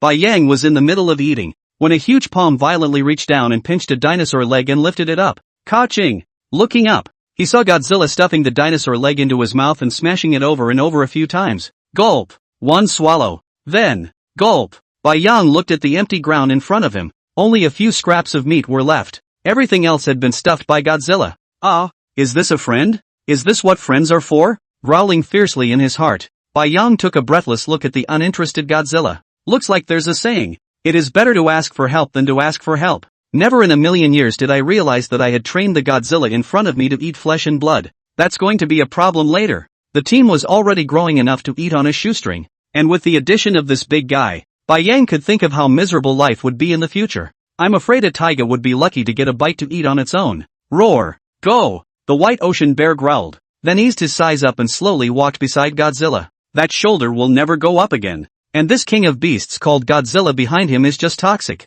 Wisdom doesn't look low. How? However, after getting along all the way, Bai Yang felt that other than being a bit high and cold, this guy was okay, not very grumpy, and most of all, his ability was really strong. Especially that atomic spit. His own storm lightning was like a younger brother compared to its own. Looking at the map in my head, I'm afraid I still need to walk for most of the day, but it was already almost afternoon, so wouldn't it be midnight by the time they reached the kangaroo country's nuclear weapons base? Welcome, welcome. Professor Joe smiled faintly at the kangaroo nation receptionist in front of him and reached out to hand his suitcase to the female assistant behind him. I don't know. Where is the behemoth? Can we see it first? Professor Joe was directly promoted by the state as an expert in the study of giant beasts since he discovered the giant worm cocoon in the South Valley. This time, Kangaroo Nation's request for help also sent his newly formed research team over first. However, the video has been watched by Prof. Chow. He was intrigued by the giant polar bear that was only 80 meters tall, because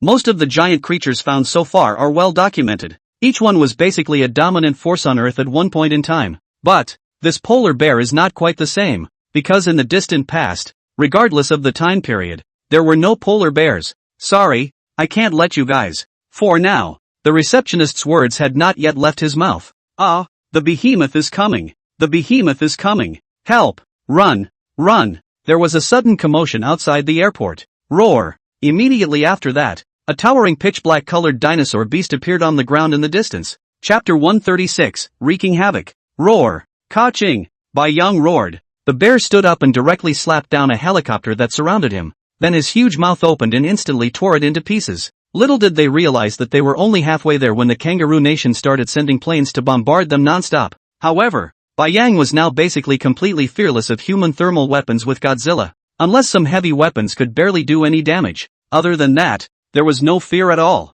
Bang! Glanced at Godzilla next to him. This Haikyuu type beast, by now, had also become furious. Its thick tail raised high, instantly blasting one of the fighters in the air into a cloud of sparks. At this time, the military of the kangaroo country also seems to have gone crazy. Although the deaths and injuries are heavy, but it is not like before, directly retreating, and this time there are many more unmanned airplanes that Bai Yang has never seen. But Bai Yang also vaguely guessed it in his heart. The fiercer the humans resisted, indicating that they were definitely on the right track, and that maybe that base in the distance had something even more terrifying than nuclear weapons. Roar! Bai Yang raised his neck and roared. Straight away Bearstan stood up and shook his head. Brother Chief, brother go over there first, you take care of the airplanes. Rushing the Godzilla next to him and instructing him twice, Bai Yang instantly leapt high into the air. In the distance is a large airport. Humph! I'll let you bombard me with nukes. I'll level an airport for you first. Rumble! After landing heavily, Bai Yang raised his paws and directly stomped a still roaring tank in front of him into iron,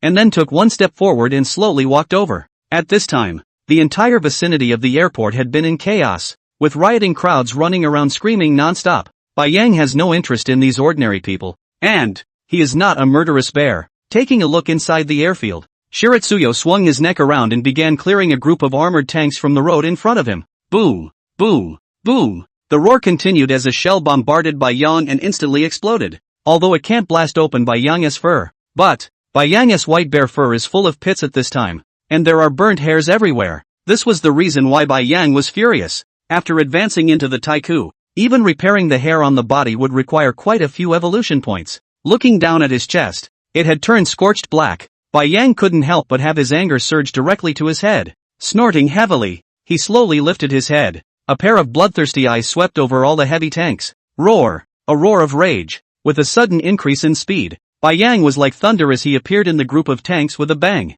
Ka-ching! In one bite, he took an armored tank in his mouth, kept chewing on it for a few times, and spat it right out. Reaching out with his bare paws, he kept slapping at a tank. Bang! Bang! Bang! The gritty sound of cracking steel continued. After just a few dozen seconds, there wasn't a single intact armored tank beside Bai Yang. Either he had slapped it into a discus or bitten it into pieces. And at this point, There was no longer a panicked crowd near the airport entrance. Finished? Finished? Then it's my turn. Bai Yang stared at the Wakuta airport building, his bare mouth grinning, then took a step forward. Ka-ching! Stretching out his bare paw, he slapped down heavily, shattering the top of the airport hall, and Bai Yang directly lifted the huge roof off the ground. Looking at the huge steel and iron pillars scattered on the ground, Bai Yang gave up the idea of taking a bite. The gold-eating talent was practically chicken ribs to him now, swallowing a chunk of steel to add a few dozen evolution points, so much so that Shiratsuyo has sometimes forgotten this gift. However, Bai Yang could understand.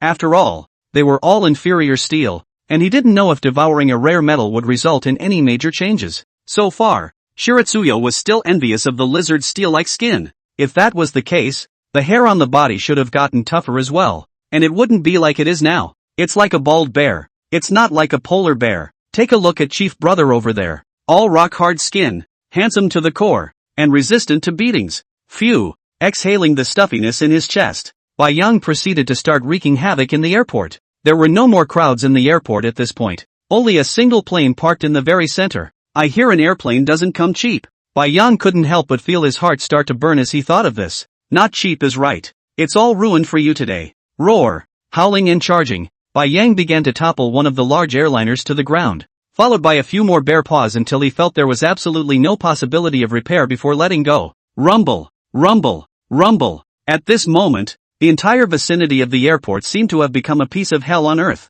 with flames in the sky, all kinds of explosions, and thick smoke rolling in the sky. Roar. Suddenly, there was an ear-splitting roar. Godzilla was seen tilting his head and starting to growl, followed by an eerie blue blow that started to light up from his tail. Bang! A huge blue ball of energy erupted from its mouth. Wherever the energy ball passed, a cloud of smoke rose up, and everything was surprisingly blown into flying dust. Brother Chief, Shiroyo growled at the distant Godzilla. The entire airport had been leveled by him at this point, and all of the airplanes had been destroyed. Even some of them had been ripped to shreds by Bai Yang. And Godzilla's side also similarly resolved the battle. Except for only a few planes that fled in a mess, the rest were all blown to pieces by him as well. A glance was full of wreckage. Bai Yang nodded in satisfaction. Cool. Finally, I felt a sulk in my chest release, but that wasn't all. Looking at a large military base not far offshore, Bai Yang grinned a hideous grin. That's where it should be. However, there was no longer any force along the way that could stop them. Bai Yang twisted his huge body and took a step to the entrance of the airport, making his size smaller, as if he were a waiting crew. He sat in a chair at the entrance to the airport and waited for Godzilla to come along in the distance. Ka-ching! Suddenly, a very familiar voice unexpectedly came from not far behind him. Shiratsuyo shook his head and thought, this is a camera? Surprisingly, there are still people who haven't left and are here to sneak a peek at him. Roar! With a snarl, Bai Yang slowly walked over towards a nearby corner. Hurry up, Professor Zhou, or it will be too late. Lang, wait a little longer. Just one more. This polar bear can actually change its size. This is a major discovery. Immediately. Roar. Before the words were finished, a polar bear cub all white suddenly leapt out in front of them, baring its teeth and roaring at them. Chapter 137 Electric Weapons. Roar. Roar. Bai Yang roared twice. But the two people in front of him were surprisingly staring straight at themselves with wide eyes, not showing a very frightened expression. What the hell? Bai Yang looked down. I can't believe I'm in the shape of a bear. So it's no wonder I'm not scared. But the man and woman in front of him look obviously Chinese, and just now they spoke. Bai Yang heard it. It's been a long time since I've heard a Wawa talk. Sounds so nostalgic. However, now for the time being do not know exactly what kind of attitude Huaxia is on the behemoth. If it is also the same as the kangaroo country, by then. Roar. At that moment, the roar of the Haikul type beast brother general came from the distance. Bai Yang narrowed his eyes at the two Chinese in front of him and turned his head towards brother general. Professor Zhou, did this polar bear just now have a teasing expression on his face? Hearing the voice of the female assistant next to him, Professor Zhou froze and nodded. He also found out that the polar bear just now even had a humanized expression. And didn't he seem to be hostile to them, completely different from the berserk beast just now? Quickly, we must contact the country in a hurry. This polar bear has an intelligence no less than that of a human. This is definitely. Boom! Suddenly, a ball of fire exploded before his eyes. Click, click, cracks appeared in the already rickety building overhead. Go! Professor Zhou burst out, instantly pushing the female assistant beside him out, seeing the building above them immediately collapsing down. It's over. However, After waiting for a long time, the imagined feeling of severe pain did not come, and when he opened his eyes, a pair of white giant palms unexpectedly slapped the building that had fallen directly above him. Roar! Bai Yang coldly glanced at the two Chinese, then turned his head to look at the distant sea. At that moment, there was a magnificent aircraft carrier slowly heading this way. And, boom, boom, boom, a cloud of black smoke rose from the carrier, and several heavy missiles instantly exploded beside Bai Yang. I didn't expect support to come before we even got to the nuke area. Moreover, Bai Yang squinted his eyes and saw that the flag at the very top of the carrier was clearly the flag of the country of Rice. Roar! At that moment, Godzilla beside him roared, turning his head to stare angrily at the distant carrier.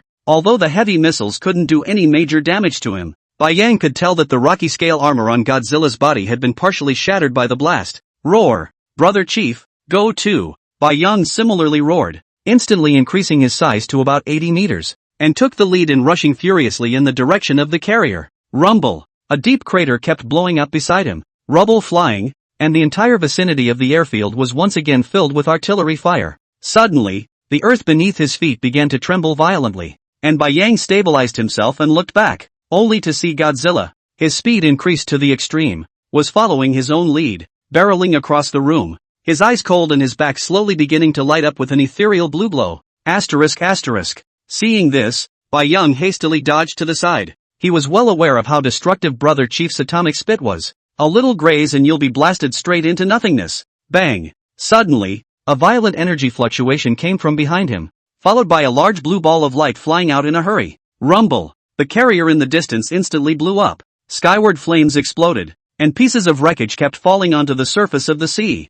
I didn't expect Godzilla to blow up the carrier right off the bat with one strike, but Bai Yang looked up at the fighter jets flying over in the blackness in the distance and frowned once again. I didn't realize that this group of humans was really crazy. The carrier was blown up, but they still have the guts to rush up. Boom! Boom! Boom! A cloud of smoke exploded in the sky, and pieces of artillery shells wrapped in tails like meteors instantly smashed into Bai Yang's neighborhood. The explosions were constant. Roar! Not far away came a roar of pain from Godzilla. Hastily looking over, he only saw that the entire area had been reduced to a sea of blue thunder, with various arcs of electricity flickering ceaselessly. ****.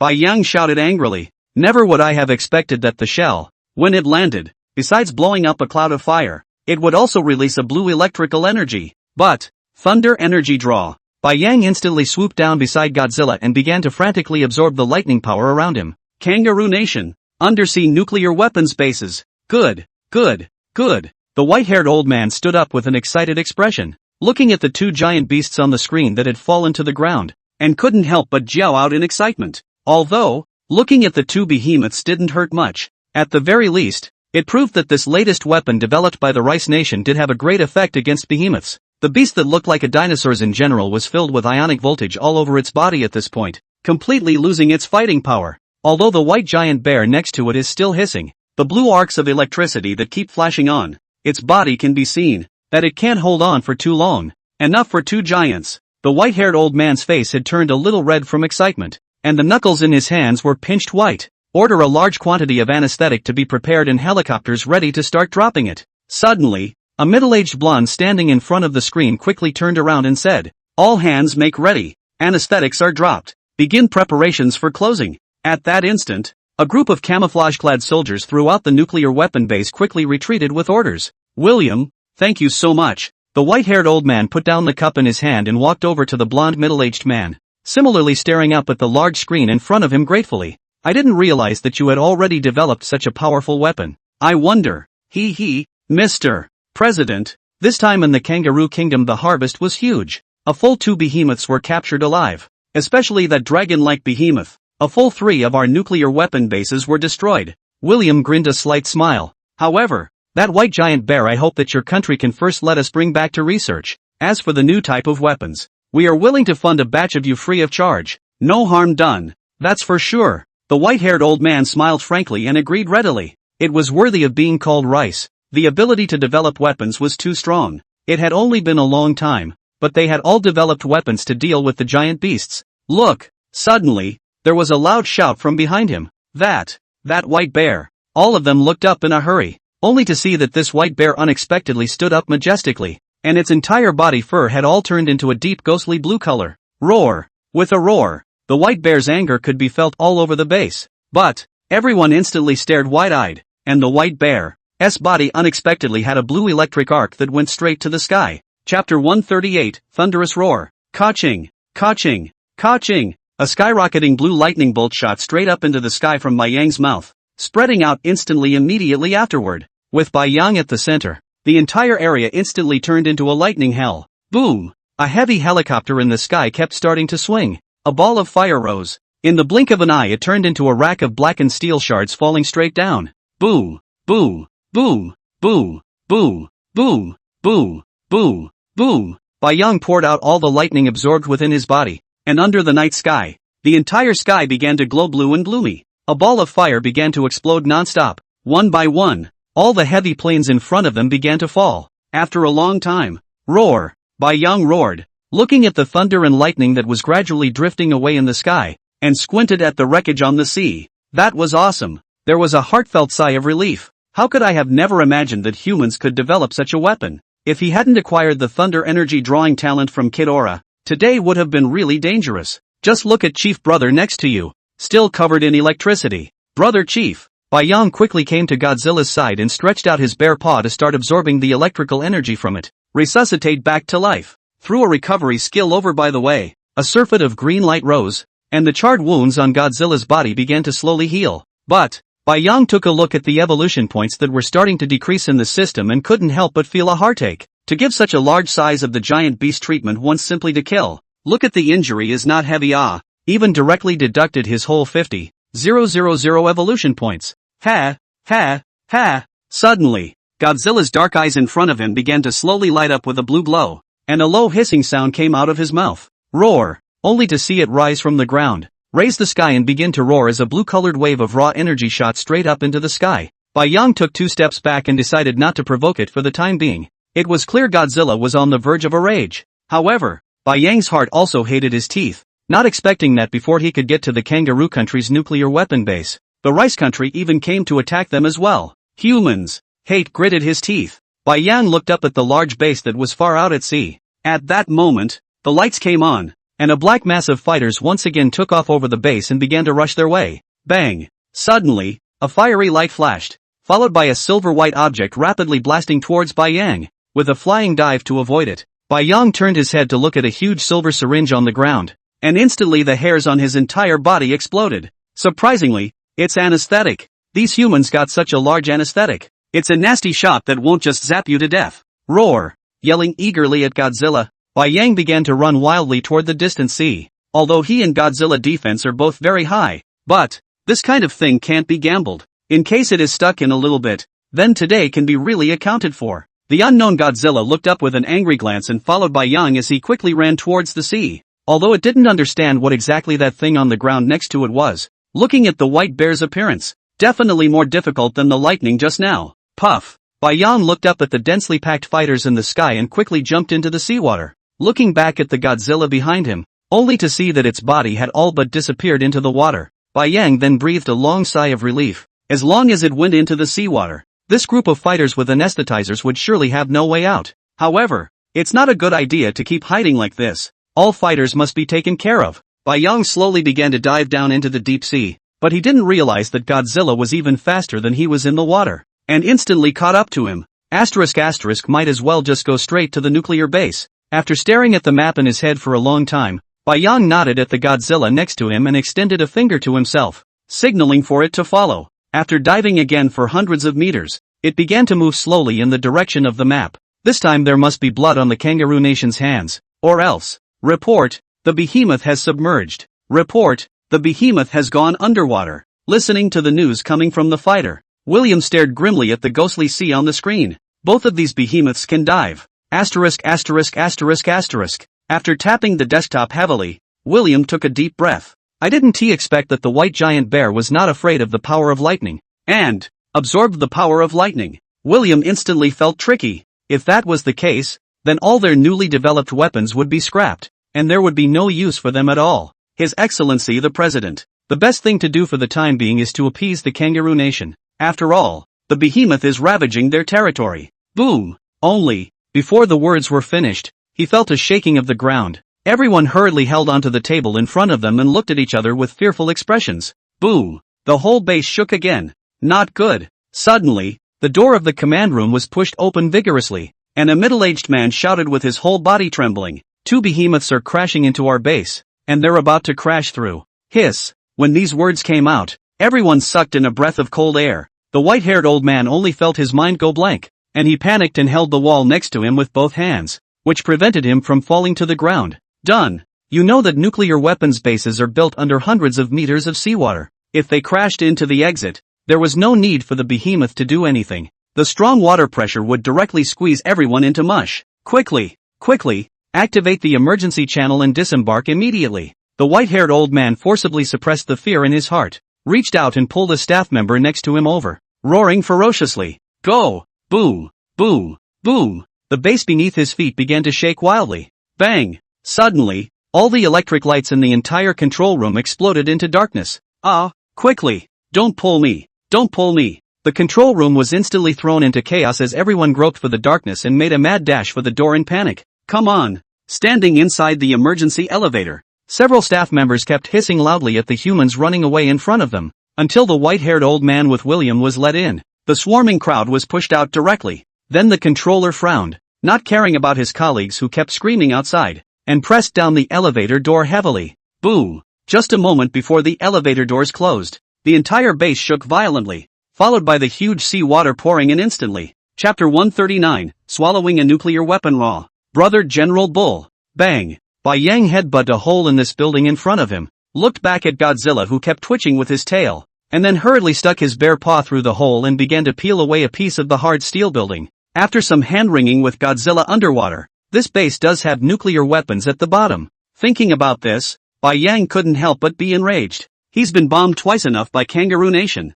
Boom! Seeing that the rift was getting bigger and bigger, Bai Yang instantly reduced his size and slowly drilled in. At this point, the sea kept coming in and began to rise slowly. Bai Yang slowly felt his way forward along the wall. Godzilla was so large that it would be impossible to burrow in unless the entire base was completely destroyed. Where is it? It was left to Bai Yang to drill in and find the nukes. When the time comes, just open up the wall where the nukes are stored so Godzilla can poke his arm in. Gulp! After exhaling a bubble of breath, Bai Yang stared for a long time at a gate in front of him that was all made up of silver-colored metal. The entire bottom has been fully explored. Except inside this gate. It should be right here, Bai Yang thought darkly in his heart. Sliding his palms together, he began to swim toward the gate. Bang! Trying to slam his head against the silver metal door. Surprisingly, it didn't budge. The silver metal door didn't know what material it was made of. And after the seawater came pouring in, with such a strong water pressure, even some of the steel frames next to it had been deformed. But this door hadn't changed in the slightest. Could it be some rare metal? Suddenly, Bai Yang thought of his gold-devouring talent, but he couldn't even open his mouth to swallow it underwater. Bang! Thinking of this, Bai Yang stretched out his bare paw and slapped it dismally on the silver metal door. If only they could be devoured next to each other. Bai Yang looked up at the building above his head and fiercely gritted his teeth. At this point in time he could only instantly make his body bigger and then blast the entire building down. Click! Click! Click! The system was instructed to begin growing the body slowly, and the massive bear's head made a cracking sound as it toppled against the building above. Boom! Immediately after that, the bottom layer was actually directly burst by Bai Yang. At this point the entire base below had begun to shake non-stop, and it was clear that it was not far from collapsing. Bai Yang did not want to be buried at the bottom of the sea. Thinking of this, hastily stretched out his bare paws to hug the room in front of him that was made up of silver metal, and began to slowly squeeze out from the side gap. Bang! Dropping the metal room in front of Godzilla, Shiroyo nodded at it. Boom! Suddenly, a huge black tail wrapped in a stream of water slammed heavily onto the metal room with a dull thud. Shiroyo couldn't help but give Godzilla a thumbs up. Worthy of being a beast king, this power coupled with the skill is bullish. But, suddenly, Bai Yang seemed to realize something. This room was filled with nuclear weapons, right? It's not too reckless like that, in case it blows up. Bai Yang looked up at Godzilla and reached out to point overhead, signaling that he was going to go up first, so that he could swallow faster. However, he didn't expect Godzilla to directly reach out a hand to pull Bai Yang's back leg and yank him down. Staring at Bai Yang and shaking his head, then, Shiritsuyo saw Godzilla reach out with both hands and rip apart the silver metal room in front of him, revealing two giant cannonballs. This is nuclear? Bai Yang looked at it with interest for a few moments, not realizing that there were two more. Gulp! Under Bai Yang's dumbfounded gaze, Godzilla pinched up a nuclear weapon bomb and directly swallowed it.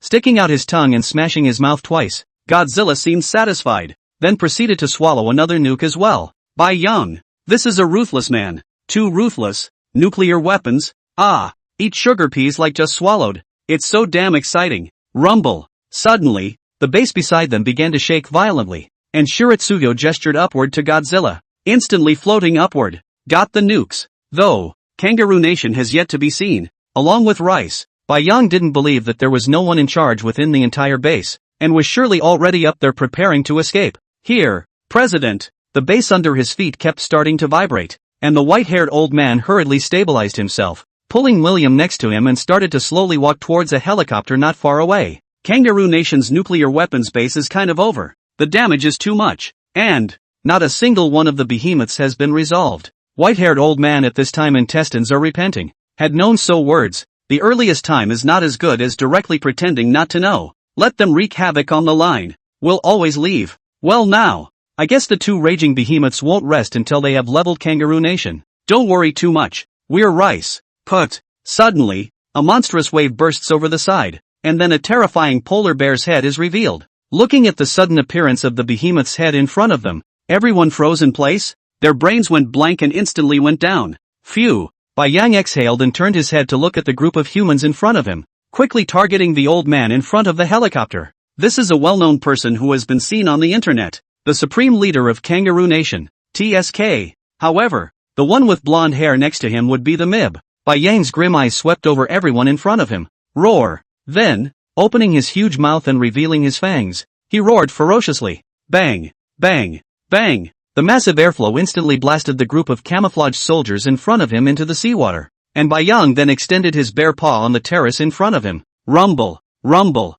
rumble. The helicopters in the sky began to rapidly converge this way, circling ceaselessly over Bai Yang's head, but the white behemoth was simply too close to the terrace, and if it attacked now, it would inevitably bring. Therefore, all the helicopters merely circled around Bai Yang non-stop, not daring to launch any attacks at all. Bai Yang looked up at the airplane in the air and grinned disdainfully. Sure enough, it's still the life of a big shot that's worth it. Put. Next to Godzilla Brother General's hideous head was revealed. Roar. A ball of ghostly blue energy spewed out, instantly blasting several helicopters in midair into shreds. Godzilla didn't have so much of Bai Yang's mind, only knowing that the human in front of him dared to attack it, simply seeking death. Wait. Seeing Godzilla's mouth gathering up energy again, Bai Yang hurriedly stopped it. Roar. Then in an instant he made his size smaller and stepped on Godzilla's arm that was resting on the terrace. Chapter 140, Kangaroo Nation Overthrown. Global Shock. Roar. Bai Yang reduced his size to about 3 meters, and the bear stood up.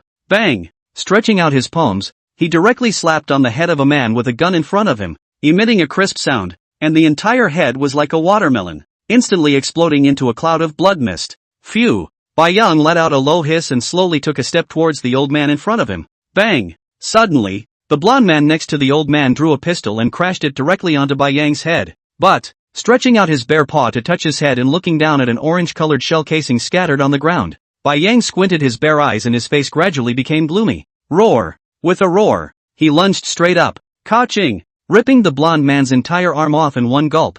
Bai Yang stretched out his bare paw and pinned him to the ground, turning his head to scan everyone next to him, the corners of his mouth hooked up slightly. Ah. Looking at the blonde man howling miserably under the bear's paw. Ka! Then the bear paw stomped directly on his face, with gradual force. Bang! The head instantly exploded. Bai Yang wiped the bear's paw on him, and then the bear stood up, towering over the white-haired old man who kept trembling in front of him. At the bottom of the sea, Bai Yang had been thinking for a long time about what exactly to do with this group of humans from the Kangaroo Nation when they came up. The world has now changed drastically and the age of behemoths is coming. He is the one who wants to let everyone know that he has an intelligence that is not inferior to that of humans. Humans can't be killed. And there is still the existence of Huaxia, not as a last resort. Bai Yang still does not want to be enemies with Huaxia. So, making an example of someone is the best way to do it. Wipe out the entire Kangaroo Nation, and then let everyone know that they have intelligence, so that when they walk into the North Pole, these humans won't dare to act rashly. Thinking of this, Bai Yang extended his bare paw and hooked the old man in front of him with his sharp nails. He knew that there must be satellite equipment pointed right at him right now. Roar! The bear stood still, and Shiratsuyo shook his head, throwing the old man and the bear's paw high into the air. Ka-ching! instantly growing larger in size. He bit down on the old man's torso, directly cutting him off at the waist. Then he looked up at the heavy helicopter still hovering overhead in the sky, nodding at Godzilla, who was floating in the seawater. Shiratsuyo just strutted over the old man's broken body. Roar! Yantian roared. With a hard glare at the already dumbfounded human, he turned his head and stomped on Godzilla's arm. Roar! Depart! Godzilla turned back and took a cold look at those helicopters in the sky, and was a little upset. But, after this time with Bai Yang, Godzilla had already considered the white bear on his shoulder as a friend in his heart. This white bear, it's smart, and is very adequate. When it was knocked down by the arc of electricity, the white bear surprisingly did not leave and always guarded his side. This friendship, although Godzilla is not good at expressing, but always will remember in his heart. Rumble. Not long after Godzilla swam out, the entire nuclear weapons base behind him collapsed, and all the humans in the helicopter stared at the fading two behemoths and panicked and started running around. Something big is going on. Kangaroo Nation is finished. China, Kyoto. The entire office was silent. Everyone staring silently at the screen. A 3-meter-tall white polar bear was standing up bearishly with a teasing smile curled at the corner of its mouth. That's right, banter. The image is fixed right here. The entire video starts with the giant bear making its body smaller until it slowly disappears from the sea. Everyone has watched the whole thing dozens of times. Phew! An old man sitting at the top of the table was dressed in a neat Zhongshan suit, his hair meticulously combed. Only a long sigh of relief escaped him. Everyone say what you think about this incident. As soon as the words fell, everyone looked at each other in disbelief. The whole office was large and filled with people sitting one next to the other. Not only was there the group of people at the pinnacle of power in the whole of China, but likewise all the authoritative experts in biological research, animal research, and nature research were also sitting quietly at the conference table. What happened in Kangaroo Land swept the world in just one day. A polar bear with white fur is instantly placed at the most important meeting of all nations. First, at that moment, a middle-aged man wearing glasses stood up, and if Bai Yang was here, he would be able to recognize that this man was the same man he had spared at the airport. Seeing everyone staring at him, Professor Zhou took a deep breath. First of all, from the performance of this polar bear can be seen, this creature has a high level of intelligence, and is not at all bad compared to humans. Joy, anger, sadness and joy, all these emotions have. I had a head-on encounter with this polar bear at the airport in Kangaroo Country, and this polar bear didn't seem to have an innate hostility to humans. At these words, the conference room was plunged into an argument. No way. Isn't the kangaroo state an example? If there is no hostility, that Kangaroo Country. I agree. This polar bear didn't massacre civilians. It merely killed the people at the Kangaroo State's nuclear weapons base. And it is known that the Kangaroo State launched 3 nuclear weapons a day ago, which must be closely linked to the polar bear's attack on the nuclear weapons base. The old man disagrees. A beast is a beast. How can it be compared to a human being? Go on. Suddenly, the old man in a Chinese mountain suit sitting at the very top slowly opened his mouth and said, although his voice was not loud, the entire conference room instantly regained its calmness, and everyone once again stared at Professor Zhou. Professor Zhou pulled out a stack of information from the backpack behind him and slowly spread it out. This is the information we gained from observing that insect cocoon in the South Valley. The creatures within this cocoon are also highly intelligent, and with a very docile temperament. We can tell that they don't have the slightest bit of hostility towards humans. So, after investigating all the information related to polar bears within the last year, I have deduced the following. First point, this polar bear was first in the territory of the woolly bear country, but for some unknown reason, rolled over to the western coastline of the U.S. It is also very likely that that nuclear weapon launched by the U.S. at that time was intended to deal with this polar bear. The second point, this creature can understand human languages, at the very least Chinese, which I have personally experienced myself. Be sure of it. Point 3, this is also the most important point, so you can see the picture. Saying that, Professor Zhou stood up the blurry photo in his hand. On it was a photo of Bai Yang with Godzilla, with the short-faced bear, as well as sitting on the wind god pterodactyl. This polar bear has the ability to command giant beasts, and so far, more than 4 have been spotted around it. After saying that, Professor Zhou took a long breath and slowly sat down. Silence fell throughout the room. Chapter 141, Entering Huaxia. Boom, boom. Bai Yang sat quietly on Godzilla's head, staring at the endless lush land in the distance, and couldn't help but take a deep breath. It's almost time to get to Huaxia. They had been swimming in the sea for a whole day, and during that time, although various airplanes had been flying high in the air from time to time, they had not attacked them. And, since entering the waters of China, Bai Yang also did not run into any obstruction from the Chinese side, as if ignoring their landing, and no measures were taken. This left Bai Yang confused. Boom! As Godzilla's feet hit land, Bai Yang stared silently at the dense jungle in front of him. The world has changed dramatically, and Huaxia, as a territorial power, will surely likewise have more patches of land, and this unending jungle in front of us should be.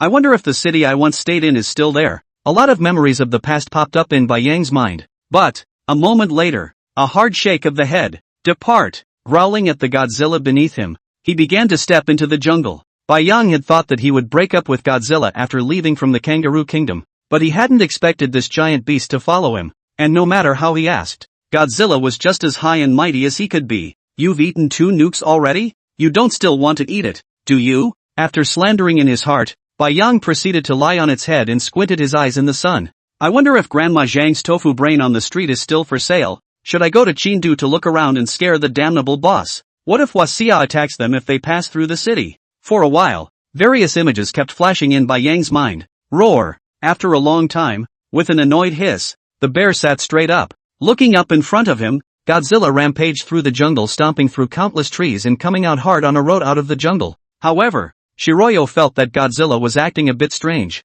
since going ashore. This guy, although he was originally not too talkative, how long has this been going on? It's amazing that he hasn't said a word. And, through the map in his mind, he was able to discover that the route Godzilla took was not the one Bai Yang had pointed out to head to the Makuma Kingdom, but instead went towards the South Valley of China. Roar! Chief brother, this is the wrong way. Shiritsuyo couldn't help but get down on its ear and growl. That's right, Bai Yang, bullying me for not knowing the way? Obviously wrong. Even did not even hesitate to tell himself right. Wrong. That's right, we're going to the Arctic, woolly bear country. You're understanding? That's right. Bai Yang disheveled and lay down on the ground. The Haikyuu type beasts were just different. It was too difficult to communicate. However, if you go all the way to the South Valley from here, this is getting farther and farther away from the woolly bear country. No, he has to stop him. In case this guy is really going to look for nuclear weapons, then it will be a problem. Looking for nuclear weapons should also go to the United States. Wait until after the North Pole, and then go to the United States to drive around. Nuclear weapons, that is not a lot of, is not it? Roar! Mr. Brother, put me down. Put me down. Shiroyo jumped from Godzilla's head straight to his shoulder and hissed at it. Asterisk. Unexpectedly, Brother General shook his shoulders violently, instantly shaking him out. Click. After hastily making his size larger and smashing through a few sky-high trees, Bai Yang held his butt and climbed up from the ground, took a hard look at Godzilla. This guy definitely did it on purpose. It's so hateful. You wait for me to evolve again. 150 meters is great, isn't it? Mentally thinking about the scene where he would hold the Haikyuu type beast down and blast it on the ground, Bai Yang couldn't help but grin. Roar! Then with a roar, he adjusted his direction and headed in a straight line toward the territory of the woolly bear country. Bang! However, only a few steps out, there was a hand behind him that wrapped around his neck and jerked him back. What are you going to do? Bai Yang craned his neck and growled angrily. This way. Godzilla tilted his head and pointed in the direction in front of him. Then he ignored Bai Yang and started walking forward on his own. Phew! Deeply exhaling a mouthful of stuffiness in his chest, Bai Yang turned his head and followed. Where's the tour, brother? There's not much to do in the South Valley. I've been there before. What are you doing in the South Valley? I haven't heard that China has a military base in the South Valley. Looking for a daughter-in-law. Bai Yang followed Godzilla, staring at a tail that was waving around in front of his eyes, and kept slandering in his mind. But growing such a long tail does help a bit, haha. Much better than yourself. Looking back at his tail. Well, it's not even visible. I hope the Chinese can never. Bang! Bai Yang lowered his head and followed the tail in front of him without stopping, not realizing that the Godzilla in front of him had suddenly stopped. Bai Yang, who had not even noticed, crashed headlong into it. Roared. Today cannot fight with the brother, always have to. 2 bullying bears. Endless. Bai Yang, who was about to burrow out from behind it,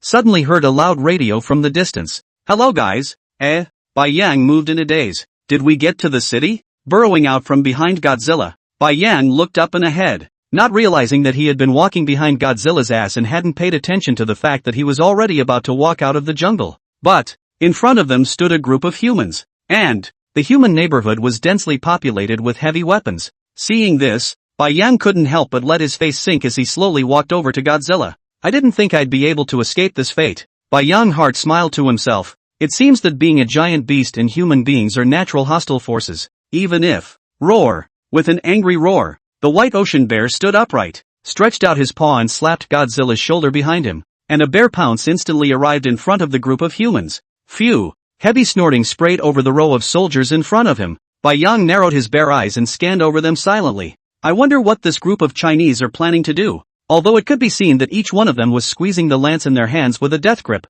they didn't raise it up against Bai Yang, and even the heavy weapons next to them didn't activate. Wasn't it to attack? Bai Yang heart is also very puzzled. Look at the situation, these people have been waiting here for a long time. According to reason should have been the first to launch an attack. How this group of people was pondering in his mind. Hello, introduce yourself. My name is Shoyu. We met in Kangaroo Land. Suddenly, from behind the row of soldiers in front of him, a middle-aged man with glasses came out, holding a huge trumpet in his hand, and shouted a few times at Bai Yang. Chapter 142, The Attitude of the Chinese. We mean no harm. Professor Zhou's hand holding the horn kept trembling, and his legs were tightly clenched together. Never did I realize that the pressure was so great when facing this giant polar bear head-on. The damn thing was looking at it with a glint of bloodlust in its eyes. Prof. Zhou is a little skeptical that he is doing this. Is not. In case if the two giant beasts in front of him went berserk, then he would really become a 1,000-year-old sinner, and everyone would die because of this decision of his. Think about it. Professor Zhou only felt his mouth dry and his heart jumping out of his chest. After taking a deep breath, we hope that when you pass through Huaxia, you will not disturb the masses, and we will provide journey guidance throughout the journey, and absolutely safely send you out of the territory of Huaxia. ****. Bai Yang stood in front of the man named Professor Zhou, and after listening to what he said, his heart was violently happy. Sure enough, ever since stepping into the Chinese waters, Bai Yang had felt strange. Even if there is no attack, even if there is no means of detection, this is not like the style of Huaxia. Even when they set foot on Chinese soil, they were still not attacked. Bai Yang then guessed in his heart that maybe Huaxia didn't want to be their enemy. After all, the destructive power of the behemoths was just too great. So far, I'm afraid that the humans on Earth took Bai Yang's Beast King strength of the behemoths and simply didn't have any effective means of sanctioning them. And every city in China had a defense system. Even if Bai Yang wanted to enter the city rashly, it wasn't that easy. Especially, once as a Chinese, Bai Yang is very clear. The Chinese are definitely the most united nation on the earth. There is no one, and all the soldiers are almost all humongous steel warriors. Roar! Bai Yang instantly reduced his size to a smaller one, his body slowly retreating. He needed to talk to Godzilla. He had human self-control, but the Godzilla behind him didn't. Shiritsuyo couldn't 100% guarantee that Godzilla would not attack humans. Roar! No hands, understand? Godzilla quietly looked at the reptile-like human in front of him, then at Bai Yang, and slowly nodded. It just wanted to get to the place that kept signaling itself as quickly as possible. One could feel that the signal was so strong and urgent. Looking at Godzilla's surprisingly quick nod, Bai Yang let out a long sigh of relief. The biggest dilemma is solved. Then how to communicate with this human next, now that humans basically know they can understand them? That, ***. What's the point of covering up? I've wiped out the kangaroo nation. What's there to be afraid of? I'm just a monster that understands human language. What's wrong? Bai Yang thought with hatred in his heart. After deciding to do so, he once again dropped his body shape and took a step in front of Professor Zhou. We really don't have any malicious intent, and are more than willing to live in peace with your giant beast clan. Professor Zhou looked at the polar bear in front of him, which had already turned into the size of a cub, and after contemplating for a moment, he slowly opened his mouth once again. The earth has changed drastically, and I'm afraid that more unknowable factors will appear in the future. So, Huaxia is willing to befriend the behemoth clan and never be enemies. Bai Yang looked up at him, then scanned everyone next to him. Slowly extend the bear's paw. Zip, zip, zip. Sharp bear claws slashed across the concrete floor in front of him, leaving deep grooves. Roar! Quickly, Shiroyo turned his head toward Godzilla. Lead the way. South Valley. Looking at the few Chinese characters on the ground, Professor Zhou swallowed the saliva in his mouth with difficulty. No matter how he thought about it, he could not imagine that the polar bear in front of him could write, and it was still Chinese characters. This is just unbelievable. But, what are they doing in the South Valley? Suddenly, Professor Zhou's whole body shook as he thought of it. Isn't there a giant bug cocoon in the South Valley? Could it be that they were going to find companions? It must be so. There must be an unknown connection between all the giants. Perhaps one that has never been seen before in the universe. And, look at the dinosaur-looking beast behind it that's so obedient. This white bear is the leader. Professor Joe was frantically brainstorming in his head. However, today's reward was huge. The fact that this polar bear could write meant that it could communicate with them better. In that case, no, it has to be rushed to the papers. It's an absolutely epical step. Thinking of this, Professor Joe's entire body began to tremble. Get out of the way. Get out of the way and make the road clear for them to pass. Hastily, he had all the soldiers beside him pull all the armored tankers away from the area and go to the front to lead the way for the two behemoths. They were going to the South Valley, and for the sake of unnecessary trouble, they had to move all the humans along the way as soon as possible. Rumble, rumble, rumble. Shiroyo sat on Godzilla's shoulder and nodded in satisfaction as he watched the human armored weapons sail away one by one. Regardless of what kind of ideas Huaxia actually stored, Bai Yang is fearless, and humans are really too weak. I hope it's true. Otherwise, even if he used to be a Huaxia person, then he will level this land. Roar! Depart! Intentionally yelled at the brother chief next to him, signaling it not to destroy the building if it could. Boom! Boom! Godzilla gave the white bear a breathless look, then took a heavy step and began to follow the human vehicle slowly, step by step. China, Kyoto, snap, snap, snap. Everyone in the conference room was standing up with excited faces and clapping their hands, watching the giant beast on the screen avoiding the buildings and slowly advancing. They felt as if they were dreaming. Just now, looking at the giant beast standing right in front of Professor Joe and the others, all hearts were clenched. In case if, this means that Huaxia is going to be under fire. The peaceful life that had been so hard to come by was once again shattered, which went against the founding principles of Huaxia. But, never would I have thought that Professor Joe could actually convince that polar bear. And, although the behemoths were so large that the roads must have all collapsed, the fact that they were able to actively avoid every single high-rise building was unexpected to everyone in the conference room. Quiet. Suddenly, the old man in the Chinese mountain suit at the forefront took a deep breath and spoke with a solemn expression. Just now, Professor Joe has already sent word that the destination of these two behemoths is precisely the base in the South Valley where the insect cocoons are housed. Now start going down to evacuate all the people along the way, and all the personnel in the base as well. Phew! The old man calmed his excitement as he decided to make a major decision that might put Huaxia on the map. But, all the research experts have shown, that is, the age of the behemoth is coming and it is important to save for a rainy day as early as possible. Command down that when the behemoths migrate, everyone must not obstruct them in order to smoothly send them out of Chinese territory. And no matter what they do, adopt a policy of not blocking them. At the same time, publish the video. My Huaxia will never be an enemy of the behemoth clan. Chapter 143, The Furious Rice. It is reported that after the kangaroo country, the two behemoths managed to enter the Chinese territory. But, geez, it's unbelievable that the behemoth didn't wreak havoc in China. Today, the first behemoth footage was released by the Chinese side, and as you can see, the two behemoths carefully avoided all the buildings, and, right in front of them, the Chinese military helped clear the way. From this, it can be concluded that Huaxia must have gained the friendship of the behemoth, or even that Huaxia has mysterious methods to control the behemoth. If that's the case, then, the pattern of the entire world will once again undergo a heavenly change, and Huaxia with the blessing of the giant beast will have no more rivals. BBC TV reports that we will continue to follow the whereabouts of the Chinese behemoth. Everyone daily at 8 o'clock. Do not see. Bang. A water glass slammed heavily on the monitor in front of him. Damn. Damn. Why?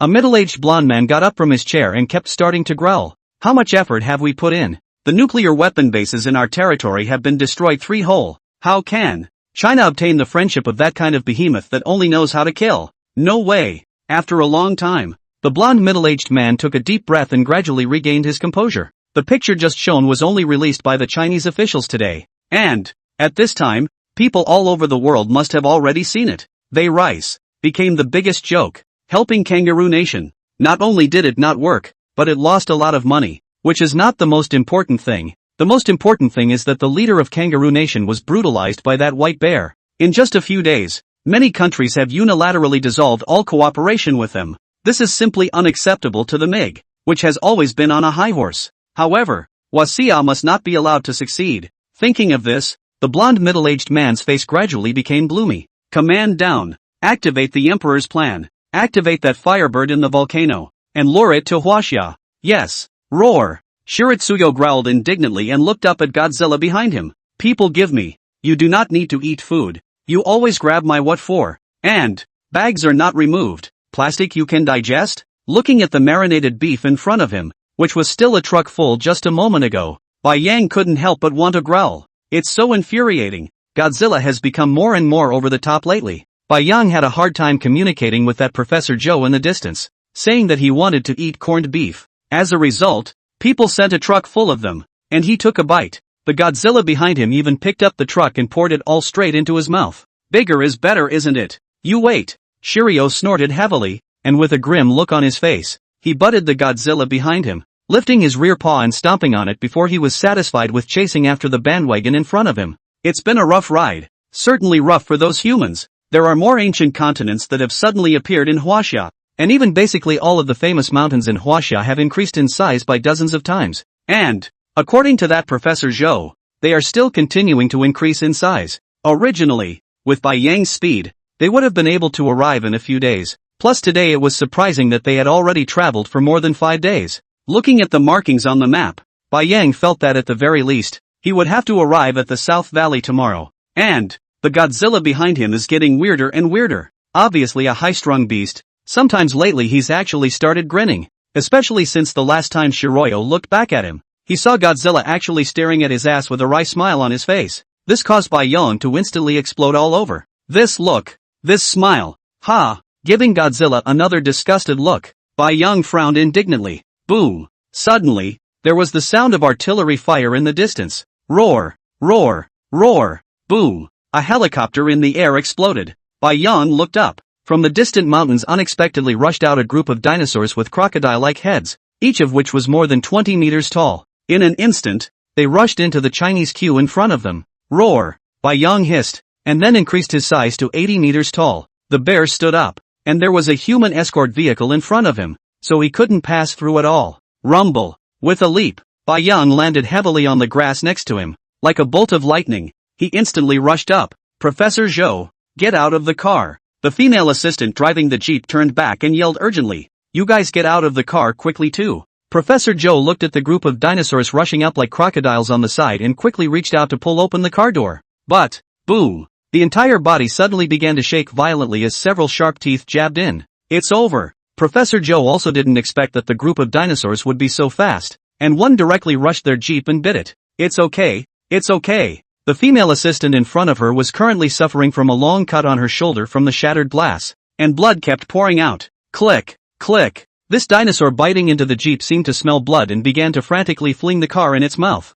Bang! The people in the car suddenly felt like they were flying high in the air, and surprisingly, it was the dinosaurs that threw them up high into the air. This is really over. Everyone closed their eyes in despair. Click. However, after feeling a violent shaking, it was immediately followed by being placed smoothly on the ground. Phew! Looking at the giant polar bear that appeared in front of them, everyone couldn't help but let out a long breath of relief. After a few days together, they realized that the polar bear was not as ferocious as they had imagined, and was even quite approachable at times. Ka-ching! Bai Yang placed the jeep in his hands on the ground and rushed into the group of dinosaurs like a thunderbolt, stretching out his claws to directly grab a crocodile-like dragon, and tore its head off in one bite. Roar! Roar! Roar! After smashing the corpse in his hand heavily on the ground, all the dinosaurs in front of him looked at the giant beast in front of them in fear and began to slowly back away, their mouths constantly emitting bursts of hissing sounds. Bai Yang glared at the bear's eyes and stomped a crack with his feet, then ran out furiously at breakneck speed.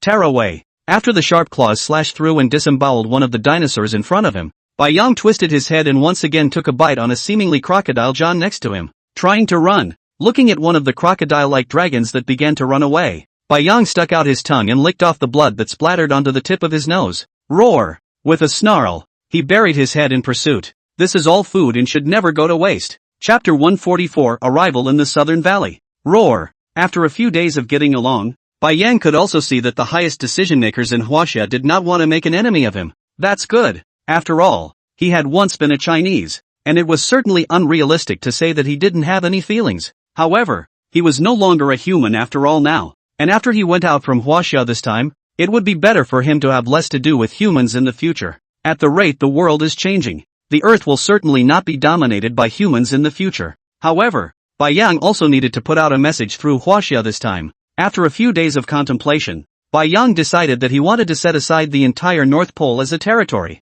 All areas covered by the Arctic, regardless of country, withdraw completely or prepare to suffer the wrath of the behemoth. And there's the stir that is rice. Thinking of this, Bai Yang couldn't help but gnash his teeth in hatred. The The kangaroo state has been wiped out, and all that comes down is rice. I believe it won't take long. When we go back to the North Pole, we can cross the North Pole and cross the strait to reach the territory of rice. In time. Roar. Suddenly, the Godzilla beside him stared at a heavy base in the distance and kept hissing, seeing that the atomic energy in his body is about to activate. Pop. Yang hastily stretched out his bare paw to cover its mouth with one hand. What's this about? You can't be too quick to cross the river and tear down the bridge. At least get out of other people's territory. But, bang! Godzilla heavily knocked Yang to the ground, then roared up to the sky as a column of ghostly blue light instantly erupted out of its mouth and shot straight into the sky. Illuminates the darkness of the night. Boom! Boom! Boom! Suddenly, the large base in the distance began to shake incessantly. But, there was no sound of panicked human running away. This made Yang wonder. Boom! Then, the entire ceiling of the base was instantly crumbled out, and a light blue light reflected in the sky. It was as if the aurora borealis was dazzlingly colorful. Boom! Boom! Godzilla stared at the dazzling light for a long moment, then took a step toward the distant base. What's this for? Shiroyo took a look at Godzilla, then looked back at the humans standing not far away, only to see that they all had a look of determination. And Shiroyo was even more confused. Roar! Mr. Brother, what are you going to do? There are nukes there? Going after him? The white ocean bear stood upright and extended his paw on Godzilla's shoulder. Bang! Godzilla shrugged off the bare paw on his shoulder and growled back. Lovers. Yang. What did Mr. Brother say just now? Lover? My plants are grassy. You have a lover? How come I don't believe it so much? Besides, that base in front of you is clearly not even as big as you are. And you're telling me that there's a lover of yours in there? Hiss. After taking a deep breath, Yang hurriedly chased after him. He wanted to see what kind of lover his cousin could always find. It's horrible. Roar. After walking into the periphery of the base, Yang could see that all the staff inside the base had already retreated from the base early as if they had been notified long ago. And, one by one they were looking at the Godzilla that was walking past with great interest. It's finally hatching. Professor Joe stared at the two giant beasts standing outside the base and couldn't help but murmur in a small voice. Professor, after it hatches, is the behemoth really going to go with them? A few of the assistants next to him looked at the base in the distance with some dismay. They had been guarding the cocoon since they found it, and every day they could see through their instruments that the creature in the cocoon was thriving. It's as if it's like everyone's raised a child together, thinking that they would soon be leaving along with the giant bears. All of them had expressions of reluctance on their faces. Alas, it was inevitable. The behemoths belong to no one. They have their own mission. Moreover, we have not angered the behemoth clan, and we will definitely have the opportunity to meet again in the future. Ha, ha, ha. Yang looked at Godzilla beside him, only to see him gently poke his head out and sniff deeply at a huge insect cocoon in front of him, immediately following. Buzz, buzz, buzz. Starting at the tail, fin after fin began to turn ghostly blue. Yang could feel that the energy in Godzilla's body was rapidly converging, and this huge insect cocoon in front of him emitted a light blue light that also became more and more prevalent.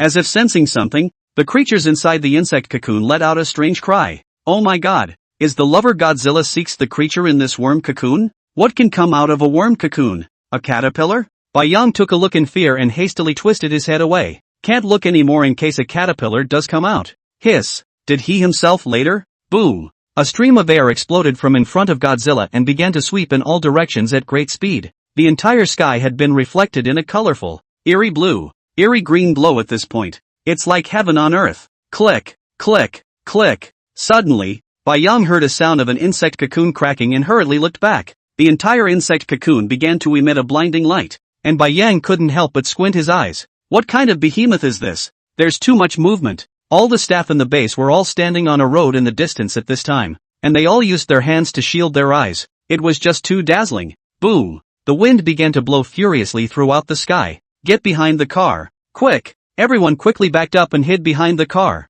After a long time, the bright light in midair began to slowly dissipate, and the gusty winds continued to rage on and on.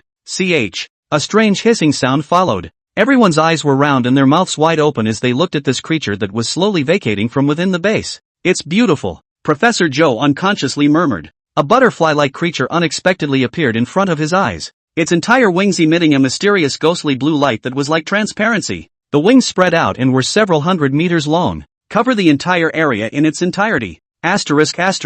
Yang similarly stood frozen in place, looking at the huge moth in front of him. Yes, he stood underneath the creature and saw it more clearly. It did look like a moth. But, what kind of divine moth is this? This is too long to pull off. Roar. Brother always. You. Suddenly. There was a deafening bird song in the distance, and then the entire sky began to turn a fiery red. Boom. Boom. A gale with a searing aura rolled over. Shiritsuyo narrowed his eyes and looked away. A mountain peak in the distance looked like it was burning with a blazing fire, followed by a huge bird's head exposed. A pair of wings that covered the sky unfolded, and the blazing fire kept falling down. Ding! System mission released, obtain the Beast King's inner core. System reward, activate this Beast King icon. Chapter 145, Flame Beast King, Ratone. Deafening hiss. The flames were so intense that they instantly dyed the entire sky red. Bai Yang's face gradually became gloomy as he looked at this flaming beast that was speeding from the distance. Name, Beast King Ratone. Strength, 2100. Speed, 2800. Endurance, 2300. Talent, Flame Drawing. Skills, Geothermal Armor. Rock Wing Storm, Magma Spit. Sure enough, it was a Beast King. Bai Yang took a deep breath and looked at the Beast King Ratone, who looked like an immortal firebird not far away, and stuck out his tongue to lick the tip of his nose. Roar! Taking the lead and increasing his size to 80 meters tall, the white ocean bear stood up, stretching out his palms, his eyes staring dead ahead. I'm afraid that the size of this Beast King Latin was no smaller than the once Kidora. Moreover, the entire body seemed to be made up of magma, and wherever it passed by, the following instantly turned into a sea of fire, with magma solution constantly falling from its unfurled wings. Suddenly, there was a strange chirping sound overhead. The giant moth that unfolded its wings in the sky began to emit an orange-yellow light on its body, and the colorful patterns on its entire wings began to slowly appear, and a pair of patterns that seemed like eyes appeared at the very top of its wings, and at that moment, the fiery red flames were suppressed by the colorful light of the giant moth. Roar! However, the Godzilla beside him suddenly roared furiously, and his entire body began to emanate ghostly blue proto-energy, his eyes coldly staring at the flame beast king that glided over, and he slowly greeted it step by step. Bang! A monstrous magma fireball erupted from the hideous bird's beak, wrapped in rolling black smoke, and instantly exploded beside Bai Yang. Bai Yang! Is this bird a blind man? Or does he see that I'm small? Godzilla was obviously close, but this flame beast king didn't even spray and turned his head to spray him. Isn't that bullying bears? Can this be tolerated? Bai Yang fiercely gritted his teeth. Anyway, he has no fear of the flames. At most the fur was burned off, and, seeing that the giant bird was about to arrive in front of him, the atomic spit spewed out by Godzilla in front of him was also dodged by this beast king. And, looking at the appearance of this beast king, it is true that the first target is Bai Yang. Chest heaving incessantly, Bai Yang took a deep breath. Looking at the sharp bird claws of the beast king Latin that seemed to be made of rock, Bai Yang's entire bare body began to bow slightly, the muscles of his entire body tensing up. Berserk rage. Thorn battle armor. Inwardly, he growled. It's that time. Beast King Latin's sharp bird claws swiftly probed out, wanting to grab Bai Yang with one hand. Roar! With an angry roar, Bai Yang instantly cracked the ground and leapt up high, his bare paw viciously tearing at Latin's wings with rolling magma flowing through them. And then, cold ice stab. While the hair on his body was still there, Bai Yang instantly unleashed his skill. Bang! Bang! Bang! An ice needle with a crystalline and chilling aura began to shoot in all directions with Bai Yang as the center. Just then, a hiss could be heard from the Beast King, Ratone, followed by a violent surge of a new layer of lava from his body. Bai Yang cursed angrily in his heart and forced himself to endure the burning of his palms, tearing at its lava wings and yanking them downward. Bang! The two behemoths hugged and rolled on the ground at once. Rumble! Monstrous flames enveloped the entire area, and the steel frame of the human base had begun to melt. Roar!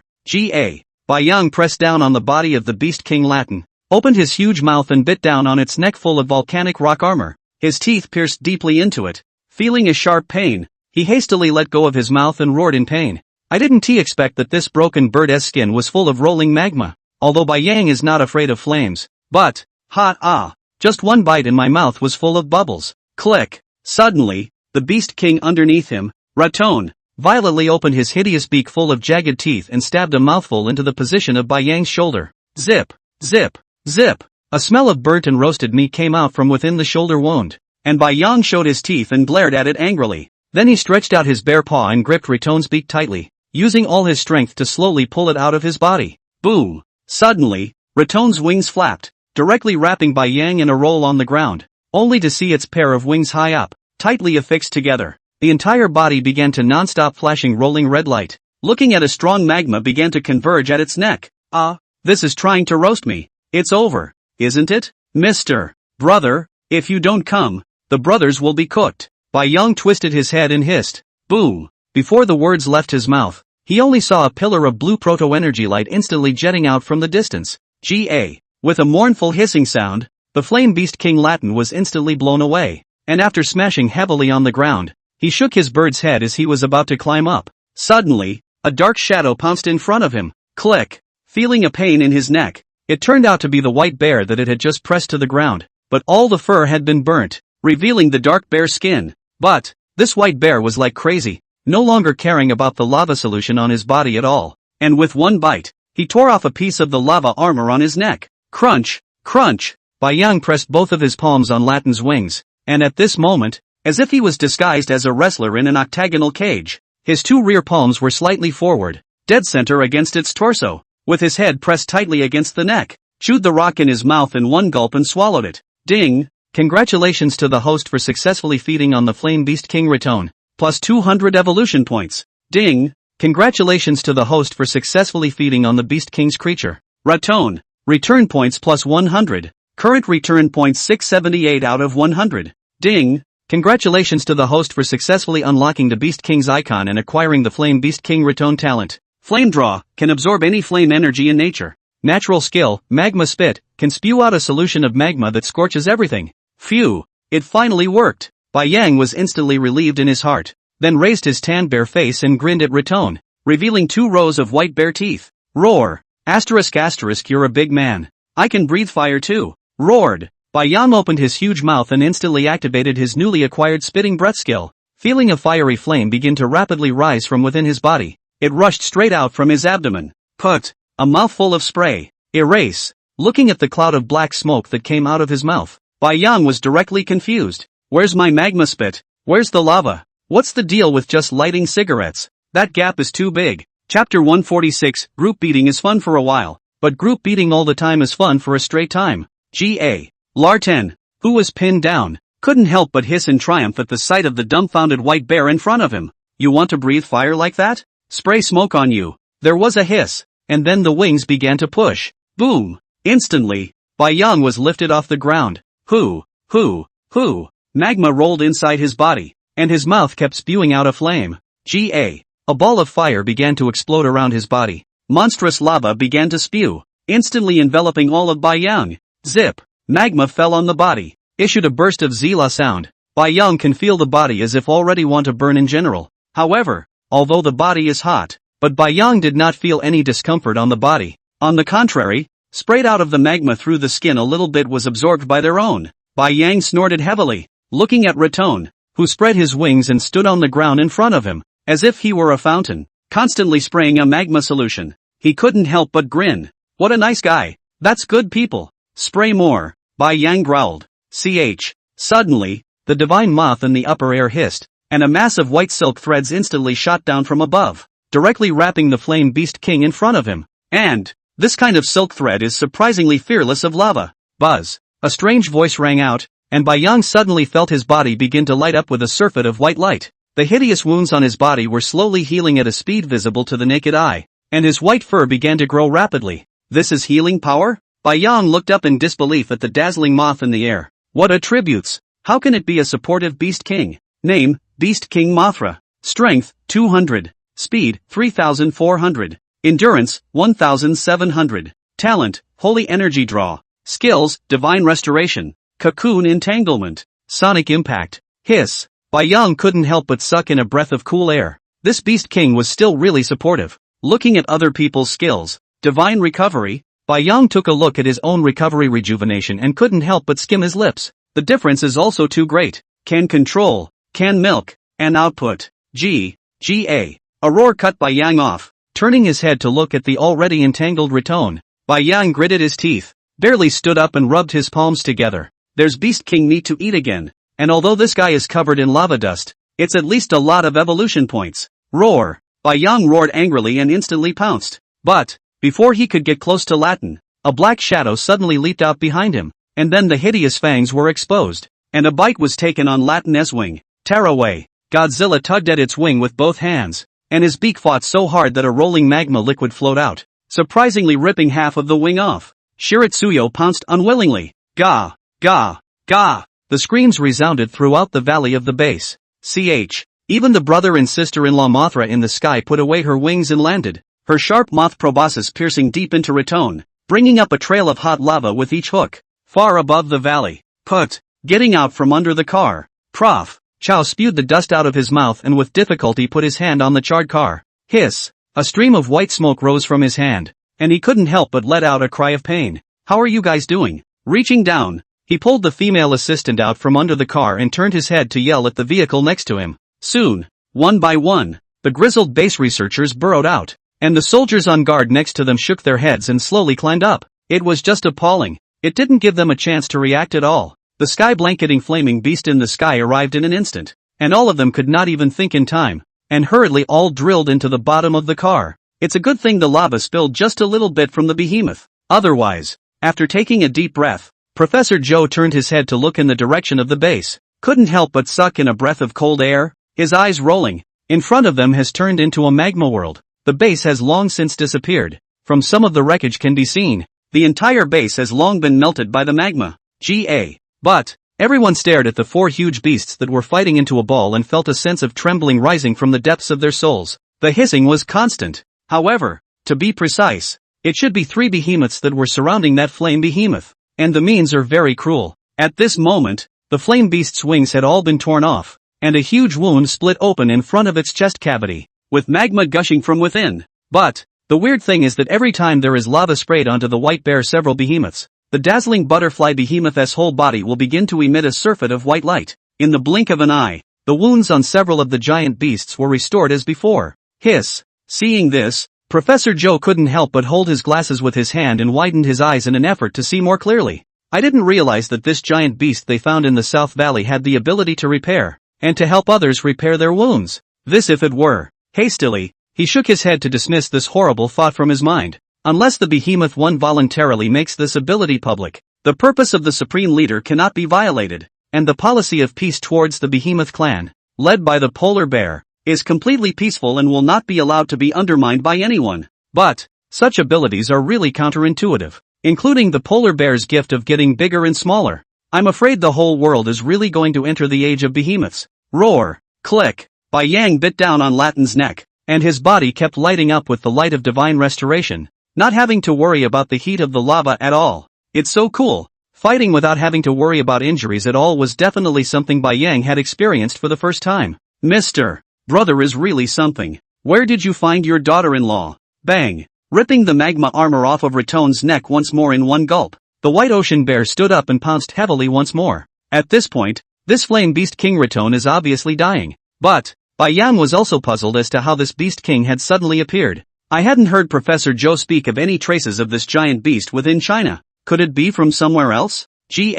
Stop. Suddenly, Lartan underneath him cried out miserably. Shiroyo looked back at Godzilla and slowly let go of his mouth and climbed up from it. Submission. Unexpectedly, the Raton in front of him slowly lowered his head. But, click, Bai Yang bit off its head in one bite. Until now Bai Yang also understood. The Beast King must also be divided into camps. After talking with Godzilla, like Latin this Beast King, from birth is to destroy the world for the purpose. The way is different. Bai Yang narrowed his eyes and glared fiercely at the corpse on the ground, then leaned up and began to feed. Chapter 147, The Mammoth with the Precarious King Kong. Boom, boom, boom, roar. Sister Mammoth. King Kong crushed one of the helicopters in his hand, raised his head to stare dead at the dense human fighters in front of him, roared angrily, and quickly came to the mammoth's side. Tada, tada, tada. Directly covering the mammoth with his body, a cloud of blood mist exploded behind him. Moo, you go. The mammoth lifted its head, looked at Vajra, and gave a ragged gasp.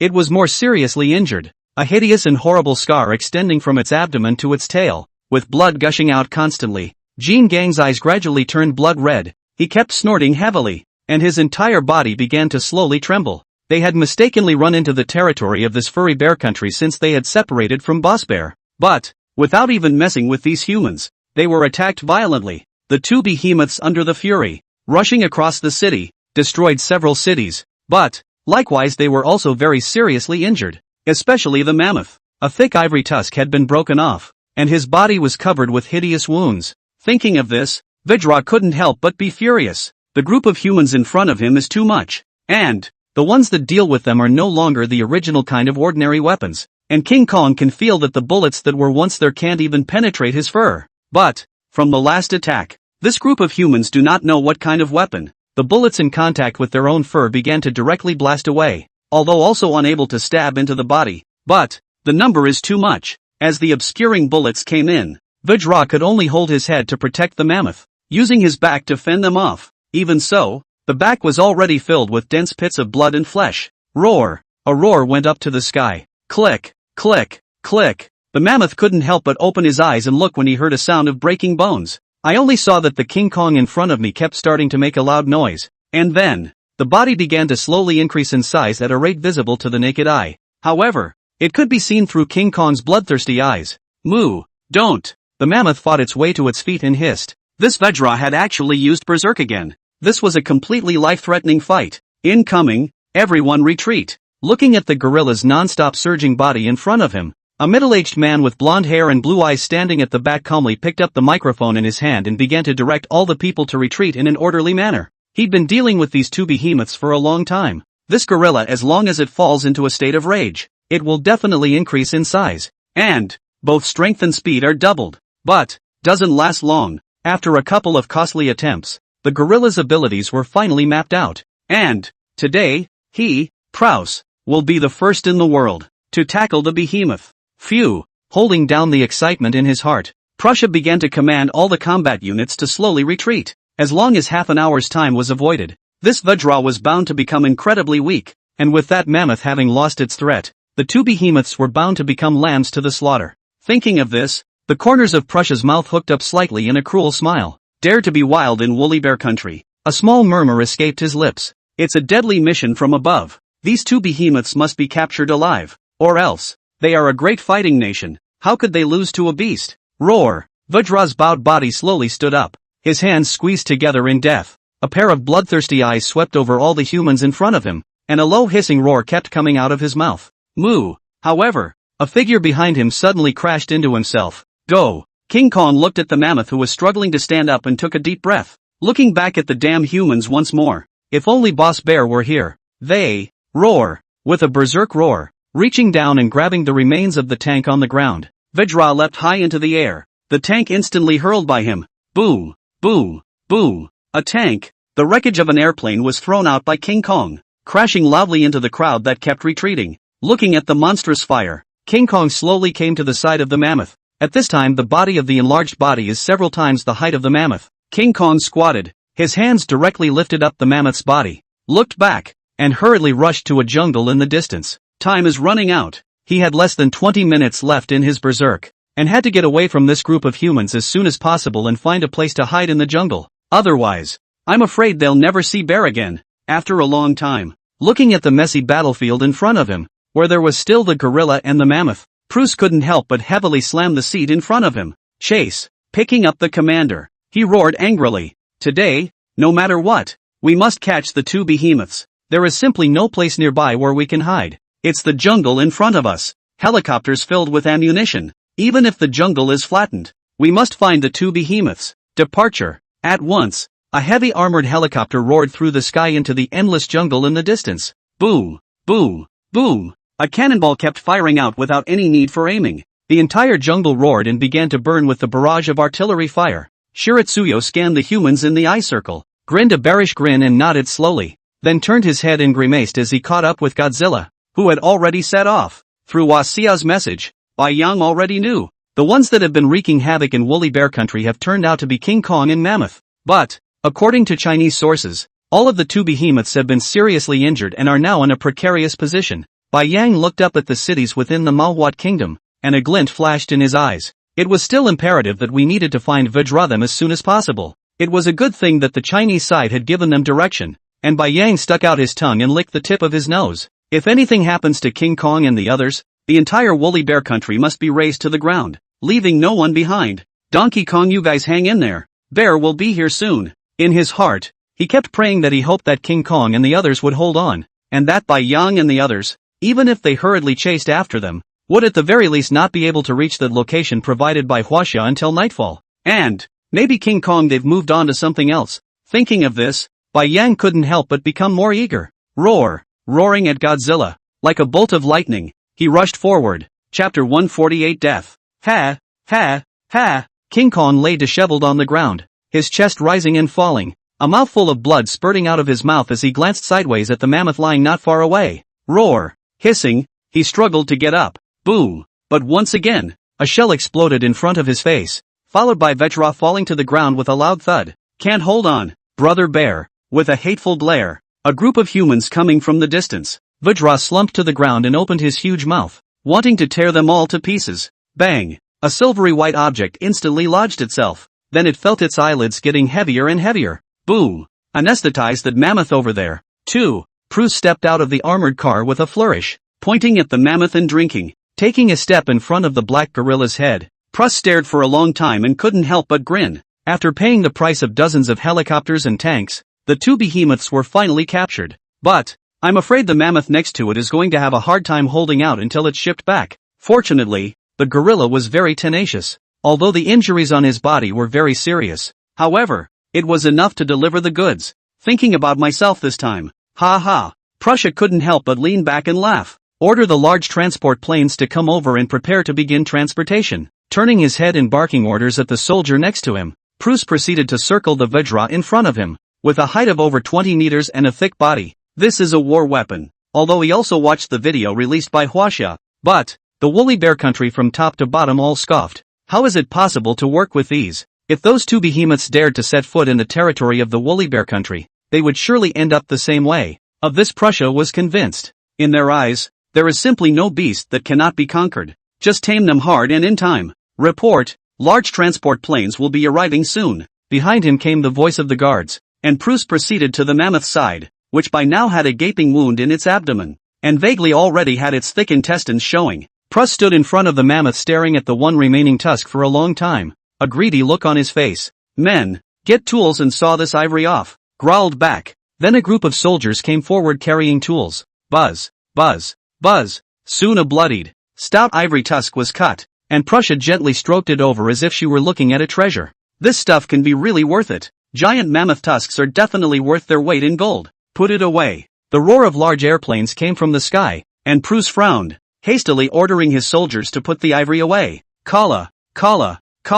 Soon, a thick metal chain dangling a huge steel cage was slowly lowered from the plane. After a long time, Prussia examined the cage holding the two behemoths and nodded slowly. Waving at the giant transport in the sky, he signaled that they could leave. Ha. Looking at the two giants that slowly rose into the air, Prussia's heart grew more and more excited. This time not only accomplished the mission, but also, that ivory alone was enough for him to. Boom! Suddenly, there was a loud bang in the sky. Looking up, the two large transports in the air unexpectedly exploded. Rumble! The two steel cages hit the ground hard, and the wreckage of the airplane in the sky began to fall down without stopping. Bruce was a little confused. What's going on? It just lifted off. How could it blow up? Is there an attack? Suddenly, a strange cry that resounded through the heavens and earth came from the distance, and then the entire sky was covered up, and under the sunset, a pair of wings that covered the sky stretched out, streaming with color and brilliance. Boom! Immediately after that, one could only see the 7-colored wings swinging violently, and a huge wind accompanied by a whistling sound lifted up the layers of the ground and swept over with a roar.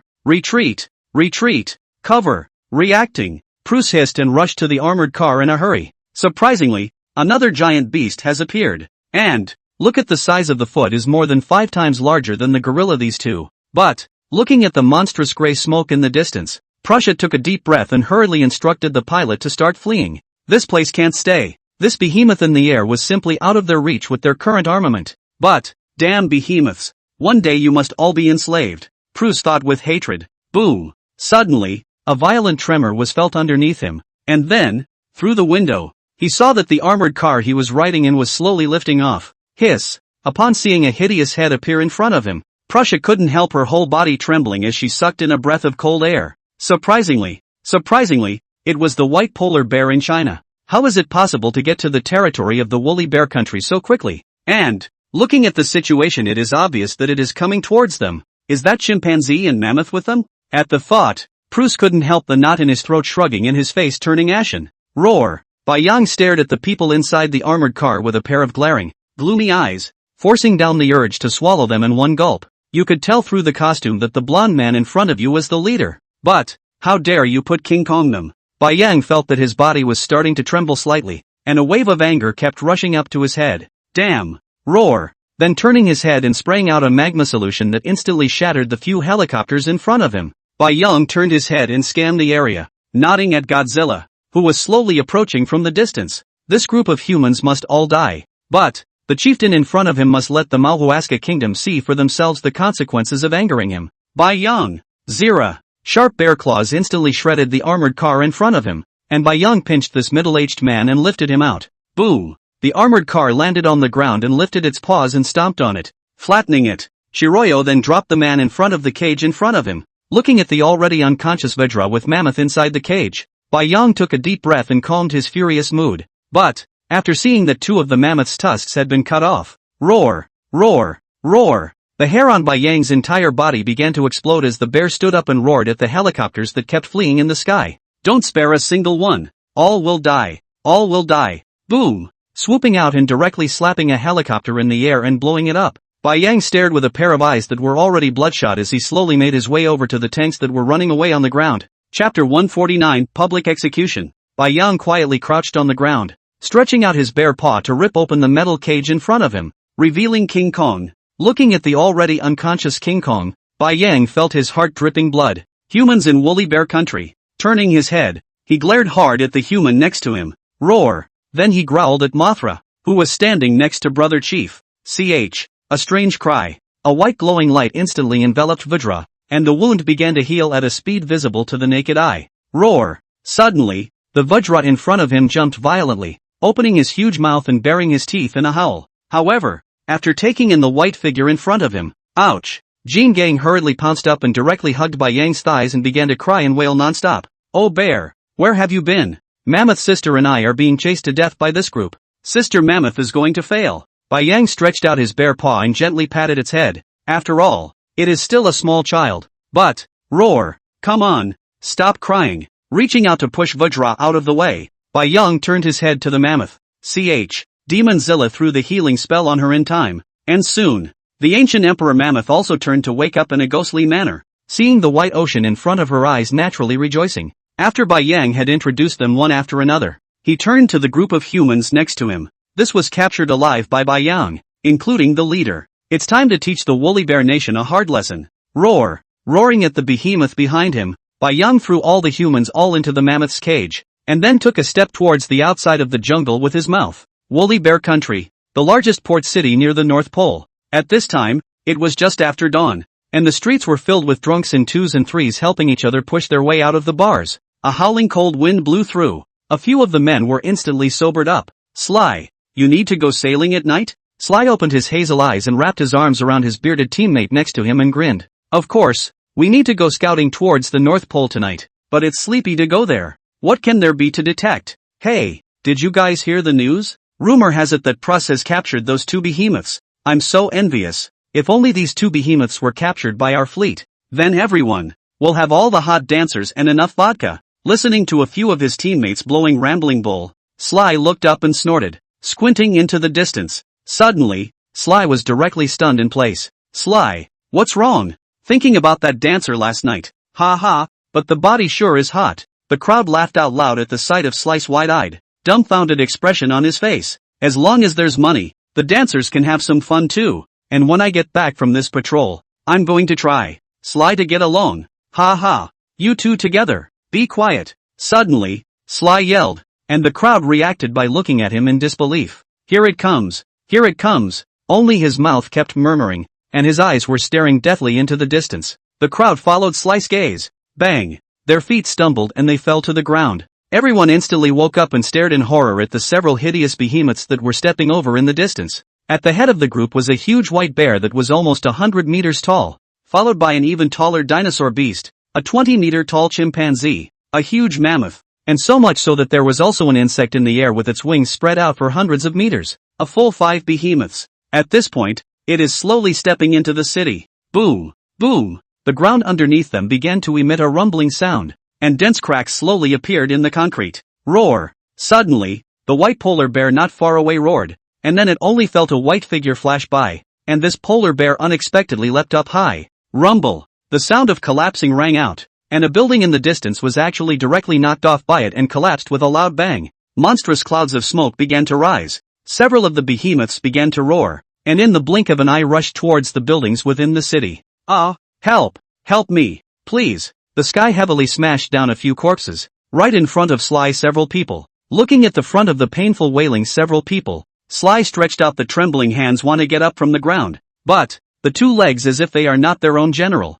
simply cannot support up. A few short minutes later, Bai Yang looked at the ruined city and turned his head to stare at the humans running around underneath. Boom! Boom! Rushing over to the humans one step at a time, his size getting smaller with every step. Soon, Bai Yang returned to the size of an ordinary polar bear 3 meters tall, quietly staring at the panicked group of people in front of him. Behind them was the broken wreckage of the building, and there was no way they would have room to escape again. Looking at the densely clustered woolly bear nation, Bai Yang turned back and hissed at the mammoth. Click! Click! A burst of steel friction sounded, and the mammoth dragged the huge steel cage behind it over, and after pushing the cage in front of Bai Yang, the mammoth slowly retreated back. They don't know what Bai Yang is planning to do, but, looking at those humans with panicked eyes inside the cage, a bloodthirsty light flashed in the mammoth's eyes. It was this group of people that nearly captured her with King Kong, and her own ivory was brutally sawed off by this group of humans. Sly. At that moment, the bearded teammate beside him swallowed a mouthful of saliva and quietly pointed to a blond man inside the cage.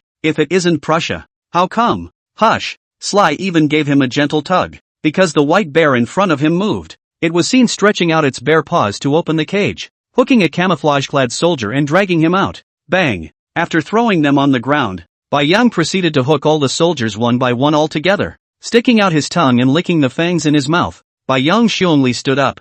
Bang! Opening his huge mouth, he slowly spewed a lava fireball onto one of the soldiers in front of him. Ah! Immediately, screams rang out, and soon, the soldier was burned into a ball of flying ash. Roar! Bai Yang roared angrily, then opened his huge mouth and kept on starting to tear. He was going to make all of these soldiers die alive in front of these Maoxiong country people. And I believe that soon this scene would spread throughout the entire Maoxiong country. After a long time, Bai Yang shook the blood from his fur and looked at the leader in uniform in front of him, turning his head and nodding at Vajra next to him. Roar! King Kong instantly jumped over. It had long since pressed on. It's all about the human in front of you. Reaching out directly to pick up the human in front of him, Vajra squeezed one of his legs and violently ripped it off, followed by the other. Bang! After dropping a human stick on the ground, the massive paw stepped right on it with a dull popping sound. Looking up at everyone in front of him who had turned demented, Vajra turned his head and walked behind Shiroyo. Zip! Zip! Zip!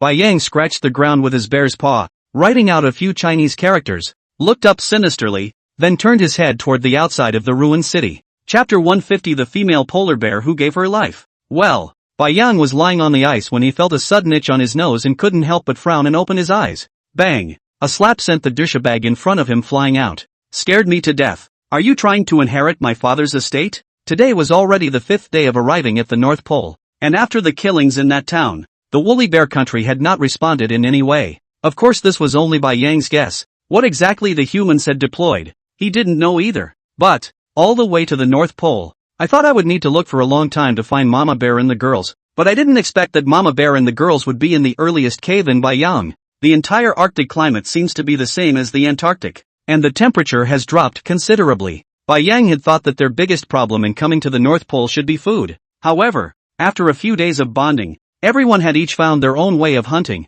and Bai Yang had been worried for a long time, not expecting at all that what flew in the sky and swam in the sea, their team had accounted for all of them. Don't worry about food at all. Ka ga ga ga, Papa Bear, eat fish. Still the same hard-working little fishing pro. Erdo climbed up wobbly and threw a small fish he was carrying in his mouth in front of Bai Yang. Then leaning head first against Bai Yang, he comfortably began to sunbathe. Crunch! Bai Yang lowered his head and bit the small fish in front of him into his mouth, casually chewing it a few times and swallowing it in one bite. Having arrived here from the South Pole without stopping at all along the way, these past few days had definitely been the most pleasant he had ever lived. Godzilla had already taken his brother and sister-in-law to wander off to who knows where, and as for King Kong, he had taken his mammoth to look for the legendary grasslands in the direction of the Arctic Pole. Even Mama Bear is out hunting with her bear sister. Geez, is old man the only one who's the most bored? Bai Yang couldn't help but sigh. Wrong, there is also the landlord's stupid son who is equally bored. Roar, Erdnace, get up and accompany Dad out for a spin. Shiritsuyo called out and rose straight up from the ice and began to walk along the ice floe toward the shore. In the distance was still the same cave, in which Mama Bear and the girls lived. It was the same familiar tundra, but by now the temperature was so low that the moss on the ground had frozen and formed a blossom of ice, reflecting a bit of bright light in the weak sunlight. Kagugu, Papa Bear, look, there's a pack of silly wolves over there. The two idiots behind his ass fluttered their wings and jumped out, pointing at a group of snow wolves not far away and howling at Bai Yang. Shiroyo glared at it in dismay, then looked up. At this moment, there was a group of snow wolves in the distance that kept hissing, and one by one, their bodies tensed up and bared their teeth in a circle. And, right in the center of the snow wolf turned out to be a polar bear. Asterisk asterisk. I have not been back for so long. The polar bears even mixed up so badly. A few snow wolves dare to come up to provoke? Roar. Bai Yang roared angrily, ready to bury his head in charge up to teach this group of snow wolves a hard lesson. Since coming to the Arctic, Bai Yang has rarely hunted common animals, which is a means of protecting the Arctic. And, in addition to Mama Bear and the girls, the remaining behemoths Bai Yang also strictly forbade them to hunt ordinary animals for food. It is true that the weak is strong, but, now the global ecological balance has been completely destroyed. If not moderated, I am afraid that slowly all ordinary animals are going extinct. Bai Yang didn't want to see that happen. Not in the Arctic at the very least. The creatures of the Arctic were already relatively rare, and at this rate, how boring it would be to have only a few of them giants left here. Ouch! The snow wolf leader threw back his head and let out a long whistle, staring at the female polar bear in front of him, his tongue hanging out of his mouth and drool dripping down constantly. Roar! The polar bear, trapped in the middle of the wolves, looked a little anxious, and stood up bear upright, hissing incessantly. Roar! Suddenly, a familiar roar came from the distance, and the female polar bear turned her head to look, only to see a huge white bear of a size of more than 3 meters tall slowly and leisurely approaching them. The snow wolf leader similarly discovered the white bear and panicked, turning his body around and controlling the wolves to start slowly retreating. The polar bear in front of them was obviously a strong male polar bear. It was already tough for them to hunt female polar bears, and against such a strong one in front of them, they didn't have any chance of winning at all. Thinking of this, the snow wolf leader couldn't help but gnash his teeth in hatred. I can't do it. Ouch! Howling at the wolves, and with a somewhat reluctant glance at the female polar bear that was supposed to be food, he turned his head and began to run wildly into the distance. Humbug! Bai Yang grinned a disdainful smile.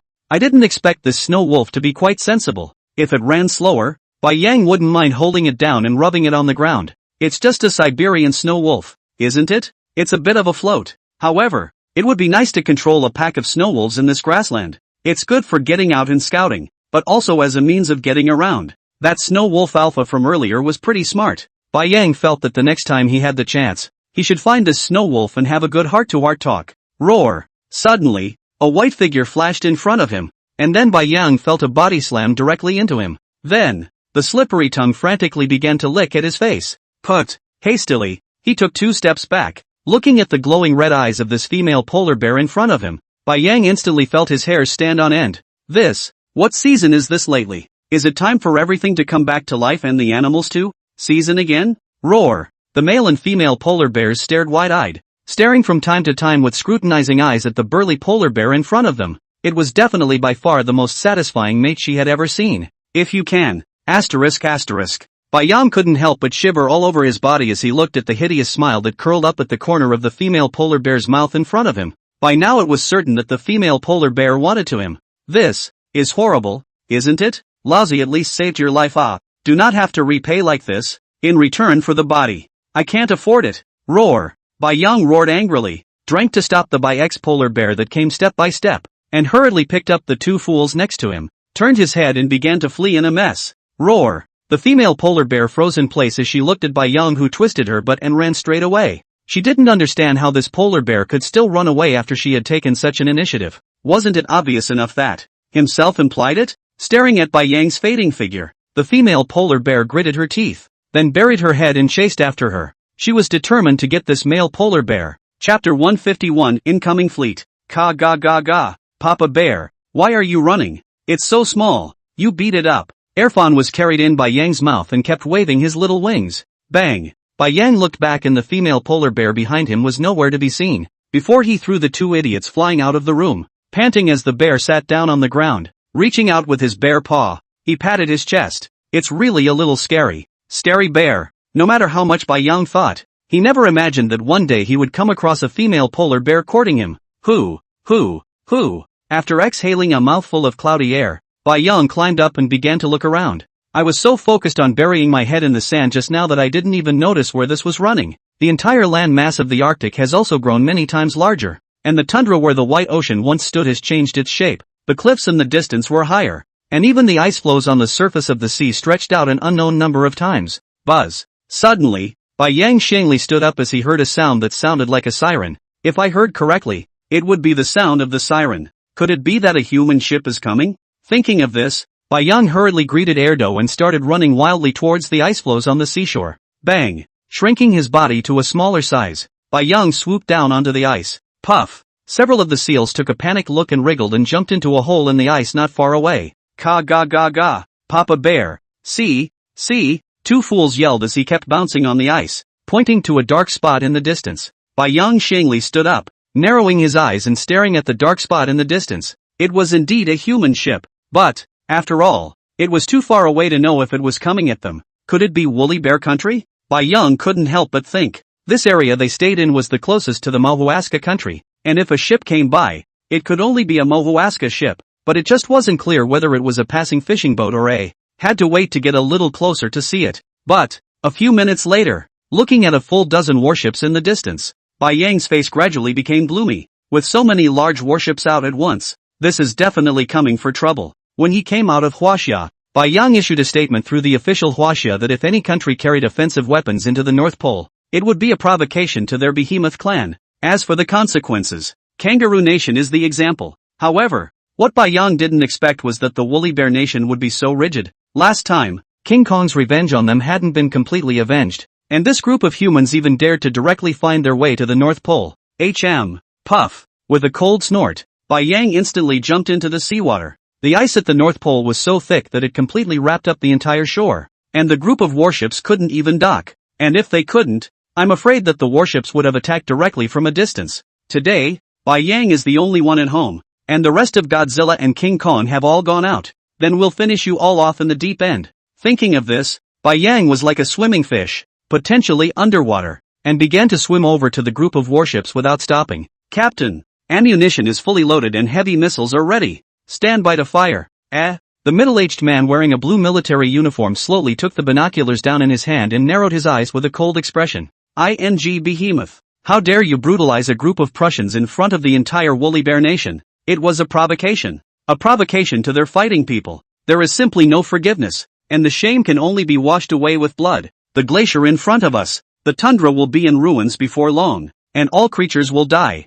including the behemoths. What everyone didn't know was that their warship was carrying a full 5 ICBMs, which could absolutely level all the glaciers in front of them. How long until we reach the designated launch position? The captain reached for the glass of vodka in front of him and took a hard swig, rushing to the pilot next to him. Inform the rear. Keep some distance, and get the air-to-air missiles ready. It is rumored that they have an airborne flying beast, so be on your guard. First thing, blast the air units down. Aye, Captain. We have about 10 minutes to reach our established position. Phew. Exhaling a heavy breath of hot air, the captain nodded and picked up his binoculars again. It was possible to see that there was a herd of seals right on the ice in the distance, and even polar bears roaming the tundra, but there was no sign of the behemoth one. But, this time, the purpose of their coming is not to wipe out the giant beasts all at once. After all, even if they were equipped with intercontinental missiles, there was no certainty that they could destroy all of the behemoth clan, but as long as they could hunt one, that would be considered a mission accomplished. This time, there's a death order from above. No matter what the cost, a giant beast must be hunted down as a way to wash away the shame of the manhwareska kingdom, and at the same time, to warn the world that the manhwareska kingdom was not going to give in to the giant beast clan. Wah! Humbug! The captain grunted twice. Surprisingly, they wanted to befriend the behemoths, and when the weapons that they had secretly developed in the Malwat kingdom came out, the behemoths would then be no threat to them at all. Soon, a steel giant ship that looked like an aircraft carrier slowly stopped at its designated position. The captain took a deep breath. Call it down. All combat units stand by. First wave of indiscriminate attacks. Cliffs on the tundra. In 1 minute I want to see it flattened. Yes. The communications soldier next to him immediately puffed out his chest and replied loudly. Then he quickly picked up a nearby communication device and began giving captain's orders. Buzz, buzz, buzz. The rows of huge cannons on the ships have started to mobilize. Hurry, hurry, hurry. Report, shells ready. Report, targeting system ready. Soon a ready response came through. The captain narrowed his grim eyes on the Arctic tundra before him and squeezed his fingers fiercely. Fire. A vicious growl. Yes. Rumble. The communications officer was about to deliver the order when suddenly, the entire ship began to shake violently. Bang! A pair of hideous white giant claws poked out from the seawater and violently slapped on the hull of the giant ship. Roar! Then, a deafening beastly roar. A few hideous, sharp beastly teeth were exposed. Click! Click! The top of the ship's command module was violently torn off. A large, giant bear's head poked in, staring at everyone with somber eyes. A drop of seawater dripped down the fur on the giant bear's head, and the air in the entire cabin instantly condensed. Chapter 152 Beasts of the Sea. Ha, ha, ha. A low gasp escaped by Yang's mouth as his eyes coldly swept over everyone. I didn't expect to pick a random warship and have it be a main ship. The middle-aged man in front of him was clearly dressed differently from the others, and it was obvious that this man was the captain. Ha! Mentally, he couldn't help but smile playfully. The hairy bear country is really not seeing the coffin. You have to force me to go to your country to have a good time, don't you? Then I'll fulfill you. Ka ga ga ga. Papa Bear, get them. The second idiot stood up from Bai Yang's head and pointed at the few people in front of him and roared viciously. Bang! Bai Yang's bear paw pulled hard, instantly ripping the huge ship in front of him and starting to shake violently. Puff! The entire ship crashed into the sea with a loud bang. But, boom, boom, boom, a cloud of fire rose from all the fleet behind them, and a shell flew out instantly. Rumble! That cliff in the Arctic tundra in the distance kept blowing up, rocks flying and collapsing. Roar! Bai Yang roared angrily and stretched out his bare paw and slammed it on the warship, instantly slapping it into the seawater. Storm thunder! The mind growled. Phantom blue arcs of electricity began to rise throughout his body, and he reached out with his bare paw and threw the two idiots high into the air. Zira! A blue arc of electricity began to spread across the sea, instantly enveloping all the huge ships in front of them. Click! Click! Click! Sparks kept popping out, and all the humans on the giant ship panicked and began to flee. But, with Bai Yang as the center, the entire sea had turned into a thunder and lightning hell by now. A human in front of him jumped out of the ship's cabin trembling, and a stream of black smoke began to rise unceasingly from his entire body. Bang! Within seconds, it was a black dry body lying straight on the ground. Ka ga ga ga. Papa Bear, help me. The howl of Erdnase came from the sky, and Bai Yang instantly collected all the electrical energy from the sea and stretched out his bare paw to catch Erdnase. At this time, all the humans on all the ships had been turned into charred corpses. But, roar! Shiryu hissed and began to reduce his form to a smaller size, slowly climbing onto a warship. The captain's ship has been sunk. Even if these people from the woolly bear country can swim, in this sub-zero seawater, they will soon freeze to death. Even if they won't freeze to death, there are swarms of sharks underwater. Bang! Running headlong through the warship's command module, Bai Yang frowned. There were several charred and blackened corpses lying on the ground, constantly emitting an unpleasant odor. After stretching out his bare paws and dragging a few corpses out and throwing them into the seawater, Bai Yang began to scrutinize the warship. He wanted to find out if there was any news that would be useful to him, especially about the movements of the woolly bear kingdom towards their behemoth clan. But, all the buttons in front of him Bai Yang didn't recognize any of them, and, after the baptism of lightning, it seemed that a lot of the equipment had been broken. Zip, zip, zip. Suddenly, a small screen above it started flashing snowflakes. Then the scene shifted. A blonde woman in formal attire with a pretty face was sitting at the table, communicating the latest orders. All fleets are beginning to evacuate. Please evacuate with all due haste. Evacuation? Bai Yang was a bit puzzled. It didn't make sense. These fleets had only just arrived at the North Pole, and if they hadn't swooped in on their own, they would have only launched a wave of attacks by now. How can you possibly let the evacuation happen now? Zip, zip, zip. Then the scene shifted again. This time it was a huge harbor. However, it was already full of wreckage and smoke, with ruins in the distance. However, Bai Yang looked at the picture with some familiarity. It seemed like the town where they executed those soldiers last time. There was a large harbor there that Bai Yang was aware of, but with limited time last time, Bai Yang didn't destroy it. But, by the way the destruction is shown in the picture, it's clearly the work of a giant beast. Doesn't look like a human attack. Asterisk asterisk, is it Mr. Brother? I don't think that's possible. Didn't brother always go in the opposite direction? Bai Yang suddenly thought in his heart. And shouldn't be King Kong them either. King Kong body size is only about 20 meters now. Not so destructive at all. Who could this be? For a while Bai Yang was in deep thought. It was obvious that the woolly bear nation had recalled these fleets, surely to gallop to their aid. Could it be a sea creature? While Bai Yang was contemplating, zip, zip, zip, the entire screen flashed with snow once again, and then Bai Yang stared at the screen, his pupils gradually dilating. It saw an acquaintance, a large bird that covered the sky, a giant bird of such a large size, and still near the North Pole. It must be the one that chased Bai Yang last time. The golden-colored bird's claws were fresh in Bai Yang's memory. But the giant bird in the picture doesn't seem to be responsible for the destruction of the harbor, only that it keeps circling above it. Suddenly, several thick tentacles poked out from the seawater, each of which was several meters thick, and kept waving in the seawater. Bang! The scene breaks off here.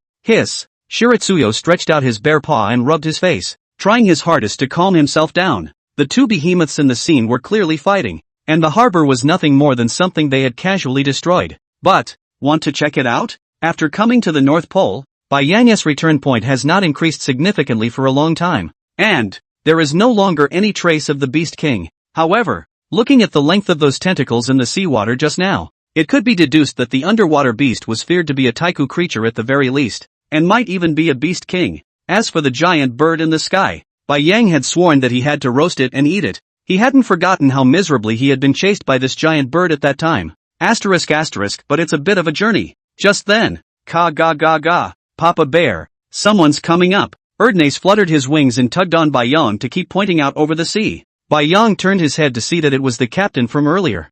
I didn't expect this middle-aged man to be so lucky. The seawater has electric arcs, but he's not in trouble. But Bai Yang stared at this captain, and suddenly, a bold idea flashed through his mind. Now there's a way how to get there. You can go in a giant ship. You don't know how to drive a ship yourself, but someone else does. And there are cannonballs on the giant ship, so when the time comes, we will give the Mao Bear country a few rounds along the way. Thinking of this, Bai Yang couldn't help but grin. Quickly, he ran out of the ship's cabin and jumped headfirst into the water. Chapter 153, The Great Tsunami. Snap. Ka ga ga ga, Papa Bear. This man is not honest. Erudite waved his wings and stood on a chair, calling out to the captain behind his head with a slap and shouting back at Shiratsuyo. Shiratsuyo cozied up on one of the couches in the ship's barn, crossed his legs, and opened his eyes to take a breathless look at the second idiot. Shirio sympathized with the captain. Anyone who has been pecked and slapped by a penguin along the way wouldn't be able to stand it. But along the way this captain was kind of obedient. Of course, it was after Bai Yang had taught him a hard lesson. The map in his head showed that he was already about to enter the waters of the woolly bear country. After some harmonious and friendly exchanges with the captain, Bai Yang learned that there were actually 5 ICBMs on this warship. That's the most powerful missile after a nuclear weapon. Long range and lethal. Thinking about this, Bai Yang couldn't help but feel a pang of fear. Fortunately he had discovered this group of sneak attackers in time. Otherwise, by the time these people dropped the ICBMs as well, the piece of tundra he was staying in was designated to be bombarded with crumbs. But this woolly bear country is really tough. It's not letting them live. Roar. Smack. Hard. Bai Yang growled indignantly, then squinted and lay down again. He had to get his strength up. He didn't know what was going on with those two behemoths by then. Helping the giant bird is definitely impossible. And helping that octopus in the sea. Bai Yang feels that there is not much hope. The best case scenario would surely be for them to lose both and then reap the benefits for themselves. Of course, that's just in the mind. We won't know exactly what the situation is until we get to the place. However, Bai Yang wasn't afraid of them. Even if the two behemoths were to deal with themselves together, with Bai Yang's current strength, he should be able to fight them off. After all, that giant bird is amazingly a taiga. It's the one in the ocean water that's tricky. Pop, pop, pop. Listening to the sound of the second idiot waving his wings, Bai Yang gradually fell into dreamland. I don't know how long it's been. Ka ga ga ga, Papa Bear, wake up. The voice of Erdi came from beside his ears, and Bai Yang opened his hazel eyes to find Erdi standing on his chest. Arrived? Shiratsuyo shook his head and jumped off the couch. Coming to the captain's side, he reached out with his bare paw and picked up the binoculars in front of him. Ha! A long way ahead. Asterisk asterisk. Looking at the huge wave that shot straight up into the sky, Bai Yang was stunned in place for a moment. Is this a tsunami? The waves were like a giant wall through the sky, and were sweeping over to this side at great speed. Snap! Shiroyo reached out with his bare paw and slapped the captain on the side of the head. Roar! Hissed! If we don't turn around now, what are we waiting for? Only, the captain, who had been slapped by himself, began to tremble all over, still staring deathly at the monstrous waves in the distance. Bai Yang could smell a foul odor wafting from the captain and couldn't help but frown. What a loser. I can't believe he peed himself. But, if you are swept away by this huge wave, hiss. Bai Yang took a deep breath, then directly drilled out of the cabin and took a look at the land to the side. It was no longer realistic to make the warship turn around, so the only way to solve the problem now was to rely on his own speed. Taking a look at the map in his mind, Bai Yang estimated that with his full speed swimming, he could barely reach the shore. But where to hide when you reach the shore? Surely a huge wave this high must have washed everything away. Asterisk asterisk, it's better than staying in the ocean. Turning his head to pick up the Erdnase next to him and looking back at that captain, Bai Yang jumped into the seawater without looking back. Berserk rage. Quickly turning on his skills, he swung his forepaw and desperately began to swim off into the distance. Boom, boom, boom, hoo, hoo, hoo. At this time, the sea in front of Bai Yang's eyes is bizarrely not even a trace of waves. But, the distant roar, the sound of the gale has slowly come over. Suddenly, there was an earth-shattering hiss. Bai Yang turned his head to look. Asterisk asterisk. Unable to resist bursting out a foul language, a whale that was several hundred meters long was swept up into the sky wrapped in a huge wave, and then smashed down heavily. Looking at the whale's huge body, Bai Yang felt a chill in his heart. He himself was only 80 meters tall right now, and this whale's length looked to be about 300 meters at the very least. A creature of that size was wrapped up in a giant wave. Imagine if it was yourself. Don't dare think about it. Bai Yang bare paw proceeded to exert himself desperately. Put. The waves coming from the distance were getting stronger and stronger, and as a last resort Shiritsuyo dug his body under the seawater, taking a look underwater in the direction where the huge waves were coming from. Even the bottom of the sea had become choppy, and the water in the distance had become muddy. Gollum, exhale a bubble of breath from your mouth. There is a glacier in front of us, and if we cross over it, we can reach land. We'll see when gets there. Bai Yang mentally growled, tightened the douche in his mouth, and once again buried his head and began to swim. Bang! With a flick of his mouth, he threw the second idiot onto the ice, and Bai Yang jumped out of the ocean water. Woohoo! By this time, the air currents in the air had carried a strange sound, and the entire sky seemed to have darkened, with the giant waves in the distance literally connecting to the sky. Gulp! Swallowing the saliva in his mouth with difficulty, Bai Yang once again picked up Ertie and began to run wildly on the ice without trying to kill himself. Click! Click! Click! The gale began to blow, and in order to stabilize his body, Bai Yang instantly increased his size, and the ice under his feet began to crack. Bang! Suddenly, a thick piece of floating ice not far away was blown up, then wrapped up into the sky and hit heavily near Bai Yang. Asterisk asterisk. With an angry roar, he scrambled to dodge the ice that fell down like a boulder. Boom! Boom! Boom! The giant wave had gotten closer, and Bai Yang could even see the whale floating in the air. Too scary. The whales are up in the air. Not being able to think carefully, Bai Yang leaped high into the air and finally jumped onto the shore. But, in front of us was an endless ice field, with human cities visible in the distance. There's absolutely nothing to cover up. What to do? What to do? For a moment, Bai Yang also panicked. Roar! There was a roar, and already waves were beginning to hit the shore. The only thing to do for now is to run. However, just a few hundred meters after Bai Yang ran out, boom! A huge body crossed itself, and it turned out to be the whale floating in the air. Lao Tzu, looking back behind him. It's over. There's no place to hide. It'll have to do. Hastily reducing his size, he dragged Erudite to the vicinity of the whale's mouth, and, with a fierce determination, dove in headfirst. Chapter 154 Ocean Overlord Beast King. Bang! Bang! Bang! After drilling into it, Bai Yang could feel that the whale was once again thrown high into the air, and that too in a non-stop flip. But, fortunately, the whale's mouth didn't open again, and Bai Yang kept bumping around in its mouth with air dough, nearly slipping into its esophagus. Bang! Once again, he felt the whale carcass fall heavily, mouth open. Instantly the sea poured in. Bai Yang hurriedly swam out with air dough in his mouth. It has calmed down, hasn't it? Coming out with just a glance, Bai Yang was instantly confused. It's at the bottom of a huge wave at this point and, boom, the sea crashed beneath it, bringing out a huge wave that toppled it straight up. Bang! Then it fell high once again, smashing within the water's surface. Bai Yang only felt as if he had been constantly being thrown and smashed down. Thrown and smashed down. In the waves, eyes can't even open. But, bang! Kala! After a long time, Bai Yang surprisingly felt that he had crashed through a glass, followed by a heavy dislike of a pillar. However, the waves seemed to have gotten smaller by now, and Bai Yang slowly climbed up holding onto the pillar, spitting out the two idiots in his mouth. He only saw it lying straight under the water, obviously passed out, resuscitate back to life. After Bai Yang threw a recovery skill at Erdo, he saw it ghostly turn awake, and only then did he slowly start swimming upstream. Turning his head, he looked around, and was in a human office, while the broken glass next to him had obviously shattered on its own. However, the seawater had already filled up the entire room, and Bai Yang looked back at Erdo who was following behind him, and only after confirming that it was fine, did he drill out through the window. Looked down. Bai Yang's bare eyes directly glared round. He had always thought that he was on the bottom floor of this building, but he didn't expect that there were dozens of floors at the very least underneath. This seawater is so high? Looked up and started to swim upstream. Put. Taking a long breath of fresh air, Beerpaw hitched himself to a nearby platform and climbed up. Surprisingly, it flooded the entire building, fishing airfawn out of the seawater. White Ocean Bear sat on the steps and looked at the ocean in front of him, his brow furrowed. Looking at the height, it was at least hundreds of meters high. How was this possible? Hundreds of meters high.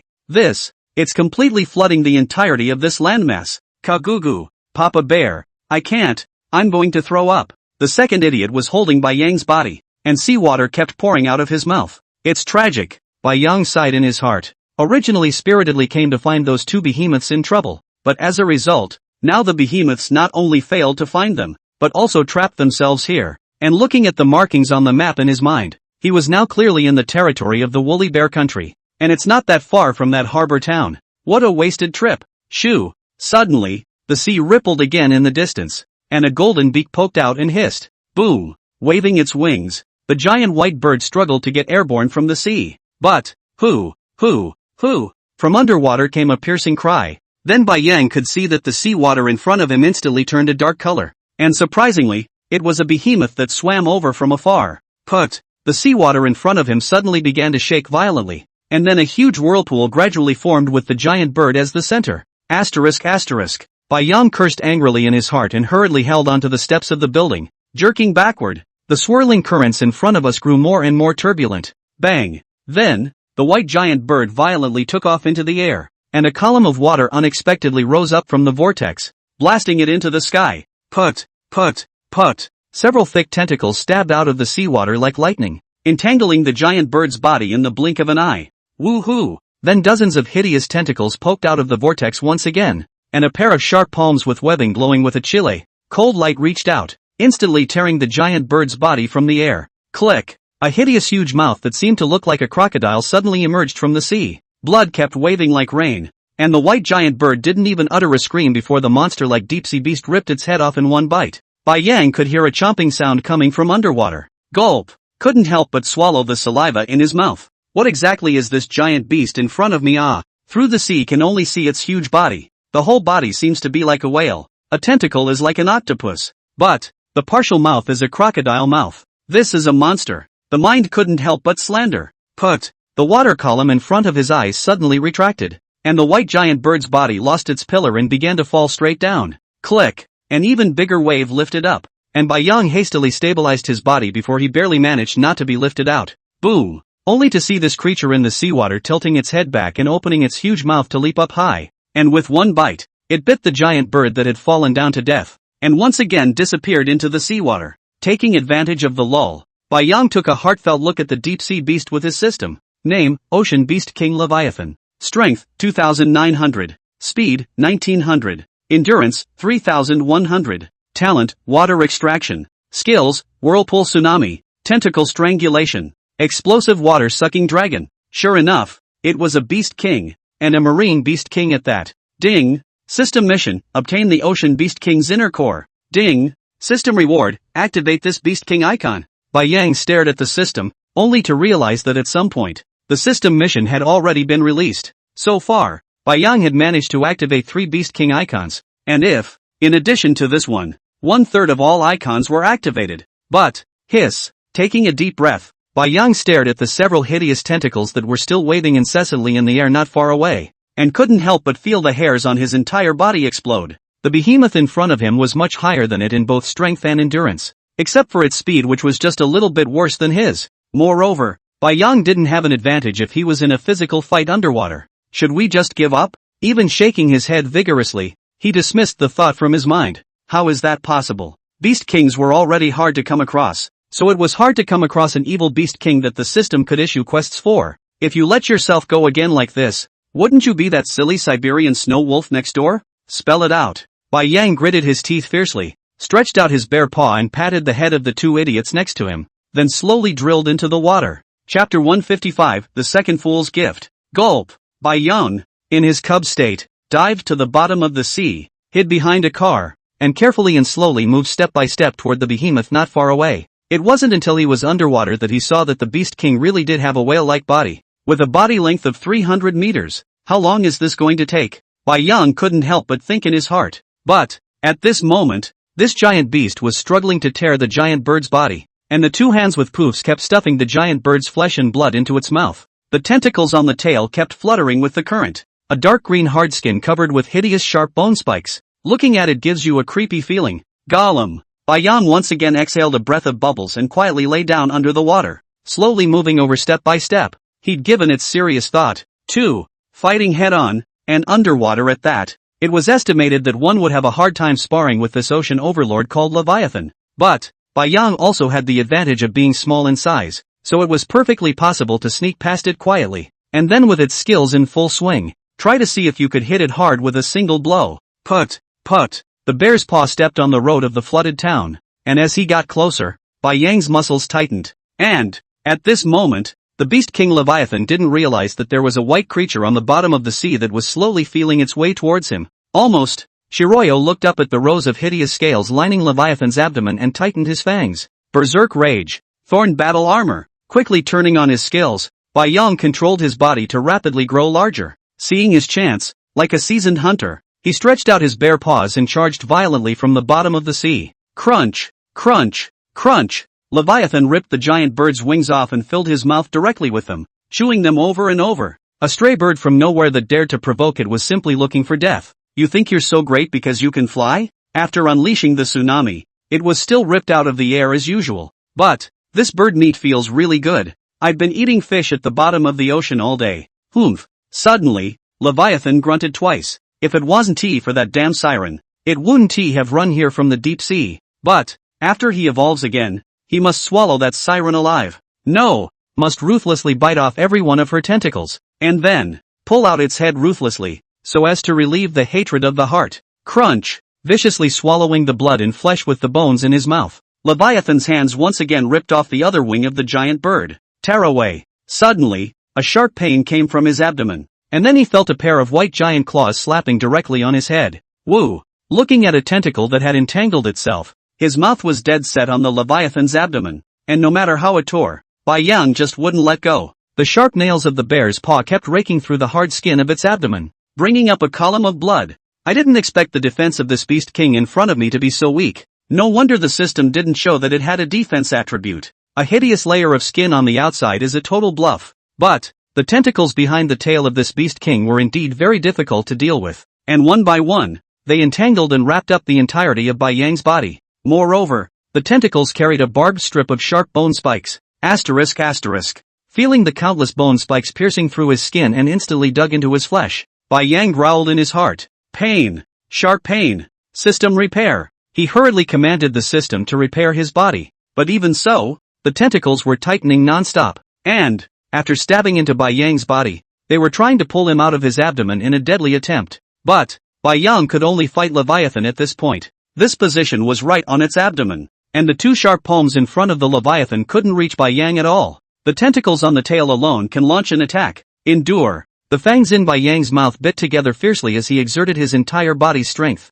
Tear away. A layer of fleshy skin was violently ripped out, followed by a swift, thunderous bite again. Already, the fangs could be felt piercing through the Leviathan's layers of flesh and deep into its abdominal cavity. Woo! But, the Leviathan, eating the pain, began to wriggle its massive body and kept flopping around in the water, trying to shake the sky out of its belly. It's so insidious. This giant bear had found such an insidious position to sneak up on it, not being able to use its strength at all. And, the palm that Bai Yang slapped on its head also scratched an eye. Woo! Woo! Woo! As if mad, Leviathan leapt high out of the sea. Kagugu! Papa Bear! Floating on the seawater. Erdnase couldn't help but howl at the sight of Bai Yang hanging onto the belly of this huge beast as it flashed past his eyes. All that could be seen was Papa Bear's head, his body already all wrapped up in the tentacles of the damned behemoth in front of him. And, two stooges can see. A stream of blood was pouring out of Bai Yang's body without stopping. The sea in front of us had been dyed blood red.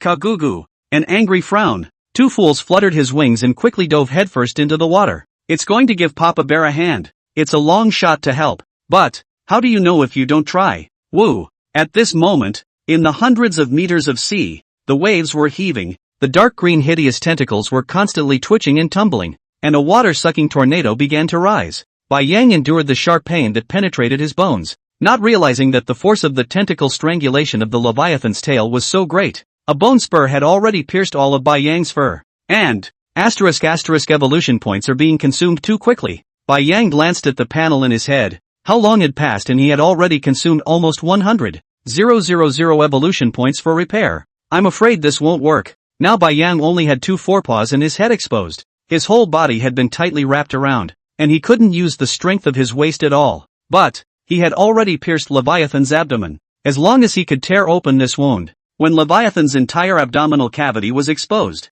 then he could certainly. Gollum. Suddenly, Bai Yang's eyes widened and squinted at the two idiots who swam over to his mouth, and he couldn't help but frown. What's this penguin planning to come over here for? Only the second idiot waved his short wings at Bai Yang, then turned back and pointed in the distance. Shiratsuyo somewhat missed the point. However, after some hand-wringing from the second idiot, Bai Yang understood. The second idiot told himself to find a way to swim in the direction it pointed. What's the use of swimming over there? Bai Yang couldn't help but slander in his heart. Not to mention that he can't move at all now, even if he loosens his mouth and bites the tentacles off and escapes. But, suddenly, Bai Yang remembered something. What's the greatest power of the two stooges? Showing the way. Whenever the two fools pointed out a route, there was bound to be a ferocious test.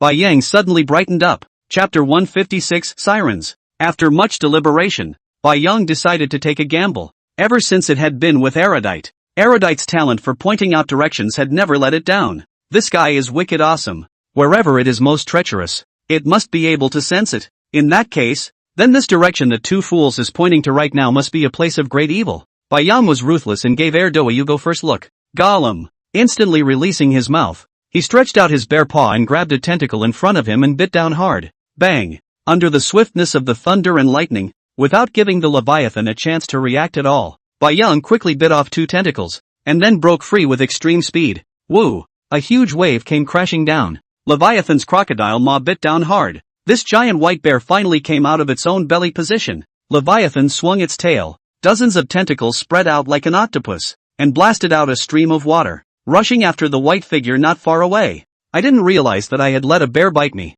which was simply unacceptable to him in his position of ocean dominance. Rumble, rumble. Hearing the incessant roar coming from behind him, Bai Yang fought to slide his palms together and desperately began to swim forward. The Beast King behind him had unexpectedly unleashed the swirling tsunami skill again. The monstrous waves behind them once again covered the sky, and the already dark waters instantly turned pitch black. How much longer? Shiratsuyo chased after Erudite's ass, his mind growling incessantly. That guy behind him was catching up right away. And furthermore, Bai Yang could feel that the Beast King Leviathan behind him was on the verge of rage. Woo! Damn! A voice of anger kept coming from the back. Bai Yang couldn't help but look back. The hideous crocodile's mouth split open right behind his own ass. Iconvex, dish ***. A shiver ran through his heart. Cold ice stab. Hastily launching the skill, an ice needle shot out, and managed to ease Leviathan's attack. But, it's not good to keep doing this. How far down the road is this douchebag pointing? La la la.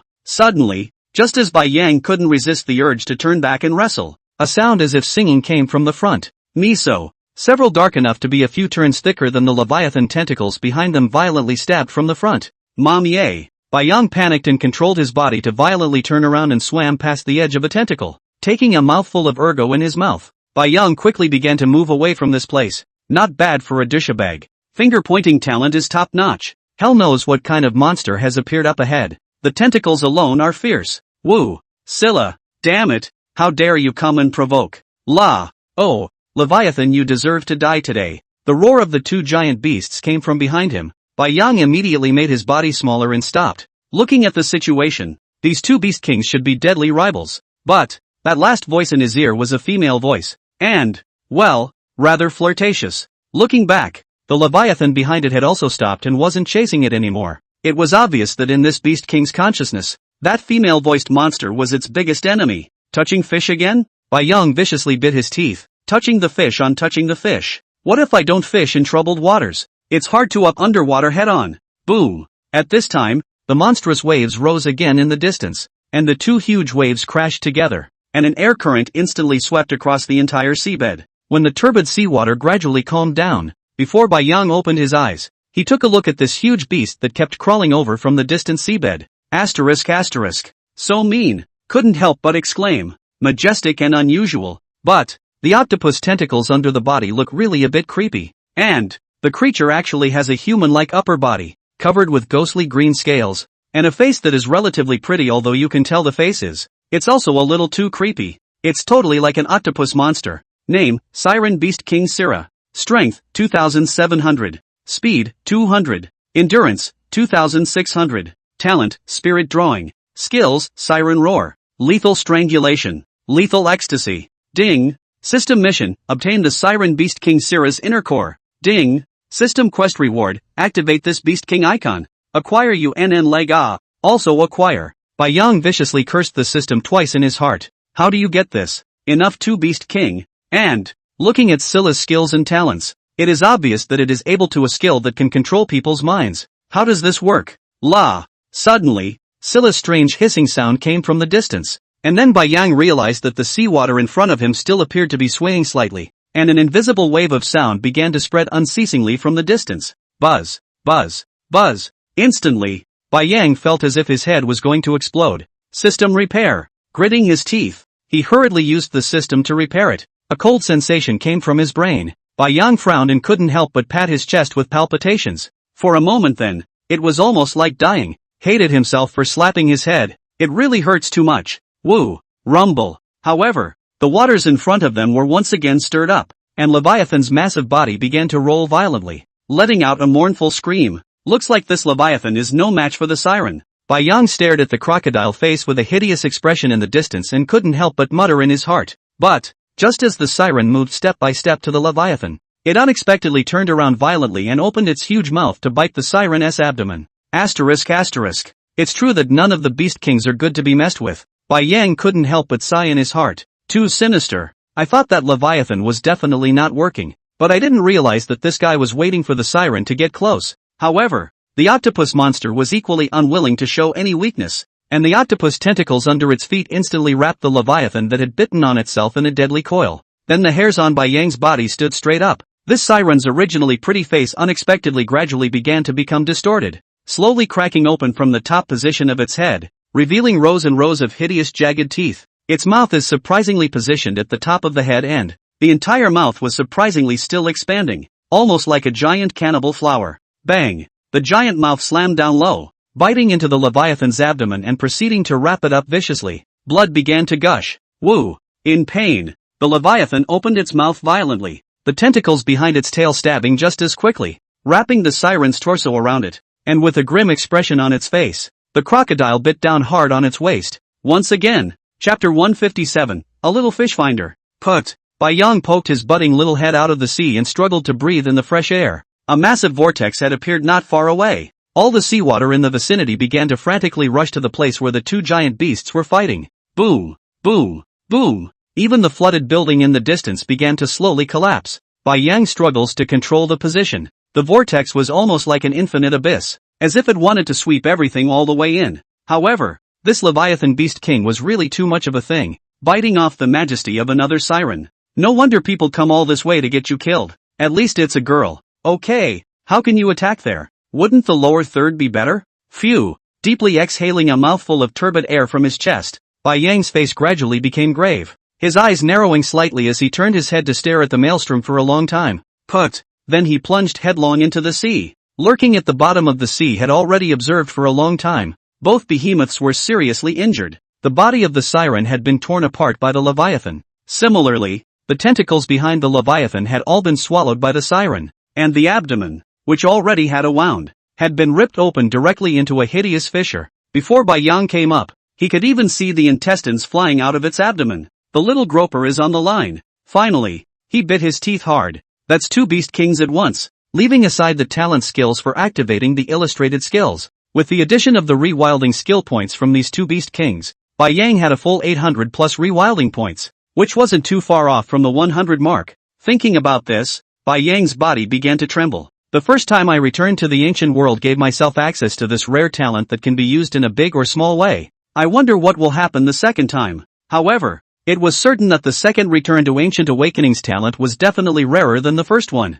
Gulp. Exhaling a bubble of breath, Bai Yang lay down on the bottom of the sea and slowly felt his way towards the 2 beast kings along the current. At this moment, the 2 beasts had obviously killed their eyes and had no time to care about their surroundings. Although, Leviathan knows that there is a white bear nearby. But, the one just now is not lightly injured, and it is simply impossible to charge up again at this time. Tear away. Once again ripping the flesh and blood off of this damn octopus monster in front of him, Leviathan forced himself to endure the excruciating pain and reached out with both hands to rip the torso of the siren in front of him right off, looking at the entrails inside and opening his bloody mouth to take a bite out of it. Click. Feeling another pain in his abdomen, Leviathan was unmoved by the fact that the siren in front of him was about to fail. As long as this siren was taken care of, then it would be the absolute overlord of the ocean. No creature could ever again provoke its position. Click, click, click. But, woo, the pained Leviathan snapped his mouth free and his body began to reel. Looking back, the fire was instant. Let's just say it didn't feel right. How could the giant mouth of a siren be so fast, tearing away non-stop bite after bite? This startled Leviathan. And the moment he turned around, this was when he realized it was the white bear again. And, the white bear had already dug his claws into his belly. Click. The moment Leviathan let go of its mouth, the giant mouth of the siren instantly wrapped its entire head. Rumble. For a while, the 3 giant beasts were entangled with each other and kept rolling around at the bottom of the sea. You 2 big guys. Bai Yang was pressed to the bottom by biting Leviathan's abdomen. And that octopus monster actually used its tentacles to directly entangle them both. Isn't your heart too big for 2 men? Mentally slandering. He let go of the bloody bite on Leviathan's abdomen and turned his head to take a bite out of the siren's octopus tentacles. Bang! Tearing at the octopus whiskers, Bai Yang clenched his teeth and threw his head violently, instantly ripping the octopus tentacles from his mouth, casually dropping it to the ground. The bear reached out and fought to get out from under Leviathan. The crocodile face was obviously no longer working. Its head was wrapped around the entirety of the banshee, and it slowly had ceased to start struggling. Even the tense muscles in its body began to slowly loosen. It's obvious it's going to breathe soon. Bang! After Bai Yang drilled out, he instantly moved behind the siren, stretched out his bare paw to directly embrace its neck under its hideous giant mouth, and bit on it. La! I didn't realize that the siren's voice was coming from the abdomen. Bang! Bang! Bang! A tentacle frantically surged onto Bai Yang's body, entangled and twisted together in a death grip. Click! Click! Click! Bang! The bones in his body were strangled, and a rib instantly pierced through Bai Yang's body. Break it for me! Panicking and commanding the system to start repairing it, Bai Yang forced himself to endure the severe pain, and as if he had gone crazy, he kept tearing at the siren's neck one bite at a time. La! Suddenly, from the siren's abdomen came a strange cry once again, and then Bai Yang felt a jolt in his head. The image in front of him surprisingly began to blur. Oh, don't bite me! Surprisingly came out a hot body. Absolutely 90 points of the absolute beauty. The most important thing is that the beauty in front of me is naked. System repair. Shiritsuyo let go of his mouth in a daze. But, immediately afterward clarity was violently restored in the eyes. Surprisingly, it can control the human brain to produce illusions. Fortunately, I have a human brain. If it is really a polar bear, is what appears in front of me a polar bear? Ka-ching! Biting down hard again, Bai Yang kept tearing like crazy. It's almost like exposing people's scars. I'm a polar bear. What's the point of having a beautiful woman? To lick my hair? La! The octopus tentacles under the feet of the pained siren began to flail wildly. Bang! Taking Bai Yang with him, he shot straight out towards the sea. Put! A huge wave rose, and then a hideous head full of jagged teeth burst out of the sea, and behind the beast a huge polar bear bit down dead center on its neck, with 4 bear paws coiled around it. Boom! The 2 behemoths smashed down into the seawater once again. A stream of blood began to gush out in a frenzy, instantly dyeing the nearby seawater red. LOL. Papa Bear. The second fool looked at the sea that had regained its calmness, but did not see Bai Yang floating out, and could not help but shout in a somewhat worried whisper. Put! Suddenly, a blood-covered bear's head poked out in front of him. Roar! Roar! Roar! Bai Yang tilted the sky and roared wildly in excitement a few times. Finally the siren's head was bitten off. The corpses of the two beast kings. Sufficiently, two beast kings are lying on the bottom of the sea. Two little cuties. Wait for daddy. Grinning at the two idiots, Bai Yang once again burrowed underwater, having to pull out the inner cores of the two beast kings first. Chapter 158 Vajra's Encounter. Tagalog. Papa Bear, how are we going to get there? The second fool stood on the back of the white ocean, looking at the endless sea, and roared with some bewilderment. Put. Shiratsuyo squirted out a mouthful of water and looked up at what was in front of him. It's completely indistinguishable now from where I've been walking. The entire furry bear country seemed to have been flooded by the tsunami. And looking at the human corpses that kept floating up from the water, Bai Yang frowned tightly. The Beast King's destructive power was indeed great, unleashing a tsunami that could even directly destroy a country. But, why didn't you give me the skill after activating his icon? What the hell is giving a popping water-sucking dragon? Bai Yang thought with hatred in his heart. Swallowing the Beast King Leviathan's inner core did awaken the talent of water energy drawing, but the talent skill was surprisingly not the most powerful one. The Maelstrom Tsunami, but instead gave an explosive water-sucking dragon. This made Bai Yang depressed. As for Beast King Sira, the natural skill gave Bai Yang a deadly psychedelic skill. It's the same skill that can launch a mental attack on a person and then create an illusion. But, Bai Yang has already tested it against the second fool, and this skill is toxic. That's right, Bai Yang really felt that this skill was toxic, and every time he activated the skill, he had to continuously consume evolution points. Moreover, the number of evolution points used was also very scary. Take Erty for example. It was weak enough, right? If Bai Yang wanted to control it for a minute, he would need to pay more than 50,000 evolution points at very least. This was only a creature with such a weak strength as Erdnase. If this was like Godzilla of that size, Bai Yang didn't even dare to think that it would even require hundreds of thousands, or even millions of evolution points. Once again, he looked at the map in his head. Bai Yang proceeded to swim towards the North Pole. I wonder if this tsunami hit the North Pole as well. So far, 5 Beast King illustrations had been activated, and there were 7 more Beast Kings. However, Bai Yang felt that the system was pretty ed up as well, and there wasn't even a hint. The Earth is so big, where can we find it? With a few indignant thoughts in his mind, the White Ocean Bear Paw accelerated his speed. No, it's time to move position with everyone, to the other side of the Arctic, and it's just about time to settle the score with Rice. This time, I had intended to teach a lesson to the Manhwaed country, but I didn't expect a tsunami to submerge at least 1/3 of the Manhwaed country's territory. Ka.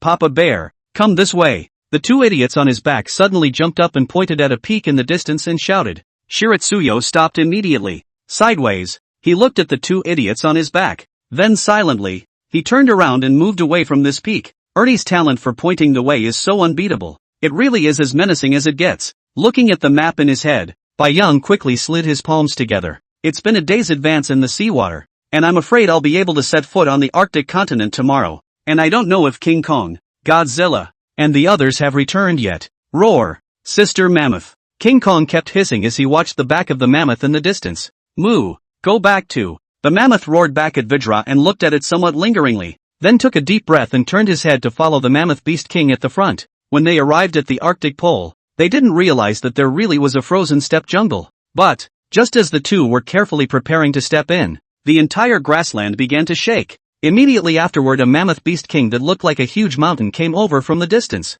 Moreover, this mammoth beast king was incredibly fast, and the two Gene Gang people were simply too late to escape. But this beast king seems to have no interest in King Kong at all, and there is no move to attack them, merely pulling Sister Mammoth aside. He said something. Although Gene Gang has eaten the lotus seed of phantom speech, he can likewise understand the language of all beasts. But the two mammoths seem to be whispering in general, and it is not clear at all when they are too far away. A few simple words could be heard faintly. Evolution. Awakening. That seems to be the idea. Then, is the scene before us. Mammoth Sister surprisingly followed this mammoth beast king. Roar. Watching them fade into a transparent film, King Kong tried to go after them, but, bang. The film in front of him actually blocked it right back. What to do? King Kong sat down disheveled on the ground, a panicked expression on his face. Mammoth Sister is missing. Bear must be furious. No, I have to hurry back to Bear. There must be something Bear can do. Thinking of this, Vajra looked back at the grassland in front of him, and immediately got up from the ground, jumped up high, and ran towards the place from which he came. Step by step, it and Mammoth Sister had traveled for 2 days to reach this place. so they had to speed up. Who? After a long time, King Kong looked at an iceberg in front of him and kept gasping for air. Once you get past this iceberg, you'll be able to see the beach. Gritting his teeth hard and cupping a pile of snow into his mouth, Vajra stood up again. The mammoth beast king from earlier was about the same size as even Brother Xiong, so it must have been tough. No, Chief Jean must also follow in order to do so. Roar! With a hiss, Vajra stretched out his hands, looked at the magnificent iceberg in front of him, and began to climb upwards step by step. When they came, they were bypassing this iceberg because of Sister Mammoth. But, we can't worry about that now. We have to get back as soon as possible. Glancing up at the peak, Vajra reached out and tightened his hand around a frozen rock above him, fighting to move his body slowly upward. The iceberg was steep, and even if Vajra had an agile body, the crawl was slow. Looking down, it had only climbed less than 100 meters in all that time. Phew! Exhaling a cloudy breath, he fiercely inhaled again. Click! Bring one paw up. Suddenly, the rock under the other paw shook violently, followed by a cracking sound. Bang! The rock unexpectedly broke, and the muscles and flesh of King Kong's entire body instantly tightened. Both hands held the rock above them in a death grip. The feet kept looking for a place to land. Click! Click! There was also a cracking sound from the rock that his hands were holding, immediately following. Roar! With a roar, the rocks crumbled and Vajra's entire body began to fall, fully 100 meters in the air. This fall, bang! But then, a pair of hands behind his back unexpectedly lifted him up. Roar! King Kong immediately hissed and turned his head warily, looking at the gorilla in front of him that looked exactly like himself. He instantly froze in place. Aside from being several times larger than himself, not only his fur, but also his body, it was as if he was carved out of the same mold. Bang! However, this gorilla in front of him suddenly stretched out his palm and directly knocked on King Kong's head, instantly knocking it out. Chapter 159 Rice's Plan. Rumble, rumble, rumble. Under the night, swarms of armored vehicles sped past, instantly pulling into a base in the distance. What's the difference? The redhead in a tight professional outfit stepped out of the armored car, tossed her short, dry hair, and extended her hand politely at the group of researchers in white coats in front of her. Jessica, there have been signs of activity within the creature's body since last night. A balding middle-aged man held the information in his hands and followed the red-haired woman, quickly reporting the situation. The redhead, whose name was Jessica, frowned slightly as she reached over and took the information next to her, flipping through it carefully. The atomic energy has been absorbed? That's right. All the energy from one nuclear weapon has been absorbed, the bald man said with an agitated expression. Do you need to replenish your energy again? I feel like this giant beast should be awakening soon. We've already implanted a localization system in it, and the control system has been installed, but we'll only know if it works when it wakes up. Jessica nodded and handed back the information in her hand, her tone icy. Fill it with the energy of a nuclear weapon again. Let's go. I'll go in and check out this giant beast. Soon, the two of them took the elevator and dropped down to the ground floor. Step inside the control pod. What a work of art! Jessica couldn't help but let out a gasp of admiration as she looked out the glass window, surrounded by layers of the beast, with its black-colored armor, two jagged-like tentacles, and even feathered wings on its back. It was like a perfect steel warrior. It's a hideous look. But, fascination flashed in Jessica's eyes. This was the only behemoth they had so far kept under control from discovery to activation. If you can control this giant beast in your hands, by then, Rice will become the real hegemon of the whole world. Even that white bear beast was certainly no match for this beast. And, they have a constant supply of nuclear energy. As long as the beast awakens and their means of control are effective, by then, all those opposing voices in the upper echelons will be silenced. Buzz, buzz, buzz. Suddenly, the eyes of the giant beast in front of him began to slowly light up with a bloodthirsty red pillar of light. Jessica, it's okay. The balding man next to him stepped forward and pointed to the recorder on the screen and smiled. That's exactly what's going to be reported to you. After the first nuke energy is absorbed, every day this behemoth wakes up for a while, just like this. However, there is no threat, and it will soon fall into a state of slumber. The words were not yet spoken. The strange shrieks began to dissipate, and the bloodthirsty bright light retracted just as slowly. The entire experimental base instantly fell into silence once again. According to the news, that flaming beast has already been destroyed by the white bear. There has been a lot of pressure from above lately, and all the countries are already applying to withdraw from our country's alliance. Jessica narrowed her eyes slightly and looked cold. This giant beast is our only hope. There must not be any mishaps. Is the control means confirmed to be fully installed? Don't worry. The bald man nodded in agreement. The flame behemoth, we don't have enough magma energy to increase its strength, and its destruction is inevitable. But this one insect-like giant beast absorbs nuclear weapon energy, and after such a long time of research, we have also discovered that giant beasts absorbing energy are able to increase their strength again, and even undergo evolution. When he said this, the bald man looked a little excited. If we take out enough nuclear energy, this giant beast in front of us can definitely become the existence of a beast king. Jessica listened and nodded thoughtfully. I'll request this from the top, and fill the other nuke with energy as soon as possible. And mobilize a few researchers right away and set off with me to Skull Island in a few days. The above can't wait any longer. We must speed up the process of exploring Skull Island. Super anesthetic, you guys develop more of it as soon as possible. Good. The bald man nodded with a grave expression. Skull Island is the biggest secret in their rice country, and it's a small island that was discovered by chance. The entire island is populated by behemoth creatures. This is unbelievable. But it is too difficult to explore. And it is a little too difficult to transport the behemoths on Skull Island out of the earshot of the countries. But it's been a great opportunity lately. Just yesterday in the Woolly Bear country, there was a full 4 behemoths, and the big melee triggered a tsunami, successfully drawing the eyes of the world over. This was definitely a once-in-a-lifetime opportunity for them to explore Skull Island. Well, I should get going. Jessica stared at the behemoth in front of her for a few more moments and spoke slowly. Buzz, buzz, buzz. Suddenly, the behemoth's eyes once again shot out pillars of bloodthirsty red light. A strange cry rang out. Click, click, click. Immediately afterward, the giant beast's body unexpectedly began to slowly tremble. An eerie blue light began to shine through the gaps in the armor. Bang! The steel frame built next to it collapsed. Buzz, buzz, buzz. The sound wave was getting stronger and stronger, and the bulletproof glass in front of them was actually starting to crack. Quickly! The behemoth is going to awaken. Be ready to activate the control program. The bald man looked terrified as he glanced at the slowly trembling behemoth, and hurriedly rushed to the staff behind him to shout explosively. Finally waking up, Jessica turned her head and stuck out her red tongue to gently lick her lips, an excited sparkle in her eyes. Boom! Boom! Suddenly, the behemoth's body violently stood upright, and the 2 hideous tentacles in front of it instantly lifted up high and violently stabbed down, shattering the ground in front of them. Buzz! It only tilted its head and kept hissing.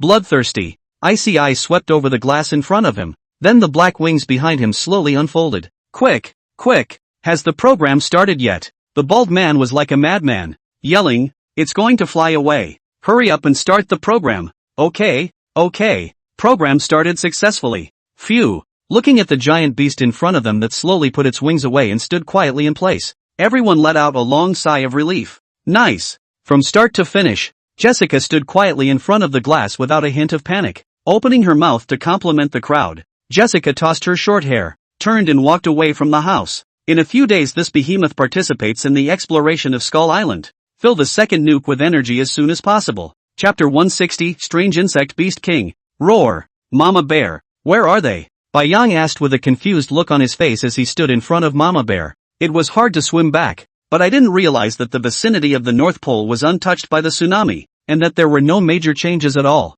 except for the distant mountains that were collapsed by the shells. But how come all the teammates are gone? Let's just forget about the 2 Godzillas disappearing. After all, they might be off romancing somewhere. But King Kong and Mammoth hadn't returned either. And even Short-Faced Bear had taken Wind God Pterodactyl on a trip somewhere. Asterisk asterisk. Why are all of them gone? Yang slandered a few words in his mind. Roar! Mother Bear doted on Yang, who was still in the form of a small bear in front of her, and couldn't help but extend her bear paw to pat it on the head. Roar! Bear! The bear girl next to him came up and grinned and growled. I've made a new friend.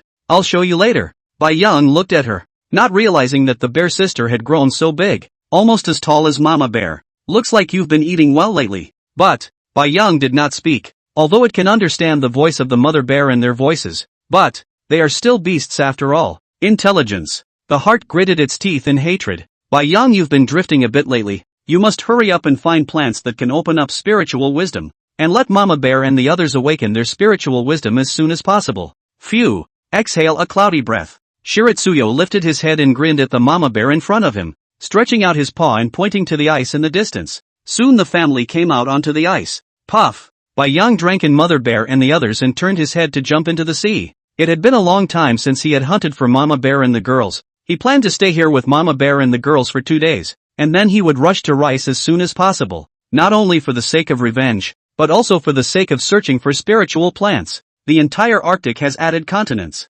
but it is too difficult to find spiritual plants. Still better to find in the jungle, especially off the west coast of Mi. Bai Yang did not forget that the fruit that the group of monkeys ate last time, the same can add evolution points. And that group of monkeys' intelligence is obviously high. If you can find that kind of plant should also be able to. Bang! After flinging one of the seals in his mouth onto the ice, Bai Yang proceeded to burrow into the ocean floor once again. Now with its speed, it could run after seals completely underwater and not get away with it at all. After a long time, in the form of a small bear, Shiratsuyo plopped down on the ice and squinted at his family in front of him. Couldn't help but grin. The feeling is just too good. Roar! Suddenly, there was a surprisingly familiar roar from behind him. Then a white figure instantly rushed over. Bai Yang immediately climbed up alertly and turned his head to look. Hiss! Couldn't help but suck in a breath of cold air. In front of me turned out to be the female polar bear that was courting that day. And look at the mother bears and their appearance.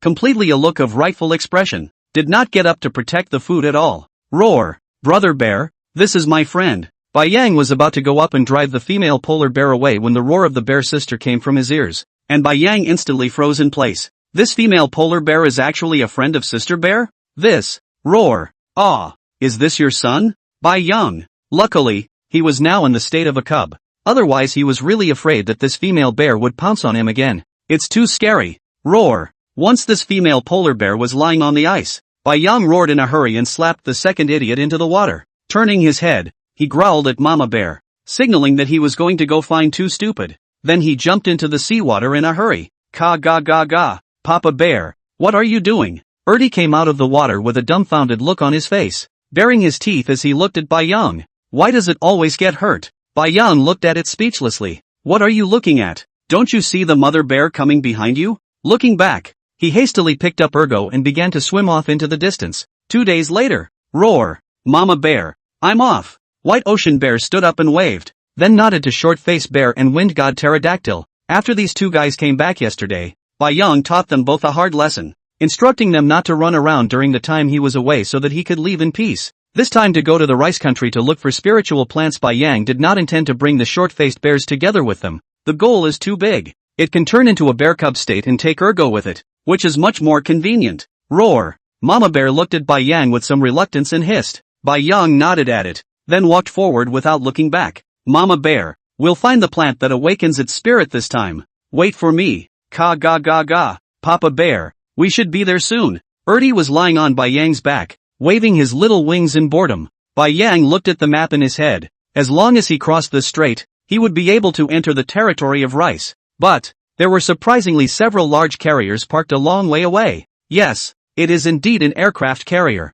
Is there something going on in the country? Bai Yang thought darkly in his heart. Hurriedly, he poked his head into the seawater and swam towards the harbor in the distance. However, after swimming just a few hundred meters under the sea, the system suddenly sounded a beep. Ding! System mission, obtain the Beast King's inner core. Ding! Quest reward, activate that Beast King icon. There's another Beast Master in the neighborhood? I didn't even realize it just now. Where the hell is it? Buzz, buzz, buzz. A strange chirping sound suddenly came from the sky, as if it was a sound wave, and his ears were shaken raw underwater. Put! Sneaking his head out again, Shiratsuyo tilted his head back and looked up, only to see a black beast flap its wings and stay in midair above several carriers. All black. A pair of bloodthirsty eyes on a flattened triangular head kept sweeping the neighborhood. Why does this look like a black mantis? Bai Yang couldn't help but think in his heart. It was really that this giant beast in front of him was too peculiar. And, looking at it, it made a sense of loathing rise up. And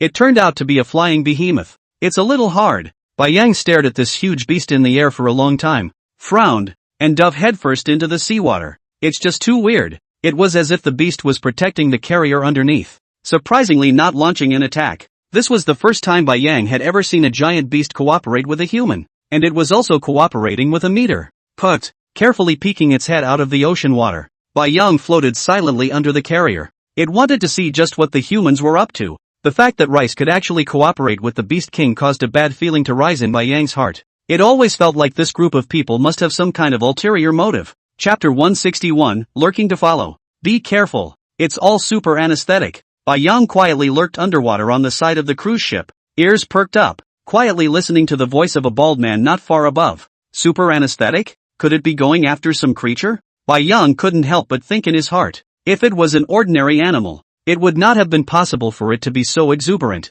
and it was even accompanied by a beast king. This could be going to the behemoth. Carefully poking his head out, Bai Yang slowly climbed upwards along the rope, lying on the side of the carrier. He looked up. Dozens of heavy helicopters were parked in front of us, and everyone was running around non-stop. Take a look at the opportunity. Not far in front of them are placed a few people, generally large metal box. Bai Yang looked around. There is no over people around. Quickly, he jumped up and swooped down behind the box in a hurry. Squeak! Gently pushing the metal box up. There was indeed a thick metal syringe laying inside. Hurry up! Human voices were heard in the distance, and Bai Yang hurriedly threw air dough in, then rolled over and jumped in himself. Gently closed the box. Can feel someone come over to lift the box up, and then I do not know how long to go, until after feeling the box fall to the ground. Bai Yang again waited for a long time, which slowly pushed open the lid of the box and climbed out. In front of him was an empty warehouse filled with various firearms as well as ammunition. I didn't realize this was an ammo dump, and at that moment, could feel that the carrier had begun to slowly start. Bai Yang stared at the map in his eyes. The route of these carriers was surprisingly heading deeper into the ocean. What the hell are these MIBs planning to do? Bai Yang kept muttering in his mind. After all, such a large-scale carrier has been deployed, and the entire warehouse is full of heavy shells, and even the super anesthetics have a full dozen boxes. Last time, even if it was to support the kangaroo country, I didn't see the rice country send out such a big battle. Moreover, there was a beast king in the air this time. I'm afraid that this giant beast that I have to deal with is not simple. At the very least, it should be a beast king. But Bai Yang wondered why the beast king above him was with the MIB. Even having observed for a long time just now, it seems that this beast king is not in a cooperative relationship with rice, but more like the beast king is being controlled. Kagugu, Papa Bear, where are we going? Struggling to climb up the silver-white box, Erudite looked out through the circular glass and couldn't help but shout back. It feels dangerous. Bai Yang looked up at the second idiot and felt a shiver in his heart. The two stooges are saying it's dangerous. Then, the place where this group of people go is absolutely fierce and dangerous. There is no escape. Now you can only take a step to see a step. Even if you suddenly launch an attack now, although you can destroy a few aircraft carriers, I am afraid that the beast king in the sky is not easy to deal with. If only Chief Brother and his wife were there. So far, Bai Yang had only been able to be passive and defensive against air units, and had not been able to take the initiative at all. Now it's time to fish again. Let's see what kind of giant beasts these people are going after. But if they've been sailing in the ocean, could it be the ocean beast king? The white ocean bear sat next to the second fool, leaning on his head and kept guessing. Carrier deck. Jessica stood valiantly at the forefront in her black sunglasses, looking up and away. Not far away the behemoth they had was flying through the air. After a few days of testing, the means of control is stable, and the beast is very obedient. Aside from being a bit manic when absorbing nukes, it can normally stand motionless for dozens of hours without activating the command. And this behemoth was awesome. Not at all inferior to the dinosaur behemoth that appeared in Kangaroo Land. Even in flight, it had an advantage over that dinosaur behemoth. After a long time, Jessica, the bald man, shouted from a distance, then quickly walked over. Another half hour until we reach the outskirts of Skull Island.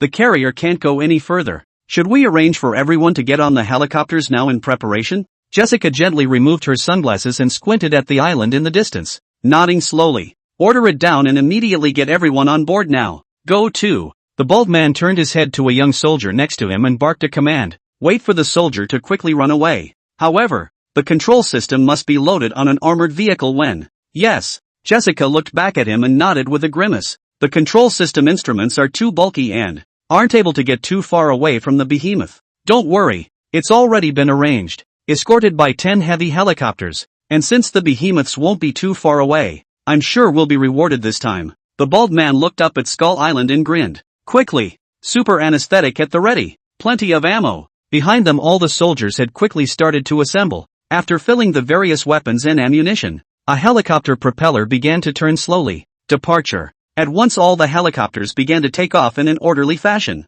Report, the armored car is ready. Is it on board? A young soldier ran over quickly. Go. Jessica looked back at one of the heavy armored vehicles parked on the deck, tossed her short hair, and twisted her head to walk swiftly past. Starting today, they will be on a half-month-long exploration of Skull Island. Every third helicopter hangs a giant steel cage. This was built as a transportation behemoth all ahead of time with rare metals that were exceptionally hard. Let's go! Sitting inside the armored vehicle, looking at the rows of control instruments in front of her, Jessica turned her head and commanded, "Rumble, rumble, rumble." The helicopters in a triangular formation began to slowly lift off, hoisting the armored vehicle, which was loaded with a device to control the behemoth, and began to slowly fly towards the distant island. Kagugu, Papa Bear, it looks like they're all gone. Two Fools pressed his penguin head against the crack in the door, listened carefully for a while, and growled in a low voice at Bai Yang. Gone? Shiritsuyo immediately got out of the pile of shelves at the back of the warehouse and quickly ran to the door, listened equally quietly. All the helicopters out there are already fully airborne. There was no longer a cacophony of voices coming from the deck either. Looks like it should be in place. Roar. A low growl. Bang. Shiryo slowly bulked up and slammed the metal door in front of him headfirst. Click. After snapping the necks of the two soldiers standing in the doorway, Bai Yang turned his head and walked out of the carrier cabin. Standing on the deck, he squinted at an island in the distance. The air was thick with helicopters heading for that island. Go! With a mouthful of urti in his mouth, Bai Yang coldly looked at those steel cages in the air and jumped headfirst into the seawater. Chapter 162 Skull Island. Put. After spitting out a mouthful of seawater, Bai Yang took a deep breath and started landing from a shallow beach. The island in front of us is huge. And the whole thing is made up of alpine jungle. But, bizarrely, so far, Bai Yang has not heard a single bird call. It's very unscientific. It is important to realize that such islands in the middle of the ocean are mostly a habitat for birds, and very few animals even show up here. But the human just now had brought so many cages, almost every one of them 50 meters high. Is this island full of giant beasts? A terrifying thought suddenly popped into Bai Yang's mind. Maybe it will be like the dinosaur continent, full of prehistoric or even ancient creatures. It is entirely possible that the world giant has become like this. However, how did this group of MiGs find this place? And, by the looks of things, the MiGs hadn't found this place for a short period of time, or else they wouldn't have been able to make such a well-thought-out plan. Roar! Bai Yang stood on the bank, shook the water stains off his body, then once again reduced his size, instructed Erdo to climb onto his back, and began to walk towards a distant patch of jungle. Click! Click! The bear's paws crushed the dead branches on the ground with a small clatter. It was definitely a typical tropical jungle, with all kinds of vines and trees towering over the trees. Every once in a while a ray of sunlight can come in. However, the whole jungle was quiet. One might even say silent. Moreover, it was obvious that there were no signs of human activity on this island,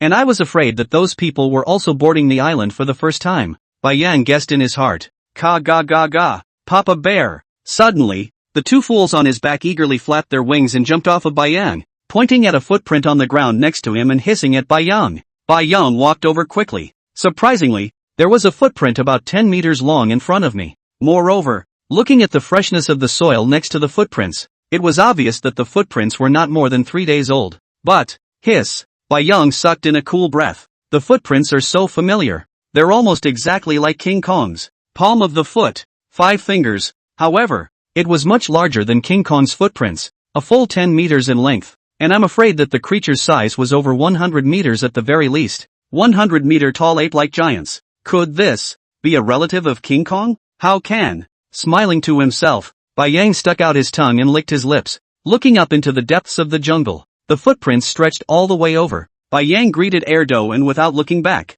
chased the footprints into the depths of the jungle. Where did the humans go? Bai Yang hadn't found any sign of those human helicopters since he'd gotten to the island, and he hadn't even heard the helicopters roar. But, chasing the footprints all the way forward, surprisingly, he was about to get out of this jungle, and from the beginning to the end Bai Yang did not find an animal. This reinforced his suspicion that this place was really only full of giant beasts. I'm afraid, if that's the case, looking at the attribute panel in his mind, the revert points were now a full 889 points, and he was only 11 points short of revert again. What an auspicious number. You can't even be a bachelor anymore. Do you have to be a triple bachelor? Roar. Just after drilling out, Bai Yang immediately lowered his head and retreated back again. Finally spotted the group of humans. On a lawn not far away, a huge steel cage was neatly placed aside. An armored vehicle was quietly parked in place, and a dozen or so nearby helicopters surrounded the armored vehicle in a circle in the very center. And Shiritsuyo lay still on the ground, looking up at a short-haired woman who stepped out of the armored vehicle. I wonder what the woman said to the soldier in front of her. Immediately after that all the helicopters lifted off again, and the thick metal chains once again hoisted the armored vehicle up towards a distant mountain peak. Hoo! Bai Yang shook his head and got up from the ground, taking a step towards those steel cages. I didn't realize that the group of humans in front of me had left all the steel cages here and didn't take them with them. But, ka-ching! Bai Yang grinned and tore into it, gritty teeth ringing out. I didn't expect this metal in front of me to be anything other than ordinary steel, and it was only with full force that I managed to bite it off. Taking 2 steps back, Bai Yang took a deep breath. Roar! With a roar, his size gradually began to increase, and he soon surpassed the metal cage. Click! Slapping his palm up hard, Bai Yang opened his huge mouth and struggled to tear down a metal bar. Crunch! Crunch! Chewing twice in his mouth, he frowned and swallowed with difficulty. Ding! Congratulations to the host for successfully feeding on metal platinum, plus 100 evolution points. I didn't realize that the name of the metal in front of me was platinum. That's totally unheard of. But, a metal bar can actually add 100 evolution points. Bai Yang's eyes gradually began to glow as he looked at a full dozen metal cages in front of him. Click, click, click. With a pair of penguin eyes wide with disbelief, Erudite watched his papa bear shove a stick of this brown metal into his mouth like a starving man. Is this stuff delicious? After hesitating for a long time, Erudite decided to give it a try. It's really too good for Papa Bear to eat. Ka! Pressing his mouth open against the metal post, 2 fools tugged hard and it didn't budge. And, bah! What's that smell? When did Papa Bear's tastes get so bad? This thing it can't stand. Shaking his head in horror, he wiggled his ass and slowly walked over to the side, sitting down and stumping his head as he watched Papa Bear devour all the metal cages in front of him, one by one. LOL. Bai Yang ground his somewhat sore cheeks and burped. It looks like this job of eating metal is going to be done sparingly in the future. Evolution points are gained quite a bit,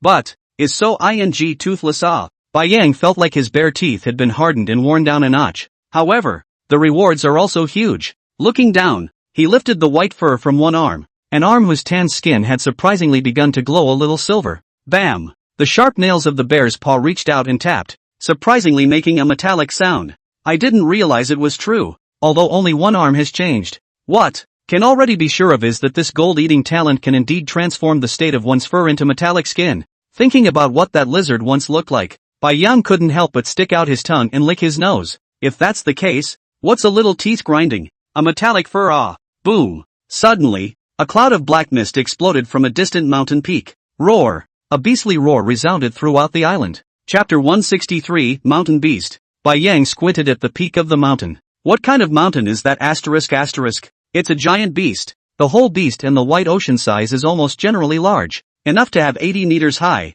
and the whole body skin is surprisingly like a mountain peak. Lush small trees stand. Surprisingly, it's growing on top, but, rumble, only to see the entire mountain boom upright, and a pair of dark eyes were revealed. Hiss! Bai Yang sucked in a cool breath. Standing up it was over 100 meters tall. However, the beast seemed to be moving very slowly. The group of human fighters kept blasting shells into it, and all sorts of boulders rolled down. But, Bai Yang could tell that this giant beast's skin was actually boulders, with amazing defense. Roar! Hissed! Bai Yang quickly threw the air dough on the ground onto his back and brought up a residual shadow, instantly running towards the mountain-peaked beast. Fill ammo! A bald, white, middle-aged man hissed with a wide grin, made even more hideous by the tattooed design on his neck that extended behind his face. Hey Charlie, take control of the plane. Don't wobble. I can't even aim. A black man in the back, also bald, chewed the gum in his mouth and grinned, revealing his morose white teeth.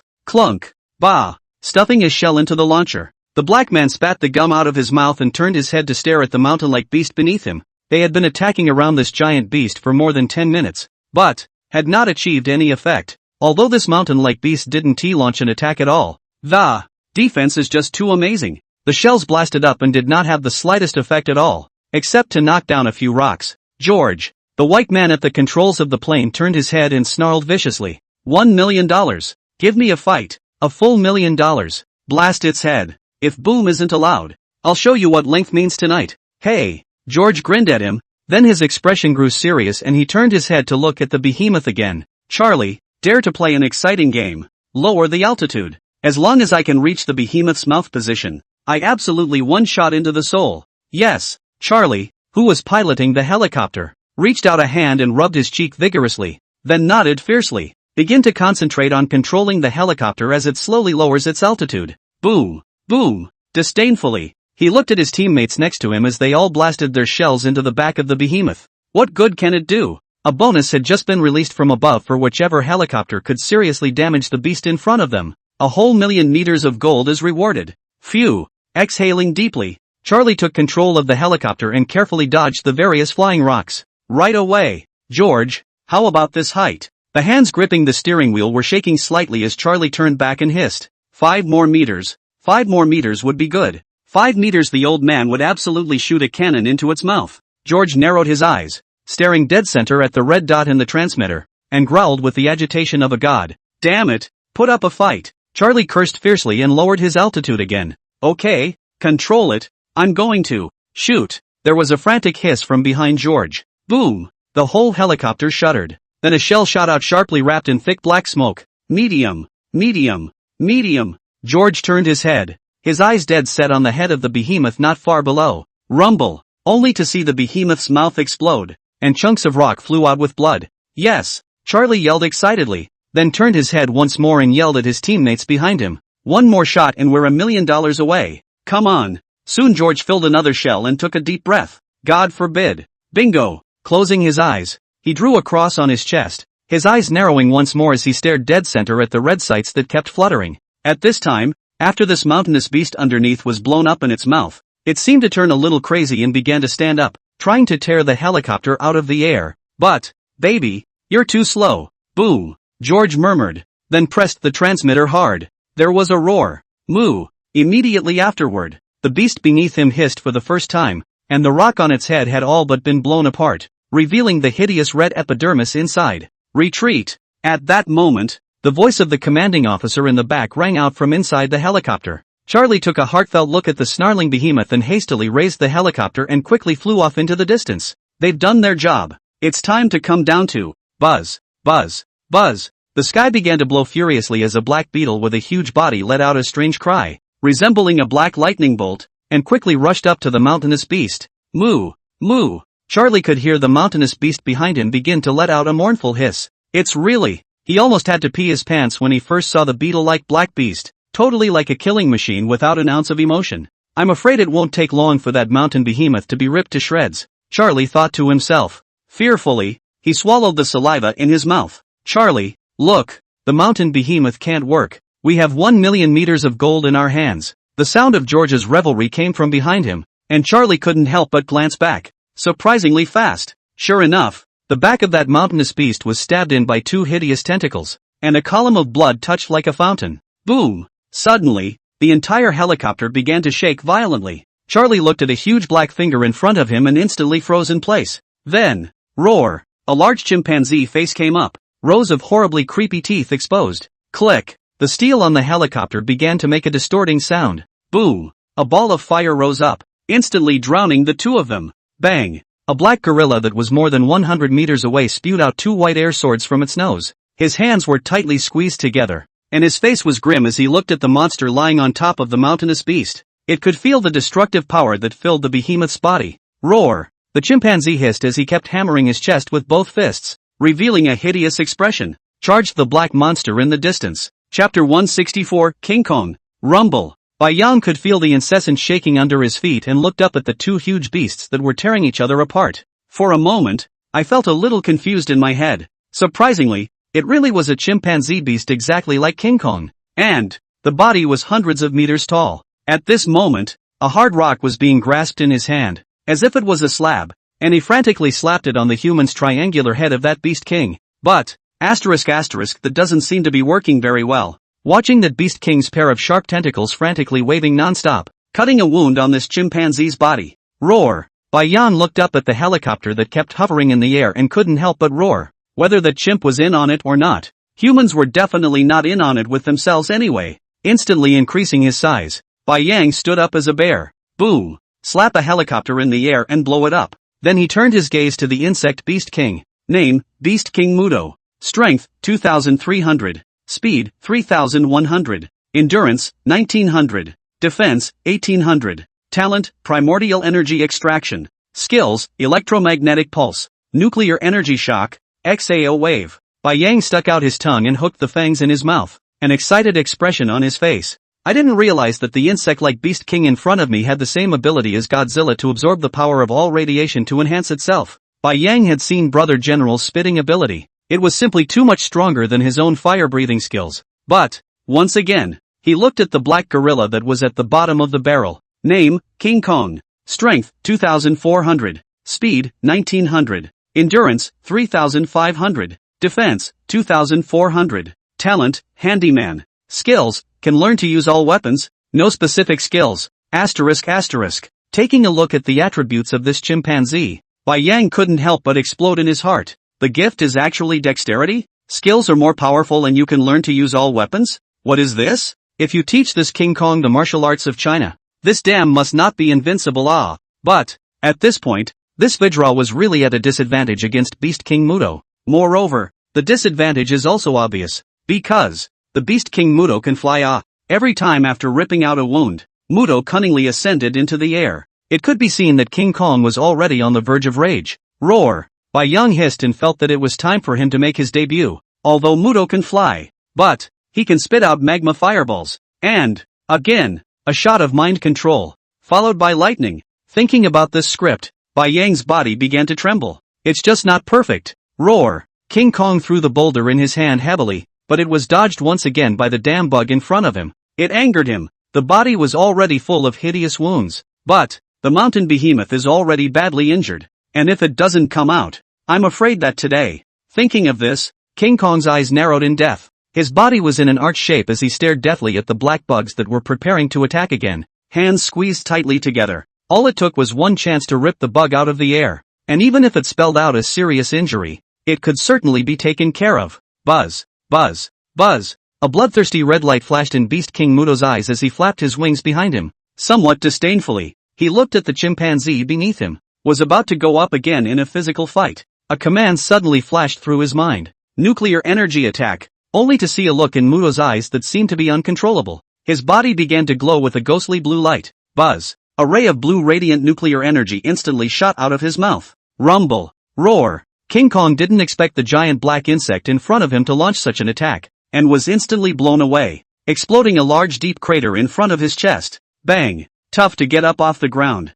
But, the sharp fronter of the black giant insect directly pierced into its shoulder position, pinning it to the ground with a deathly grip. Buzz. Buzz. Buzz. Seeing that the black giant insect's body was once again glowing with an ethereal blue light, its hideous huge mouth was aimed right at its own head. King Kong growled frantically, trying to get up from the ground. But, boom! Suddenly, a large fireball unexpectedly shot over sharply from the distance, instantly blasting the giant black insect on its body out. Roar! Surprisingly, it was a giant bear with a snow-white body. Jean Gang only felt a white residual shadow flash before his eyes. Like lightning, the white giant bear's body instantly pressed down on the giant insect. Ka-ching! Bai Yang opened his huge mouth and took a death bite. I felt my teeth raw from the shock. This Beast King Muto's armor all over was surprisingly like steel. Hard like this. But, storm thunder! Electric arcs began to gush out of his body non-stop. Buzz. Buzz. Buzz. A wave of sound that seemed like ultrasound began to impact Bai Yang non-stop,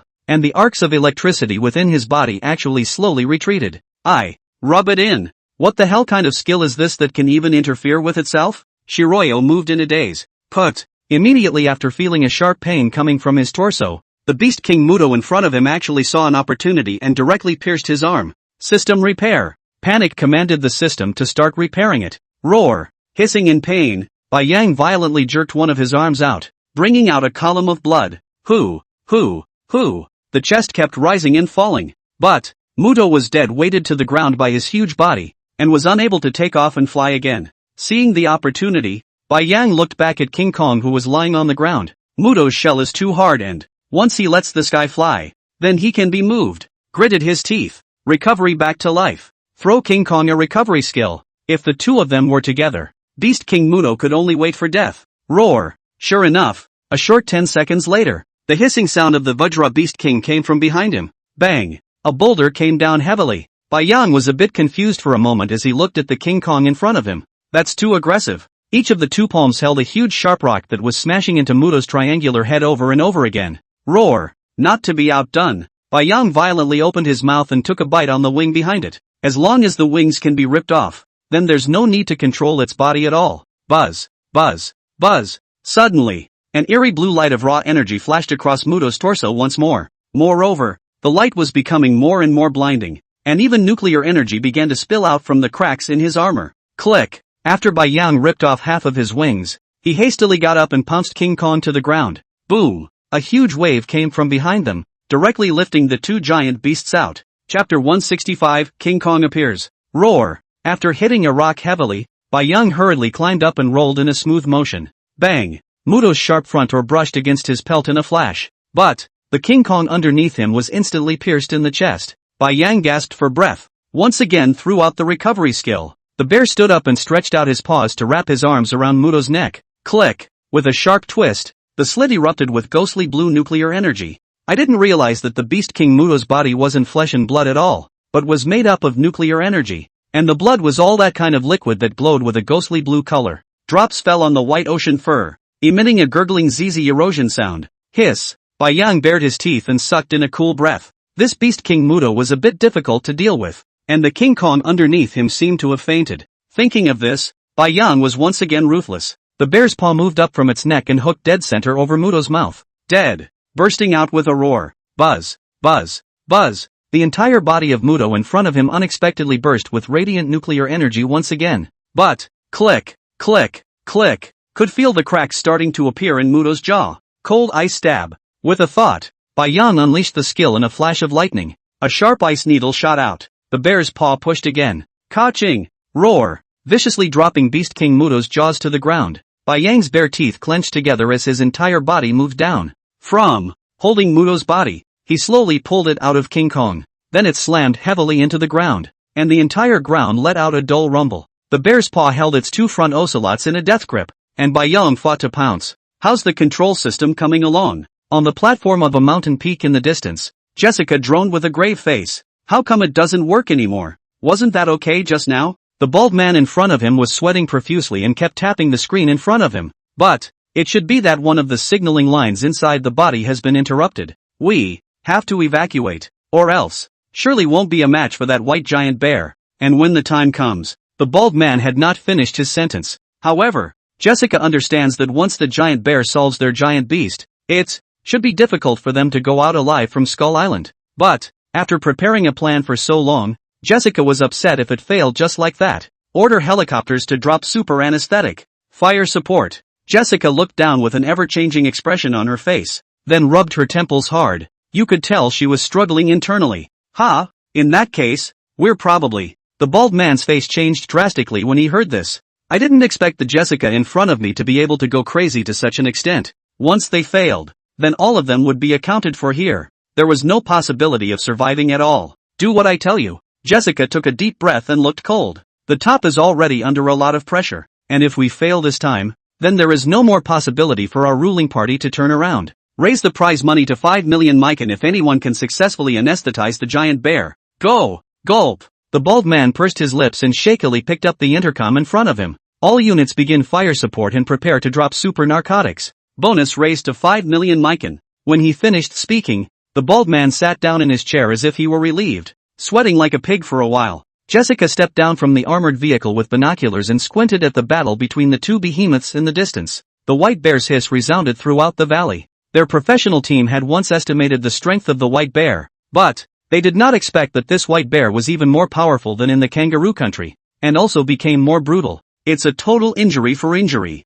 Fighting the fight. At this time, their insect beast king's two front chevrons have all been broken off by the white bear and are stuck right in the white bear's chest. But I'm afraid it won't last long. But now there is only one giant beast, the white bear, and that chimpanzee is lying flat on the ground, not knowing whether it is dead or alive. And as for the mountain beast, it has long been cooled down. As long as the insect giants can hold out, their carrier is carrying a nuclear weapon for the giants to feed on. Make sure you hold on. The tower in front of Jessica's body kept rising and falling, and the hands holding the binoculars had squeezed and turned white. Boom! Suddenly, there was a roar from the armored car behind her, followed by being thrown high into the air from beside Jessica. Roar! A large, hairy, kneading hand clutched itself straight up. Behind the back do not know when actually appeared again a chimpanzee beast. However, this chimpanzee seems to be underage, just only about 20 meters high, but their aircraft can all go to support. Even if it is underage, she is now. Roar! King Kong snorted and let out a heavy snort,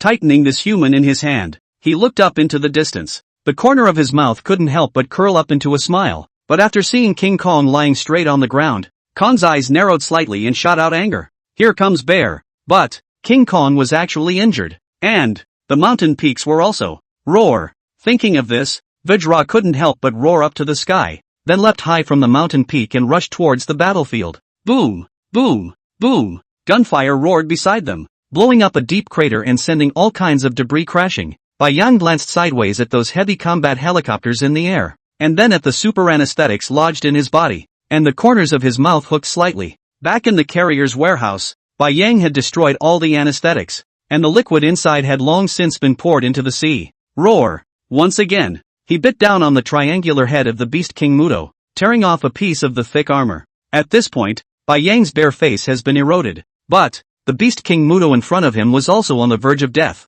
and even the nuclear energy in his body was already all but exhausted. But today's fight was just too much. King Kong didn't know if he was alive or dead, and the mountain with the amazing defense seemed to have failed. Bang! Bai Yang dropped the armor in his mouth and stomped his bare paws on Mudo's torso, the bear standing upright, his forepaws holding its head in a death grip. With a dull sound, the ghostly blue liquid gushed out like a fountain. Roar! With a roar to the heavens, he instantly threw the head in his hand, shattering a helicopter in front of him. A blue arc of electricity began to glow from his body. Boom! The ground shook and the arc of electricity began to spread. A helicopter dropped with a bang as if it was out of control. Its propellers instantly stalled. Chapter 166 Relay Guardian. Roar! Bear! Bai Yang was about to turn around to investigate and probe King Kong's injuries when he didn't expect a familiar roar to come from behind him. Turn your head. Surprisingly, it was that little brat King Kong. But how did this little brat get here? Didn't he follow the mammoth to the Arctic Pole? Could it be? Bai Yang twisted his head to look at the King Kong on the ground, and then looked at the Kong that was flying over. Mind boggled and seemed to understand something. Moreover, King Kong seems to be clutching a woman in his hand. Bai Yang squinted and glanced at it. It does clutch a woman in its hand. And it seems to be the commander of this group of people in the rice country. Bang! King Kong landed on his feet with a splash of dust and dropped the woman in his hands right on the ground, then rushed over to Bai Yang and hugged her. Horror! At this time, the King Kong lying on the ground weakly opened his eyes, looked up at the little monkey in front of the white bear, and couldn't help but want to make a sound. However, the entire chest position has been pierced through, and I'm afraid the kernel has been damaged. Roar! King Kong quickly ran to it and slowly squatted down. His hands kept stroking the wound at King Kong's chest. Phew! Bai Yang heavily exhaled a cloudy breath. Then his body shape became smaller and he similarly arrived in front of King Kong. I'm afraid King Kong won't work. After throwing out a revive spring again, although the wound was slowly healing, but through the big hole in the chest, a big red metal core could be seen inside was already missing a piece, and Bai Yang's skills couldn't repair the kernel at all. Maybe if Godzilla was here. But that's just not realistic. Don't cry. Only to see King Vajra extend his palm and gently pat the childlike Vajra in front of him. Then he turned his head to look at the white bear in front of him. It turned out that the white giant bear that the little monkey had been chanting all day in his mouth was the one in front of him. But the strength was really strong, and one could tell that the white bear was good for King Kong. Roar! The King Kong's mouth kept spilling blood, and seemed to want to say something, but his voice was very weak, so he had to Bai Yang slowly put his head up. The Guardian of Skull Island is in your hands. Make sure you don't let the monsters in the grotto escape. Although he didn't understand what it was talking about, Bai Yang immediately nodded with a grave expression on his face. Little monkey. Then, King Kong drowned a glance to the side. The eyes were full of dismay. There was so much more he hadn't taught, but I'm afraid he'll never get another chance. Listen to it. Guard Skull Island. Roar. King Kong. Bang. The only thing that could be seen was the King's Vajra's hand slowly taking it off of Vajra's head as his chest continued to rise and fall. Then, surprisingly, he reached into the wound in front of his chest and yanked the kernel out with one hand. Eat it. Quick. Quick. Eat it. King Kong looked at this kernel heart in front of him, then at the eager expression of the King Kong in front of him, opened his mouth and swallowed it in one gulp.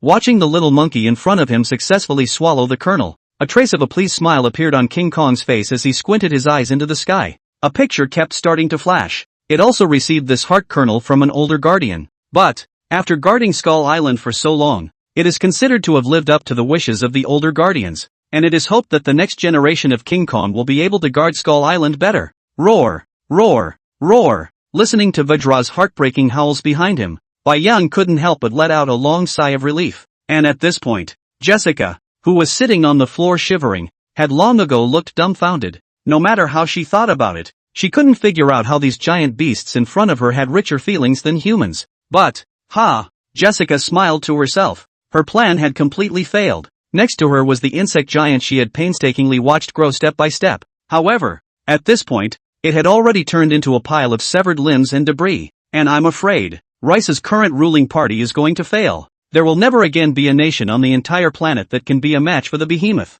It seemed that Huaxia's path was the right one, and it was simply a fool's errand to try to control the behemoth. Roar! Bai Yang took a step in front of this woman and scrutinized her carefully. I didn't expect that the death of the two Beast Kings was because of this woman. And the meter was able to develop a means to control the Beast King. This made Bai Yang very jealous in his heart. To know, although the illustrations given by the system had 12 Beast Kings, things like Godzilla, as well as King Kong, including the mountain-peaked beast next to it, were not in the list of activated illustrations at all. From this, I'm afraid that there are more than 12 Beast Kings in the Guardian camp as well, in case the consequences would be unimaginable if they were to be controlled by Rice again. Muto was already difficult to deal with, and if there was an even more powerful Beast King, Bai Yang couldn't even guarantee that he would win at full strength. Roar! Reaching out with his bare paw, he hooked the short-haired woman in front of him, squinted at it. Bang! Then he threw it on the ground and stamped his paws on it, instantly crushing her to death. However,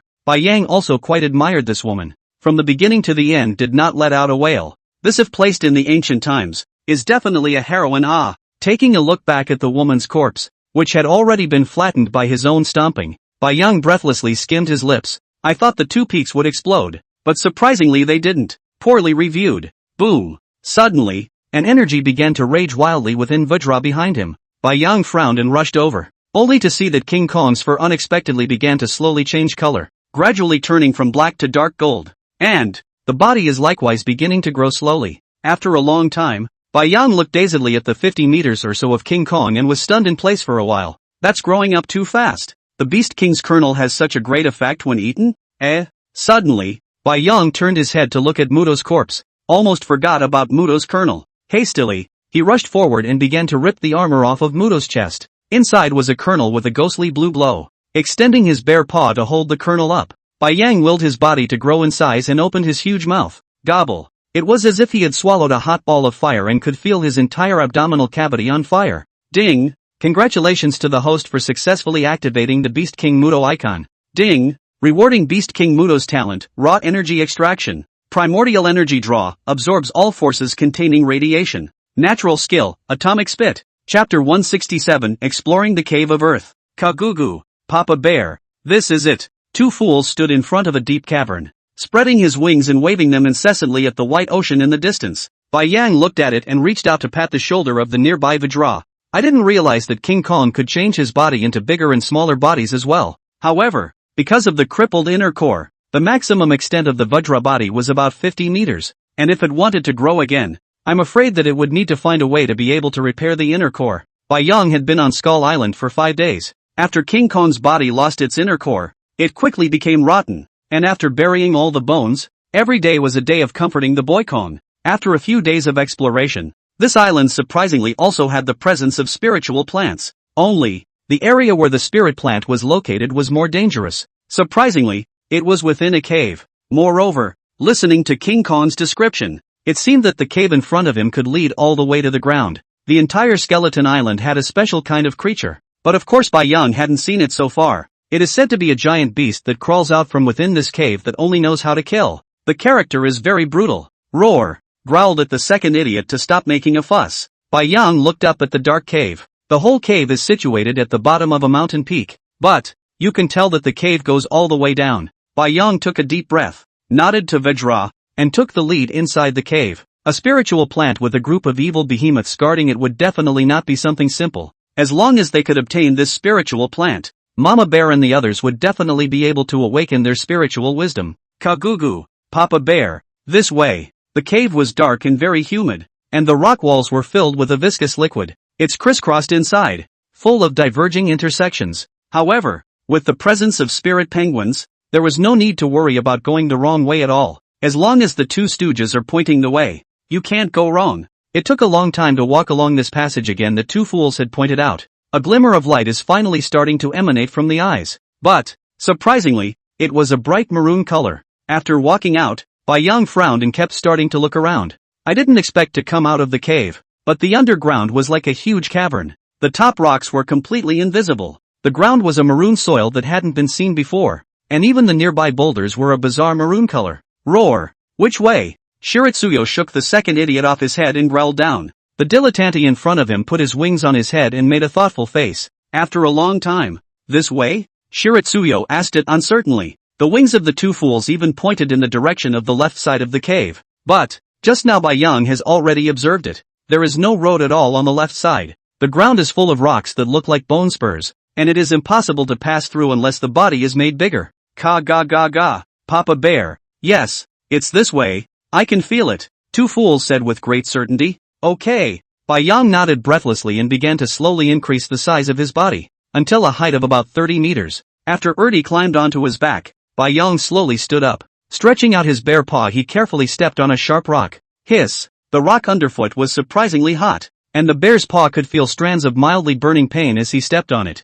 Glancing back at Vajra, he saw that he had learned his movements, moving slowly over the sharp rocks on all fours. Ka ga ga ga, Papa Bear! Brains dilettante howled again. Shiritsuyo lifted his head up. After the sharp rocks had passed, it turned out to be a path paved by a layer of ghastly white bones. And, as you can see through the skeleton, I'm afraid they're all giant beasts. Rows and rows of leg bones that were a full 5 meters high were clearly inserted along the entire edge of the white bone road. Hiss! Bai Yang took a deep breath, then once again buried his head in the white bone road. There were actually so many giant beast bone remnants. I'm afraid that this place is really not simple. However, this can also sideways indicate that this spiritual plant in the underground cave is definitely a top spiritual plant. Maybe it will be higher than the illusory speech lotus. Thinking of this, Bai Yang was ruthless. Having come this far, how can we possibly back out again? And, the return to ancient points were already about to reach their full value, and as long as he swallowed a few giant beasts again, he would be able to return to ancient once more.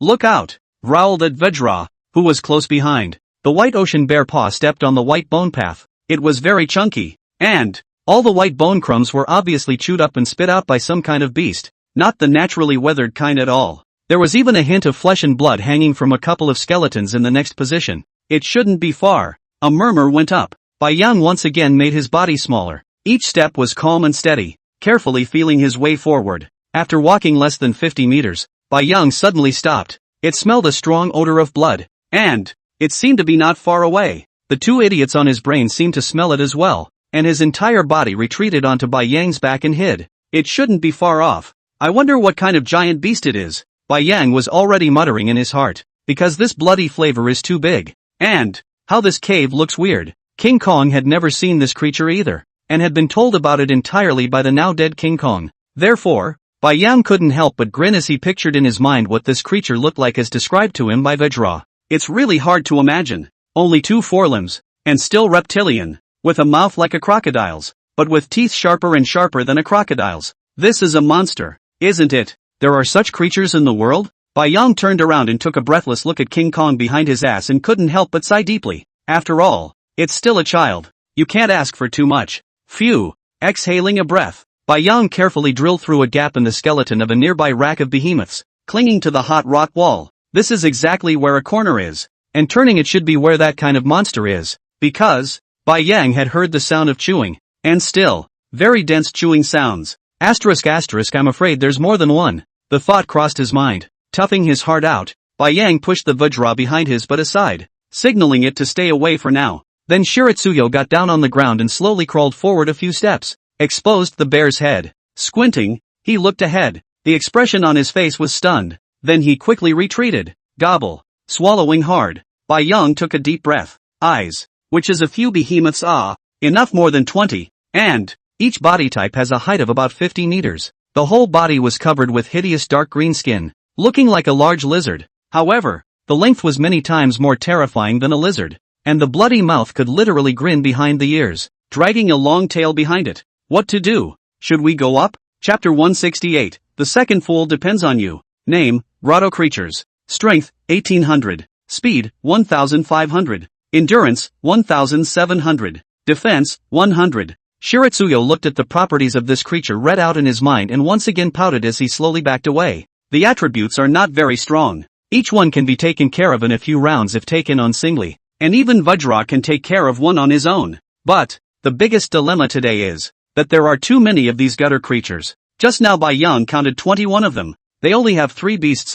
No, it should be 2 that have combat power. Too stupid even. Bai Yang estimated that this group of creatures swarmed up and would definitely be able to tear themselves to pieces in a matter of minutes. What to do? The mind kept imagining scenarios, but they were all rejected one by one. It's too tricky. However, after observing them for so long, Bai Yang also realized that this group of creatures had a fatal flaw, and that was their low intelligence. One might even say there is only the instinct of the beast. It was evident by the fact that they were simply a bunch of crazies as they fought for food just now. Thinking of this, Bai Yang stuck out his tongue and licked his nose, and looked down at the 2 idiots standing in front of him. Should we let 2 stooges poke around first? Stretching out his bare paw to gather Ertie over to him, Bai Yang walked to the corner, and the 1 bear and 1 penguin began to communicate frantically. After a long time, 2 fools took a step around the corner. Looking back fondly at Bai Yang gave it an encouraging look, signaling it to go boldly. I don't know if this will work. The group of cave creatures were feeding,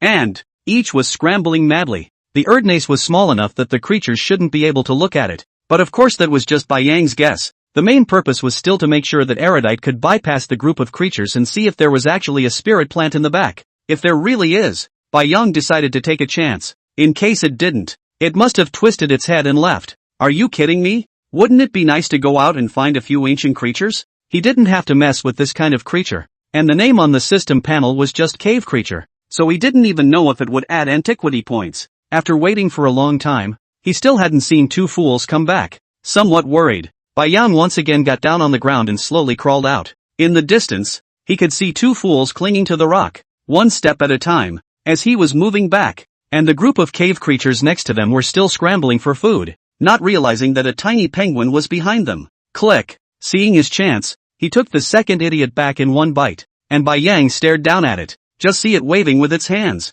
A look of excitement filled his face. Kagugu, Papa Bear, there are spirit plants, red fruits, lots of them, a lot. Bai Yang's heart fluttered, and a brilliant light flashed in his eyes. How could I have not expected that there would be a lot of red spirit plant fruits? That, roar! Shiryo growled softly, pushing Erudite aside and nodding at Vajra. After devouring Muto's corpse, Bai Yang already had a full 200,000 evolution points after accumulating them for such a long time. And, at the same time, it also discovered that creatures like the Beast King, as long as their inner cores are not destroyed, they will not die instantly at all. Barking at Vajra to make sure the colonel was protected, Shiryo slowly calmed his heaving chest down, deciding that if he was going to get out, the first thing he had to do was to shock all the cave creatures, and that would be the only way to unleash the storm thunder. Thinking of this, ghostly blue arcs of electricity began to emanate from Bai Yang's bare paw. Phew! Slowly starting to increase in size and looking back at Vajra, Bai Yang stuck out his tongue and licked his fangs, jumped out of the corner in an instant. Boom! The entire grotto seemed to vibrate as the huge body landed on the ground. But, what about the grotto creatures? At this moment, there was merely a smaller-sized grotto creature lying on a huge skeleton in front of him, sticking out its sharp, triangular tongue and constantly licking what was left of the flesh and blood. The group of grotto creatures from earlier had unexpectedly disappeared all silently, and this one in front of him was obviously a weaker one. Otherwise it would be impossible for him to stretch out his tongue and keep licking the broken meat, and even chewing on the bone crumbs in his mouth. Horror! However, even though it was a relatively small-sized earth cave creature, the moment it saw Bai Yang, it directly let out a low gasp, and then its 2 front limbs acted like lizards as it rushed towards Bai Yang with an exaggerated stride. A beast without intelligence indeed. Bai Yang nodded slowly as he looked at the creature that had split its mouth wide open and rushed towards him. It seems one's guess was not wrong. Besides, I'm afraid this group of grotto creatures isn't united. Boom! 2 bare paws raised high,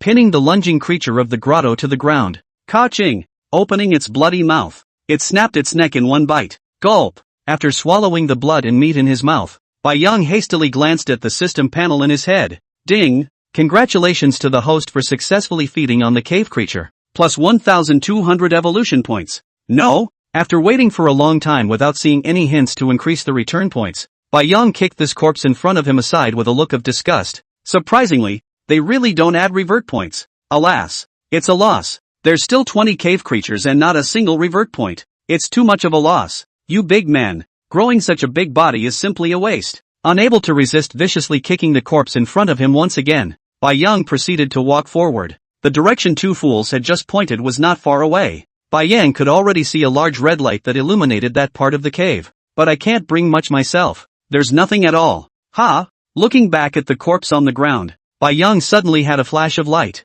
You can peel off the creature's skin and use it for spirit fruits. Ah! Moreover, the creature's long tail was a natural pocket if the skin was stripped off. Thinking of this, Bai Yang couldn't help but speed up, take advantage of the fact that the group of creatures didn't know where they had run off to now, and hurry to pick all the spirit plant fruits. But, just a moment before Bai Yang rushed up, there were indeed a lot of spiritual plants in front of him. Moreover, each one of them was very tall, at a height of 10 meters, and one tree was full of red fruits that looked like apples. But, the group of grotto creatures were surprisingly all here, each one possessing a tree, opening their mouths wide and biting off the rooted branches with fruits hanging on them directly, then swallowing them. Roar! Seeing this, Bai Yang was furious. Directly Yang Tian roared. In a matter of seconds, several trees had already been chewed bald. Let go of my fruit. Chapter 169, Black Clouds. Barren, dry land. Several black women with huge clay pots on their heads stepped barefoot across the dry, cracked ground.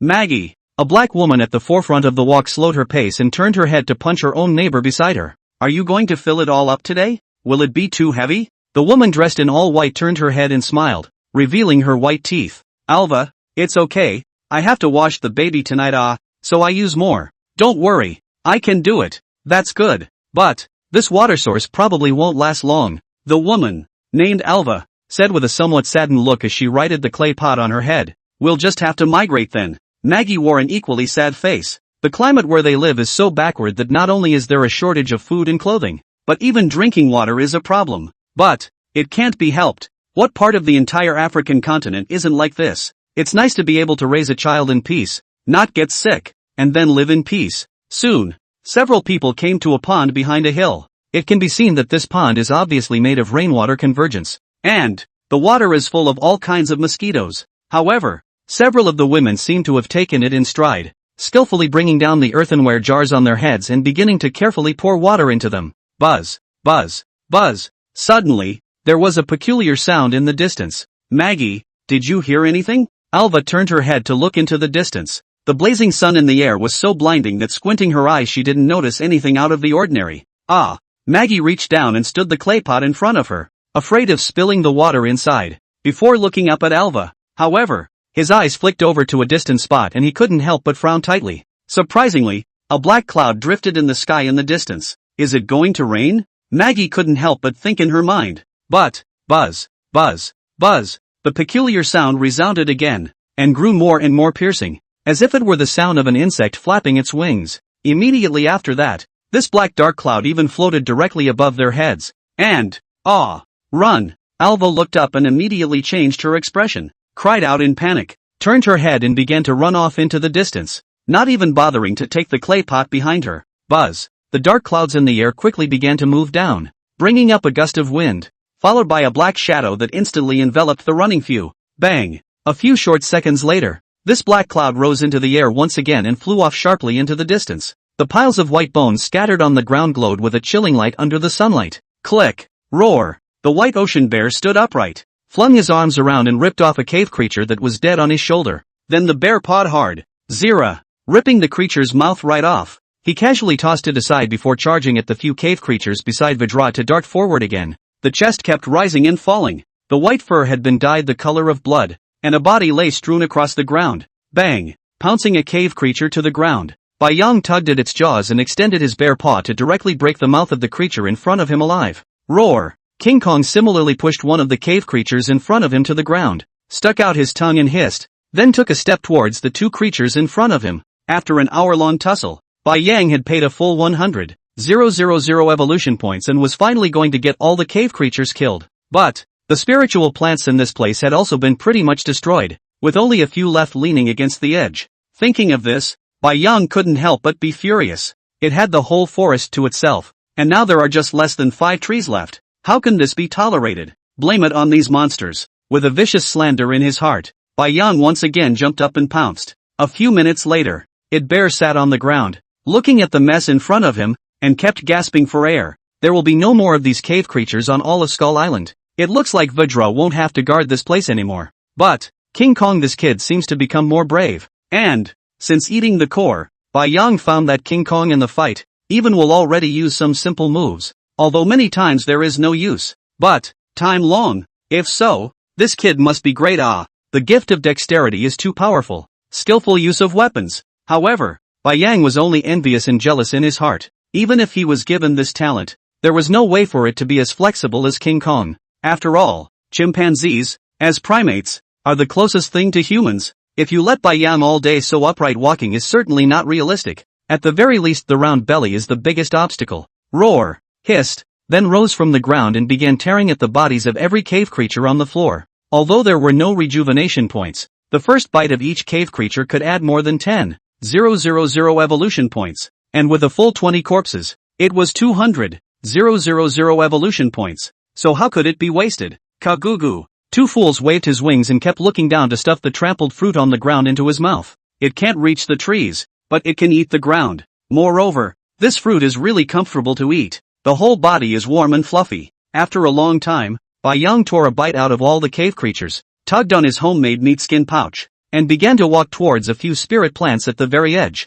Click! Shoving a reddish fruit into his mouth, Bai Yang savored it. It's very sweet, watery, and the kind that gushes out all at once. It seems to have a bit of an alcoholic flavor to it. Aha! Ding! Congratulations to the host for successfully feeding on the Linrock fruit, plus 300 evolution points. However, this kind of fruit didn't seem to have much of an effect on the current Bai Yang, and, as it could see, I'm afraid that as long as the spirit fruits grew in patches, the effects were generally weaker. It's still one of those awesome ones that bears one fruit on top of the other, and it works like a charm. After picking all the spirit fruits and throwing them into the leather bag, Bai Yang held them in his mouth and was ready to greet the nearby Jean Gang and Erdo walking out. But, only to see that the spirit penguin was actually lying on the ground with its belly up and its eyes confused, burping non-stop. And King Kong went even further, grinning a non-stop giggle, his harumph dripping onto the floor. What is this? Bai Yang was confused. Roared at the two idiots on the ground. Kagugu. Ha ha,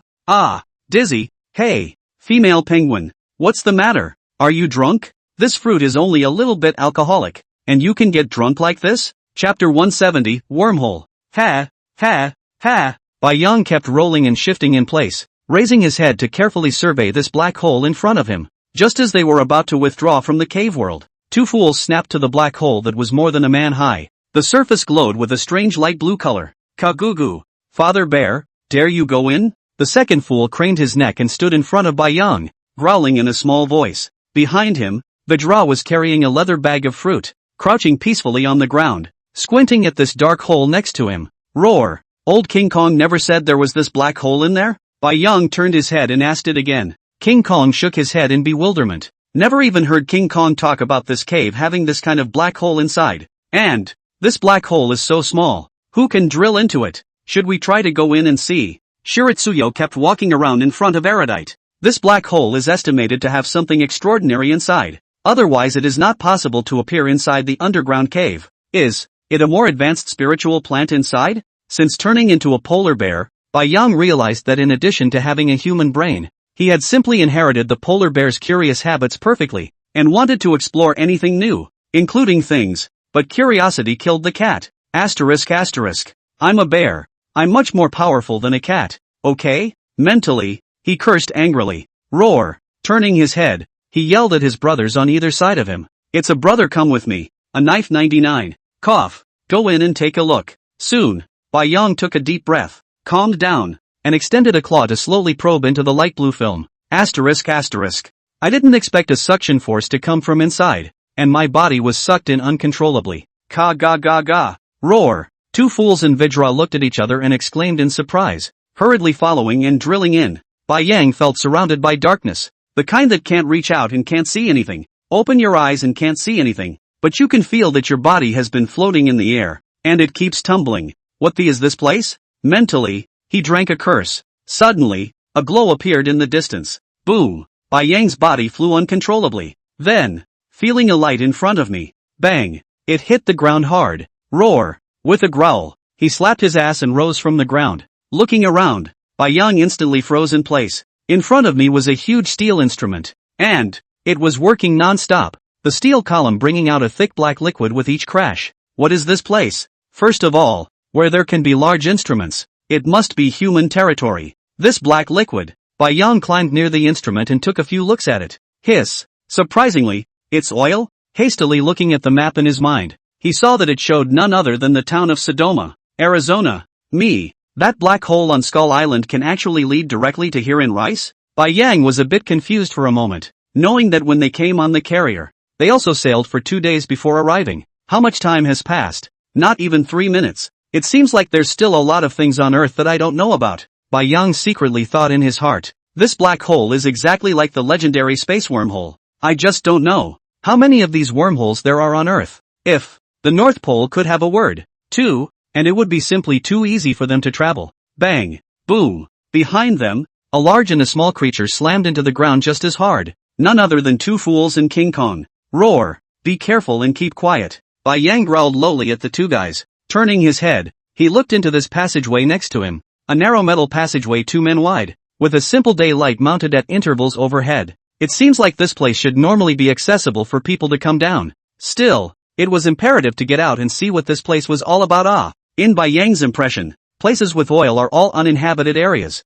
and I'm afraid that this area of the country should be the same. Click! The bear's paw gently stepped on the metal passageway, and Bai Yang was at the forefront. Bang! Crashing through a doorway. Roar! Looking at the group of men in front of him in oil workers' uniforms, he was momentarily confused. And all the oil workers at that moment looked at a polar bear drilled out of the well and stared at each other with wide eyes. What the hell? Who's got animals down the well? That's not true. This is the western region. How can there be polar bears? For a while, the air was heavy to the core. The thought in Bai Yang's mind was, should we kill this group of humans or not? The oilman's thought was, should we catch this bear? Bang! Suddenly, whoever was behind his buttocks pushed him, and Bai Yang instantly squeezed out of the passageway doorway. Behind him, Vajra drilled out with his head down carrying a bag of spirit fruits. Now a group of oil workers were even more confused. A polar bear, a penguin in the Antarctic, a golden-haired gorilla that stands upright like a man and carries a leather bag. Rubbing his eyes vigorously, he confirmed that what appeared in front of him was not an illusion. Gulp!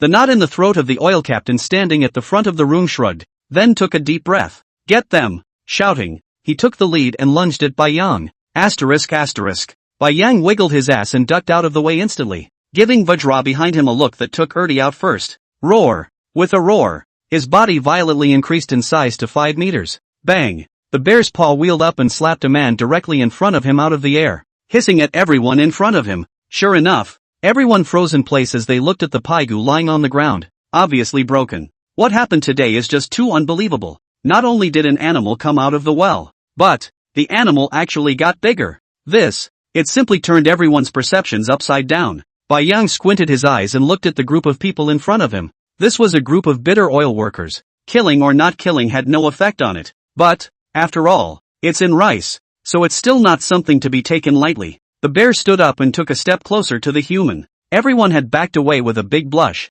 and someone had already turned to call out to the security personnel inside the oil plant. Boom! Just as Bai Yang was about to rush out, the entire ground shook violently. Boom! Boom! Boom! Immediately afterward it seemed as if an earthquake had struck. Bang! The building behind him collapsed, and a hideous spider leg hooked out of the ground. Chapter 171, Spider Beast King. Ding! System mission, obtain the Beast King's inner core. Ding! Quest reward, activate that Beast King icon. ***. Bai Yang growled and turned his head to look at this hideous spike sticking out of the ground in front of him. The entire spikes were pitch black in color, and under the sunlight, they kept reflecting the cold light of moroseness. And, bang, bang, bang, the earth began to shake violently in all directions beside them, and an identical sharp spider leg poked out. Roar! Bai Yang hissed with a grave expression on his face and instantly increased his size. Look around. Enough to have 6 identical spider legs, and each one has a height of up to 50 meters. Name, Beast King Skrull. Strength, 2100. Speed, 2800. Endurance, 1900. Defense, 100. Talent, Ice Energy Draw. Skills, Liquid Nitrogen Shock. Rush Walking, Aquatic Bacteria. Hiss. Taking a look at the attributes of this Beast King, Bai Yang sucked in a breath of cool air. I didn't realize that the 6 spider-legged creature in front of me had the gift of ice energy extraction. Liquid nitrogen. Bai Yang mused. It's a chemical with extremely low temperatures.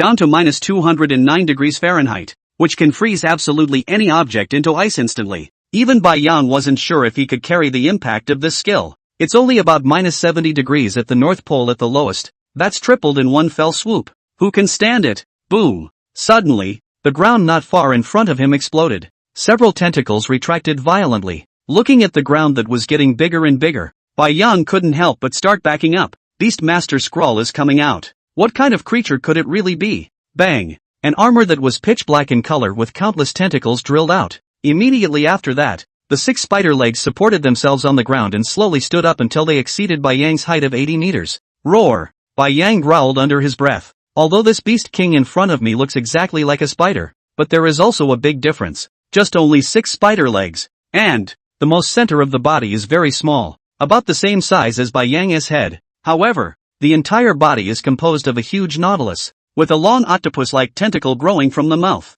A pair of ghostly green eyes were just above the tentacles, which were now staring grimly at Bai Yang. Hiss, hiss, hiss. The Beast King Skrull screamed similar to the hissing sound made by a snake spitting out its snakes, and the octopus tentacles were constantly being blown up by the airflow from its mouth. Boom! A spider leg was raised high, wrapped in a whistling sound and stabbed directly at the white giant bear in front of him. On this giant bear, it smelled a hint of familiarity. That cold, icy scent. Roar! Bai Yang quickly stepped back and hissed low as he looked at the spider's legs in front of him that were deeply embedded in the ground. A tanker loaded with oil in front of us was instantly pierced. The bear stood up and Bai Yang flew up. But, hiss! Only the entirety of Skrull's mouth was seen to open, and his tentacles flew high in the air. Click, click, click. The surrounding temperature plummeted, and the ground actually began to freeze at a speed visible to the naked eye, spreading in all directions. Asterisk asterisk. Looking at a cold aura spewing out of Skura's mouth, Bai Yang hurriedly shook and rushed to the side to crash. Roar! Growling in pain. He only saw that the entire area behind his ass where the nitrogen had been sprayed had frozen. System repair. But everywhere that passed before his eyes had all frozen into a world of ice and snow. Bai Yang only knew that the temperature of liquid nitrogen was very low, but never thought that it could be as low as this. The group of fleeing oil workers in the distance had all frozen into ice sculptures. Hiss. Then, Scylla was seen opening her huge mouth once again and blowing out a mouthful of cold wind. Kaching, kaching, kaching. The group of human ice sculptures in the distance unexpectedly turned directly into a piece of shattered ice slag. Who? Bai Yang stuck out his tongue and kept gasping for air, glancing sideways at the nearby Skrull who had already turned around and aimed his huge mouth at it once more, and once again stood up bearishly. There had to be a way to be able to get close to this beast master in order to do so. The 6 spider legs kept lifting up, protecting the center's torso so tightly that Bai Yang couldn't break in at all. If we spent like this, sooner or later, we would be frozen into an ice sculpture just like that group of humans. Roar! At that moment, not far behind him, King Kong howled and jumped up, a tanker in its hands that it threw high in the air. Bang! Smashing into the body of the Skrull Nautilus. Surprisingly, there was no reaction at all as the tanker blew up with a loud bang, black oil dripping down the brown armor. Bai Yang suddenly had a flash of light in front of his eyes, and the moment Skura turned around, he directly reduced his size. Roar! Vajra! Run! Hissing at Vajra, Bai Yang increased his speed to the extreme, blinking to the back of Scylla's torso. Magma! The only magma energy left in his body instantly poured out. Boom! The oil on Skura's body roared into flame, the ghostly blue flames instantly enveloping all of the Nautilus in front of him. Hiss! Hiss! Hiss! Bai Yang quickly began to back away. But the tentacles around Skura's mouth unexpectedly grew at a rapid pace and directly rolled up Bai Yang's body. Asterisk asterisk. Bai Yang roared. This was too insidious. But you could tell that Skrull was afraid of fire. But it had just been just 1 car's worth of oil, which was still too little for a man of Skrull's size. Ruthlessly, the white ocean bear's paw directly probed out, frantically tearing off a tentacle and exposing his mouth. Roar! King Kong, throw all the cars next to you, yelled at the distant Vajra. Where King Kong stayed, there were a dozen tanker trucks parked. If all of them could be thrown over, they could certainly turn this beast king. But it had to be so that Skylar couldn't move in order to do it. Roar! Taking a look at the huge mouth of the abyss that opened behind the tentacles, Bai Yang's size began to slowly increase. Ka-ching! After breaking free of the tentacles wrapped around his body,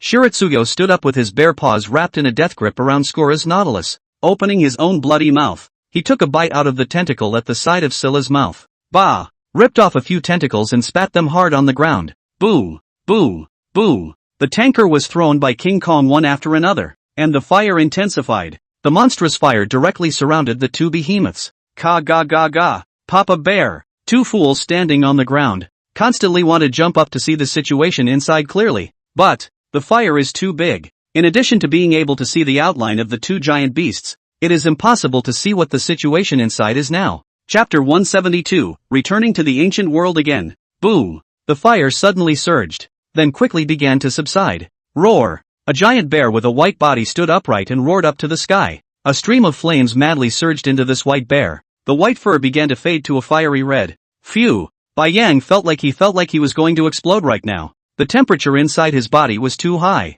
Merely trying to see if he could absorb the flames next to him, he didn't expect that it would crazily start surging into his body. Old man didn't chew hyun mai. Stop The mind couldn't help but slander. This fire energy drawing talent was also too pitiful. Could it be that one's body would turn into a molten lava like Ratone's? Thinking of this, Bai Yang's entire body winced. That would be really scary. Where's the polar bear in that? At this time, the fur all over his body had turned a fiery red color, and even small flames could be seen bursting out constantly. At Bai Yang's feet was Skora's corpse, already burned alive, and it had even given off an odor of flesh. But, how could I have time to think about that right now? The body was already about to burst, and there is still a thick layer of oil on the ground that hasn't burned clean. What to do? Bai Yang was anxious at this time, trying to launch the cold ice thorns in his body, hissing for half a day, but even a little reaction. Roar! Bear! Jin Gang carefully came to the edge of the fire, looking at Bai Yang who kept howling inside.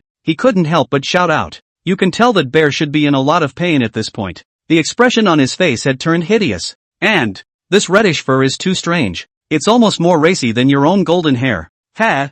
Ha! Ha! With great difficulty, Shiroyo made his body a little smaller, and the bear sat down next to Scylla's corpse, enduring the fire that burned inside him. Even the hot breath coming out of his mouth was tinged with fire. Tried to walk away from Scylla's body, but it was as if these fire energies under his feet had gone mad, and wherever he went, the fire burned. There's no way around it. Roar! Growling again, Shiritsuyo reached out his bare paw and slapped it on Scylla's nautilus. Nowadays, the only thing that could be done was to hurry up and gather enough return points to see if the system upgrade could turn out a world of ice and snow like last time. And if that happened, surely all the fire energy that had skyrocketed in his body could be eliminated. Bang! The nautilus shattered in response, and the flesh and blood of the scroll inside was all but roasted. Bai Yang ripped off a piece of the bear's paw and instantly stuffed it into his mouth. Crunch! After stuffing it into his mouth, he thought that the flavor would be good. After all, it smelled good, but the fire energy in his body was too strong, and Skora's flesh and blood was roasted into black jerky just after it entered his mouth.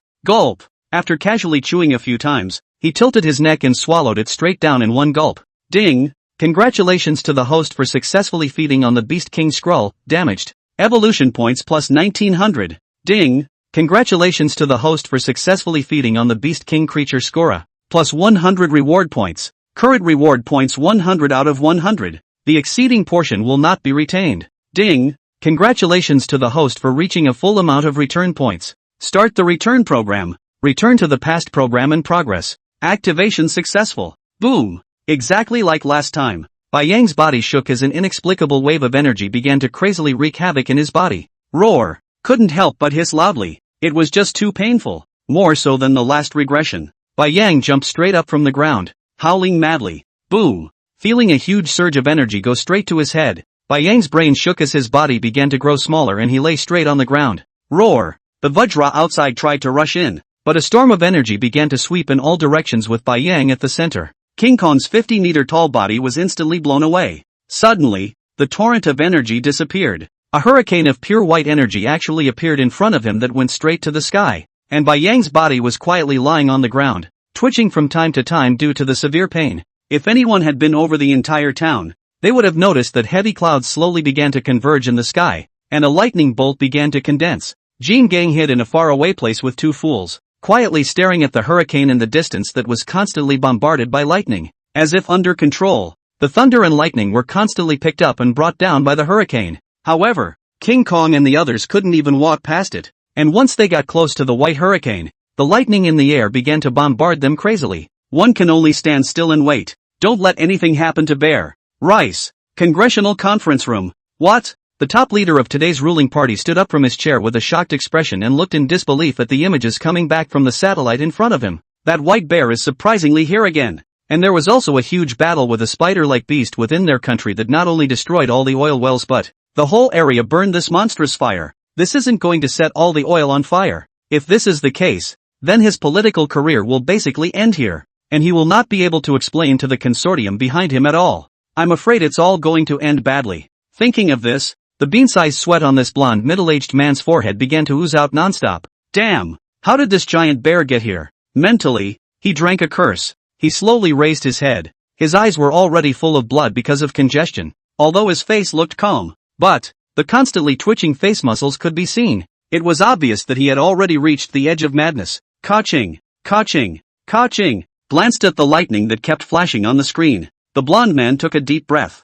There is no way back now. There must be this white bear taken down. Otherwise he will really become the sinner of the consortium. And then, I am afraid that there is no other way but to die. No, can't. I still have a family fortune, a wife, and a son. The blonde narrowed his eyes fiercely at the thought. Pass the word down. Activate all the Emperor's plans to activate all the behemoths. Make sure you must kill the white bear before the hurricane disappears. At the same time, order all departments, all of them to go to support. And if necessary, to launch nuclear weapons, no matter what the cost, even if that area is leveled to the ground. This white bear must not leave the territory of Rice. The words fell. Everyone in the entire conference room raised their heads and stared daggers at the ruler in front of them. Totally unbelievable that such an order would be given. It's a total national effort against this giant bear. What are you waiting for? Go to. Seeing that everyone in front of him had actually all frozen in place, the blonde man growled frantically. Chapter 173, Where are my tits? Ka ga ga ga. Why isn't Papa Bear out yet? Erudite frowned and patted the calf of the Vajra next to him, glaring up at it with glazed eyes. Roar! King Kong growled in annoyance. With the same worried face, he looked at Bai Young, who was still lying in the hurricane in the distance. A full half-day had passed. However, the hurricane in front of him still hadn't disappeared, but the thunder and lightning in the sky seemed to be nearing its end. Who? Suddenly, the hurricane in front of him that had rushed straight into the sky began to dissipate, gradually revealing Bai Yang lying on the ground. Bai Yang murmured something in his mouth and opened his eyes in a ghostly manner. Passed out again? It was also too dangerous to return to the ancient times every time, and the feeling of pain into the bone marrow was simply not something a normal person could endure. But, property should have changed sky-high by now. Thinking of this, Bai Yang hurriedly pulled out the system panel in his mind. Host, Bai Yang. Species, Russian Wrangel Island, Western Alaskan Pack, Swift Ice Thunderbolt. Strength, 2,900. Speed, 2,700. Endurance, 3,100. Defense, 3,400. Normal skills, Heart of Rage, Heart of Guardianship. Return to the ancient skills, Ice Thunder Metaphysical Body, free to convert the size. The smallest for polar bear cubs, the largest for the current level of the limit of the body. Normal attacks have freezing and paralyzing properties. Insane Thunder and Ice Spike, can convert hair into a thunder and ice spike to shoot out. Indestructible Thunder, when thunder comes out, everything is silent. Talents, Phantom Speech, Gold Eating, Diving, Fire Rejecting. Evolution points, 4,300. Return points, 0 out of 100. Surprisingly, there was only one extra skill in this return to antiquity, but all of one's skills had all changed their appearance. Even the normal skills no longer have their original names. But, the next rejuvenation surprisingly required 10,000 rejuvenation points. This is also too horrible. Now after returning to the ancient world again, I wonder if eating ancient creatures will still add to the return points. Bai Yang guessed that with the system's past pissiness, I'm afraid it would be difficult. However, how come the return to the ancient skills got stranger and stranger the more I looked at them? It was almost as if they were similar to the skills in the metaphysical novels I had once read. Could it be that the whole planet will go in that direction later on? A sword? Demonic beasts? Hiss. Hastily dismissing this horrifying thought from his mind, Bai Yang shakily stood up. King Kong stood not far away with two fools. Shake the stiffening neck. Heart of Rage. Guardian Heart. Boom. The power in his body suddenly rose, and Bai Yang felt that now that he activated his normal skills, his attributes were simply more than double of what they were before. This feeling, it's just too powerful. Click, click, click. The entire body's fur surprisingly began to glow with a light golden color. Bam! Shiratsuyo tapped it lightly, and it had all turned into a sort of metallic texture under his fur. Shaking his body, the white ocean bear stood up, not a hint of discomfort. Roar! there was an excited roar. Boom! Bai Yang looked dazedly at a house that had exploded in the distance. At this point, the entire wreckage of the house had been covered in ice, and ghostly blue arcs of electricity kept flashing. Bai Yang extended a bare paw and gently slid it across the ground. Sure enough, a thin layer of ice immediately appeared on the ground that was scratched by the sharp claws, and an arc of electricity wrapped around it. Hiss! Now all of one's normal attacks had dual attributes of ice and lightning attached to them? Is this still a polar bear? Roar! Bear! The nearby King Kong flew over and jumped over, and when he saw that he was about to hug it to himself, Bai Yang hurriedly stopped it. Bang! With a dull sound, a light golden light flashed across his body, surprisingly bouncing Bajra directly out. King Kong frowned and got up from the ground, scratching his head a little depressed. What the hell was going on with Bear? It hit it literally like it was hitting steel. Bai Yang hastily cancelled the skill, but, looking at the panel in his head, he was suddenly struck dumb. Asterisk asterisk. My old blood-boosting skill is gone? After taking a closer look again, the recovery skill was indeed gone. This made Bai Yang depressed. I'm afraid that if I come out again in the future, I'll have to bring Mothra with me, or else if someone gets hurt, although that skill it used to have isn't very powerful, it can definitely hang on for dear life at critical moments. After the return to the ancient world, it actually gave itself away directly. What does that mean? I don't deserve to be a tit? Not enough volume? Roar! Looking around for a second. This place should have been finished. It was simply more horrible than a nuclear fallout area. The cracked earth, the bottomless sinkhole, the entire oil base has been completely blown up. The smoke rolled, like the end of the world. Nodding at Vajra next to him, Bai Yang looked at the map in his head to find the direction to the North Pole, examined the fruit inside the adamantium skin bag. Fortunately, there was no sign of decay, which reassured Bai Yang. However, it is necessary to hurry back to the North Pole as soon as possible. It is hard to get the spiritual fruit, halfway if it rots. This, when Erudite hopped onto his back, Shiritsuyo headed off into the distance along the road. Rumble! Just a few hundred meters out, the roar of an engine was heard in the distance. Then dense little black dots began to appear in the sky. Surprisingly, it's a human airplane. Bai Yang's face was suddenly gloomy. It seems that Rice really doesn't see the coffin and dares to come looking for trouble. But, the group of airplanes quickly passed over Hakuryo's head and did not attack. What do you mean? Bai Yang wondered. I can't believe it just flew away without even a single shot. Boom! Just after the plane swept by, smoke began to rise in the distance, obscuring the sky. Roar! A deafening roar of the beast came, waves of sound sweeping through, blowing up the fur on Bai Yang's body. Squint and look away. A hideous beetle figure 100 meters in size slowly emerged from the smoke. Phew! Bai Yang threw the air dough on his back to Jean Gang and slowly took a step towards this beast king. Awesome! I didn't think Rice could lure the beast king here. The beetle in front of him, a combination of locust and scorpion, was none other than a beast king. Together with that colonel from devouring Skura yesterday, Bai Yang had activated a full 7 icons and 5 beast kings, when all 12 icons would be activated. Rumble! Suddenly, the roar of airplanes appeared from 3 directions, left, right, and behind. Bai Yang narrowed his eyes at these fighters that were rapidly flying through the air and his face changed drastically, because, boom, boom, boom, the earth-shattering roars of the beasts continued. Asterisk asterisk. Bai Yang couldn't help but chortle. Rice had surprisingly drawn out a full 4 beast kings, and it was obvious that all 4 of them had discovered the giant bear in front of them, howling and charging up. Chapter 174, Indestructible Thunder.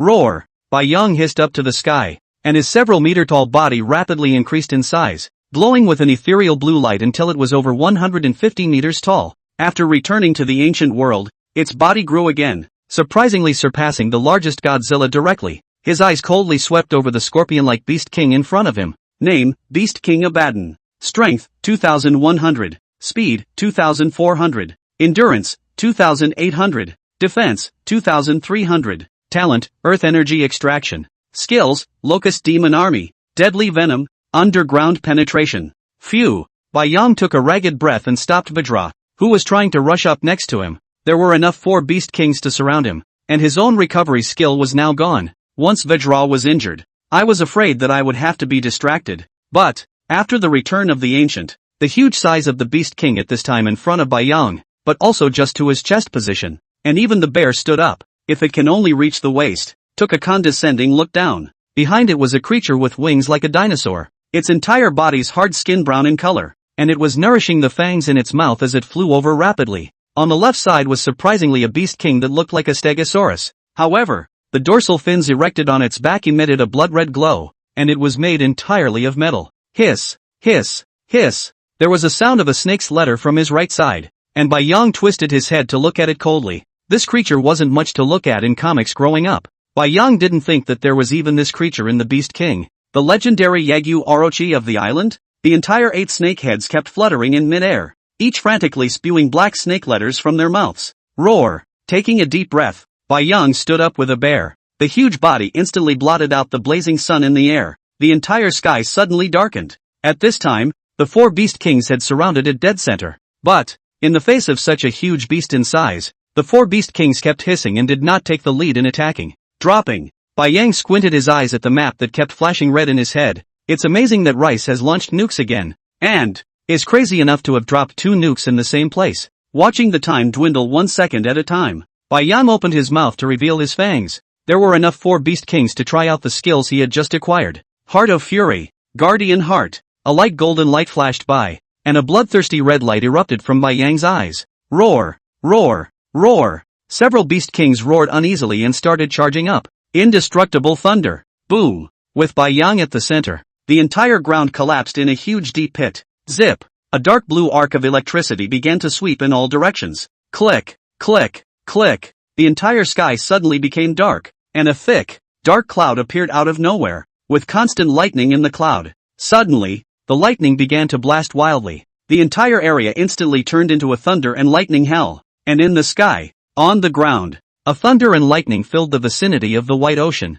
Boom! Boom! The plane that was making a hasty escape in the distance blew up, and explosions kept ringing in the air. Roar! Standing in the rain of thunder and lightning, Bai Yang's entire body radiated a ghostly blue light, and an arc of electricity kept flashing through its fur. A roar! Thunder rolled in the air and the earth began to tremble. An even thicker thunderclap blasted down. Bang! Bang! Bang! Bang! Bang! 4 dark metal hearts in succession fell onto the edge of the White Ocean Bear's paw. After a long time, when the thunder had all dissipated, Bai Yang looked at the 4 Beast King cores in front of him and was directly confused. Lao Tzu, this isn't the power too strong. Before launching the Undying Thunder, Bai Yang thought that this skill might be very powerful, but to be able to be as big as this is simply unimaginable. That's 4 Beast Kings, not 4 stupid wolves, blasted straight through without even a crumb left, leaving 4 Beast King cores behind? But, old me's evolution points with the rejuvenation points. Looking at the pile of shards stood on the ground,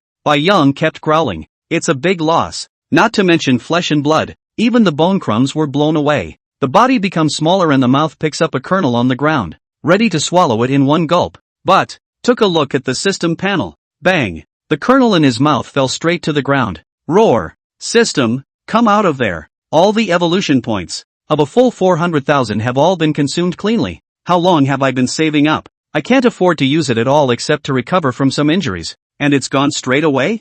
Drip! Suddenly, the red circle on the map in his head started flashing wildly. It was then that Bai Yang remembered that Rice had also dropped 2 nuclear weapons here. You should be fine now that you can draw on nuclear energy. But King Kong turning his head to look at King Kong in the distance, he realized that the kid had actually run so fast that he was going to be out of sight. It was too late to think carefully. Bai Yang directly swallowed all 4 kernels on the ground in one bite, and then sped off after King Kong's figure. Boom! Looking at the mushroom cloud rising in the distance, Bai Yang tightened the air dough in his arms. With his current speed enhanced by his skills, Bai Yang even felt that he wasn't far from flying if he went any faster. The 2 nukes blasted away, but they were by now standing at the edge of the red circle. Even if it could ripple through here, the power is already weak and Bai Yang was also waiting for the nuclear weapons to impact over, just in time to absorb a wave of nuclear energy. This time going back to Godzilla and spitting on it, absolutely scaring it to death. I didn't think so, but I can spray nuclear energy too. The corners of his mouth couldn't help but grin at the thought.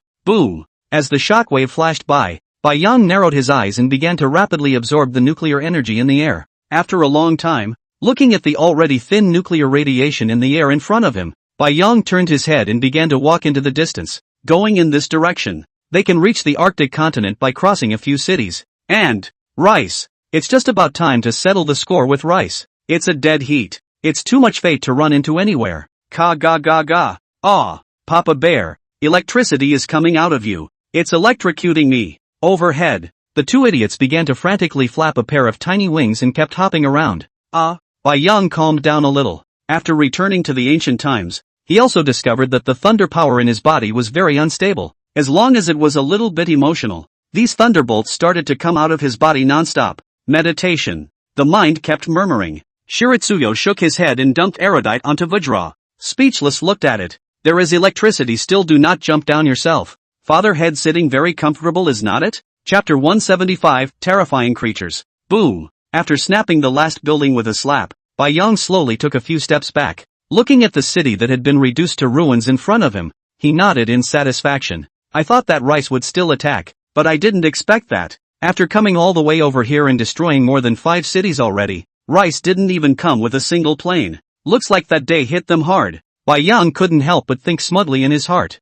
Destroyed 5 cities by myself. Didn't hurt too many humans. But I'm afraid that's too much for the government of the United States to accept. After all, the United States is a free country. If the people march, it is not a joke. In fact, what Bai Yang didn't know was this. Right after the nukes went off, the current ruler of Rice had committed suicide. The government is now in a state of chaos. And everyone is in danger and has no time to worry about anything else. Roar. Go home. Growling at the Vajra next to him, Bai Yang turned around and started walking towards the distant beach. Already you can see the icebergs at the North Pole. After going back again this time, I finally didn't have to come out again. The spirit fruit was available, and the rice country was settled. The Beastmaster Illustrated is also now just down to the last one. But there wasn't even the slightest clue as to where exactly this Beast King was. Moreover, Bai Yang's primary shortage right now was evolution points. Having already broken through the bottleneck of the Taigu creatures, it wanted to see what kind of class of creatures the next stage would actually be.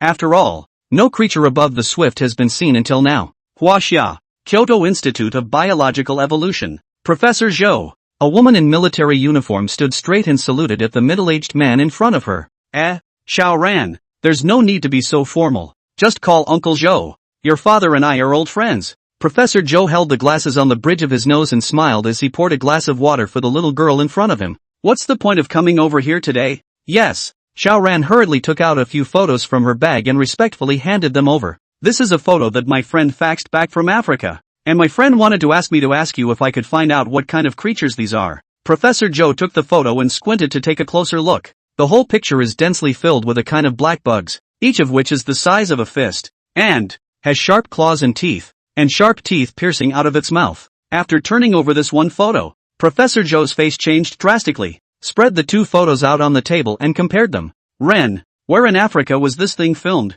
He looked up in a panic. In XX. A friend said that the villages in their neighborhood have been weird lately, one after another disappearing out of thin air, and it was finally discovered that all of them were the work of this swarm of bugs whose name I don't know. Professor Zhou, do you know of any way to prevent this bug? Professor Zhou's brow furrowed as he slowly shook his head. This creature has not been touched, but, for sure, it must be a prehistoric creature now, and so far, the world has not found such a creature that destroys everything. It was just appalling. A swarm of bugs flew by, and all the flesh and blood animals instantly turned all into skeletons. And, looking at the speed of action of this group of bugs, if it is not stopped in time, I am afraid that the whole African continent will soon become a dead land. Xiao Ran, so, you leave the 2 photos here. Uncle Zhou useful. Professor Zhou stood up from his chair and kept pacing around with the 2 photos in his hands, then turned his head to Xiao Ran, and tell your friend to come back to Huaxia as soon as possible. Ah, Ren was shocked to hear that. This bug is dangerous?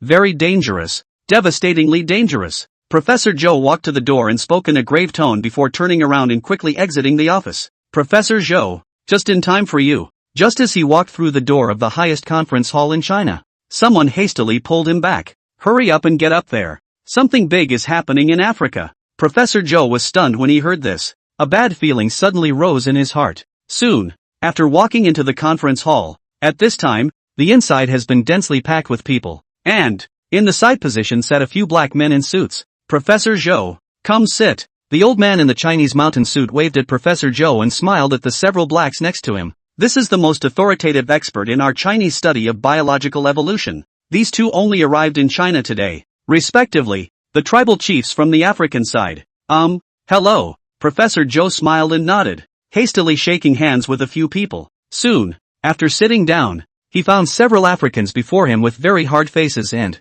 looks that seemed anxious. Everyone, look at this movie, the Zhengshan-suited old man murmured, then handed the staff a black box in front of him. Soon, the entire chamber darkened. Buzz, buzz, buzz. The roar came from the screen in front of him. Then the scene shifted and a very large dark cloud appeared in the sky. No! Professor Joe squinted his eyes and looked carefully. What was in the air was not a dark cloud, but an unknown creature. Except that it looked as if it was a dark cloud because of its sheer numbers. But the next image made everyone shiver. A creeping sense of dread set in, only to see this dark cloud formed by unknown creatures frantically surging towards a nearby village. Just under 10 seconds, the dark clouds rose again with a roar and disappeared into the air in an instant. But the entire village has been razed to the ground. In addition to the scents and white bones on the ground, everything seems to have disappeared out of thin air. The creature has now begun to attack the city, and all of our methods have been exhausted. A black man stood up and bowed at everyone. His tone choked. It didn't work at all. Whether it was with fire, chemical poisons, or even bombs, the creatures were as if they were immortal, and there was nothing that could be done to stop them from wreaking havoc. Therefore, we beseech you, my friends, that you may help us, or else the whole continent of Africa and all our subjects will soon be all dead. Aha! The leader sitting at the top of the table nodded stoically as he listened, though he didn't agree right away. Instead, he said to Professor Joe next to him, "Ever seen such a creature?" Professor Joe shook his head. "I also received this kind of news today, and it is certain that this creature is a prehistoric creature that has never appeared before and reproduces incredibly well. But, with the speed at which this creature is traveling, I'm afraid the whole of Africa won't last half a month." Chapter 176, A Snow Wolf with a Name. After only a day had passed, once again, Wachovia has a guest. The purpose is the same though. It's still the group of unknown creatures on the African continent. The meeting was launched again. However, this time, only Wasia insiders.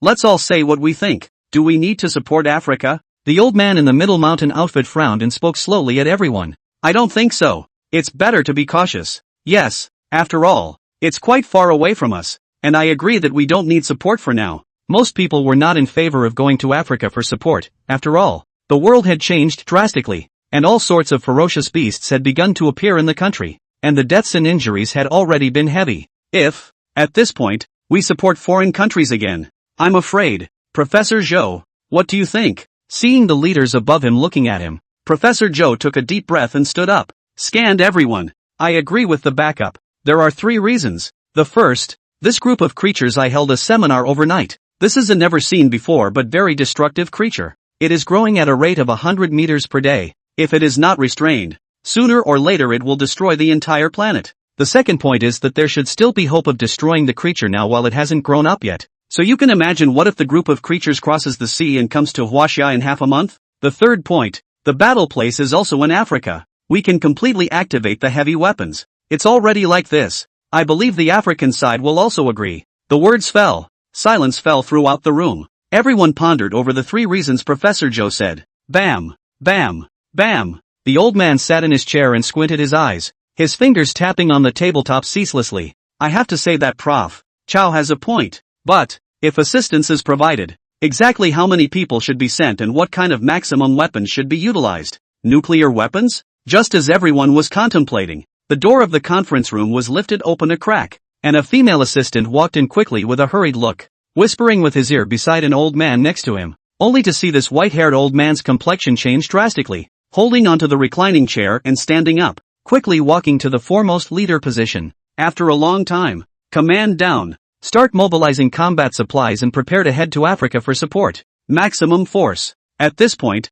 the old man paused. Nukes. Everyone walked out of the conference room in uncertainty, and could tell that there must have been some big change. Otherwise, it was impossible for the top to make this kind of decision, and it was so sudden. Inside the conference room, Professor Zhou, the situation you already know. I hope you can represent China to the North Pole. Aha! Professor Zhou nodded heavily. Anyhow, he could not have imagined that in just 1 day's time, half of Africa had been completely reduced to a wasteland. The creatures are multiplying too quickly. And, not only did Africa turn to them, China, for help, but all of the several countries immediately adjacent to the continent were also approached. However, they also didn't expect that in just 1 day's time, half of the land had fallen. This isn't a country. This is a whole continent. If that's really the case, I'm afraid that in less than half a month's time, the whole world will fall into a dead zone. However, the message sent said that the group of creatures as a whole, although it is made up of a group of unknown creatures,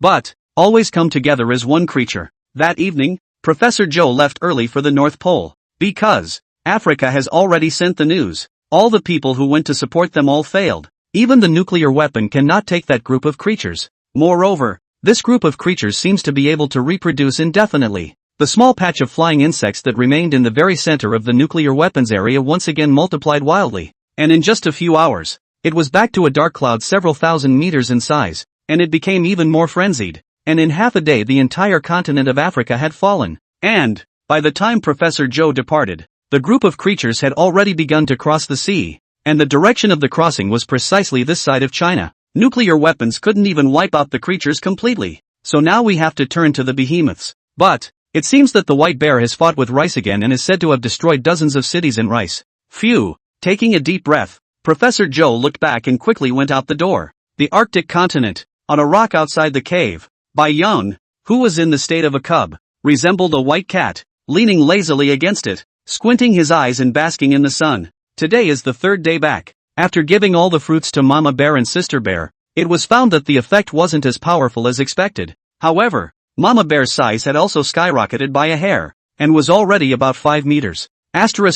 Where has this brother always been? Bai Yang couldn't help but slander in his heart. After so many days, there is still no sign of these two. They have never returned at all. But, roar! Bai Yang stretched out his bare paw and kicked a snow wolf in front of him. This was the snow wolf leader from last time. But, not knowing what this guy had eaten, his white fur had turned purple. At the time, Bai Yang was simply stunned at the mere sight of it on the tundra. This purple fur was a real drag against the snow. So, White Ocean, who had gone after him, dragged the snow wolf leader back by his tail. At first the guy was so disobedient that he opened his mouth and tried to bite him, after electrifying it a few times. Now meek as a dog. Come over to, Bai Yang growled at it. This guy must have eaten some kind of spiritual plant, or how could he have awakened his spiritual intelligence? Bai Yang spoke and it even understood. And, the most outrageous thing was that when the system read this guy's attributes, he even had a name. Can you believe this? A wolf actually has a name. Name, Storm. Strength, 22.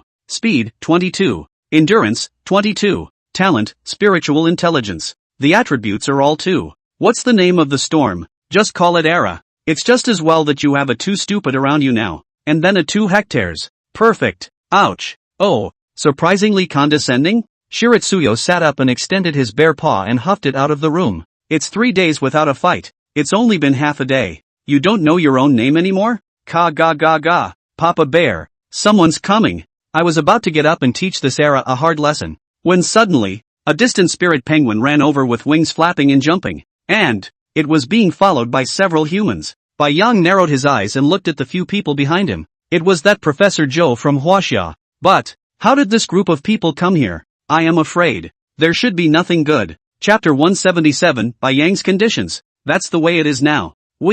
Professor Joe took a deep breath and carefully glanced at the giant bear sitting on the ground.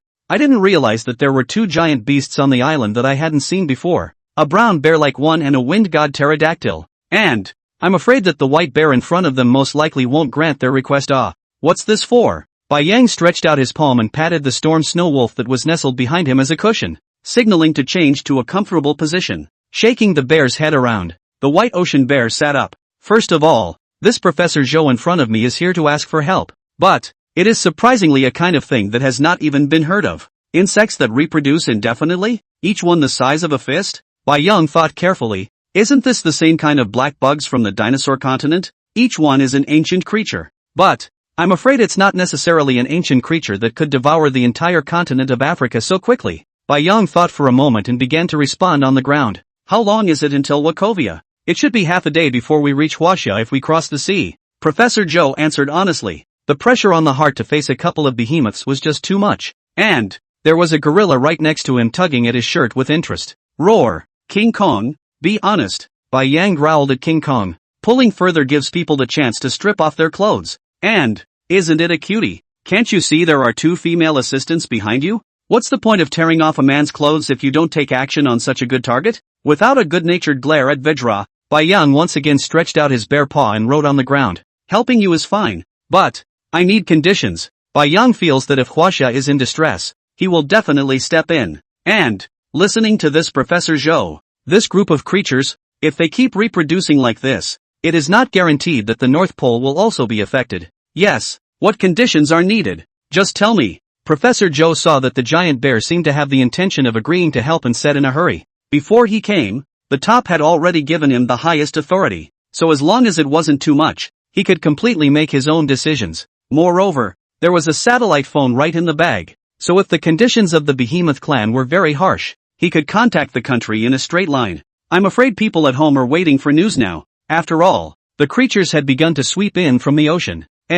Bai Yang's bare paw slapped his head and looked up at Professor Joe in front of him. So dry? On what terms? Then, don't blame yourself for being a lion. After considering it for a long time, Bai Yang felt that the most valuable one then was the nuclear weapon. After all, China is also a nuclear weapon power, and the stockpile will certainly not be small. However, this is the same as doing business. Both sides can bargaining well. The first opening must not be weak momentum. Professor Joe looked dead at the bare paw that Bai Yang kept writing on the ground. When he saw it clearly, his face changed drastically. This white bear turned out to be. He thought that the conditions would be very harsh. I am afraid. But, he did not expect it to be as harsh as this. Bai Yang wrote a total of 3 lines, or 3 conditions. First one, ship 20 nuclear bombs to the North Pole. The second one, an area needs to be carved out in China for the Behemoth clan to survive. The third, bring all the creatures that are hardy enough to survive in the Arctic to the North Pole. These were Bai Yang's 3 conditions, and of course, the first time he opened his mouth would definitely be a little higher than the mental expectations.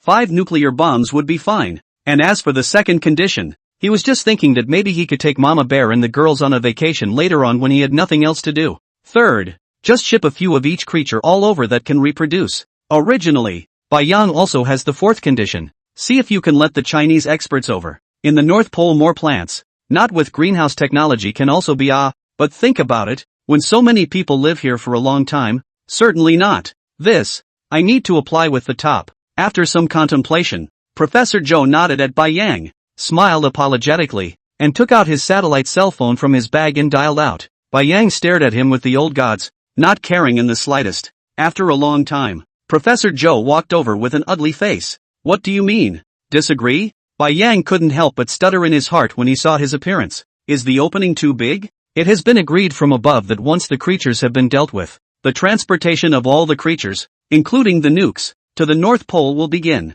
Professor Joe took a long breath and spoke slowly. Now Bai Yang was directly dumbfounded. That's a yes. Didn't we agree to bargain? You asked for so many things and you agreed to all of them? However, Bai Yang turned his eyes and thought, since he could agree so painfully, and it was only less than 5 minutes before and after, I'm afraid that this group of creatures had already arrived in Huaxia. Moreover, although Bai Yang hadn't seen what this group of creatures actually looked like, I'm afraid it was very difficult to deal with. Judging from Huaxia's reaction, now that the 2 Godzillas aren't around, he's missing a helper who can recover a bit. Seeing the puzzled expression on the face of the white bear in front of him, Professor Joe smiled bitterly and opened his mouth. I'm sure you're wondering why it hurts so much to say yes, because basically the entire head of Asia is now in China, and these things were promised to be put together by all the countries, not by China alone. And the island nation has been overthrown. I'm afraid that this group of creatures will soon arrive in the Kimchi country, and then it's very hard to tell whether they will go to the Manhwamoku country,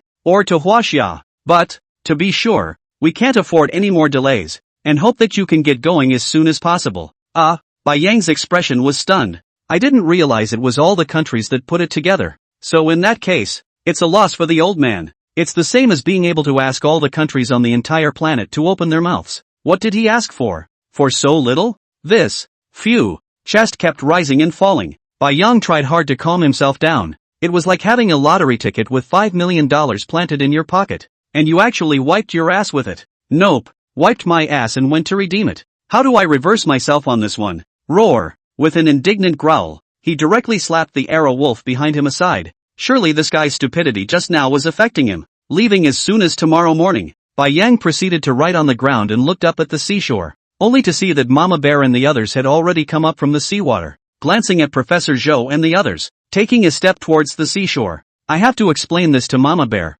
I just said yesterday that I would definitely not be going out again in the near future, but I didn't expect to get hit in the face today. But, what kind of creature is that group that can make all the countries compromise with their giant beast clan? Chapter 178, The Humongous Chinese. Run. Ooh-hoo. Mommy. Crowds scattered in all directions, and the entire city was melting away at a rapid rate visible to the naked eye. In the distance, the black clouds that covered the sky started from one corner of the city and swept wildly in all directions. Buzz, buzz, buzz. The roar was unrelenting. Number 6. Number 6. Return to line when you hear me. Return to line when you hear me. A young, clean-looking soldier glanced at the intercom next to him. He looked up at the devastated creatures in the distance. The city underneath them had turned into a mess, with all the tall buildings collapsing, and at a glance, it was all white bones. It's all about the people they're supposed to be guarding. But, today they were unable to do anything with the creature in front of them, retreating again and again, shedding 3 whole cities. And, the city underneath, he can no longer abandon. This is his hometown, even if it is death. But also to stop this group of creatures. Tada! Fiercely, he pressed the fire button, and tongues of fire spewed forth. However, the hard shell of the black beetle not far away simply ignored the bullets. Number 6. Return to the line quickly. That's an order. Number 6. The intercom rang again. Number 6 looked down again, a look of determination on his face. Dead. The clean face had become distorted. Lo, all hissed. Boom. The plane rampaged disliked into the beetle masses. Monstrous black smoke rose and huge flashes of fire flashed by. Bang. No. 6. In a command post not far from the entire city, a stalwart-faced middle-aged man slammed hard on the table. A long look at the red dot of light that had disappeared from the radar. All fighters in their 20s, just like that. And the red dots of light on the radar are diminishing at a rapid rate, with each one going out representing an airplane crash. The fingers that were pinched together were slightly trembling, and it could be seen that the middle-aged man was suppressing his inner rage. How many has it been? Bravely, he charged into the swarm in an attempt to slow down the swarm's rampage. But, it's so stupid, you guys. Our kids. The middle-aged man's mouth kept murmuring, and a drop of crystalline tears fell silently low in the corner of his eyes. Somebody. Where did the swarm get to? A few of the soldiers next to him wiped their tears and took a deep breath. Reporting to the chief, we're over halfway through the city. 15 minutes to go. Ready. The middle-aged man clenched his teeth and looked grave. All ammo is out in 5 minutes. Make sure you slow down the swarm. The masses in the next city are being evacuated. Whatever it takes. At the end of his words, the middle-aged man's expression had become somewhat hideous. This unknown swarm is progressing so fast that I'm afraid it has reached. Phew. Took a deep breath. This chief got up from his chair and slowly walked out of the military tent. Look up and look away. Fires could be seen in the city in the distance. Buildings collapsing in an instant. And blackened beetles were expanding at a speed visible to the naked eye. As a soldier, you should be a horse's ass. At that thought, the chief reached into his pocket and pulled out a picture of his virtuous wife with her adorable daughter next to her. Boom! In the distance a volley of shells kept firing out. The middle-aged headman greedily looked at the photo and reluctantly put it away. Flying fast, he got into a nearby helicopter. After a long time, boom, boom, boom, the rows of helicopters in the air fired all the shells they were carrying. And then, as if they had negotiated, they brazenly rushed toward the swarm. Explosions continued, and pieces of black worm corpses fell from the air. The pace of the ravaging city had become very slow indeed because of the explosion. But, it's an invisible barrier forged with life. Roar! Mama Bear, go back! Shiroya waved at Mama Bear and the others and hissed. Already learned from Professor Zhou that this swarm of black beetles had begun to wreak havoc in China. But, progress has been limited by the tenacious resistance of the Chinese. However, Bai Yang could guess that I'm afraid the situation was very unpromising. Before dawn in the morning, Bai Yang was ready to leave, taking the airplane of Professor Zhou and the others, and should arrive in China before noon. Where did this Godzilla go? Bai Yang frowned and looked out to sea. Still haven't waited for the two to return, so it looks like we'll have to head out on our own. Roar! Bear! King Kong stood at the airplane hatch and growled at Bai Yang. Roar! Bai Yang responded, gently patting the head of the bear girl next to him. He grinned, turned his head directly toward the plane. Soon, the roar sounded, and the helicopter slowly took off. Bai Yang looked down at the still standing mama bear girls and turned his head to look at Professor Zhou next to him. Quickly wrote on a specially prepared sandbox on the table. Where is the swarm now? Alas! Professor Zhou sighed, turned around and picked up the tablet from the side, spreading it out in front of Bai Yang. Exactly the picture of a swarm of insects ravaging the area. But, Bai Yang's pupils gradually dilated when he could see clearly. The black worm in front of him could unexpectedly form various shapes, and at this time, it was completely in the shape of a hideous beast, crazily rampaging through the city. Huaxia has paid a great price to deal a heavy blow to these swarms in the air. But, as you can see, there must be a commander within this group of bugs, and even all of the black bugs are highly intelligent and have begun to form the shapes of various beasts and are still changing. What the hell is this group? Bai Yang mentally drank and cursed. In just a moment's time, the swarm of bugs successively formed dinosaurs, humans, and even all of them could form the shape of giant birds. Definitely not the kind of creature from the dinosaur continent. This group of black bugs is much more intelligent. From the very beginning of hard resisting the humans' attacks, to now changing into various forms to dodge the humans' attacks. It had to be said that if this destructive black worm really couldn't be stopped, I'm afraid that the entire planet would really be destroyed altogether. I wonder if I can eliminate it. Bai Yang was also muttering in his heart. After all, he didn't have the ability to fly, so I'm afraid there wasn't much it could do if one of these bugs flew in the sky. Asterisk asterisk. Thinking of this, Bai Yang couldn't help but feel a pang of annoyance in his heart. Zip. Seeing the blue arcs of electricity begin to rise from his body, he hastily calmed his mood down. We arrive in 5 hours, and by then, everything is on you. Professor Zhou in front of him suddenly stood up and bowed deeply. Bai Yang squinted at him and breathlessly skimmed the bear's mouth. Whether or not we can destroy the creatures, we'll only know when we get to the place. Ha! Chapter 179 Mr. Brother appears. Kyoto. Supreme Council Chamber. Bang! The teacup slammed heavily on the table. The highest leader of China, with a grimace, looked at the big screen in front of him. Just a moment ago, their field regiment had once again chosen to die together, slowing down the advance of the swarm. But, the furrowed wrinkles on the old man's face and the mid-mountain suit were tightly wrinkled together, and his fingers were pinched in white. These were all their Chinese warriors, one by one, the future of this country. In just half a day, they've already lost a full 3 regiments. How long before the behemoth one arrives? A nearby assistant raised her hand to check the time and whispered, 2 hours and 15 minutes to reach the battlefield. 2 hours? The old man took a deep breath and reached out to rub his temples hard with his fingers. In 2 hours Huaxia would lose another city at the very least, along with untold numbers of soldiers. But, the old man also knew that this was something that couldn't be helped. The nuclear weapons had also been launched, and it didn't work at all. And even after the swarm of black bugs could change their forms, the nuclear weapons couldn't strike precisely at all. At that moment, all the leaders of the country were connected on the screens throughout the conference room. Everyone is watching this war in China. If was also fails, then the entire planet would really be destroyed by these creatures. After all, Huaxia was already the #1 power in the entire world, and only Huaxia could invite the behemoth clan. In case, everyone no longer dared to think about it. Check out. Suddenly, the assistant next to him exclaimed. Everyone looked up uncertainly. Roar. There was a deafening roar of the beast, and the tabletops in the conference room began to tremble slightly. A pillar of ethereal blue light through the sky shot directly at the swarm from a distance. The dinosaur behemoth with a pitch-black body and full of hideous rocky skin took a step from the distance.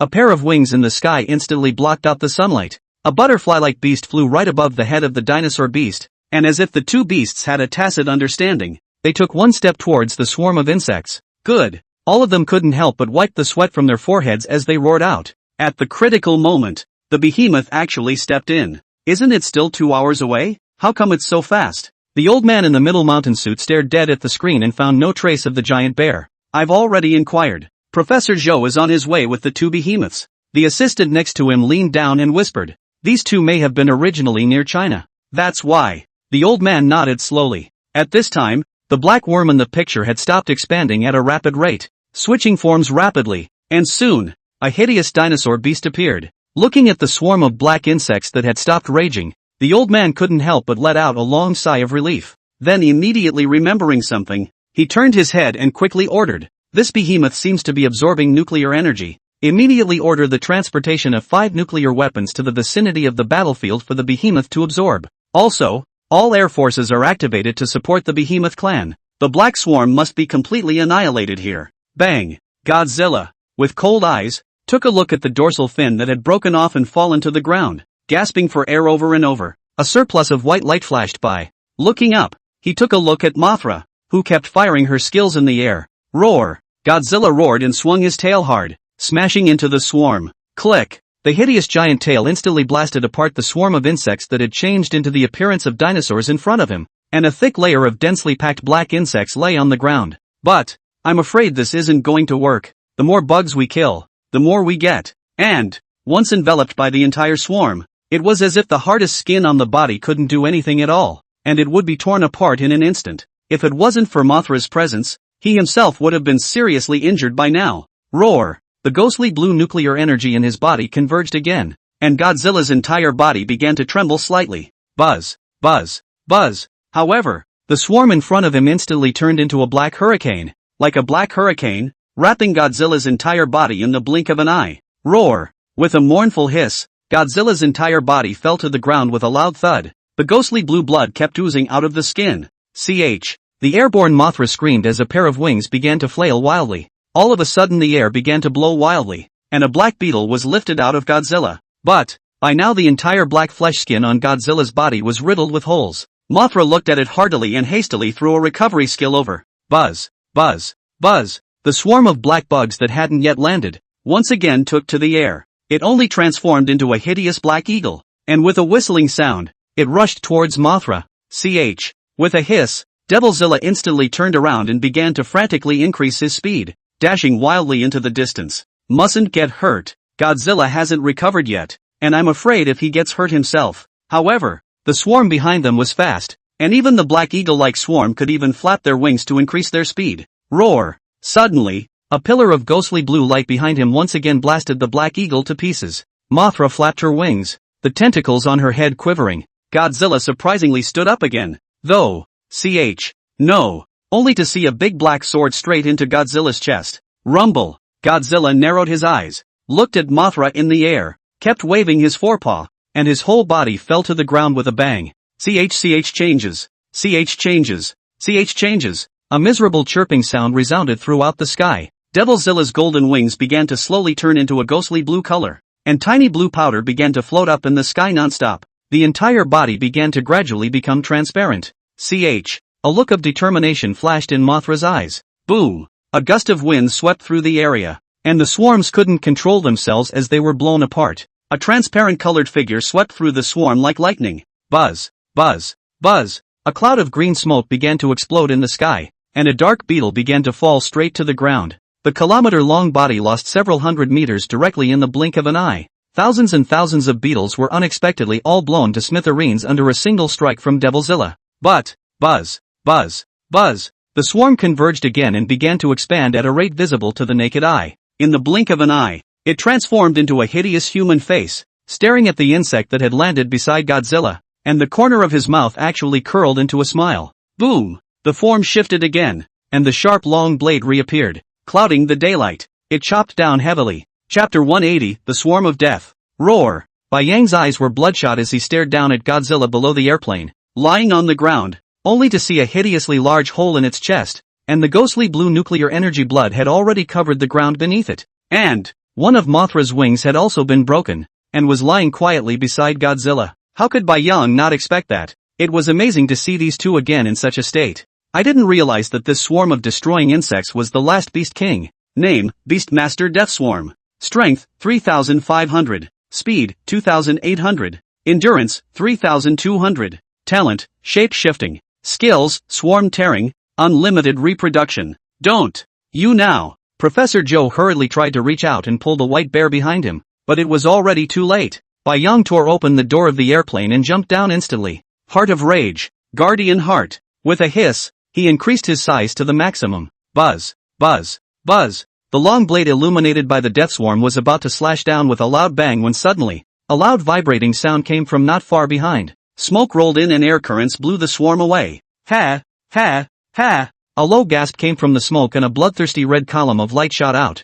Boom! A huge white bear's paw poked out, followed by the slow emergence of Shade's figure. Roar! Bai Yang roared angrily, and blue electric arcs began to gush out crazily from his body. Zip, zip, zip. The surroundings quickly began to freeze and the electricity began to rage wildly. In the blink of an eye it climbed up into the dark swarm. Bang, bang, bang. The beetles in the swarm of death began to burst madly, and green sticky liquid kept bursting out. Buzz! With an ear-splitting roar, the swarm swarmed up into the sky, blinking into a human face that stared grimly at the white giant bear below. In a moment of inattention, the swarm had killed or injured so many people. It's even more odious than that damn butterfly. Bai Yang turned his head to look at the swarm of death in the sky and flew to the two Godzilla's bodies, only to see that the nuclear energy in Godzilla's body was about to run dry, and the situation of Mothra next to was not optimistic.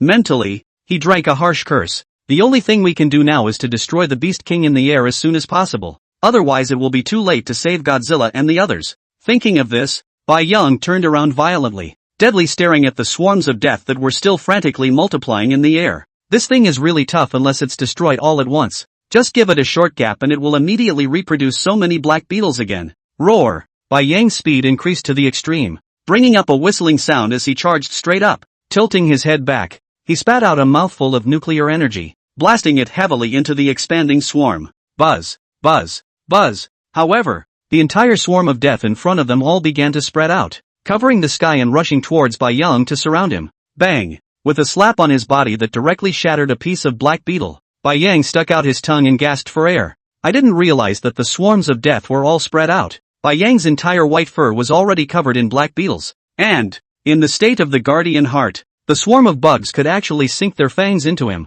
Roar! With an angry roar, layers of cold ice began to form on Bai Yang's body. The swarm of death took to the air once more. Put! Bai Yang sprayed out a mouthful of blood, staring down at the long blade made of black beetles stuck in his chest. System repair! The bear's paw kept slapping, directly dispersing the swarm. This is not going to work. Bai Yang took a deep breath until the wound on his chest was repaired. Narrowing his eyes at the humans in the distance, he gritted his teeth hard. Godzilla had to replenish his nuclear energy right away. He couldn't fight anymore in this place. He had to lure the swarm of death somewhere else. Roar! Opening his huge mouth, he spewed out a ball of magma fire, once again bombarding the swarm away. Bai Yang twisted his head to look at Godzilla's two mouths, and then without looking back, he rushed toward the mountains in the distance. Buzz! Buzz! Buzz! All the black beetles of the death swarm turned around, transformed into a black eagle, and began to chase after the fleeing white bear. As long as this white bear is completely devoured, then, there will be nothing that will be his opponent again. One day, the whole planet could be swallowed up in its entirety. Boom! Boom! Boom! Bai Yang kept changing directions in the mountains and forests, with the sound of falling trees coming from behind him. Asterisk asterisk, how could such a creature appear in this beast king? Isn't this open and shut? Bai Yang slandered in his heart. With such a large number of swarms, how could they all be destroyed at once? Not to mention having a not-so-low intelligence. Buzz! The few black beetles flying at the forefront had opened their hideous fangs and vibrated their wings rapidly. As soon as you can land on a white bear's body, unleash the breeding. Ka-ching! The fur on Bai Yang's body glowed with a blue arc of electricity, instantly shattering a black beetle that landed on it. Glancing back, the horde of death behind them was getting closer, and a huge mountain range is coming up soon ahead. Looked at the map and the system. It was only then that Bai Yang realized that under his full speed, he had actually run under the Kunlun Mountains. But, I don't think Kunlun Mountain is here, is it? A question flashed in his mind. Could it be that the entire mountain range of Kunlun had skyrocketed to such an extent?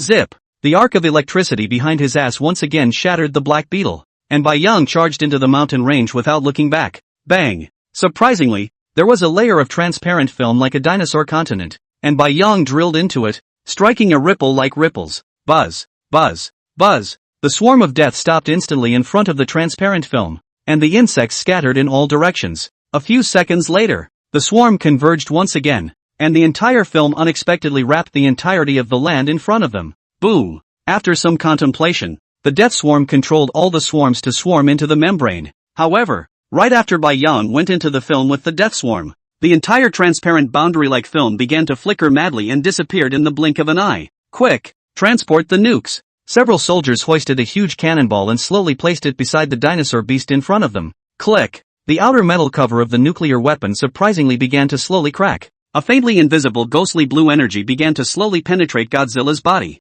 Roar! After a long time, Godzilla's eyes snapped open and hissed, struggling to get up. But, the injuries are just too severe. Boom! Suddenly, a white pillar of light shot up into the sky from a distant mountain range, and a storm-like air current instantly swept across the entire continent. Chapter 181. What's going on? Inside the Supreme Conference Room, everyone looked at the sky-charging white pillar of light on the screen, and for a moment, their eyes widened. And, when did this mountain range appear here? This question rose up in everyone's mind unanimously. Look! Suddenly, someone exclaimed. Everyone turned their heads to look. A giant white bear wriggled frantically on the ground while the swarm of black beetles wrapped its entire body. You could tell that the white bear had a pained expression on his face. But, boom! Only to see the white bear's entire body shake violently. A thick layer of ice began to appear on the ground, wrapping its entire body in the blink of an eye. The group of black beetles seemed to be afraid of this ability of the white bear, and after leaving a trail of corpses behind, they flew up, condensing a black cloud in the air once again. but everyone was pulling their hearts out for White Bear. The entire body had been covered with gouges and hideous wounds were densely covered. Blood instantly stained the ice on his body red. Looking at the situation, I'm afraid that this White Bear is not a match for this group of creatures. Everyone's face stared at the screen with a grave expression. At this time, the white giant bear's entire body began to crazily gush out electric arcs, and with the entire ground as its center, electric arcs began to crazily sweep. Immediately after that, the white bear spewed out a huge ball of fire from its mouth, shooting straight at the black swarm of insects in the air. Boom! The fireball exploded, and although the swarm of insects frantically twisted their bodies to avoid it, there were still patches of black beetles that were scorched into flying ash. Roar! Bai Yang took a deep breath and roared. This swarm of death is too difficult to deal with. And the white pillar of light at the top of the mountain behind it is spreading. Looking at this situation, there should be an extraordinary spiritual plant coming out. Bai Yang judged from past experience. But there is no way to get rid of this death swarm now. It's just like the undefeatable. What should we do? There was very little nuclear energy left that had gathered in his body, and even the lightning energy was left. The already small amount of evolution points were now even more stretched. Bai Yang didn't even dare to casually repair the wounds on his body. If it continues like this, I'm afraid I'll have to end up here today. Bah! A hard spit. His chest kept heaving, and Bai Yang stood up as a bear, slapped the bear's paw in front of his body. Looking up with a deadly stare at the swarm of death in front of him, he directly stretched out a middle finger. The creatures were simply one and the same, as a beast king surely possessed an intelligence not weaker than that of a human. Bai Yang believed that his provocation of the death swarm would surely read and understand. Sure enough, buzz, buzz, buzz, the swarm once again began to multiply wildly. A Godzilla with a pitch-black body, made up of swarms of insects, stood in front of Bai Yang. That's awesome. Bai Yang couldn't help but marvel. If this beast king was not eliminated, with such a strong ability to change and learn, the entire earth would surely have all creatures devoured by him in no time. Roar! With a hiss, Bai Yang increased his speed to the limit and took the lead. Bang! The huge bear's paw rapped with a whistling sound and ruthlessly slapped on the head of the huge beast in front of him. After slapping the entire head to pieces,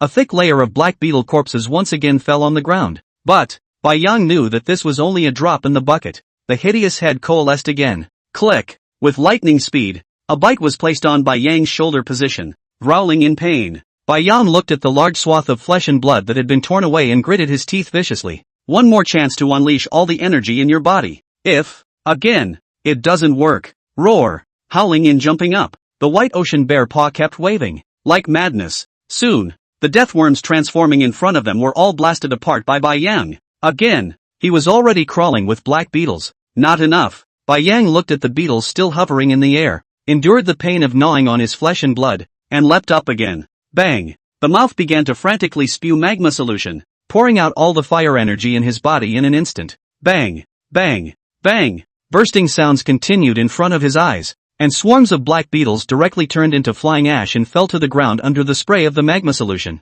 Not even close, Bai Yang muttered in his heart, looking down at the body that had been completely enveloped by the swarm of death. He had to fight once. All the energy in his body was only enough to launch one attack. It was necessary to gather all these damn bugs. Not a single one should be spared. Otherwise, there's really no chance. Looking up at the swarm of insects flying in the air, Bai Yang took a deep breath. Ka-ching! Opened the bear's mouth and shred the black beetle in his mouth. However, this beast king was odd, and Bai Yang swallowed the black beetle without increasing his evolution points at all. Invariably, it raises the difficulty again. Roar! Icy cold breath began to gush out crazily from his mouth, and a mist sprayed out from Bai Yang's mouth. Click! Click! Click! Wherever the mist passed, the black beetles froze into tiny ice sculptures and fell to the ground, instantly falling into pieces. Bang! After stretching out his bear's paw to smash a ball of black beetles in the air once again, Shiryu gasped as the bear sat down on the ground. Hiss! Couldn't help but suck in a cool breath. The fur on his body had been chewed clean by the black beetles,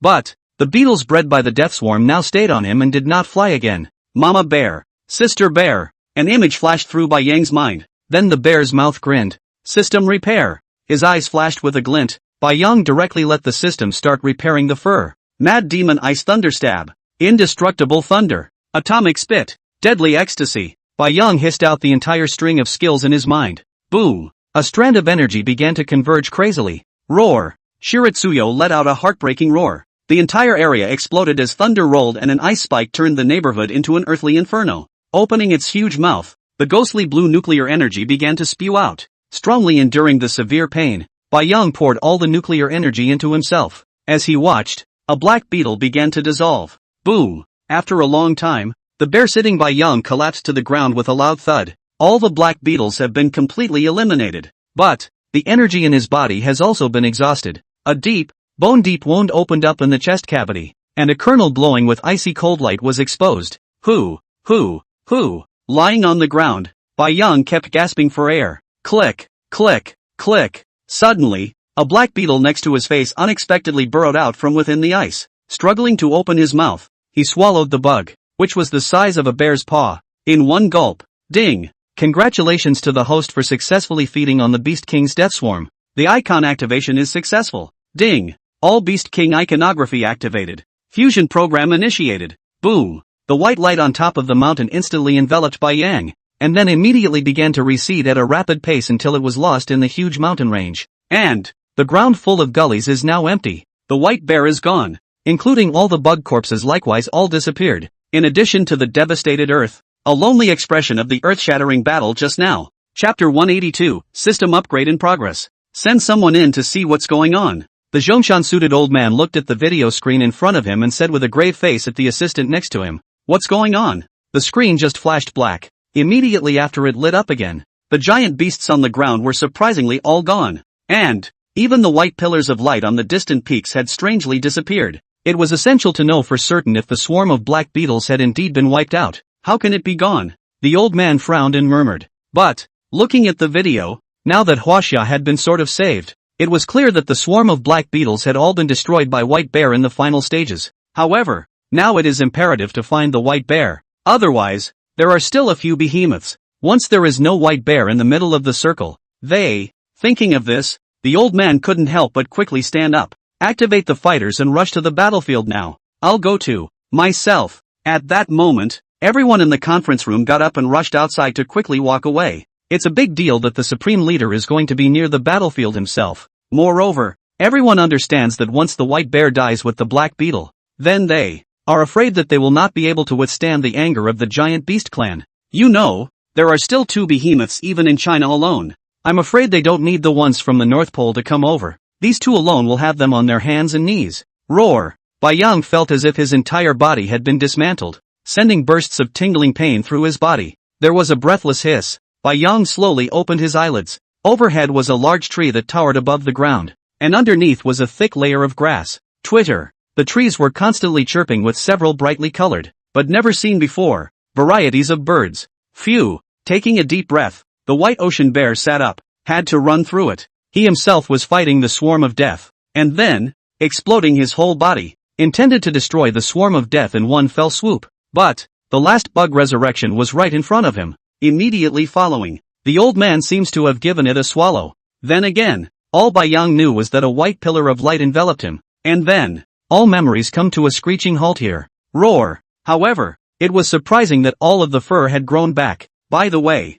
at the end it seems like the system prompted the Beast King icon to start fusing. Suddenly, Bai Yang's expression was stunned as he hurriedly stared at the panel in the system. Asterisk asterisk. Asterisk asterisk. 2 foul mouths exploded in quick succession. Shiratsuyo stretched out his bare paw in disbelief and rubbed his head. Bai Yang? The sound came out of his mouth again. Gosh, what exactly happened when he fainted? He can speak human language. Yuck! Speak human language. Bai Yang? Yelping again. Shiratsuyo couldn't help but want to growl. Finally, no more difficult communication. I'm afraid readers have had enough of the roar. Ding! System upgrade in progress. Upgrade countdown 70:46. The system interface in his mind had closed up. Even the map function had been put away, and the countdown time was surprisingly still 70 hours away. Looking down at his body, he still looked like a cute little polar bear. With a thought, Bai Yang wanted to control the growth of his body, but not a single reaction. Tried trying other skills again, and surprisingly all of them failed.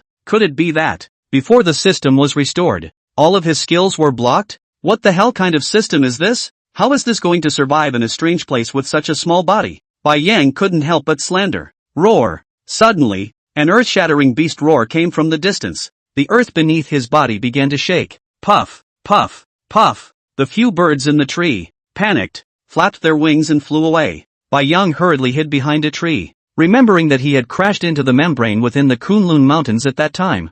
I'm afraid that this place should also be an extra continent. It should be similar to the dinosaur continent. The mind mused. Now we can only live for a few days first. Now walk out from this forest. I'm afraid that halfway into the belly of other wild beasts, he is now the equivalent of a complete polar bear cub, and I'm afraid he has no ability to survive at all, other than being able to talk. However, listening to the sound of the beasts roar just now, I'm afraid that this continent also has the existence of giant beasts. Phew, took a deep breath. Bai Yang hid behind a tree and quietly poked his head out. Not far away was a smooth, mirror-like lake. Gobble. After swallowing the saliva in his mouth, Bai Yang stuck out his tongue and licked his nose. ***, quietly go take a sip. Toughing his heart out, Bai Yang got down on the ground and began to feel his way through the grass next to him towards the lake, burrowing into a bush. Bai Yang listened quietly. There weren't any animal noises coming from the lake, and it didn't look like there were any animals inside the lake right now. Thinking of this, Bai Yang couldn't help but nod.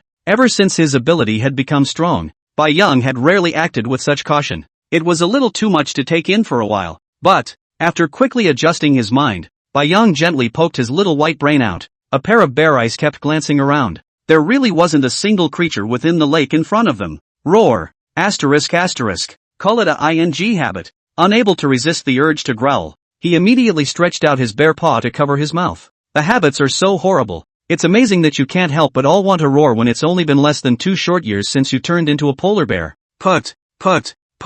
Sticking out his tongue, Bai Yang kept licking the lake water. I have to say, what a place this really is. Wasn't it sugar sprinkled in the lake? Why is it so sweet? After Bai Yang drank his fill, he was about to leave and find a place to secretly meet out. As long as he insisted on a few days, then, he was a good man again. But at this time we must hurry to get out from here. I do not know how the brother general 2 families, but, the moment he turned around, he looked at the blood-covered fur on his body. Bai Yang's brows furrowed. A clean polar bear is a good polar bear. Puff. Carefully jumping into the lake, Bai Yang poked his head out and extended his bare paw to keep rubbing the fur on his body. Put. Suddenly, there was a splashing sound from the center of the lake. Bai Yang couldn't help but look back, instantly frozen in place. In the center of the lake surprisingly stood a full-body naked woman. Long hair, fair skin, slim waist, and then a large too. The woman in front of her saw this white creature in front of her and reacted by yelling out 2 loud cries. Roar. Then, a terrifying beast swooped in from the side.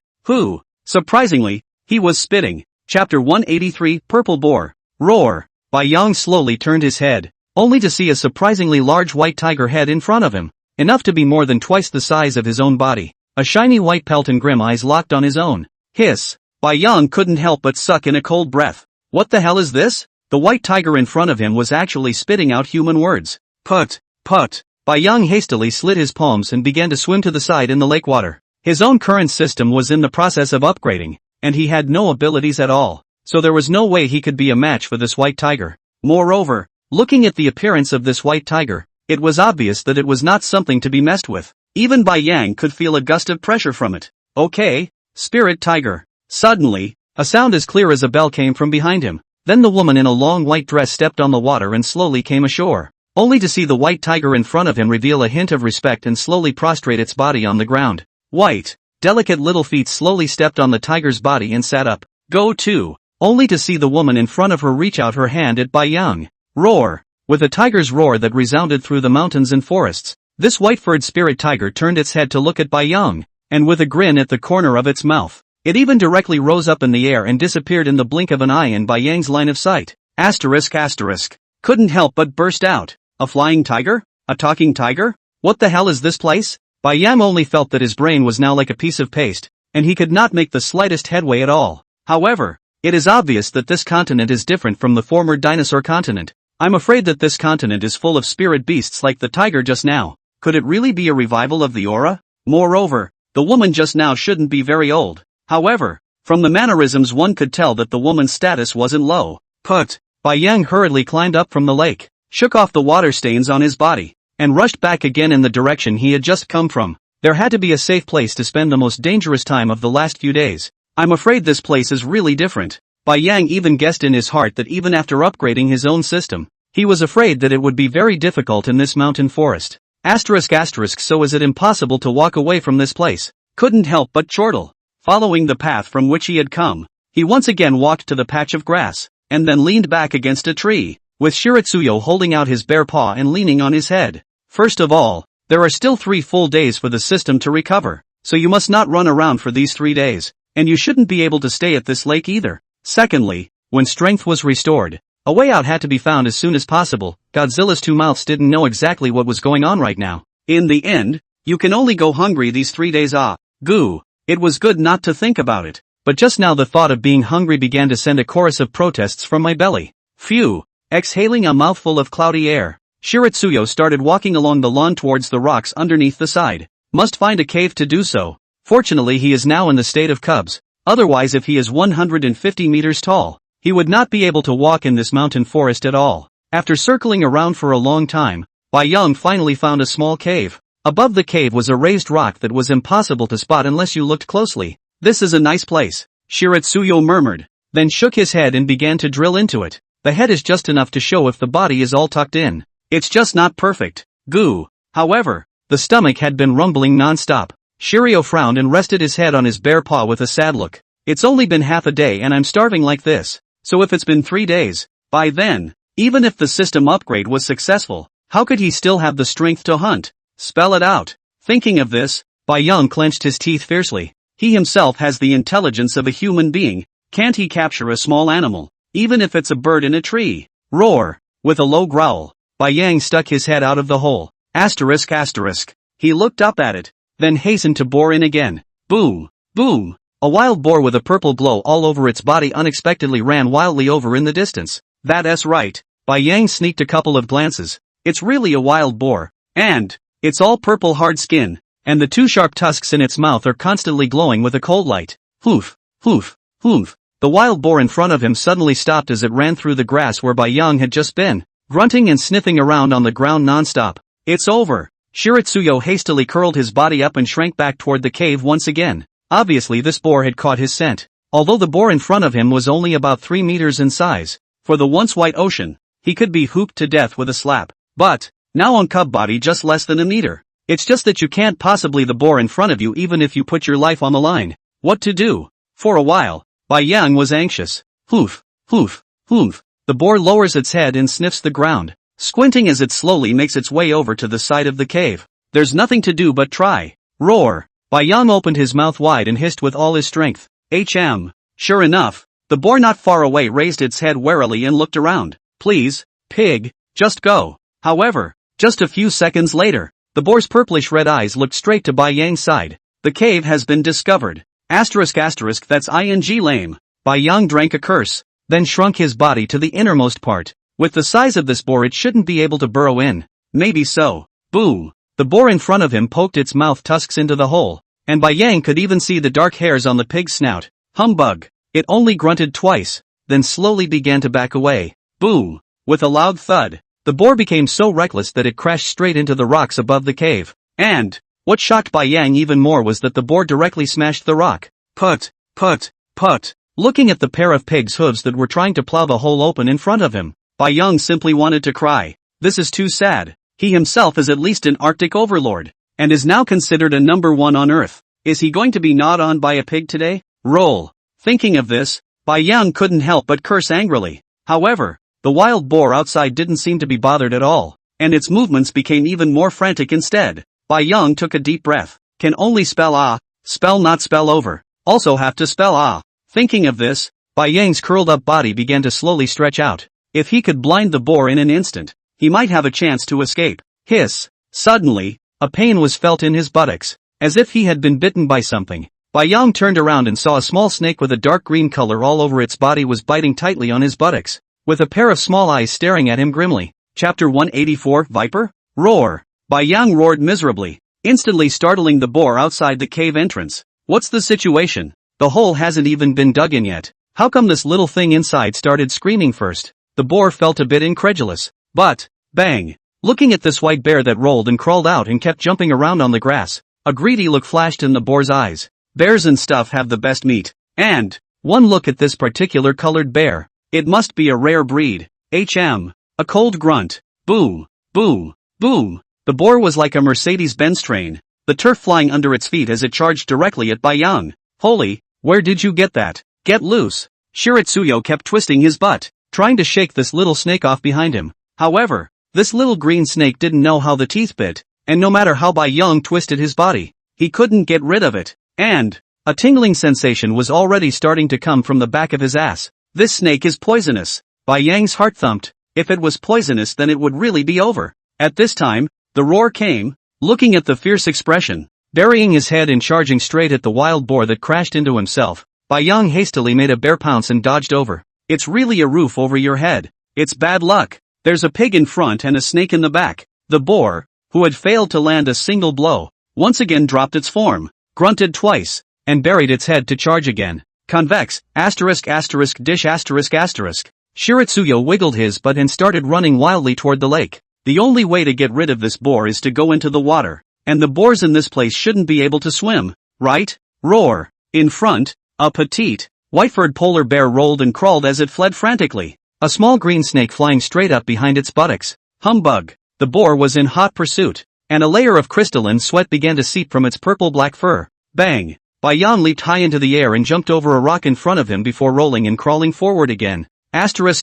You wait. When brother recovers, I'll definitely roast you for dinner. Turning his head, he cursed at the boar behind him. I didn't realize the boar was so persistent. Does he need to go through so much effort for such a small size? However, looking at the small green snake floating in the wind behind him, Bai Yang instantly felt his butt go even more numb. I wonder how poisonous this snake is, in case it's the highly venomous kind. Put.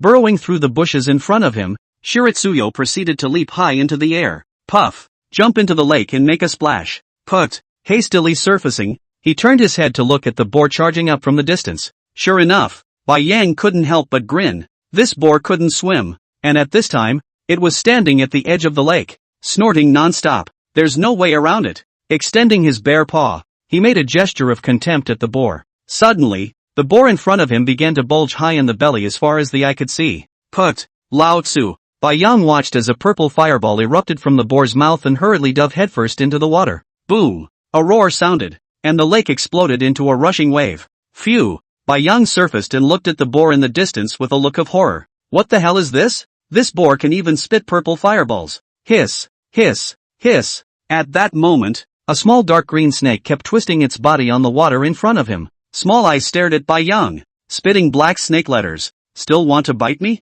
Bai Yang roared viciously, stretching out his bare paw and yanking the small snake in front of him to fling it straight out. If it wasn't for you, I wouldn't have to be chased by a boar like this. When has being a polar bear been so stifling for so long? Suddenly, the boar not far away unexpectedly let out a wail. The unknown Bai Yang hurriedly looked over. The small snake that he threw out unexpectedly bit the boar's back, and, at a speed visible to the naked eye, the boar's purple and black skin began to turn dark green. Seeing this, Bai Yang couldn't help but look back at his ass. It was a long relief to see that the back of his butt was still clean white bear fur. Boom! The crazy howling boar's entire body fell to the ground with a bang, and its mouth kept on starting to spit out white foam. At this time, the green venom had already spread to its entire body, and a stream of green smoke started to rise from the boar's body. Gulp! Gulp! Gulp! The boar's body was surprisingly like boiling hot water, starting to bubble up one by one. Put! Immediately afterward the bubble exploded. Shiritsuyo couldn't help but fall back a distance in the water again. It was simply too appalling a sight to behold. I didn't realize that a snake that small could be so toxic. It had only been no more than a few minutes that had passed, and the boar's body was immediately left as a glowing green skeleton. And the little green snake has also disappeared. Phew! Letting out a long breath, Bai Yang stuck out his tongue and licked his nose. This place is even more terrifying than one could have imagined. Each animal seems to be special in its own way. There are still a full 3 days to go. How on earth are you going to get through it on your own? Carefully, he swam toward the shore. After a long time, Bai Yang looked at the boar in front of him, which had turned into bones, and then looked behind his ass, and froze in place for a moment. Why was it okay for himself to be bitten? But this boar was merely bitten, and the flesh and blood of his entire body was actually dissolved in its entirety. Now that the system wasn't working either, Bai Yang wasn't able to tell the attributes of the little snake. Is it because of the system? Shiritsuyo could only think that. There's nothing different about yourself from other creatures except for your system. Ah! Knock! Knock! Knock! Suddenly, a faint sound came from the bushes in the distance, and Bai Yang immediately slumped down on the ground alertly. Squinting his eyes, he looked into the bushes in the distance. Bang! A clean white paw showed. Then, with a scuffling sound, a white creature in front of him quickly retreated like lightning. Roar! Reacting, Bai Yang hurriedly roared and started chasing after him with his short legs. Surprisingly, it is a rabbit that is white all over. And, looking at the size of this rabbit, it weighs at least 3 pounds. If we can hunt this rabbit, then these 3 days will be completely peaceful. Bang! Shiratsuyo lunged straight into the bushes. Put! Shaking his head, he shook off all the dead branches and leaves that hung on his fur. Baby be good. Bunny is so cute. The rabbit in front of him surprisingly stubbed his ears and craned his head in curiosity at the creature in front of him that had the same fur as himself. Bai Yang held his breath, never expecting the rabbit in front of him to stop on its own. The opportunity is there. Seeing an opportunity, Bai Yang directly bear pounced. Chapter 185, The Black Bear Family. Bang! Bai Yang grimaced and got up from the ground, having thought that pouncing on the rabbit could definitely take it down in one fell swoop. Unexpectedly, the rabbit in front of him was surprisingly not a simple creature either. An ice arrow spewed out of the rabbit's mouth and shot directly at Bai Yang's chest. Roar! Vigorously rubbing his sore chest, Bai Yang looked down. The ice arrows weren't powerful enough to penetrate his own fur. Thinking of this, Bai Yang roared again and rushed at the rabbit to pounce on it once more. After smashing heavily on the ground, looking at the white rabbit that kept struggling under his pair of bare paws, Bai Yang stuck out his tongue. Ka-ching! One bite. Well, a stream of blood seeped into his mouth, and Bai Yang greedily licked the corners of his mouth. This blood smells so good. By this time, the rabbit under the paw was long dead. If the rabbit had known that the creature in front of him was even hitting on this idea, he would have had to break into a fit of rage. Thought I was playing with you, but I didn't realize you were trying to eat me. Crunch! Crunch! Bai Yang stretched out his bare paw and kept tugging at the rabbit's skin, tearing off a piece of blood and flesh and swallowing it directly. Having food in your belly is a fantastic feeling. After a long time, sticking out his tongue and licking the bones on the ground, Bai Yang fondly returned to the lake to rinse off. Not full. Bai Yang patted his belly and spoke with some wonder. But, it's hard enough to capture a rabbit. It seems like all the animals on this continent possess an unimaginable skill. Thinking of this, Bai Yang couldn't help but let out a disheveled sigh. It's just too hard to figure out how to carry the 3 days safely. I should have known that I should have gone with that woman just now. Looking at that woman's appearance, I'm sure. Just as Bai Yang was fuming, a bird song that resounded through the sky suddenly came from the sky. Boom! Boom! Boom! The mountains in the distance began to shake. The unknown Bai Yang quickly hid behind a tree. Only a strange animal ran out of the distant mountains. Gobble! Swallowed hard. Bai Yang took a deep breath and looked at the herd of animals that were frantically running over in the distance, and the hairs on his entire body exploded. What the is this place? There are all kinds of colorful animals in front of us. A white horse with a one-horned head, a goat with blood-red fur, a fox with 2 tails. It's almost like a big collection of weird animals. But, once again a chirp came from the distant sky. Then the entire sky seemed to burn up, turning a fiery red color. Hoo! The wind began to blow hard. Rumble! Bai Yang's pupils instantly dilated. A giant bird covered in flames slowly flew from the distance, its body covering the sky. The temperature in the vicinity kept rising, and even in the distance a blazing fire was lit. What a creature! It was fully several times larger than Bai Yang's body at his peak.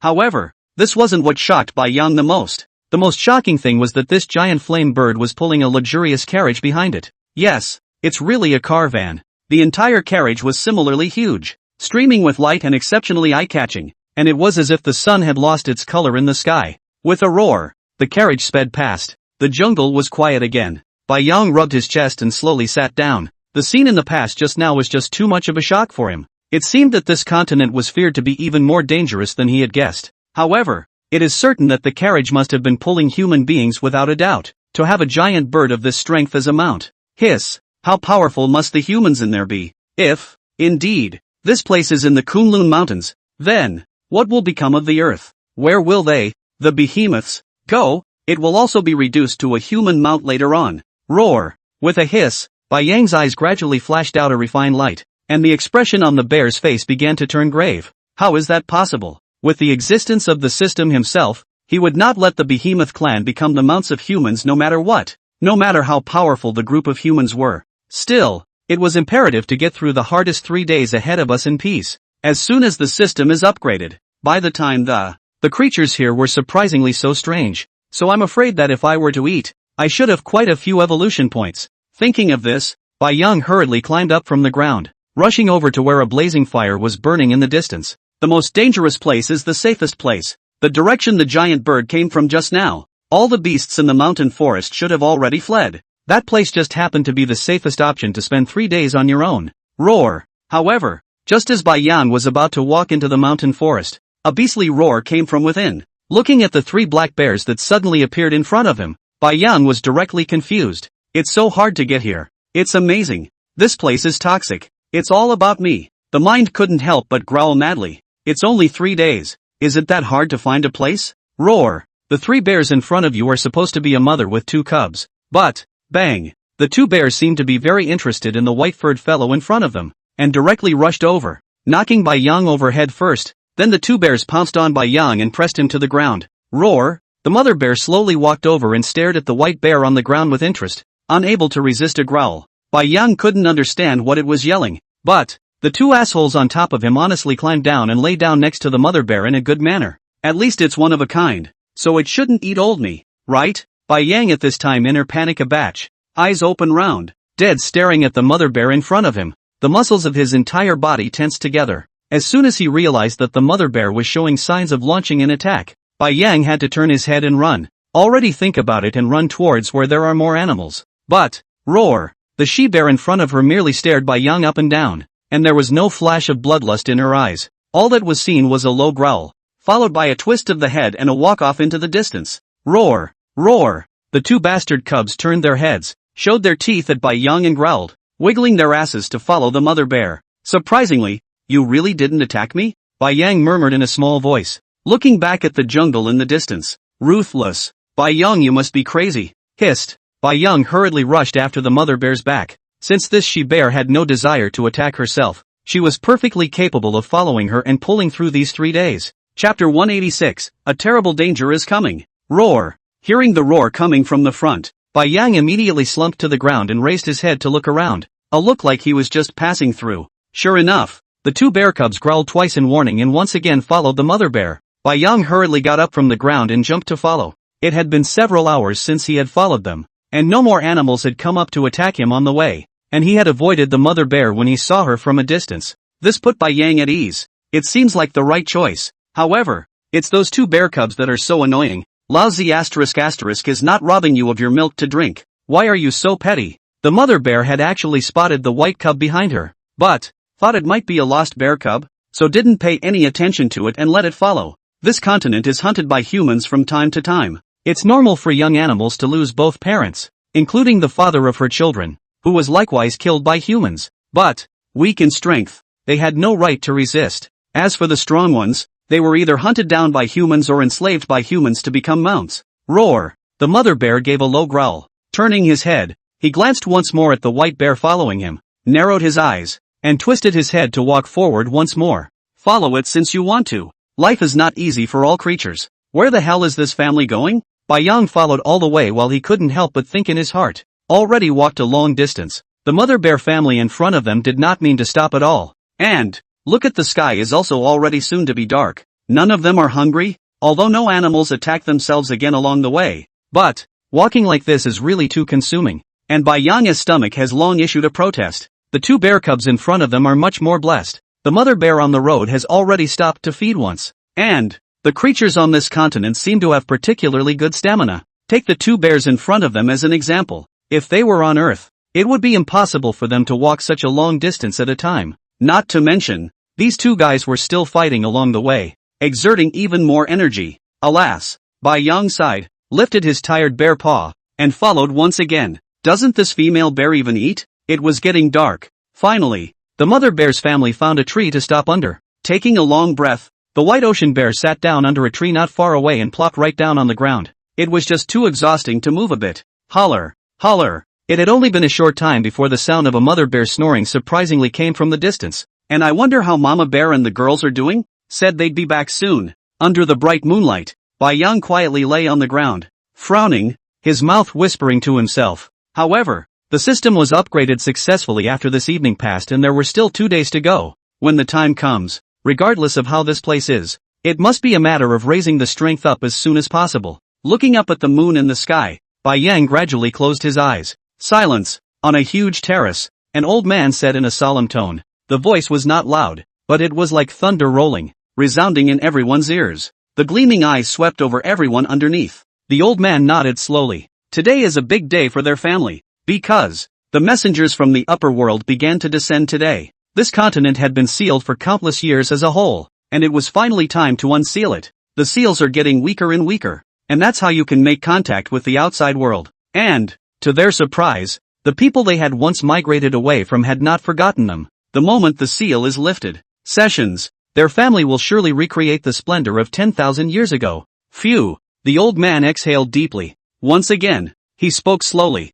Today is the day of the family messenger's descent. All people shall not raise their voices, shall not have a twinkle in their eyes, and shall not. A young man standing at the very front wearing a fire-red robe looked up at the old man on the stage. The corner of his mouth slightly hooked into a confident smile. The emissary will surely select him as a follower. And when the time comes, all the feats, spiritual plants, Sessions. The red-robed youth turned his head to look at the woman standing on the side. She was seen in a long white dress, without a trace of mortal dust, just like a fairy. Mengyao, sooner or later you will be my Ichen's person. The red-robed youth's fingers lightly squeezed, and a teasing look flashed across his face. Boom! Suddenly, the whole earth began to shake incessantly. Buzz, buzz, buzz. A golden light erupted in the air like a blazing sun. The entire terrace narrowed their eyes. Roar, roar, roar. A beastly roar came from the back of the terrace. Boom! The entire terrace crumbled with a bang, and everyone ducked aside in panic. The old man was filled with joy as he looked at the boundary that had appeared out of thin air above him,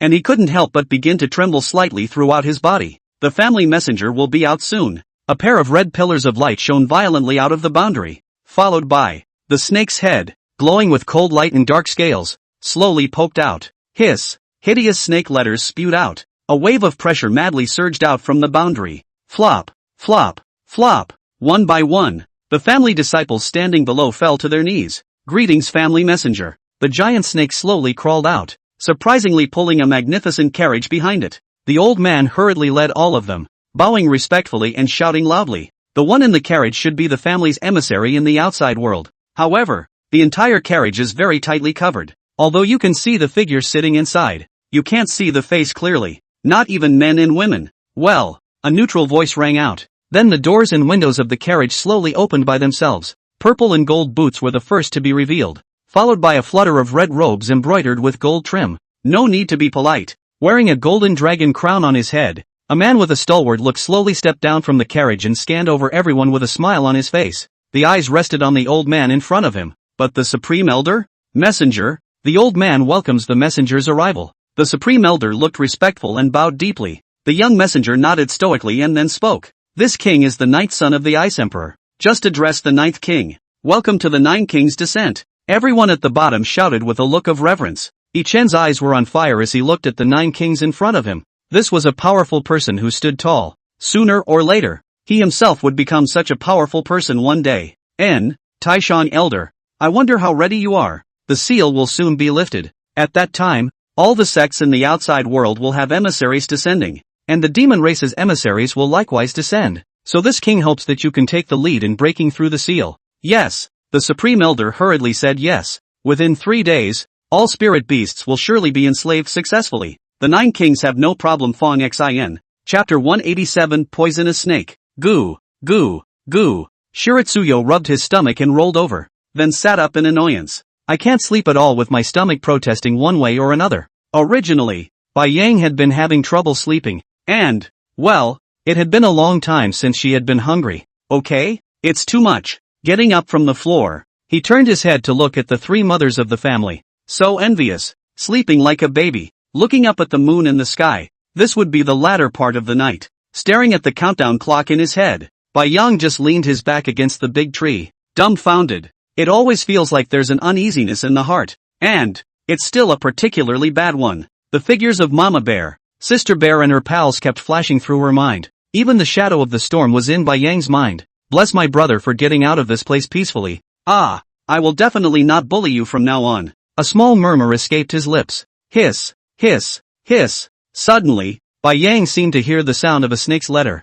so he couldn't help but sit up straight and prick up his ears to listen carefully. That's no small thing. The intense venom of that small dark green snake today had made a deep impression on Bai Yang. Click, click, click. There was a faint sound coming from the bushes, supposedly the sound of dead leaves being crushed. Where? Bai Yang hurriedly climbed up and looked around, but there was no sign of any snakes. Hiss, hiss, hiss. Suddenly, the sound of the snake's letter spewing resounded again, and Bai Yang frowned as he took a look at the grass near the mother bear, which seemed to be where the sound was coming from. A pair of ghostly green eyes shot out of the grass. Bai Yang instantly changed his face. Through the moonlight he could already see clearly that the snake near the mother bear was exactly the same as the dark green little snake during the day. However, this one seemed to be even thicker. What to do? Should we save it? Bai Yang was in a hurry. This snake is so venomous that a mother bear who is bitten is sure. But, although he is not afraid of this kind of toxicity, but this snake in front of him is also too thick, and his body is already the same as the bear's leg of Bai Yang. Seeing that the dark green snake's head had begun to slowly lift up, the entire body seemed like a spring that was being wound up, tightly collapsing together. There can be no more delay. Bai Yang was ruthless. Roar! Roared at the mother bear family and charged straight up. Bang! Awakened by the roar, the mother bear rushed to her feet and instinctively shielded her two cubs under her. Vigilantly, he began to gawk. Roar! Only to see the white bear in front of him darting furiously toward him. Couldn't help but growl at it. What's this little guy up to? The mother bear was a little confused. Roar! Roar! The two bear cubs underneath them likewise began to hiss, feeling sure that the white bear in front of them was up to no good. Bang! However, the next time the family watched the white bear pounce on a green snakehead. Roar! The hair on the mother bear's entire body instantly exploded, and she hastily slapped her bear cubs aside and began to back away in panic. This green-scaled snake was definitely one of the deadliest venomous snakes in this mountain forest, and even if it was bitten, I was afraid that it would be hard for it to survive. But, looking at Bai Yang, who was entangled in the snake's body and whose sharp teeth had already pierced into his body, a hint of reluctance appeared on the mother bear's face. This white cub is finished. Surely dead. Roar! Growling at her young, the mother bear took a deep breath. It's obvious that this little guy just now was to remind himself, but it also has no chance of winning at all against the poisonous snake in front of it. And the white bear has been bitten. If she hadn't been bitten, she might have been able to scare the viper away if she had rushed up, but it was too late now. With a deep look, the mother bear began to lead her cubs back. Asterisk asterisk. Looking at the mother bear's family who actually left directly without caring about themselves, Bai Yang couldn't help but growl in his heart. At this moment, the viper's mouth was biting on its shoulder, its sharp fangs piercing deeply into his fur, and it could feel a stream of liquid gushing into itself unceasingly. Click! Bai Yang ferociously grabbed the snake's body that was wrapped around himself and bit down hard. Put! Tearing apart its scales, Bai Yang bit down on a mouthful of blood and flesh and sprayed it straight out. Although this snake's toxicity was very powerful, Bai Yang found that its defense wasn't very strong. It was simply the same as ordinary snakes. However, this snake meat Bai Yang did not dare to swallow it. Who knows if there will be poison in this snake meat? Roar! Hissed! Bai Yang began to lower his head and frantically tear at the snake's body in front of him. The shoulder position had long since become tingly,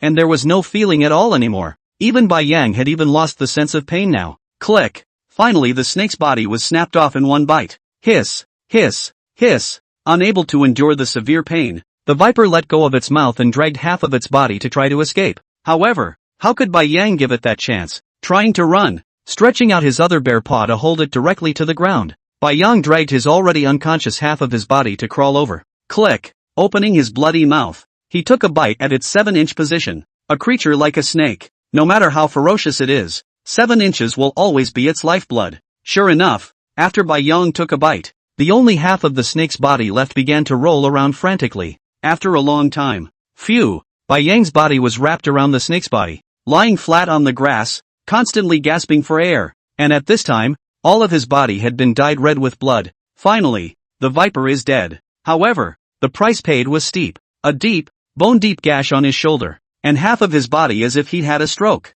Completely out of control. Roar! Suddenly, a beastly roar came out from the distance. Bai Yang dragged his tired body up and twisted his head to look. I can't believe it's the mother bear family. Didn't they leave already? Why are they back? Bai Yang was a little confused. Compared to Bai Yang's lack of understanding, the mother bear's heart could simply be described as horrified as she looked at the scene in front of her. It was going to come back and see how the little white bear was doing, if it had been given by the viper. But how could it be imagined? This white cub has actually bitten the poisonous snake to death, which has simply turned its bear life upside down. After living here for so long, I've never stumbled upon such a situation. And besides, the little white bear was obviously bitten by a poisonous snake, and the snake venom surprisingly didn't do anything at all. A horrified look flashed in the mother bear's eyes. White-furred bears, never seen in this part of the world. Have no fear of snake venom. Then, perhaps this white cub is the offspring of some kind of spirit beast. If so, then it. Roar. The mother bear rushed over to Bai Yang in a frenzy, stretching out her paw and sewing him straight over, then taking a bite out of its fur. She twisted her butt and walked off into the distance. What is this family going to do? Bai Yang couldn't help but shout. Chapter 188. I actually resisted in my heart. Roar. The mother bear growled softly in defiance at the cub in front of her, turning her body sideways to reveal her belly. Bai Yang hastily took a few steps back. Looking at the two aggrieved little ones next to him, Bai Yang felt that he couldn't drink anyway. And he wants to eat meat. This mother bear let himself drink milk for what? Roar. Extending his bare paw and waving his hand, Bai Yang's little head shook like a rattle. The mother bear frowned at the little one in front of her and wondered a little. Look at the size, and their own cub's almost big. How? Do you dislike your own milk is not good? Put. Bai Yang was roughly swept into his arms. Then the mother bear held down his head and disliked him directly. Zip. I actually resisted it inside. Mentally muttering. After a year, Bai Yang once again drank bear's milk, and black bear's milk at that. Burp. Wiggling out of the mother bear's arms and pushing a bear cub next to her aside, Shiryo kept burping. I can't believe I'm bracing myself for a drink. But, roar, roar. The two little ones looked at the white bear in front of them with wide eyes and hissed. The two brothers looked at each other, both seeing anger in each other's eyes. Bang. Bai Yang was about to sit on the ground with his bear when he didn't expect the two little guys behind him to sneak up on him. Click. How dare you move your mouth to bite? However, the two cubs' teeth weren't sharp at all, and when they bit on Bai Yang, they couldn't even feel any pain except for a little itch. Bang! A bear paw knocked one of the bears in front of him to the ground, and Bai Yang sat on his ass on its head. The other one saw that his brother had been taken down by the white bear. How could this be? And rushed to charge up again. A few minutes later. Ouch! Ouch! The two cubs whimpered and ran to the side of the mother bear next to them, with an aggrieved look on their faces, and every now and then they tearfully looked back at the white cub next to them. This guy is awesome. It's amazing that both of their brothers can't fight. Oh, bear face hurts. This white bear is simply not human. Holding their heads down and slapping them over and over. Ha! Bai Yang couldn't help but grin at the sight of the two cubs. See if you still dare to mess with me in the future. Holler at you. Roar. The mother bear opened her eyes, looked at the three cubs beside her, hissed softly, and slowly rose from the ground. It must be followed by a rush. Also, it needs to eat. Just now when the three little guys were playing around, the mother bear actually saw it, which also made it even more certain that this white bear in front of her must be a rare spirit beast. Otherwise, how could she be so smart? And all kinds of hunting skills were simply utilized in a perfect manner. Seeing the mother bear get up and begin to walk off into the distance, Bai Yang squeezed in beside her two bear brothers and followed likewise. The two bear cubs looked almost identical, but, upon closer inspection, a hint of difference could be seen. Bai Yang wickedly named the two bear cubs. The bigger one will be called Bear Big and the other will be called Bear 2. However, these two little guys, after some lessons from Bai Yang, now too much honest, and, looking at Bai Yang in the eyes, and even will be a little worship. Don't worship brother. Brother is just a legend. Bai Yang shamelessly whispered. There was still the last day tomorrow, and if he got through tomorrow safely, his own system would be upgraded successfully. In time. Hey, scare the hell out of those two little guys. Bai Yang didn't know exactly where this she-bear was going, but, it took 2 days of walking, and, the mother bear's speed wasn't considered slow, which showed how vast this mountain forest really was. Roar. Looking at the mother bear's athletic body, the white ocean bear stood upright. There is a herd of merganser-like creatures just off in the distance, but, the horns on this deer's head grow even thicker and are coiled together, almost like a flower, and are very ornate. However, it seems that the deer were not at all alarmed at the sight of the charging bears. Slowly and methodically the formation shifted and a stag with even more drawn-out antlers stepped forward. The antlers on the top actually began to flash with ghostly blue arcs of electricity. The ghostly blue light. Bai Yang was simply too familiar. Wasn't this the arc of electricity? This group of merganser-like creatures can discharge electricity? Roar. The mother bear, however, did not stop running wildly past. The bloody mouth opened as if it didn't see the creepy arcs of electricity on the antlers. Click. An arc of electricity shot straight at the mother bear. Then, Bai Yang's eyes widened once again. The fur on the mother bear's body began to glow with a layer of black luster, and the arc of electricity shot on it, but was even directly rebounded out. It seems like the bear's ability should be able to unload attacks. Bai Yang frowned and nodded. The creatures in this place were truly different, each possessing an uncanny skill, whether it's attack or defense, totally different from the creatures on Earth. Click. At that moment, in a burst of electricity, the mother bear pounced directly on a nearby fawn, snapping its neck with a vicious bite. Then he looked up at the deer, dragged the carcass of the fawn, and walked slowly back. And the group of deer that can generate electricity seems to take the bear in front of him. No way. The head deer hissed, quickly did not into the mountain forest, disappeared. Goo. Looking at the corpse of the fawn on the ground, Bai Yang's stomach couldn't help but growl again. Stick out your tongue and lick your nose. Bai Yang wheedled, a little embarrassed, and walked up. Bang. The mother bear similarly heard the sound from Bai Yang's stomach and couldn't help but be stunned by her feeding movements. This white bear is good at everything, but the meal is too big. All the way to the non-stop breastfeeding has been fed several times, not long after the hungry. It's too edible. Extending her paw to flick the approaching Shiryo under her body once more, the she-bear lowered her head and began to deal with the treat in front of her. But, after a long time, there was no sensation of a white bear feeding on his body. The mother bear couldn't help but look down, only to see that the white bear in front of him actually stretched out his claws and kept tearing the fawn carcass on the ground, and was holding a piece of flesh and blood in his mouth. Roar! The mother bear hissed in quick succession. Can you digest eating blood and flesh at such a young age? But, gulp! As she watched the white bear swallow the blood and flesh in her mouth in one gulp, a look of enjoyment on her face, the mother bear inhaled deeply. It may indeed be a rare breed, and it shouldn't be unusual for them to be able to eat meat at such a young age. No longer paying any attention to the white bear, the mother bear then lowered her head and began to eat. Roar! However, after a few minutes, looking at the little blood and flesh that was left on the ground, the mother bear finally couldn't help but growl. This little guy ate too much. Right, and how to be so fast. He only ate a deer leg. The big half of the venison was almost finished by him. Chapter 189, Traces of Humans. Holler, holler, holler. Listening to the snoring coming from next to him, Bai Yang quietly climbed up. Today is the third day. The system in his head was also down to the last hour before he could upgrade successfully.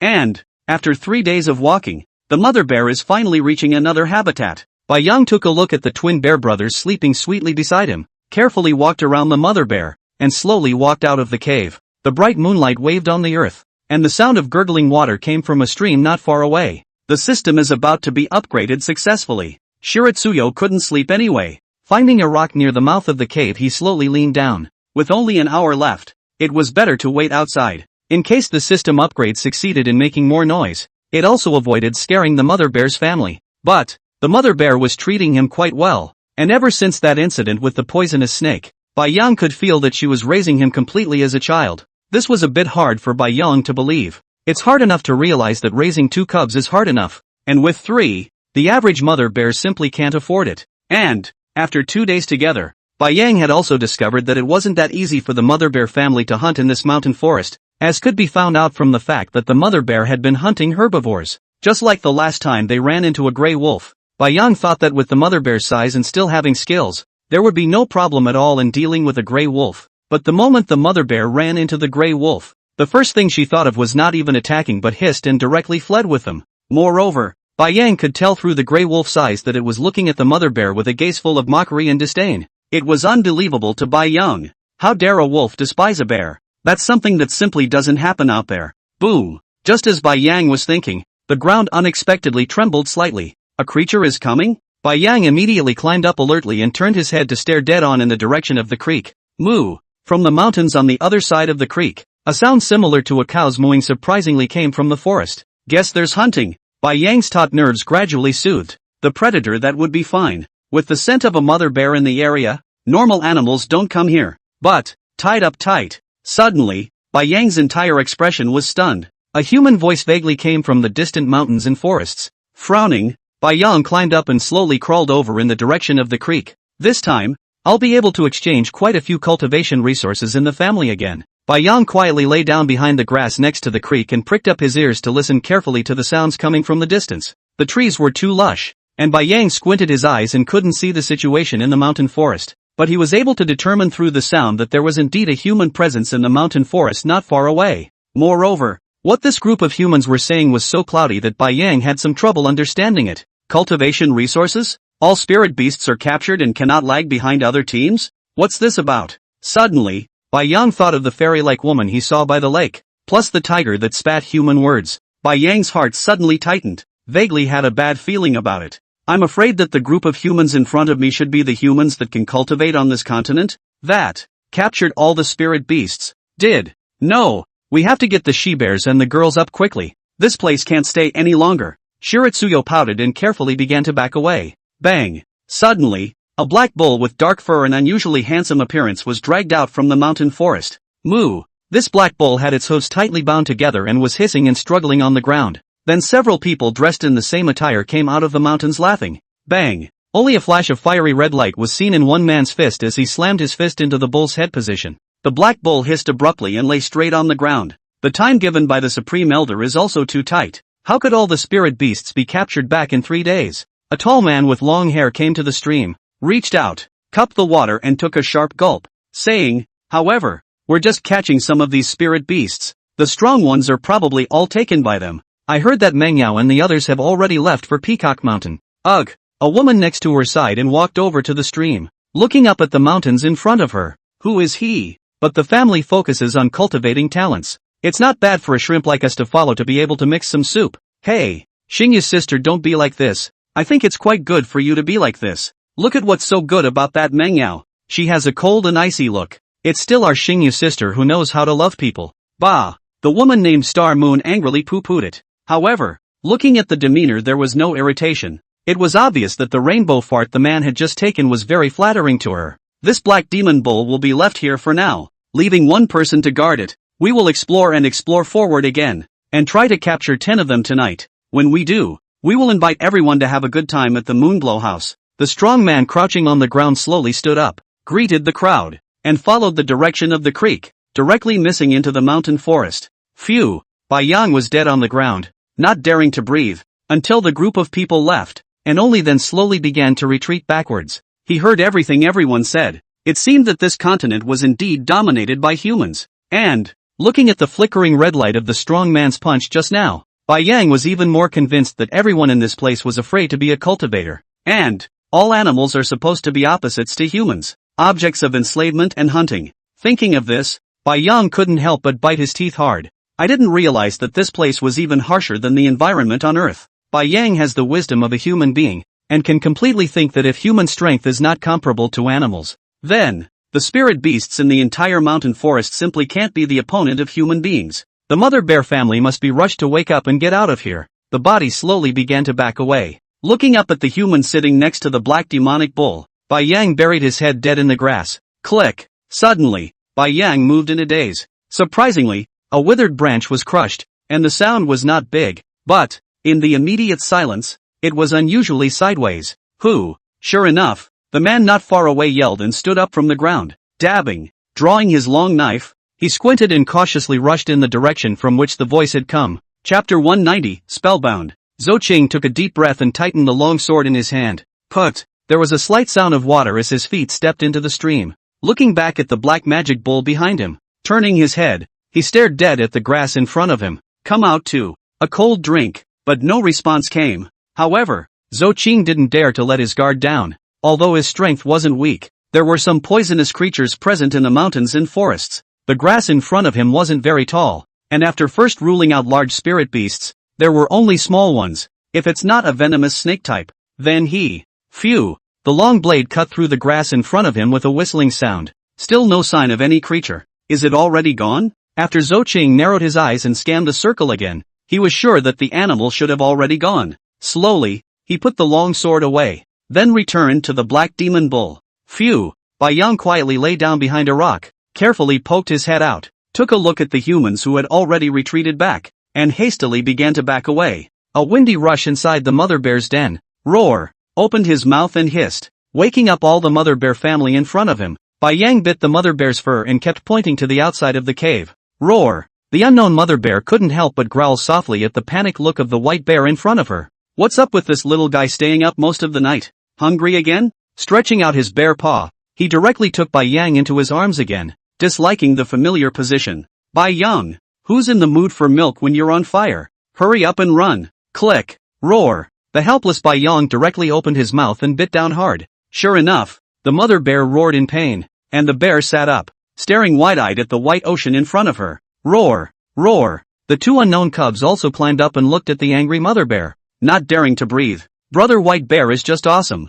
Aren't you afraid of Mama Bear's wrath? Come on. Bai Yang couldn't help but spit out human words and frantically pointed at the hole. Phew! The mother bear let out a long breath and stretched out her paw to rub her chest. This bear child seems to be time to teach him a lesson. He dares to bite anywhere. However, she could also see that the white bear in front of her had a very eager expression. What's in the hole? The mother bear sniffed and didn't smell any other creatures. Boom! Slowly bringing her body up to her feet, the she-bear followed Bai Yang step by step towards the entrance of the cave. Roar! After coming out of the cave, the mother bear looked around and didn't find anything unusual, and couldn't help but roar angrily. It's over! Bai Yang was directly stunned in place. This roar of the mother bear was so loud that the humans over there must have heard it. The hairs on Bai Yang's entire body stood up at the thought. There's still half an hour left for the system upgrade. It's simply too late. Roar! Hissing incessantly at the mother bear's family, Bai Yang stretched out his bare paw and kept pointing in the direction of the distance, signaling them to hurry and follow him. The mother bear's family,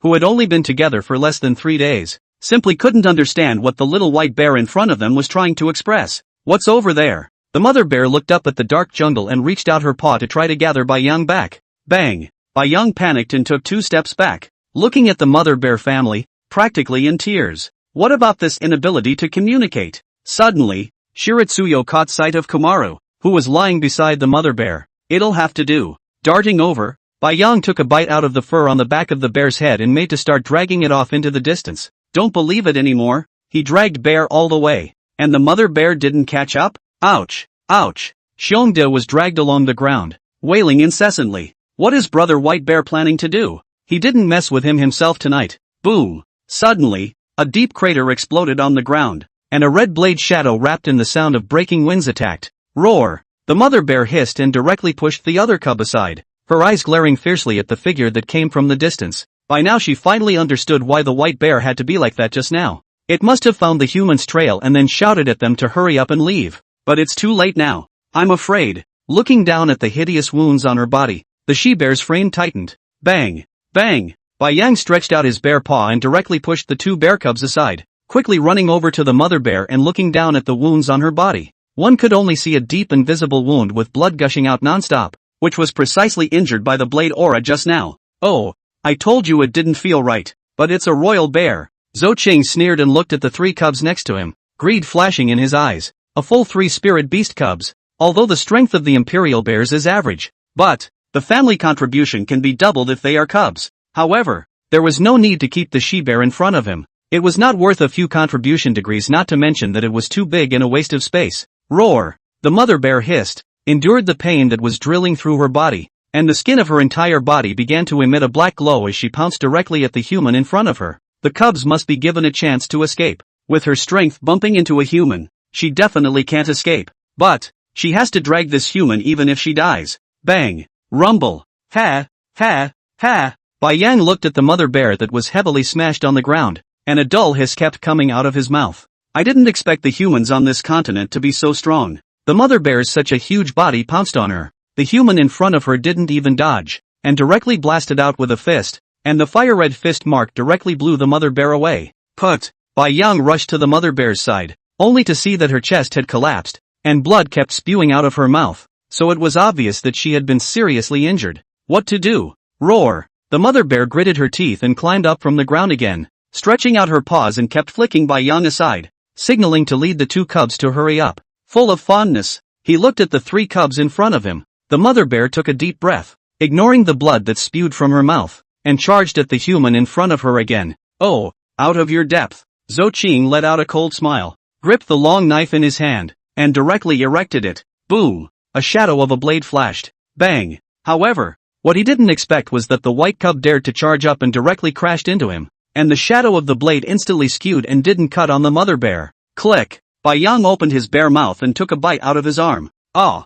Bang! Bang! Bang! Pain! Zhou Qing cried out, wheeled up his fists wrapped in a fiery red halo, and smashed his fist on the head of the white bear on his body. Chapter 191 Black Devil Cow. Run! Hiss! Shiritsuyo bit the man's wrist dead center, his head already exploding from the pounding. Roar! Just then, the mother bear pounced, and her paw slapped the human directly on his head so hard that the blood offering flew. Phew! Shiritsuyo let go of his mouth and slumped to the ground, gasping for breath over and over. I didn't realize it was so hard to fix a human now. Also, I'm afraid the mother bear is too injured to migrate any further and must recuperate immediately. but that's only one human. There's a bunch more over there. Surely when that group comes back, they'll be able to find this place? What to do? There were still 20 minutes to go before the end of the system upgrade, which was not a short period of time, and there was no way to know when the group of humans would return. Thinking about this, Bai Yang stared at the mother bear sitting next to the bear for a long time. Finally bit down hard.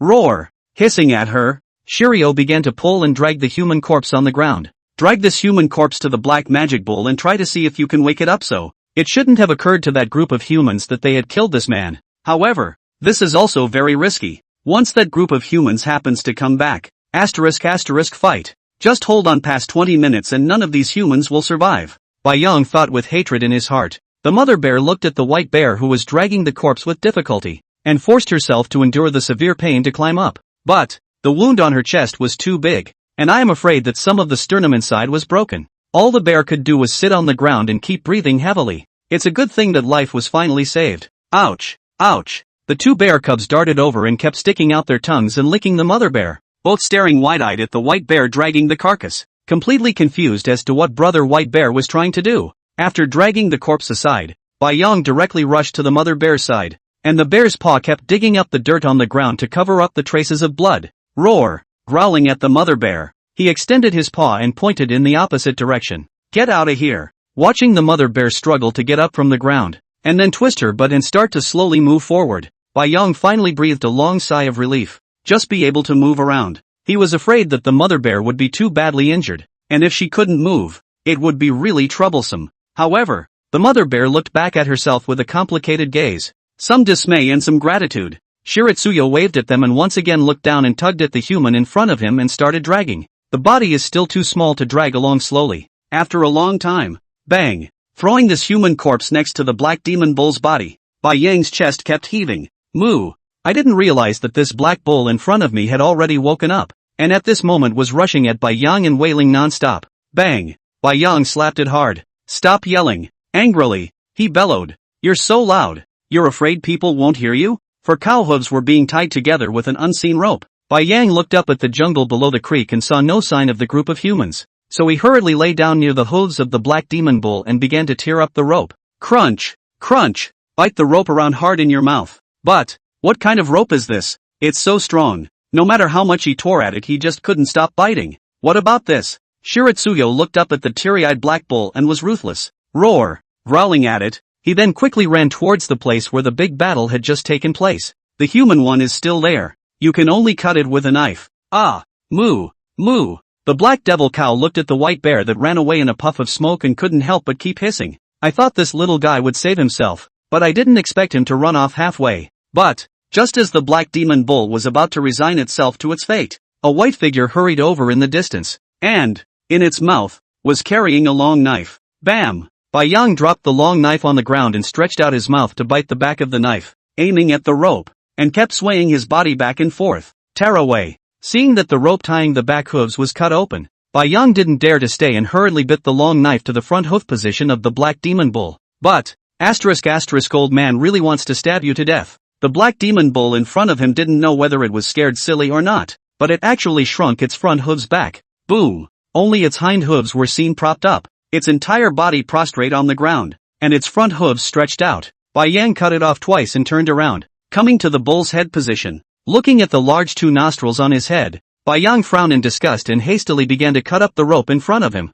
Ha ha! Suddenly, a hearty laugh came from the jungle below the creek. The group came back, and Bai Yang hastily sped up, but apparently the people in the distance realized something was wrong and began to quickly run this way. Zira, with his hands busy, he finally cut the rope, and the black magic cow in front of him drew up. Moo! Craned his neck and growled. Then he directly lowered his head and used the bull's mouth to bite Bai Yang's fur and flung it into the air. Bang! After landing heavily on the cow's back, Bai Yang hadn't reacted yet, only to see the black demon cow's hooves pivoting under its feet. Boom! Ah! Bai Yang couldn't help but drink a curse. This black bull was too fast, almost throwing himself off. Chase! Behind them came the group of humans shouting and cursing, only to see that one by one, the humans' feet were moving at a strange pace, and their speed was surprisingly no less than that of the black demon cow. Hurry up! Bai Yang lay on the back of the bull and kept reaching out to pat its spine, urging the black demon bull underneath him to hurry up.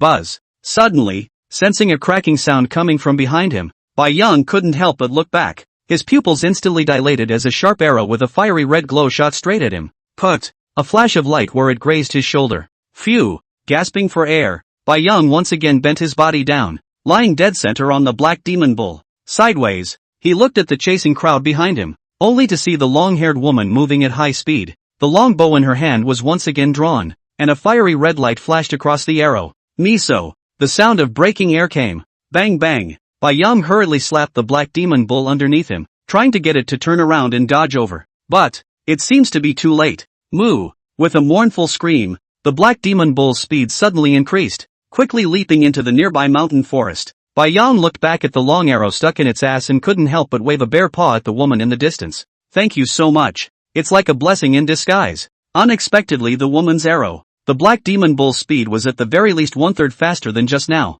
Chapter 192, 7-Colored Peacock King. Rumble. The black devil cow carried Bai Yang as it kept charging across the jungle. However, Bai Yang could tell that this guy was about to reach his limit as well. The sweat on his body dampened the fur of the white ocean. And the group of humans behind them were just too persistent, still following them dead on, with no intention of giving up at all. What Bai Yang doesn't know is this: the human it killed was the son of one of the family's junior stewards, and the crowd would not be able to return to their work if they could not capture them. Boom! After crashing through a small tree, the black demonic bull stopped with a gasp. Bang! His butt rubbed against the tree next to him, rubbing a few of the long arrows off of it. That woman behind me is so not a thing. Gave myself a full 5 arrows in my ass and it hurt like hell literally. Looking up at the front of the room, the black devil bull was stunned that it had run here. It's over. If that creature here finds out, it'll end up worse than if a human catches it. Roar! Bai Yang roared at it and stretched out his bare paw to point at the valley in front of him, urging it on and on.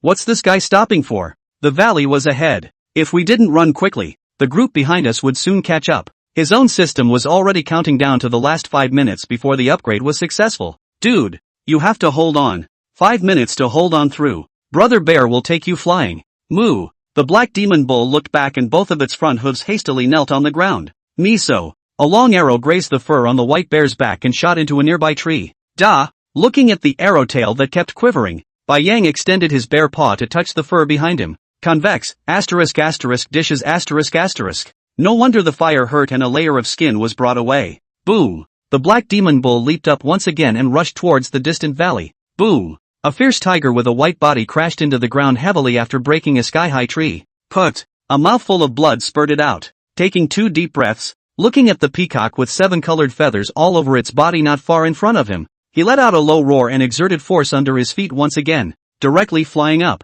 Spirit Tiger. Meng Yao let out a cry. The long sword in his hand cut through a stream of light, splitting on the 7-colored peacock king in front of him. But, bam! A sound like metal was emitted, and a feathery light flashed.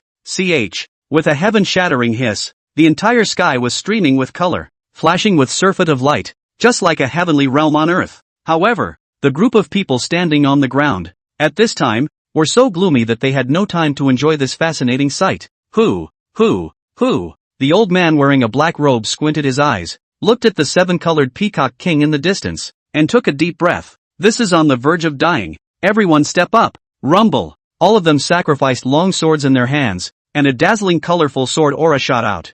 The tail behind the 7-colored peacock king snapped open, and blinding light shot out. Whoosh, whoosh, whoosh. A feather attacked the sword blade in front of him with a wind-breaking sound. Rumble, rumble, rumble. It exploded into a torrent of rushing energy that shot straight up into the sky, and the entire sky was reflected in 7 colors. Everyone had been blasted back. Fire plane. Suddenly, a red-robed youth in front of him gave a loud shout, and a large bird with a blazing fire burning all over its body, with a whistling sound, directly rushed towards the 7-colored peacock king. Roar! The white tiger on the side growled and similarly charged up. For a time, the roars of the beasts continued, and a strange spirit beast under the control of this group of people bravely rushed towards the peacock king. Bang! The peacock king flapped his wings and blasted this firebird in front of him out. Narrowing his eyes, he scanned over the charging beasts and took a deep breath. I didn't expect that humans had controlled so many spirit beasts, and dealt with themselves surprisingly let the spirit beasts play the lead. Humph! Damn it! A female voice rang out, like a female emperor reigning over the world, and the pressure began to surge out from the peacock king, crazily sweeping towards all the spirit beasts. Roar! The group of spirit beasts rushing at the front stopped in their tracks, looking at the Peacock King in front of them with a face of fear. But, radical, the old man behind him hissed. All the beasts frowned, a pained look on their faces. The old man's voice kept echoing around the ears of every spirit beast. Roar! The white tiger growled, turned his head to look at the distant manhwa dressed in white, and then ruthlessly, although it also does not want to act as a human. However, he was adopted by manhwa's parents as a child, and for the sake of manhwa, phew. Suddenly, a ball of fire next to him slammed straight into the Peacock King,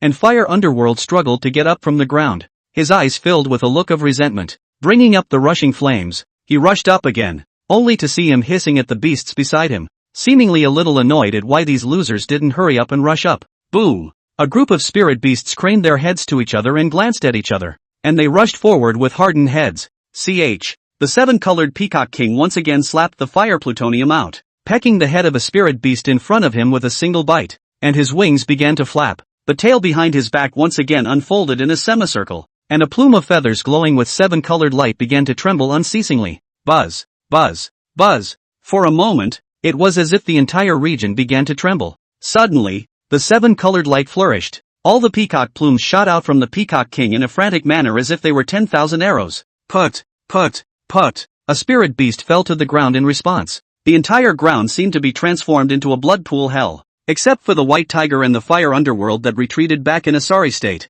all the spirit beasts were actually split into pieces under the peacock plume. But, even if the two spirit beasts escaped back, their bodies were already covered in hideous wounds. Dead. The moment the peacock plume disappeared, Chen, who was wearing red robes, let out an explosive cry, and his figure was like red lightning, shooting out from his original position. Put. The long sword instantly failed to enter the Peacock King's chest. The seven-colored Peacock King let out a miserable hiss as his wings descended straight down to blast him out. Then a fierce light appeared in his eyes as he swept past everyone in front of him. Ha ha!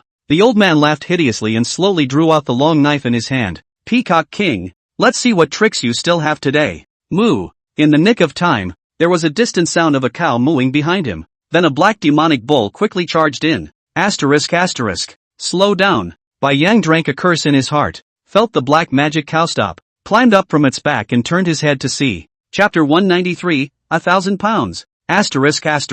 Bai Yang's expression was suddenly stunned as he looked at the crowd next to him and then at the peacock on the other side. Is the atmosphere so heavy? What's this cow doing here? He ran away to the wolf's den. Damn white bears! An explosive shout came from behind him, followed by several panting youths instantly leaping into the battlefield. But, after looking around the circle, each one of them had a dumbfounded expression. Elder Qin. All of them rushed to bow respectfully at the black-robed old man in front of them. Bai Yang reached out and grabbed the mane on the black demon bull's neck, carefully reaching out and pointing to the side, signaling it to hurry up and sneak away. This battlefield in front of them was simply not something they could come to participate in at this level of rank.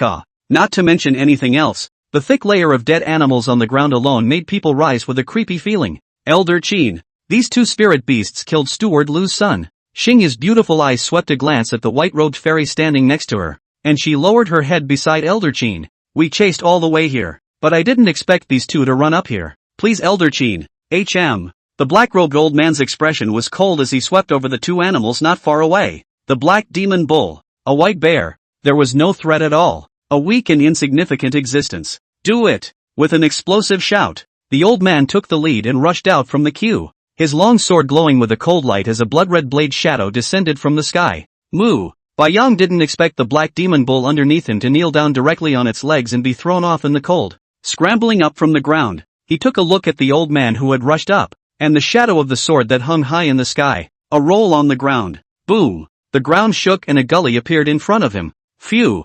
Heartily, he patted his chest. Bai Yang took a long breath. So close. This old man is simply Suddenly, a mournful scream came from not far behind him, and he looked back. Half of the wings of the peacock in front of me were even chopped off by the old man. And, the feathers of this peacock all over the body have already fallen off almost like a bald general. Only a few peacock plumes remain stuck in the tail on the back. It's as miserable as it needs to be. Phew! The sound of breaking wind in his ears came again. Then his back tightened, and Bai Yang looked sideways. It was still the same woman. A long arrow stuck straight in her back, the barbed arrowhead gushing blood outward in a nuisance manner. Roar! Bai Yang couldn't help but growl as his figure quickly retreated. I didn't expect this woman to be vicious to this extent, staring at herself during the great battle. Was the man who died the concubine of this woman? The mind couldn't help but think. But, rumble, the ground then began to shake again, and the entire valley seemed to quake as the trees kept shaking.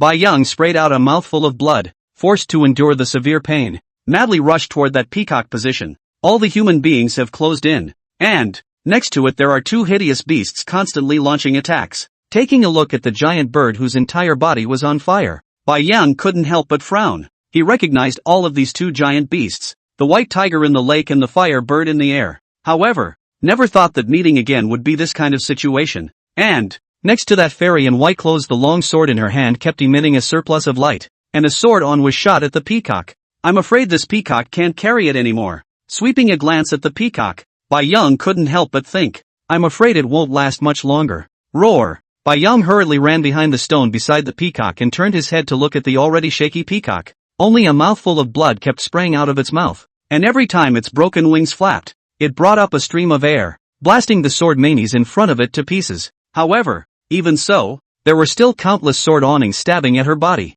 This is not going to work. Looking at the system in my head. Last 1 minute. Big sister Peacock. You've got to hang in there. Boom. While Bai Yang was cheering for Peacock in her heart, she didn't expect that a blood-colored blade on would chop down again, directly chopping her to the ground. The large peacock's head lay beside Bai Yang.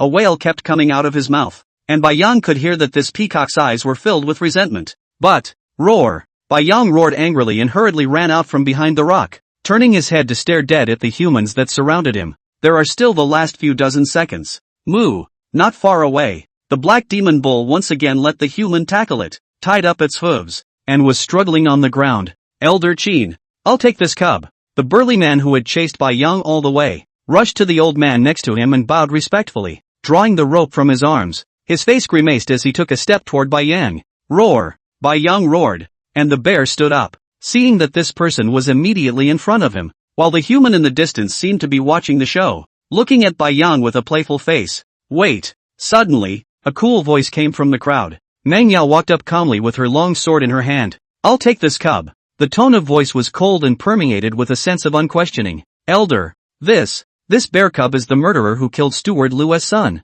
We must go back to deliver our orders, or else. The burly man was about to pounce on him when he was startled, and looked at the nearby Elder Qin for help. Meng Yao, this little guy is a royal bear. What do you want it for? That's right, Meng Yao, if you want to raise a little one, I'll catch you a good one is. What do you need this stinky bear for? The man in the red robe next to him came over and said with a slight hook at the corner of his mouth. Steward Lu, just tell him to look for me. This cub is destined to be with me. Meng Yao coldly glanced at the few people, then took a step towards Bai Yang. No. At that moment, a chirping sound came. Miso. The sound of breaking air rang out, and the long arrow arrived in an instant. Bai Yang once again sprayed out a mouthful of blood and looked down at the long arrow stuck in his chest position. Reaching out with his bare paw, he pulled the long arrow out. Ha! Cracking the bear's mouth in a grin at everyone in front of him. He then, you too, cursed angrily. The system was finally upgraded successfully and, Bai Yang had never felt this good before. How could he not expect that the fusion of all the Beast King illustrations had given him this heaven-defying talent?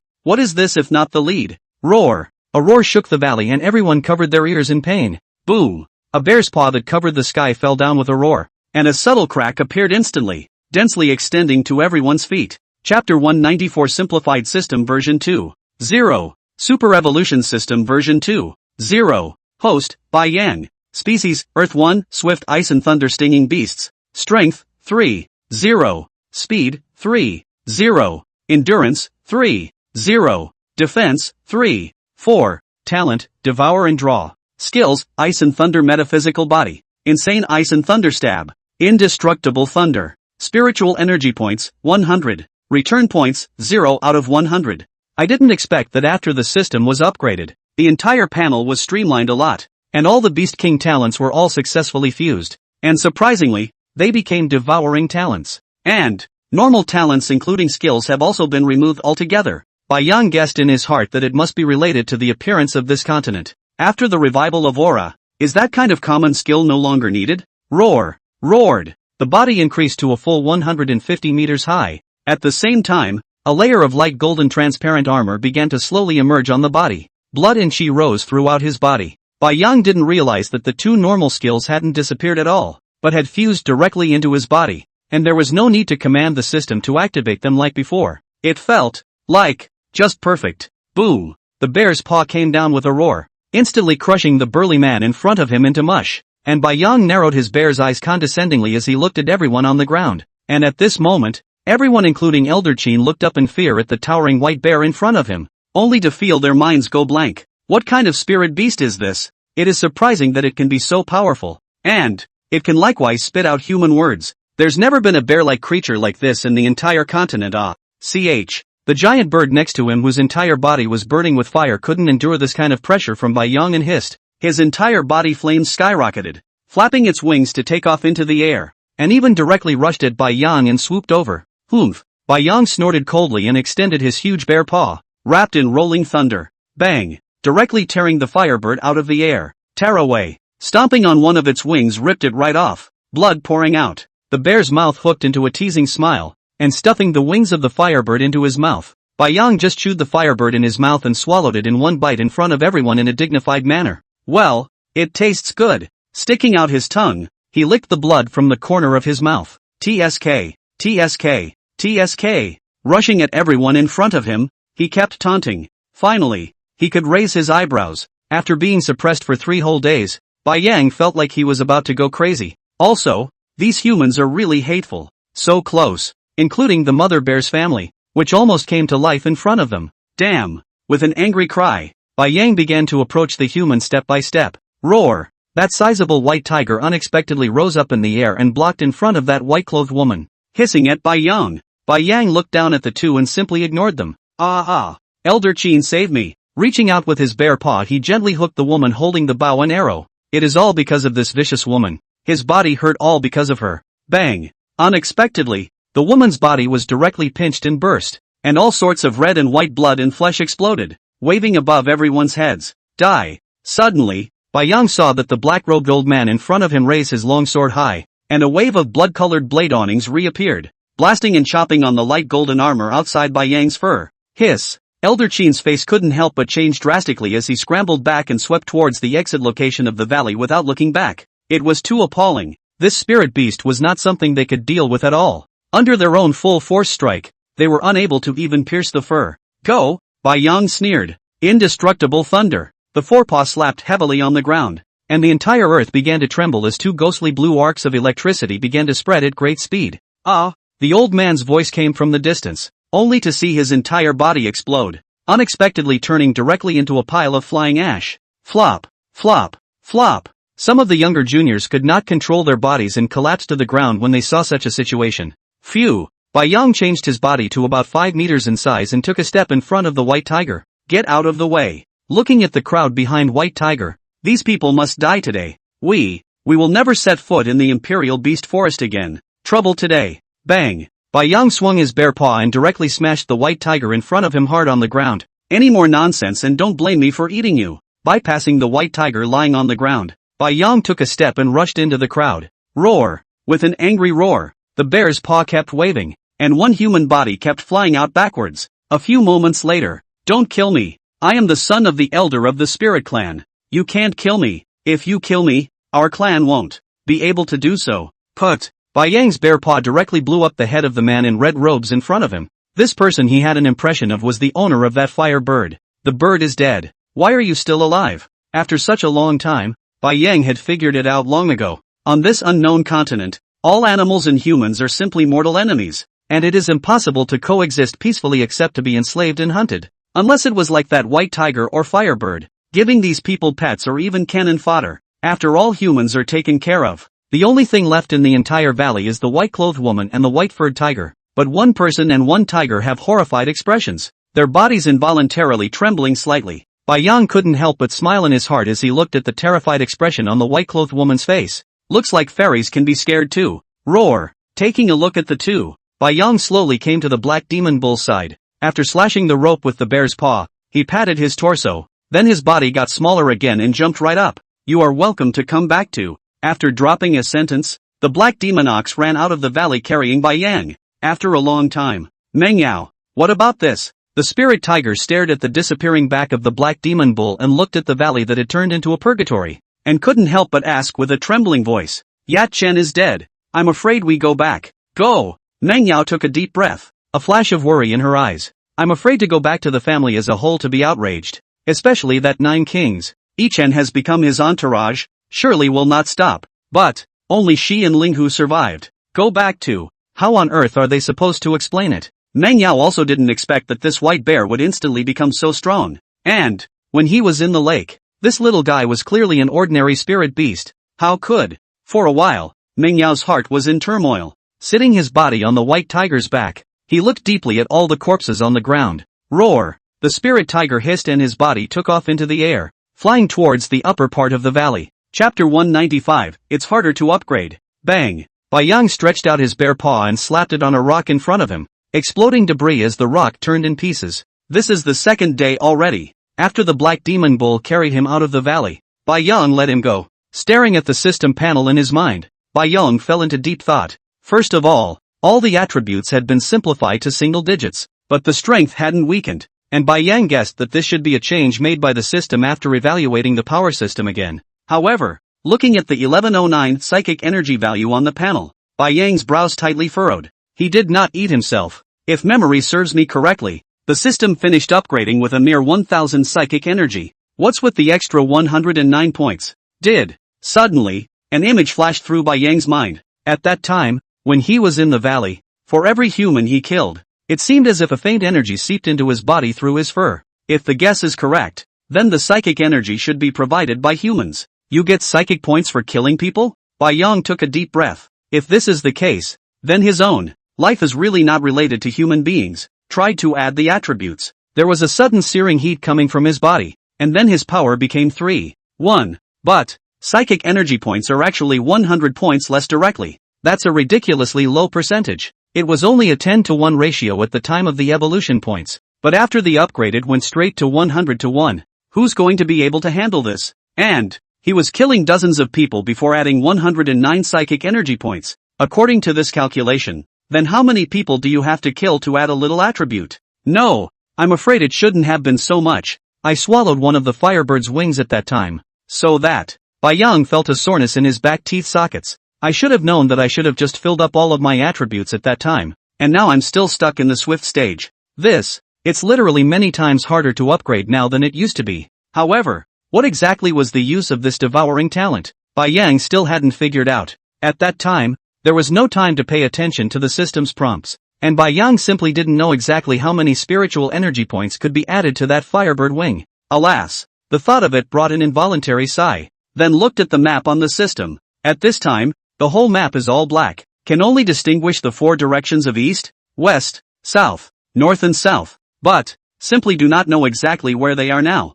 Just go east. Bai Yang was ruthless and got up from the ground and proceeded to walk east. One day surely I would be able to walk out of this mountain forest, and then surely I would know exactly how I was going to get back. Phew. At this time, Bai Yang maintained a body size of about 5 meters, which was already not considered small in this mountain forest. However, after walking for such a long time, it was surprising that not a single prey had been found. Gollum. Listening to the protests of his stomach, Bai Yang couldn't wait to drag those humans up and kill them again. I heard it when I was at the creek, but this group of humans called themselves the spirit race, and they even wanted to capture all the spirit beasts and enslave them. What am I going to eat if you all get arrested? If there's nothing left to eat, I'll go to your family and eat you up. The mind hated the thought. Spirit Nation. Bang. Meng Yao looked at the shards of the teacup on the ground and pursed her lips with her head down. It had been anticipated in advance that the Supreme Elder would definitely be furious, but he hadn't expected that he could be annoyed to this extent. Who? The Supreme Elder's chest kept heaving as his eyes stared grimly at the woman in front of him. Yichen is surprisingly dead. This is the successor that their family has poured all their efforts into cultivating, and the 9 kings have promised Yichen to become his attendant. Wait for the ceiling not to disappear. Yichen can definitely take their family to become. Bang! Slapping the table beside him to pieces with a palm, the Supreme Elder stood up violently. Everyone is dead. Even Elder Qin didn't survive. How on earth did you guys come back? Meng Yao raised her head and looked at the furious Taishan Elder in front of her with a bemused expression. That spirit beast has had a side of the story. One side of the story and it won't kill you?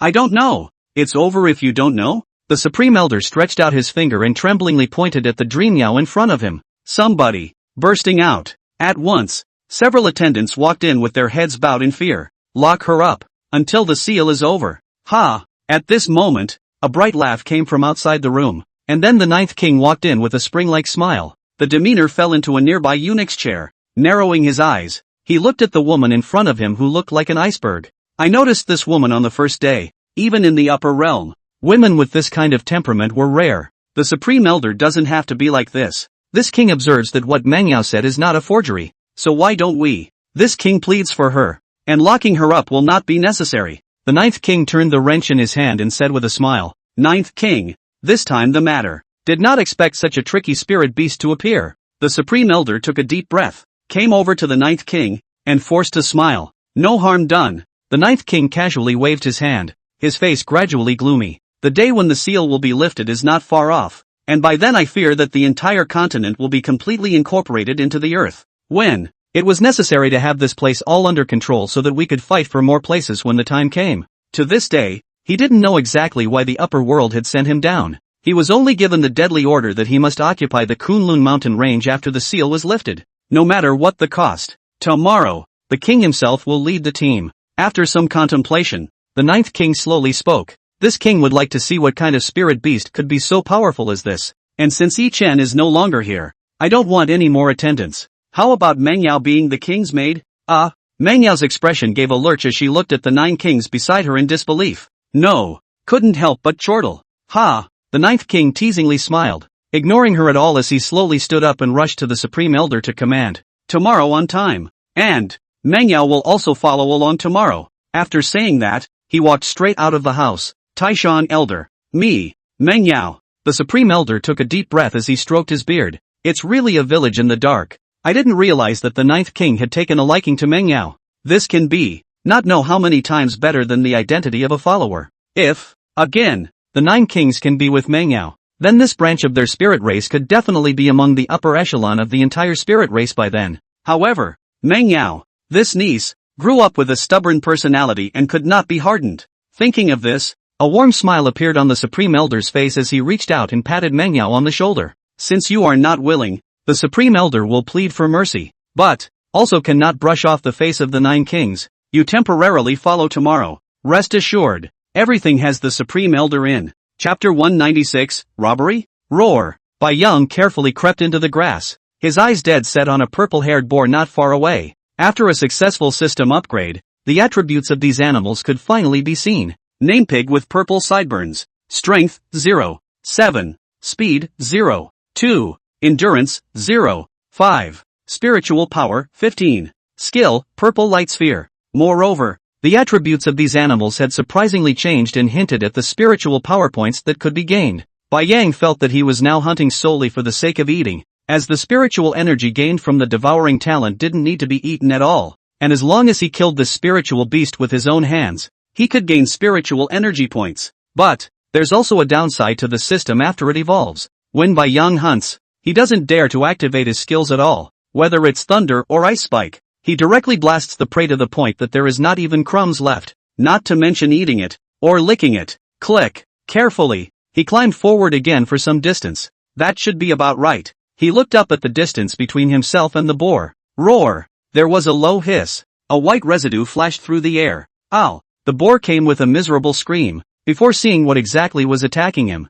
he instantly felt a pain in his neck, and then his eyes went black, and he directly died. Ka-ching! Bai Yang tore the boar's carcass from his mouth and slowly dragged it under a tree, rubbing the bear's paw in excitement. Gulp! Drool kept dripping down the corners of his mouth onto his fur. The flesh and blood of the creatures in this jungle had a special flavor, completely different from those on Earth. And, no matter what the creature was, the meat was all exceptionally flavorful and firm. Take the wild boar in front of you. Not only is there no foul odor after the fur is torn apart, instead, a faint fragrance comes out. Asterisk if only this could be baked. Bai Yang swallowed the saliva in his mouth and couldn't help but think. However, after the system evolved, the skill of being able to breathe fire on oneself had also disappeared. Otherwise, lighting a bunch of bonfires and roasting wild boar meat. Sheesh, it's just not perfect. Ka-ching! Pulling off a mouthful of blood and flesh, Bai Yang kept chewing in his mouth. Gulp! A mouthful was swallowed, eyes narrowed slightly, and a look of indulgence filled his face. That's what makes a beast with 15 psychic power. If it were hundreds or even thousands of psychic points. My goodness, how good must this meat be? Tear away, tear away. Blood and flesh kept being torn off by Yang and swallowed in one bite. At this time, Yang's entire head has been completely stuffed into the boar's abdomen, and kept biting off and yanking out a rib. It smells so good. Swallowing the pig's heart in front of him in one gulp, Yang couldn't help but sigh. I didn't realize that all the innards of this purple sideburned pig were so delicious. Crunch, crunch, crunch. Swallowing the meat in his mouth, Yang's movements suddenly stopped. Then the head was jerked out of the boar's abdomen. Where's that chewing sound? Look up, roar. The other side of the boar's corpse did not know when, but there sat a monkey with a white body. And that's the old man's leg of pork. The monkey had half a pig's leg in his hand and was gnawing on it. How can this be tolerated? Based on the principle of saving the good stuff for last, Yang didn't eat the pig's leg first. The spirit beasts in this jungle were already getting fewer and fewer, and it took half a day before he stumbled upon one. Surprisingly by a monkey? Roar! Growling at the smelly monkey, Yang stood straight up bearishly and grinned widely. Unexpectedly, this white monkey in front of him stopped gnawing on the pig's leg for just a moment, squinted at Yang, directly ignored him, and lowered his head to gnaw on it again. I'll *** king kill you. Yang was instantly on fire. I don't care if you steal my pig's leg. How dare you despise me? Bang! A bear's paw directly slapped the pig's leg in the monkey's hand to the ground, and Yang toppled it headfirst to the ground, staring at it with narrowed eyes. Should we get this dead monkey killed? However, monkey meat shouldn't be very tasty, right? Moreover, this monkey is covered in white hair. Looking at it, it should be malnourished. Bang! Slap the white monkey and huff it out. ****** off. Come back here and get yourself killed. Growling at it, Yang turned around angrily. Hiss. Suddenly, feeling a pain in the back of my ass, I looked back. This white monkey actually waxed Yang in a tender spot. Roar! A hot burning sensation came from his ass. Yang couldn't help but frown and shout. It hurts too much. Bang! Turning around, he directly pounced on the white monkey and opened his bloody mouth to bite on it. Ka-ching! Hiss! His teeth were shaken with a pain, and Yang covered his mouth and lay directly on the ground. What kind of monkey is this? How could Yang have never imagined that a monkey that was only half the size of himself would have such a high defense? And you have to know that the power attribute of Yang is not weak now, and under the full strength, even the skin of the white monkey can't be pierced. Squeak! Squeak! Squeak! What a waste! Only to see this white monkey in front of him bared its teeth at Yang and mocked. Then came back to the boar and picked up the boar's leg on the ground and started to gnaw on it. Lao Tzu. Yang took a deep breath and his figure slowly backed up.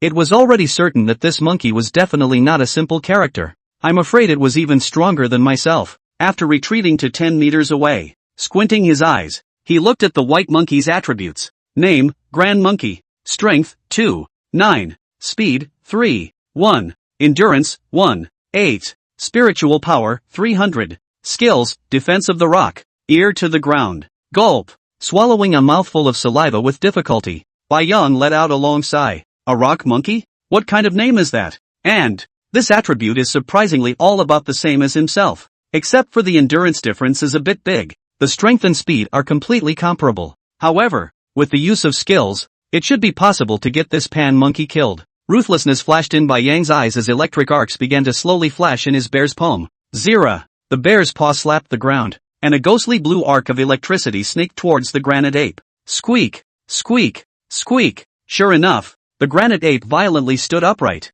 his whole body shaking unceasingly, showing his teeth and howling. However, Yang's brows gradually furrowed, because after the lightning flashed, the granite ape, besides the white hairs all over his body blowing up, surprisingly didn't do anything at all. Hiss! With a look on his face, Yang couldn't help but stretch out his shiti and lick his nose. That's kind of hard to do. One's own thunder power should be the strongest means of attack, and it actually couldn't do anything to this granite ape. ****. Suddenly, the pan ape in front of him violently leaped high into the air and directly pounced on Yang. Bang! Feeling a pain in his head, Yang rolled on the ground, pinned the granite ape underneath him, and swung his bare paw up to call out, "Is there any law? Robbing my pig's leg and beating me up?" Chapter 197. Don't call me brother if you can. Snap! The bear's paw whistled against the pan ape's head with a guttural, crisp sound. Although he could tell that the dead monkey underneath him wasn't in any serious condition, under Yang's incessant slaps, the pan ape in front of him was somewhat abashed. A bite on the white ocean bear's paw. The rock ape's body burrowed out slickly. Bang! Then he kicked Bai Yang in the jaw and stomped him straight to the ground. Roar! Don't run! Shiritsuyo rubbed his jaw and got up from the ground. I didn't expect the pan ape in front of me to drag 2 pig legs and run straight away. Don't run! Bai Yang hissed and went straight after him. There were only 4 legs in all on a hog, and the rock ape had already gnawed 1 and now yanked away 2 more. This who can stand up to it? This monkey must be straightened out today. Couldn't break its defenses. But Bai Yang just can't believe it. Beat also have to beat the monkey to understand. Otherwise, in case this monkey has been following him. So how can you eat in peace after that? Pan ape dragged his 2 piggy legs and couldn't help but grin as he looked back at the stupid bear behind him. Slightly, he made a face at him with his tongue out, then wiggled his butt and popped away. Bai Yang, Lao Tzu ***. Feeling a surge of anger go straight to his head. To be robbed by a monkey, not only robbed, but mocked? How can this be tolerated? It's almost like zing Bai Yang and then having to resent her for not serving her well. Roar! There was an angry growl. Bai Yang's speed suddenly increased, burying his head and following the figure of the granite ape. However, the monkey in front of him is really not slow, even jumping and dragging 2 pig legs. Even so, Bai Yang actually cannot catch up. Can you believe this? Monkeys have become elves. Ka-ching! After crashing through a small tree, Bai Yang squinted his eyes and kept searching for the figure of the rock ape. You ran into these woods and disappeared? After looking around, Bai Yang couldn't help but frown. Where did this monkey go? A small murmur. Bang! After snapping a tree, Bai Yang looked up at the tree. Still no sign of the dead monkey. Dragging 2 peg legs to run surely can't run far. Definitely hiding somewhere. Monkey? Saw you. Make friends. Bai Yang shouted in a small voice and began to look behind one tree after another. His nose was next to the ground and he kept sniffing. I can smell the bloody odor wafting out from the pig's leg of the purple temples, so it should be around here. Ka-ching! Suddenly, there was a small sound from behind the waist-thick tree on the far side. Bai Yang moved in a daze. After looking up, he saw only a white monkey tail showing. Oh, let's see where you're going to run now. I'll beat the out of you. Shiryu grinned. The movement gently touched towards the giant tree. Be sure to hold this rock ape down for the first time and then give it a big earful. After making up his mind, Bai Yang took a step to the white monkey's tail. Roar! Yelled. The figure quickly jumped out. Lao Tzu. Oh, eating? With a lurch in his movements, looking at the group of white-furred pan apes in front of him, Bai Yang only felt the hairs on his entire body explode. We're in a monkey's nest. One pan monkey can't even kill itself. What if there's a bunch of them? Hiss. Sucking in a breath of cool air, Bai Yang began to slowly back away. Roar! Bursting out at the monkeys that were surging up. Then he turned his head and began to run wildly. Squeak! Squeak! Squeak! However, one of the rock apes quickly climbed up the tree and jumped onto Bai Yang's back in droves. Bang! Slapping a rock ape in front of him to the ground. Roar! Another hot burning sensation came from the back of his ass. Addicted to millennial killing? Do you believe I've farted? Bang! Bang! Bang! Without stopping to slap the rock apes that surrounded him to the ground, the white ocean bear sat on the ground, teeth bared and growling. It's over. There's no way to run away. These monkeys don't know who they learned from, only attacking the lower 3 roads. It's just shamelessly awesome. There's absolutely no way to run on your own unless you don't want your ass. Don't get in your face. Roared. Bai Yang wanted to make his body bigger, and now at the occasion he could only make it bigger. Otherwise, one has to be abused by these monkeys. Suddenly, a pale cry came from the distance, and then all of the granite apes flew back, layers and layers of them surrounding Bai Yang in the center. What do you mean? Releasing the bare paw covering his head, Bai Yang looked up, only to see all the rock apes make way for a path. An ape with golden fur all over his body column, a walking stick, similar to a human, slowly walked in. Royal bear? The blonde rock ape in front of him could actually spit out human words. This caused Bai Yang to let out a long sigh of relief. Thank goodness there's finally one that communicates. Not imperial bears, polar bears. Bai Yang tugged at the white fur on his body and rushed at the old ape. White, polar bear. Understand? Only the old ape shook his head blankly and circled around Bai Yang a few times. It was surprising that this spirit beast hadn't seen it on its own. In the entire imperial beast jungle, there simply hadn't been this kind of bear-type spirit beast with white fur. And the imperial bear is only a low-level spirit beast. It is impossible to open the spirit to speak. Then the white bear in front of me is a white bear. For a while, the old ape also fell into silence. At this moment, the atmosphere was a bit awkward, and Bai Yang saw the old ape looking at himself as if he had seen something new and strange. It made him giggle inside. It can't be trying to eat yourself, can it? Why are you attacking us? After a long silence, the old ape stood in front of Bai Yang and slowly spoke. Bai Yang's expression was stunned. Who to talk to about this? It's robbed my old pig leg. Looking around, Bai Yang pointed at the monkey next to him with a bulging head and said viciously, "It's the same thing that not only robbed me of my leg of pork, but, blah blah blah." Bai Yang told all that had happened. Humph. Only a cold snort was heard from the old ape in front of him. "Come out." The rock ape in the back walked out in aggravation. "Apology." Bai Yang was a bit confused as he looked at the pan ape who kept arching his hand at him. Is the old man so well brought up? The other party was outnumbered. And even though pan ape apologized to Bai Yang could only pretend to casually wave his hand. "What can I do? Apologize on behalf of the Grand Monkey Clan if..." Ouch. Before the old ape finished speaking, a wolf howl came out from the distance, only to see all of the granite apes start running wildly into the trees in panic, all of them narrowing their eyes at the wolves coming from the distance. Ouch. A male wolf at the head of the pack was tall, with silvery white fur all over his body, and, walking past the tree, his fur actually scratched the bark. Bai Yang climbed up from the ground and looked at the head wolf with gloomy eyes, not realizing that its fur was sharp to such an extent. Chapter 198, One thing leads to another. Roar! Bai Yang's bear stood up, shaped like lightning, and instantly pounced a silver wolf in front of him to the ground. Ka-ching! One bite ripped its neck off. Bang! The bear's paw stepped over the silver wolf's corpse and once again pounced on the other one next to it.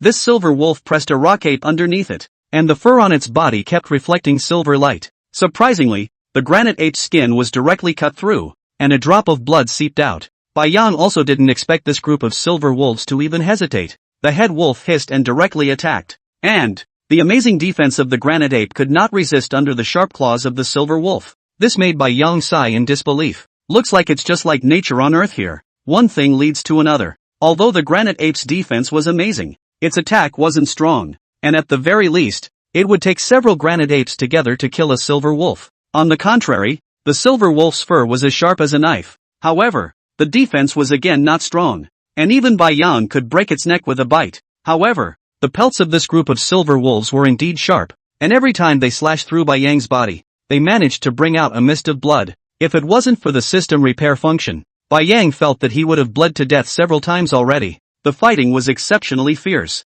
There's already a dozen bodies lying on the ground. There are granite apes and silver wolves. But, until now that head wolf was still sitting in place. A pair of vertical pupils kept sweeping over the battlefield, breezy, as if staying out of it. The silver wolf leader could be so calm, but the old ape couldn't. And at this moment, his face was anxiously staring at the constantly wounded pan ape in the battlefield.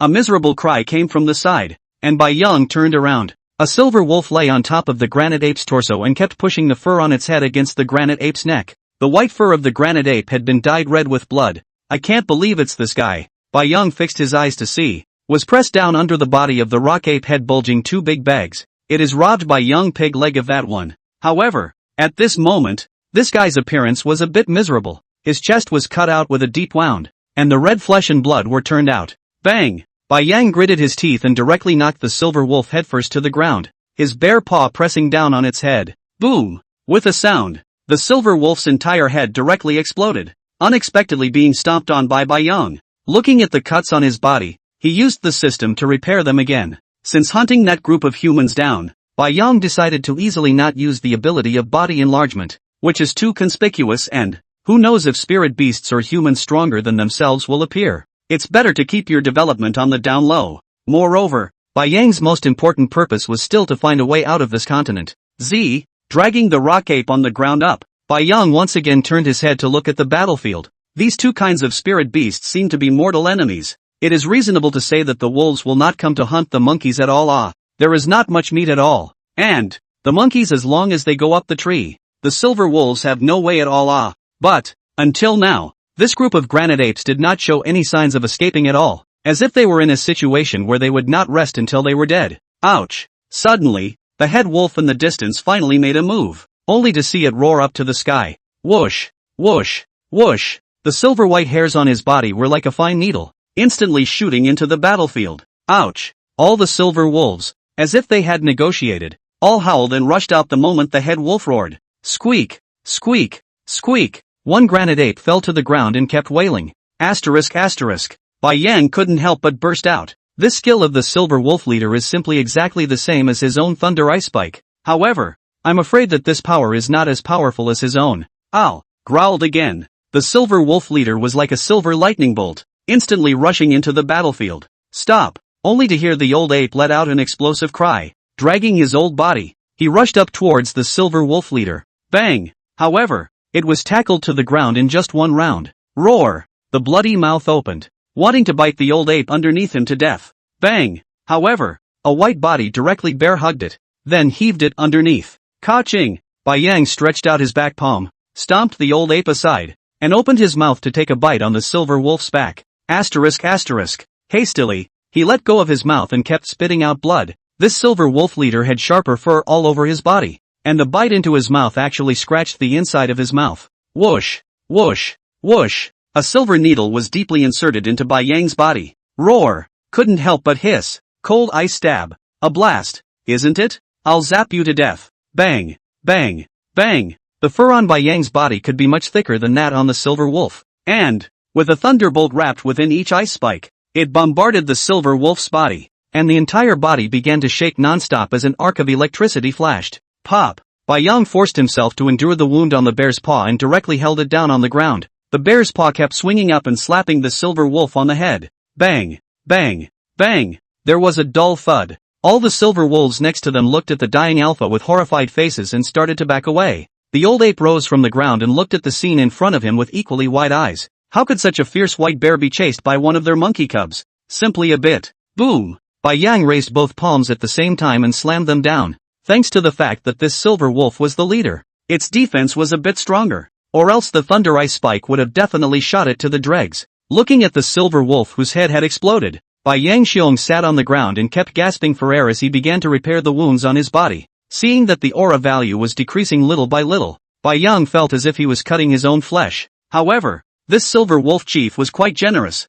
sending Bai Yang a full 2,800 aura value. And, gulp! Looking at the silver wolf leader's body, Bai Yang's mouth watered as he smelled the meat. The boar hadn't eaten anything at all just now, and it was stirred up by that damned granite ape. I don't think we'll be stirring things up this time. Turning his head to look at the group of rock apes next to him, he saw the old ape staggering towards himself. Bai Yang couldn't help but raise his guard. Is it going to be another robbery? Don't be afraid. As a thank you, we would like to invite you to Pan Valley. I don't know. Hearing the old ape's voice, Bai Yang couldn't help but let out a long breath. Dare I say it was to invite him to be a guest? Good. Bai Yang agreed with a full heart. It just so happened that this old ape could spit out human words, and Bai Yang planned to make a good inquiry to ask just how to walk out from here. And, what's really going on with the humans in this place? Chapter 199 Pan Valley. Roar! Bai Yang looked at the densely packed white-furred monkeys in front of him and shook his head vigorously. How could he not expect that the old ape's mouth of the rock valley was so hidden? No wonder the humans couldn't find this place.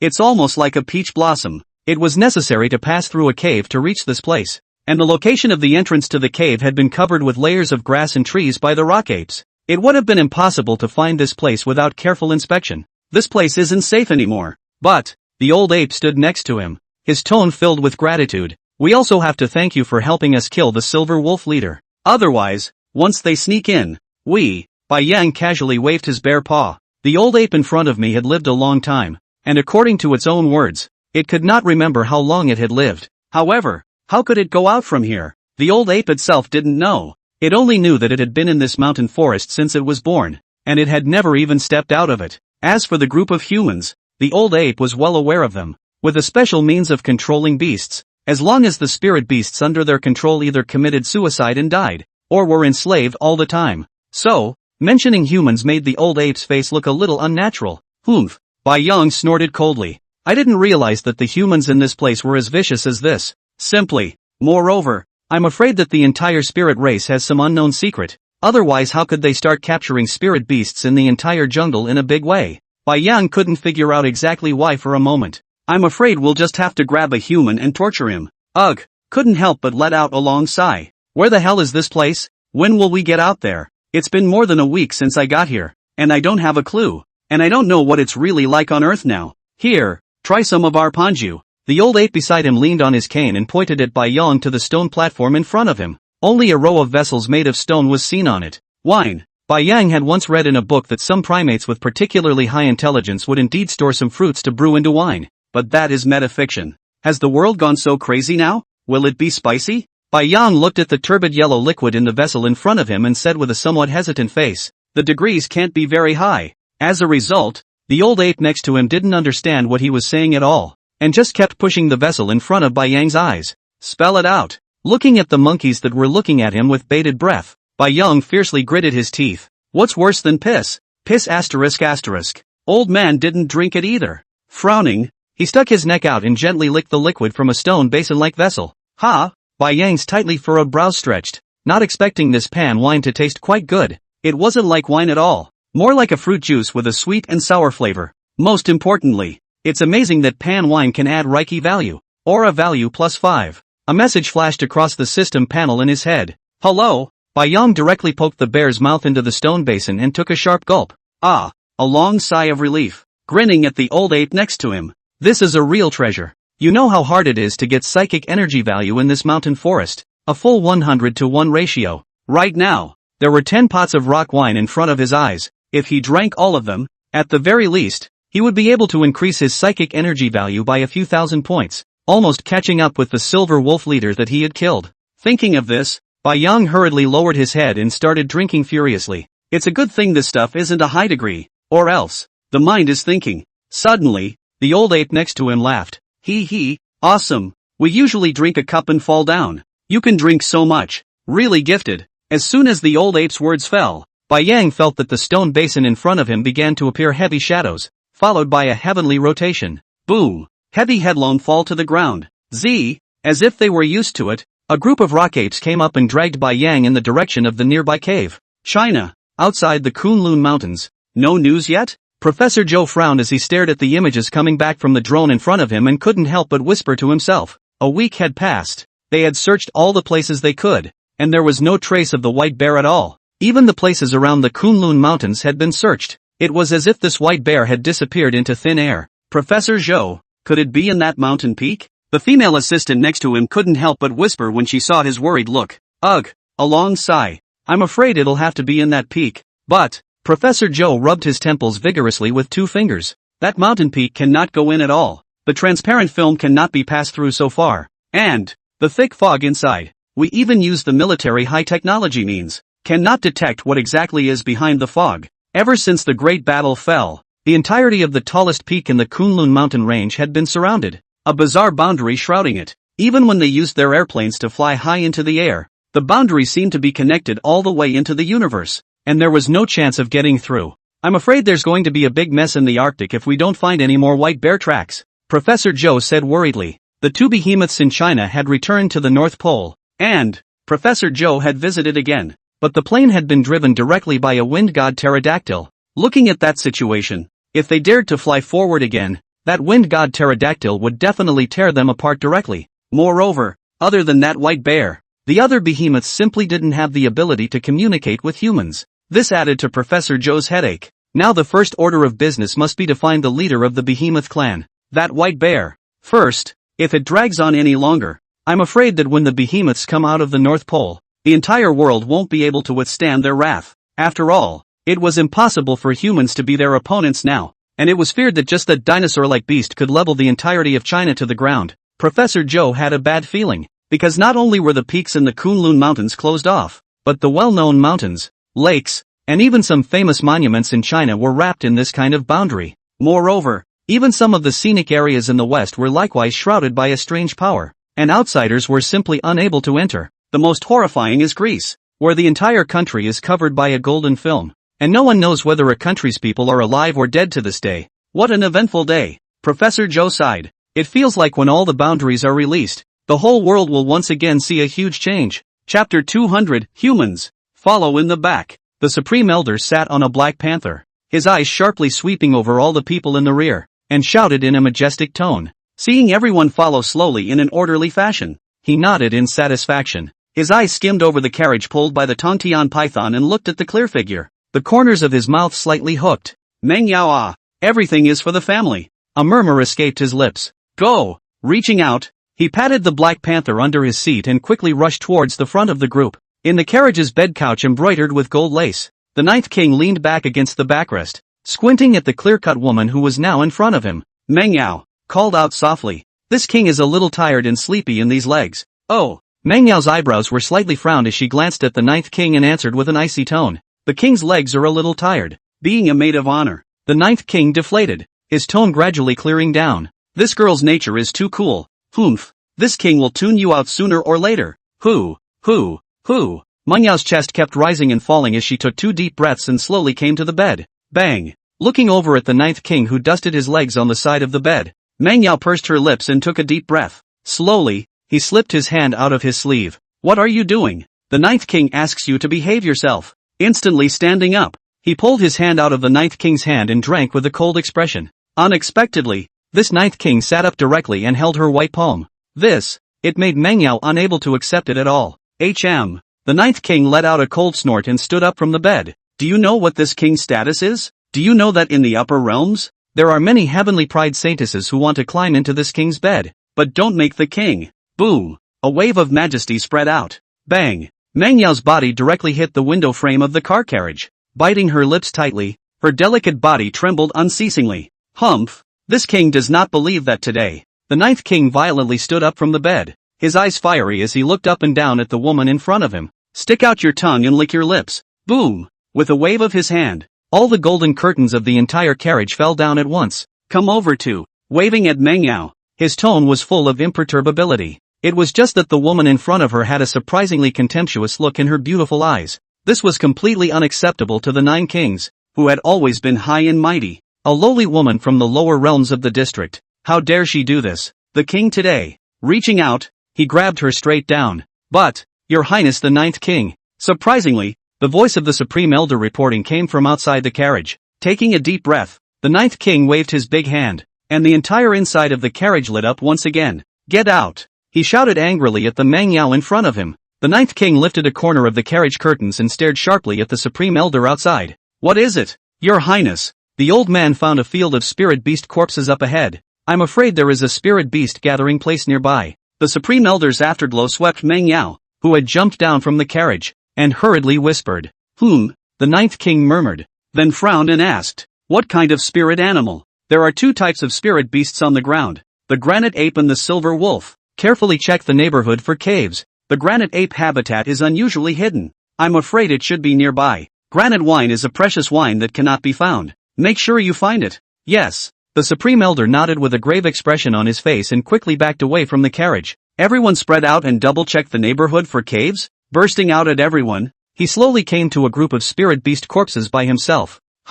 Suddenly, the Supreme Elder reached out and touched the charred tree next to him, retracting it to the tip of his nose and sniffing it. How can a tree be charred? And, it seems to be a kind of thunder force. There were no spirit beasts with thunder power in the entire jungle. Nope. The Supreme Elder suddenly looked stunned. That white-furred bear is said to have the power of thunder. Is it? Check carefully. Raising his head and rushing to command the nearby clan's children, the Supreme Elder similarly ran towards the distant rock wall. If nothing else, there's a good chance the cave should be here. Taishan Elder. Suddenly, there were cries of alarm in the distance. Everyone flocked to it. Scum the hole. The Supreme Elder looked at the dead branches and leaves piled up on the ground and said in a cold voice. Sure enough, looking at the dark cave, the Supreme Elder grinned. Walk in and take a look. I'll go back and report to the ninth king. Bai Yang rolled over and sat up violently, shaking his head and looking around. This place where he was lying was supposed to be a rocky cave. Was clearly drinking granite in then. Right.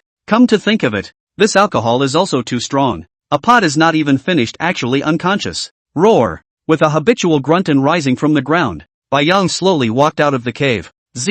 A familiar rock ape squatted at the entrance of the cave, and when he saw Bai Yang come out, he hurriedly came up and stretched out his fingers to keep pointing to the distance. Bai Yang couldn't help but grin. Squatting at the mouth of the cave was the very same rock ape that had stolen the pig's leg. But, this guy is all smeared with unknown herbs. Flowery and green, it's almost like falling into a dye tank. What's this for? Looking in the direction of its finger, a purple-haired boar was laying on a stone platform in the distance. This is for me? Bai Yang couldn't help but slap his head. Gollum. Belly rattled in response at this point. Smacking his lips twice, Bai Yang took a step towards the purple temple's boar corpse. Ka-ching! Pulling off a pig leg and placing it in front of the granite ape next to him, Bai Yang raised his chin at it.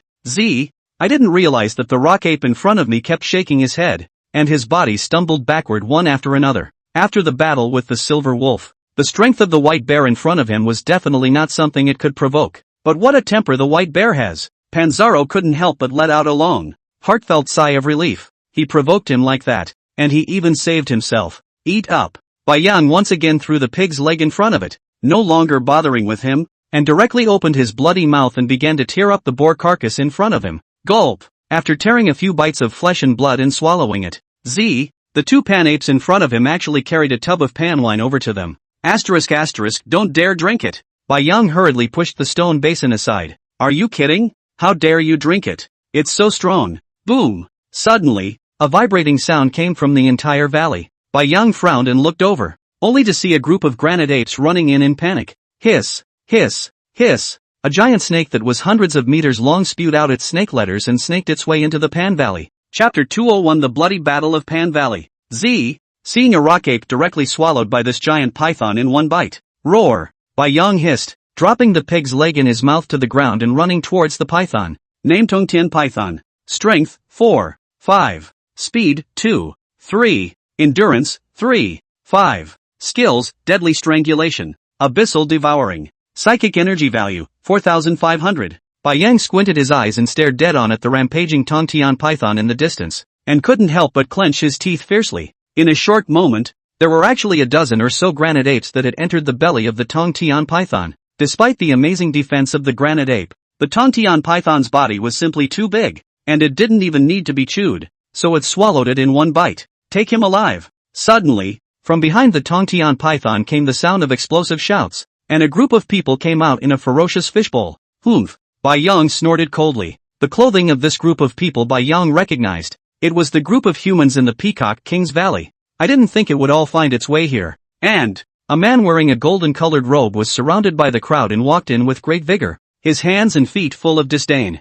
I'm afraid this person should be of no low status, for that fairy-like figure was half a step behind, following along with her head bowed, including the old man who was giving orders was also in a groveling manner in front of the gold-robed youth. Squeak! Squeak! Squeak! A single rock ape ran around and flocked behind Yang. Roar! Yang roared angrily and stood up as a bear, slowly taking a few steps forward, his eyes grimly sweeping over everyone. Suddenly, the old ape stood on his crutches and looked at the mess all over the ground with old tears in his eyes. Take it easy. Yang turned his head to look at the old ape and nodded stoically, with an air of I'm here. Roar! Roared! The entire body boomed, instantly increasing to hundreds of meters tall. Dead! With a cry of rage, ignoring the human frozen in place before him, the bear pounced in an instant. Boom! The dull sound echoed throughout Granite Valley. The bear's paw was raised high in the air and came down with a roar, directly stomping the few humans in front of him. Ninth King. This white bear should be the one that killed Ichen. The Supreme Elder came up to the 9 kings and said with a grave expression, please also ask the 9 kings to make a move and capture this white bear. And I'm afraid that this white bear is an exotic beast. Well, the 9th king narrowed his eyes and looked up to survey the monstrous beast in front of him, and he couldn't help but let a glint flash through his eyes. I didn't expect that I would be able to come across a fey beast here, and moreover, with the ability to change bodies. This ability was definitely a rare existence even amongst all the fey beasts in the upper realm. If it can be taken as a mount, the 9 kings could already think that by the time they rode the white bear back to the upper realm again, everyone would surely be astonished. This was a foreign beast that only an emperor could possess. It was not comparable to a spirit beast at all. Tongtian Python. With an explosive shout, he reached out and pointed at this white bear and roared, winch it up for the king, and make sure not to hurt it. Hiss, hiss, hiss. The Tongtian Python's snake head was raised high, and its gloomy vertical pupils kept flashing with bloodthirsty light. The black snake letters in his mouth spewed out frantically. Rumble. The huge snake's body flew and slithered, its pitch-black colored scales constantly glowing with a cold light. Yang's whole body muscles tightened up. It could be seen that the muscles of the Tongtian Python's entire body were also tensed up, just like a strung bow and arrow. Hoo! The bloody mouth kept spewing out fishy breath. Roar! Yang frowned and snarled. The odor coming out of this snake's mouth is really stinky. Rumble! Rumble! Rumble! The two monstrous beasts crashed together with a loud bang, and the ground of Pan Valley began to shake non-stop, with sand and rocks flying about and wild winds blowing. The roar went on and on. Everyone started backing up one after another, looking at the two huge beasts entangled together in fear. Roar! Yang stretched out his bare paws to bear hug the python head with both hands and violently pulled it out of his abdomen. System repair. Hurriedly, he repaired the wound on his abdomen. Ka-ching! Lowering his head, He took a bite out of the thick snake's torso. Tear away. Pulling out a mouthful of blood and flesh, he directly swallowed it. Click, click, click. The snake's body that was wrapped around his torso began to tighten without stopping, and Bai Yang could feel the bones in his body emit a slight sound. I'm afraid it won't take long for the bones to be crushed. But, think I'm so easy to bully? Insane thunder ice spike. Whoosh, whoosh, whoosh. A thick ice needle wrapped in rolling thunder crazily stabbed into the Tong Tian python's body. A blood mist kept rising, directly enveloping the two giant beasts. Go! The Ninth King's brows furrowed as he rushed at the Taishan elder beside him with an explosive cry. I didn't realize that this white bear could be so strong that it had ice ability. The Nine Kings looked at the white bear's figure, and their eyes couldn't help but become even more fiery. This beast must be captured alive. I'm afraid that I've gotten lucky this time. Ah, to have a tribute ability. This is simply one in a million. Maybe it will be an ancient relic. If it was an ancient relic, the Nine Kings' bodies had already begun to tremble slightly. This definitely has an incalculable help for his own future impact on the Emperor. Roar! Just as everyone was ready to charge up with their weapons, a heaven-shaking roar once again came from the blood mist. Gulp! A huge snake's head rolled out of the blood mist. The Supreme Elder's movements were suddenly stunned, staring daggers at the Tong Tian python's head, and he couldn't help but look back at the Nine Kings. How long has it been? Wasn't it an even match just now? How suddenly? Humph! The Ninth King stared at the snake head on the ground and snorted coldly. Go! This white bear is certainly not badly injured. With an explosive shout, the Nine Kings stomped their feet, their golden robes flying, their bodies instantly taking off into the air, and their long swords in their hands slashing through a shock. Boom! A narrow crack in the ground appeared in the gully. Roar! Bai Yang growled in pain, baring his teeth at one of the broken bear paws. He couldn't help but let out a heavy snort. System repair. The psychic energy value began to plummet at a rate visible to the naked eye, and the flesh buds at the broken wrist began to grow. A few short seconds later, the bear's paw once again grew back intact. Bang! The bear's paw swung up high, wrapped in rolling thunder and slapped the ground. A ghostly blue arc of electricity kept flickering and started sweeping along the ground in all directions. Ah! A mournful scream rose and fell. Hoo! Hoo! Hoo! Bai Yang gasped, his body instantly converting to about 5 meters in size as he slowly walked out of the blood-colored mist. With a field of corpses in front of him, Bai Yang looked at the gold-robed man on the ground who kept spraying blood, stuck out his tongue and licked his nose as he took a step forward. Chapter 202, Emissary of the Upper Realm? Great Changes on Earth. Bang! Hooking the gold-robed man lying on the ground in front of him and dragging him back. The bear's paw pressed down on his chest with a slight force. Ka-ching! Put! The Ninth King sprayed out a mouthful of blood, his eyes staring resentfully at the white bear in front of him. I didn't expect to lose. But, ahem! How dare you! This king is an upper realm spirit race. Bang! Once again, Bai Yang called out a bear paw on his face. Ha! Grin! I don't care what you are from the spirit race. Can't you see the situation until now? Bai Yang felt that this gold-robed man in front of him was like a little cutie. In general, he even dared to speak out of turn at this point in time. The Ninth King, who had been slapped by Bai Yang, once again spewed out a mouthful of blood. Both eyes rolled back and he fainted. Roar! Bai Yang roared angrily at the old man who turned his head and ran away, his figure flashing. Ka-ching! One bite took the old man's head off. Bang! Throwing the head directly out. Bai Yang turned to look at the white-clothed woman who was frozen in place next to him and snorted disdainfully. Take them back! Roared at the old ape in the distance. Bai Yang slowly walked over to the Tong Tian python's corpse, tore a mouthful of flesh and blood, and swallowed it. In order to repair the bear's paw, he had actually consumed all the psychic energy value he had accumulated. However, it was good that this Tong Tian python's body was big enough to at least have a full meal. When this gold-robed man who called himself some kind of Nine Kings woke up, he had to be interrogated and questioned. The spirit race? And there's the upper realm. I'm afraid this Nine Kings isn't from this place at all. But, these could only be known after the gold-robed man woke up. Roar! With a hiss, Bai Yang once again enlarged his body, dragging the Tong Tian python's corpse and started walking in the direction of the cave. At this time, all the Pan Ape has begun to clean up the battlefield. This big battle fortunately Bai Yang appeared in time. Pan Ape clan only lost a dozen members. Otherwise I am afraid. Come over to. Growling at the white woman in the distance, Bai Yang stretched out his bare paw and hooked his paw at her. Ah! Reacting! Meng Yao exclaimed in shock. What happened today is simply like a dream. The towering Nine Kings lost to this white bear. And, I am afraid that their family is going to be finished. And all of the ones who came out today can all be the elite of the family. Even the Supreme Elder was. However, Meng Yao was secretly relieved in her heart. The Nine Kings are gone. Then themselves. Moreover, This white bear didn't seem to have any malice towards himself, and didn't strike at him twice, with just one kindness.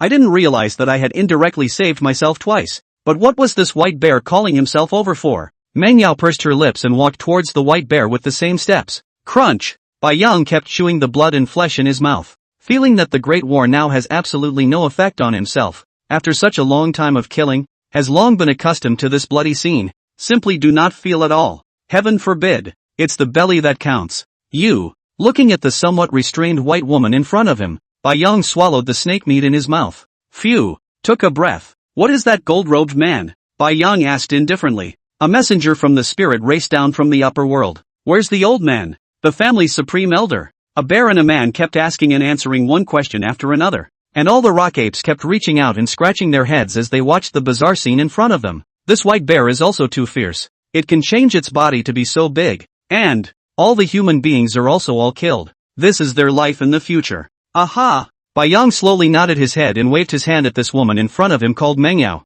signaling that she could leave. While certainly good-looking and definitely goddess-like on earth, I'm a polar bear. What's the point of having a woman? You have to take care of the food and shelter. It's a big loss. Meng Yao looked at the white bear in front of her with a look of disbelief and reached out to point at herself. This white bear just let himself go? But how far could one go? With so many people dead in the family, it would surely be thrown into chaos. What on earth should I do if I go back? Aha! Bai Yang pondered for a moment, then rushed at the Meng Yao in front of him. I need to know the exact time when the seal will be lifted. Once the seal is lifted, send someone over here to inform me. After dropping a sentence, Bai Yang turned his head in the direction of the cave. Needed to wake up this 9 kings of the upper realm. Had to ask what exactly was going on in the upper realm. Listening to what this woman said, it was surprising that it was divided into spatial levels like in a metaphysical novel. Could the upper world be a space beyond Earth? Bai Yang tightly frowned. But now there is also good news. After the seal of this place is lifted, it is still within the Kunlun Mountains, and the reason why the entire spirit race captured all the spirit beasts is to control the entire Kunlun mountain range after the seal is lifted. And it is said that the upper world is not only the spirit race's emissaries who descend. There are even existences that are more powerful than the spirit race that also send emissaries to descend.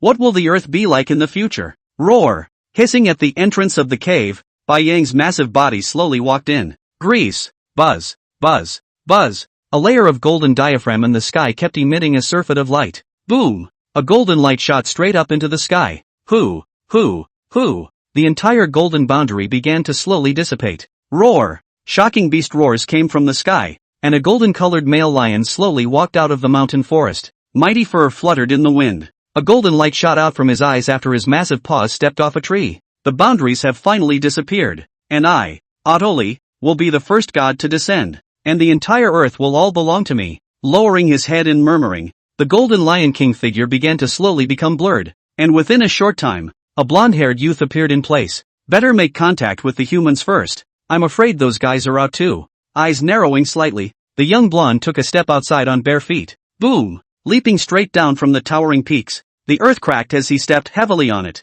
Roar! A nearby Tyrannosaurus Rex stared at the blonde-haired youth in front of him, hissing nonstop and pouncing with its blood-spewing mouth open. Ha! Vile creature! The blonde-haired youth smiled faintly, looking at the Tyrannosaurus Rex that pounced on him, and murmured softly under his breath, big enough to be just short of a mount. Bang! Stretching out his palm, he single-handedly tapped on the Tyrannosaurus Rex's forehead, and a golden light flashed by. Ow! The Tyrannosaurus Rex in front of him even fell to his knees, whimpering non-stop, looking at the man in front of him with a look of fear in his eyes. Go! The blonde man sat on the back of the Tyrannosaurus Rex and reached out to point at the city in the distance. Roar! The Tyrannosaurus Rex roared in a hurry and leapt out of the valley at speed. Chapter 203, Meeting the Mother Bear Family Again. Phew! Bai Yang was holding a flower in his mouth, lying comfortably on the grass and basking in the sun. Put! Spitting the flowers out of his mouth, he turned his head to look at the spirit fruits scattered on the ground. Ka-ching! Chewing the spirit fruit in his mouth with a single bite,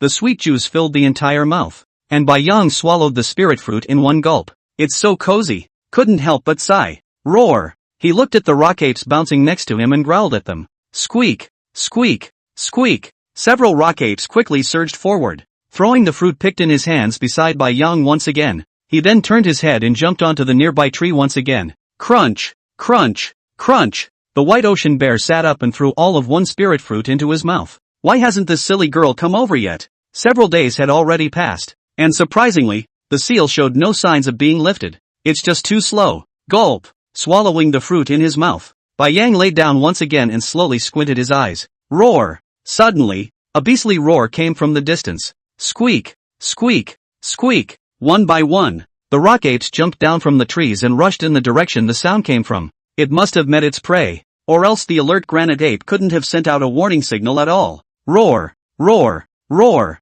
The hissing was constant. Shiroyo jerked up from the ground. There's something familiar about that roar. Suddenly, Bai Yang remembered. Wasn't that the roar of which mother bear? How did the family get here? Roar. With a roar, Bai Yang was like a bolt of lightning, rushing wildly out of the jungle. Ouch. The mother bear shielded her two cubs behind her and looked at a group of rock apes standing in a tree, then at a spotted tiger in front of her. Roar. There was a low hiss. The body limped back slowly. The two cubs poked their heads out from behind their mama bear and looked at the tiger in front of them with fear. The injuries on the mother bear are very serious, and if she runs into this tiger, it is impossible to overcome it. And there is a group of monkeys next to her who are eyeing the tiger. This. Ouch. Ouch. The two cubs kept wailing. Bang. The tiger kept roaring low, its tail behind it pounding the ground, its body leaping up high, its bloody mouth opening as it charged at the imperial bear in front of it and flew up. An injured mother bear, plus two cubs. The manticore's eyes grew even hotter.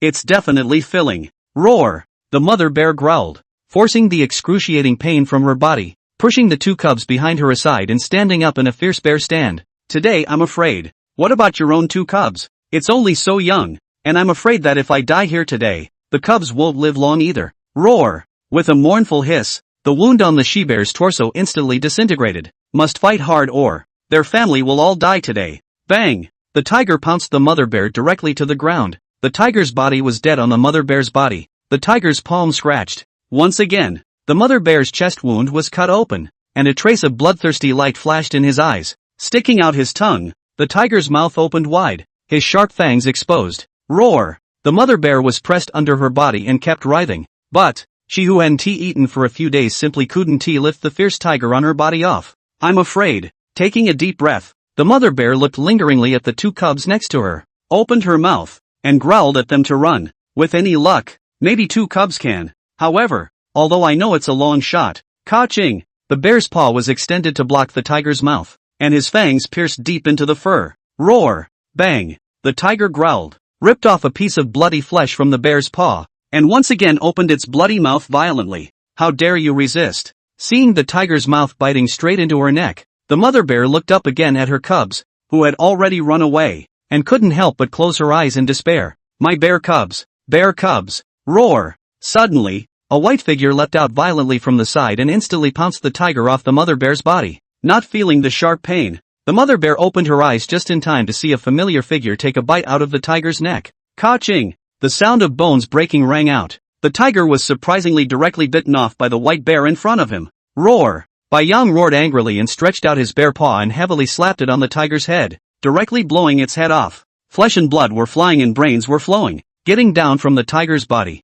Bai Yang turned his head to the mother bear, only to see her chest rising and falling. The head kept turning sideways, looking away from where his cubs had escaped. Squeak! Bai Yang waved his bare paws at the granite apes, signaling them to carry the mother bear beside him back to the den. Roar! The mother bear stared at the white bear in front of her and kept up a small, low growl. But Bai Yang also did not expect a few days not seen. The injuries on the mother bear's body were unexpectedly heavy to such an extent. Moreover, the whole body obviously had traces of being torn. I'm afraid that the mother bear has suffered a lot of attacks in the past few days. Asterisk.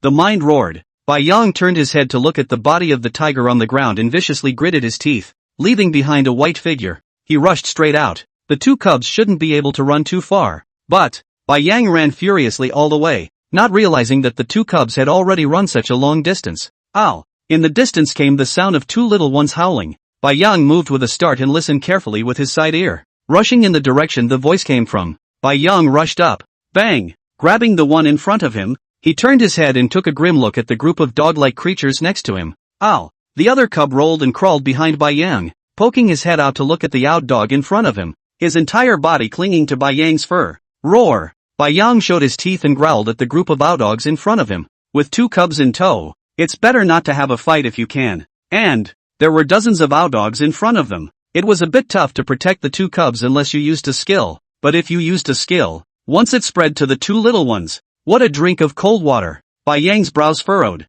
Protecting the two cubs, he slowly began to back away. However, the group of Owdogs in front of them didn't seem to have any intention of letting them go, and an eerie green light flashed in their eyes. Woof! Woof! Woof! The leading Owdog tilted his neck and barked, and at once all the Owdogs howled and surrounded Bai Yang. If it wasn't for me protecting the two little pups, a bunch of raggedy dogs would have dared to come before their eyes. Chapter 204, The seal is about to be lifted. Squeak! Squeak! Squeak! Just as Bai Yang was about to throw the two cubs out, the voice of Pan Ape came from behind him. One of the rock apes came flying up, grinning as it tackled the Owdogs all the way to the ground. Roar! Bai Yang growled, looking back at the two types of spirit beasts fighting in a ball. Leading the two cubs, he began to walk slowly toward Pan Valley. This is the old ape, leaning on his crutches and looking at the mother bear lying on the ground dying, couldn't help but ask, "It's my kinsman. There's no herbs." Bai Yang looked at the wounds on the she-bear's body and his brows furrowed. After a long time,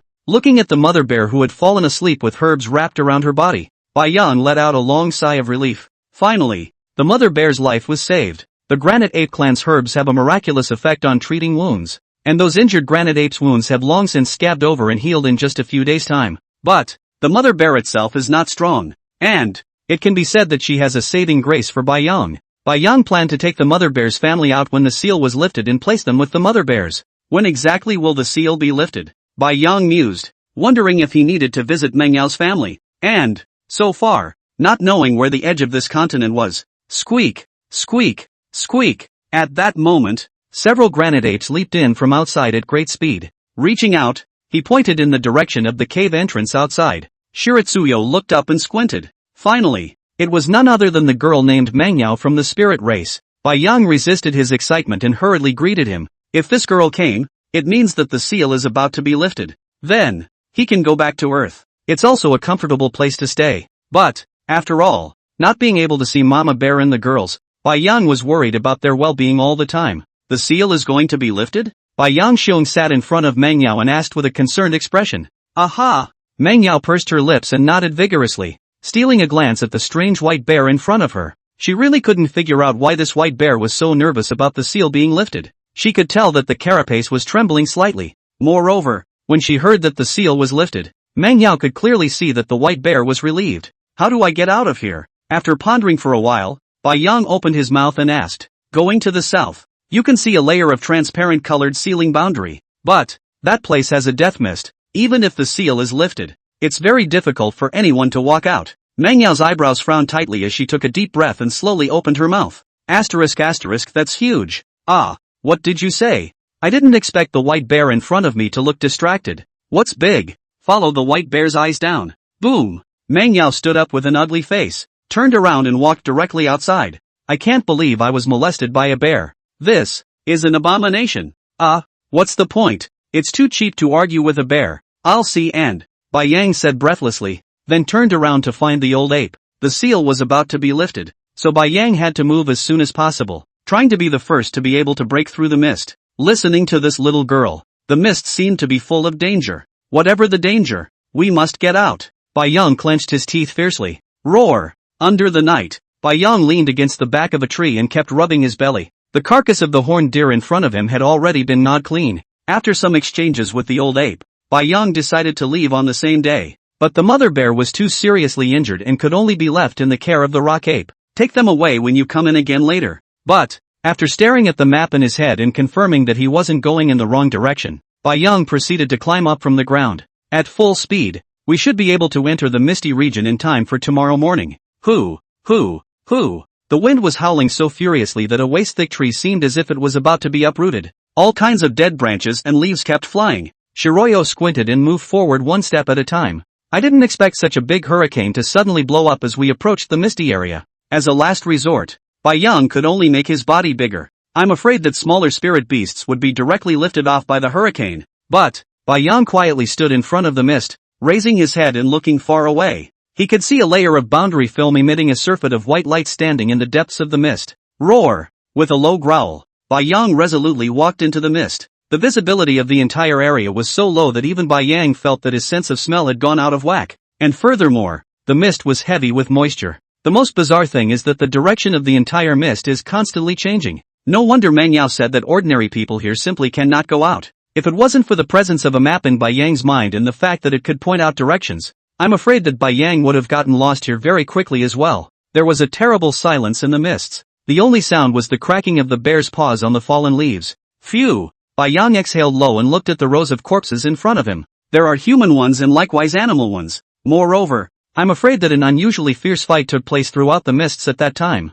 Bang! Gently toppling a tiger-like corpse. He didn't expect the entire skeleton to collapse into a pile of powder. How long did it take for this to weather like this? Bai Yang couldn't help but think in his heart. Even the weapons that fell on the ground became the same as these white bones, crumbling into powder when touched. This is a weapon made of metal, and Bai Yang has never seen a weapon that can weather to shreds at all. Hiss! A cold breath was sucked in backwards. Bai Yang cautiously bypassed a white bone corpse and slowly walked forward. The glistening white knot was not far away. But, after a long time, Bai Yang sat down disheveled on the ground. The knot in front of him was simply impossible for him to penetrate. The seal hadn't been lifted for the time being. Is it just going to wait here forever? Quietly lying on the ground, Bai Yang narrowed his eyes and looked outside the boundary. In the darkness of the night, a single tree could be vaguely seen in the distance. As long as we can get out of here, then we can return to Huaxia. But, when the hell is this film going to go away? Bang! Once again, he extended his bare paw to try to probe out,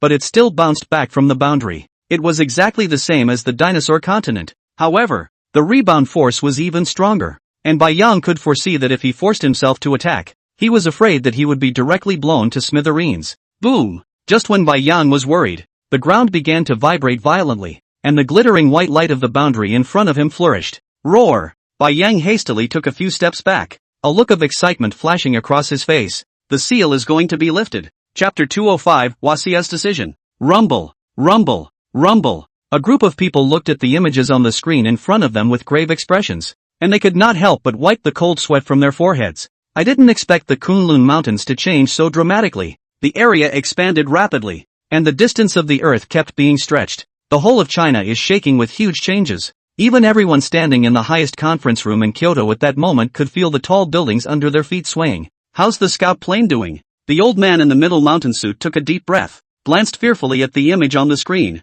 and slowly opened his mouth. Has any news come back? The assistant next to him shook his head in bewilderment. Contacts have been made, but radar shows that the scout plane is out of communication range. I'm afraid. Ugh. The old man in the middle mountain suit let out a long sigh. It's an eventful time. I'm afraid we need to activate the highest defense procedures. Inform the people down there to move everyone into the main city area and activate the quarantine procedures. Just what will become of it? I'm afraid we don't know now. If it's anything like the West, then the age of the gods is coming. A few days ago, some Greek countries directly announced that their gods had come down, and that blonde-haired youth could actually cover the sea and move mountains between his hands and feet, and was simply more terrifying than the giant beast by an unknown number of times. Most importantly, this young blonde has given an ultimatum to the entire West that they must submit to him within 5 days or else the Maple Leaf Nation wiped out in just half a day will be the downfall of everyone. Although, this ultimatum did not reach China. But, I am afraid that China will also appear out of thin air like that blonde youth's terrifying existence. This forced everyone to assume the worst. Suddenly, the old man seemed to think of something. What about the Arctic Beast Clan? Is there a Western ultimatum? I was just about to say something about that. Professor Joe hurriedly stood up from his seat and rushed at everyone with a grave expression on his face. We are now faced with two dilemmas that require a choice from us. Huaxia. The first, the behemoth one will certainly not compromise with the West. The second, are we going to make a move or not? At that moment, the entire conference room fell into silence. This issue is really too heavy. The slightest mistake, the whole of China will be plunged into a situation of no return. Quiet. The conference room was deathly silent. Bam, bam, bam. The old man reached out and gently tapped the desktop, the furrowed wrinkles on his face tightening together. This problem has been anticipated by the West since they issued their ultimatum. But, the old man took a deep breath. The back was instantly straight. Let me say a few words. Our Huaxia has been a state of etiquette since ancient times. And, the Behemoth clan,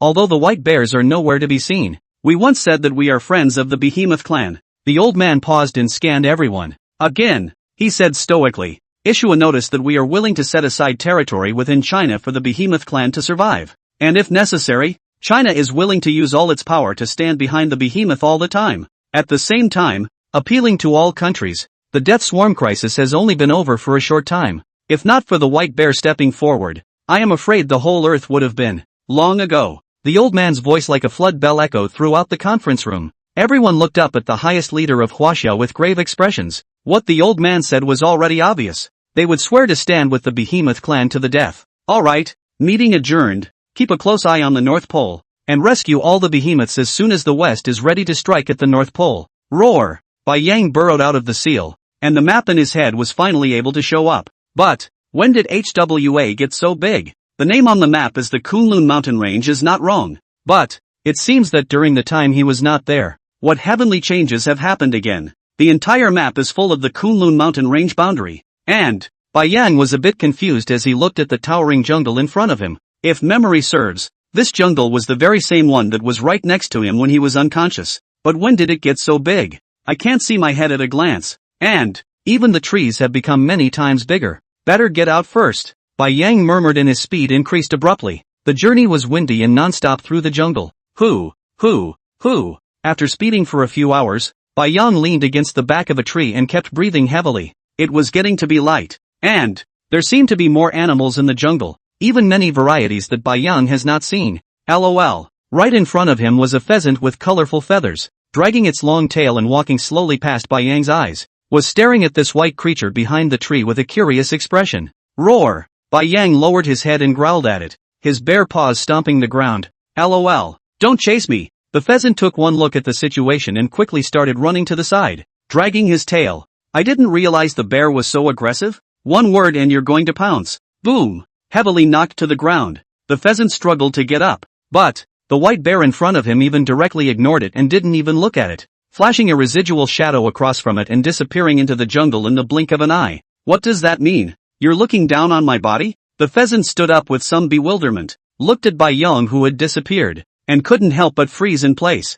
Ka-ching! Bai Yang crashed through a small tree before violently leaping out of the jungle. After nearly 3 hours of frantic running in one breath, I finally ran out. Roar! Craning his neck, he roared in excitement. Looking at the ruins of the city in the distance, Bai Yang took one step at a time.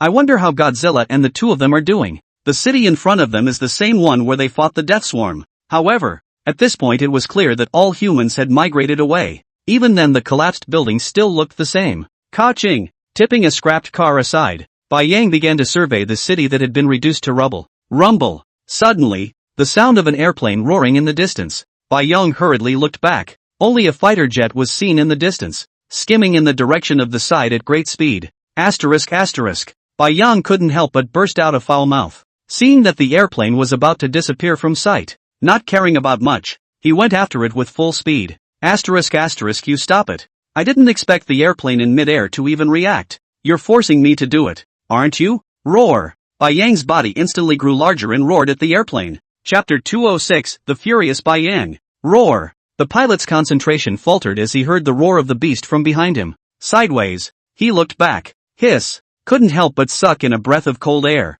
Not far behind him there was actually a white giant beast chasing after him. Looking at the beast's teeth-bared appearance, I'm afraid it's not over until it catches up with him. When did a giant beast show up again? Moreover, I'm afraid it's hundreds of meters tall by the size of it. Calling headquarters.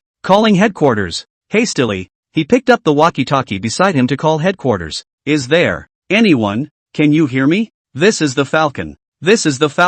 Behemoth found. City near the Kunlun Mountains. Repeat, Behemoth found. City near the Kunlun Mountains. Please specify the image of the behemoth and send support immediately. A response from headquarters came over the intercom. The pilot looked back again, only to see that the white beast was surprisingly fast and about to catch up with him, and hastily pulled the plane up in altitude. Falcon reporting. White bear-like behemoth. Headquarters? Can you hear me? Unexpectedly, the headquarters side fell into silence, and the pilot couldn't help but inquire a few times again. After a long time, bang, chow, boom, from the intercom came a sudden cacophony of voices. Then, Falcon, follow this white behemoth. Don't do anything rash, and make sure not to attack. Dispatch personnel immediately. Listening to the voice coming over the intercom again, the pilot was outright confused. How does this follow? This white bear is chasing me. Roar! Bai Yang roared. This airplane in front of me is not sick. I have been chasing behind for so long. You run a chicken hair and it rises so high. The more Bai Yang thought about it, the more angry he became, and his chasing footsteps gradually slowed down. I thought I could find someone to ask what the hell was going on, but I didn't expect to run into a cutie. Don't let me run into you again. With a vicious growl, Shiritsuyo took an indignant look at the plane in midair, wiggled his butt and started walking in the other direction. Holy, it's not scientific at all to chase after such a long distance and not come across a single city. It wasn't like that in China at the time, was it? Just how many times larger had the land mass of the planet grown during his own absence? Rumble. After Bai Yang walked out for some distance, the sound of an engine roaring came from behind him again. Turning my head, I saw a group of helicopters flying densely in the distance and a banner was being pulled in the middle of several helicopters. Friend, written in 2 large letters. Roar. Bai Yang growled and turned his head to find an open spot to stop. Rumble. The rows of helicopters slowly landed, and Bai Yang changed his body to the size of a small bear. Squinting at Professor Joe who walked down. Hi. Stretching out his bare paw he beckoned him. Prof. Joe. Eyes rounded, a face of disbelief looking at this white bear in front of him. This is into the essence of it. How long has it been since I've seen you? And you're even able to speak out of your mouth. Professor Joe reached up and wiped the sweat from his forehead, taking a long breath. Finally found this white bear. Or else. Come on up. Professor Joe hurriedly invited Bai Yang onto the helicopter. After sitting down,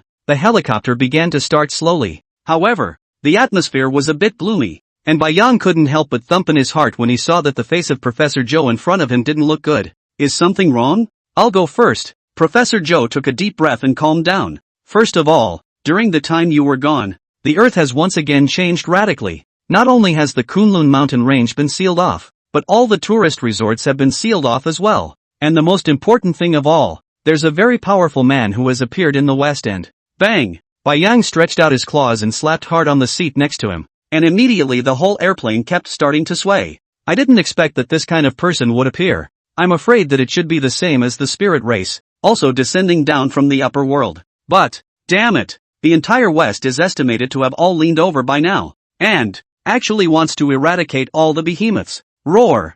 Thinking of this, Bai Yang couldn't help but roar angrily. We'll be at the place soon. We, Huaxia, will always stand with you, the behemoth clan. Aha! Bai Yang nodded with a grave expression on his face. No matter how he did not expect, Huaxia actually stood with him. Moreover, a full dozen large transport planes were dispatched to the North Pole to help the behemoth one migrate. The deadline was 2 days away, perfectly enough to send Mama Bear and the others to China. And as for that Western human, Bai Yang decided to just wait for him at the North Pole. Let's see what kind of upper world character dares to call himself a god. How dare he call himself a god? The mind thought indignantly. However, you can only be temporarily placed in the vicinity of the Qin capital of Huaxia, and as you can see, all the great mountains have been completely sealed up, and it is impossible to enter them at all. This, Professor Joe said with some difficulty. There's really no place to put them. There's just not enough spots in the wild for these giants to move around. No. White Ocean Bear sat in his chair and casually waved his palm. Just place it in the Kunlun Mountains. The seal inside has been lifted. Saying this, Bai Yang paused. He was considering whether or not to tell Huaxia what he knew within the Kunlun Mountains. By now Bai Yang couldn't see what the world was going to be like. It's really behemoths even. At least there is room for human survival. Now the upper world are beginning to descend on humans. I'm afraid that human living space will be squeezed again in the future. However, Huaxia had extended his hand at his most critical time, and Bai Yang was not an ungrateful person. When this matter is settled, I will live in the Kunlun mountain range, and I will see what kind of things these emissaries coming down from the upper realms are. After bowing his head and contemplating for a while, Bai Yang decided to tell Huaxia the news. After all, one more hand to prepare is one more hand to survive. After Professor Joe heard this, his face had turned wax white, and his hands on his legs were trembling. The news is just shocking. In each of the seals were humans who came out like the young blonde man in the West. There are a lot of great mountains and spiritual places that have been sealed in that China. If it was really like what this polar bear called Bai Yang in front of him said, China would definitely become a battlefield by then. And I'm afraid that it would be impossible for ordinary human beings to survive the Great War. I must rush to Kyoto immediately to report this news. The underground transports are headed for the North Pole. I hope all goes well. Professor Joe nodded at Bai Yang in front of him and turned around to quickly get on the airplane. Roar! Shiritsuyo similarly wiggled his butt and climbed into the large transport. Chapter 207 Arrival at the North Pole. Gah! Leaning against the ice in a daze, Erudite jumped violently. looked up at a group of large airplanes in midair, and rolled toward the shore. Pop! Slapping hard on the ass of the snow wolf lying on the ground that called Storm, he tugged on his fur and climbed up. Ow! Storm looked sideways at the penguin on his body, then at the airplane in the sky, and hastily began to run in the direction of the cave. The humans are at it again, and, this time, there were so many large airplanes that the news had to be rushed to the big guy. Roar! The short-faced bear rose from the ground and hissed angrily as he likewise saw what was going on in the air. With a stony expression, he greeted Vajra next to him and started walking towards the tundra where the plane was preparing to land. I wonder what so many humans are doing here again this time. Rumble! An airplane landed in an orderly fashion, and Bai Yang pushed open the cabin door and jumped straight down with a leap. Put! Beerpaw stomped on the snow on the ground. Oh. It's still the North Pole that's comfortable. Couldn't help but exclaim. Roar! Yelling at his partner who was running wildly over in the distance, Bai Yang threw off his arms and charged straight up. Bang! Ah! One was knocked to the ground by the short-faced bear, and all of them pounced on it. Don't press it. Your sister. It's crushing me. Lying on the ground, Bai Yang kept wailing. Two idiots and their pressure up even if. Short-faced bear, this guy do not look at their own size? If you sit on your ass, can I still live? Roar! Hissing at the short-faced bear, Bai Yang hurriedly increased his size and used the 1,000-year kill stance that he had learned from the granite monkey. Ow! Sure enough, the short-faced bear covered his butt and ran away jumping madly. Pop! Patting Storm's head. I didn't expect that after not seeing him for a while, this guy's fur was practically about to turn a purple gold color, pulling the wool over his eyes. Gah! Papa Bear, missed you all. Ha ha! Bai Yang let out a bright laugh, hooked Ertie and threw him onto his back, patted Vajra on the shoulder, and started walking in the direction of the caves. Mama Bear was already standing at the mouth of the cave looking at him. Roar! Bai Yang roared with excitement and instantly turned into a small bear-like form, burrowing into his mother bear's arms. Smelling the familiar scent of Mama Bear's body, Bai Yang couldn't help but grin. It's still nice here, but, phew! Taking a deep breath, Bai Yang increased his size to about 5 meters, stretched out his bare paws and pointed at the distant plane, and started explaining with his hands at everyone. It was good that everyone had spent a lot of time together and quickly understood what Bai Yang meant. However, they all stared at the plane in the distance with some bewilderment, wondering why they were moving again, and on a human plane at that. Seeing here, Bai Yang is considered to understand. I'm afraid that Mama Bear, they simply do not know what changes have occurred outside. Even the ultimatums given by others are afraid to. Damn it! Couldn't help but whisper a curse. The one in the west is totally trying to eradicate all the behemoths, without even a single notification. What can the behemoths know? Stretching out his bare paw and patting the second idiot, Bai Yang stared at him and growled in a small voice. Where are Godzilla and the others? Gah! Follow me! Erudite flapped his wings and howled. Turning his head toward the beach, Bai Yang signaled for everyone to get on the plane, then followed the second idiot towards the beach. Put! Only the second idiot wiggled his butt and jumped straight into the seawater. A few minutes later, put! A large dinosaur head poked out from the surface of the sea, and looking at the familiar brother general, Bai Yang couldn't help but wave at it. After Godzilla came ashore, Bai Yang circled around its huge body and carefully looked at Godzilla's injuries, seeing that all of its wounds had healed. If he stayed at the North Pole to fight with that human, Shiritsuyo planned to just leave Godzilla's 2 families behind. However, no sign of the mammoth has been seen so far, which worries Bai Yang as well. It was logical that all the beast kings had already appeared, so how come the mammoth girl hadn't seen anyone yet? Seal of the Arctic Pole. Bai Yang shook his head, shaking the thoughts from his mind. The mammoth must have been carried away by the old beast king, just as King Kong was, and it should be impossible to be in danger. After a long time, roar! Bai Yang made a flying leap and instantly dodged a white figure. Looking up at the female polar bear with an excited face in front of her, Bai Yang felt the hairs on his body stand up. Why is this guy here too? When he was planning to send Mama Bear and all of them to the airplane, he was coldly surprised when a body behind him directly knocked himself over on the ground, and then a magnificent figure pressed on Bai Yang. It was hard to struggle out, and Bai Yang looked fearfully at the female polar bear in front of her. That's too horny. So many people are. Bah humbug. Old man doesn't like polar bears. Roar! Having bear babies no? The female polar bear in front of her stood up, shook her rounded waist, and threw winks at Bai Yang without stopping. Jesus! Bai Yang couldn't help but feel a jolt throughout his body. Mother bear must have given the spirit fruit to this polar bear to eat. Otherwise how could the intelligence be so high? I can't believe they all seduce people. Seduced a bear? Who can stand up to this? Roar! Mama Bear, pull this guy away. Seeking help, he roared at Mama Bear. But, Not expecting a look of relief to flash across Mama Bear's face, Bai Yang was practically in tears. I feel like Mama Bear still has her eye on this other girl, but I really don't like polar bears. Roar! Ferociously roaring at the female polar bear, Bai Yang increased his speed to the extreme and instantly hid behind Godzilla. Finally, the female polar bear reluctantly boarded the plane after being pulled by her mama and sister bears. You guys go ahead. We'll be right there. Looking at the airplane that slowly took off, Bai Yang waved his hand vigorously. Will bear mom they have sent away. The next. Time to plan exactly how to deal with this Western human. He himself now has a fusion of all the Beast King talents and no longer needs to draw on nuclear energy. And after the system was upgraded, Bai Yang's strength grew a lot more than before even though the values looked smaller. Mothra's voice rang out in the distance as a colorful butterfly flapped its wings and slowly landed beside Godzilla. Bai Yang took a sideways look at the two behemoths snuggling together intimately and couldn't help but skim. Does falling in love across species really smell so good? Then yourself exactly. Thinking about this problem, Bai Yang felt a headache. Is it really playing a bachelor for life? Humans can only look but not eat. Polar bears can only be eaten and not seen. This is too hard. Chapter 208, Digging a Hole to Bury a Nuclear Bomb. Who? Bai Yang sat down on the ground with a gasp. Looking at the rows of deep pits in front of him, a brilliant light flashed in his eyes. Roar! Growling at Godzilla next to him, he signaled for him to pull a couple nukes over. I also wonder if that human is afraid of nuclear weapons or not. However, even if that human wasn't afraid, I'm afraid that there should be more than one person coming to the North Pole by then. And I heard that Rice had doggedly leaned in again. Send you to heaven, Bai Yang whispered indignantly. Roar! Hurry up, Mr. Brother, the flowers are all gone. Taking a look at the dawdling Godzilla in the distance, Bai Yang stretched out his bare paw and slapped his head. Isn't it just a couple of nukes? As for that, a look of surrender. Simply, roar! I'll get you something good when the time comes. Bai Yang shouted at it, got up and dragged the nuke into a deep pit, pouted and started burying it. Now that the North Pole had 5 nukes in addition to the 5 Godzilla had eaten in his healing, Bai Yang was ready to detonate them all together. Anyway, now the Earth's area does not know how many times larger.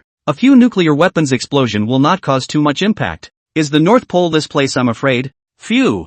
Exhaling a mouthful of cloudy air, Bai Yang stretched out his bare paw to flatten the soil in front of him. After the nuclear explosion, the Arctic, this place cannot stay. I'm afraid that in the future, we have to live in China all the time. But fortunately, the depths of the Kunlun mountain range is also a year-round snow. There is no need to worry about the temperature for the mother bear them. Moreover, occasionally, one could go inside the seal to hunt spirit beasts for food. However, it was also still necessary to underestimate the people of the spirit race. Although the 9 kings were dead, it was uncertain whether the spirit race of the upper realm would send another emissary down. What is Earth's secret? Bai Yang couldn't help but think in his heart. How could I think about it? But I couldn't understand what had happened, and whether the continent that had appeared out of thin air on the ground had been there before, or whether it had been in the folded space all along. It puzzled him.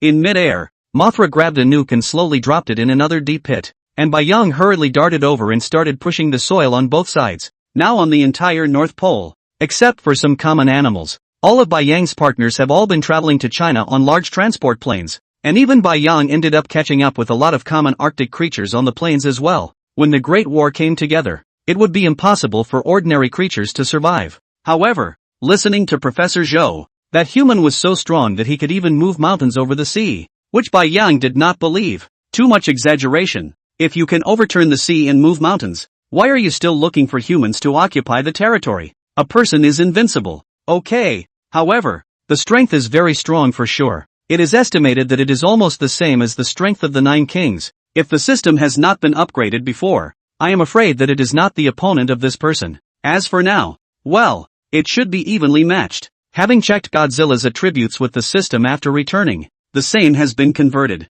However, Godzilla's power is only about 2, which is still a bit short of Bai Yang in his current peak state. I wonder how I can boost Godzilla's attributes. Bai Yang stared at him, his mind constantly pondering various approaches. Do we need to eat spirit fruits too? If we were to eat spirit fruits, how much would we need? Since picking those spirit fruits on Skeleton Island, Bai Yang had never seen any more spirit fruits that had come out of the world to astound the world. However, Bai Yang believed that if all those sealed places were unlocked, there would definitely not be any less spirit fruits inside. Just like the Pan 8 clan. So far Bai Yang do not know where they brewing with the fruit picked. Every time Bai Yang showed the look of wanting to look at, the old 8 crutches are either pretending to be deaf, or twisted his head away. which makes Bai Yang depressed. Rumble, rumble, rumble. Bai Yang was about to get up from the ground when suddenly, the entire ground began to shake crazily as if it was an earthquake. Click, click, click. Not far away a huge chunk of rock tumbled down the cliff. Asterisk asterisk. A crack began to frantically appear on the ground, and it was expanding. Roar! Growling at Godzilla. Bai Yang hurriedly flew and jumped over the gully in front of him, with a grim look on his face. He looked at the gully in front of him and let out a heavy snort. What do you mean by bad luck? This is bad luck. Nemo old man just buried the nuclear weapons that all fell into the cracks. This, reaching out with his bare paw, he rubbed his head. At this point, the ground was still shaking. Put, put, put. Surprisingly, all the ice on the sea surface in the distance began to crack, and a rushing column of water gushed out. Steadying himself, Bai Yang hurriedly looked back and around. It wasn't the human who came. Then this, boom! An earth-shattering roar rang out, and Bai Yang frowned tightly, his ears buzzing from the shock. The midair Mothra let out a hiss and flapped her wings to keep rising. What's wrong? Bai Yang looked at it in wonder. Who? It was as if the shockwaves from the explosion of several nuclear bombs had instantly lifted Bai Yang out of the air. Ice and thunder body. The heart growled and hastened to make the body bigger. But the shockwave force was too big. Bai Yang Tong Godzilla's body of hundreds of meters couldn't even resist, and was also blown backward without stopping. Puff! Slamming down heavily on the surface of the sea, Bai Yang hurriedly began to dive. Huge waves began to roll over the surface of the sea, and the entire layer of floating ice kept breaking and crumbling. Gulp! The white ocean at the bottom of the potential sea exhaled a bubble of breath. It all happened so fast. What the hell is it? Surprisingly, it sends out. It was simply greater than the last time when the illusory speech lotus appeared. Bai Yang's heart shuddered violently as he controlled his figure to slowly float upwards. If it really is a kind of spiritual fruit out of the world, then, no, the one from the west is coming soon. If he snatches it, won't it be a hard-earned cabbage that was arched by a pig? Put! Feeling the whistling of the shockwaves on the surface of the sea getting weaker and weaker, Bai Yang carefully drilled out of the sea. Hiss! Looking toward the North Pole, he couldn't help but suck in a breath of cold air. The entire tundra where they stayed just now had collapsed, and a spider-web-like crack was densely packed to tear the entire tundra apart. But that wasn't the biggest surprise. What surprised Bai Yang the most was, in midair in the depths of the North Pole, there was actually a huge white lotus flower floating, white as jade, with a haze of light. A streak of 7-colored aurora borealis kept flashing by, like a heaven on earth. Asterisk asterisk, what the hell is this? Bai Yang took a deep breath and hurriedly paddled his palms towards the shore. Time is running out. One must hurry and pick this spirit fruit before that person from the west arrives. Roar! Yelling at Godzilla, who had just surfaced, to hurry up and follow him, Bai Yang charged headlong toward where the lotus flower was in midair. Chapter 209, The Strange Iceberg Snow Lotus. Bang! Smashing a rock into pieces, Bai Yang's feet exerted force and leapt up high. Phew! Breathing heavily, he squinted at the iceberg in the distance. The entire iceberg was crystal clear, and a snow lotus could be seen enclosed in the very center. The shadow in the sky was projected by none other than this snow lotus. But, roar! Bai Yang narrowed his eyes and looked at the group of giant creatures surrounding the iceberg, which must also be creatures that were attracted by seeing the vision. And, the light of the lotus void in midair was constantly increasing. I'm sure it won't take long for more creatures to gather. Looking back at Godzilla behind him, he couldn't help but grimace as he still looked uninterested. What a head full of nukes! Bai Yang was certain that this lotus flower in front of him was definitely many times higher than nuclear energy if they swallowed it. It's simply not a class of item. But, asterisk gotta go faster. Although the strength of those giant beasts in front of me are not very strong,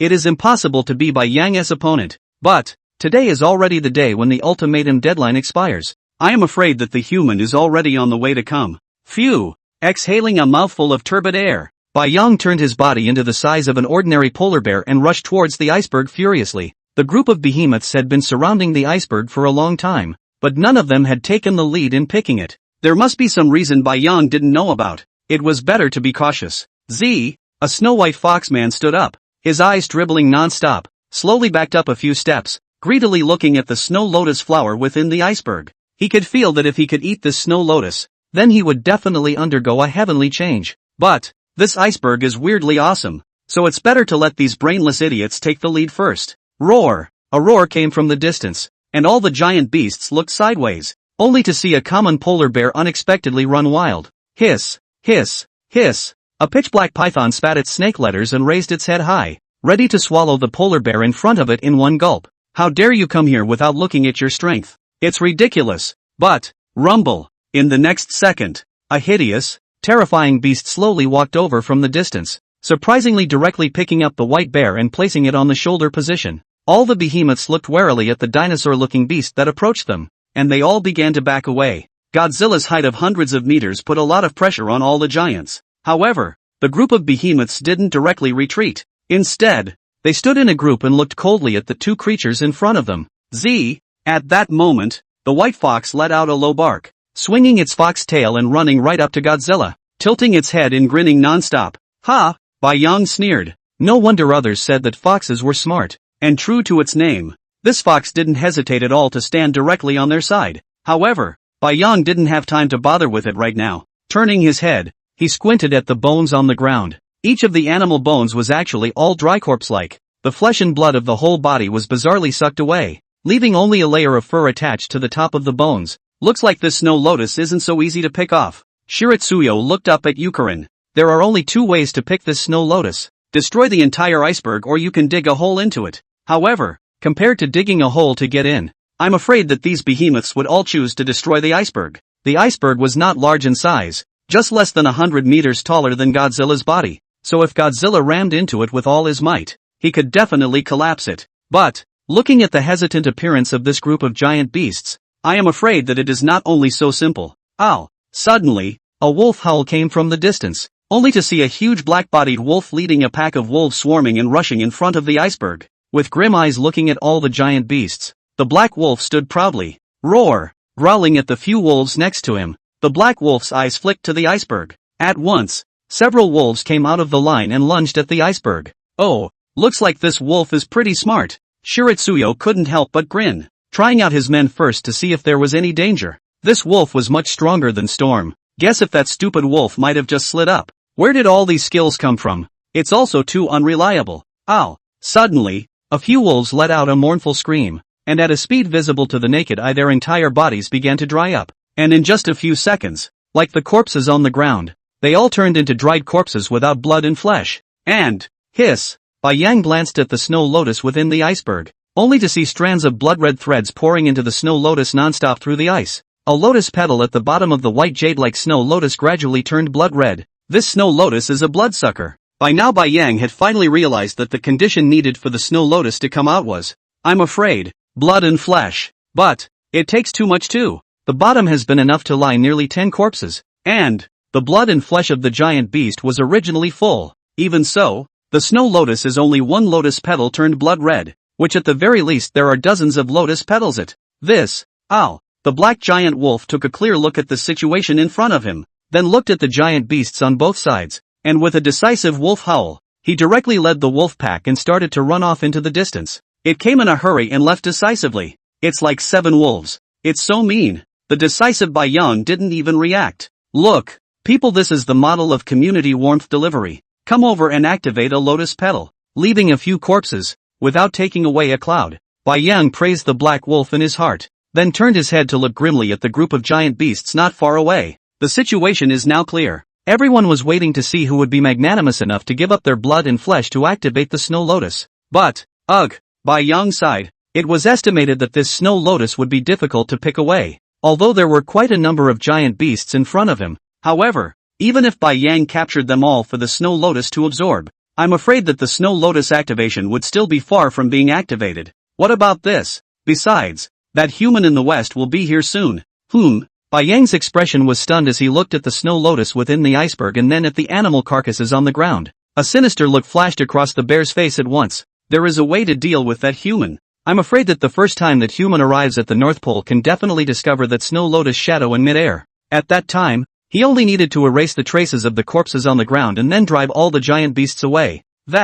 No worries about that human not falling for it. Chapter 210 The Tough Otlet. Rumble. A luxury jet slowly landed on the ice, and a blond man in a slim suit stepped off the plane, his hands and feet filled with an air of nobility. Reaching up to run a hand through the unruly ends of his combed hair, the blonde narrowed his eyes at the tundra before him. Sure this is the place? The cynical voice rang out. Lord Otley, yes, the satellite located the place exactly here. The attendant next to him was full of smiles and said curtly. Well, Otley stretched. the sub-zero temperatures of the Arctic seeming as if they had no effect on him at all. Come on. Reaching out, he waved at the inside of the plane. Roar! A Tyrannosaurus roared and snorted as it bore down from the plane. Hurry up. The temperature is too low in this place, and the hair that's only just been done is all messed up. Oddly got up and jumped on the back of the Tyrannosaurus Rex, patting it on the head and rushing behind him. Roar! The Tyrannosaurus flicked its tail and charged swiftly. What do we do? Quickly, order the troops behind you to follow.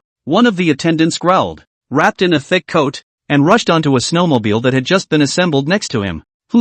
After running wildly for some distance, Otley drank the Tyrannosaurus Rex to a halt, his brow slightly furrowed as he looked at the cracked earth in front of him for a long time. It's amazing that such a wide gully can occur. Is the behemoth so strong? Otley couldn't help but think to himself. Roar! Suddenly, a beastly roar came from the distance and jerked his head up to look. Hiss! It was only then that I realized the sacred snow lotus flower in midair. Absolutely divine. Otel's entire body began to tremble slightly. To be able to project such a huge silhouette in midair, it was definitely a divine object without a doubt. I didn't think that I, Otley, would be able to obtain a divine object. Eyes flashing with greed, Otley fiercely slapped the Tyrannosaurus Rex underneath him and roared, pointing at the iceberg in the distance. Punch it! Rumble! The Tyrannosaurus Rex's massive paws stomped on the tundra, making a slight vibrating sound. Bang! After crossing a chasm, the Tyrannosaurus Rex flicked its tail and rushed furiously towards the iceberg. Roar! Bayang carefully lay down on the snow next to the iceberg, looked back behind him, and could no longer see Godzilla's figure, before he took a long breath and pressed his brain dead into the snow, revealing a pair of small eyes staring deathly at the vicinity of the iceberg. Godzilla is too big. It is easy to be exposed if he stays, and that group of behemoths is too time-consuming if all of them are killed. There is no way Bayang can only let Godzilla whisk away all of the group of behemoths. Should be here soon. Bayang's eyes kept dribbling, carefully checking the situation in the distance. Whether or not we can shade this westerner depends on a moment. Roar! A roar suddenly came from the distance, and Bayang's expression was stunned as he hurriedly shrunk his brain into the snow, revealing only 2 eyeballs. Boom! Boom! A giant dinosaur paw slowly stepped forward. Not a person? How is it still a dinosaur? Bayang couldn't help but think in his heart and was about to climb up. It's perfect! Jumping down from the dinosaur, a young blonde man in a suit, one hand in his pants pocket, was scrutinizing the ice in front of him. Nonsense! Can you fall for it if it's not perfect? Bayang slandered in his heart and slowly twisted his head, staring deathly at the blonde youth in front of him. However, the blonde youth in front of him didn't rashly reach out to touch the iceberg. Instead, he frowned and kept sniffing. It smells like blood, Otley murmured softly. Use your leather shoes to dislodge the layer of snow under your feet. The imprint of a giant beast's corpse. It seems that this divine object isn't so easy to get. Rumble! At that moment, engines roared in the distance, and a dozen snowmobiles drove by at breakneck speed. Oh, here come the mice. With a playful smile, Otley looked at the speeding human and stuck out his tongue to lick the corner of his mouth. Lord Otley! Everyone flew out of the snowmobile, all shocked by the strange iceberg in front of them. Upon looking at the white snow lotus inside, a question flashed through everyone's mind. What the hell is this? Well, Otley nodded at everyone and pointed at the iceberg. Get out the tools and try cutting through the iceberg. Yes. The attendant immediately directed all the men to take their tools from under the car and scramble to the iceberg. This is a chance to show your face in front of Lord Otley, so take advantage of it.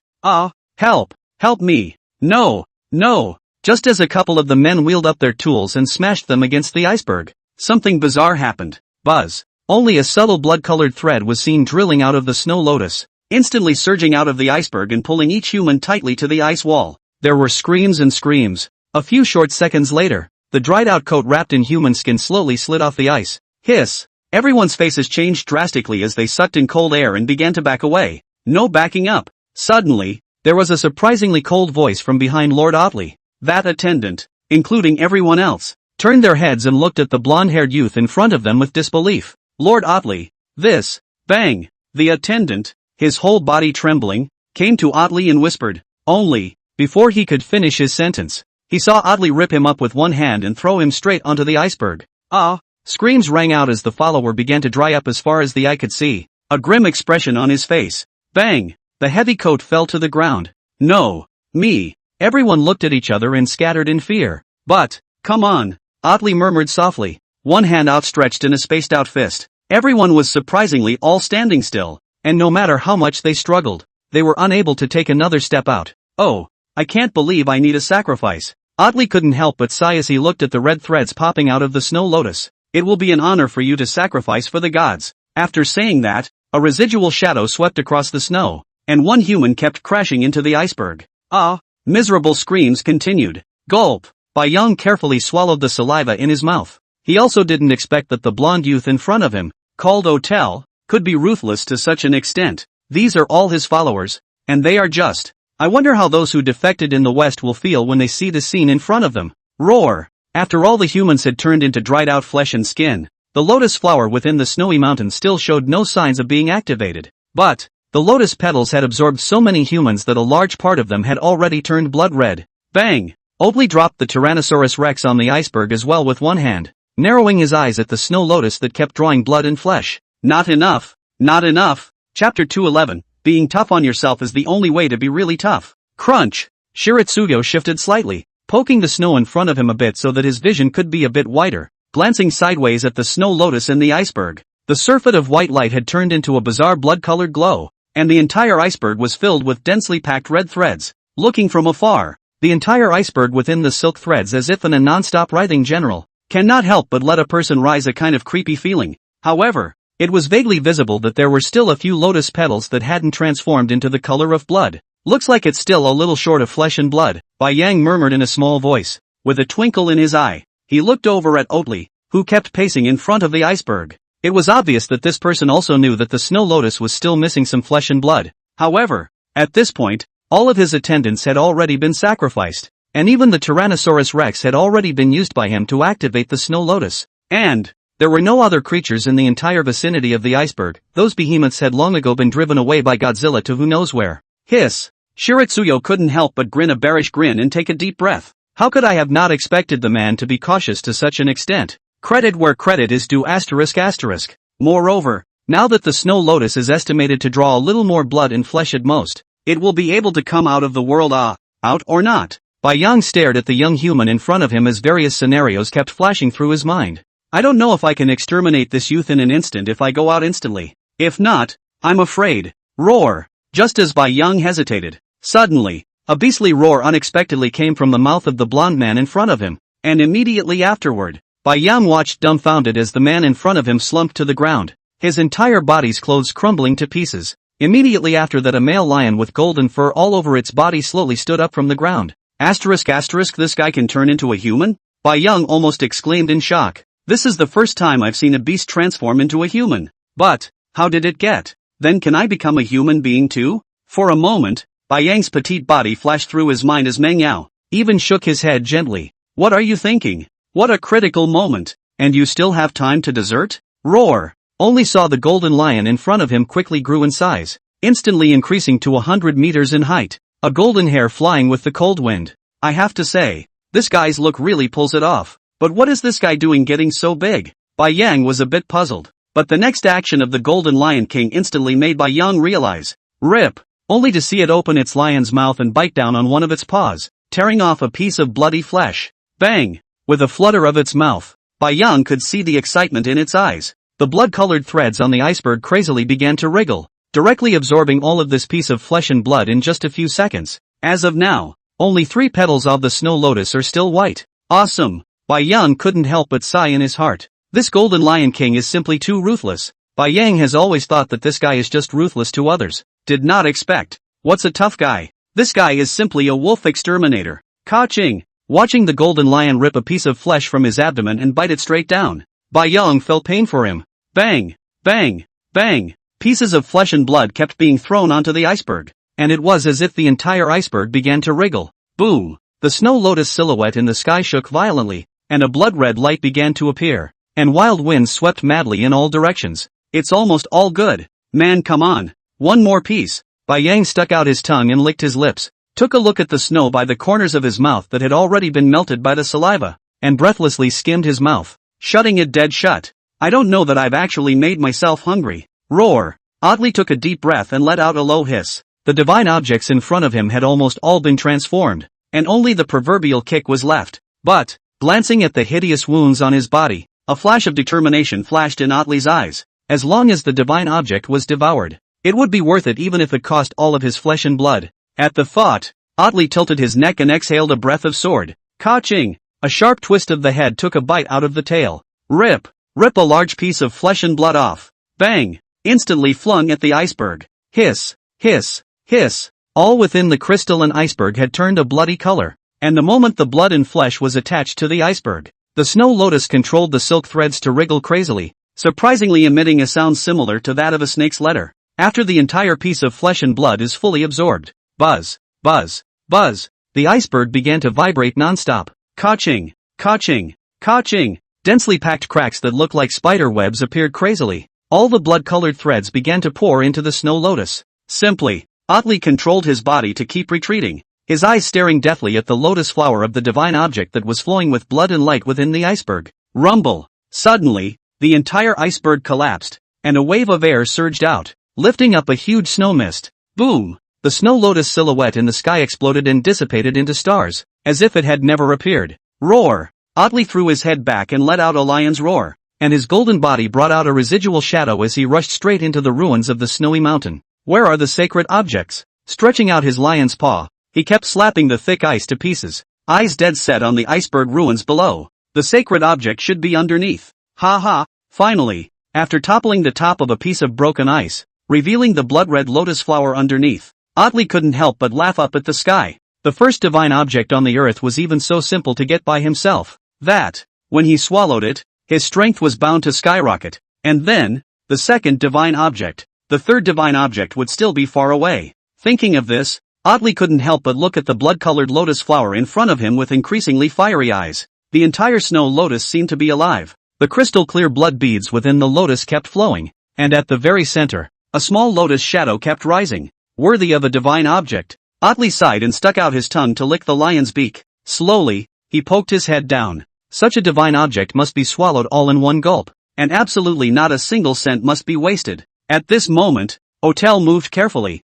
gently and slowly, afraid of destroying the blood lotus divine relic if he was not careful. Hiss! Reeling back a breath of cold air, Oddly slowly opened his huge mouth. Hey, Simba! As he was about to swallow the blood lotus in front of him in one bite, a teasing voice suddenly came from behind him. Boom! Then a majestic body toppled itself right off the ground. Not yet on the ground. Oddly turned his head to see a white polar bear appear next to the snowdrop. No! A roar of rage. This polar bear in front of him even stretched out his paw and directly uprooted the blood lotus flower, stuffed it into his mouth with a bite, and smashed it twice and directly swallowed it. Chapter 212. Roar! Oddly landed on the ground and scrambled to his feet, trembling unceasingly, a look of resentment shooting out from his eyes. Surprisingly, at the last moment it turned out that a polar bear had devoured the blood lotus. This, die, die, die. The hairs on his neck kept flying, and Oddly hissed loudly as if he had gone mad. Bang! With the force of his feet, he pounced directly on the polar bear in front of him.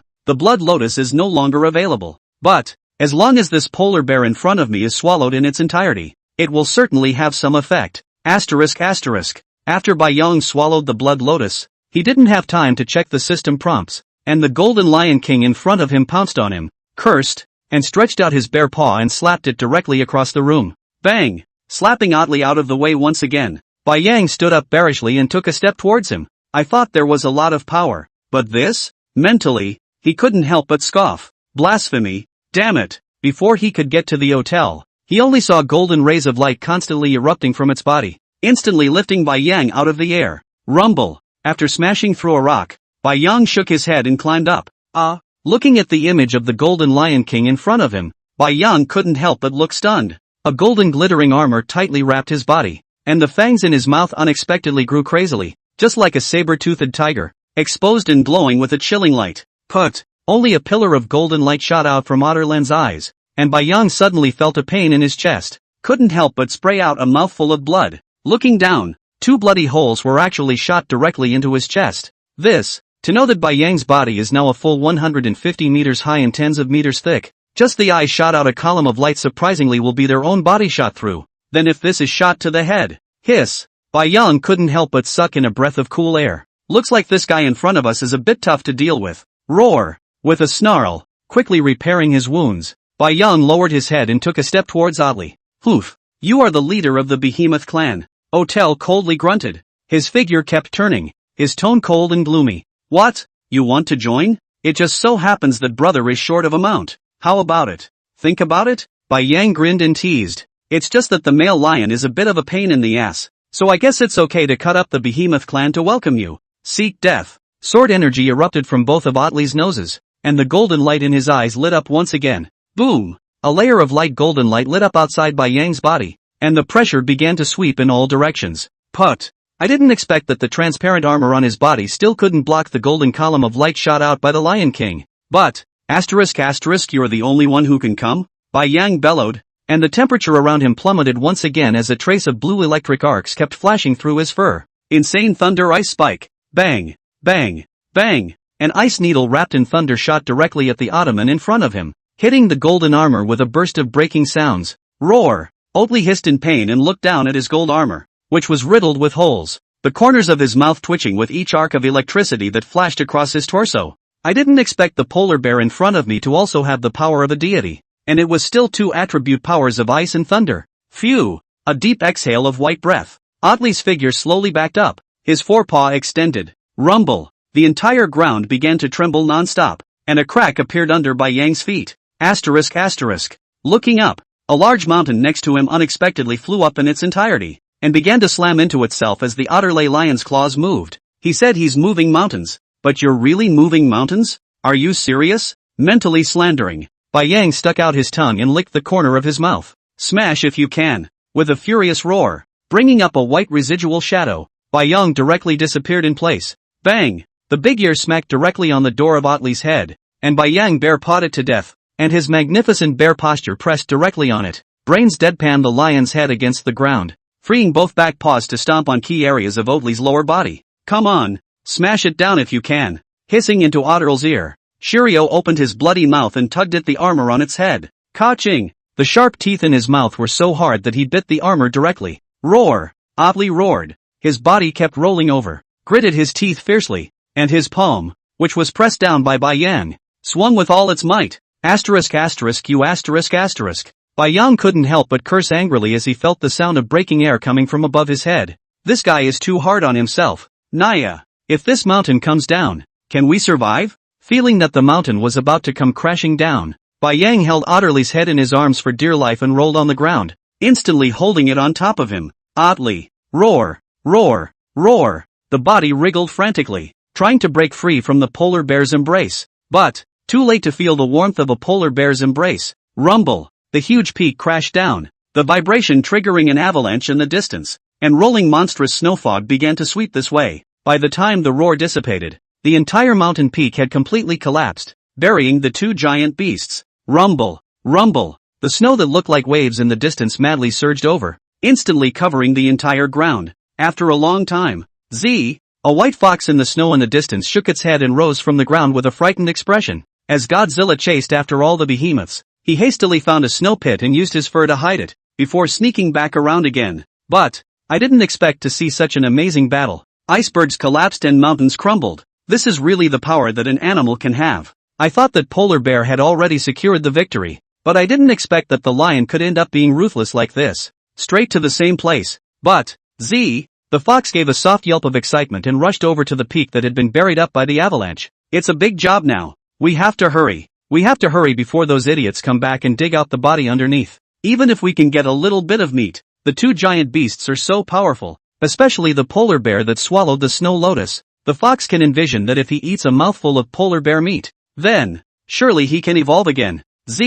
Stretching out his palms, the fox deadpanned and buried his head down and kept starting to dig into the ground. Luckily, he had no problem digging a hole, and was perfectly capable of meandering through the ground. Zip, zip, zip. Suddenly, the expression of the fox that had just dug out the snow was stunned, and the stone in front of him unexpectedly began to flash ghostly blue arcs of electricity nonstop.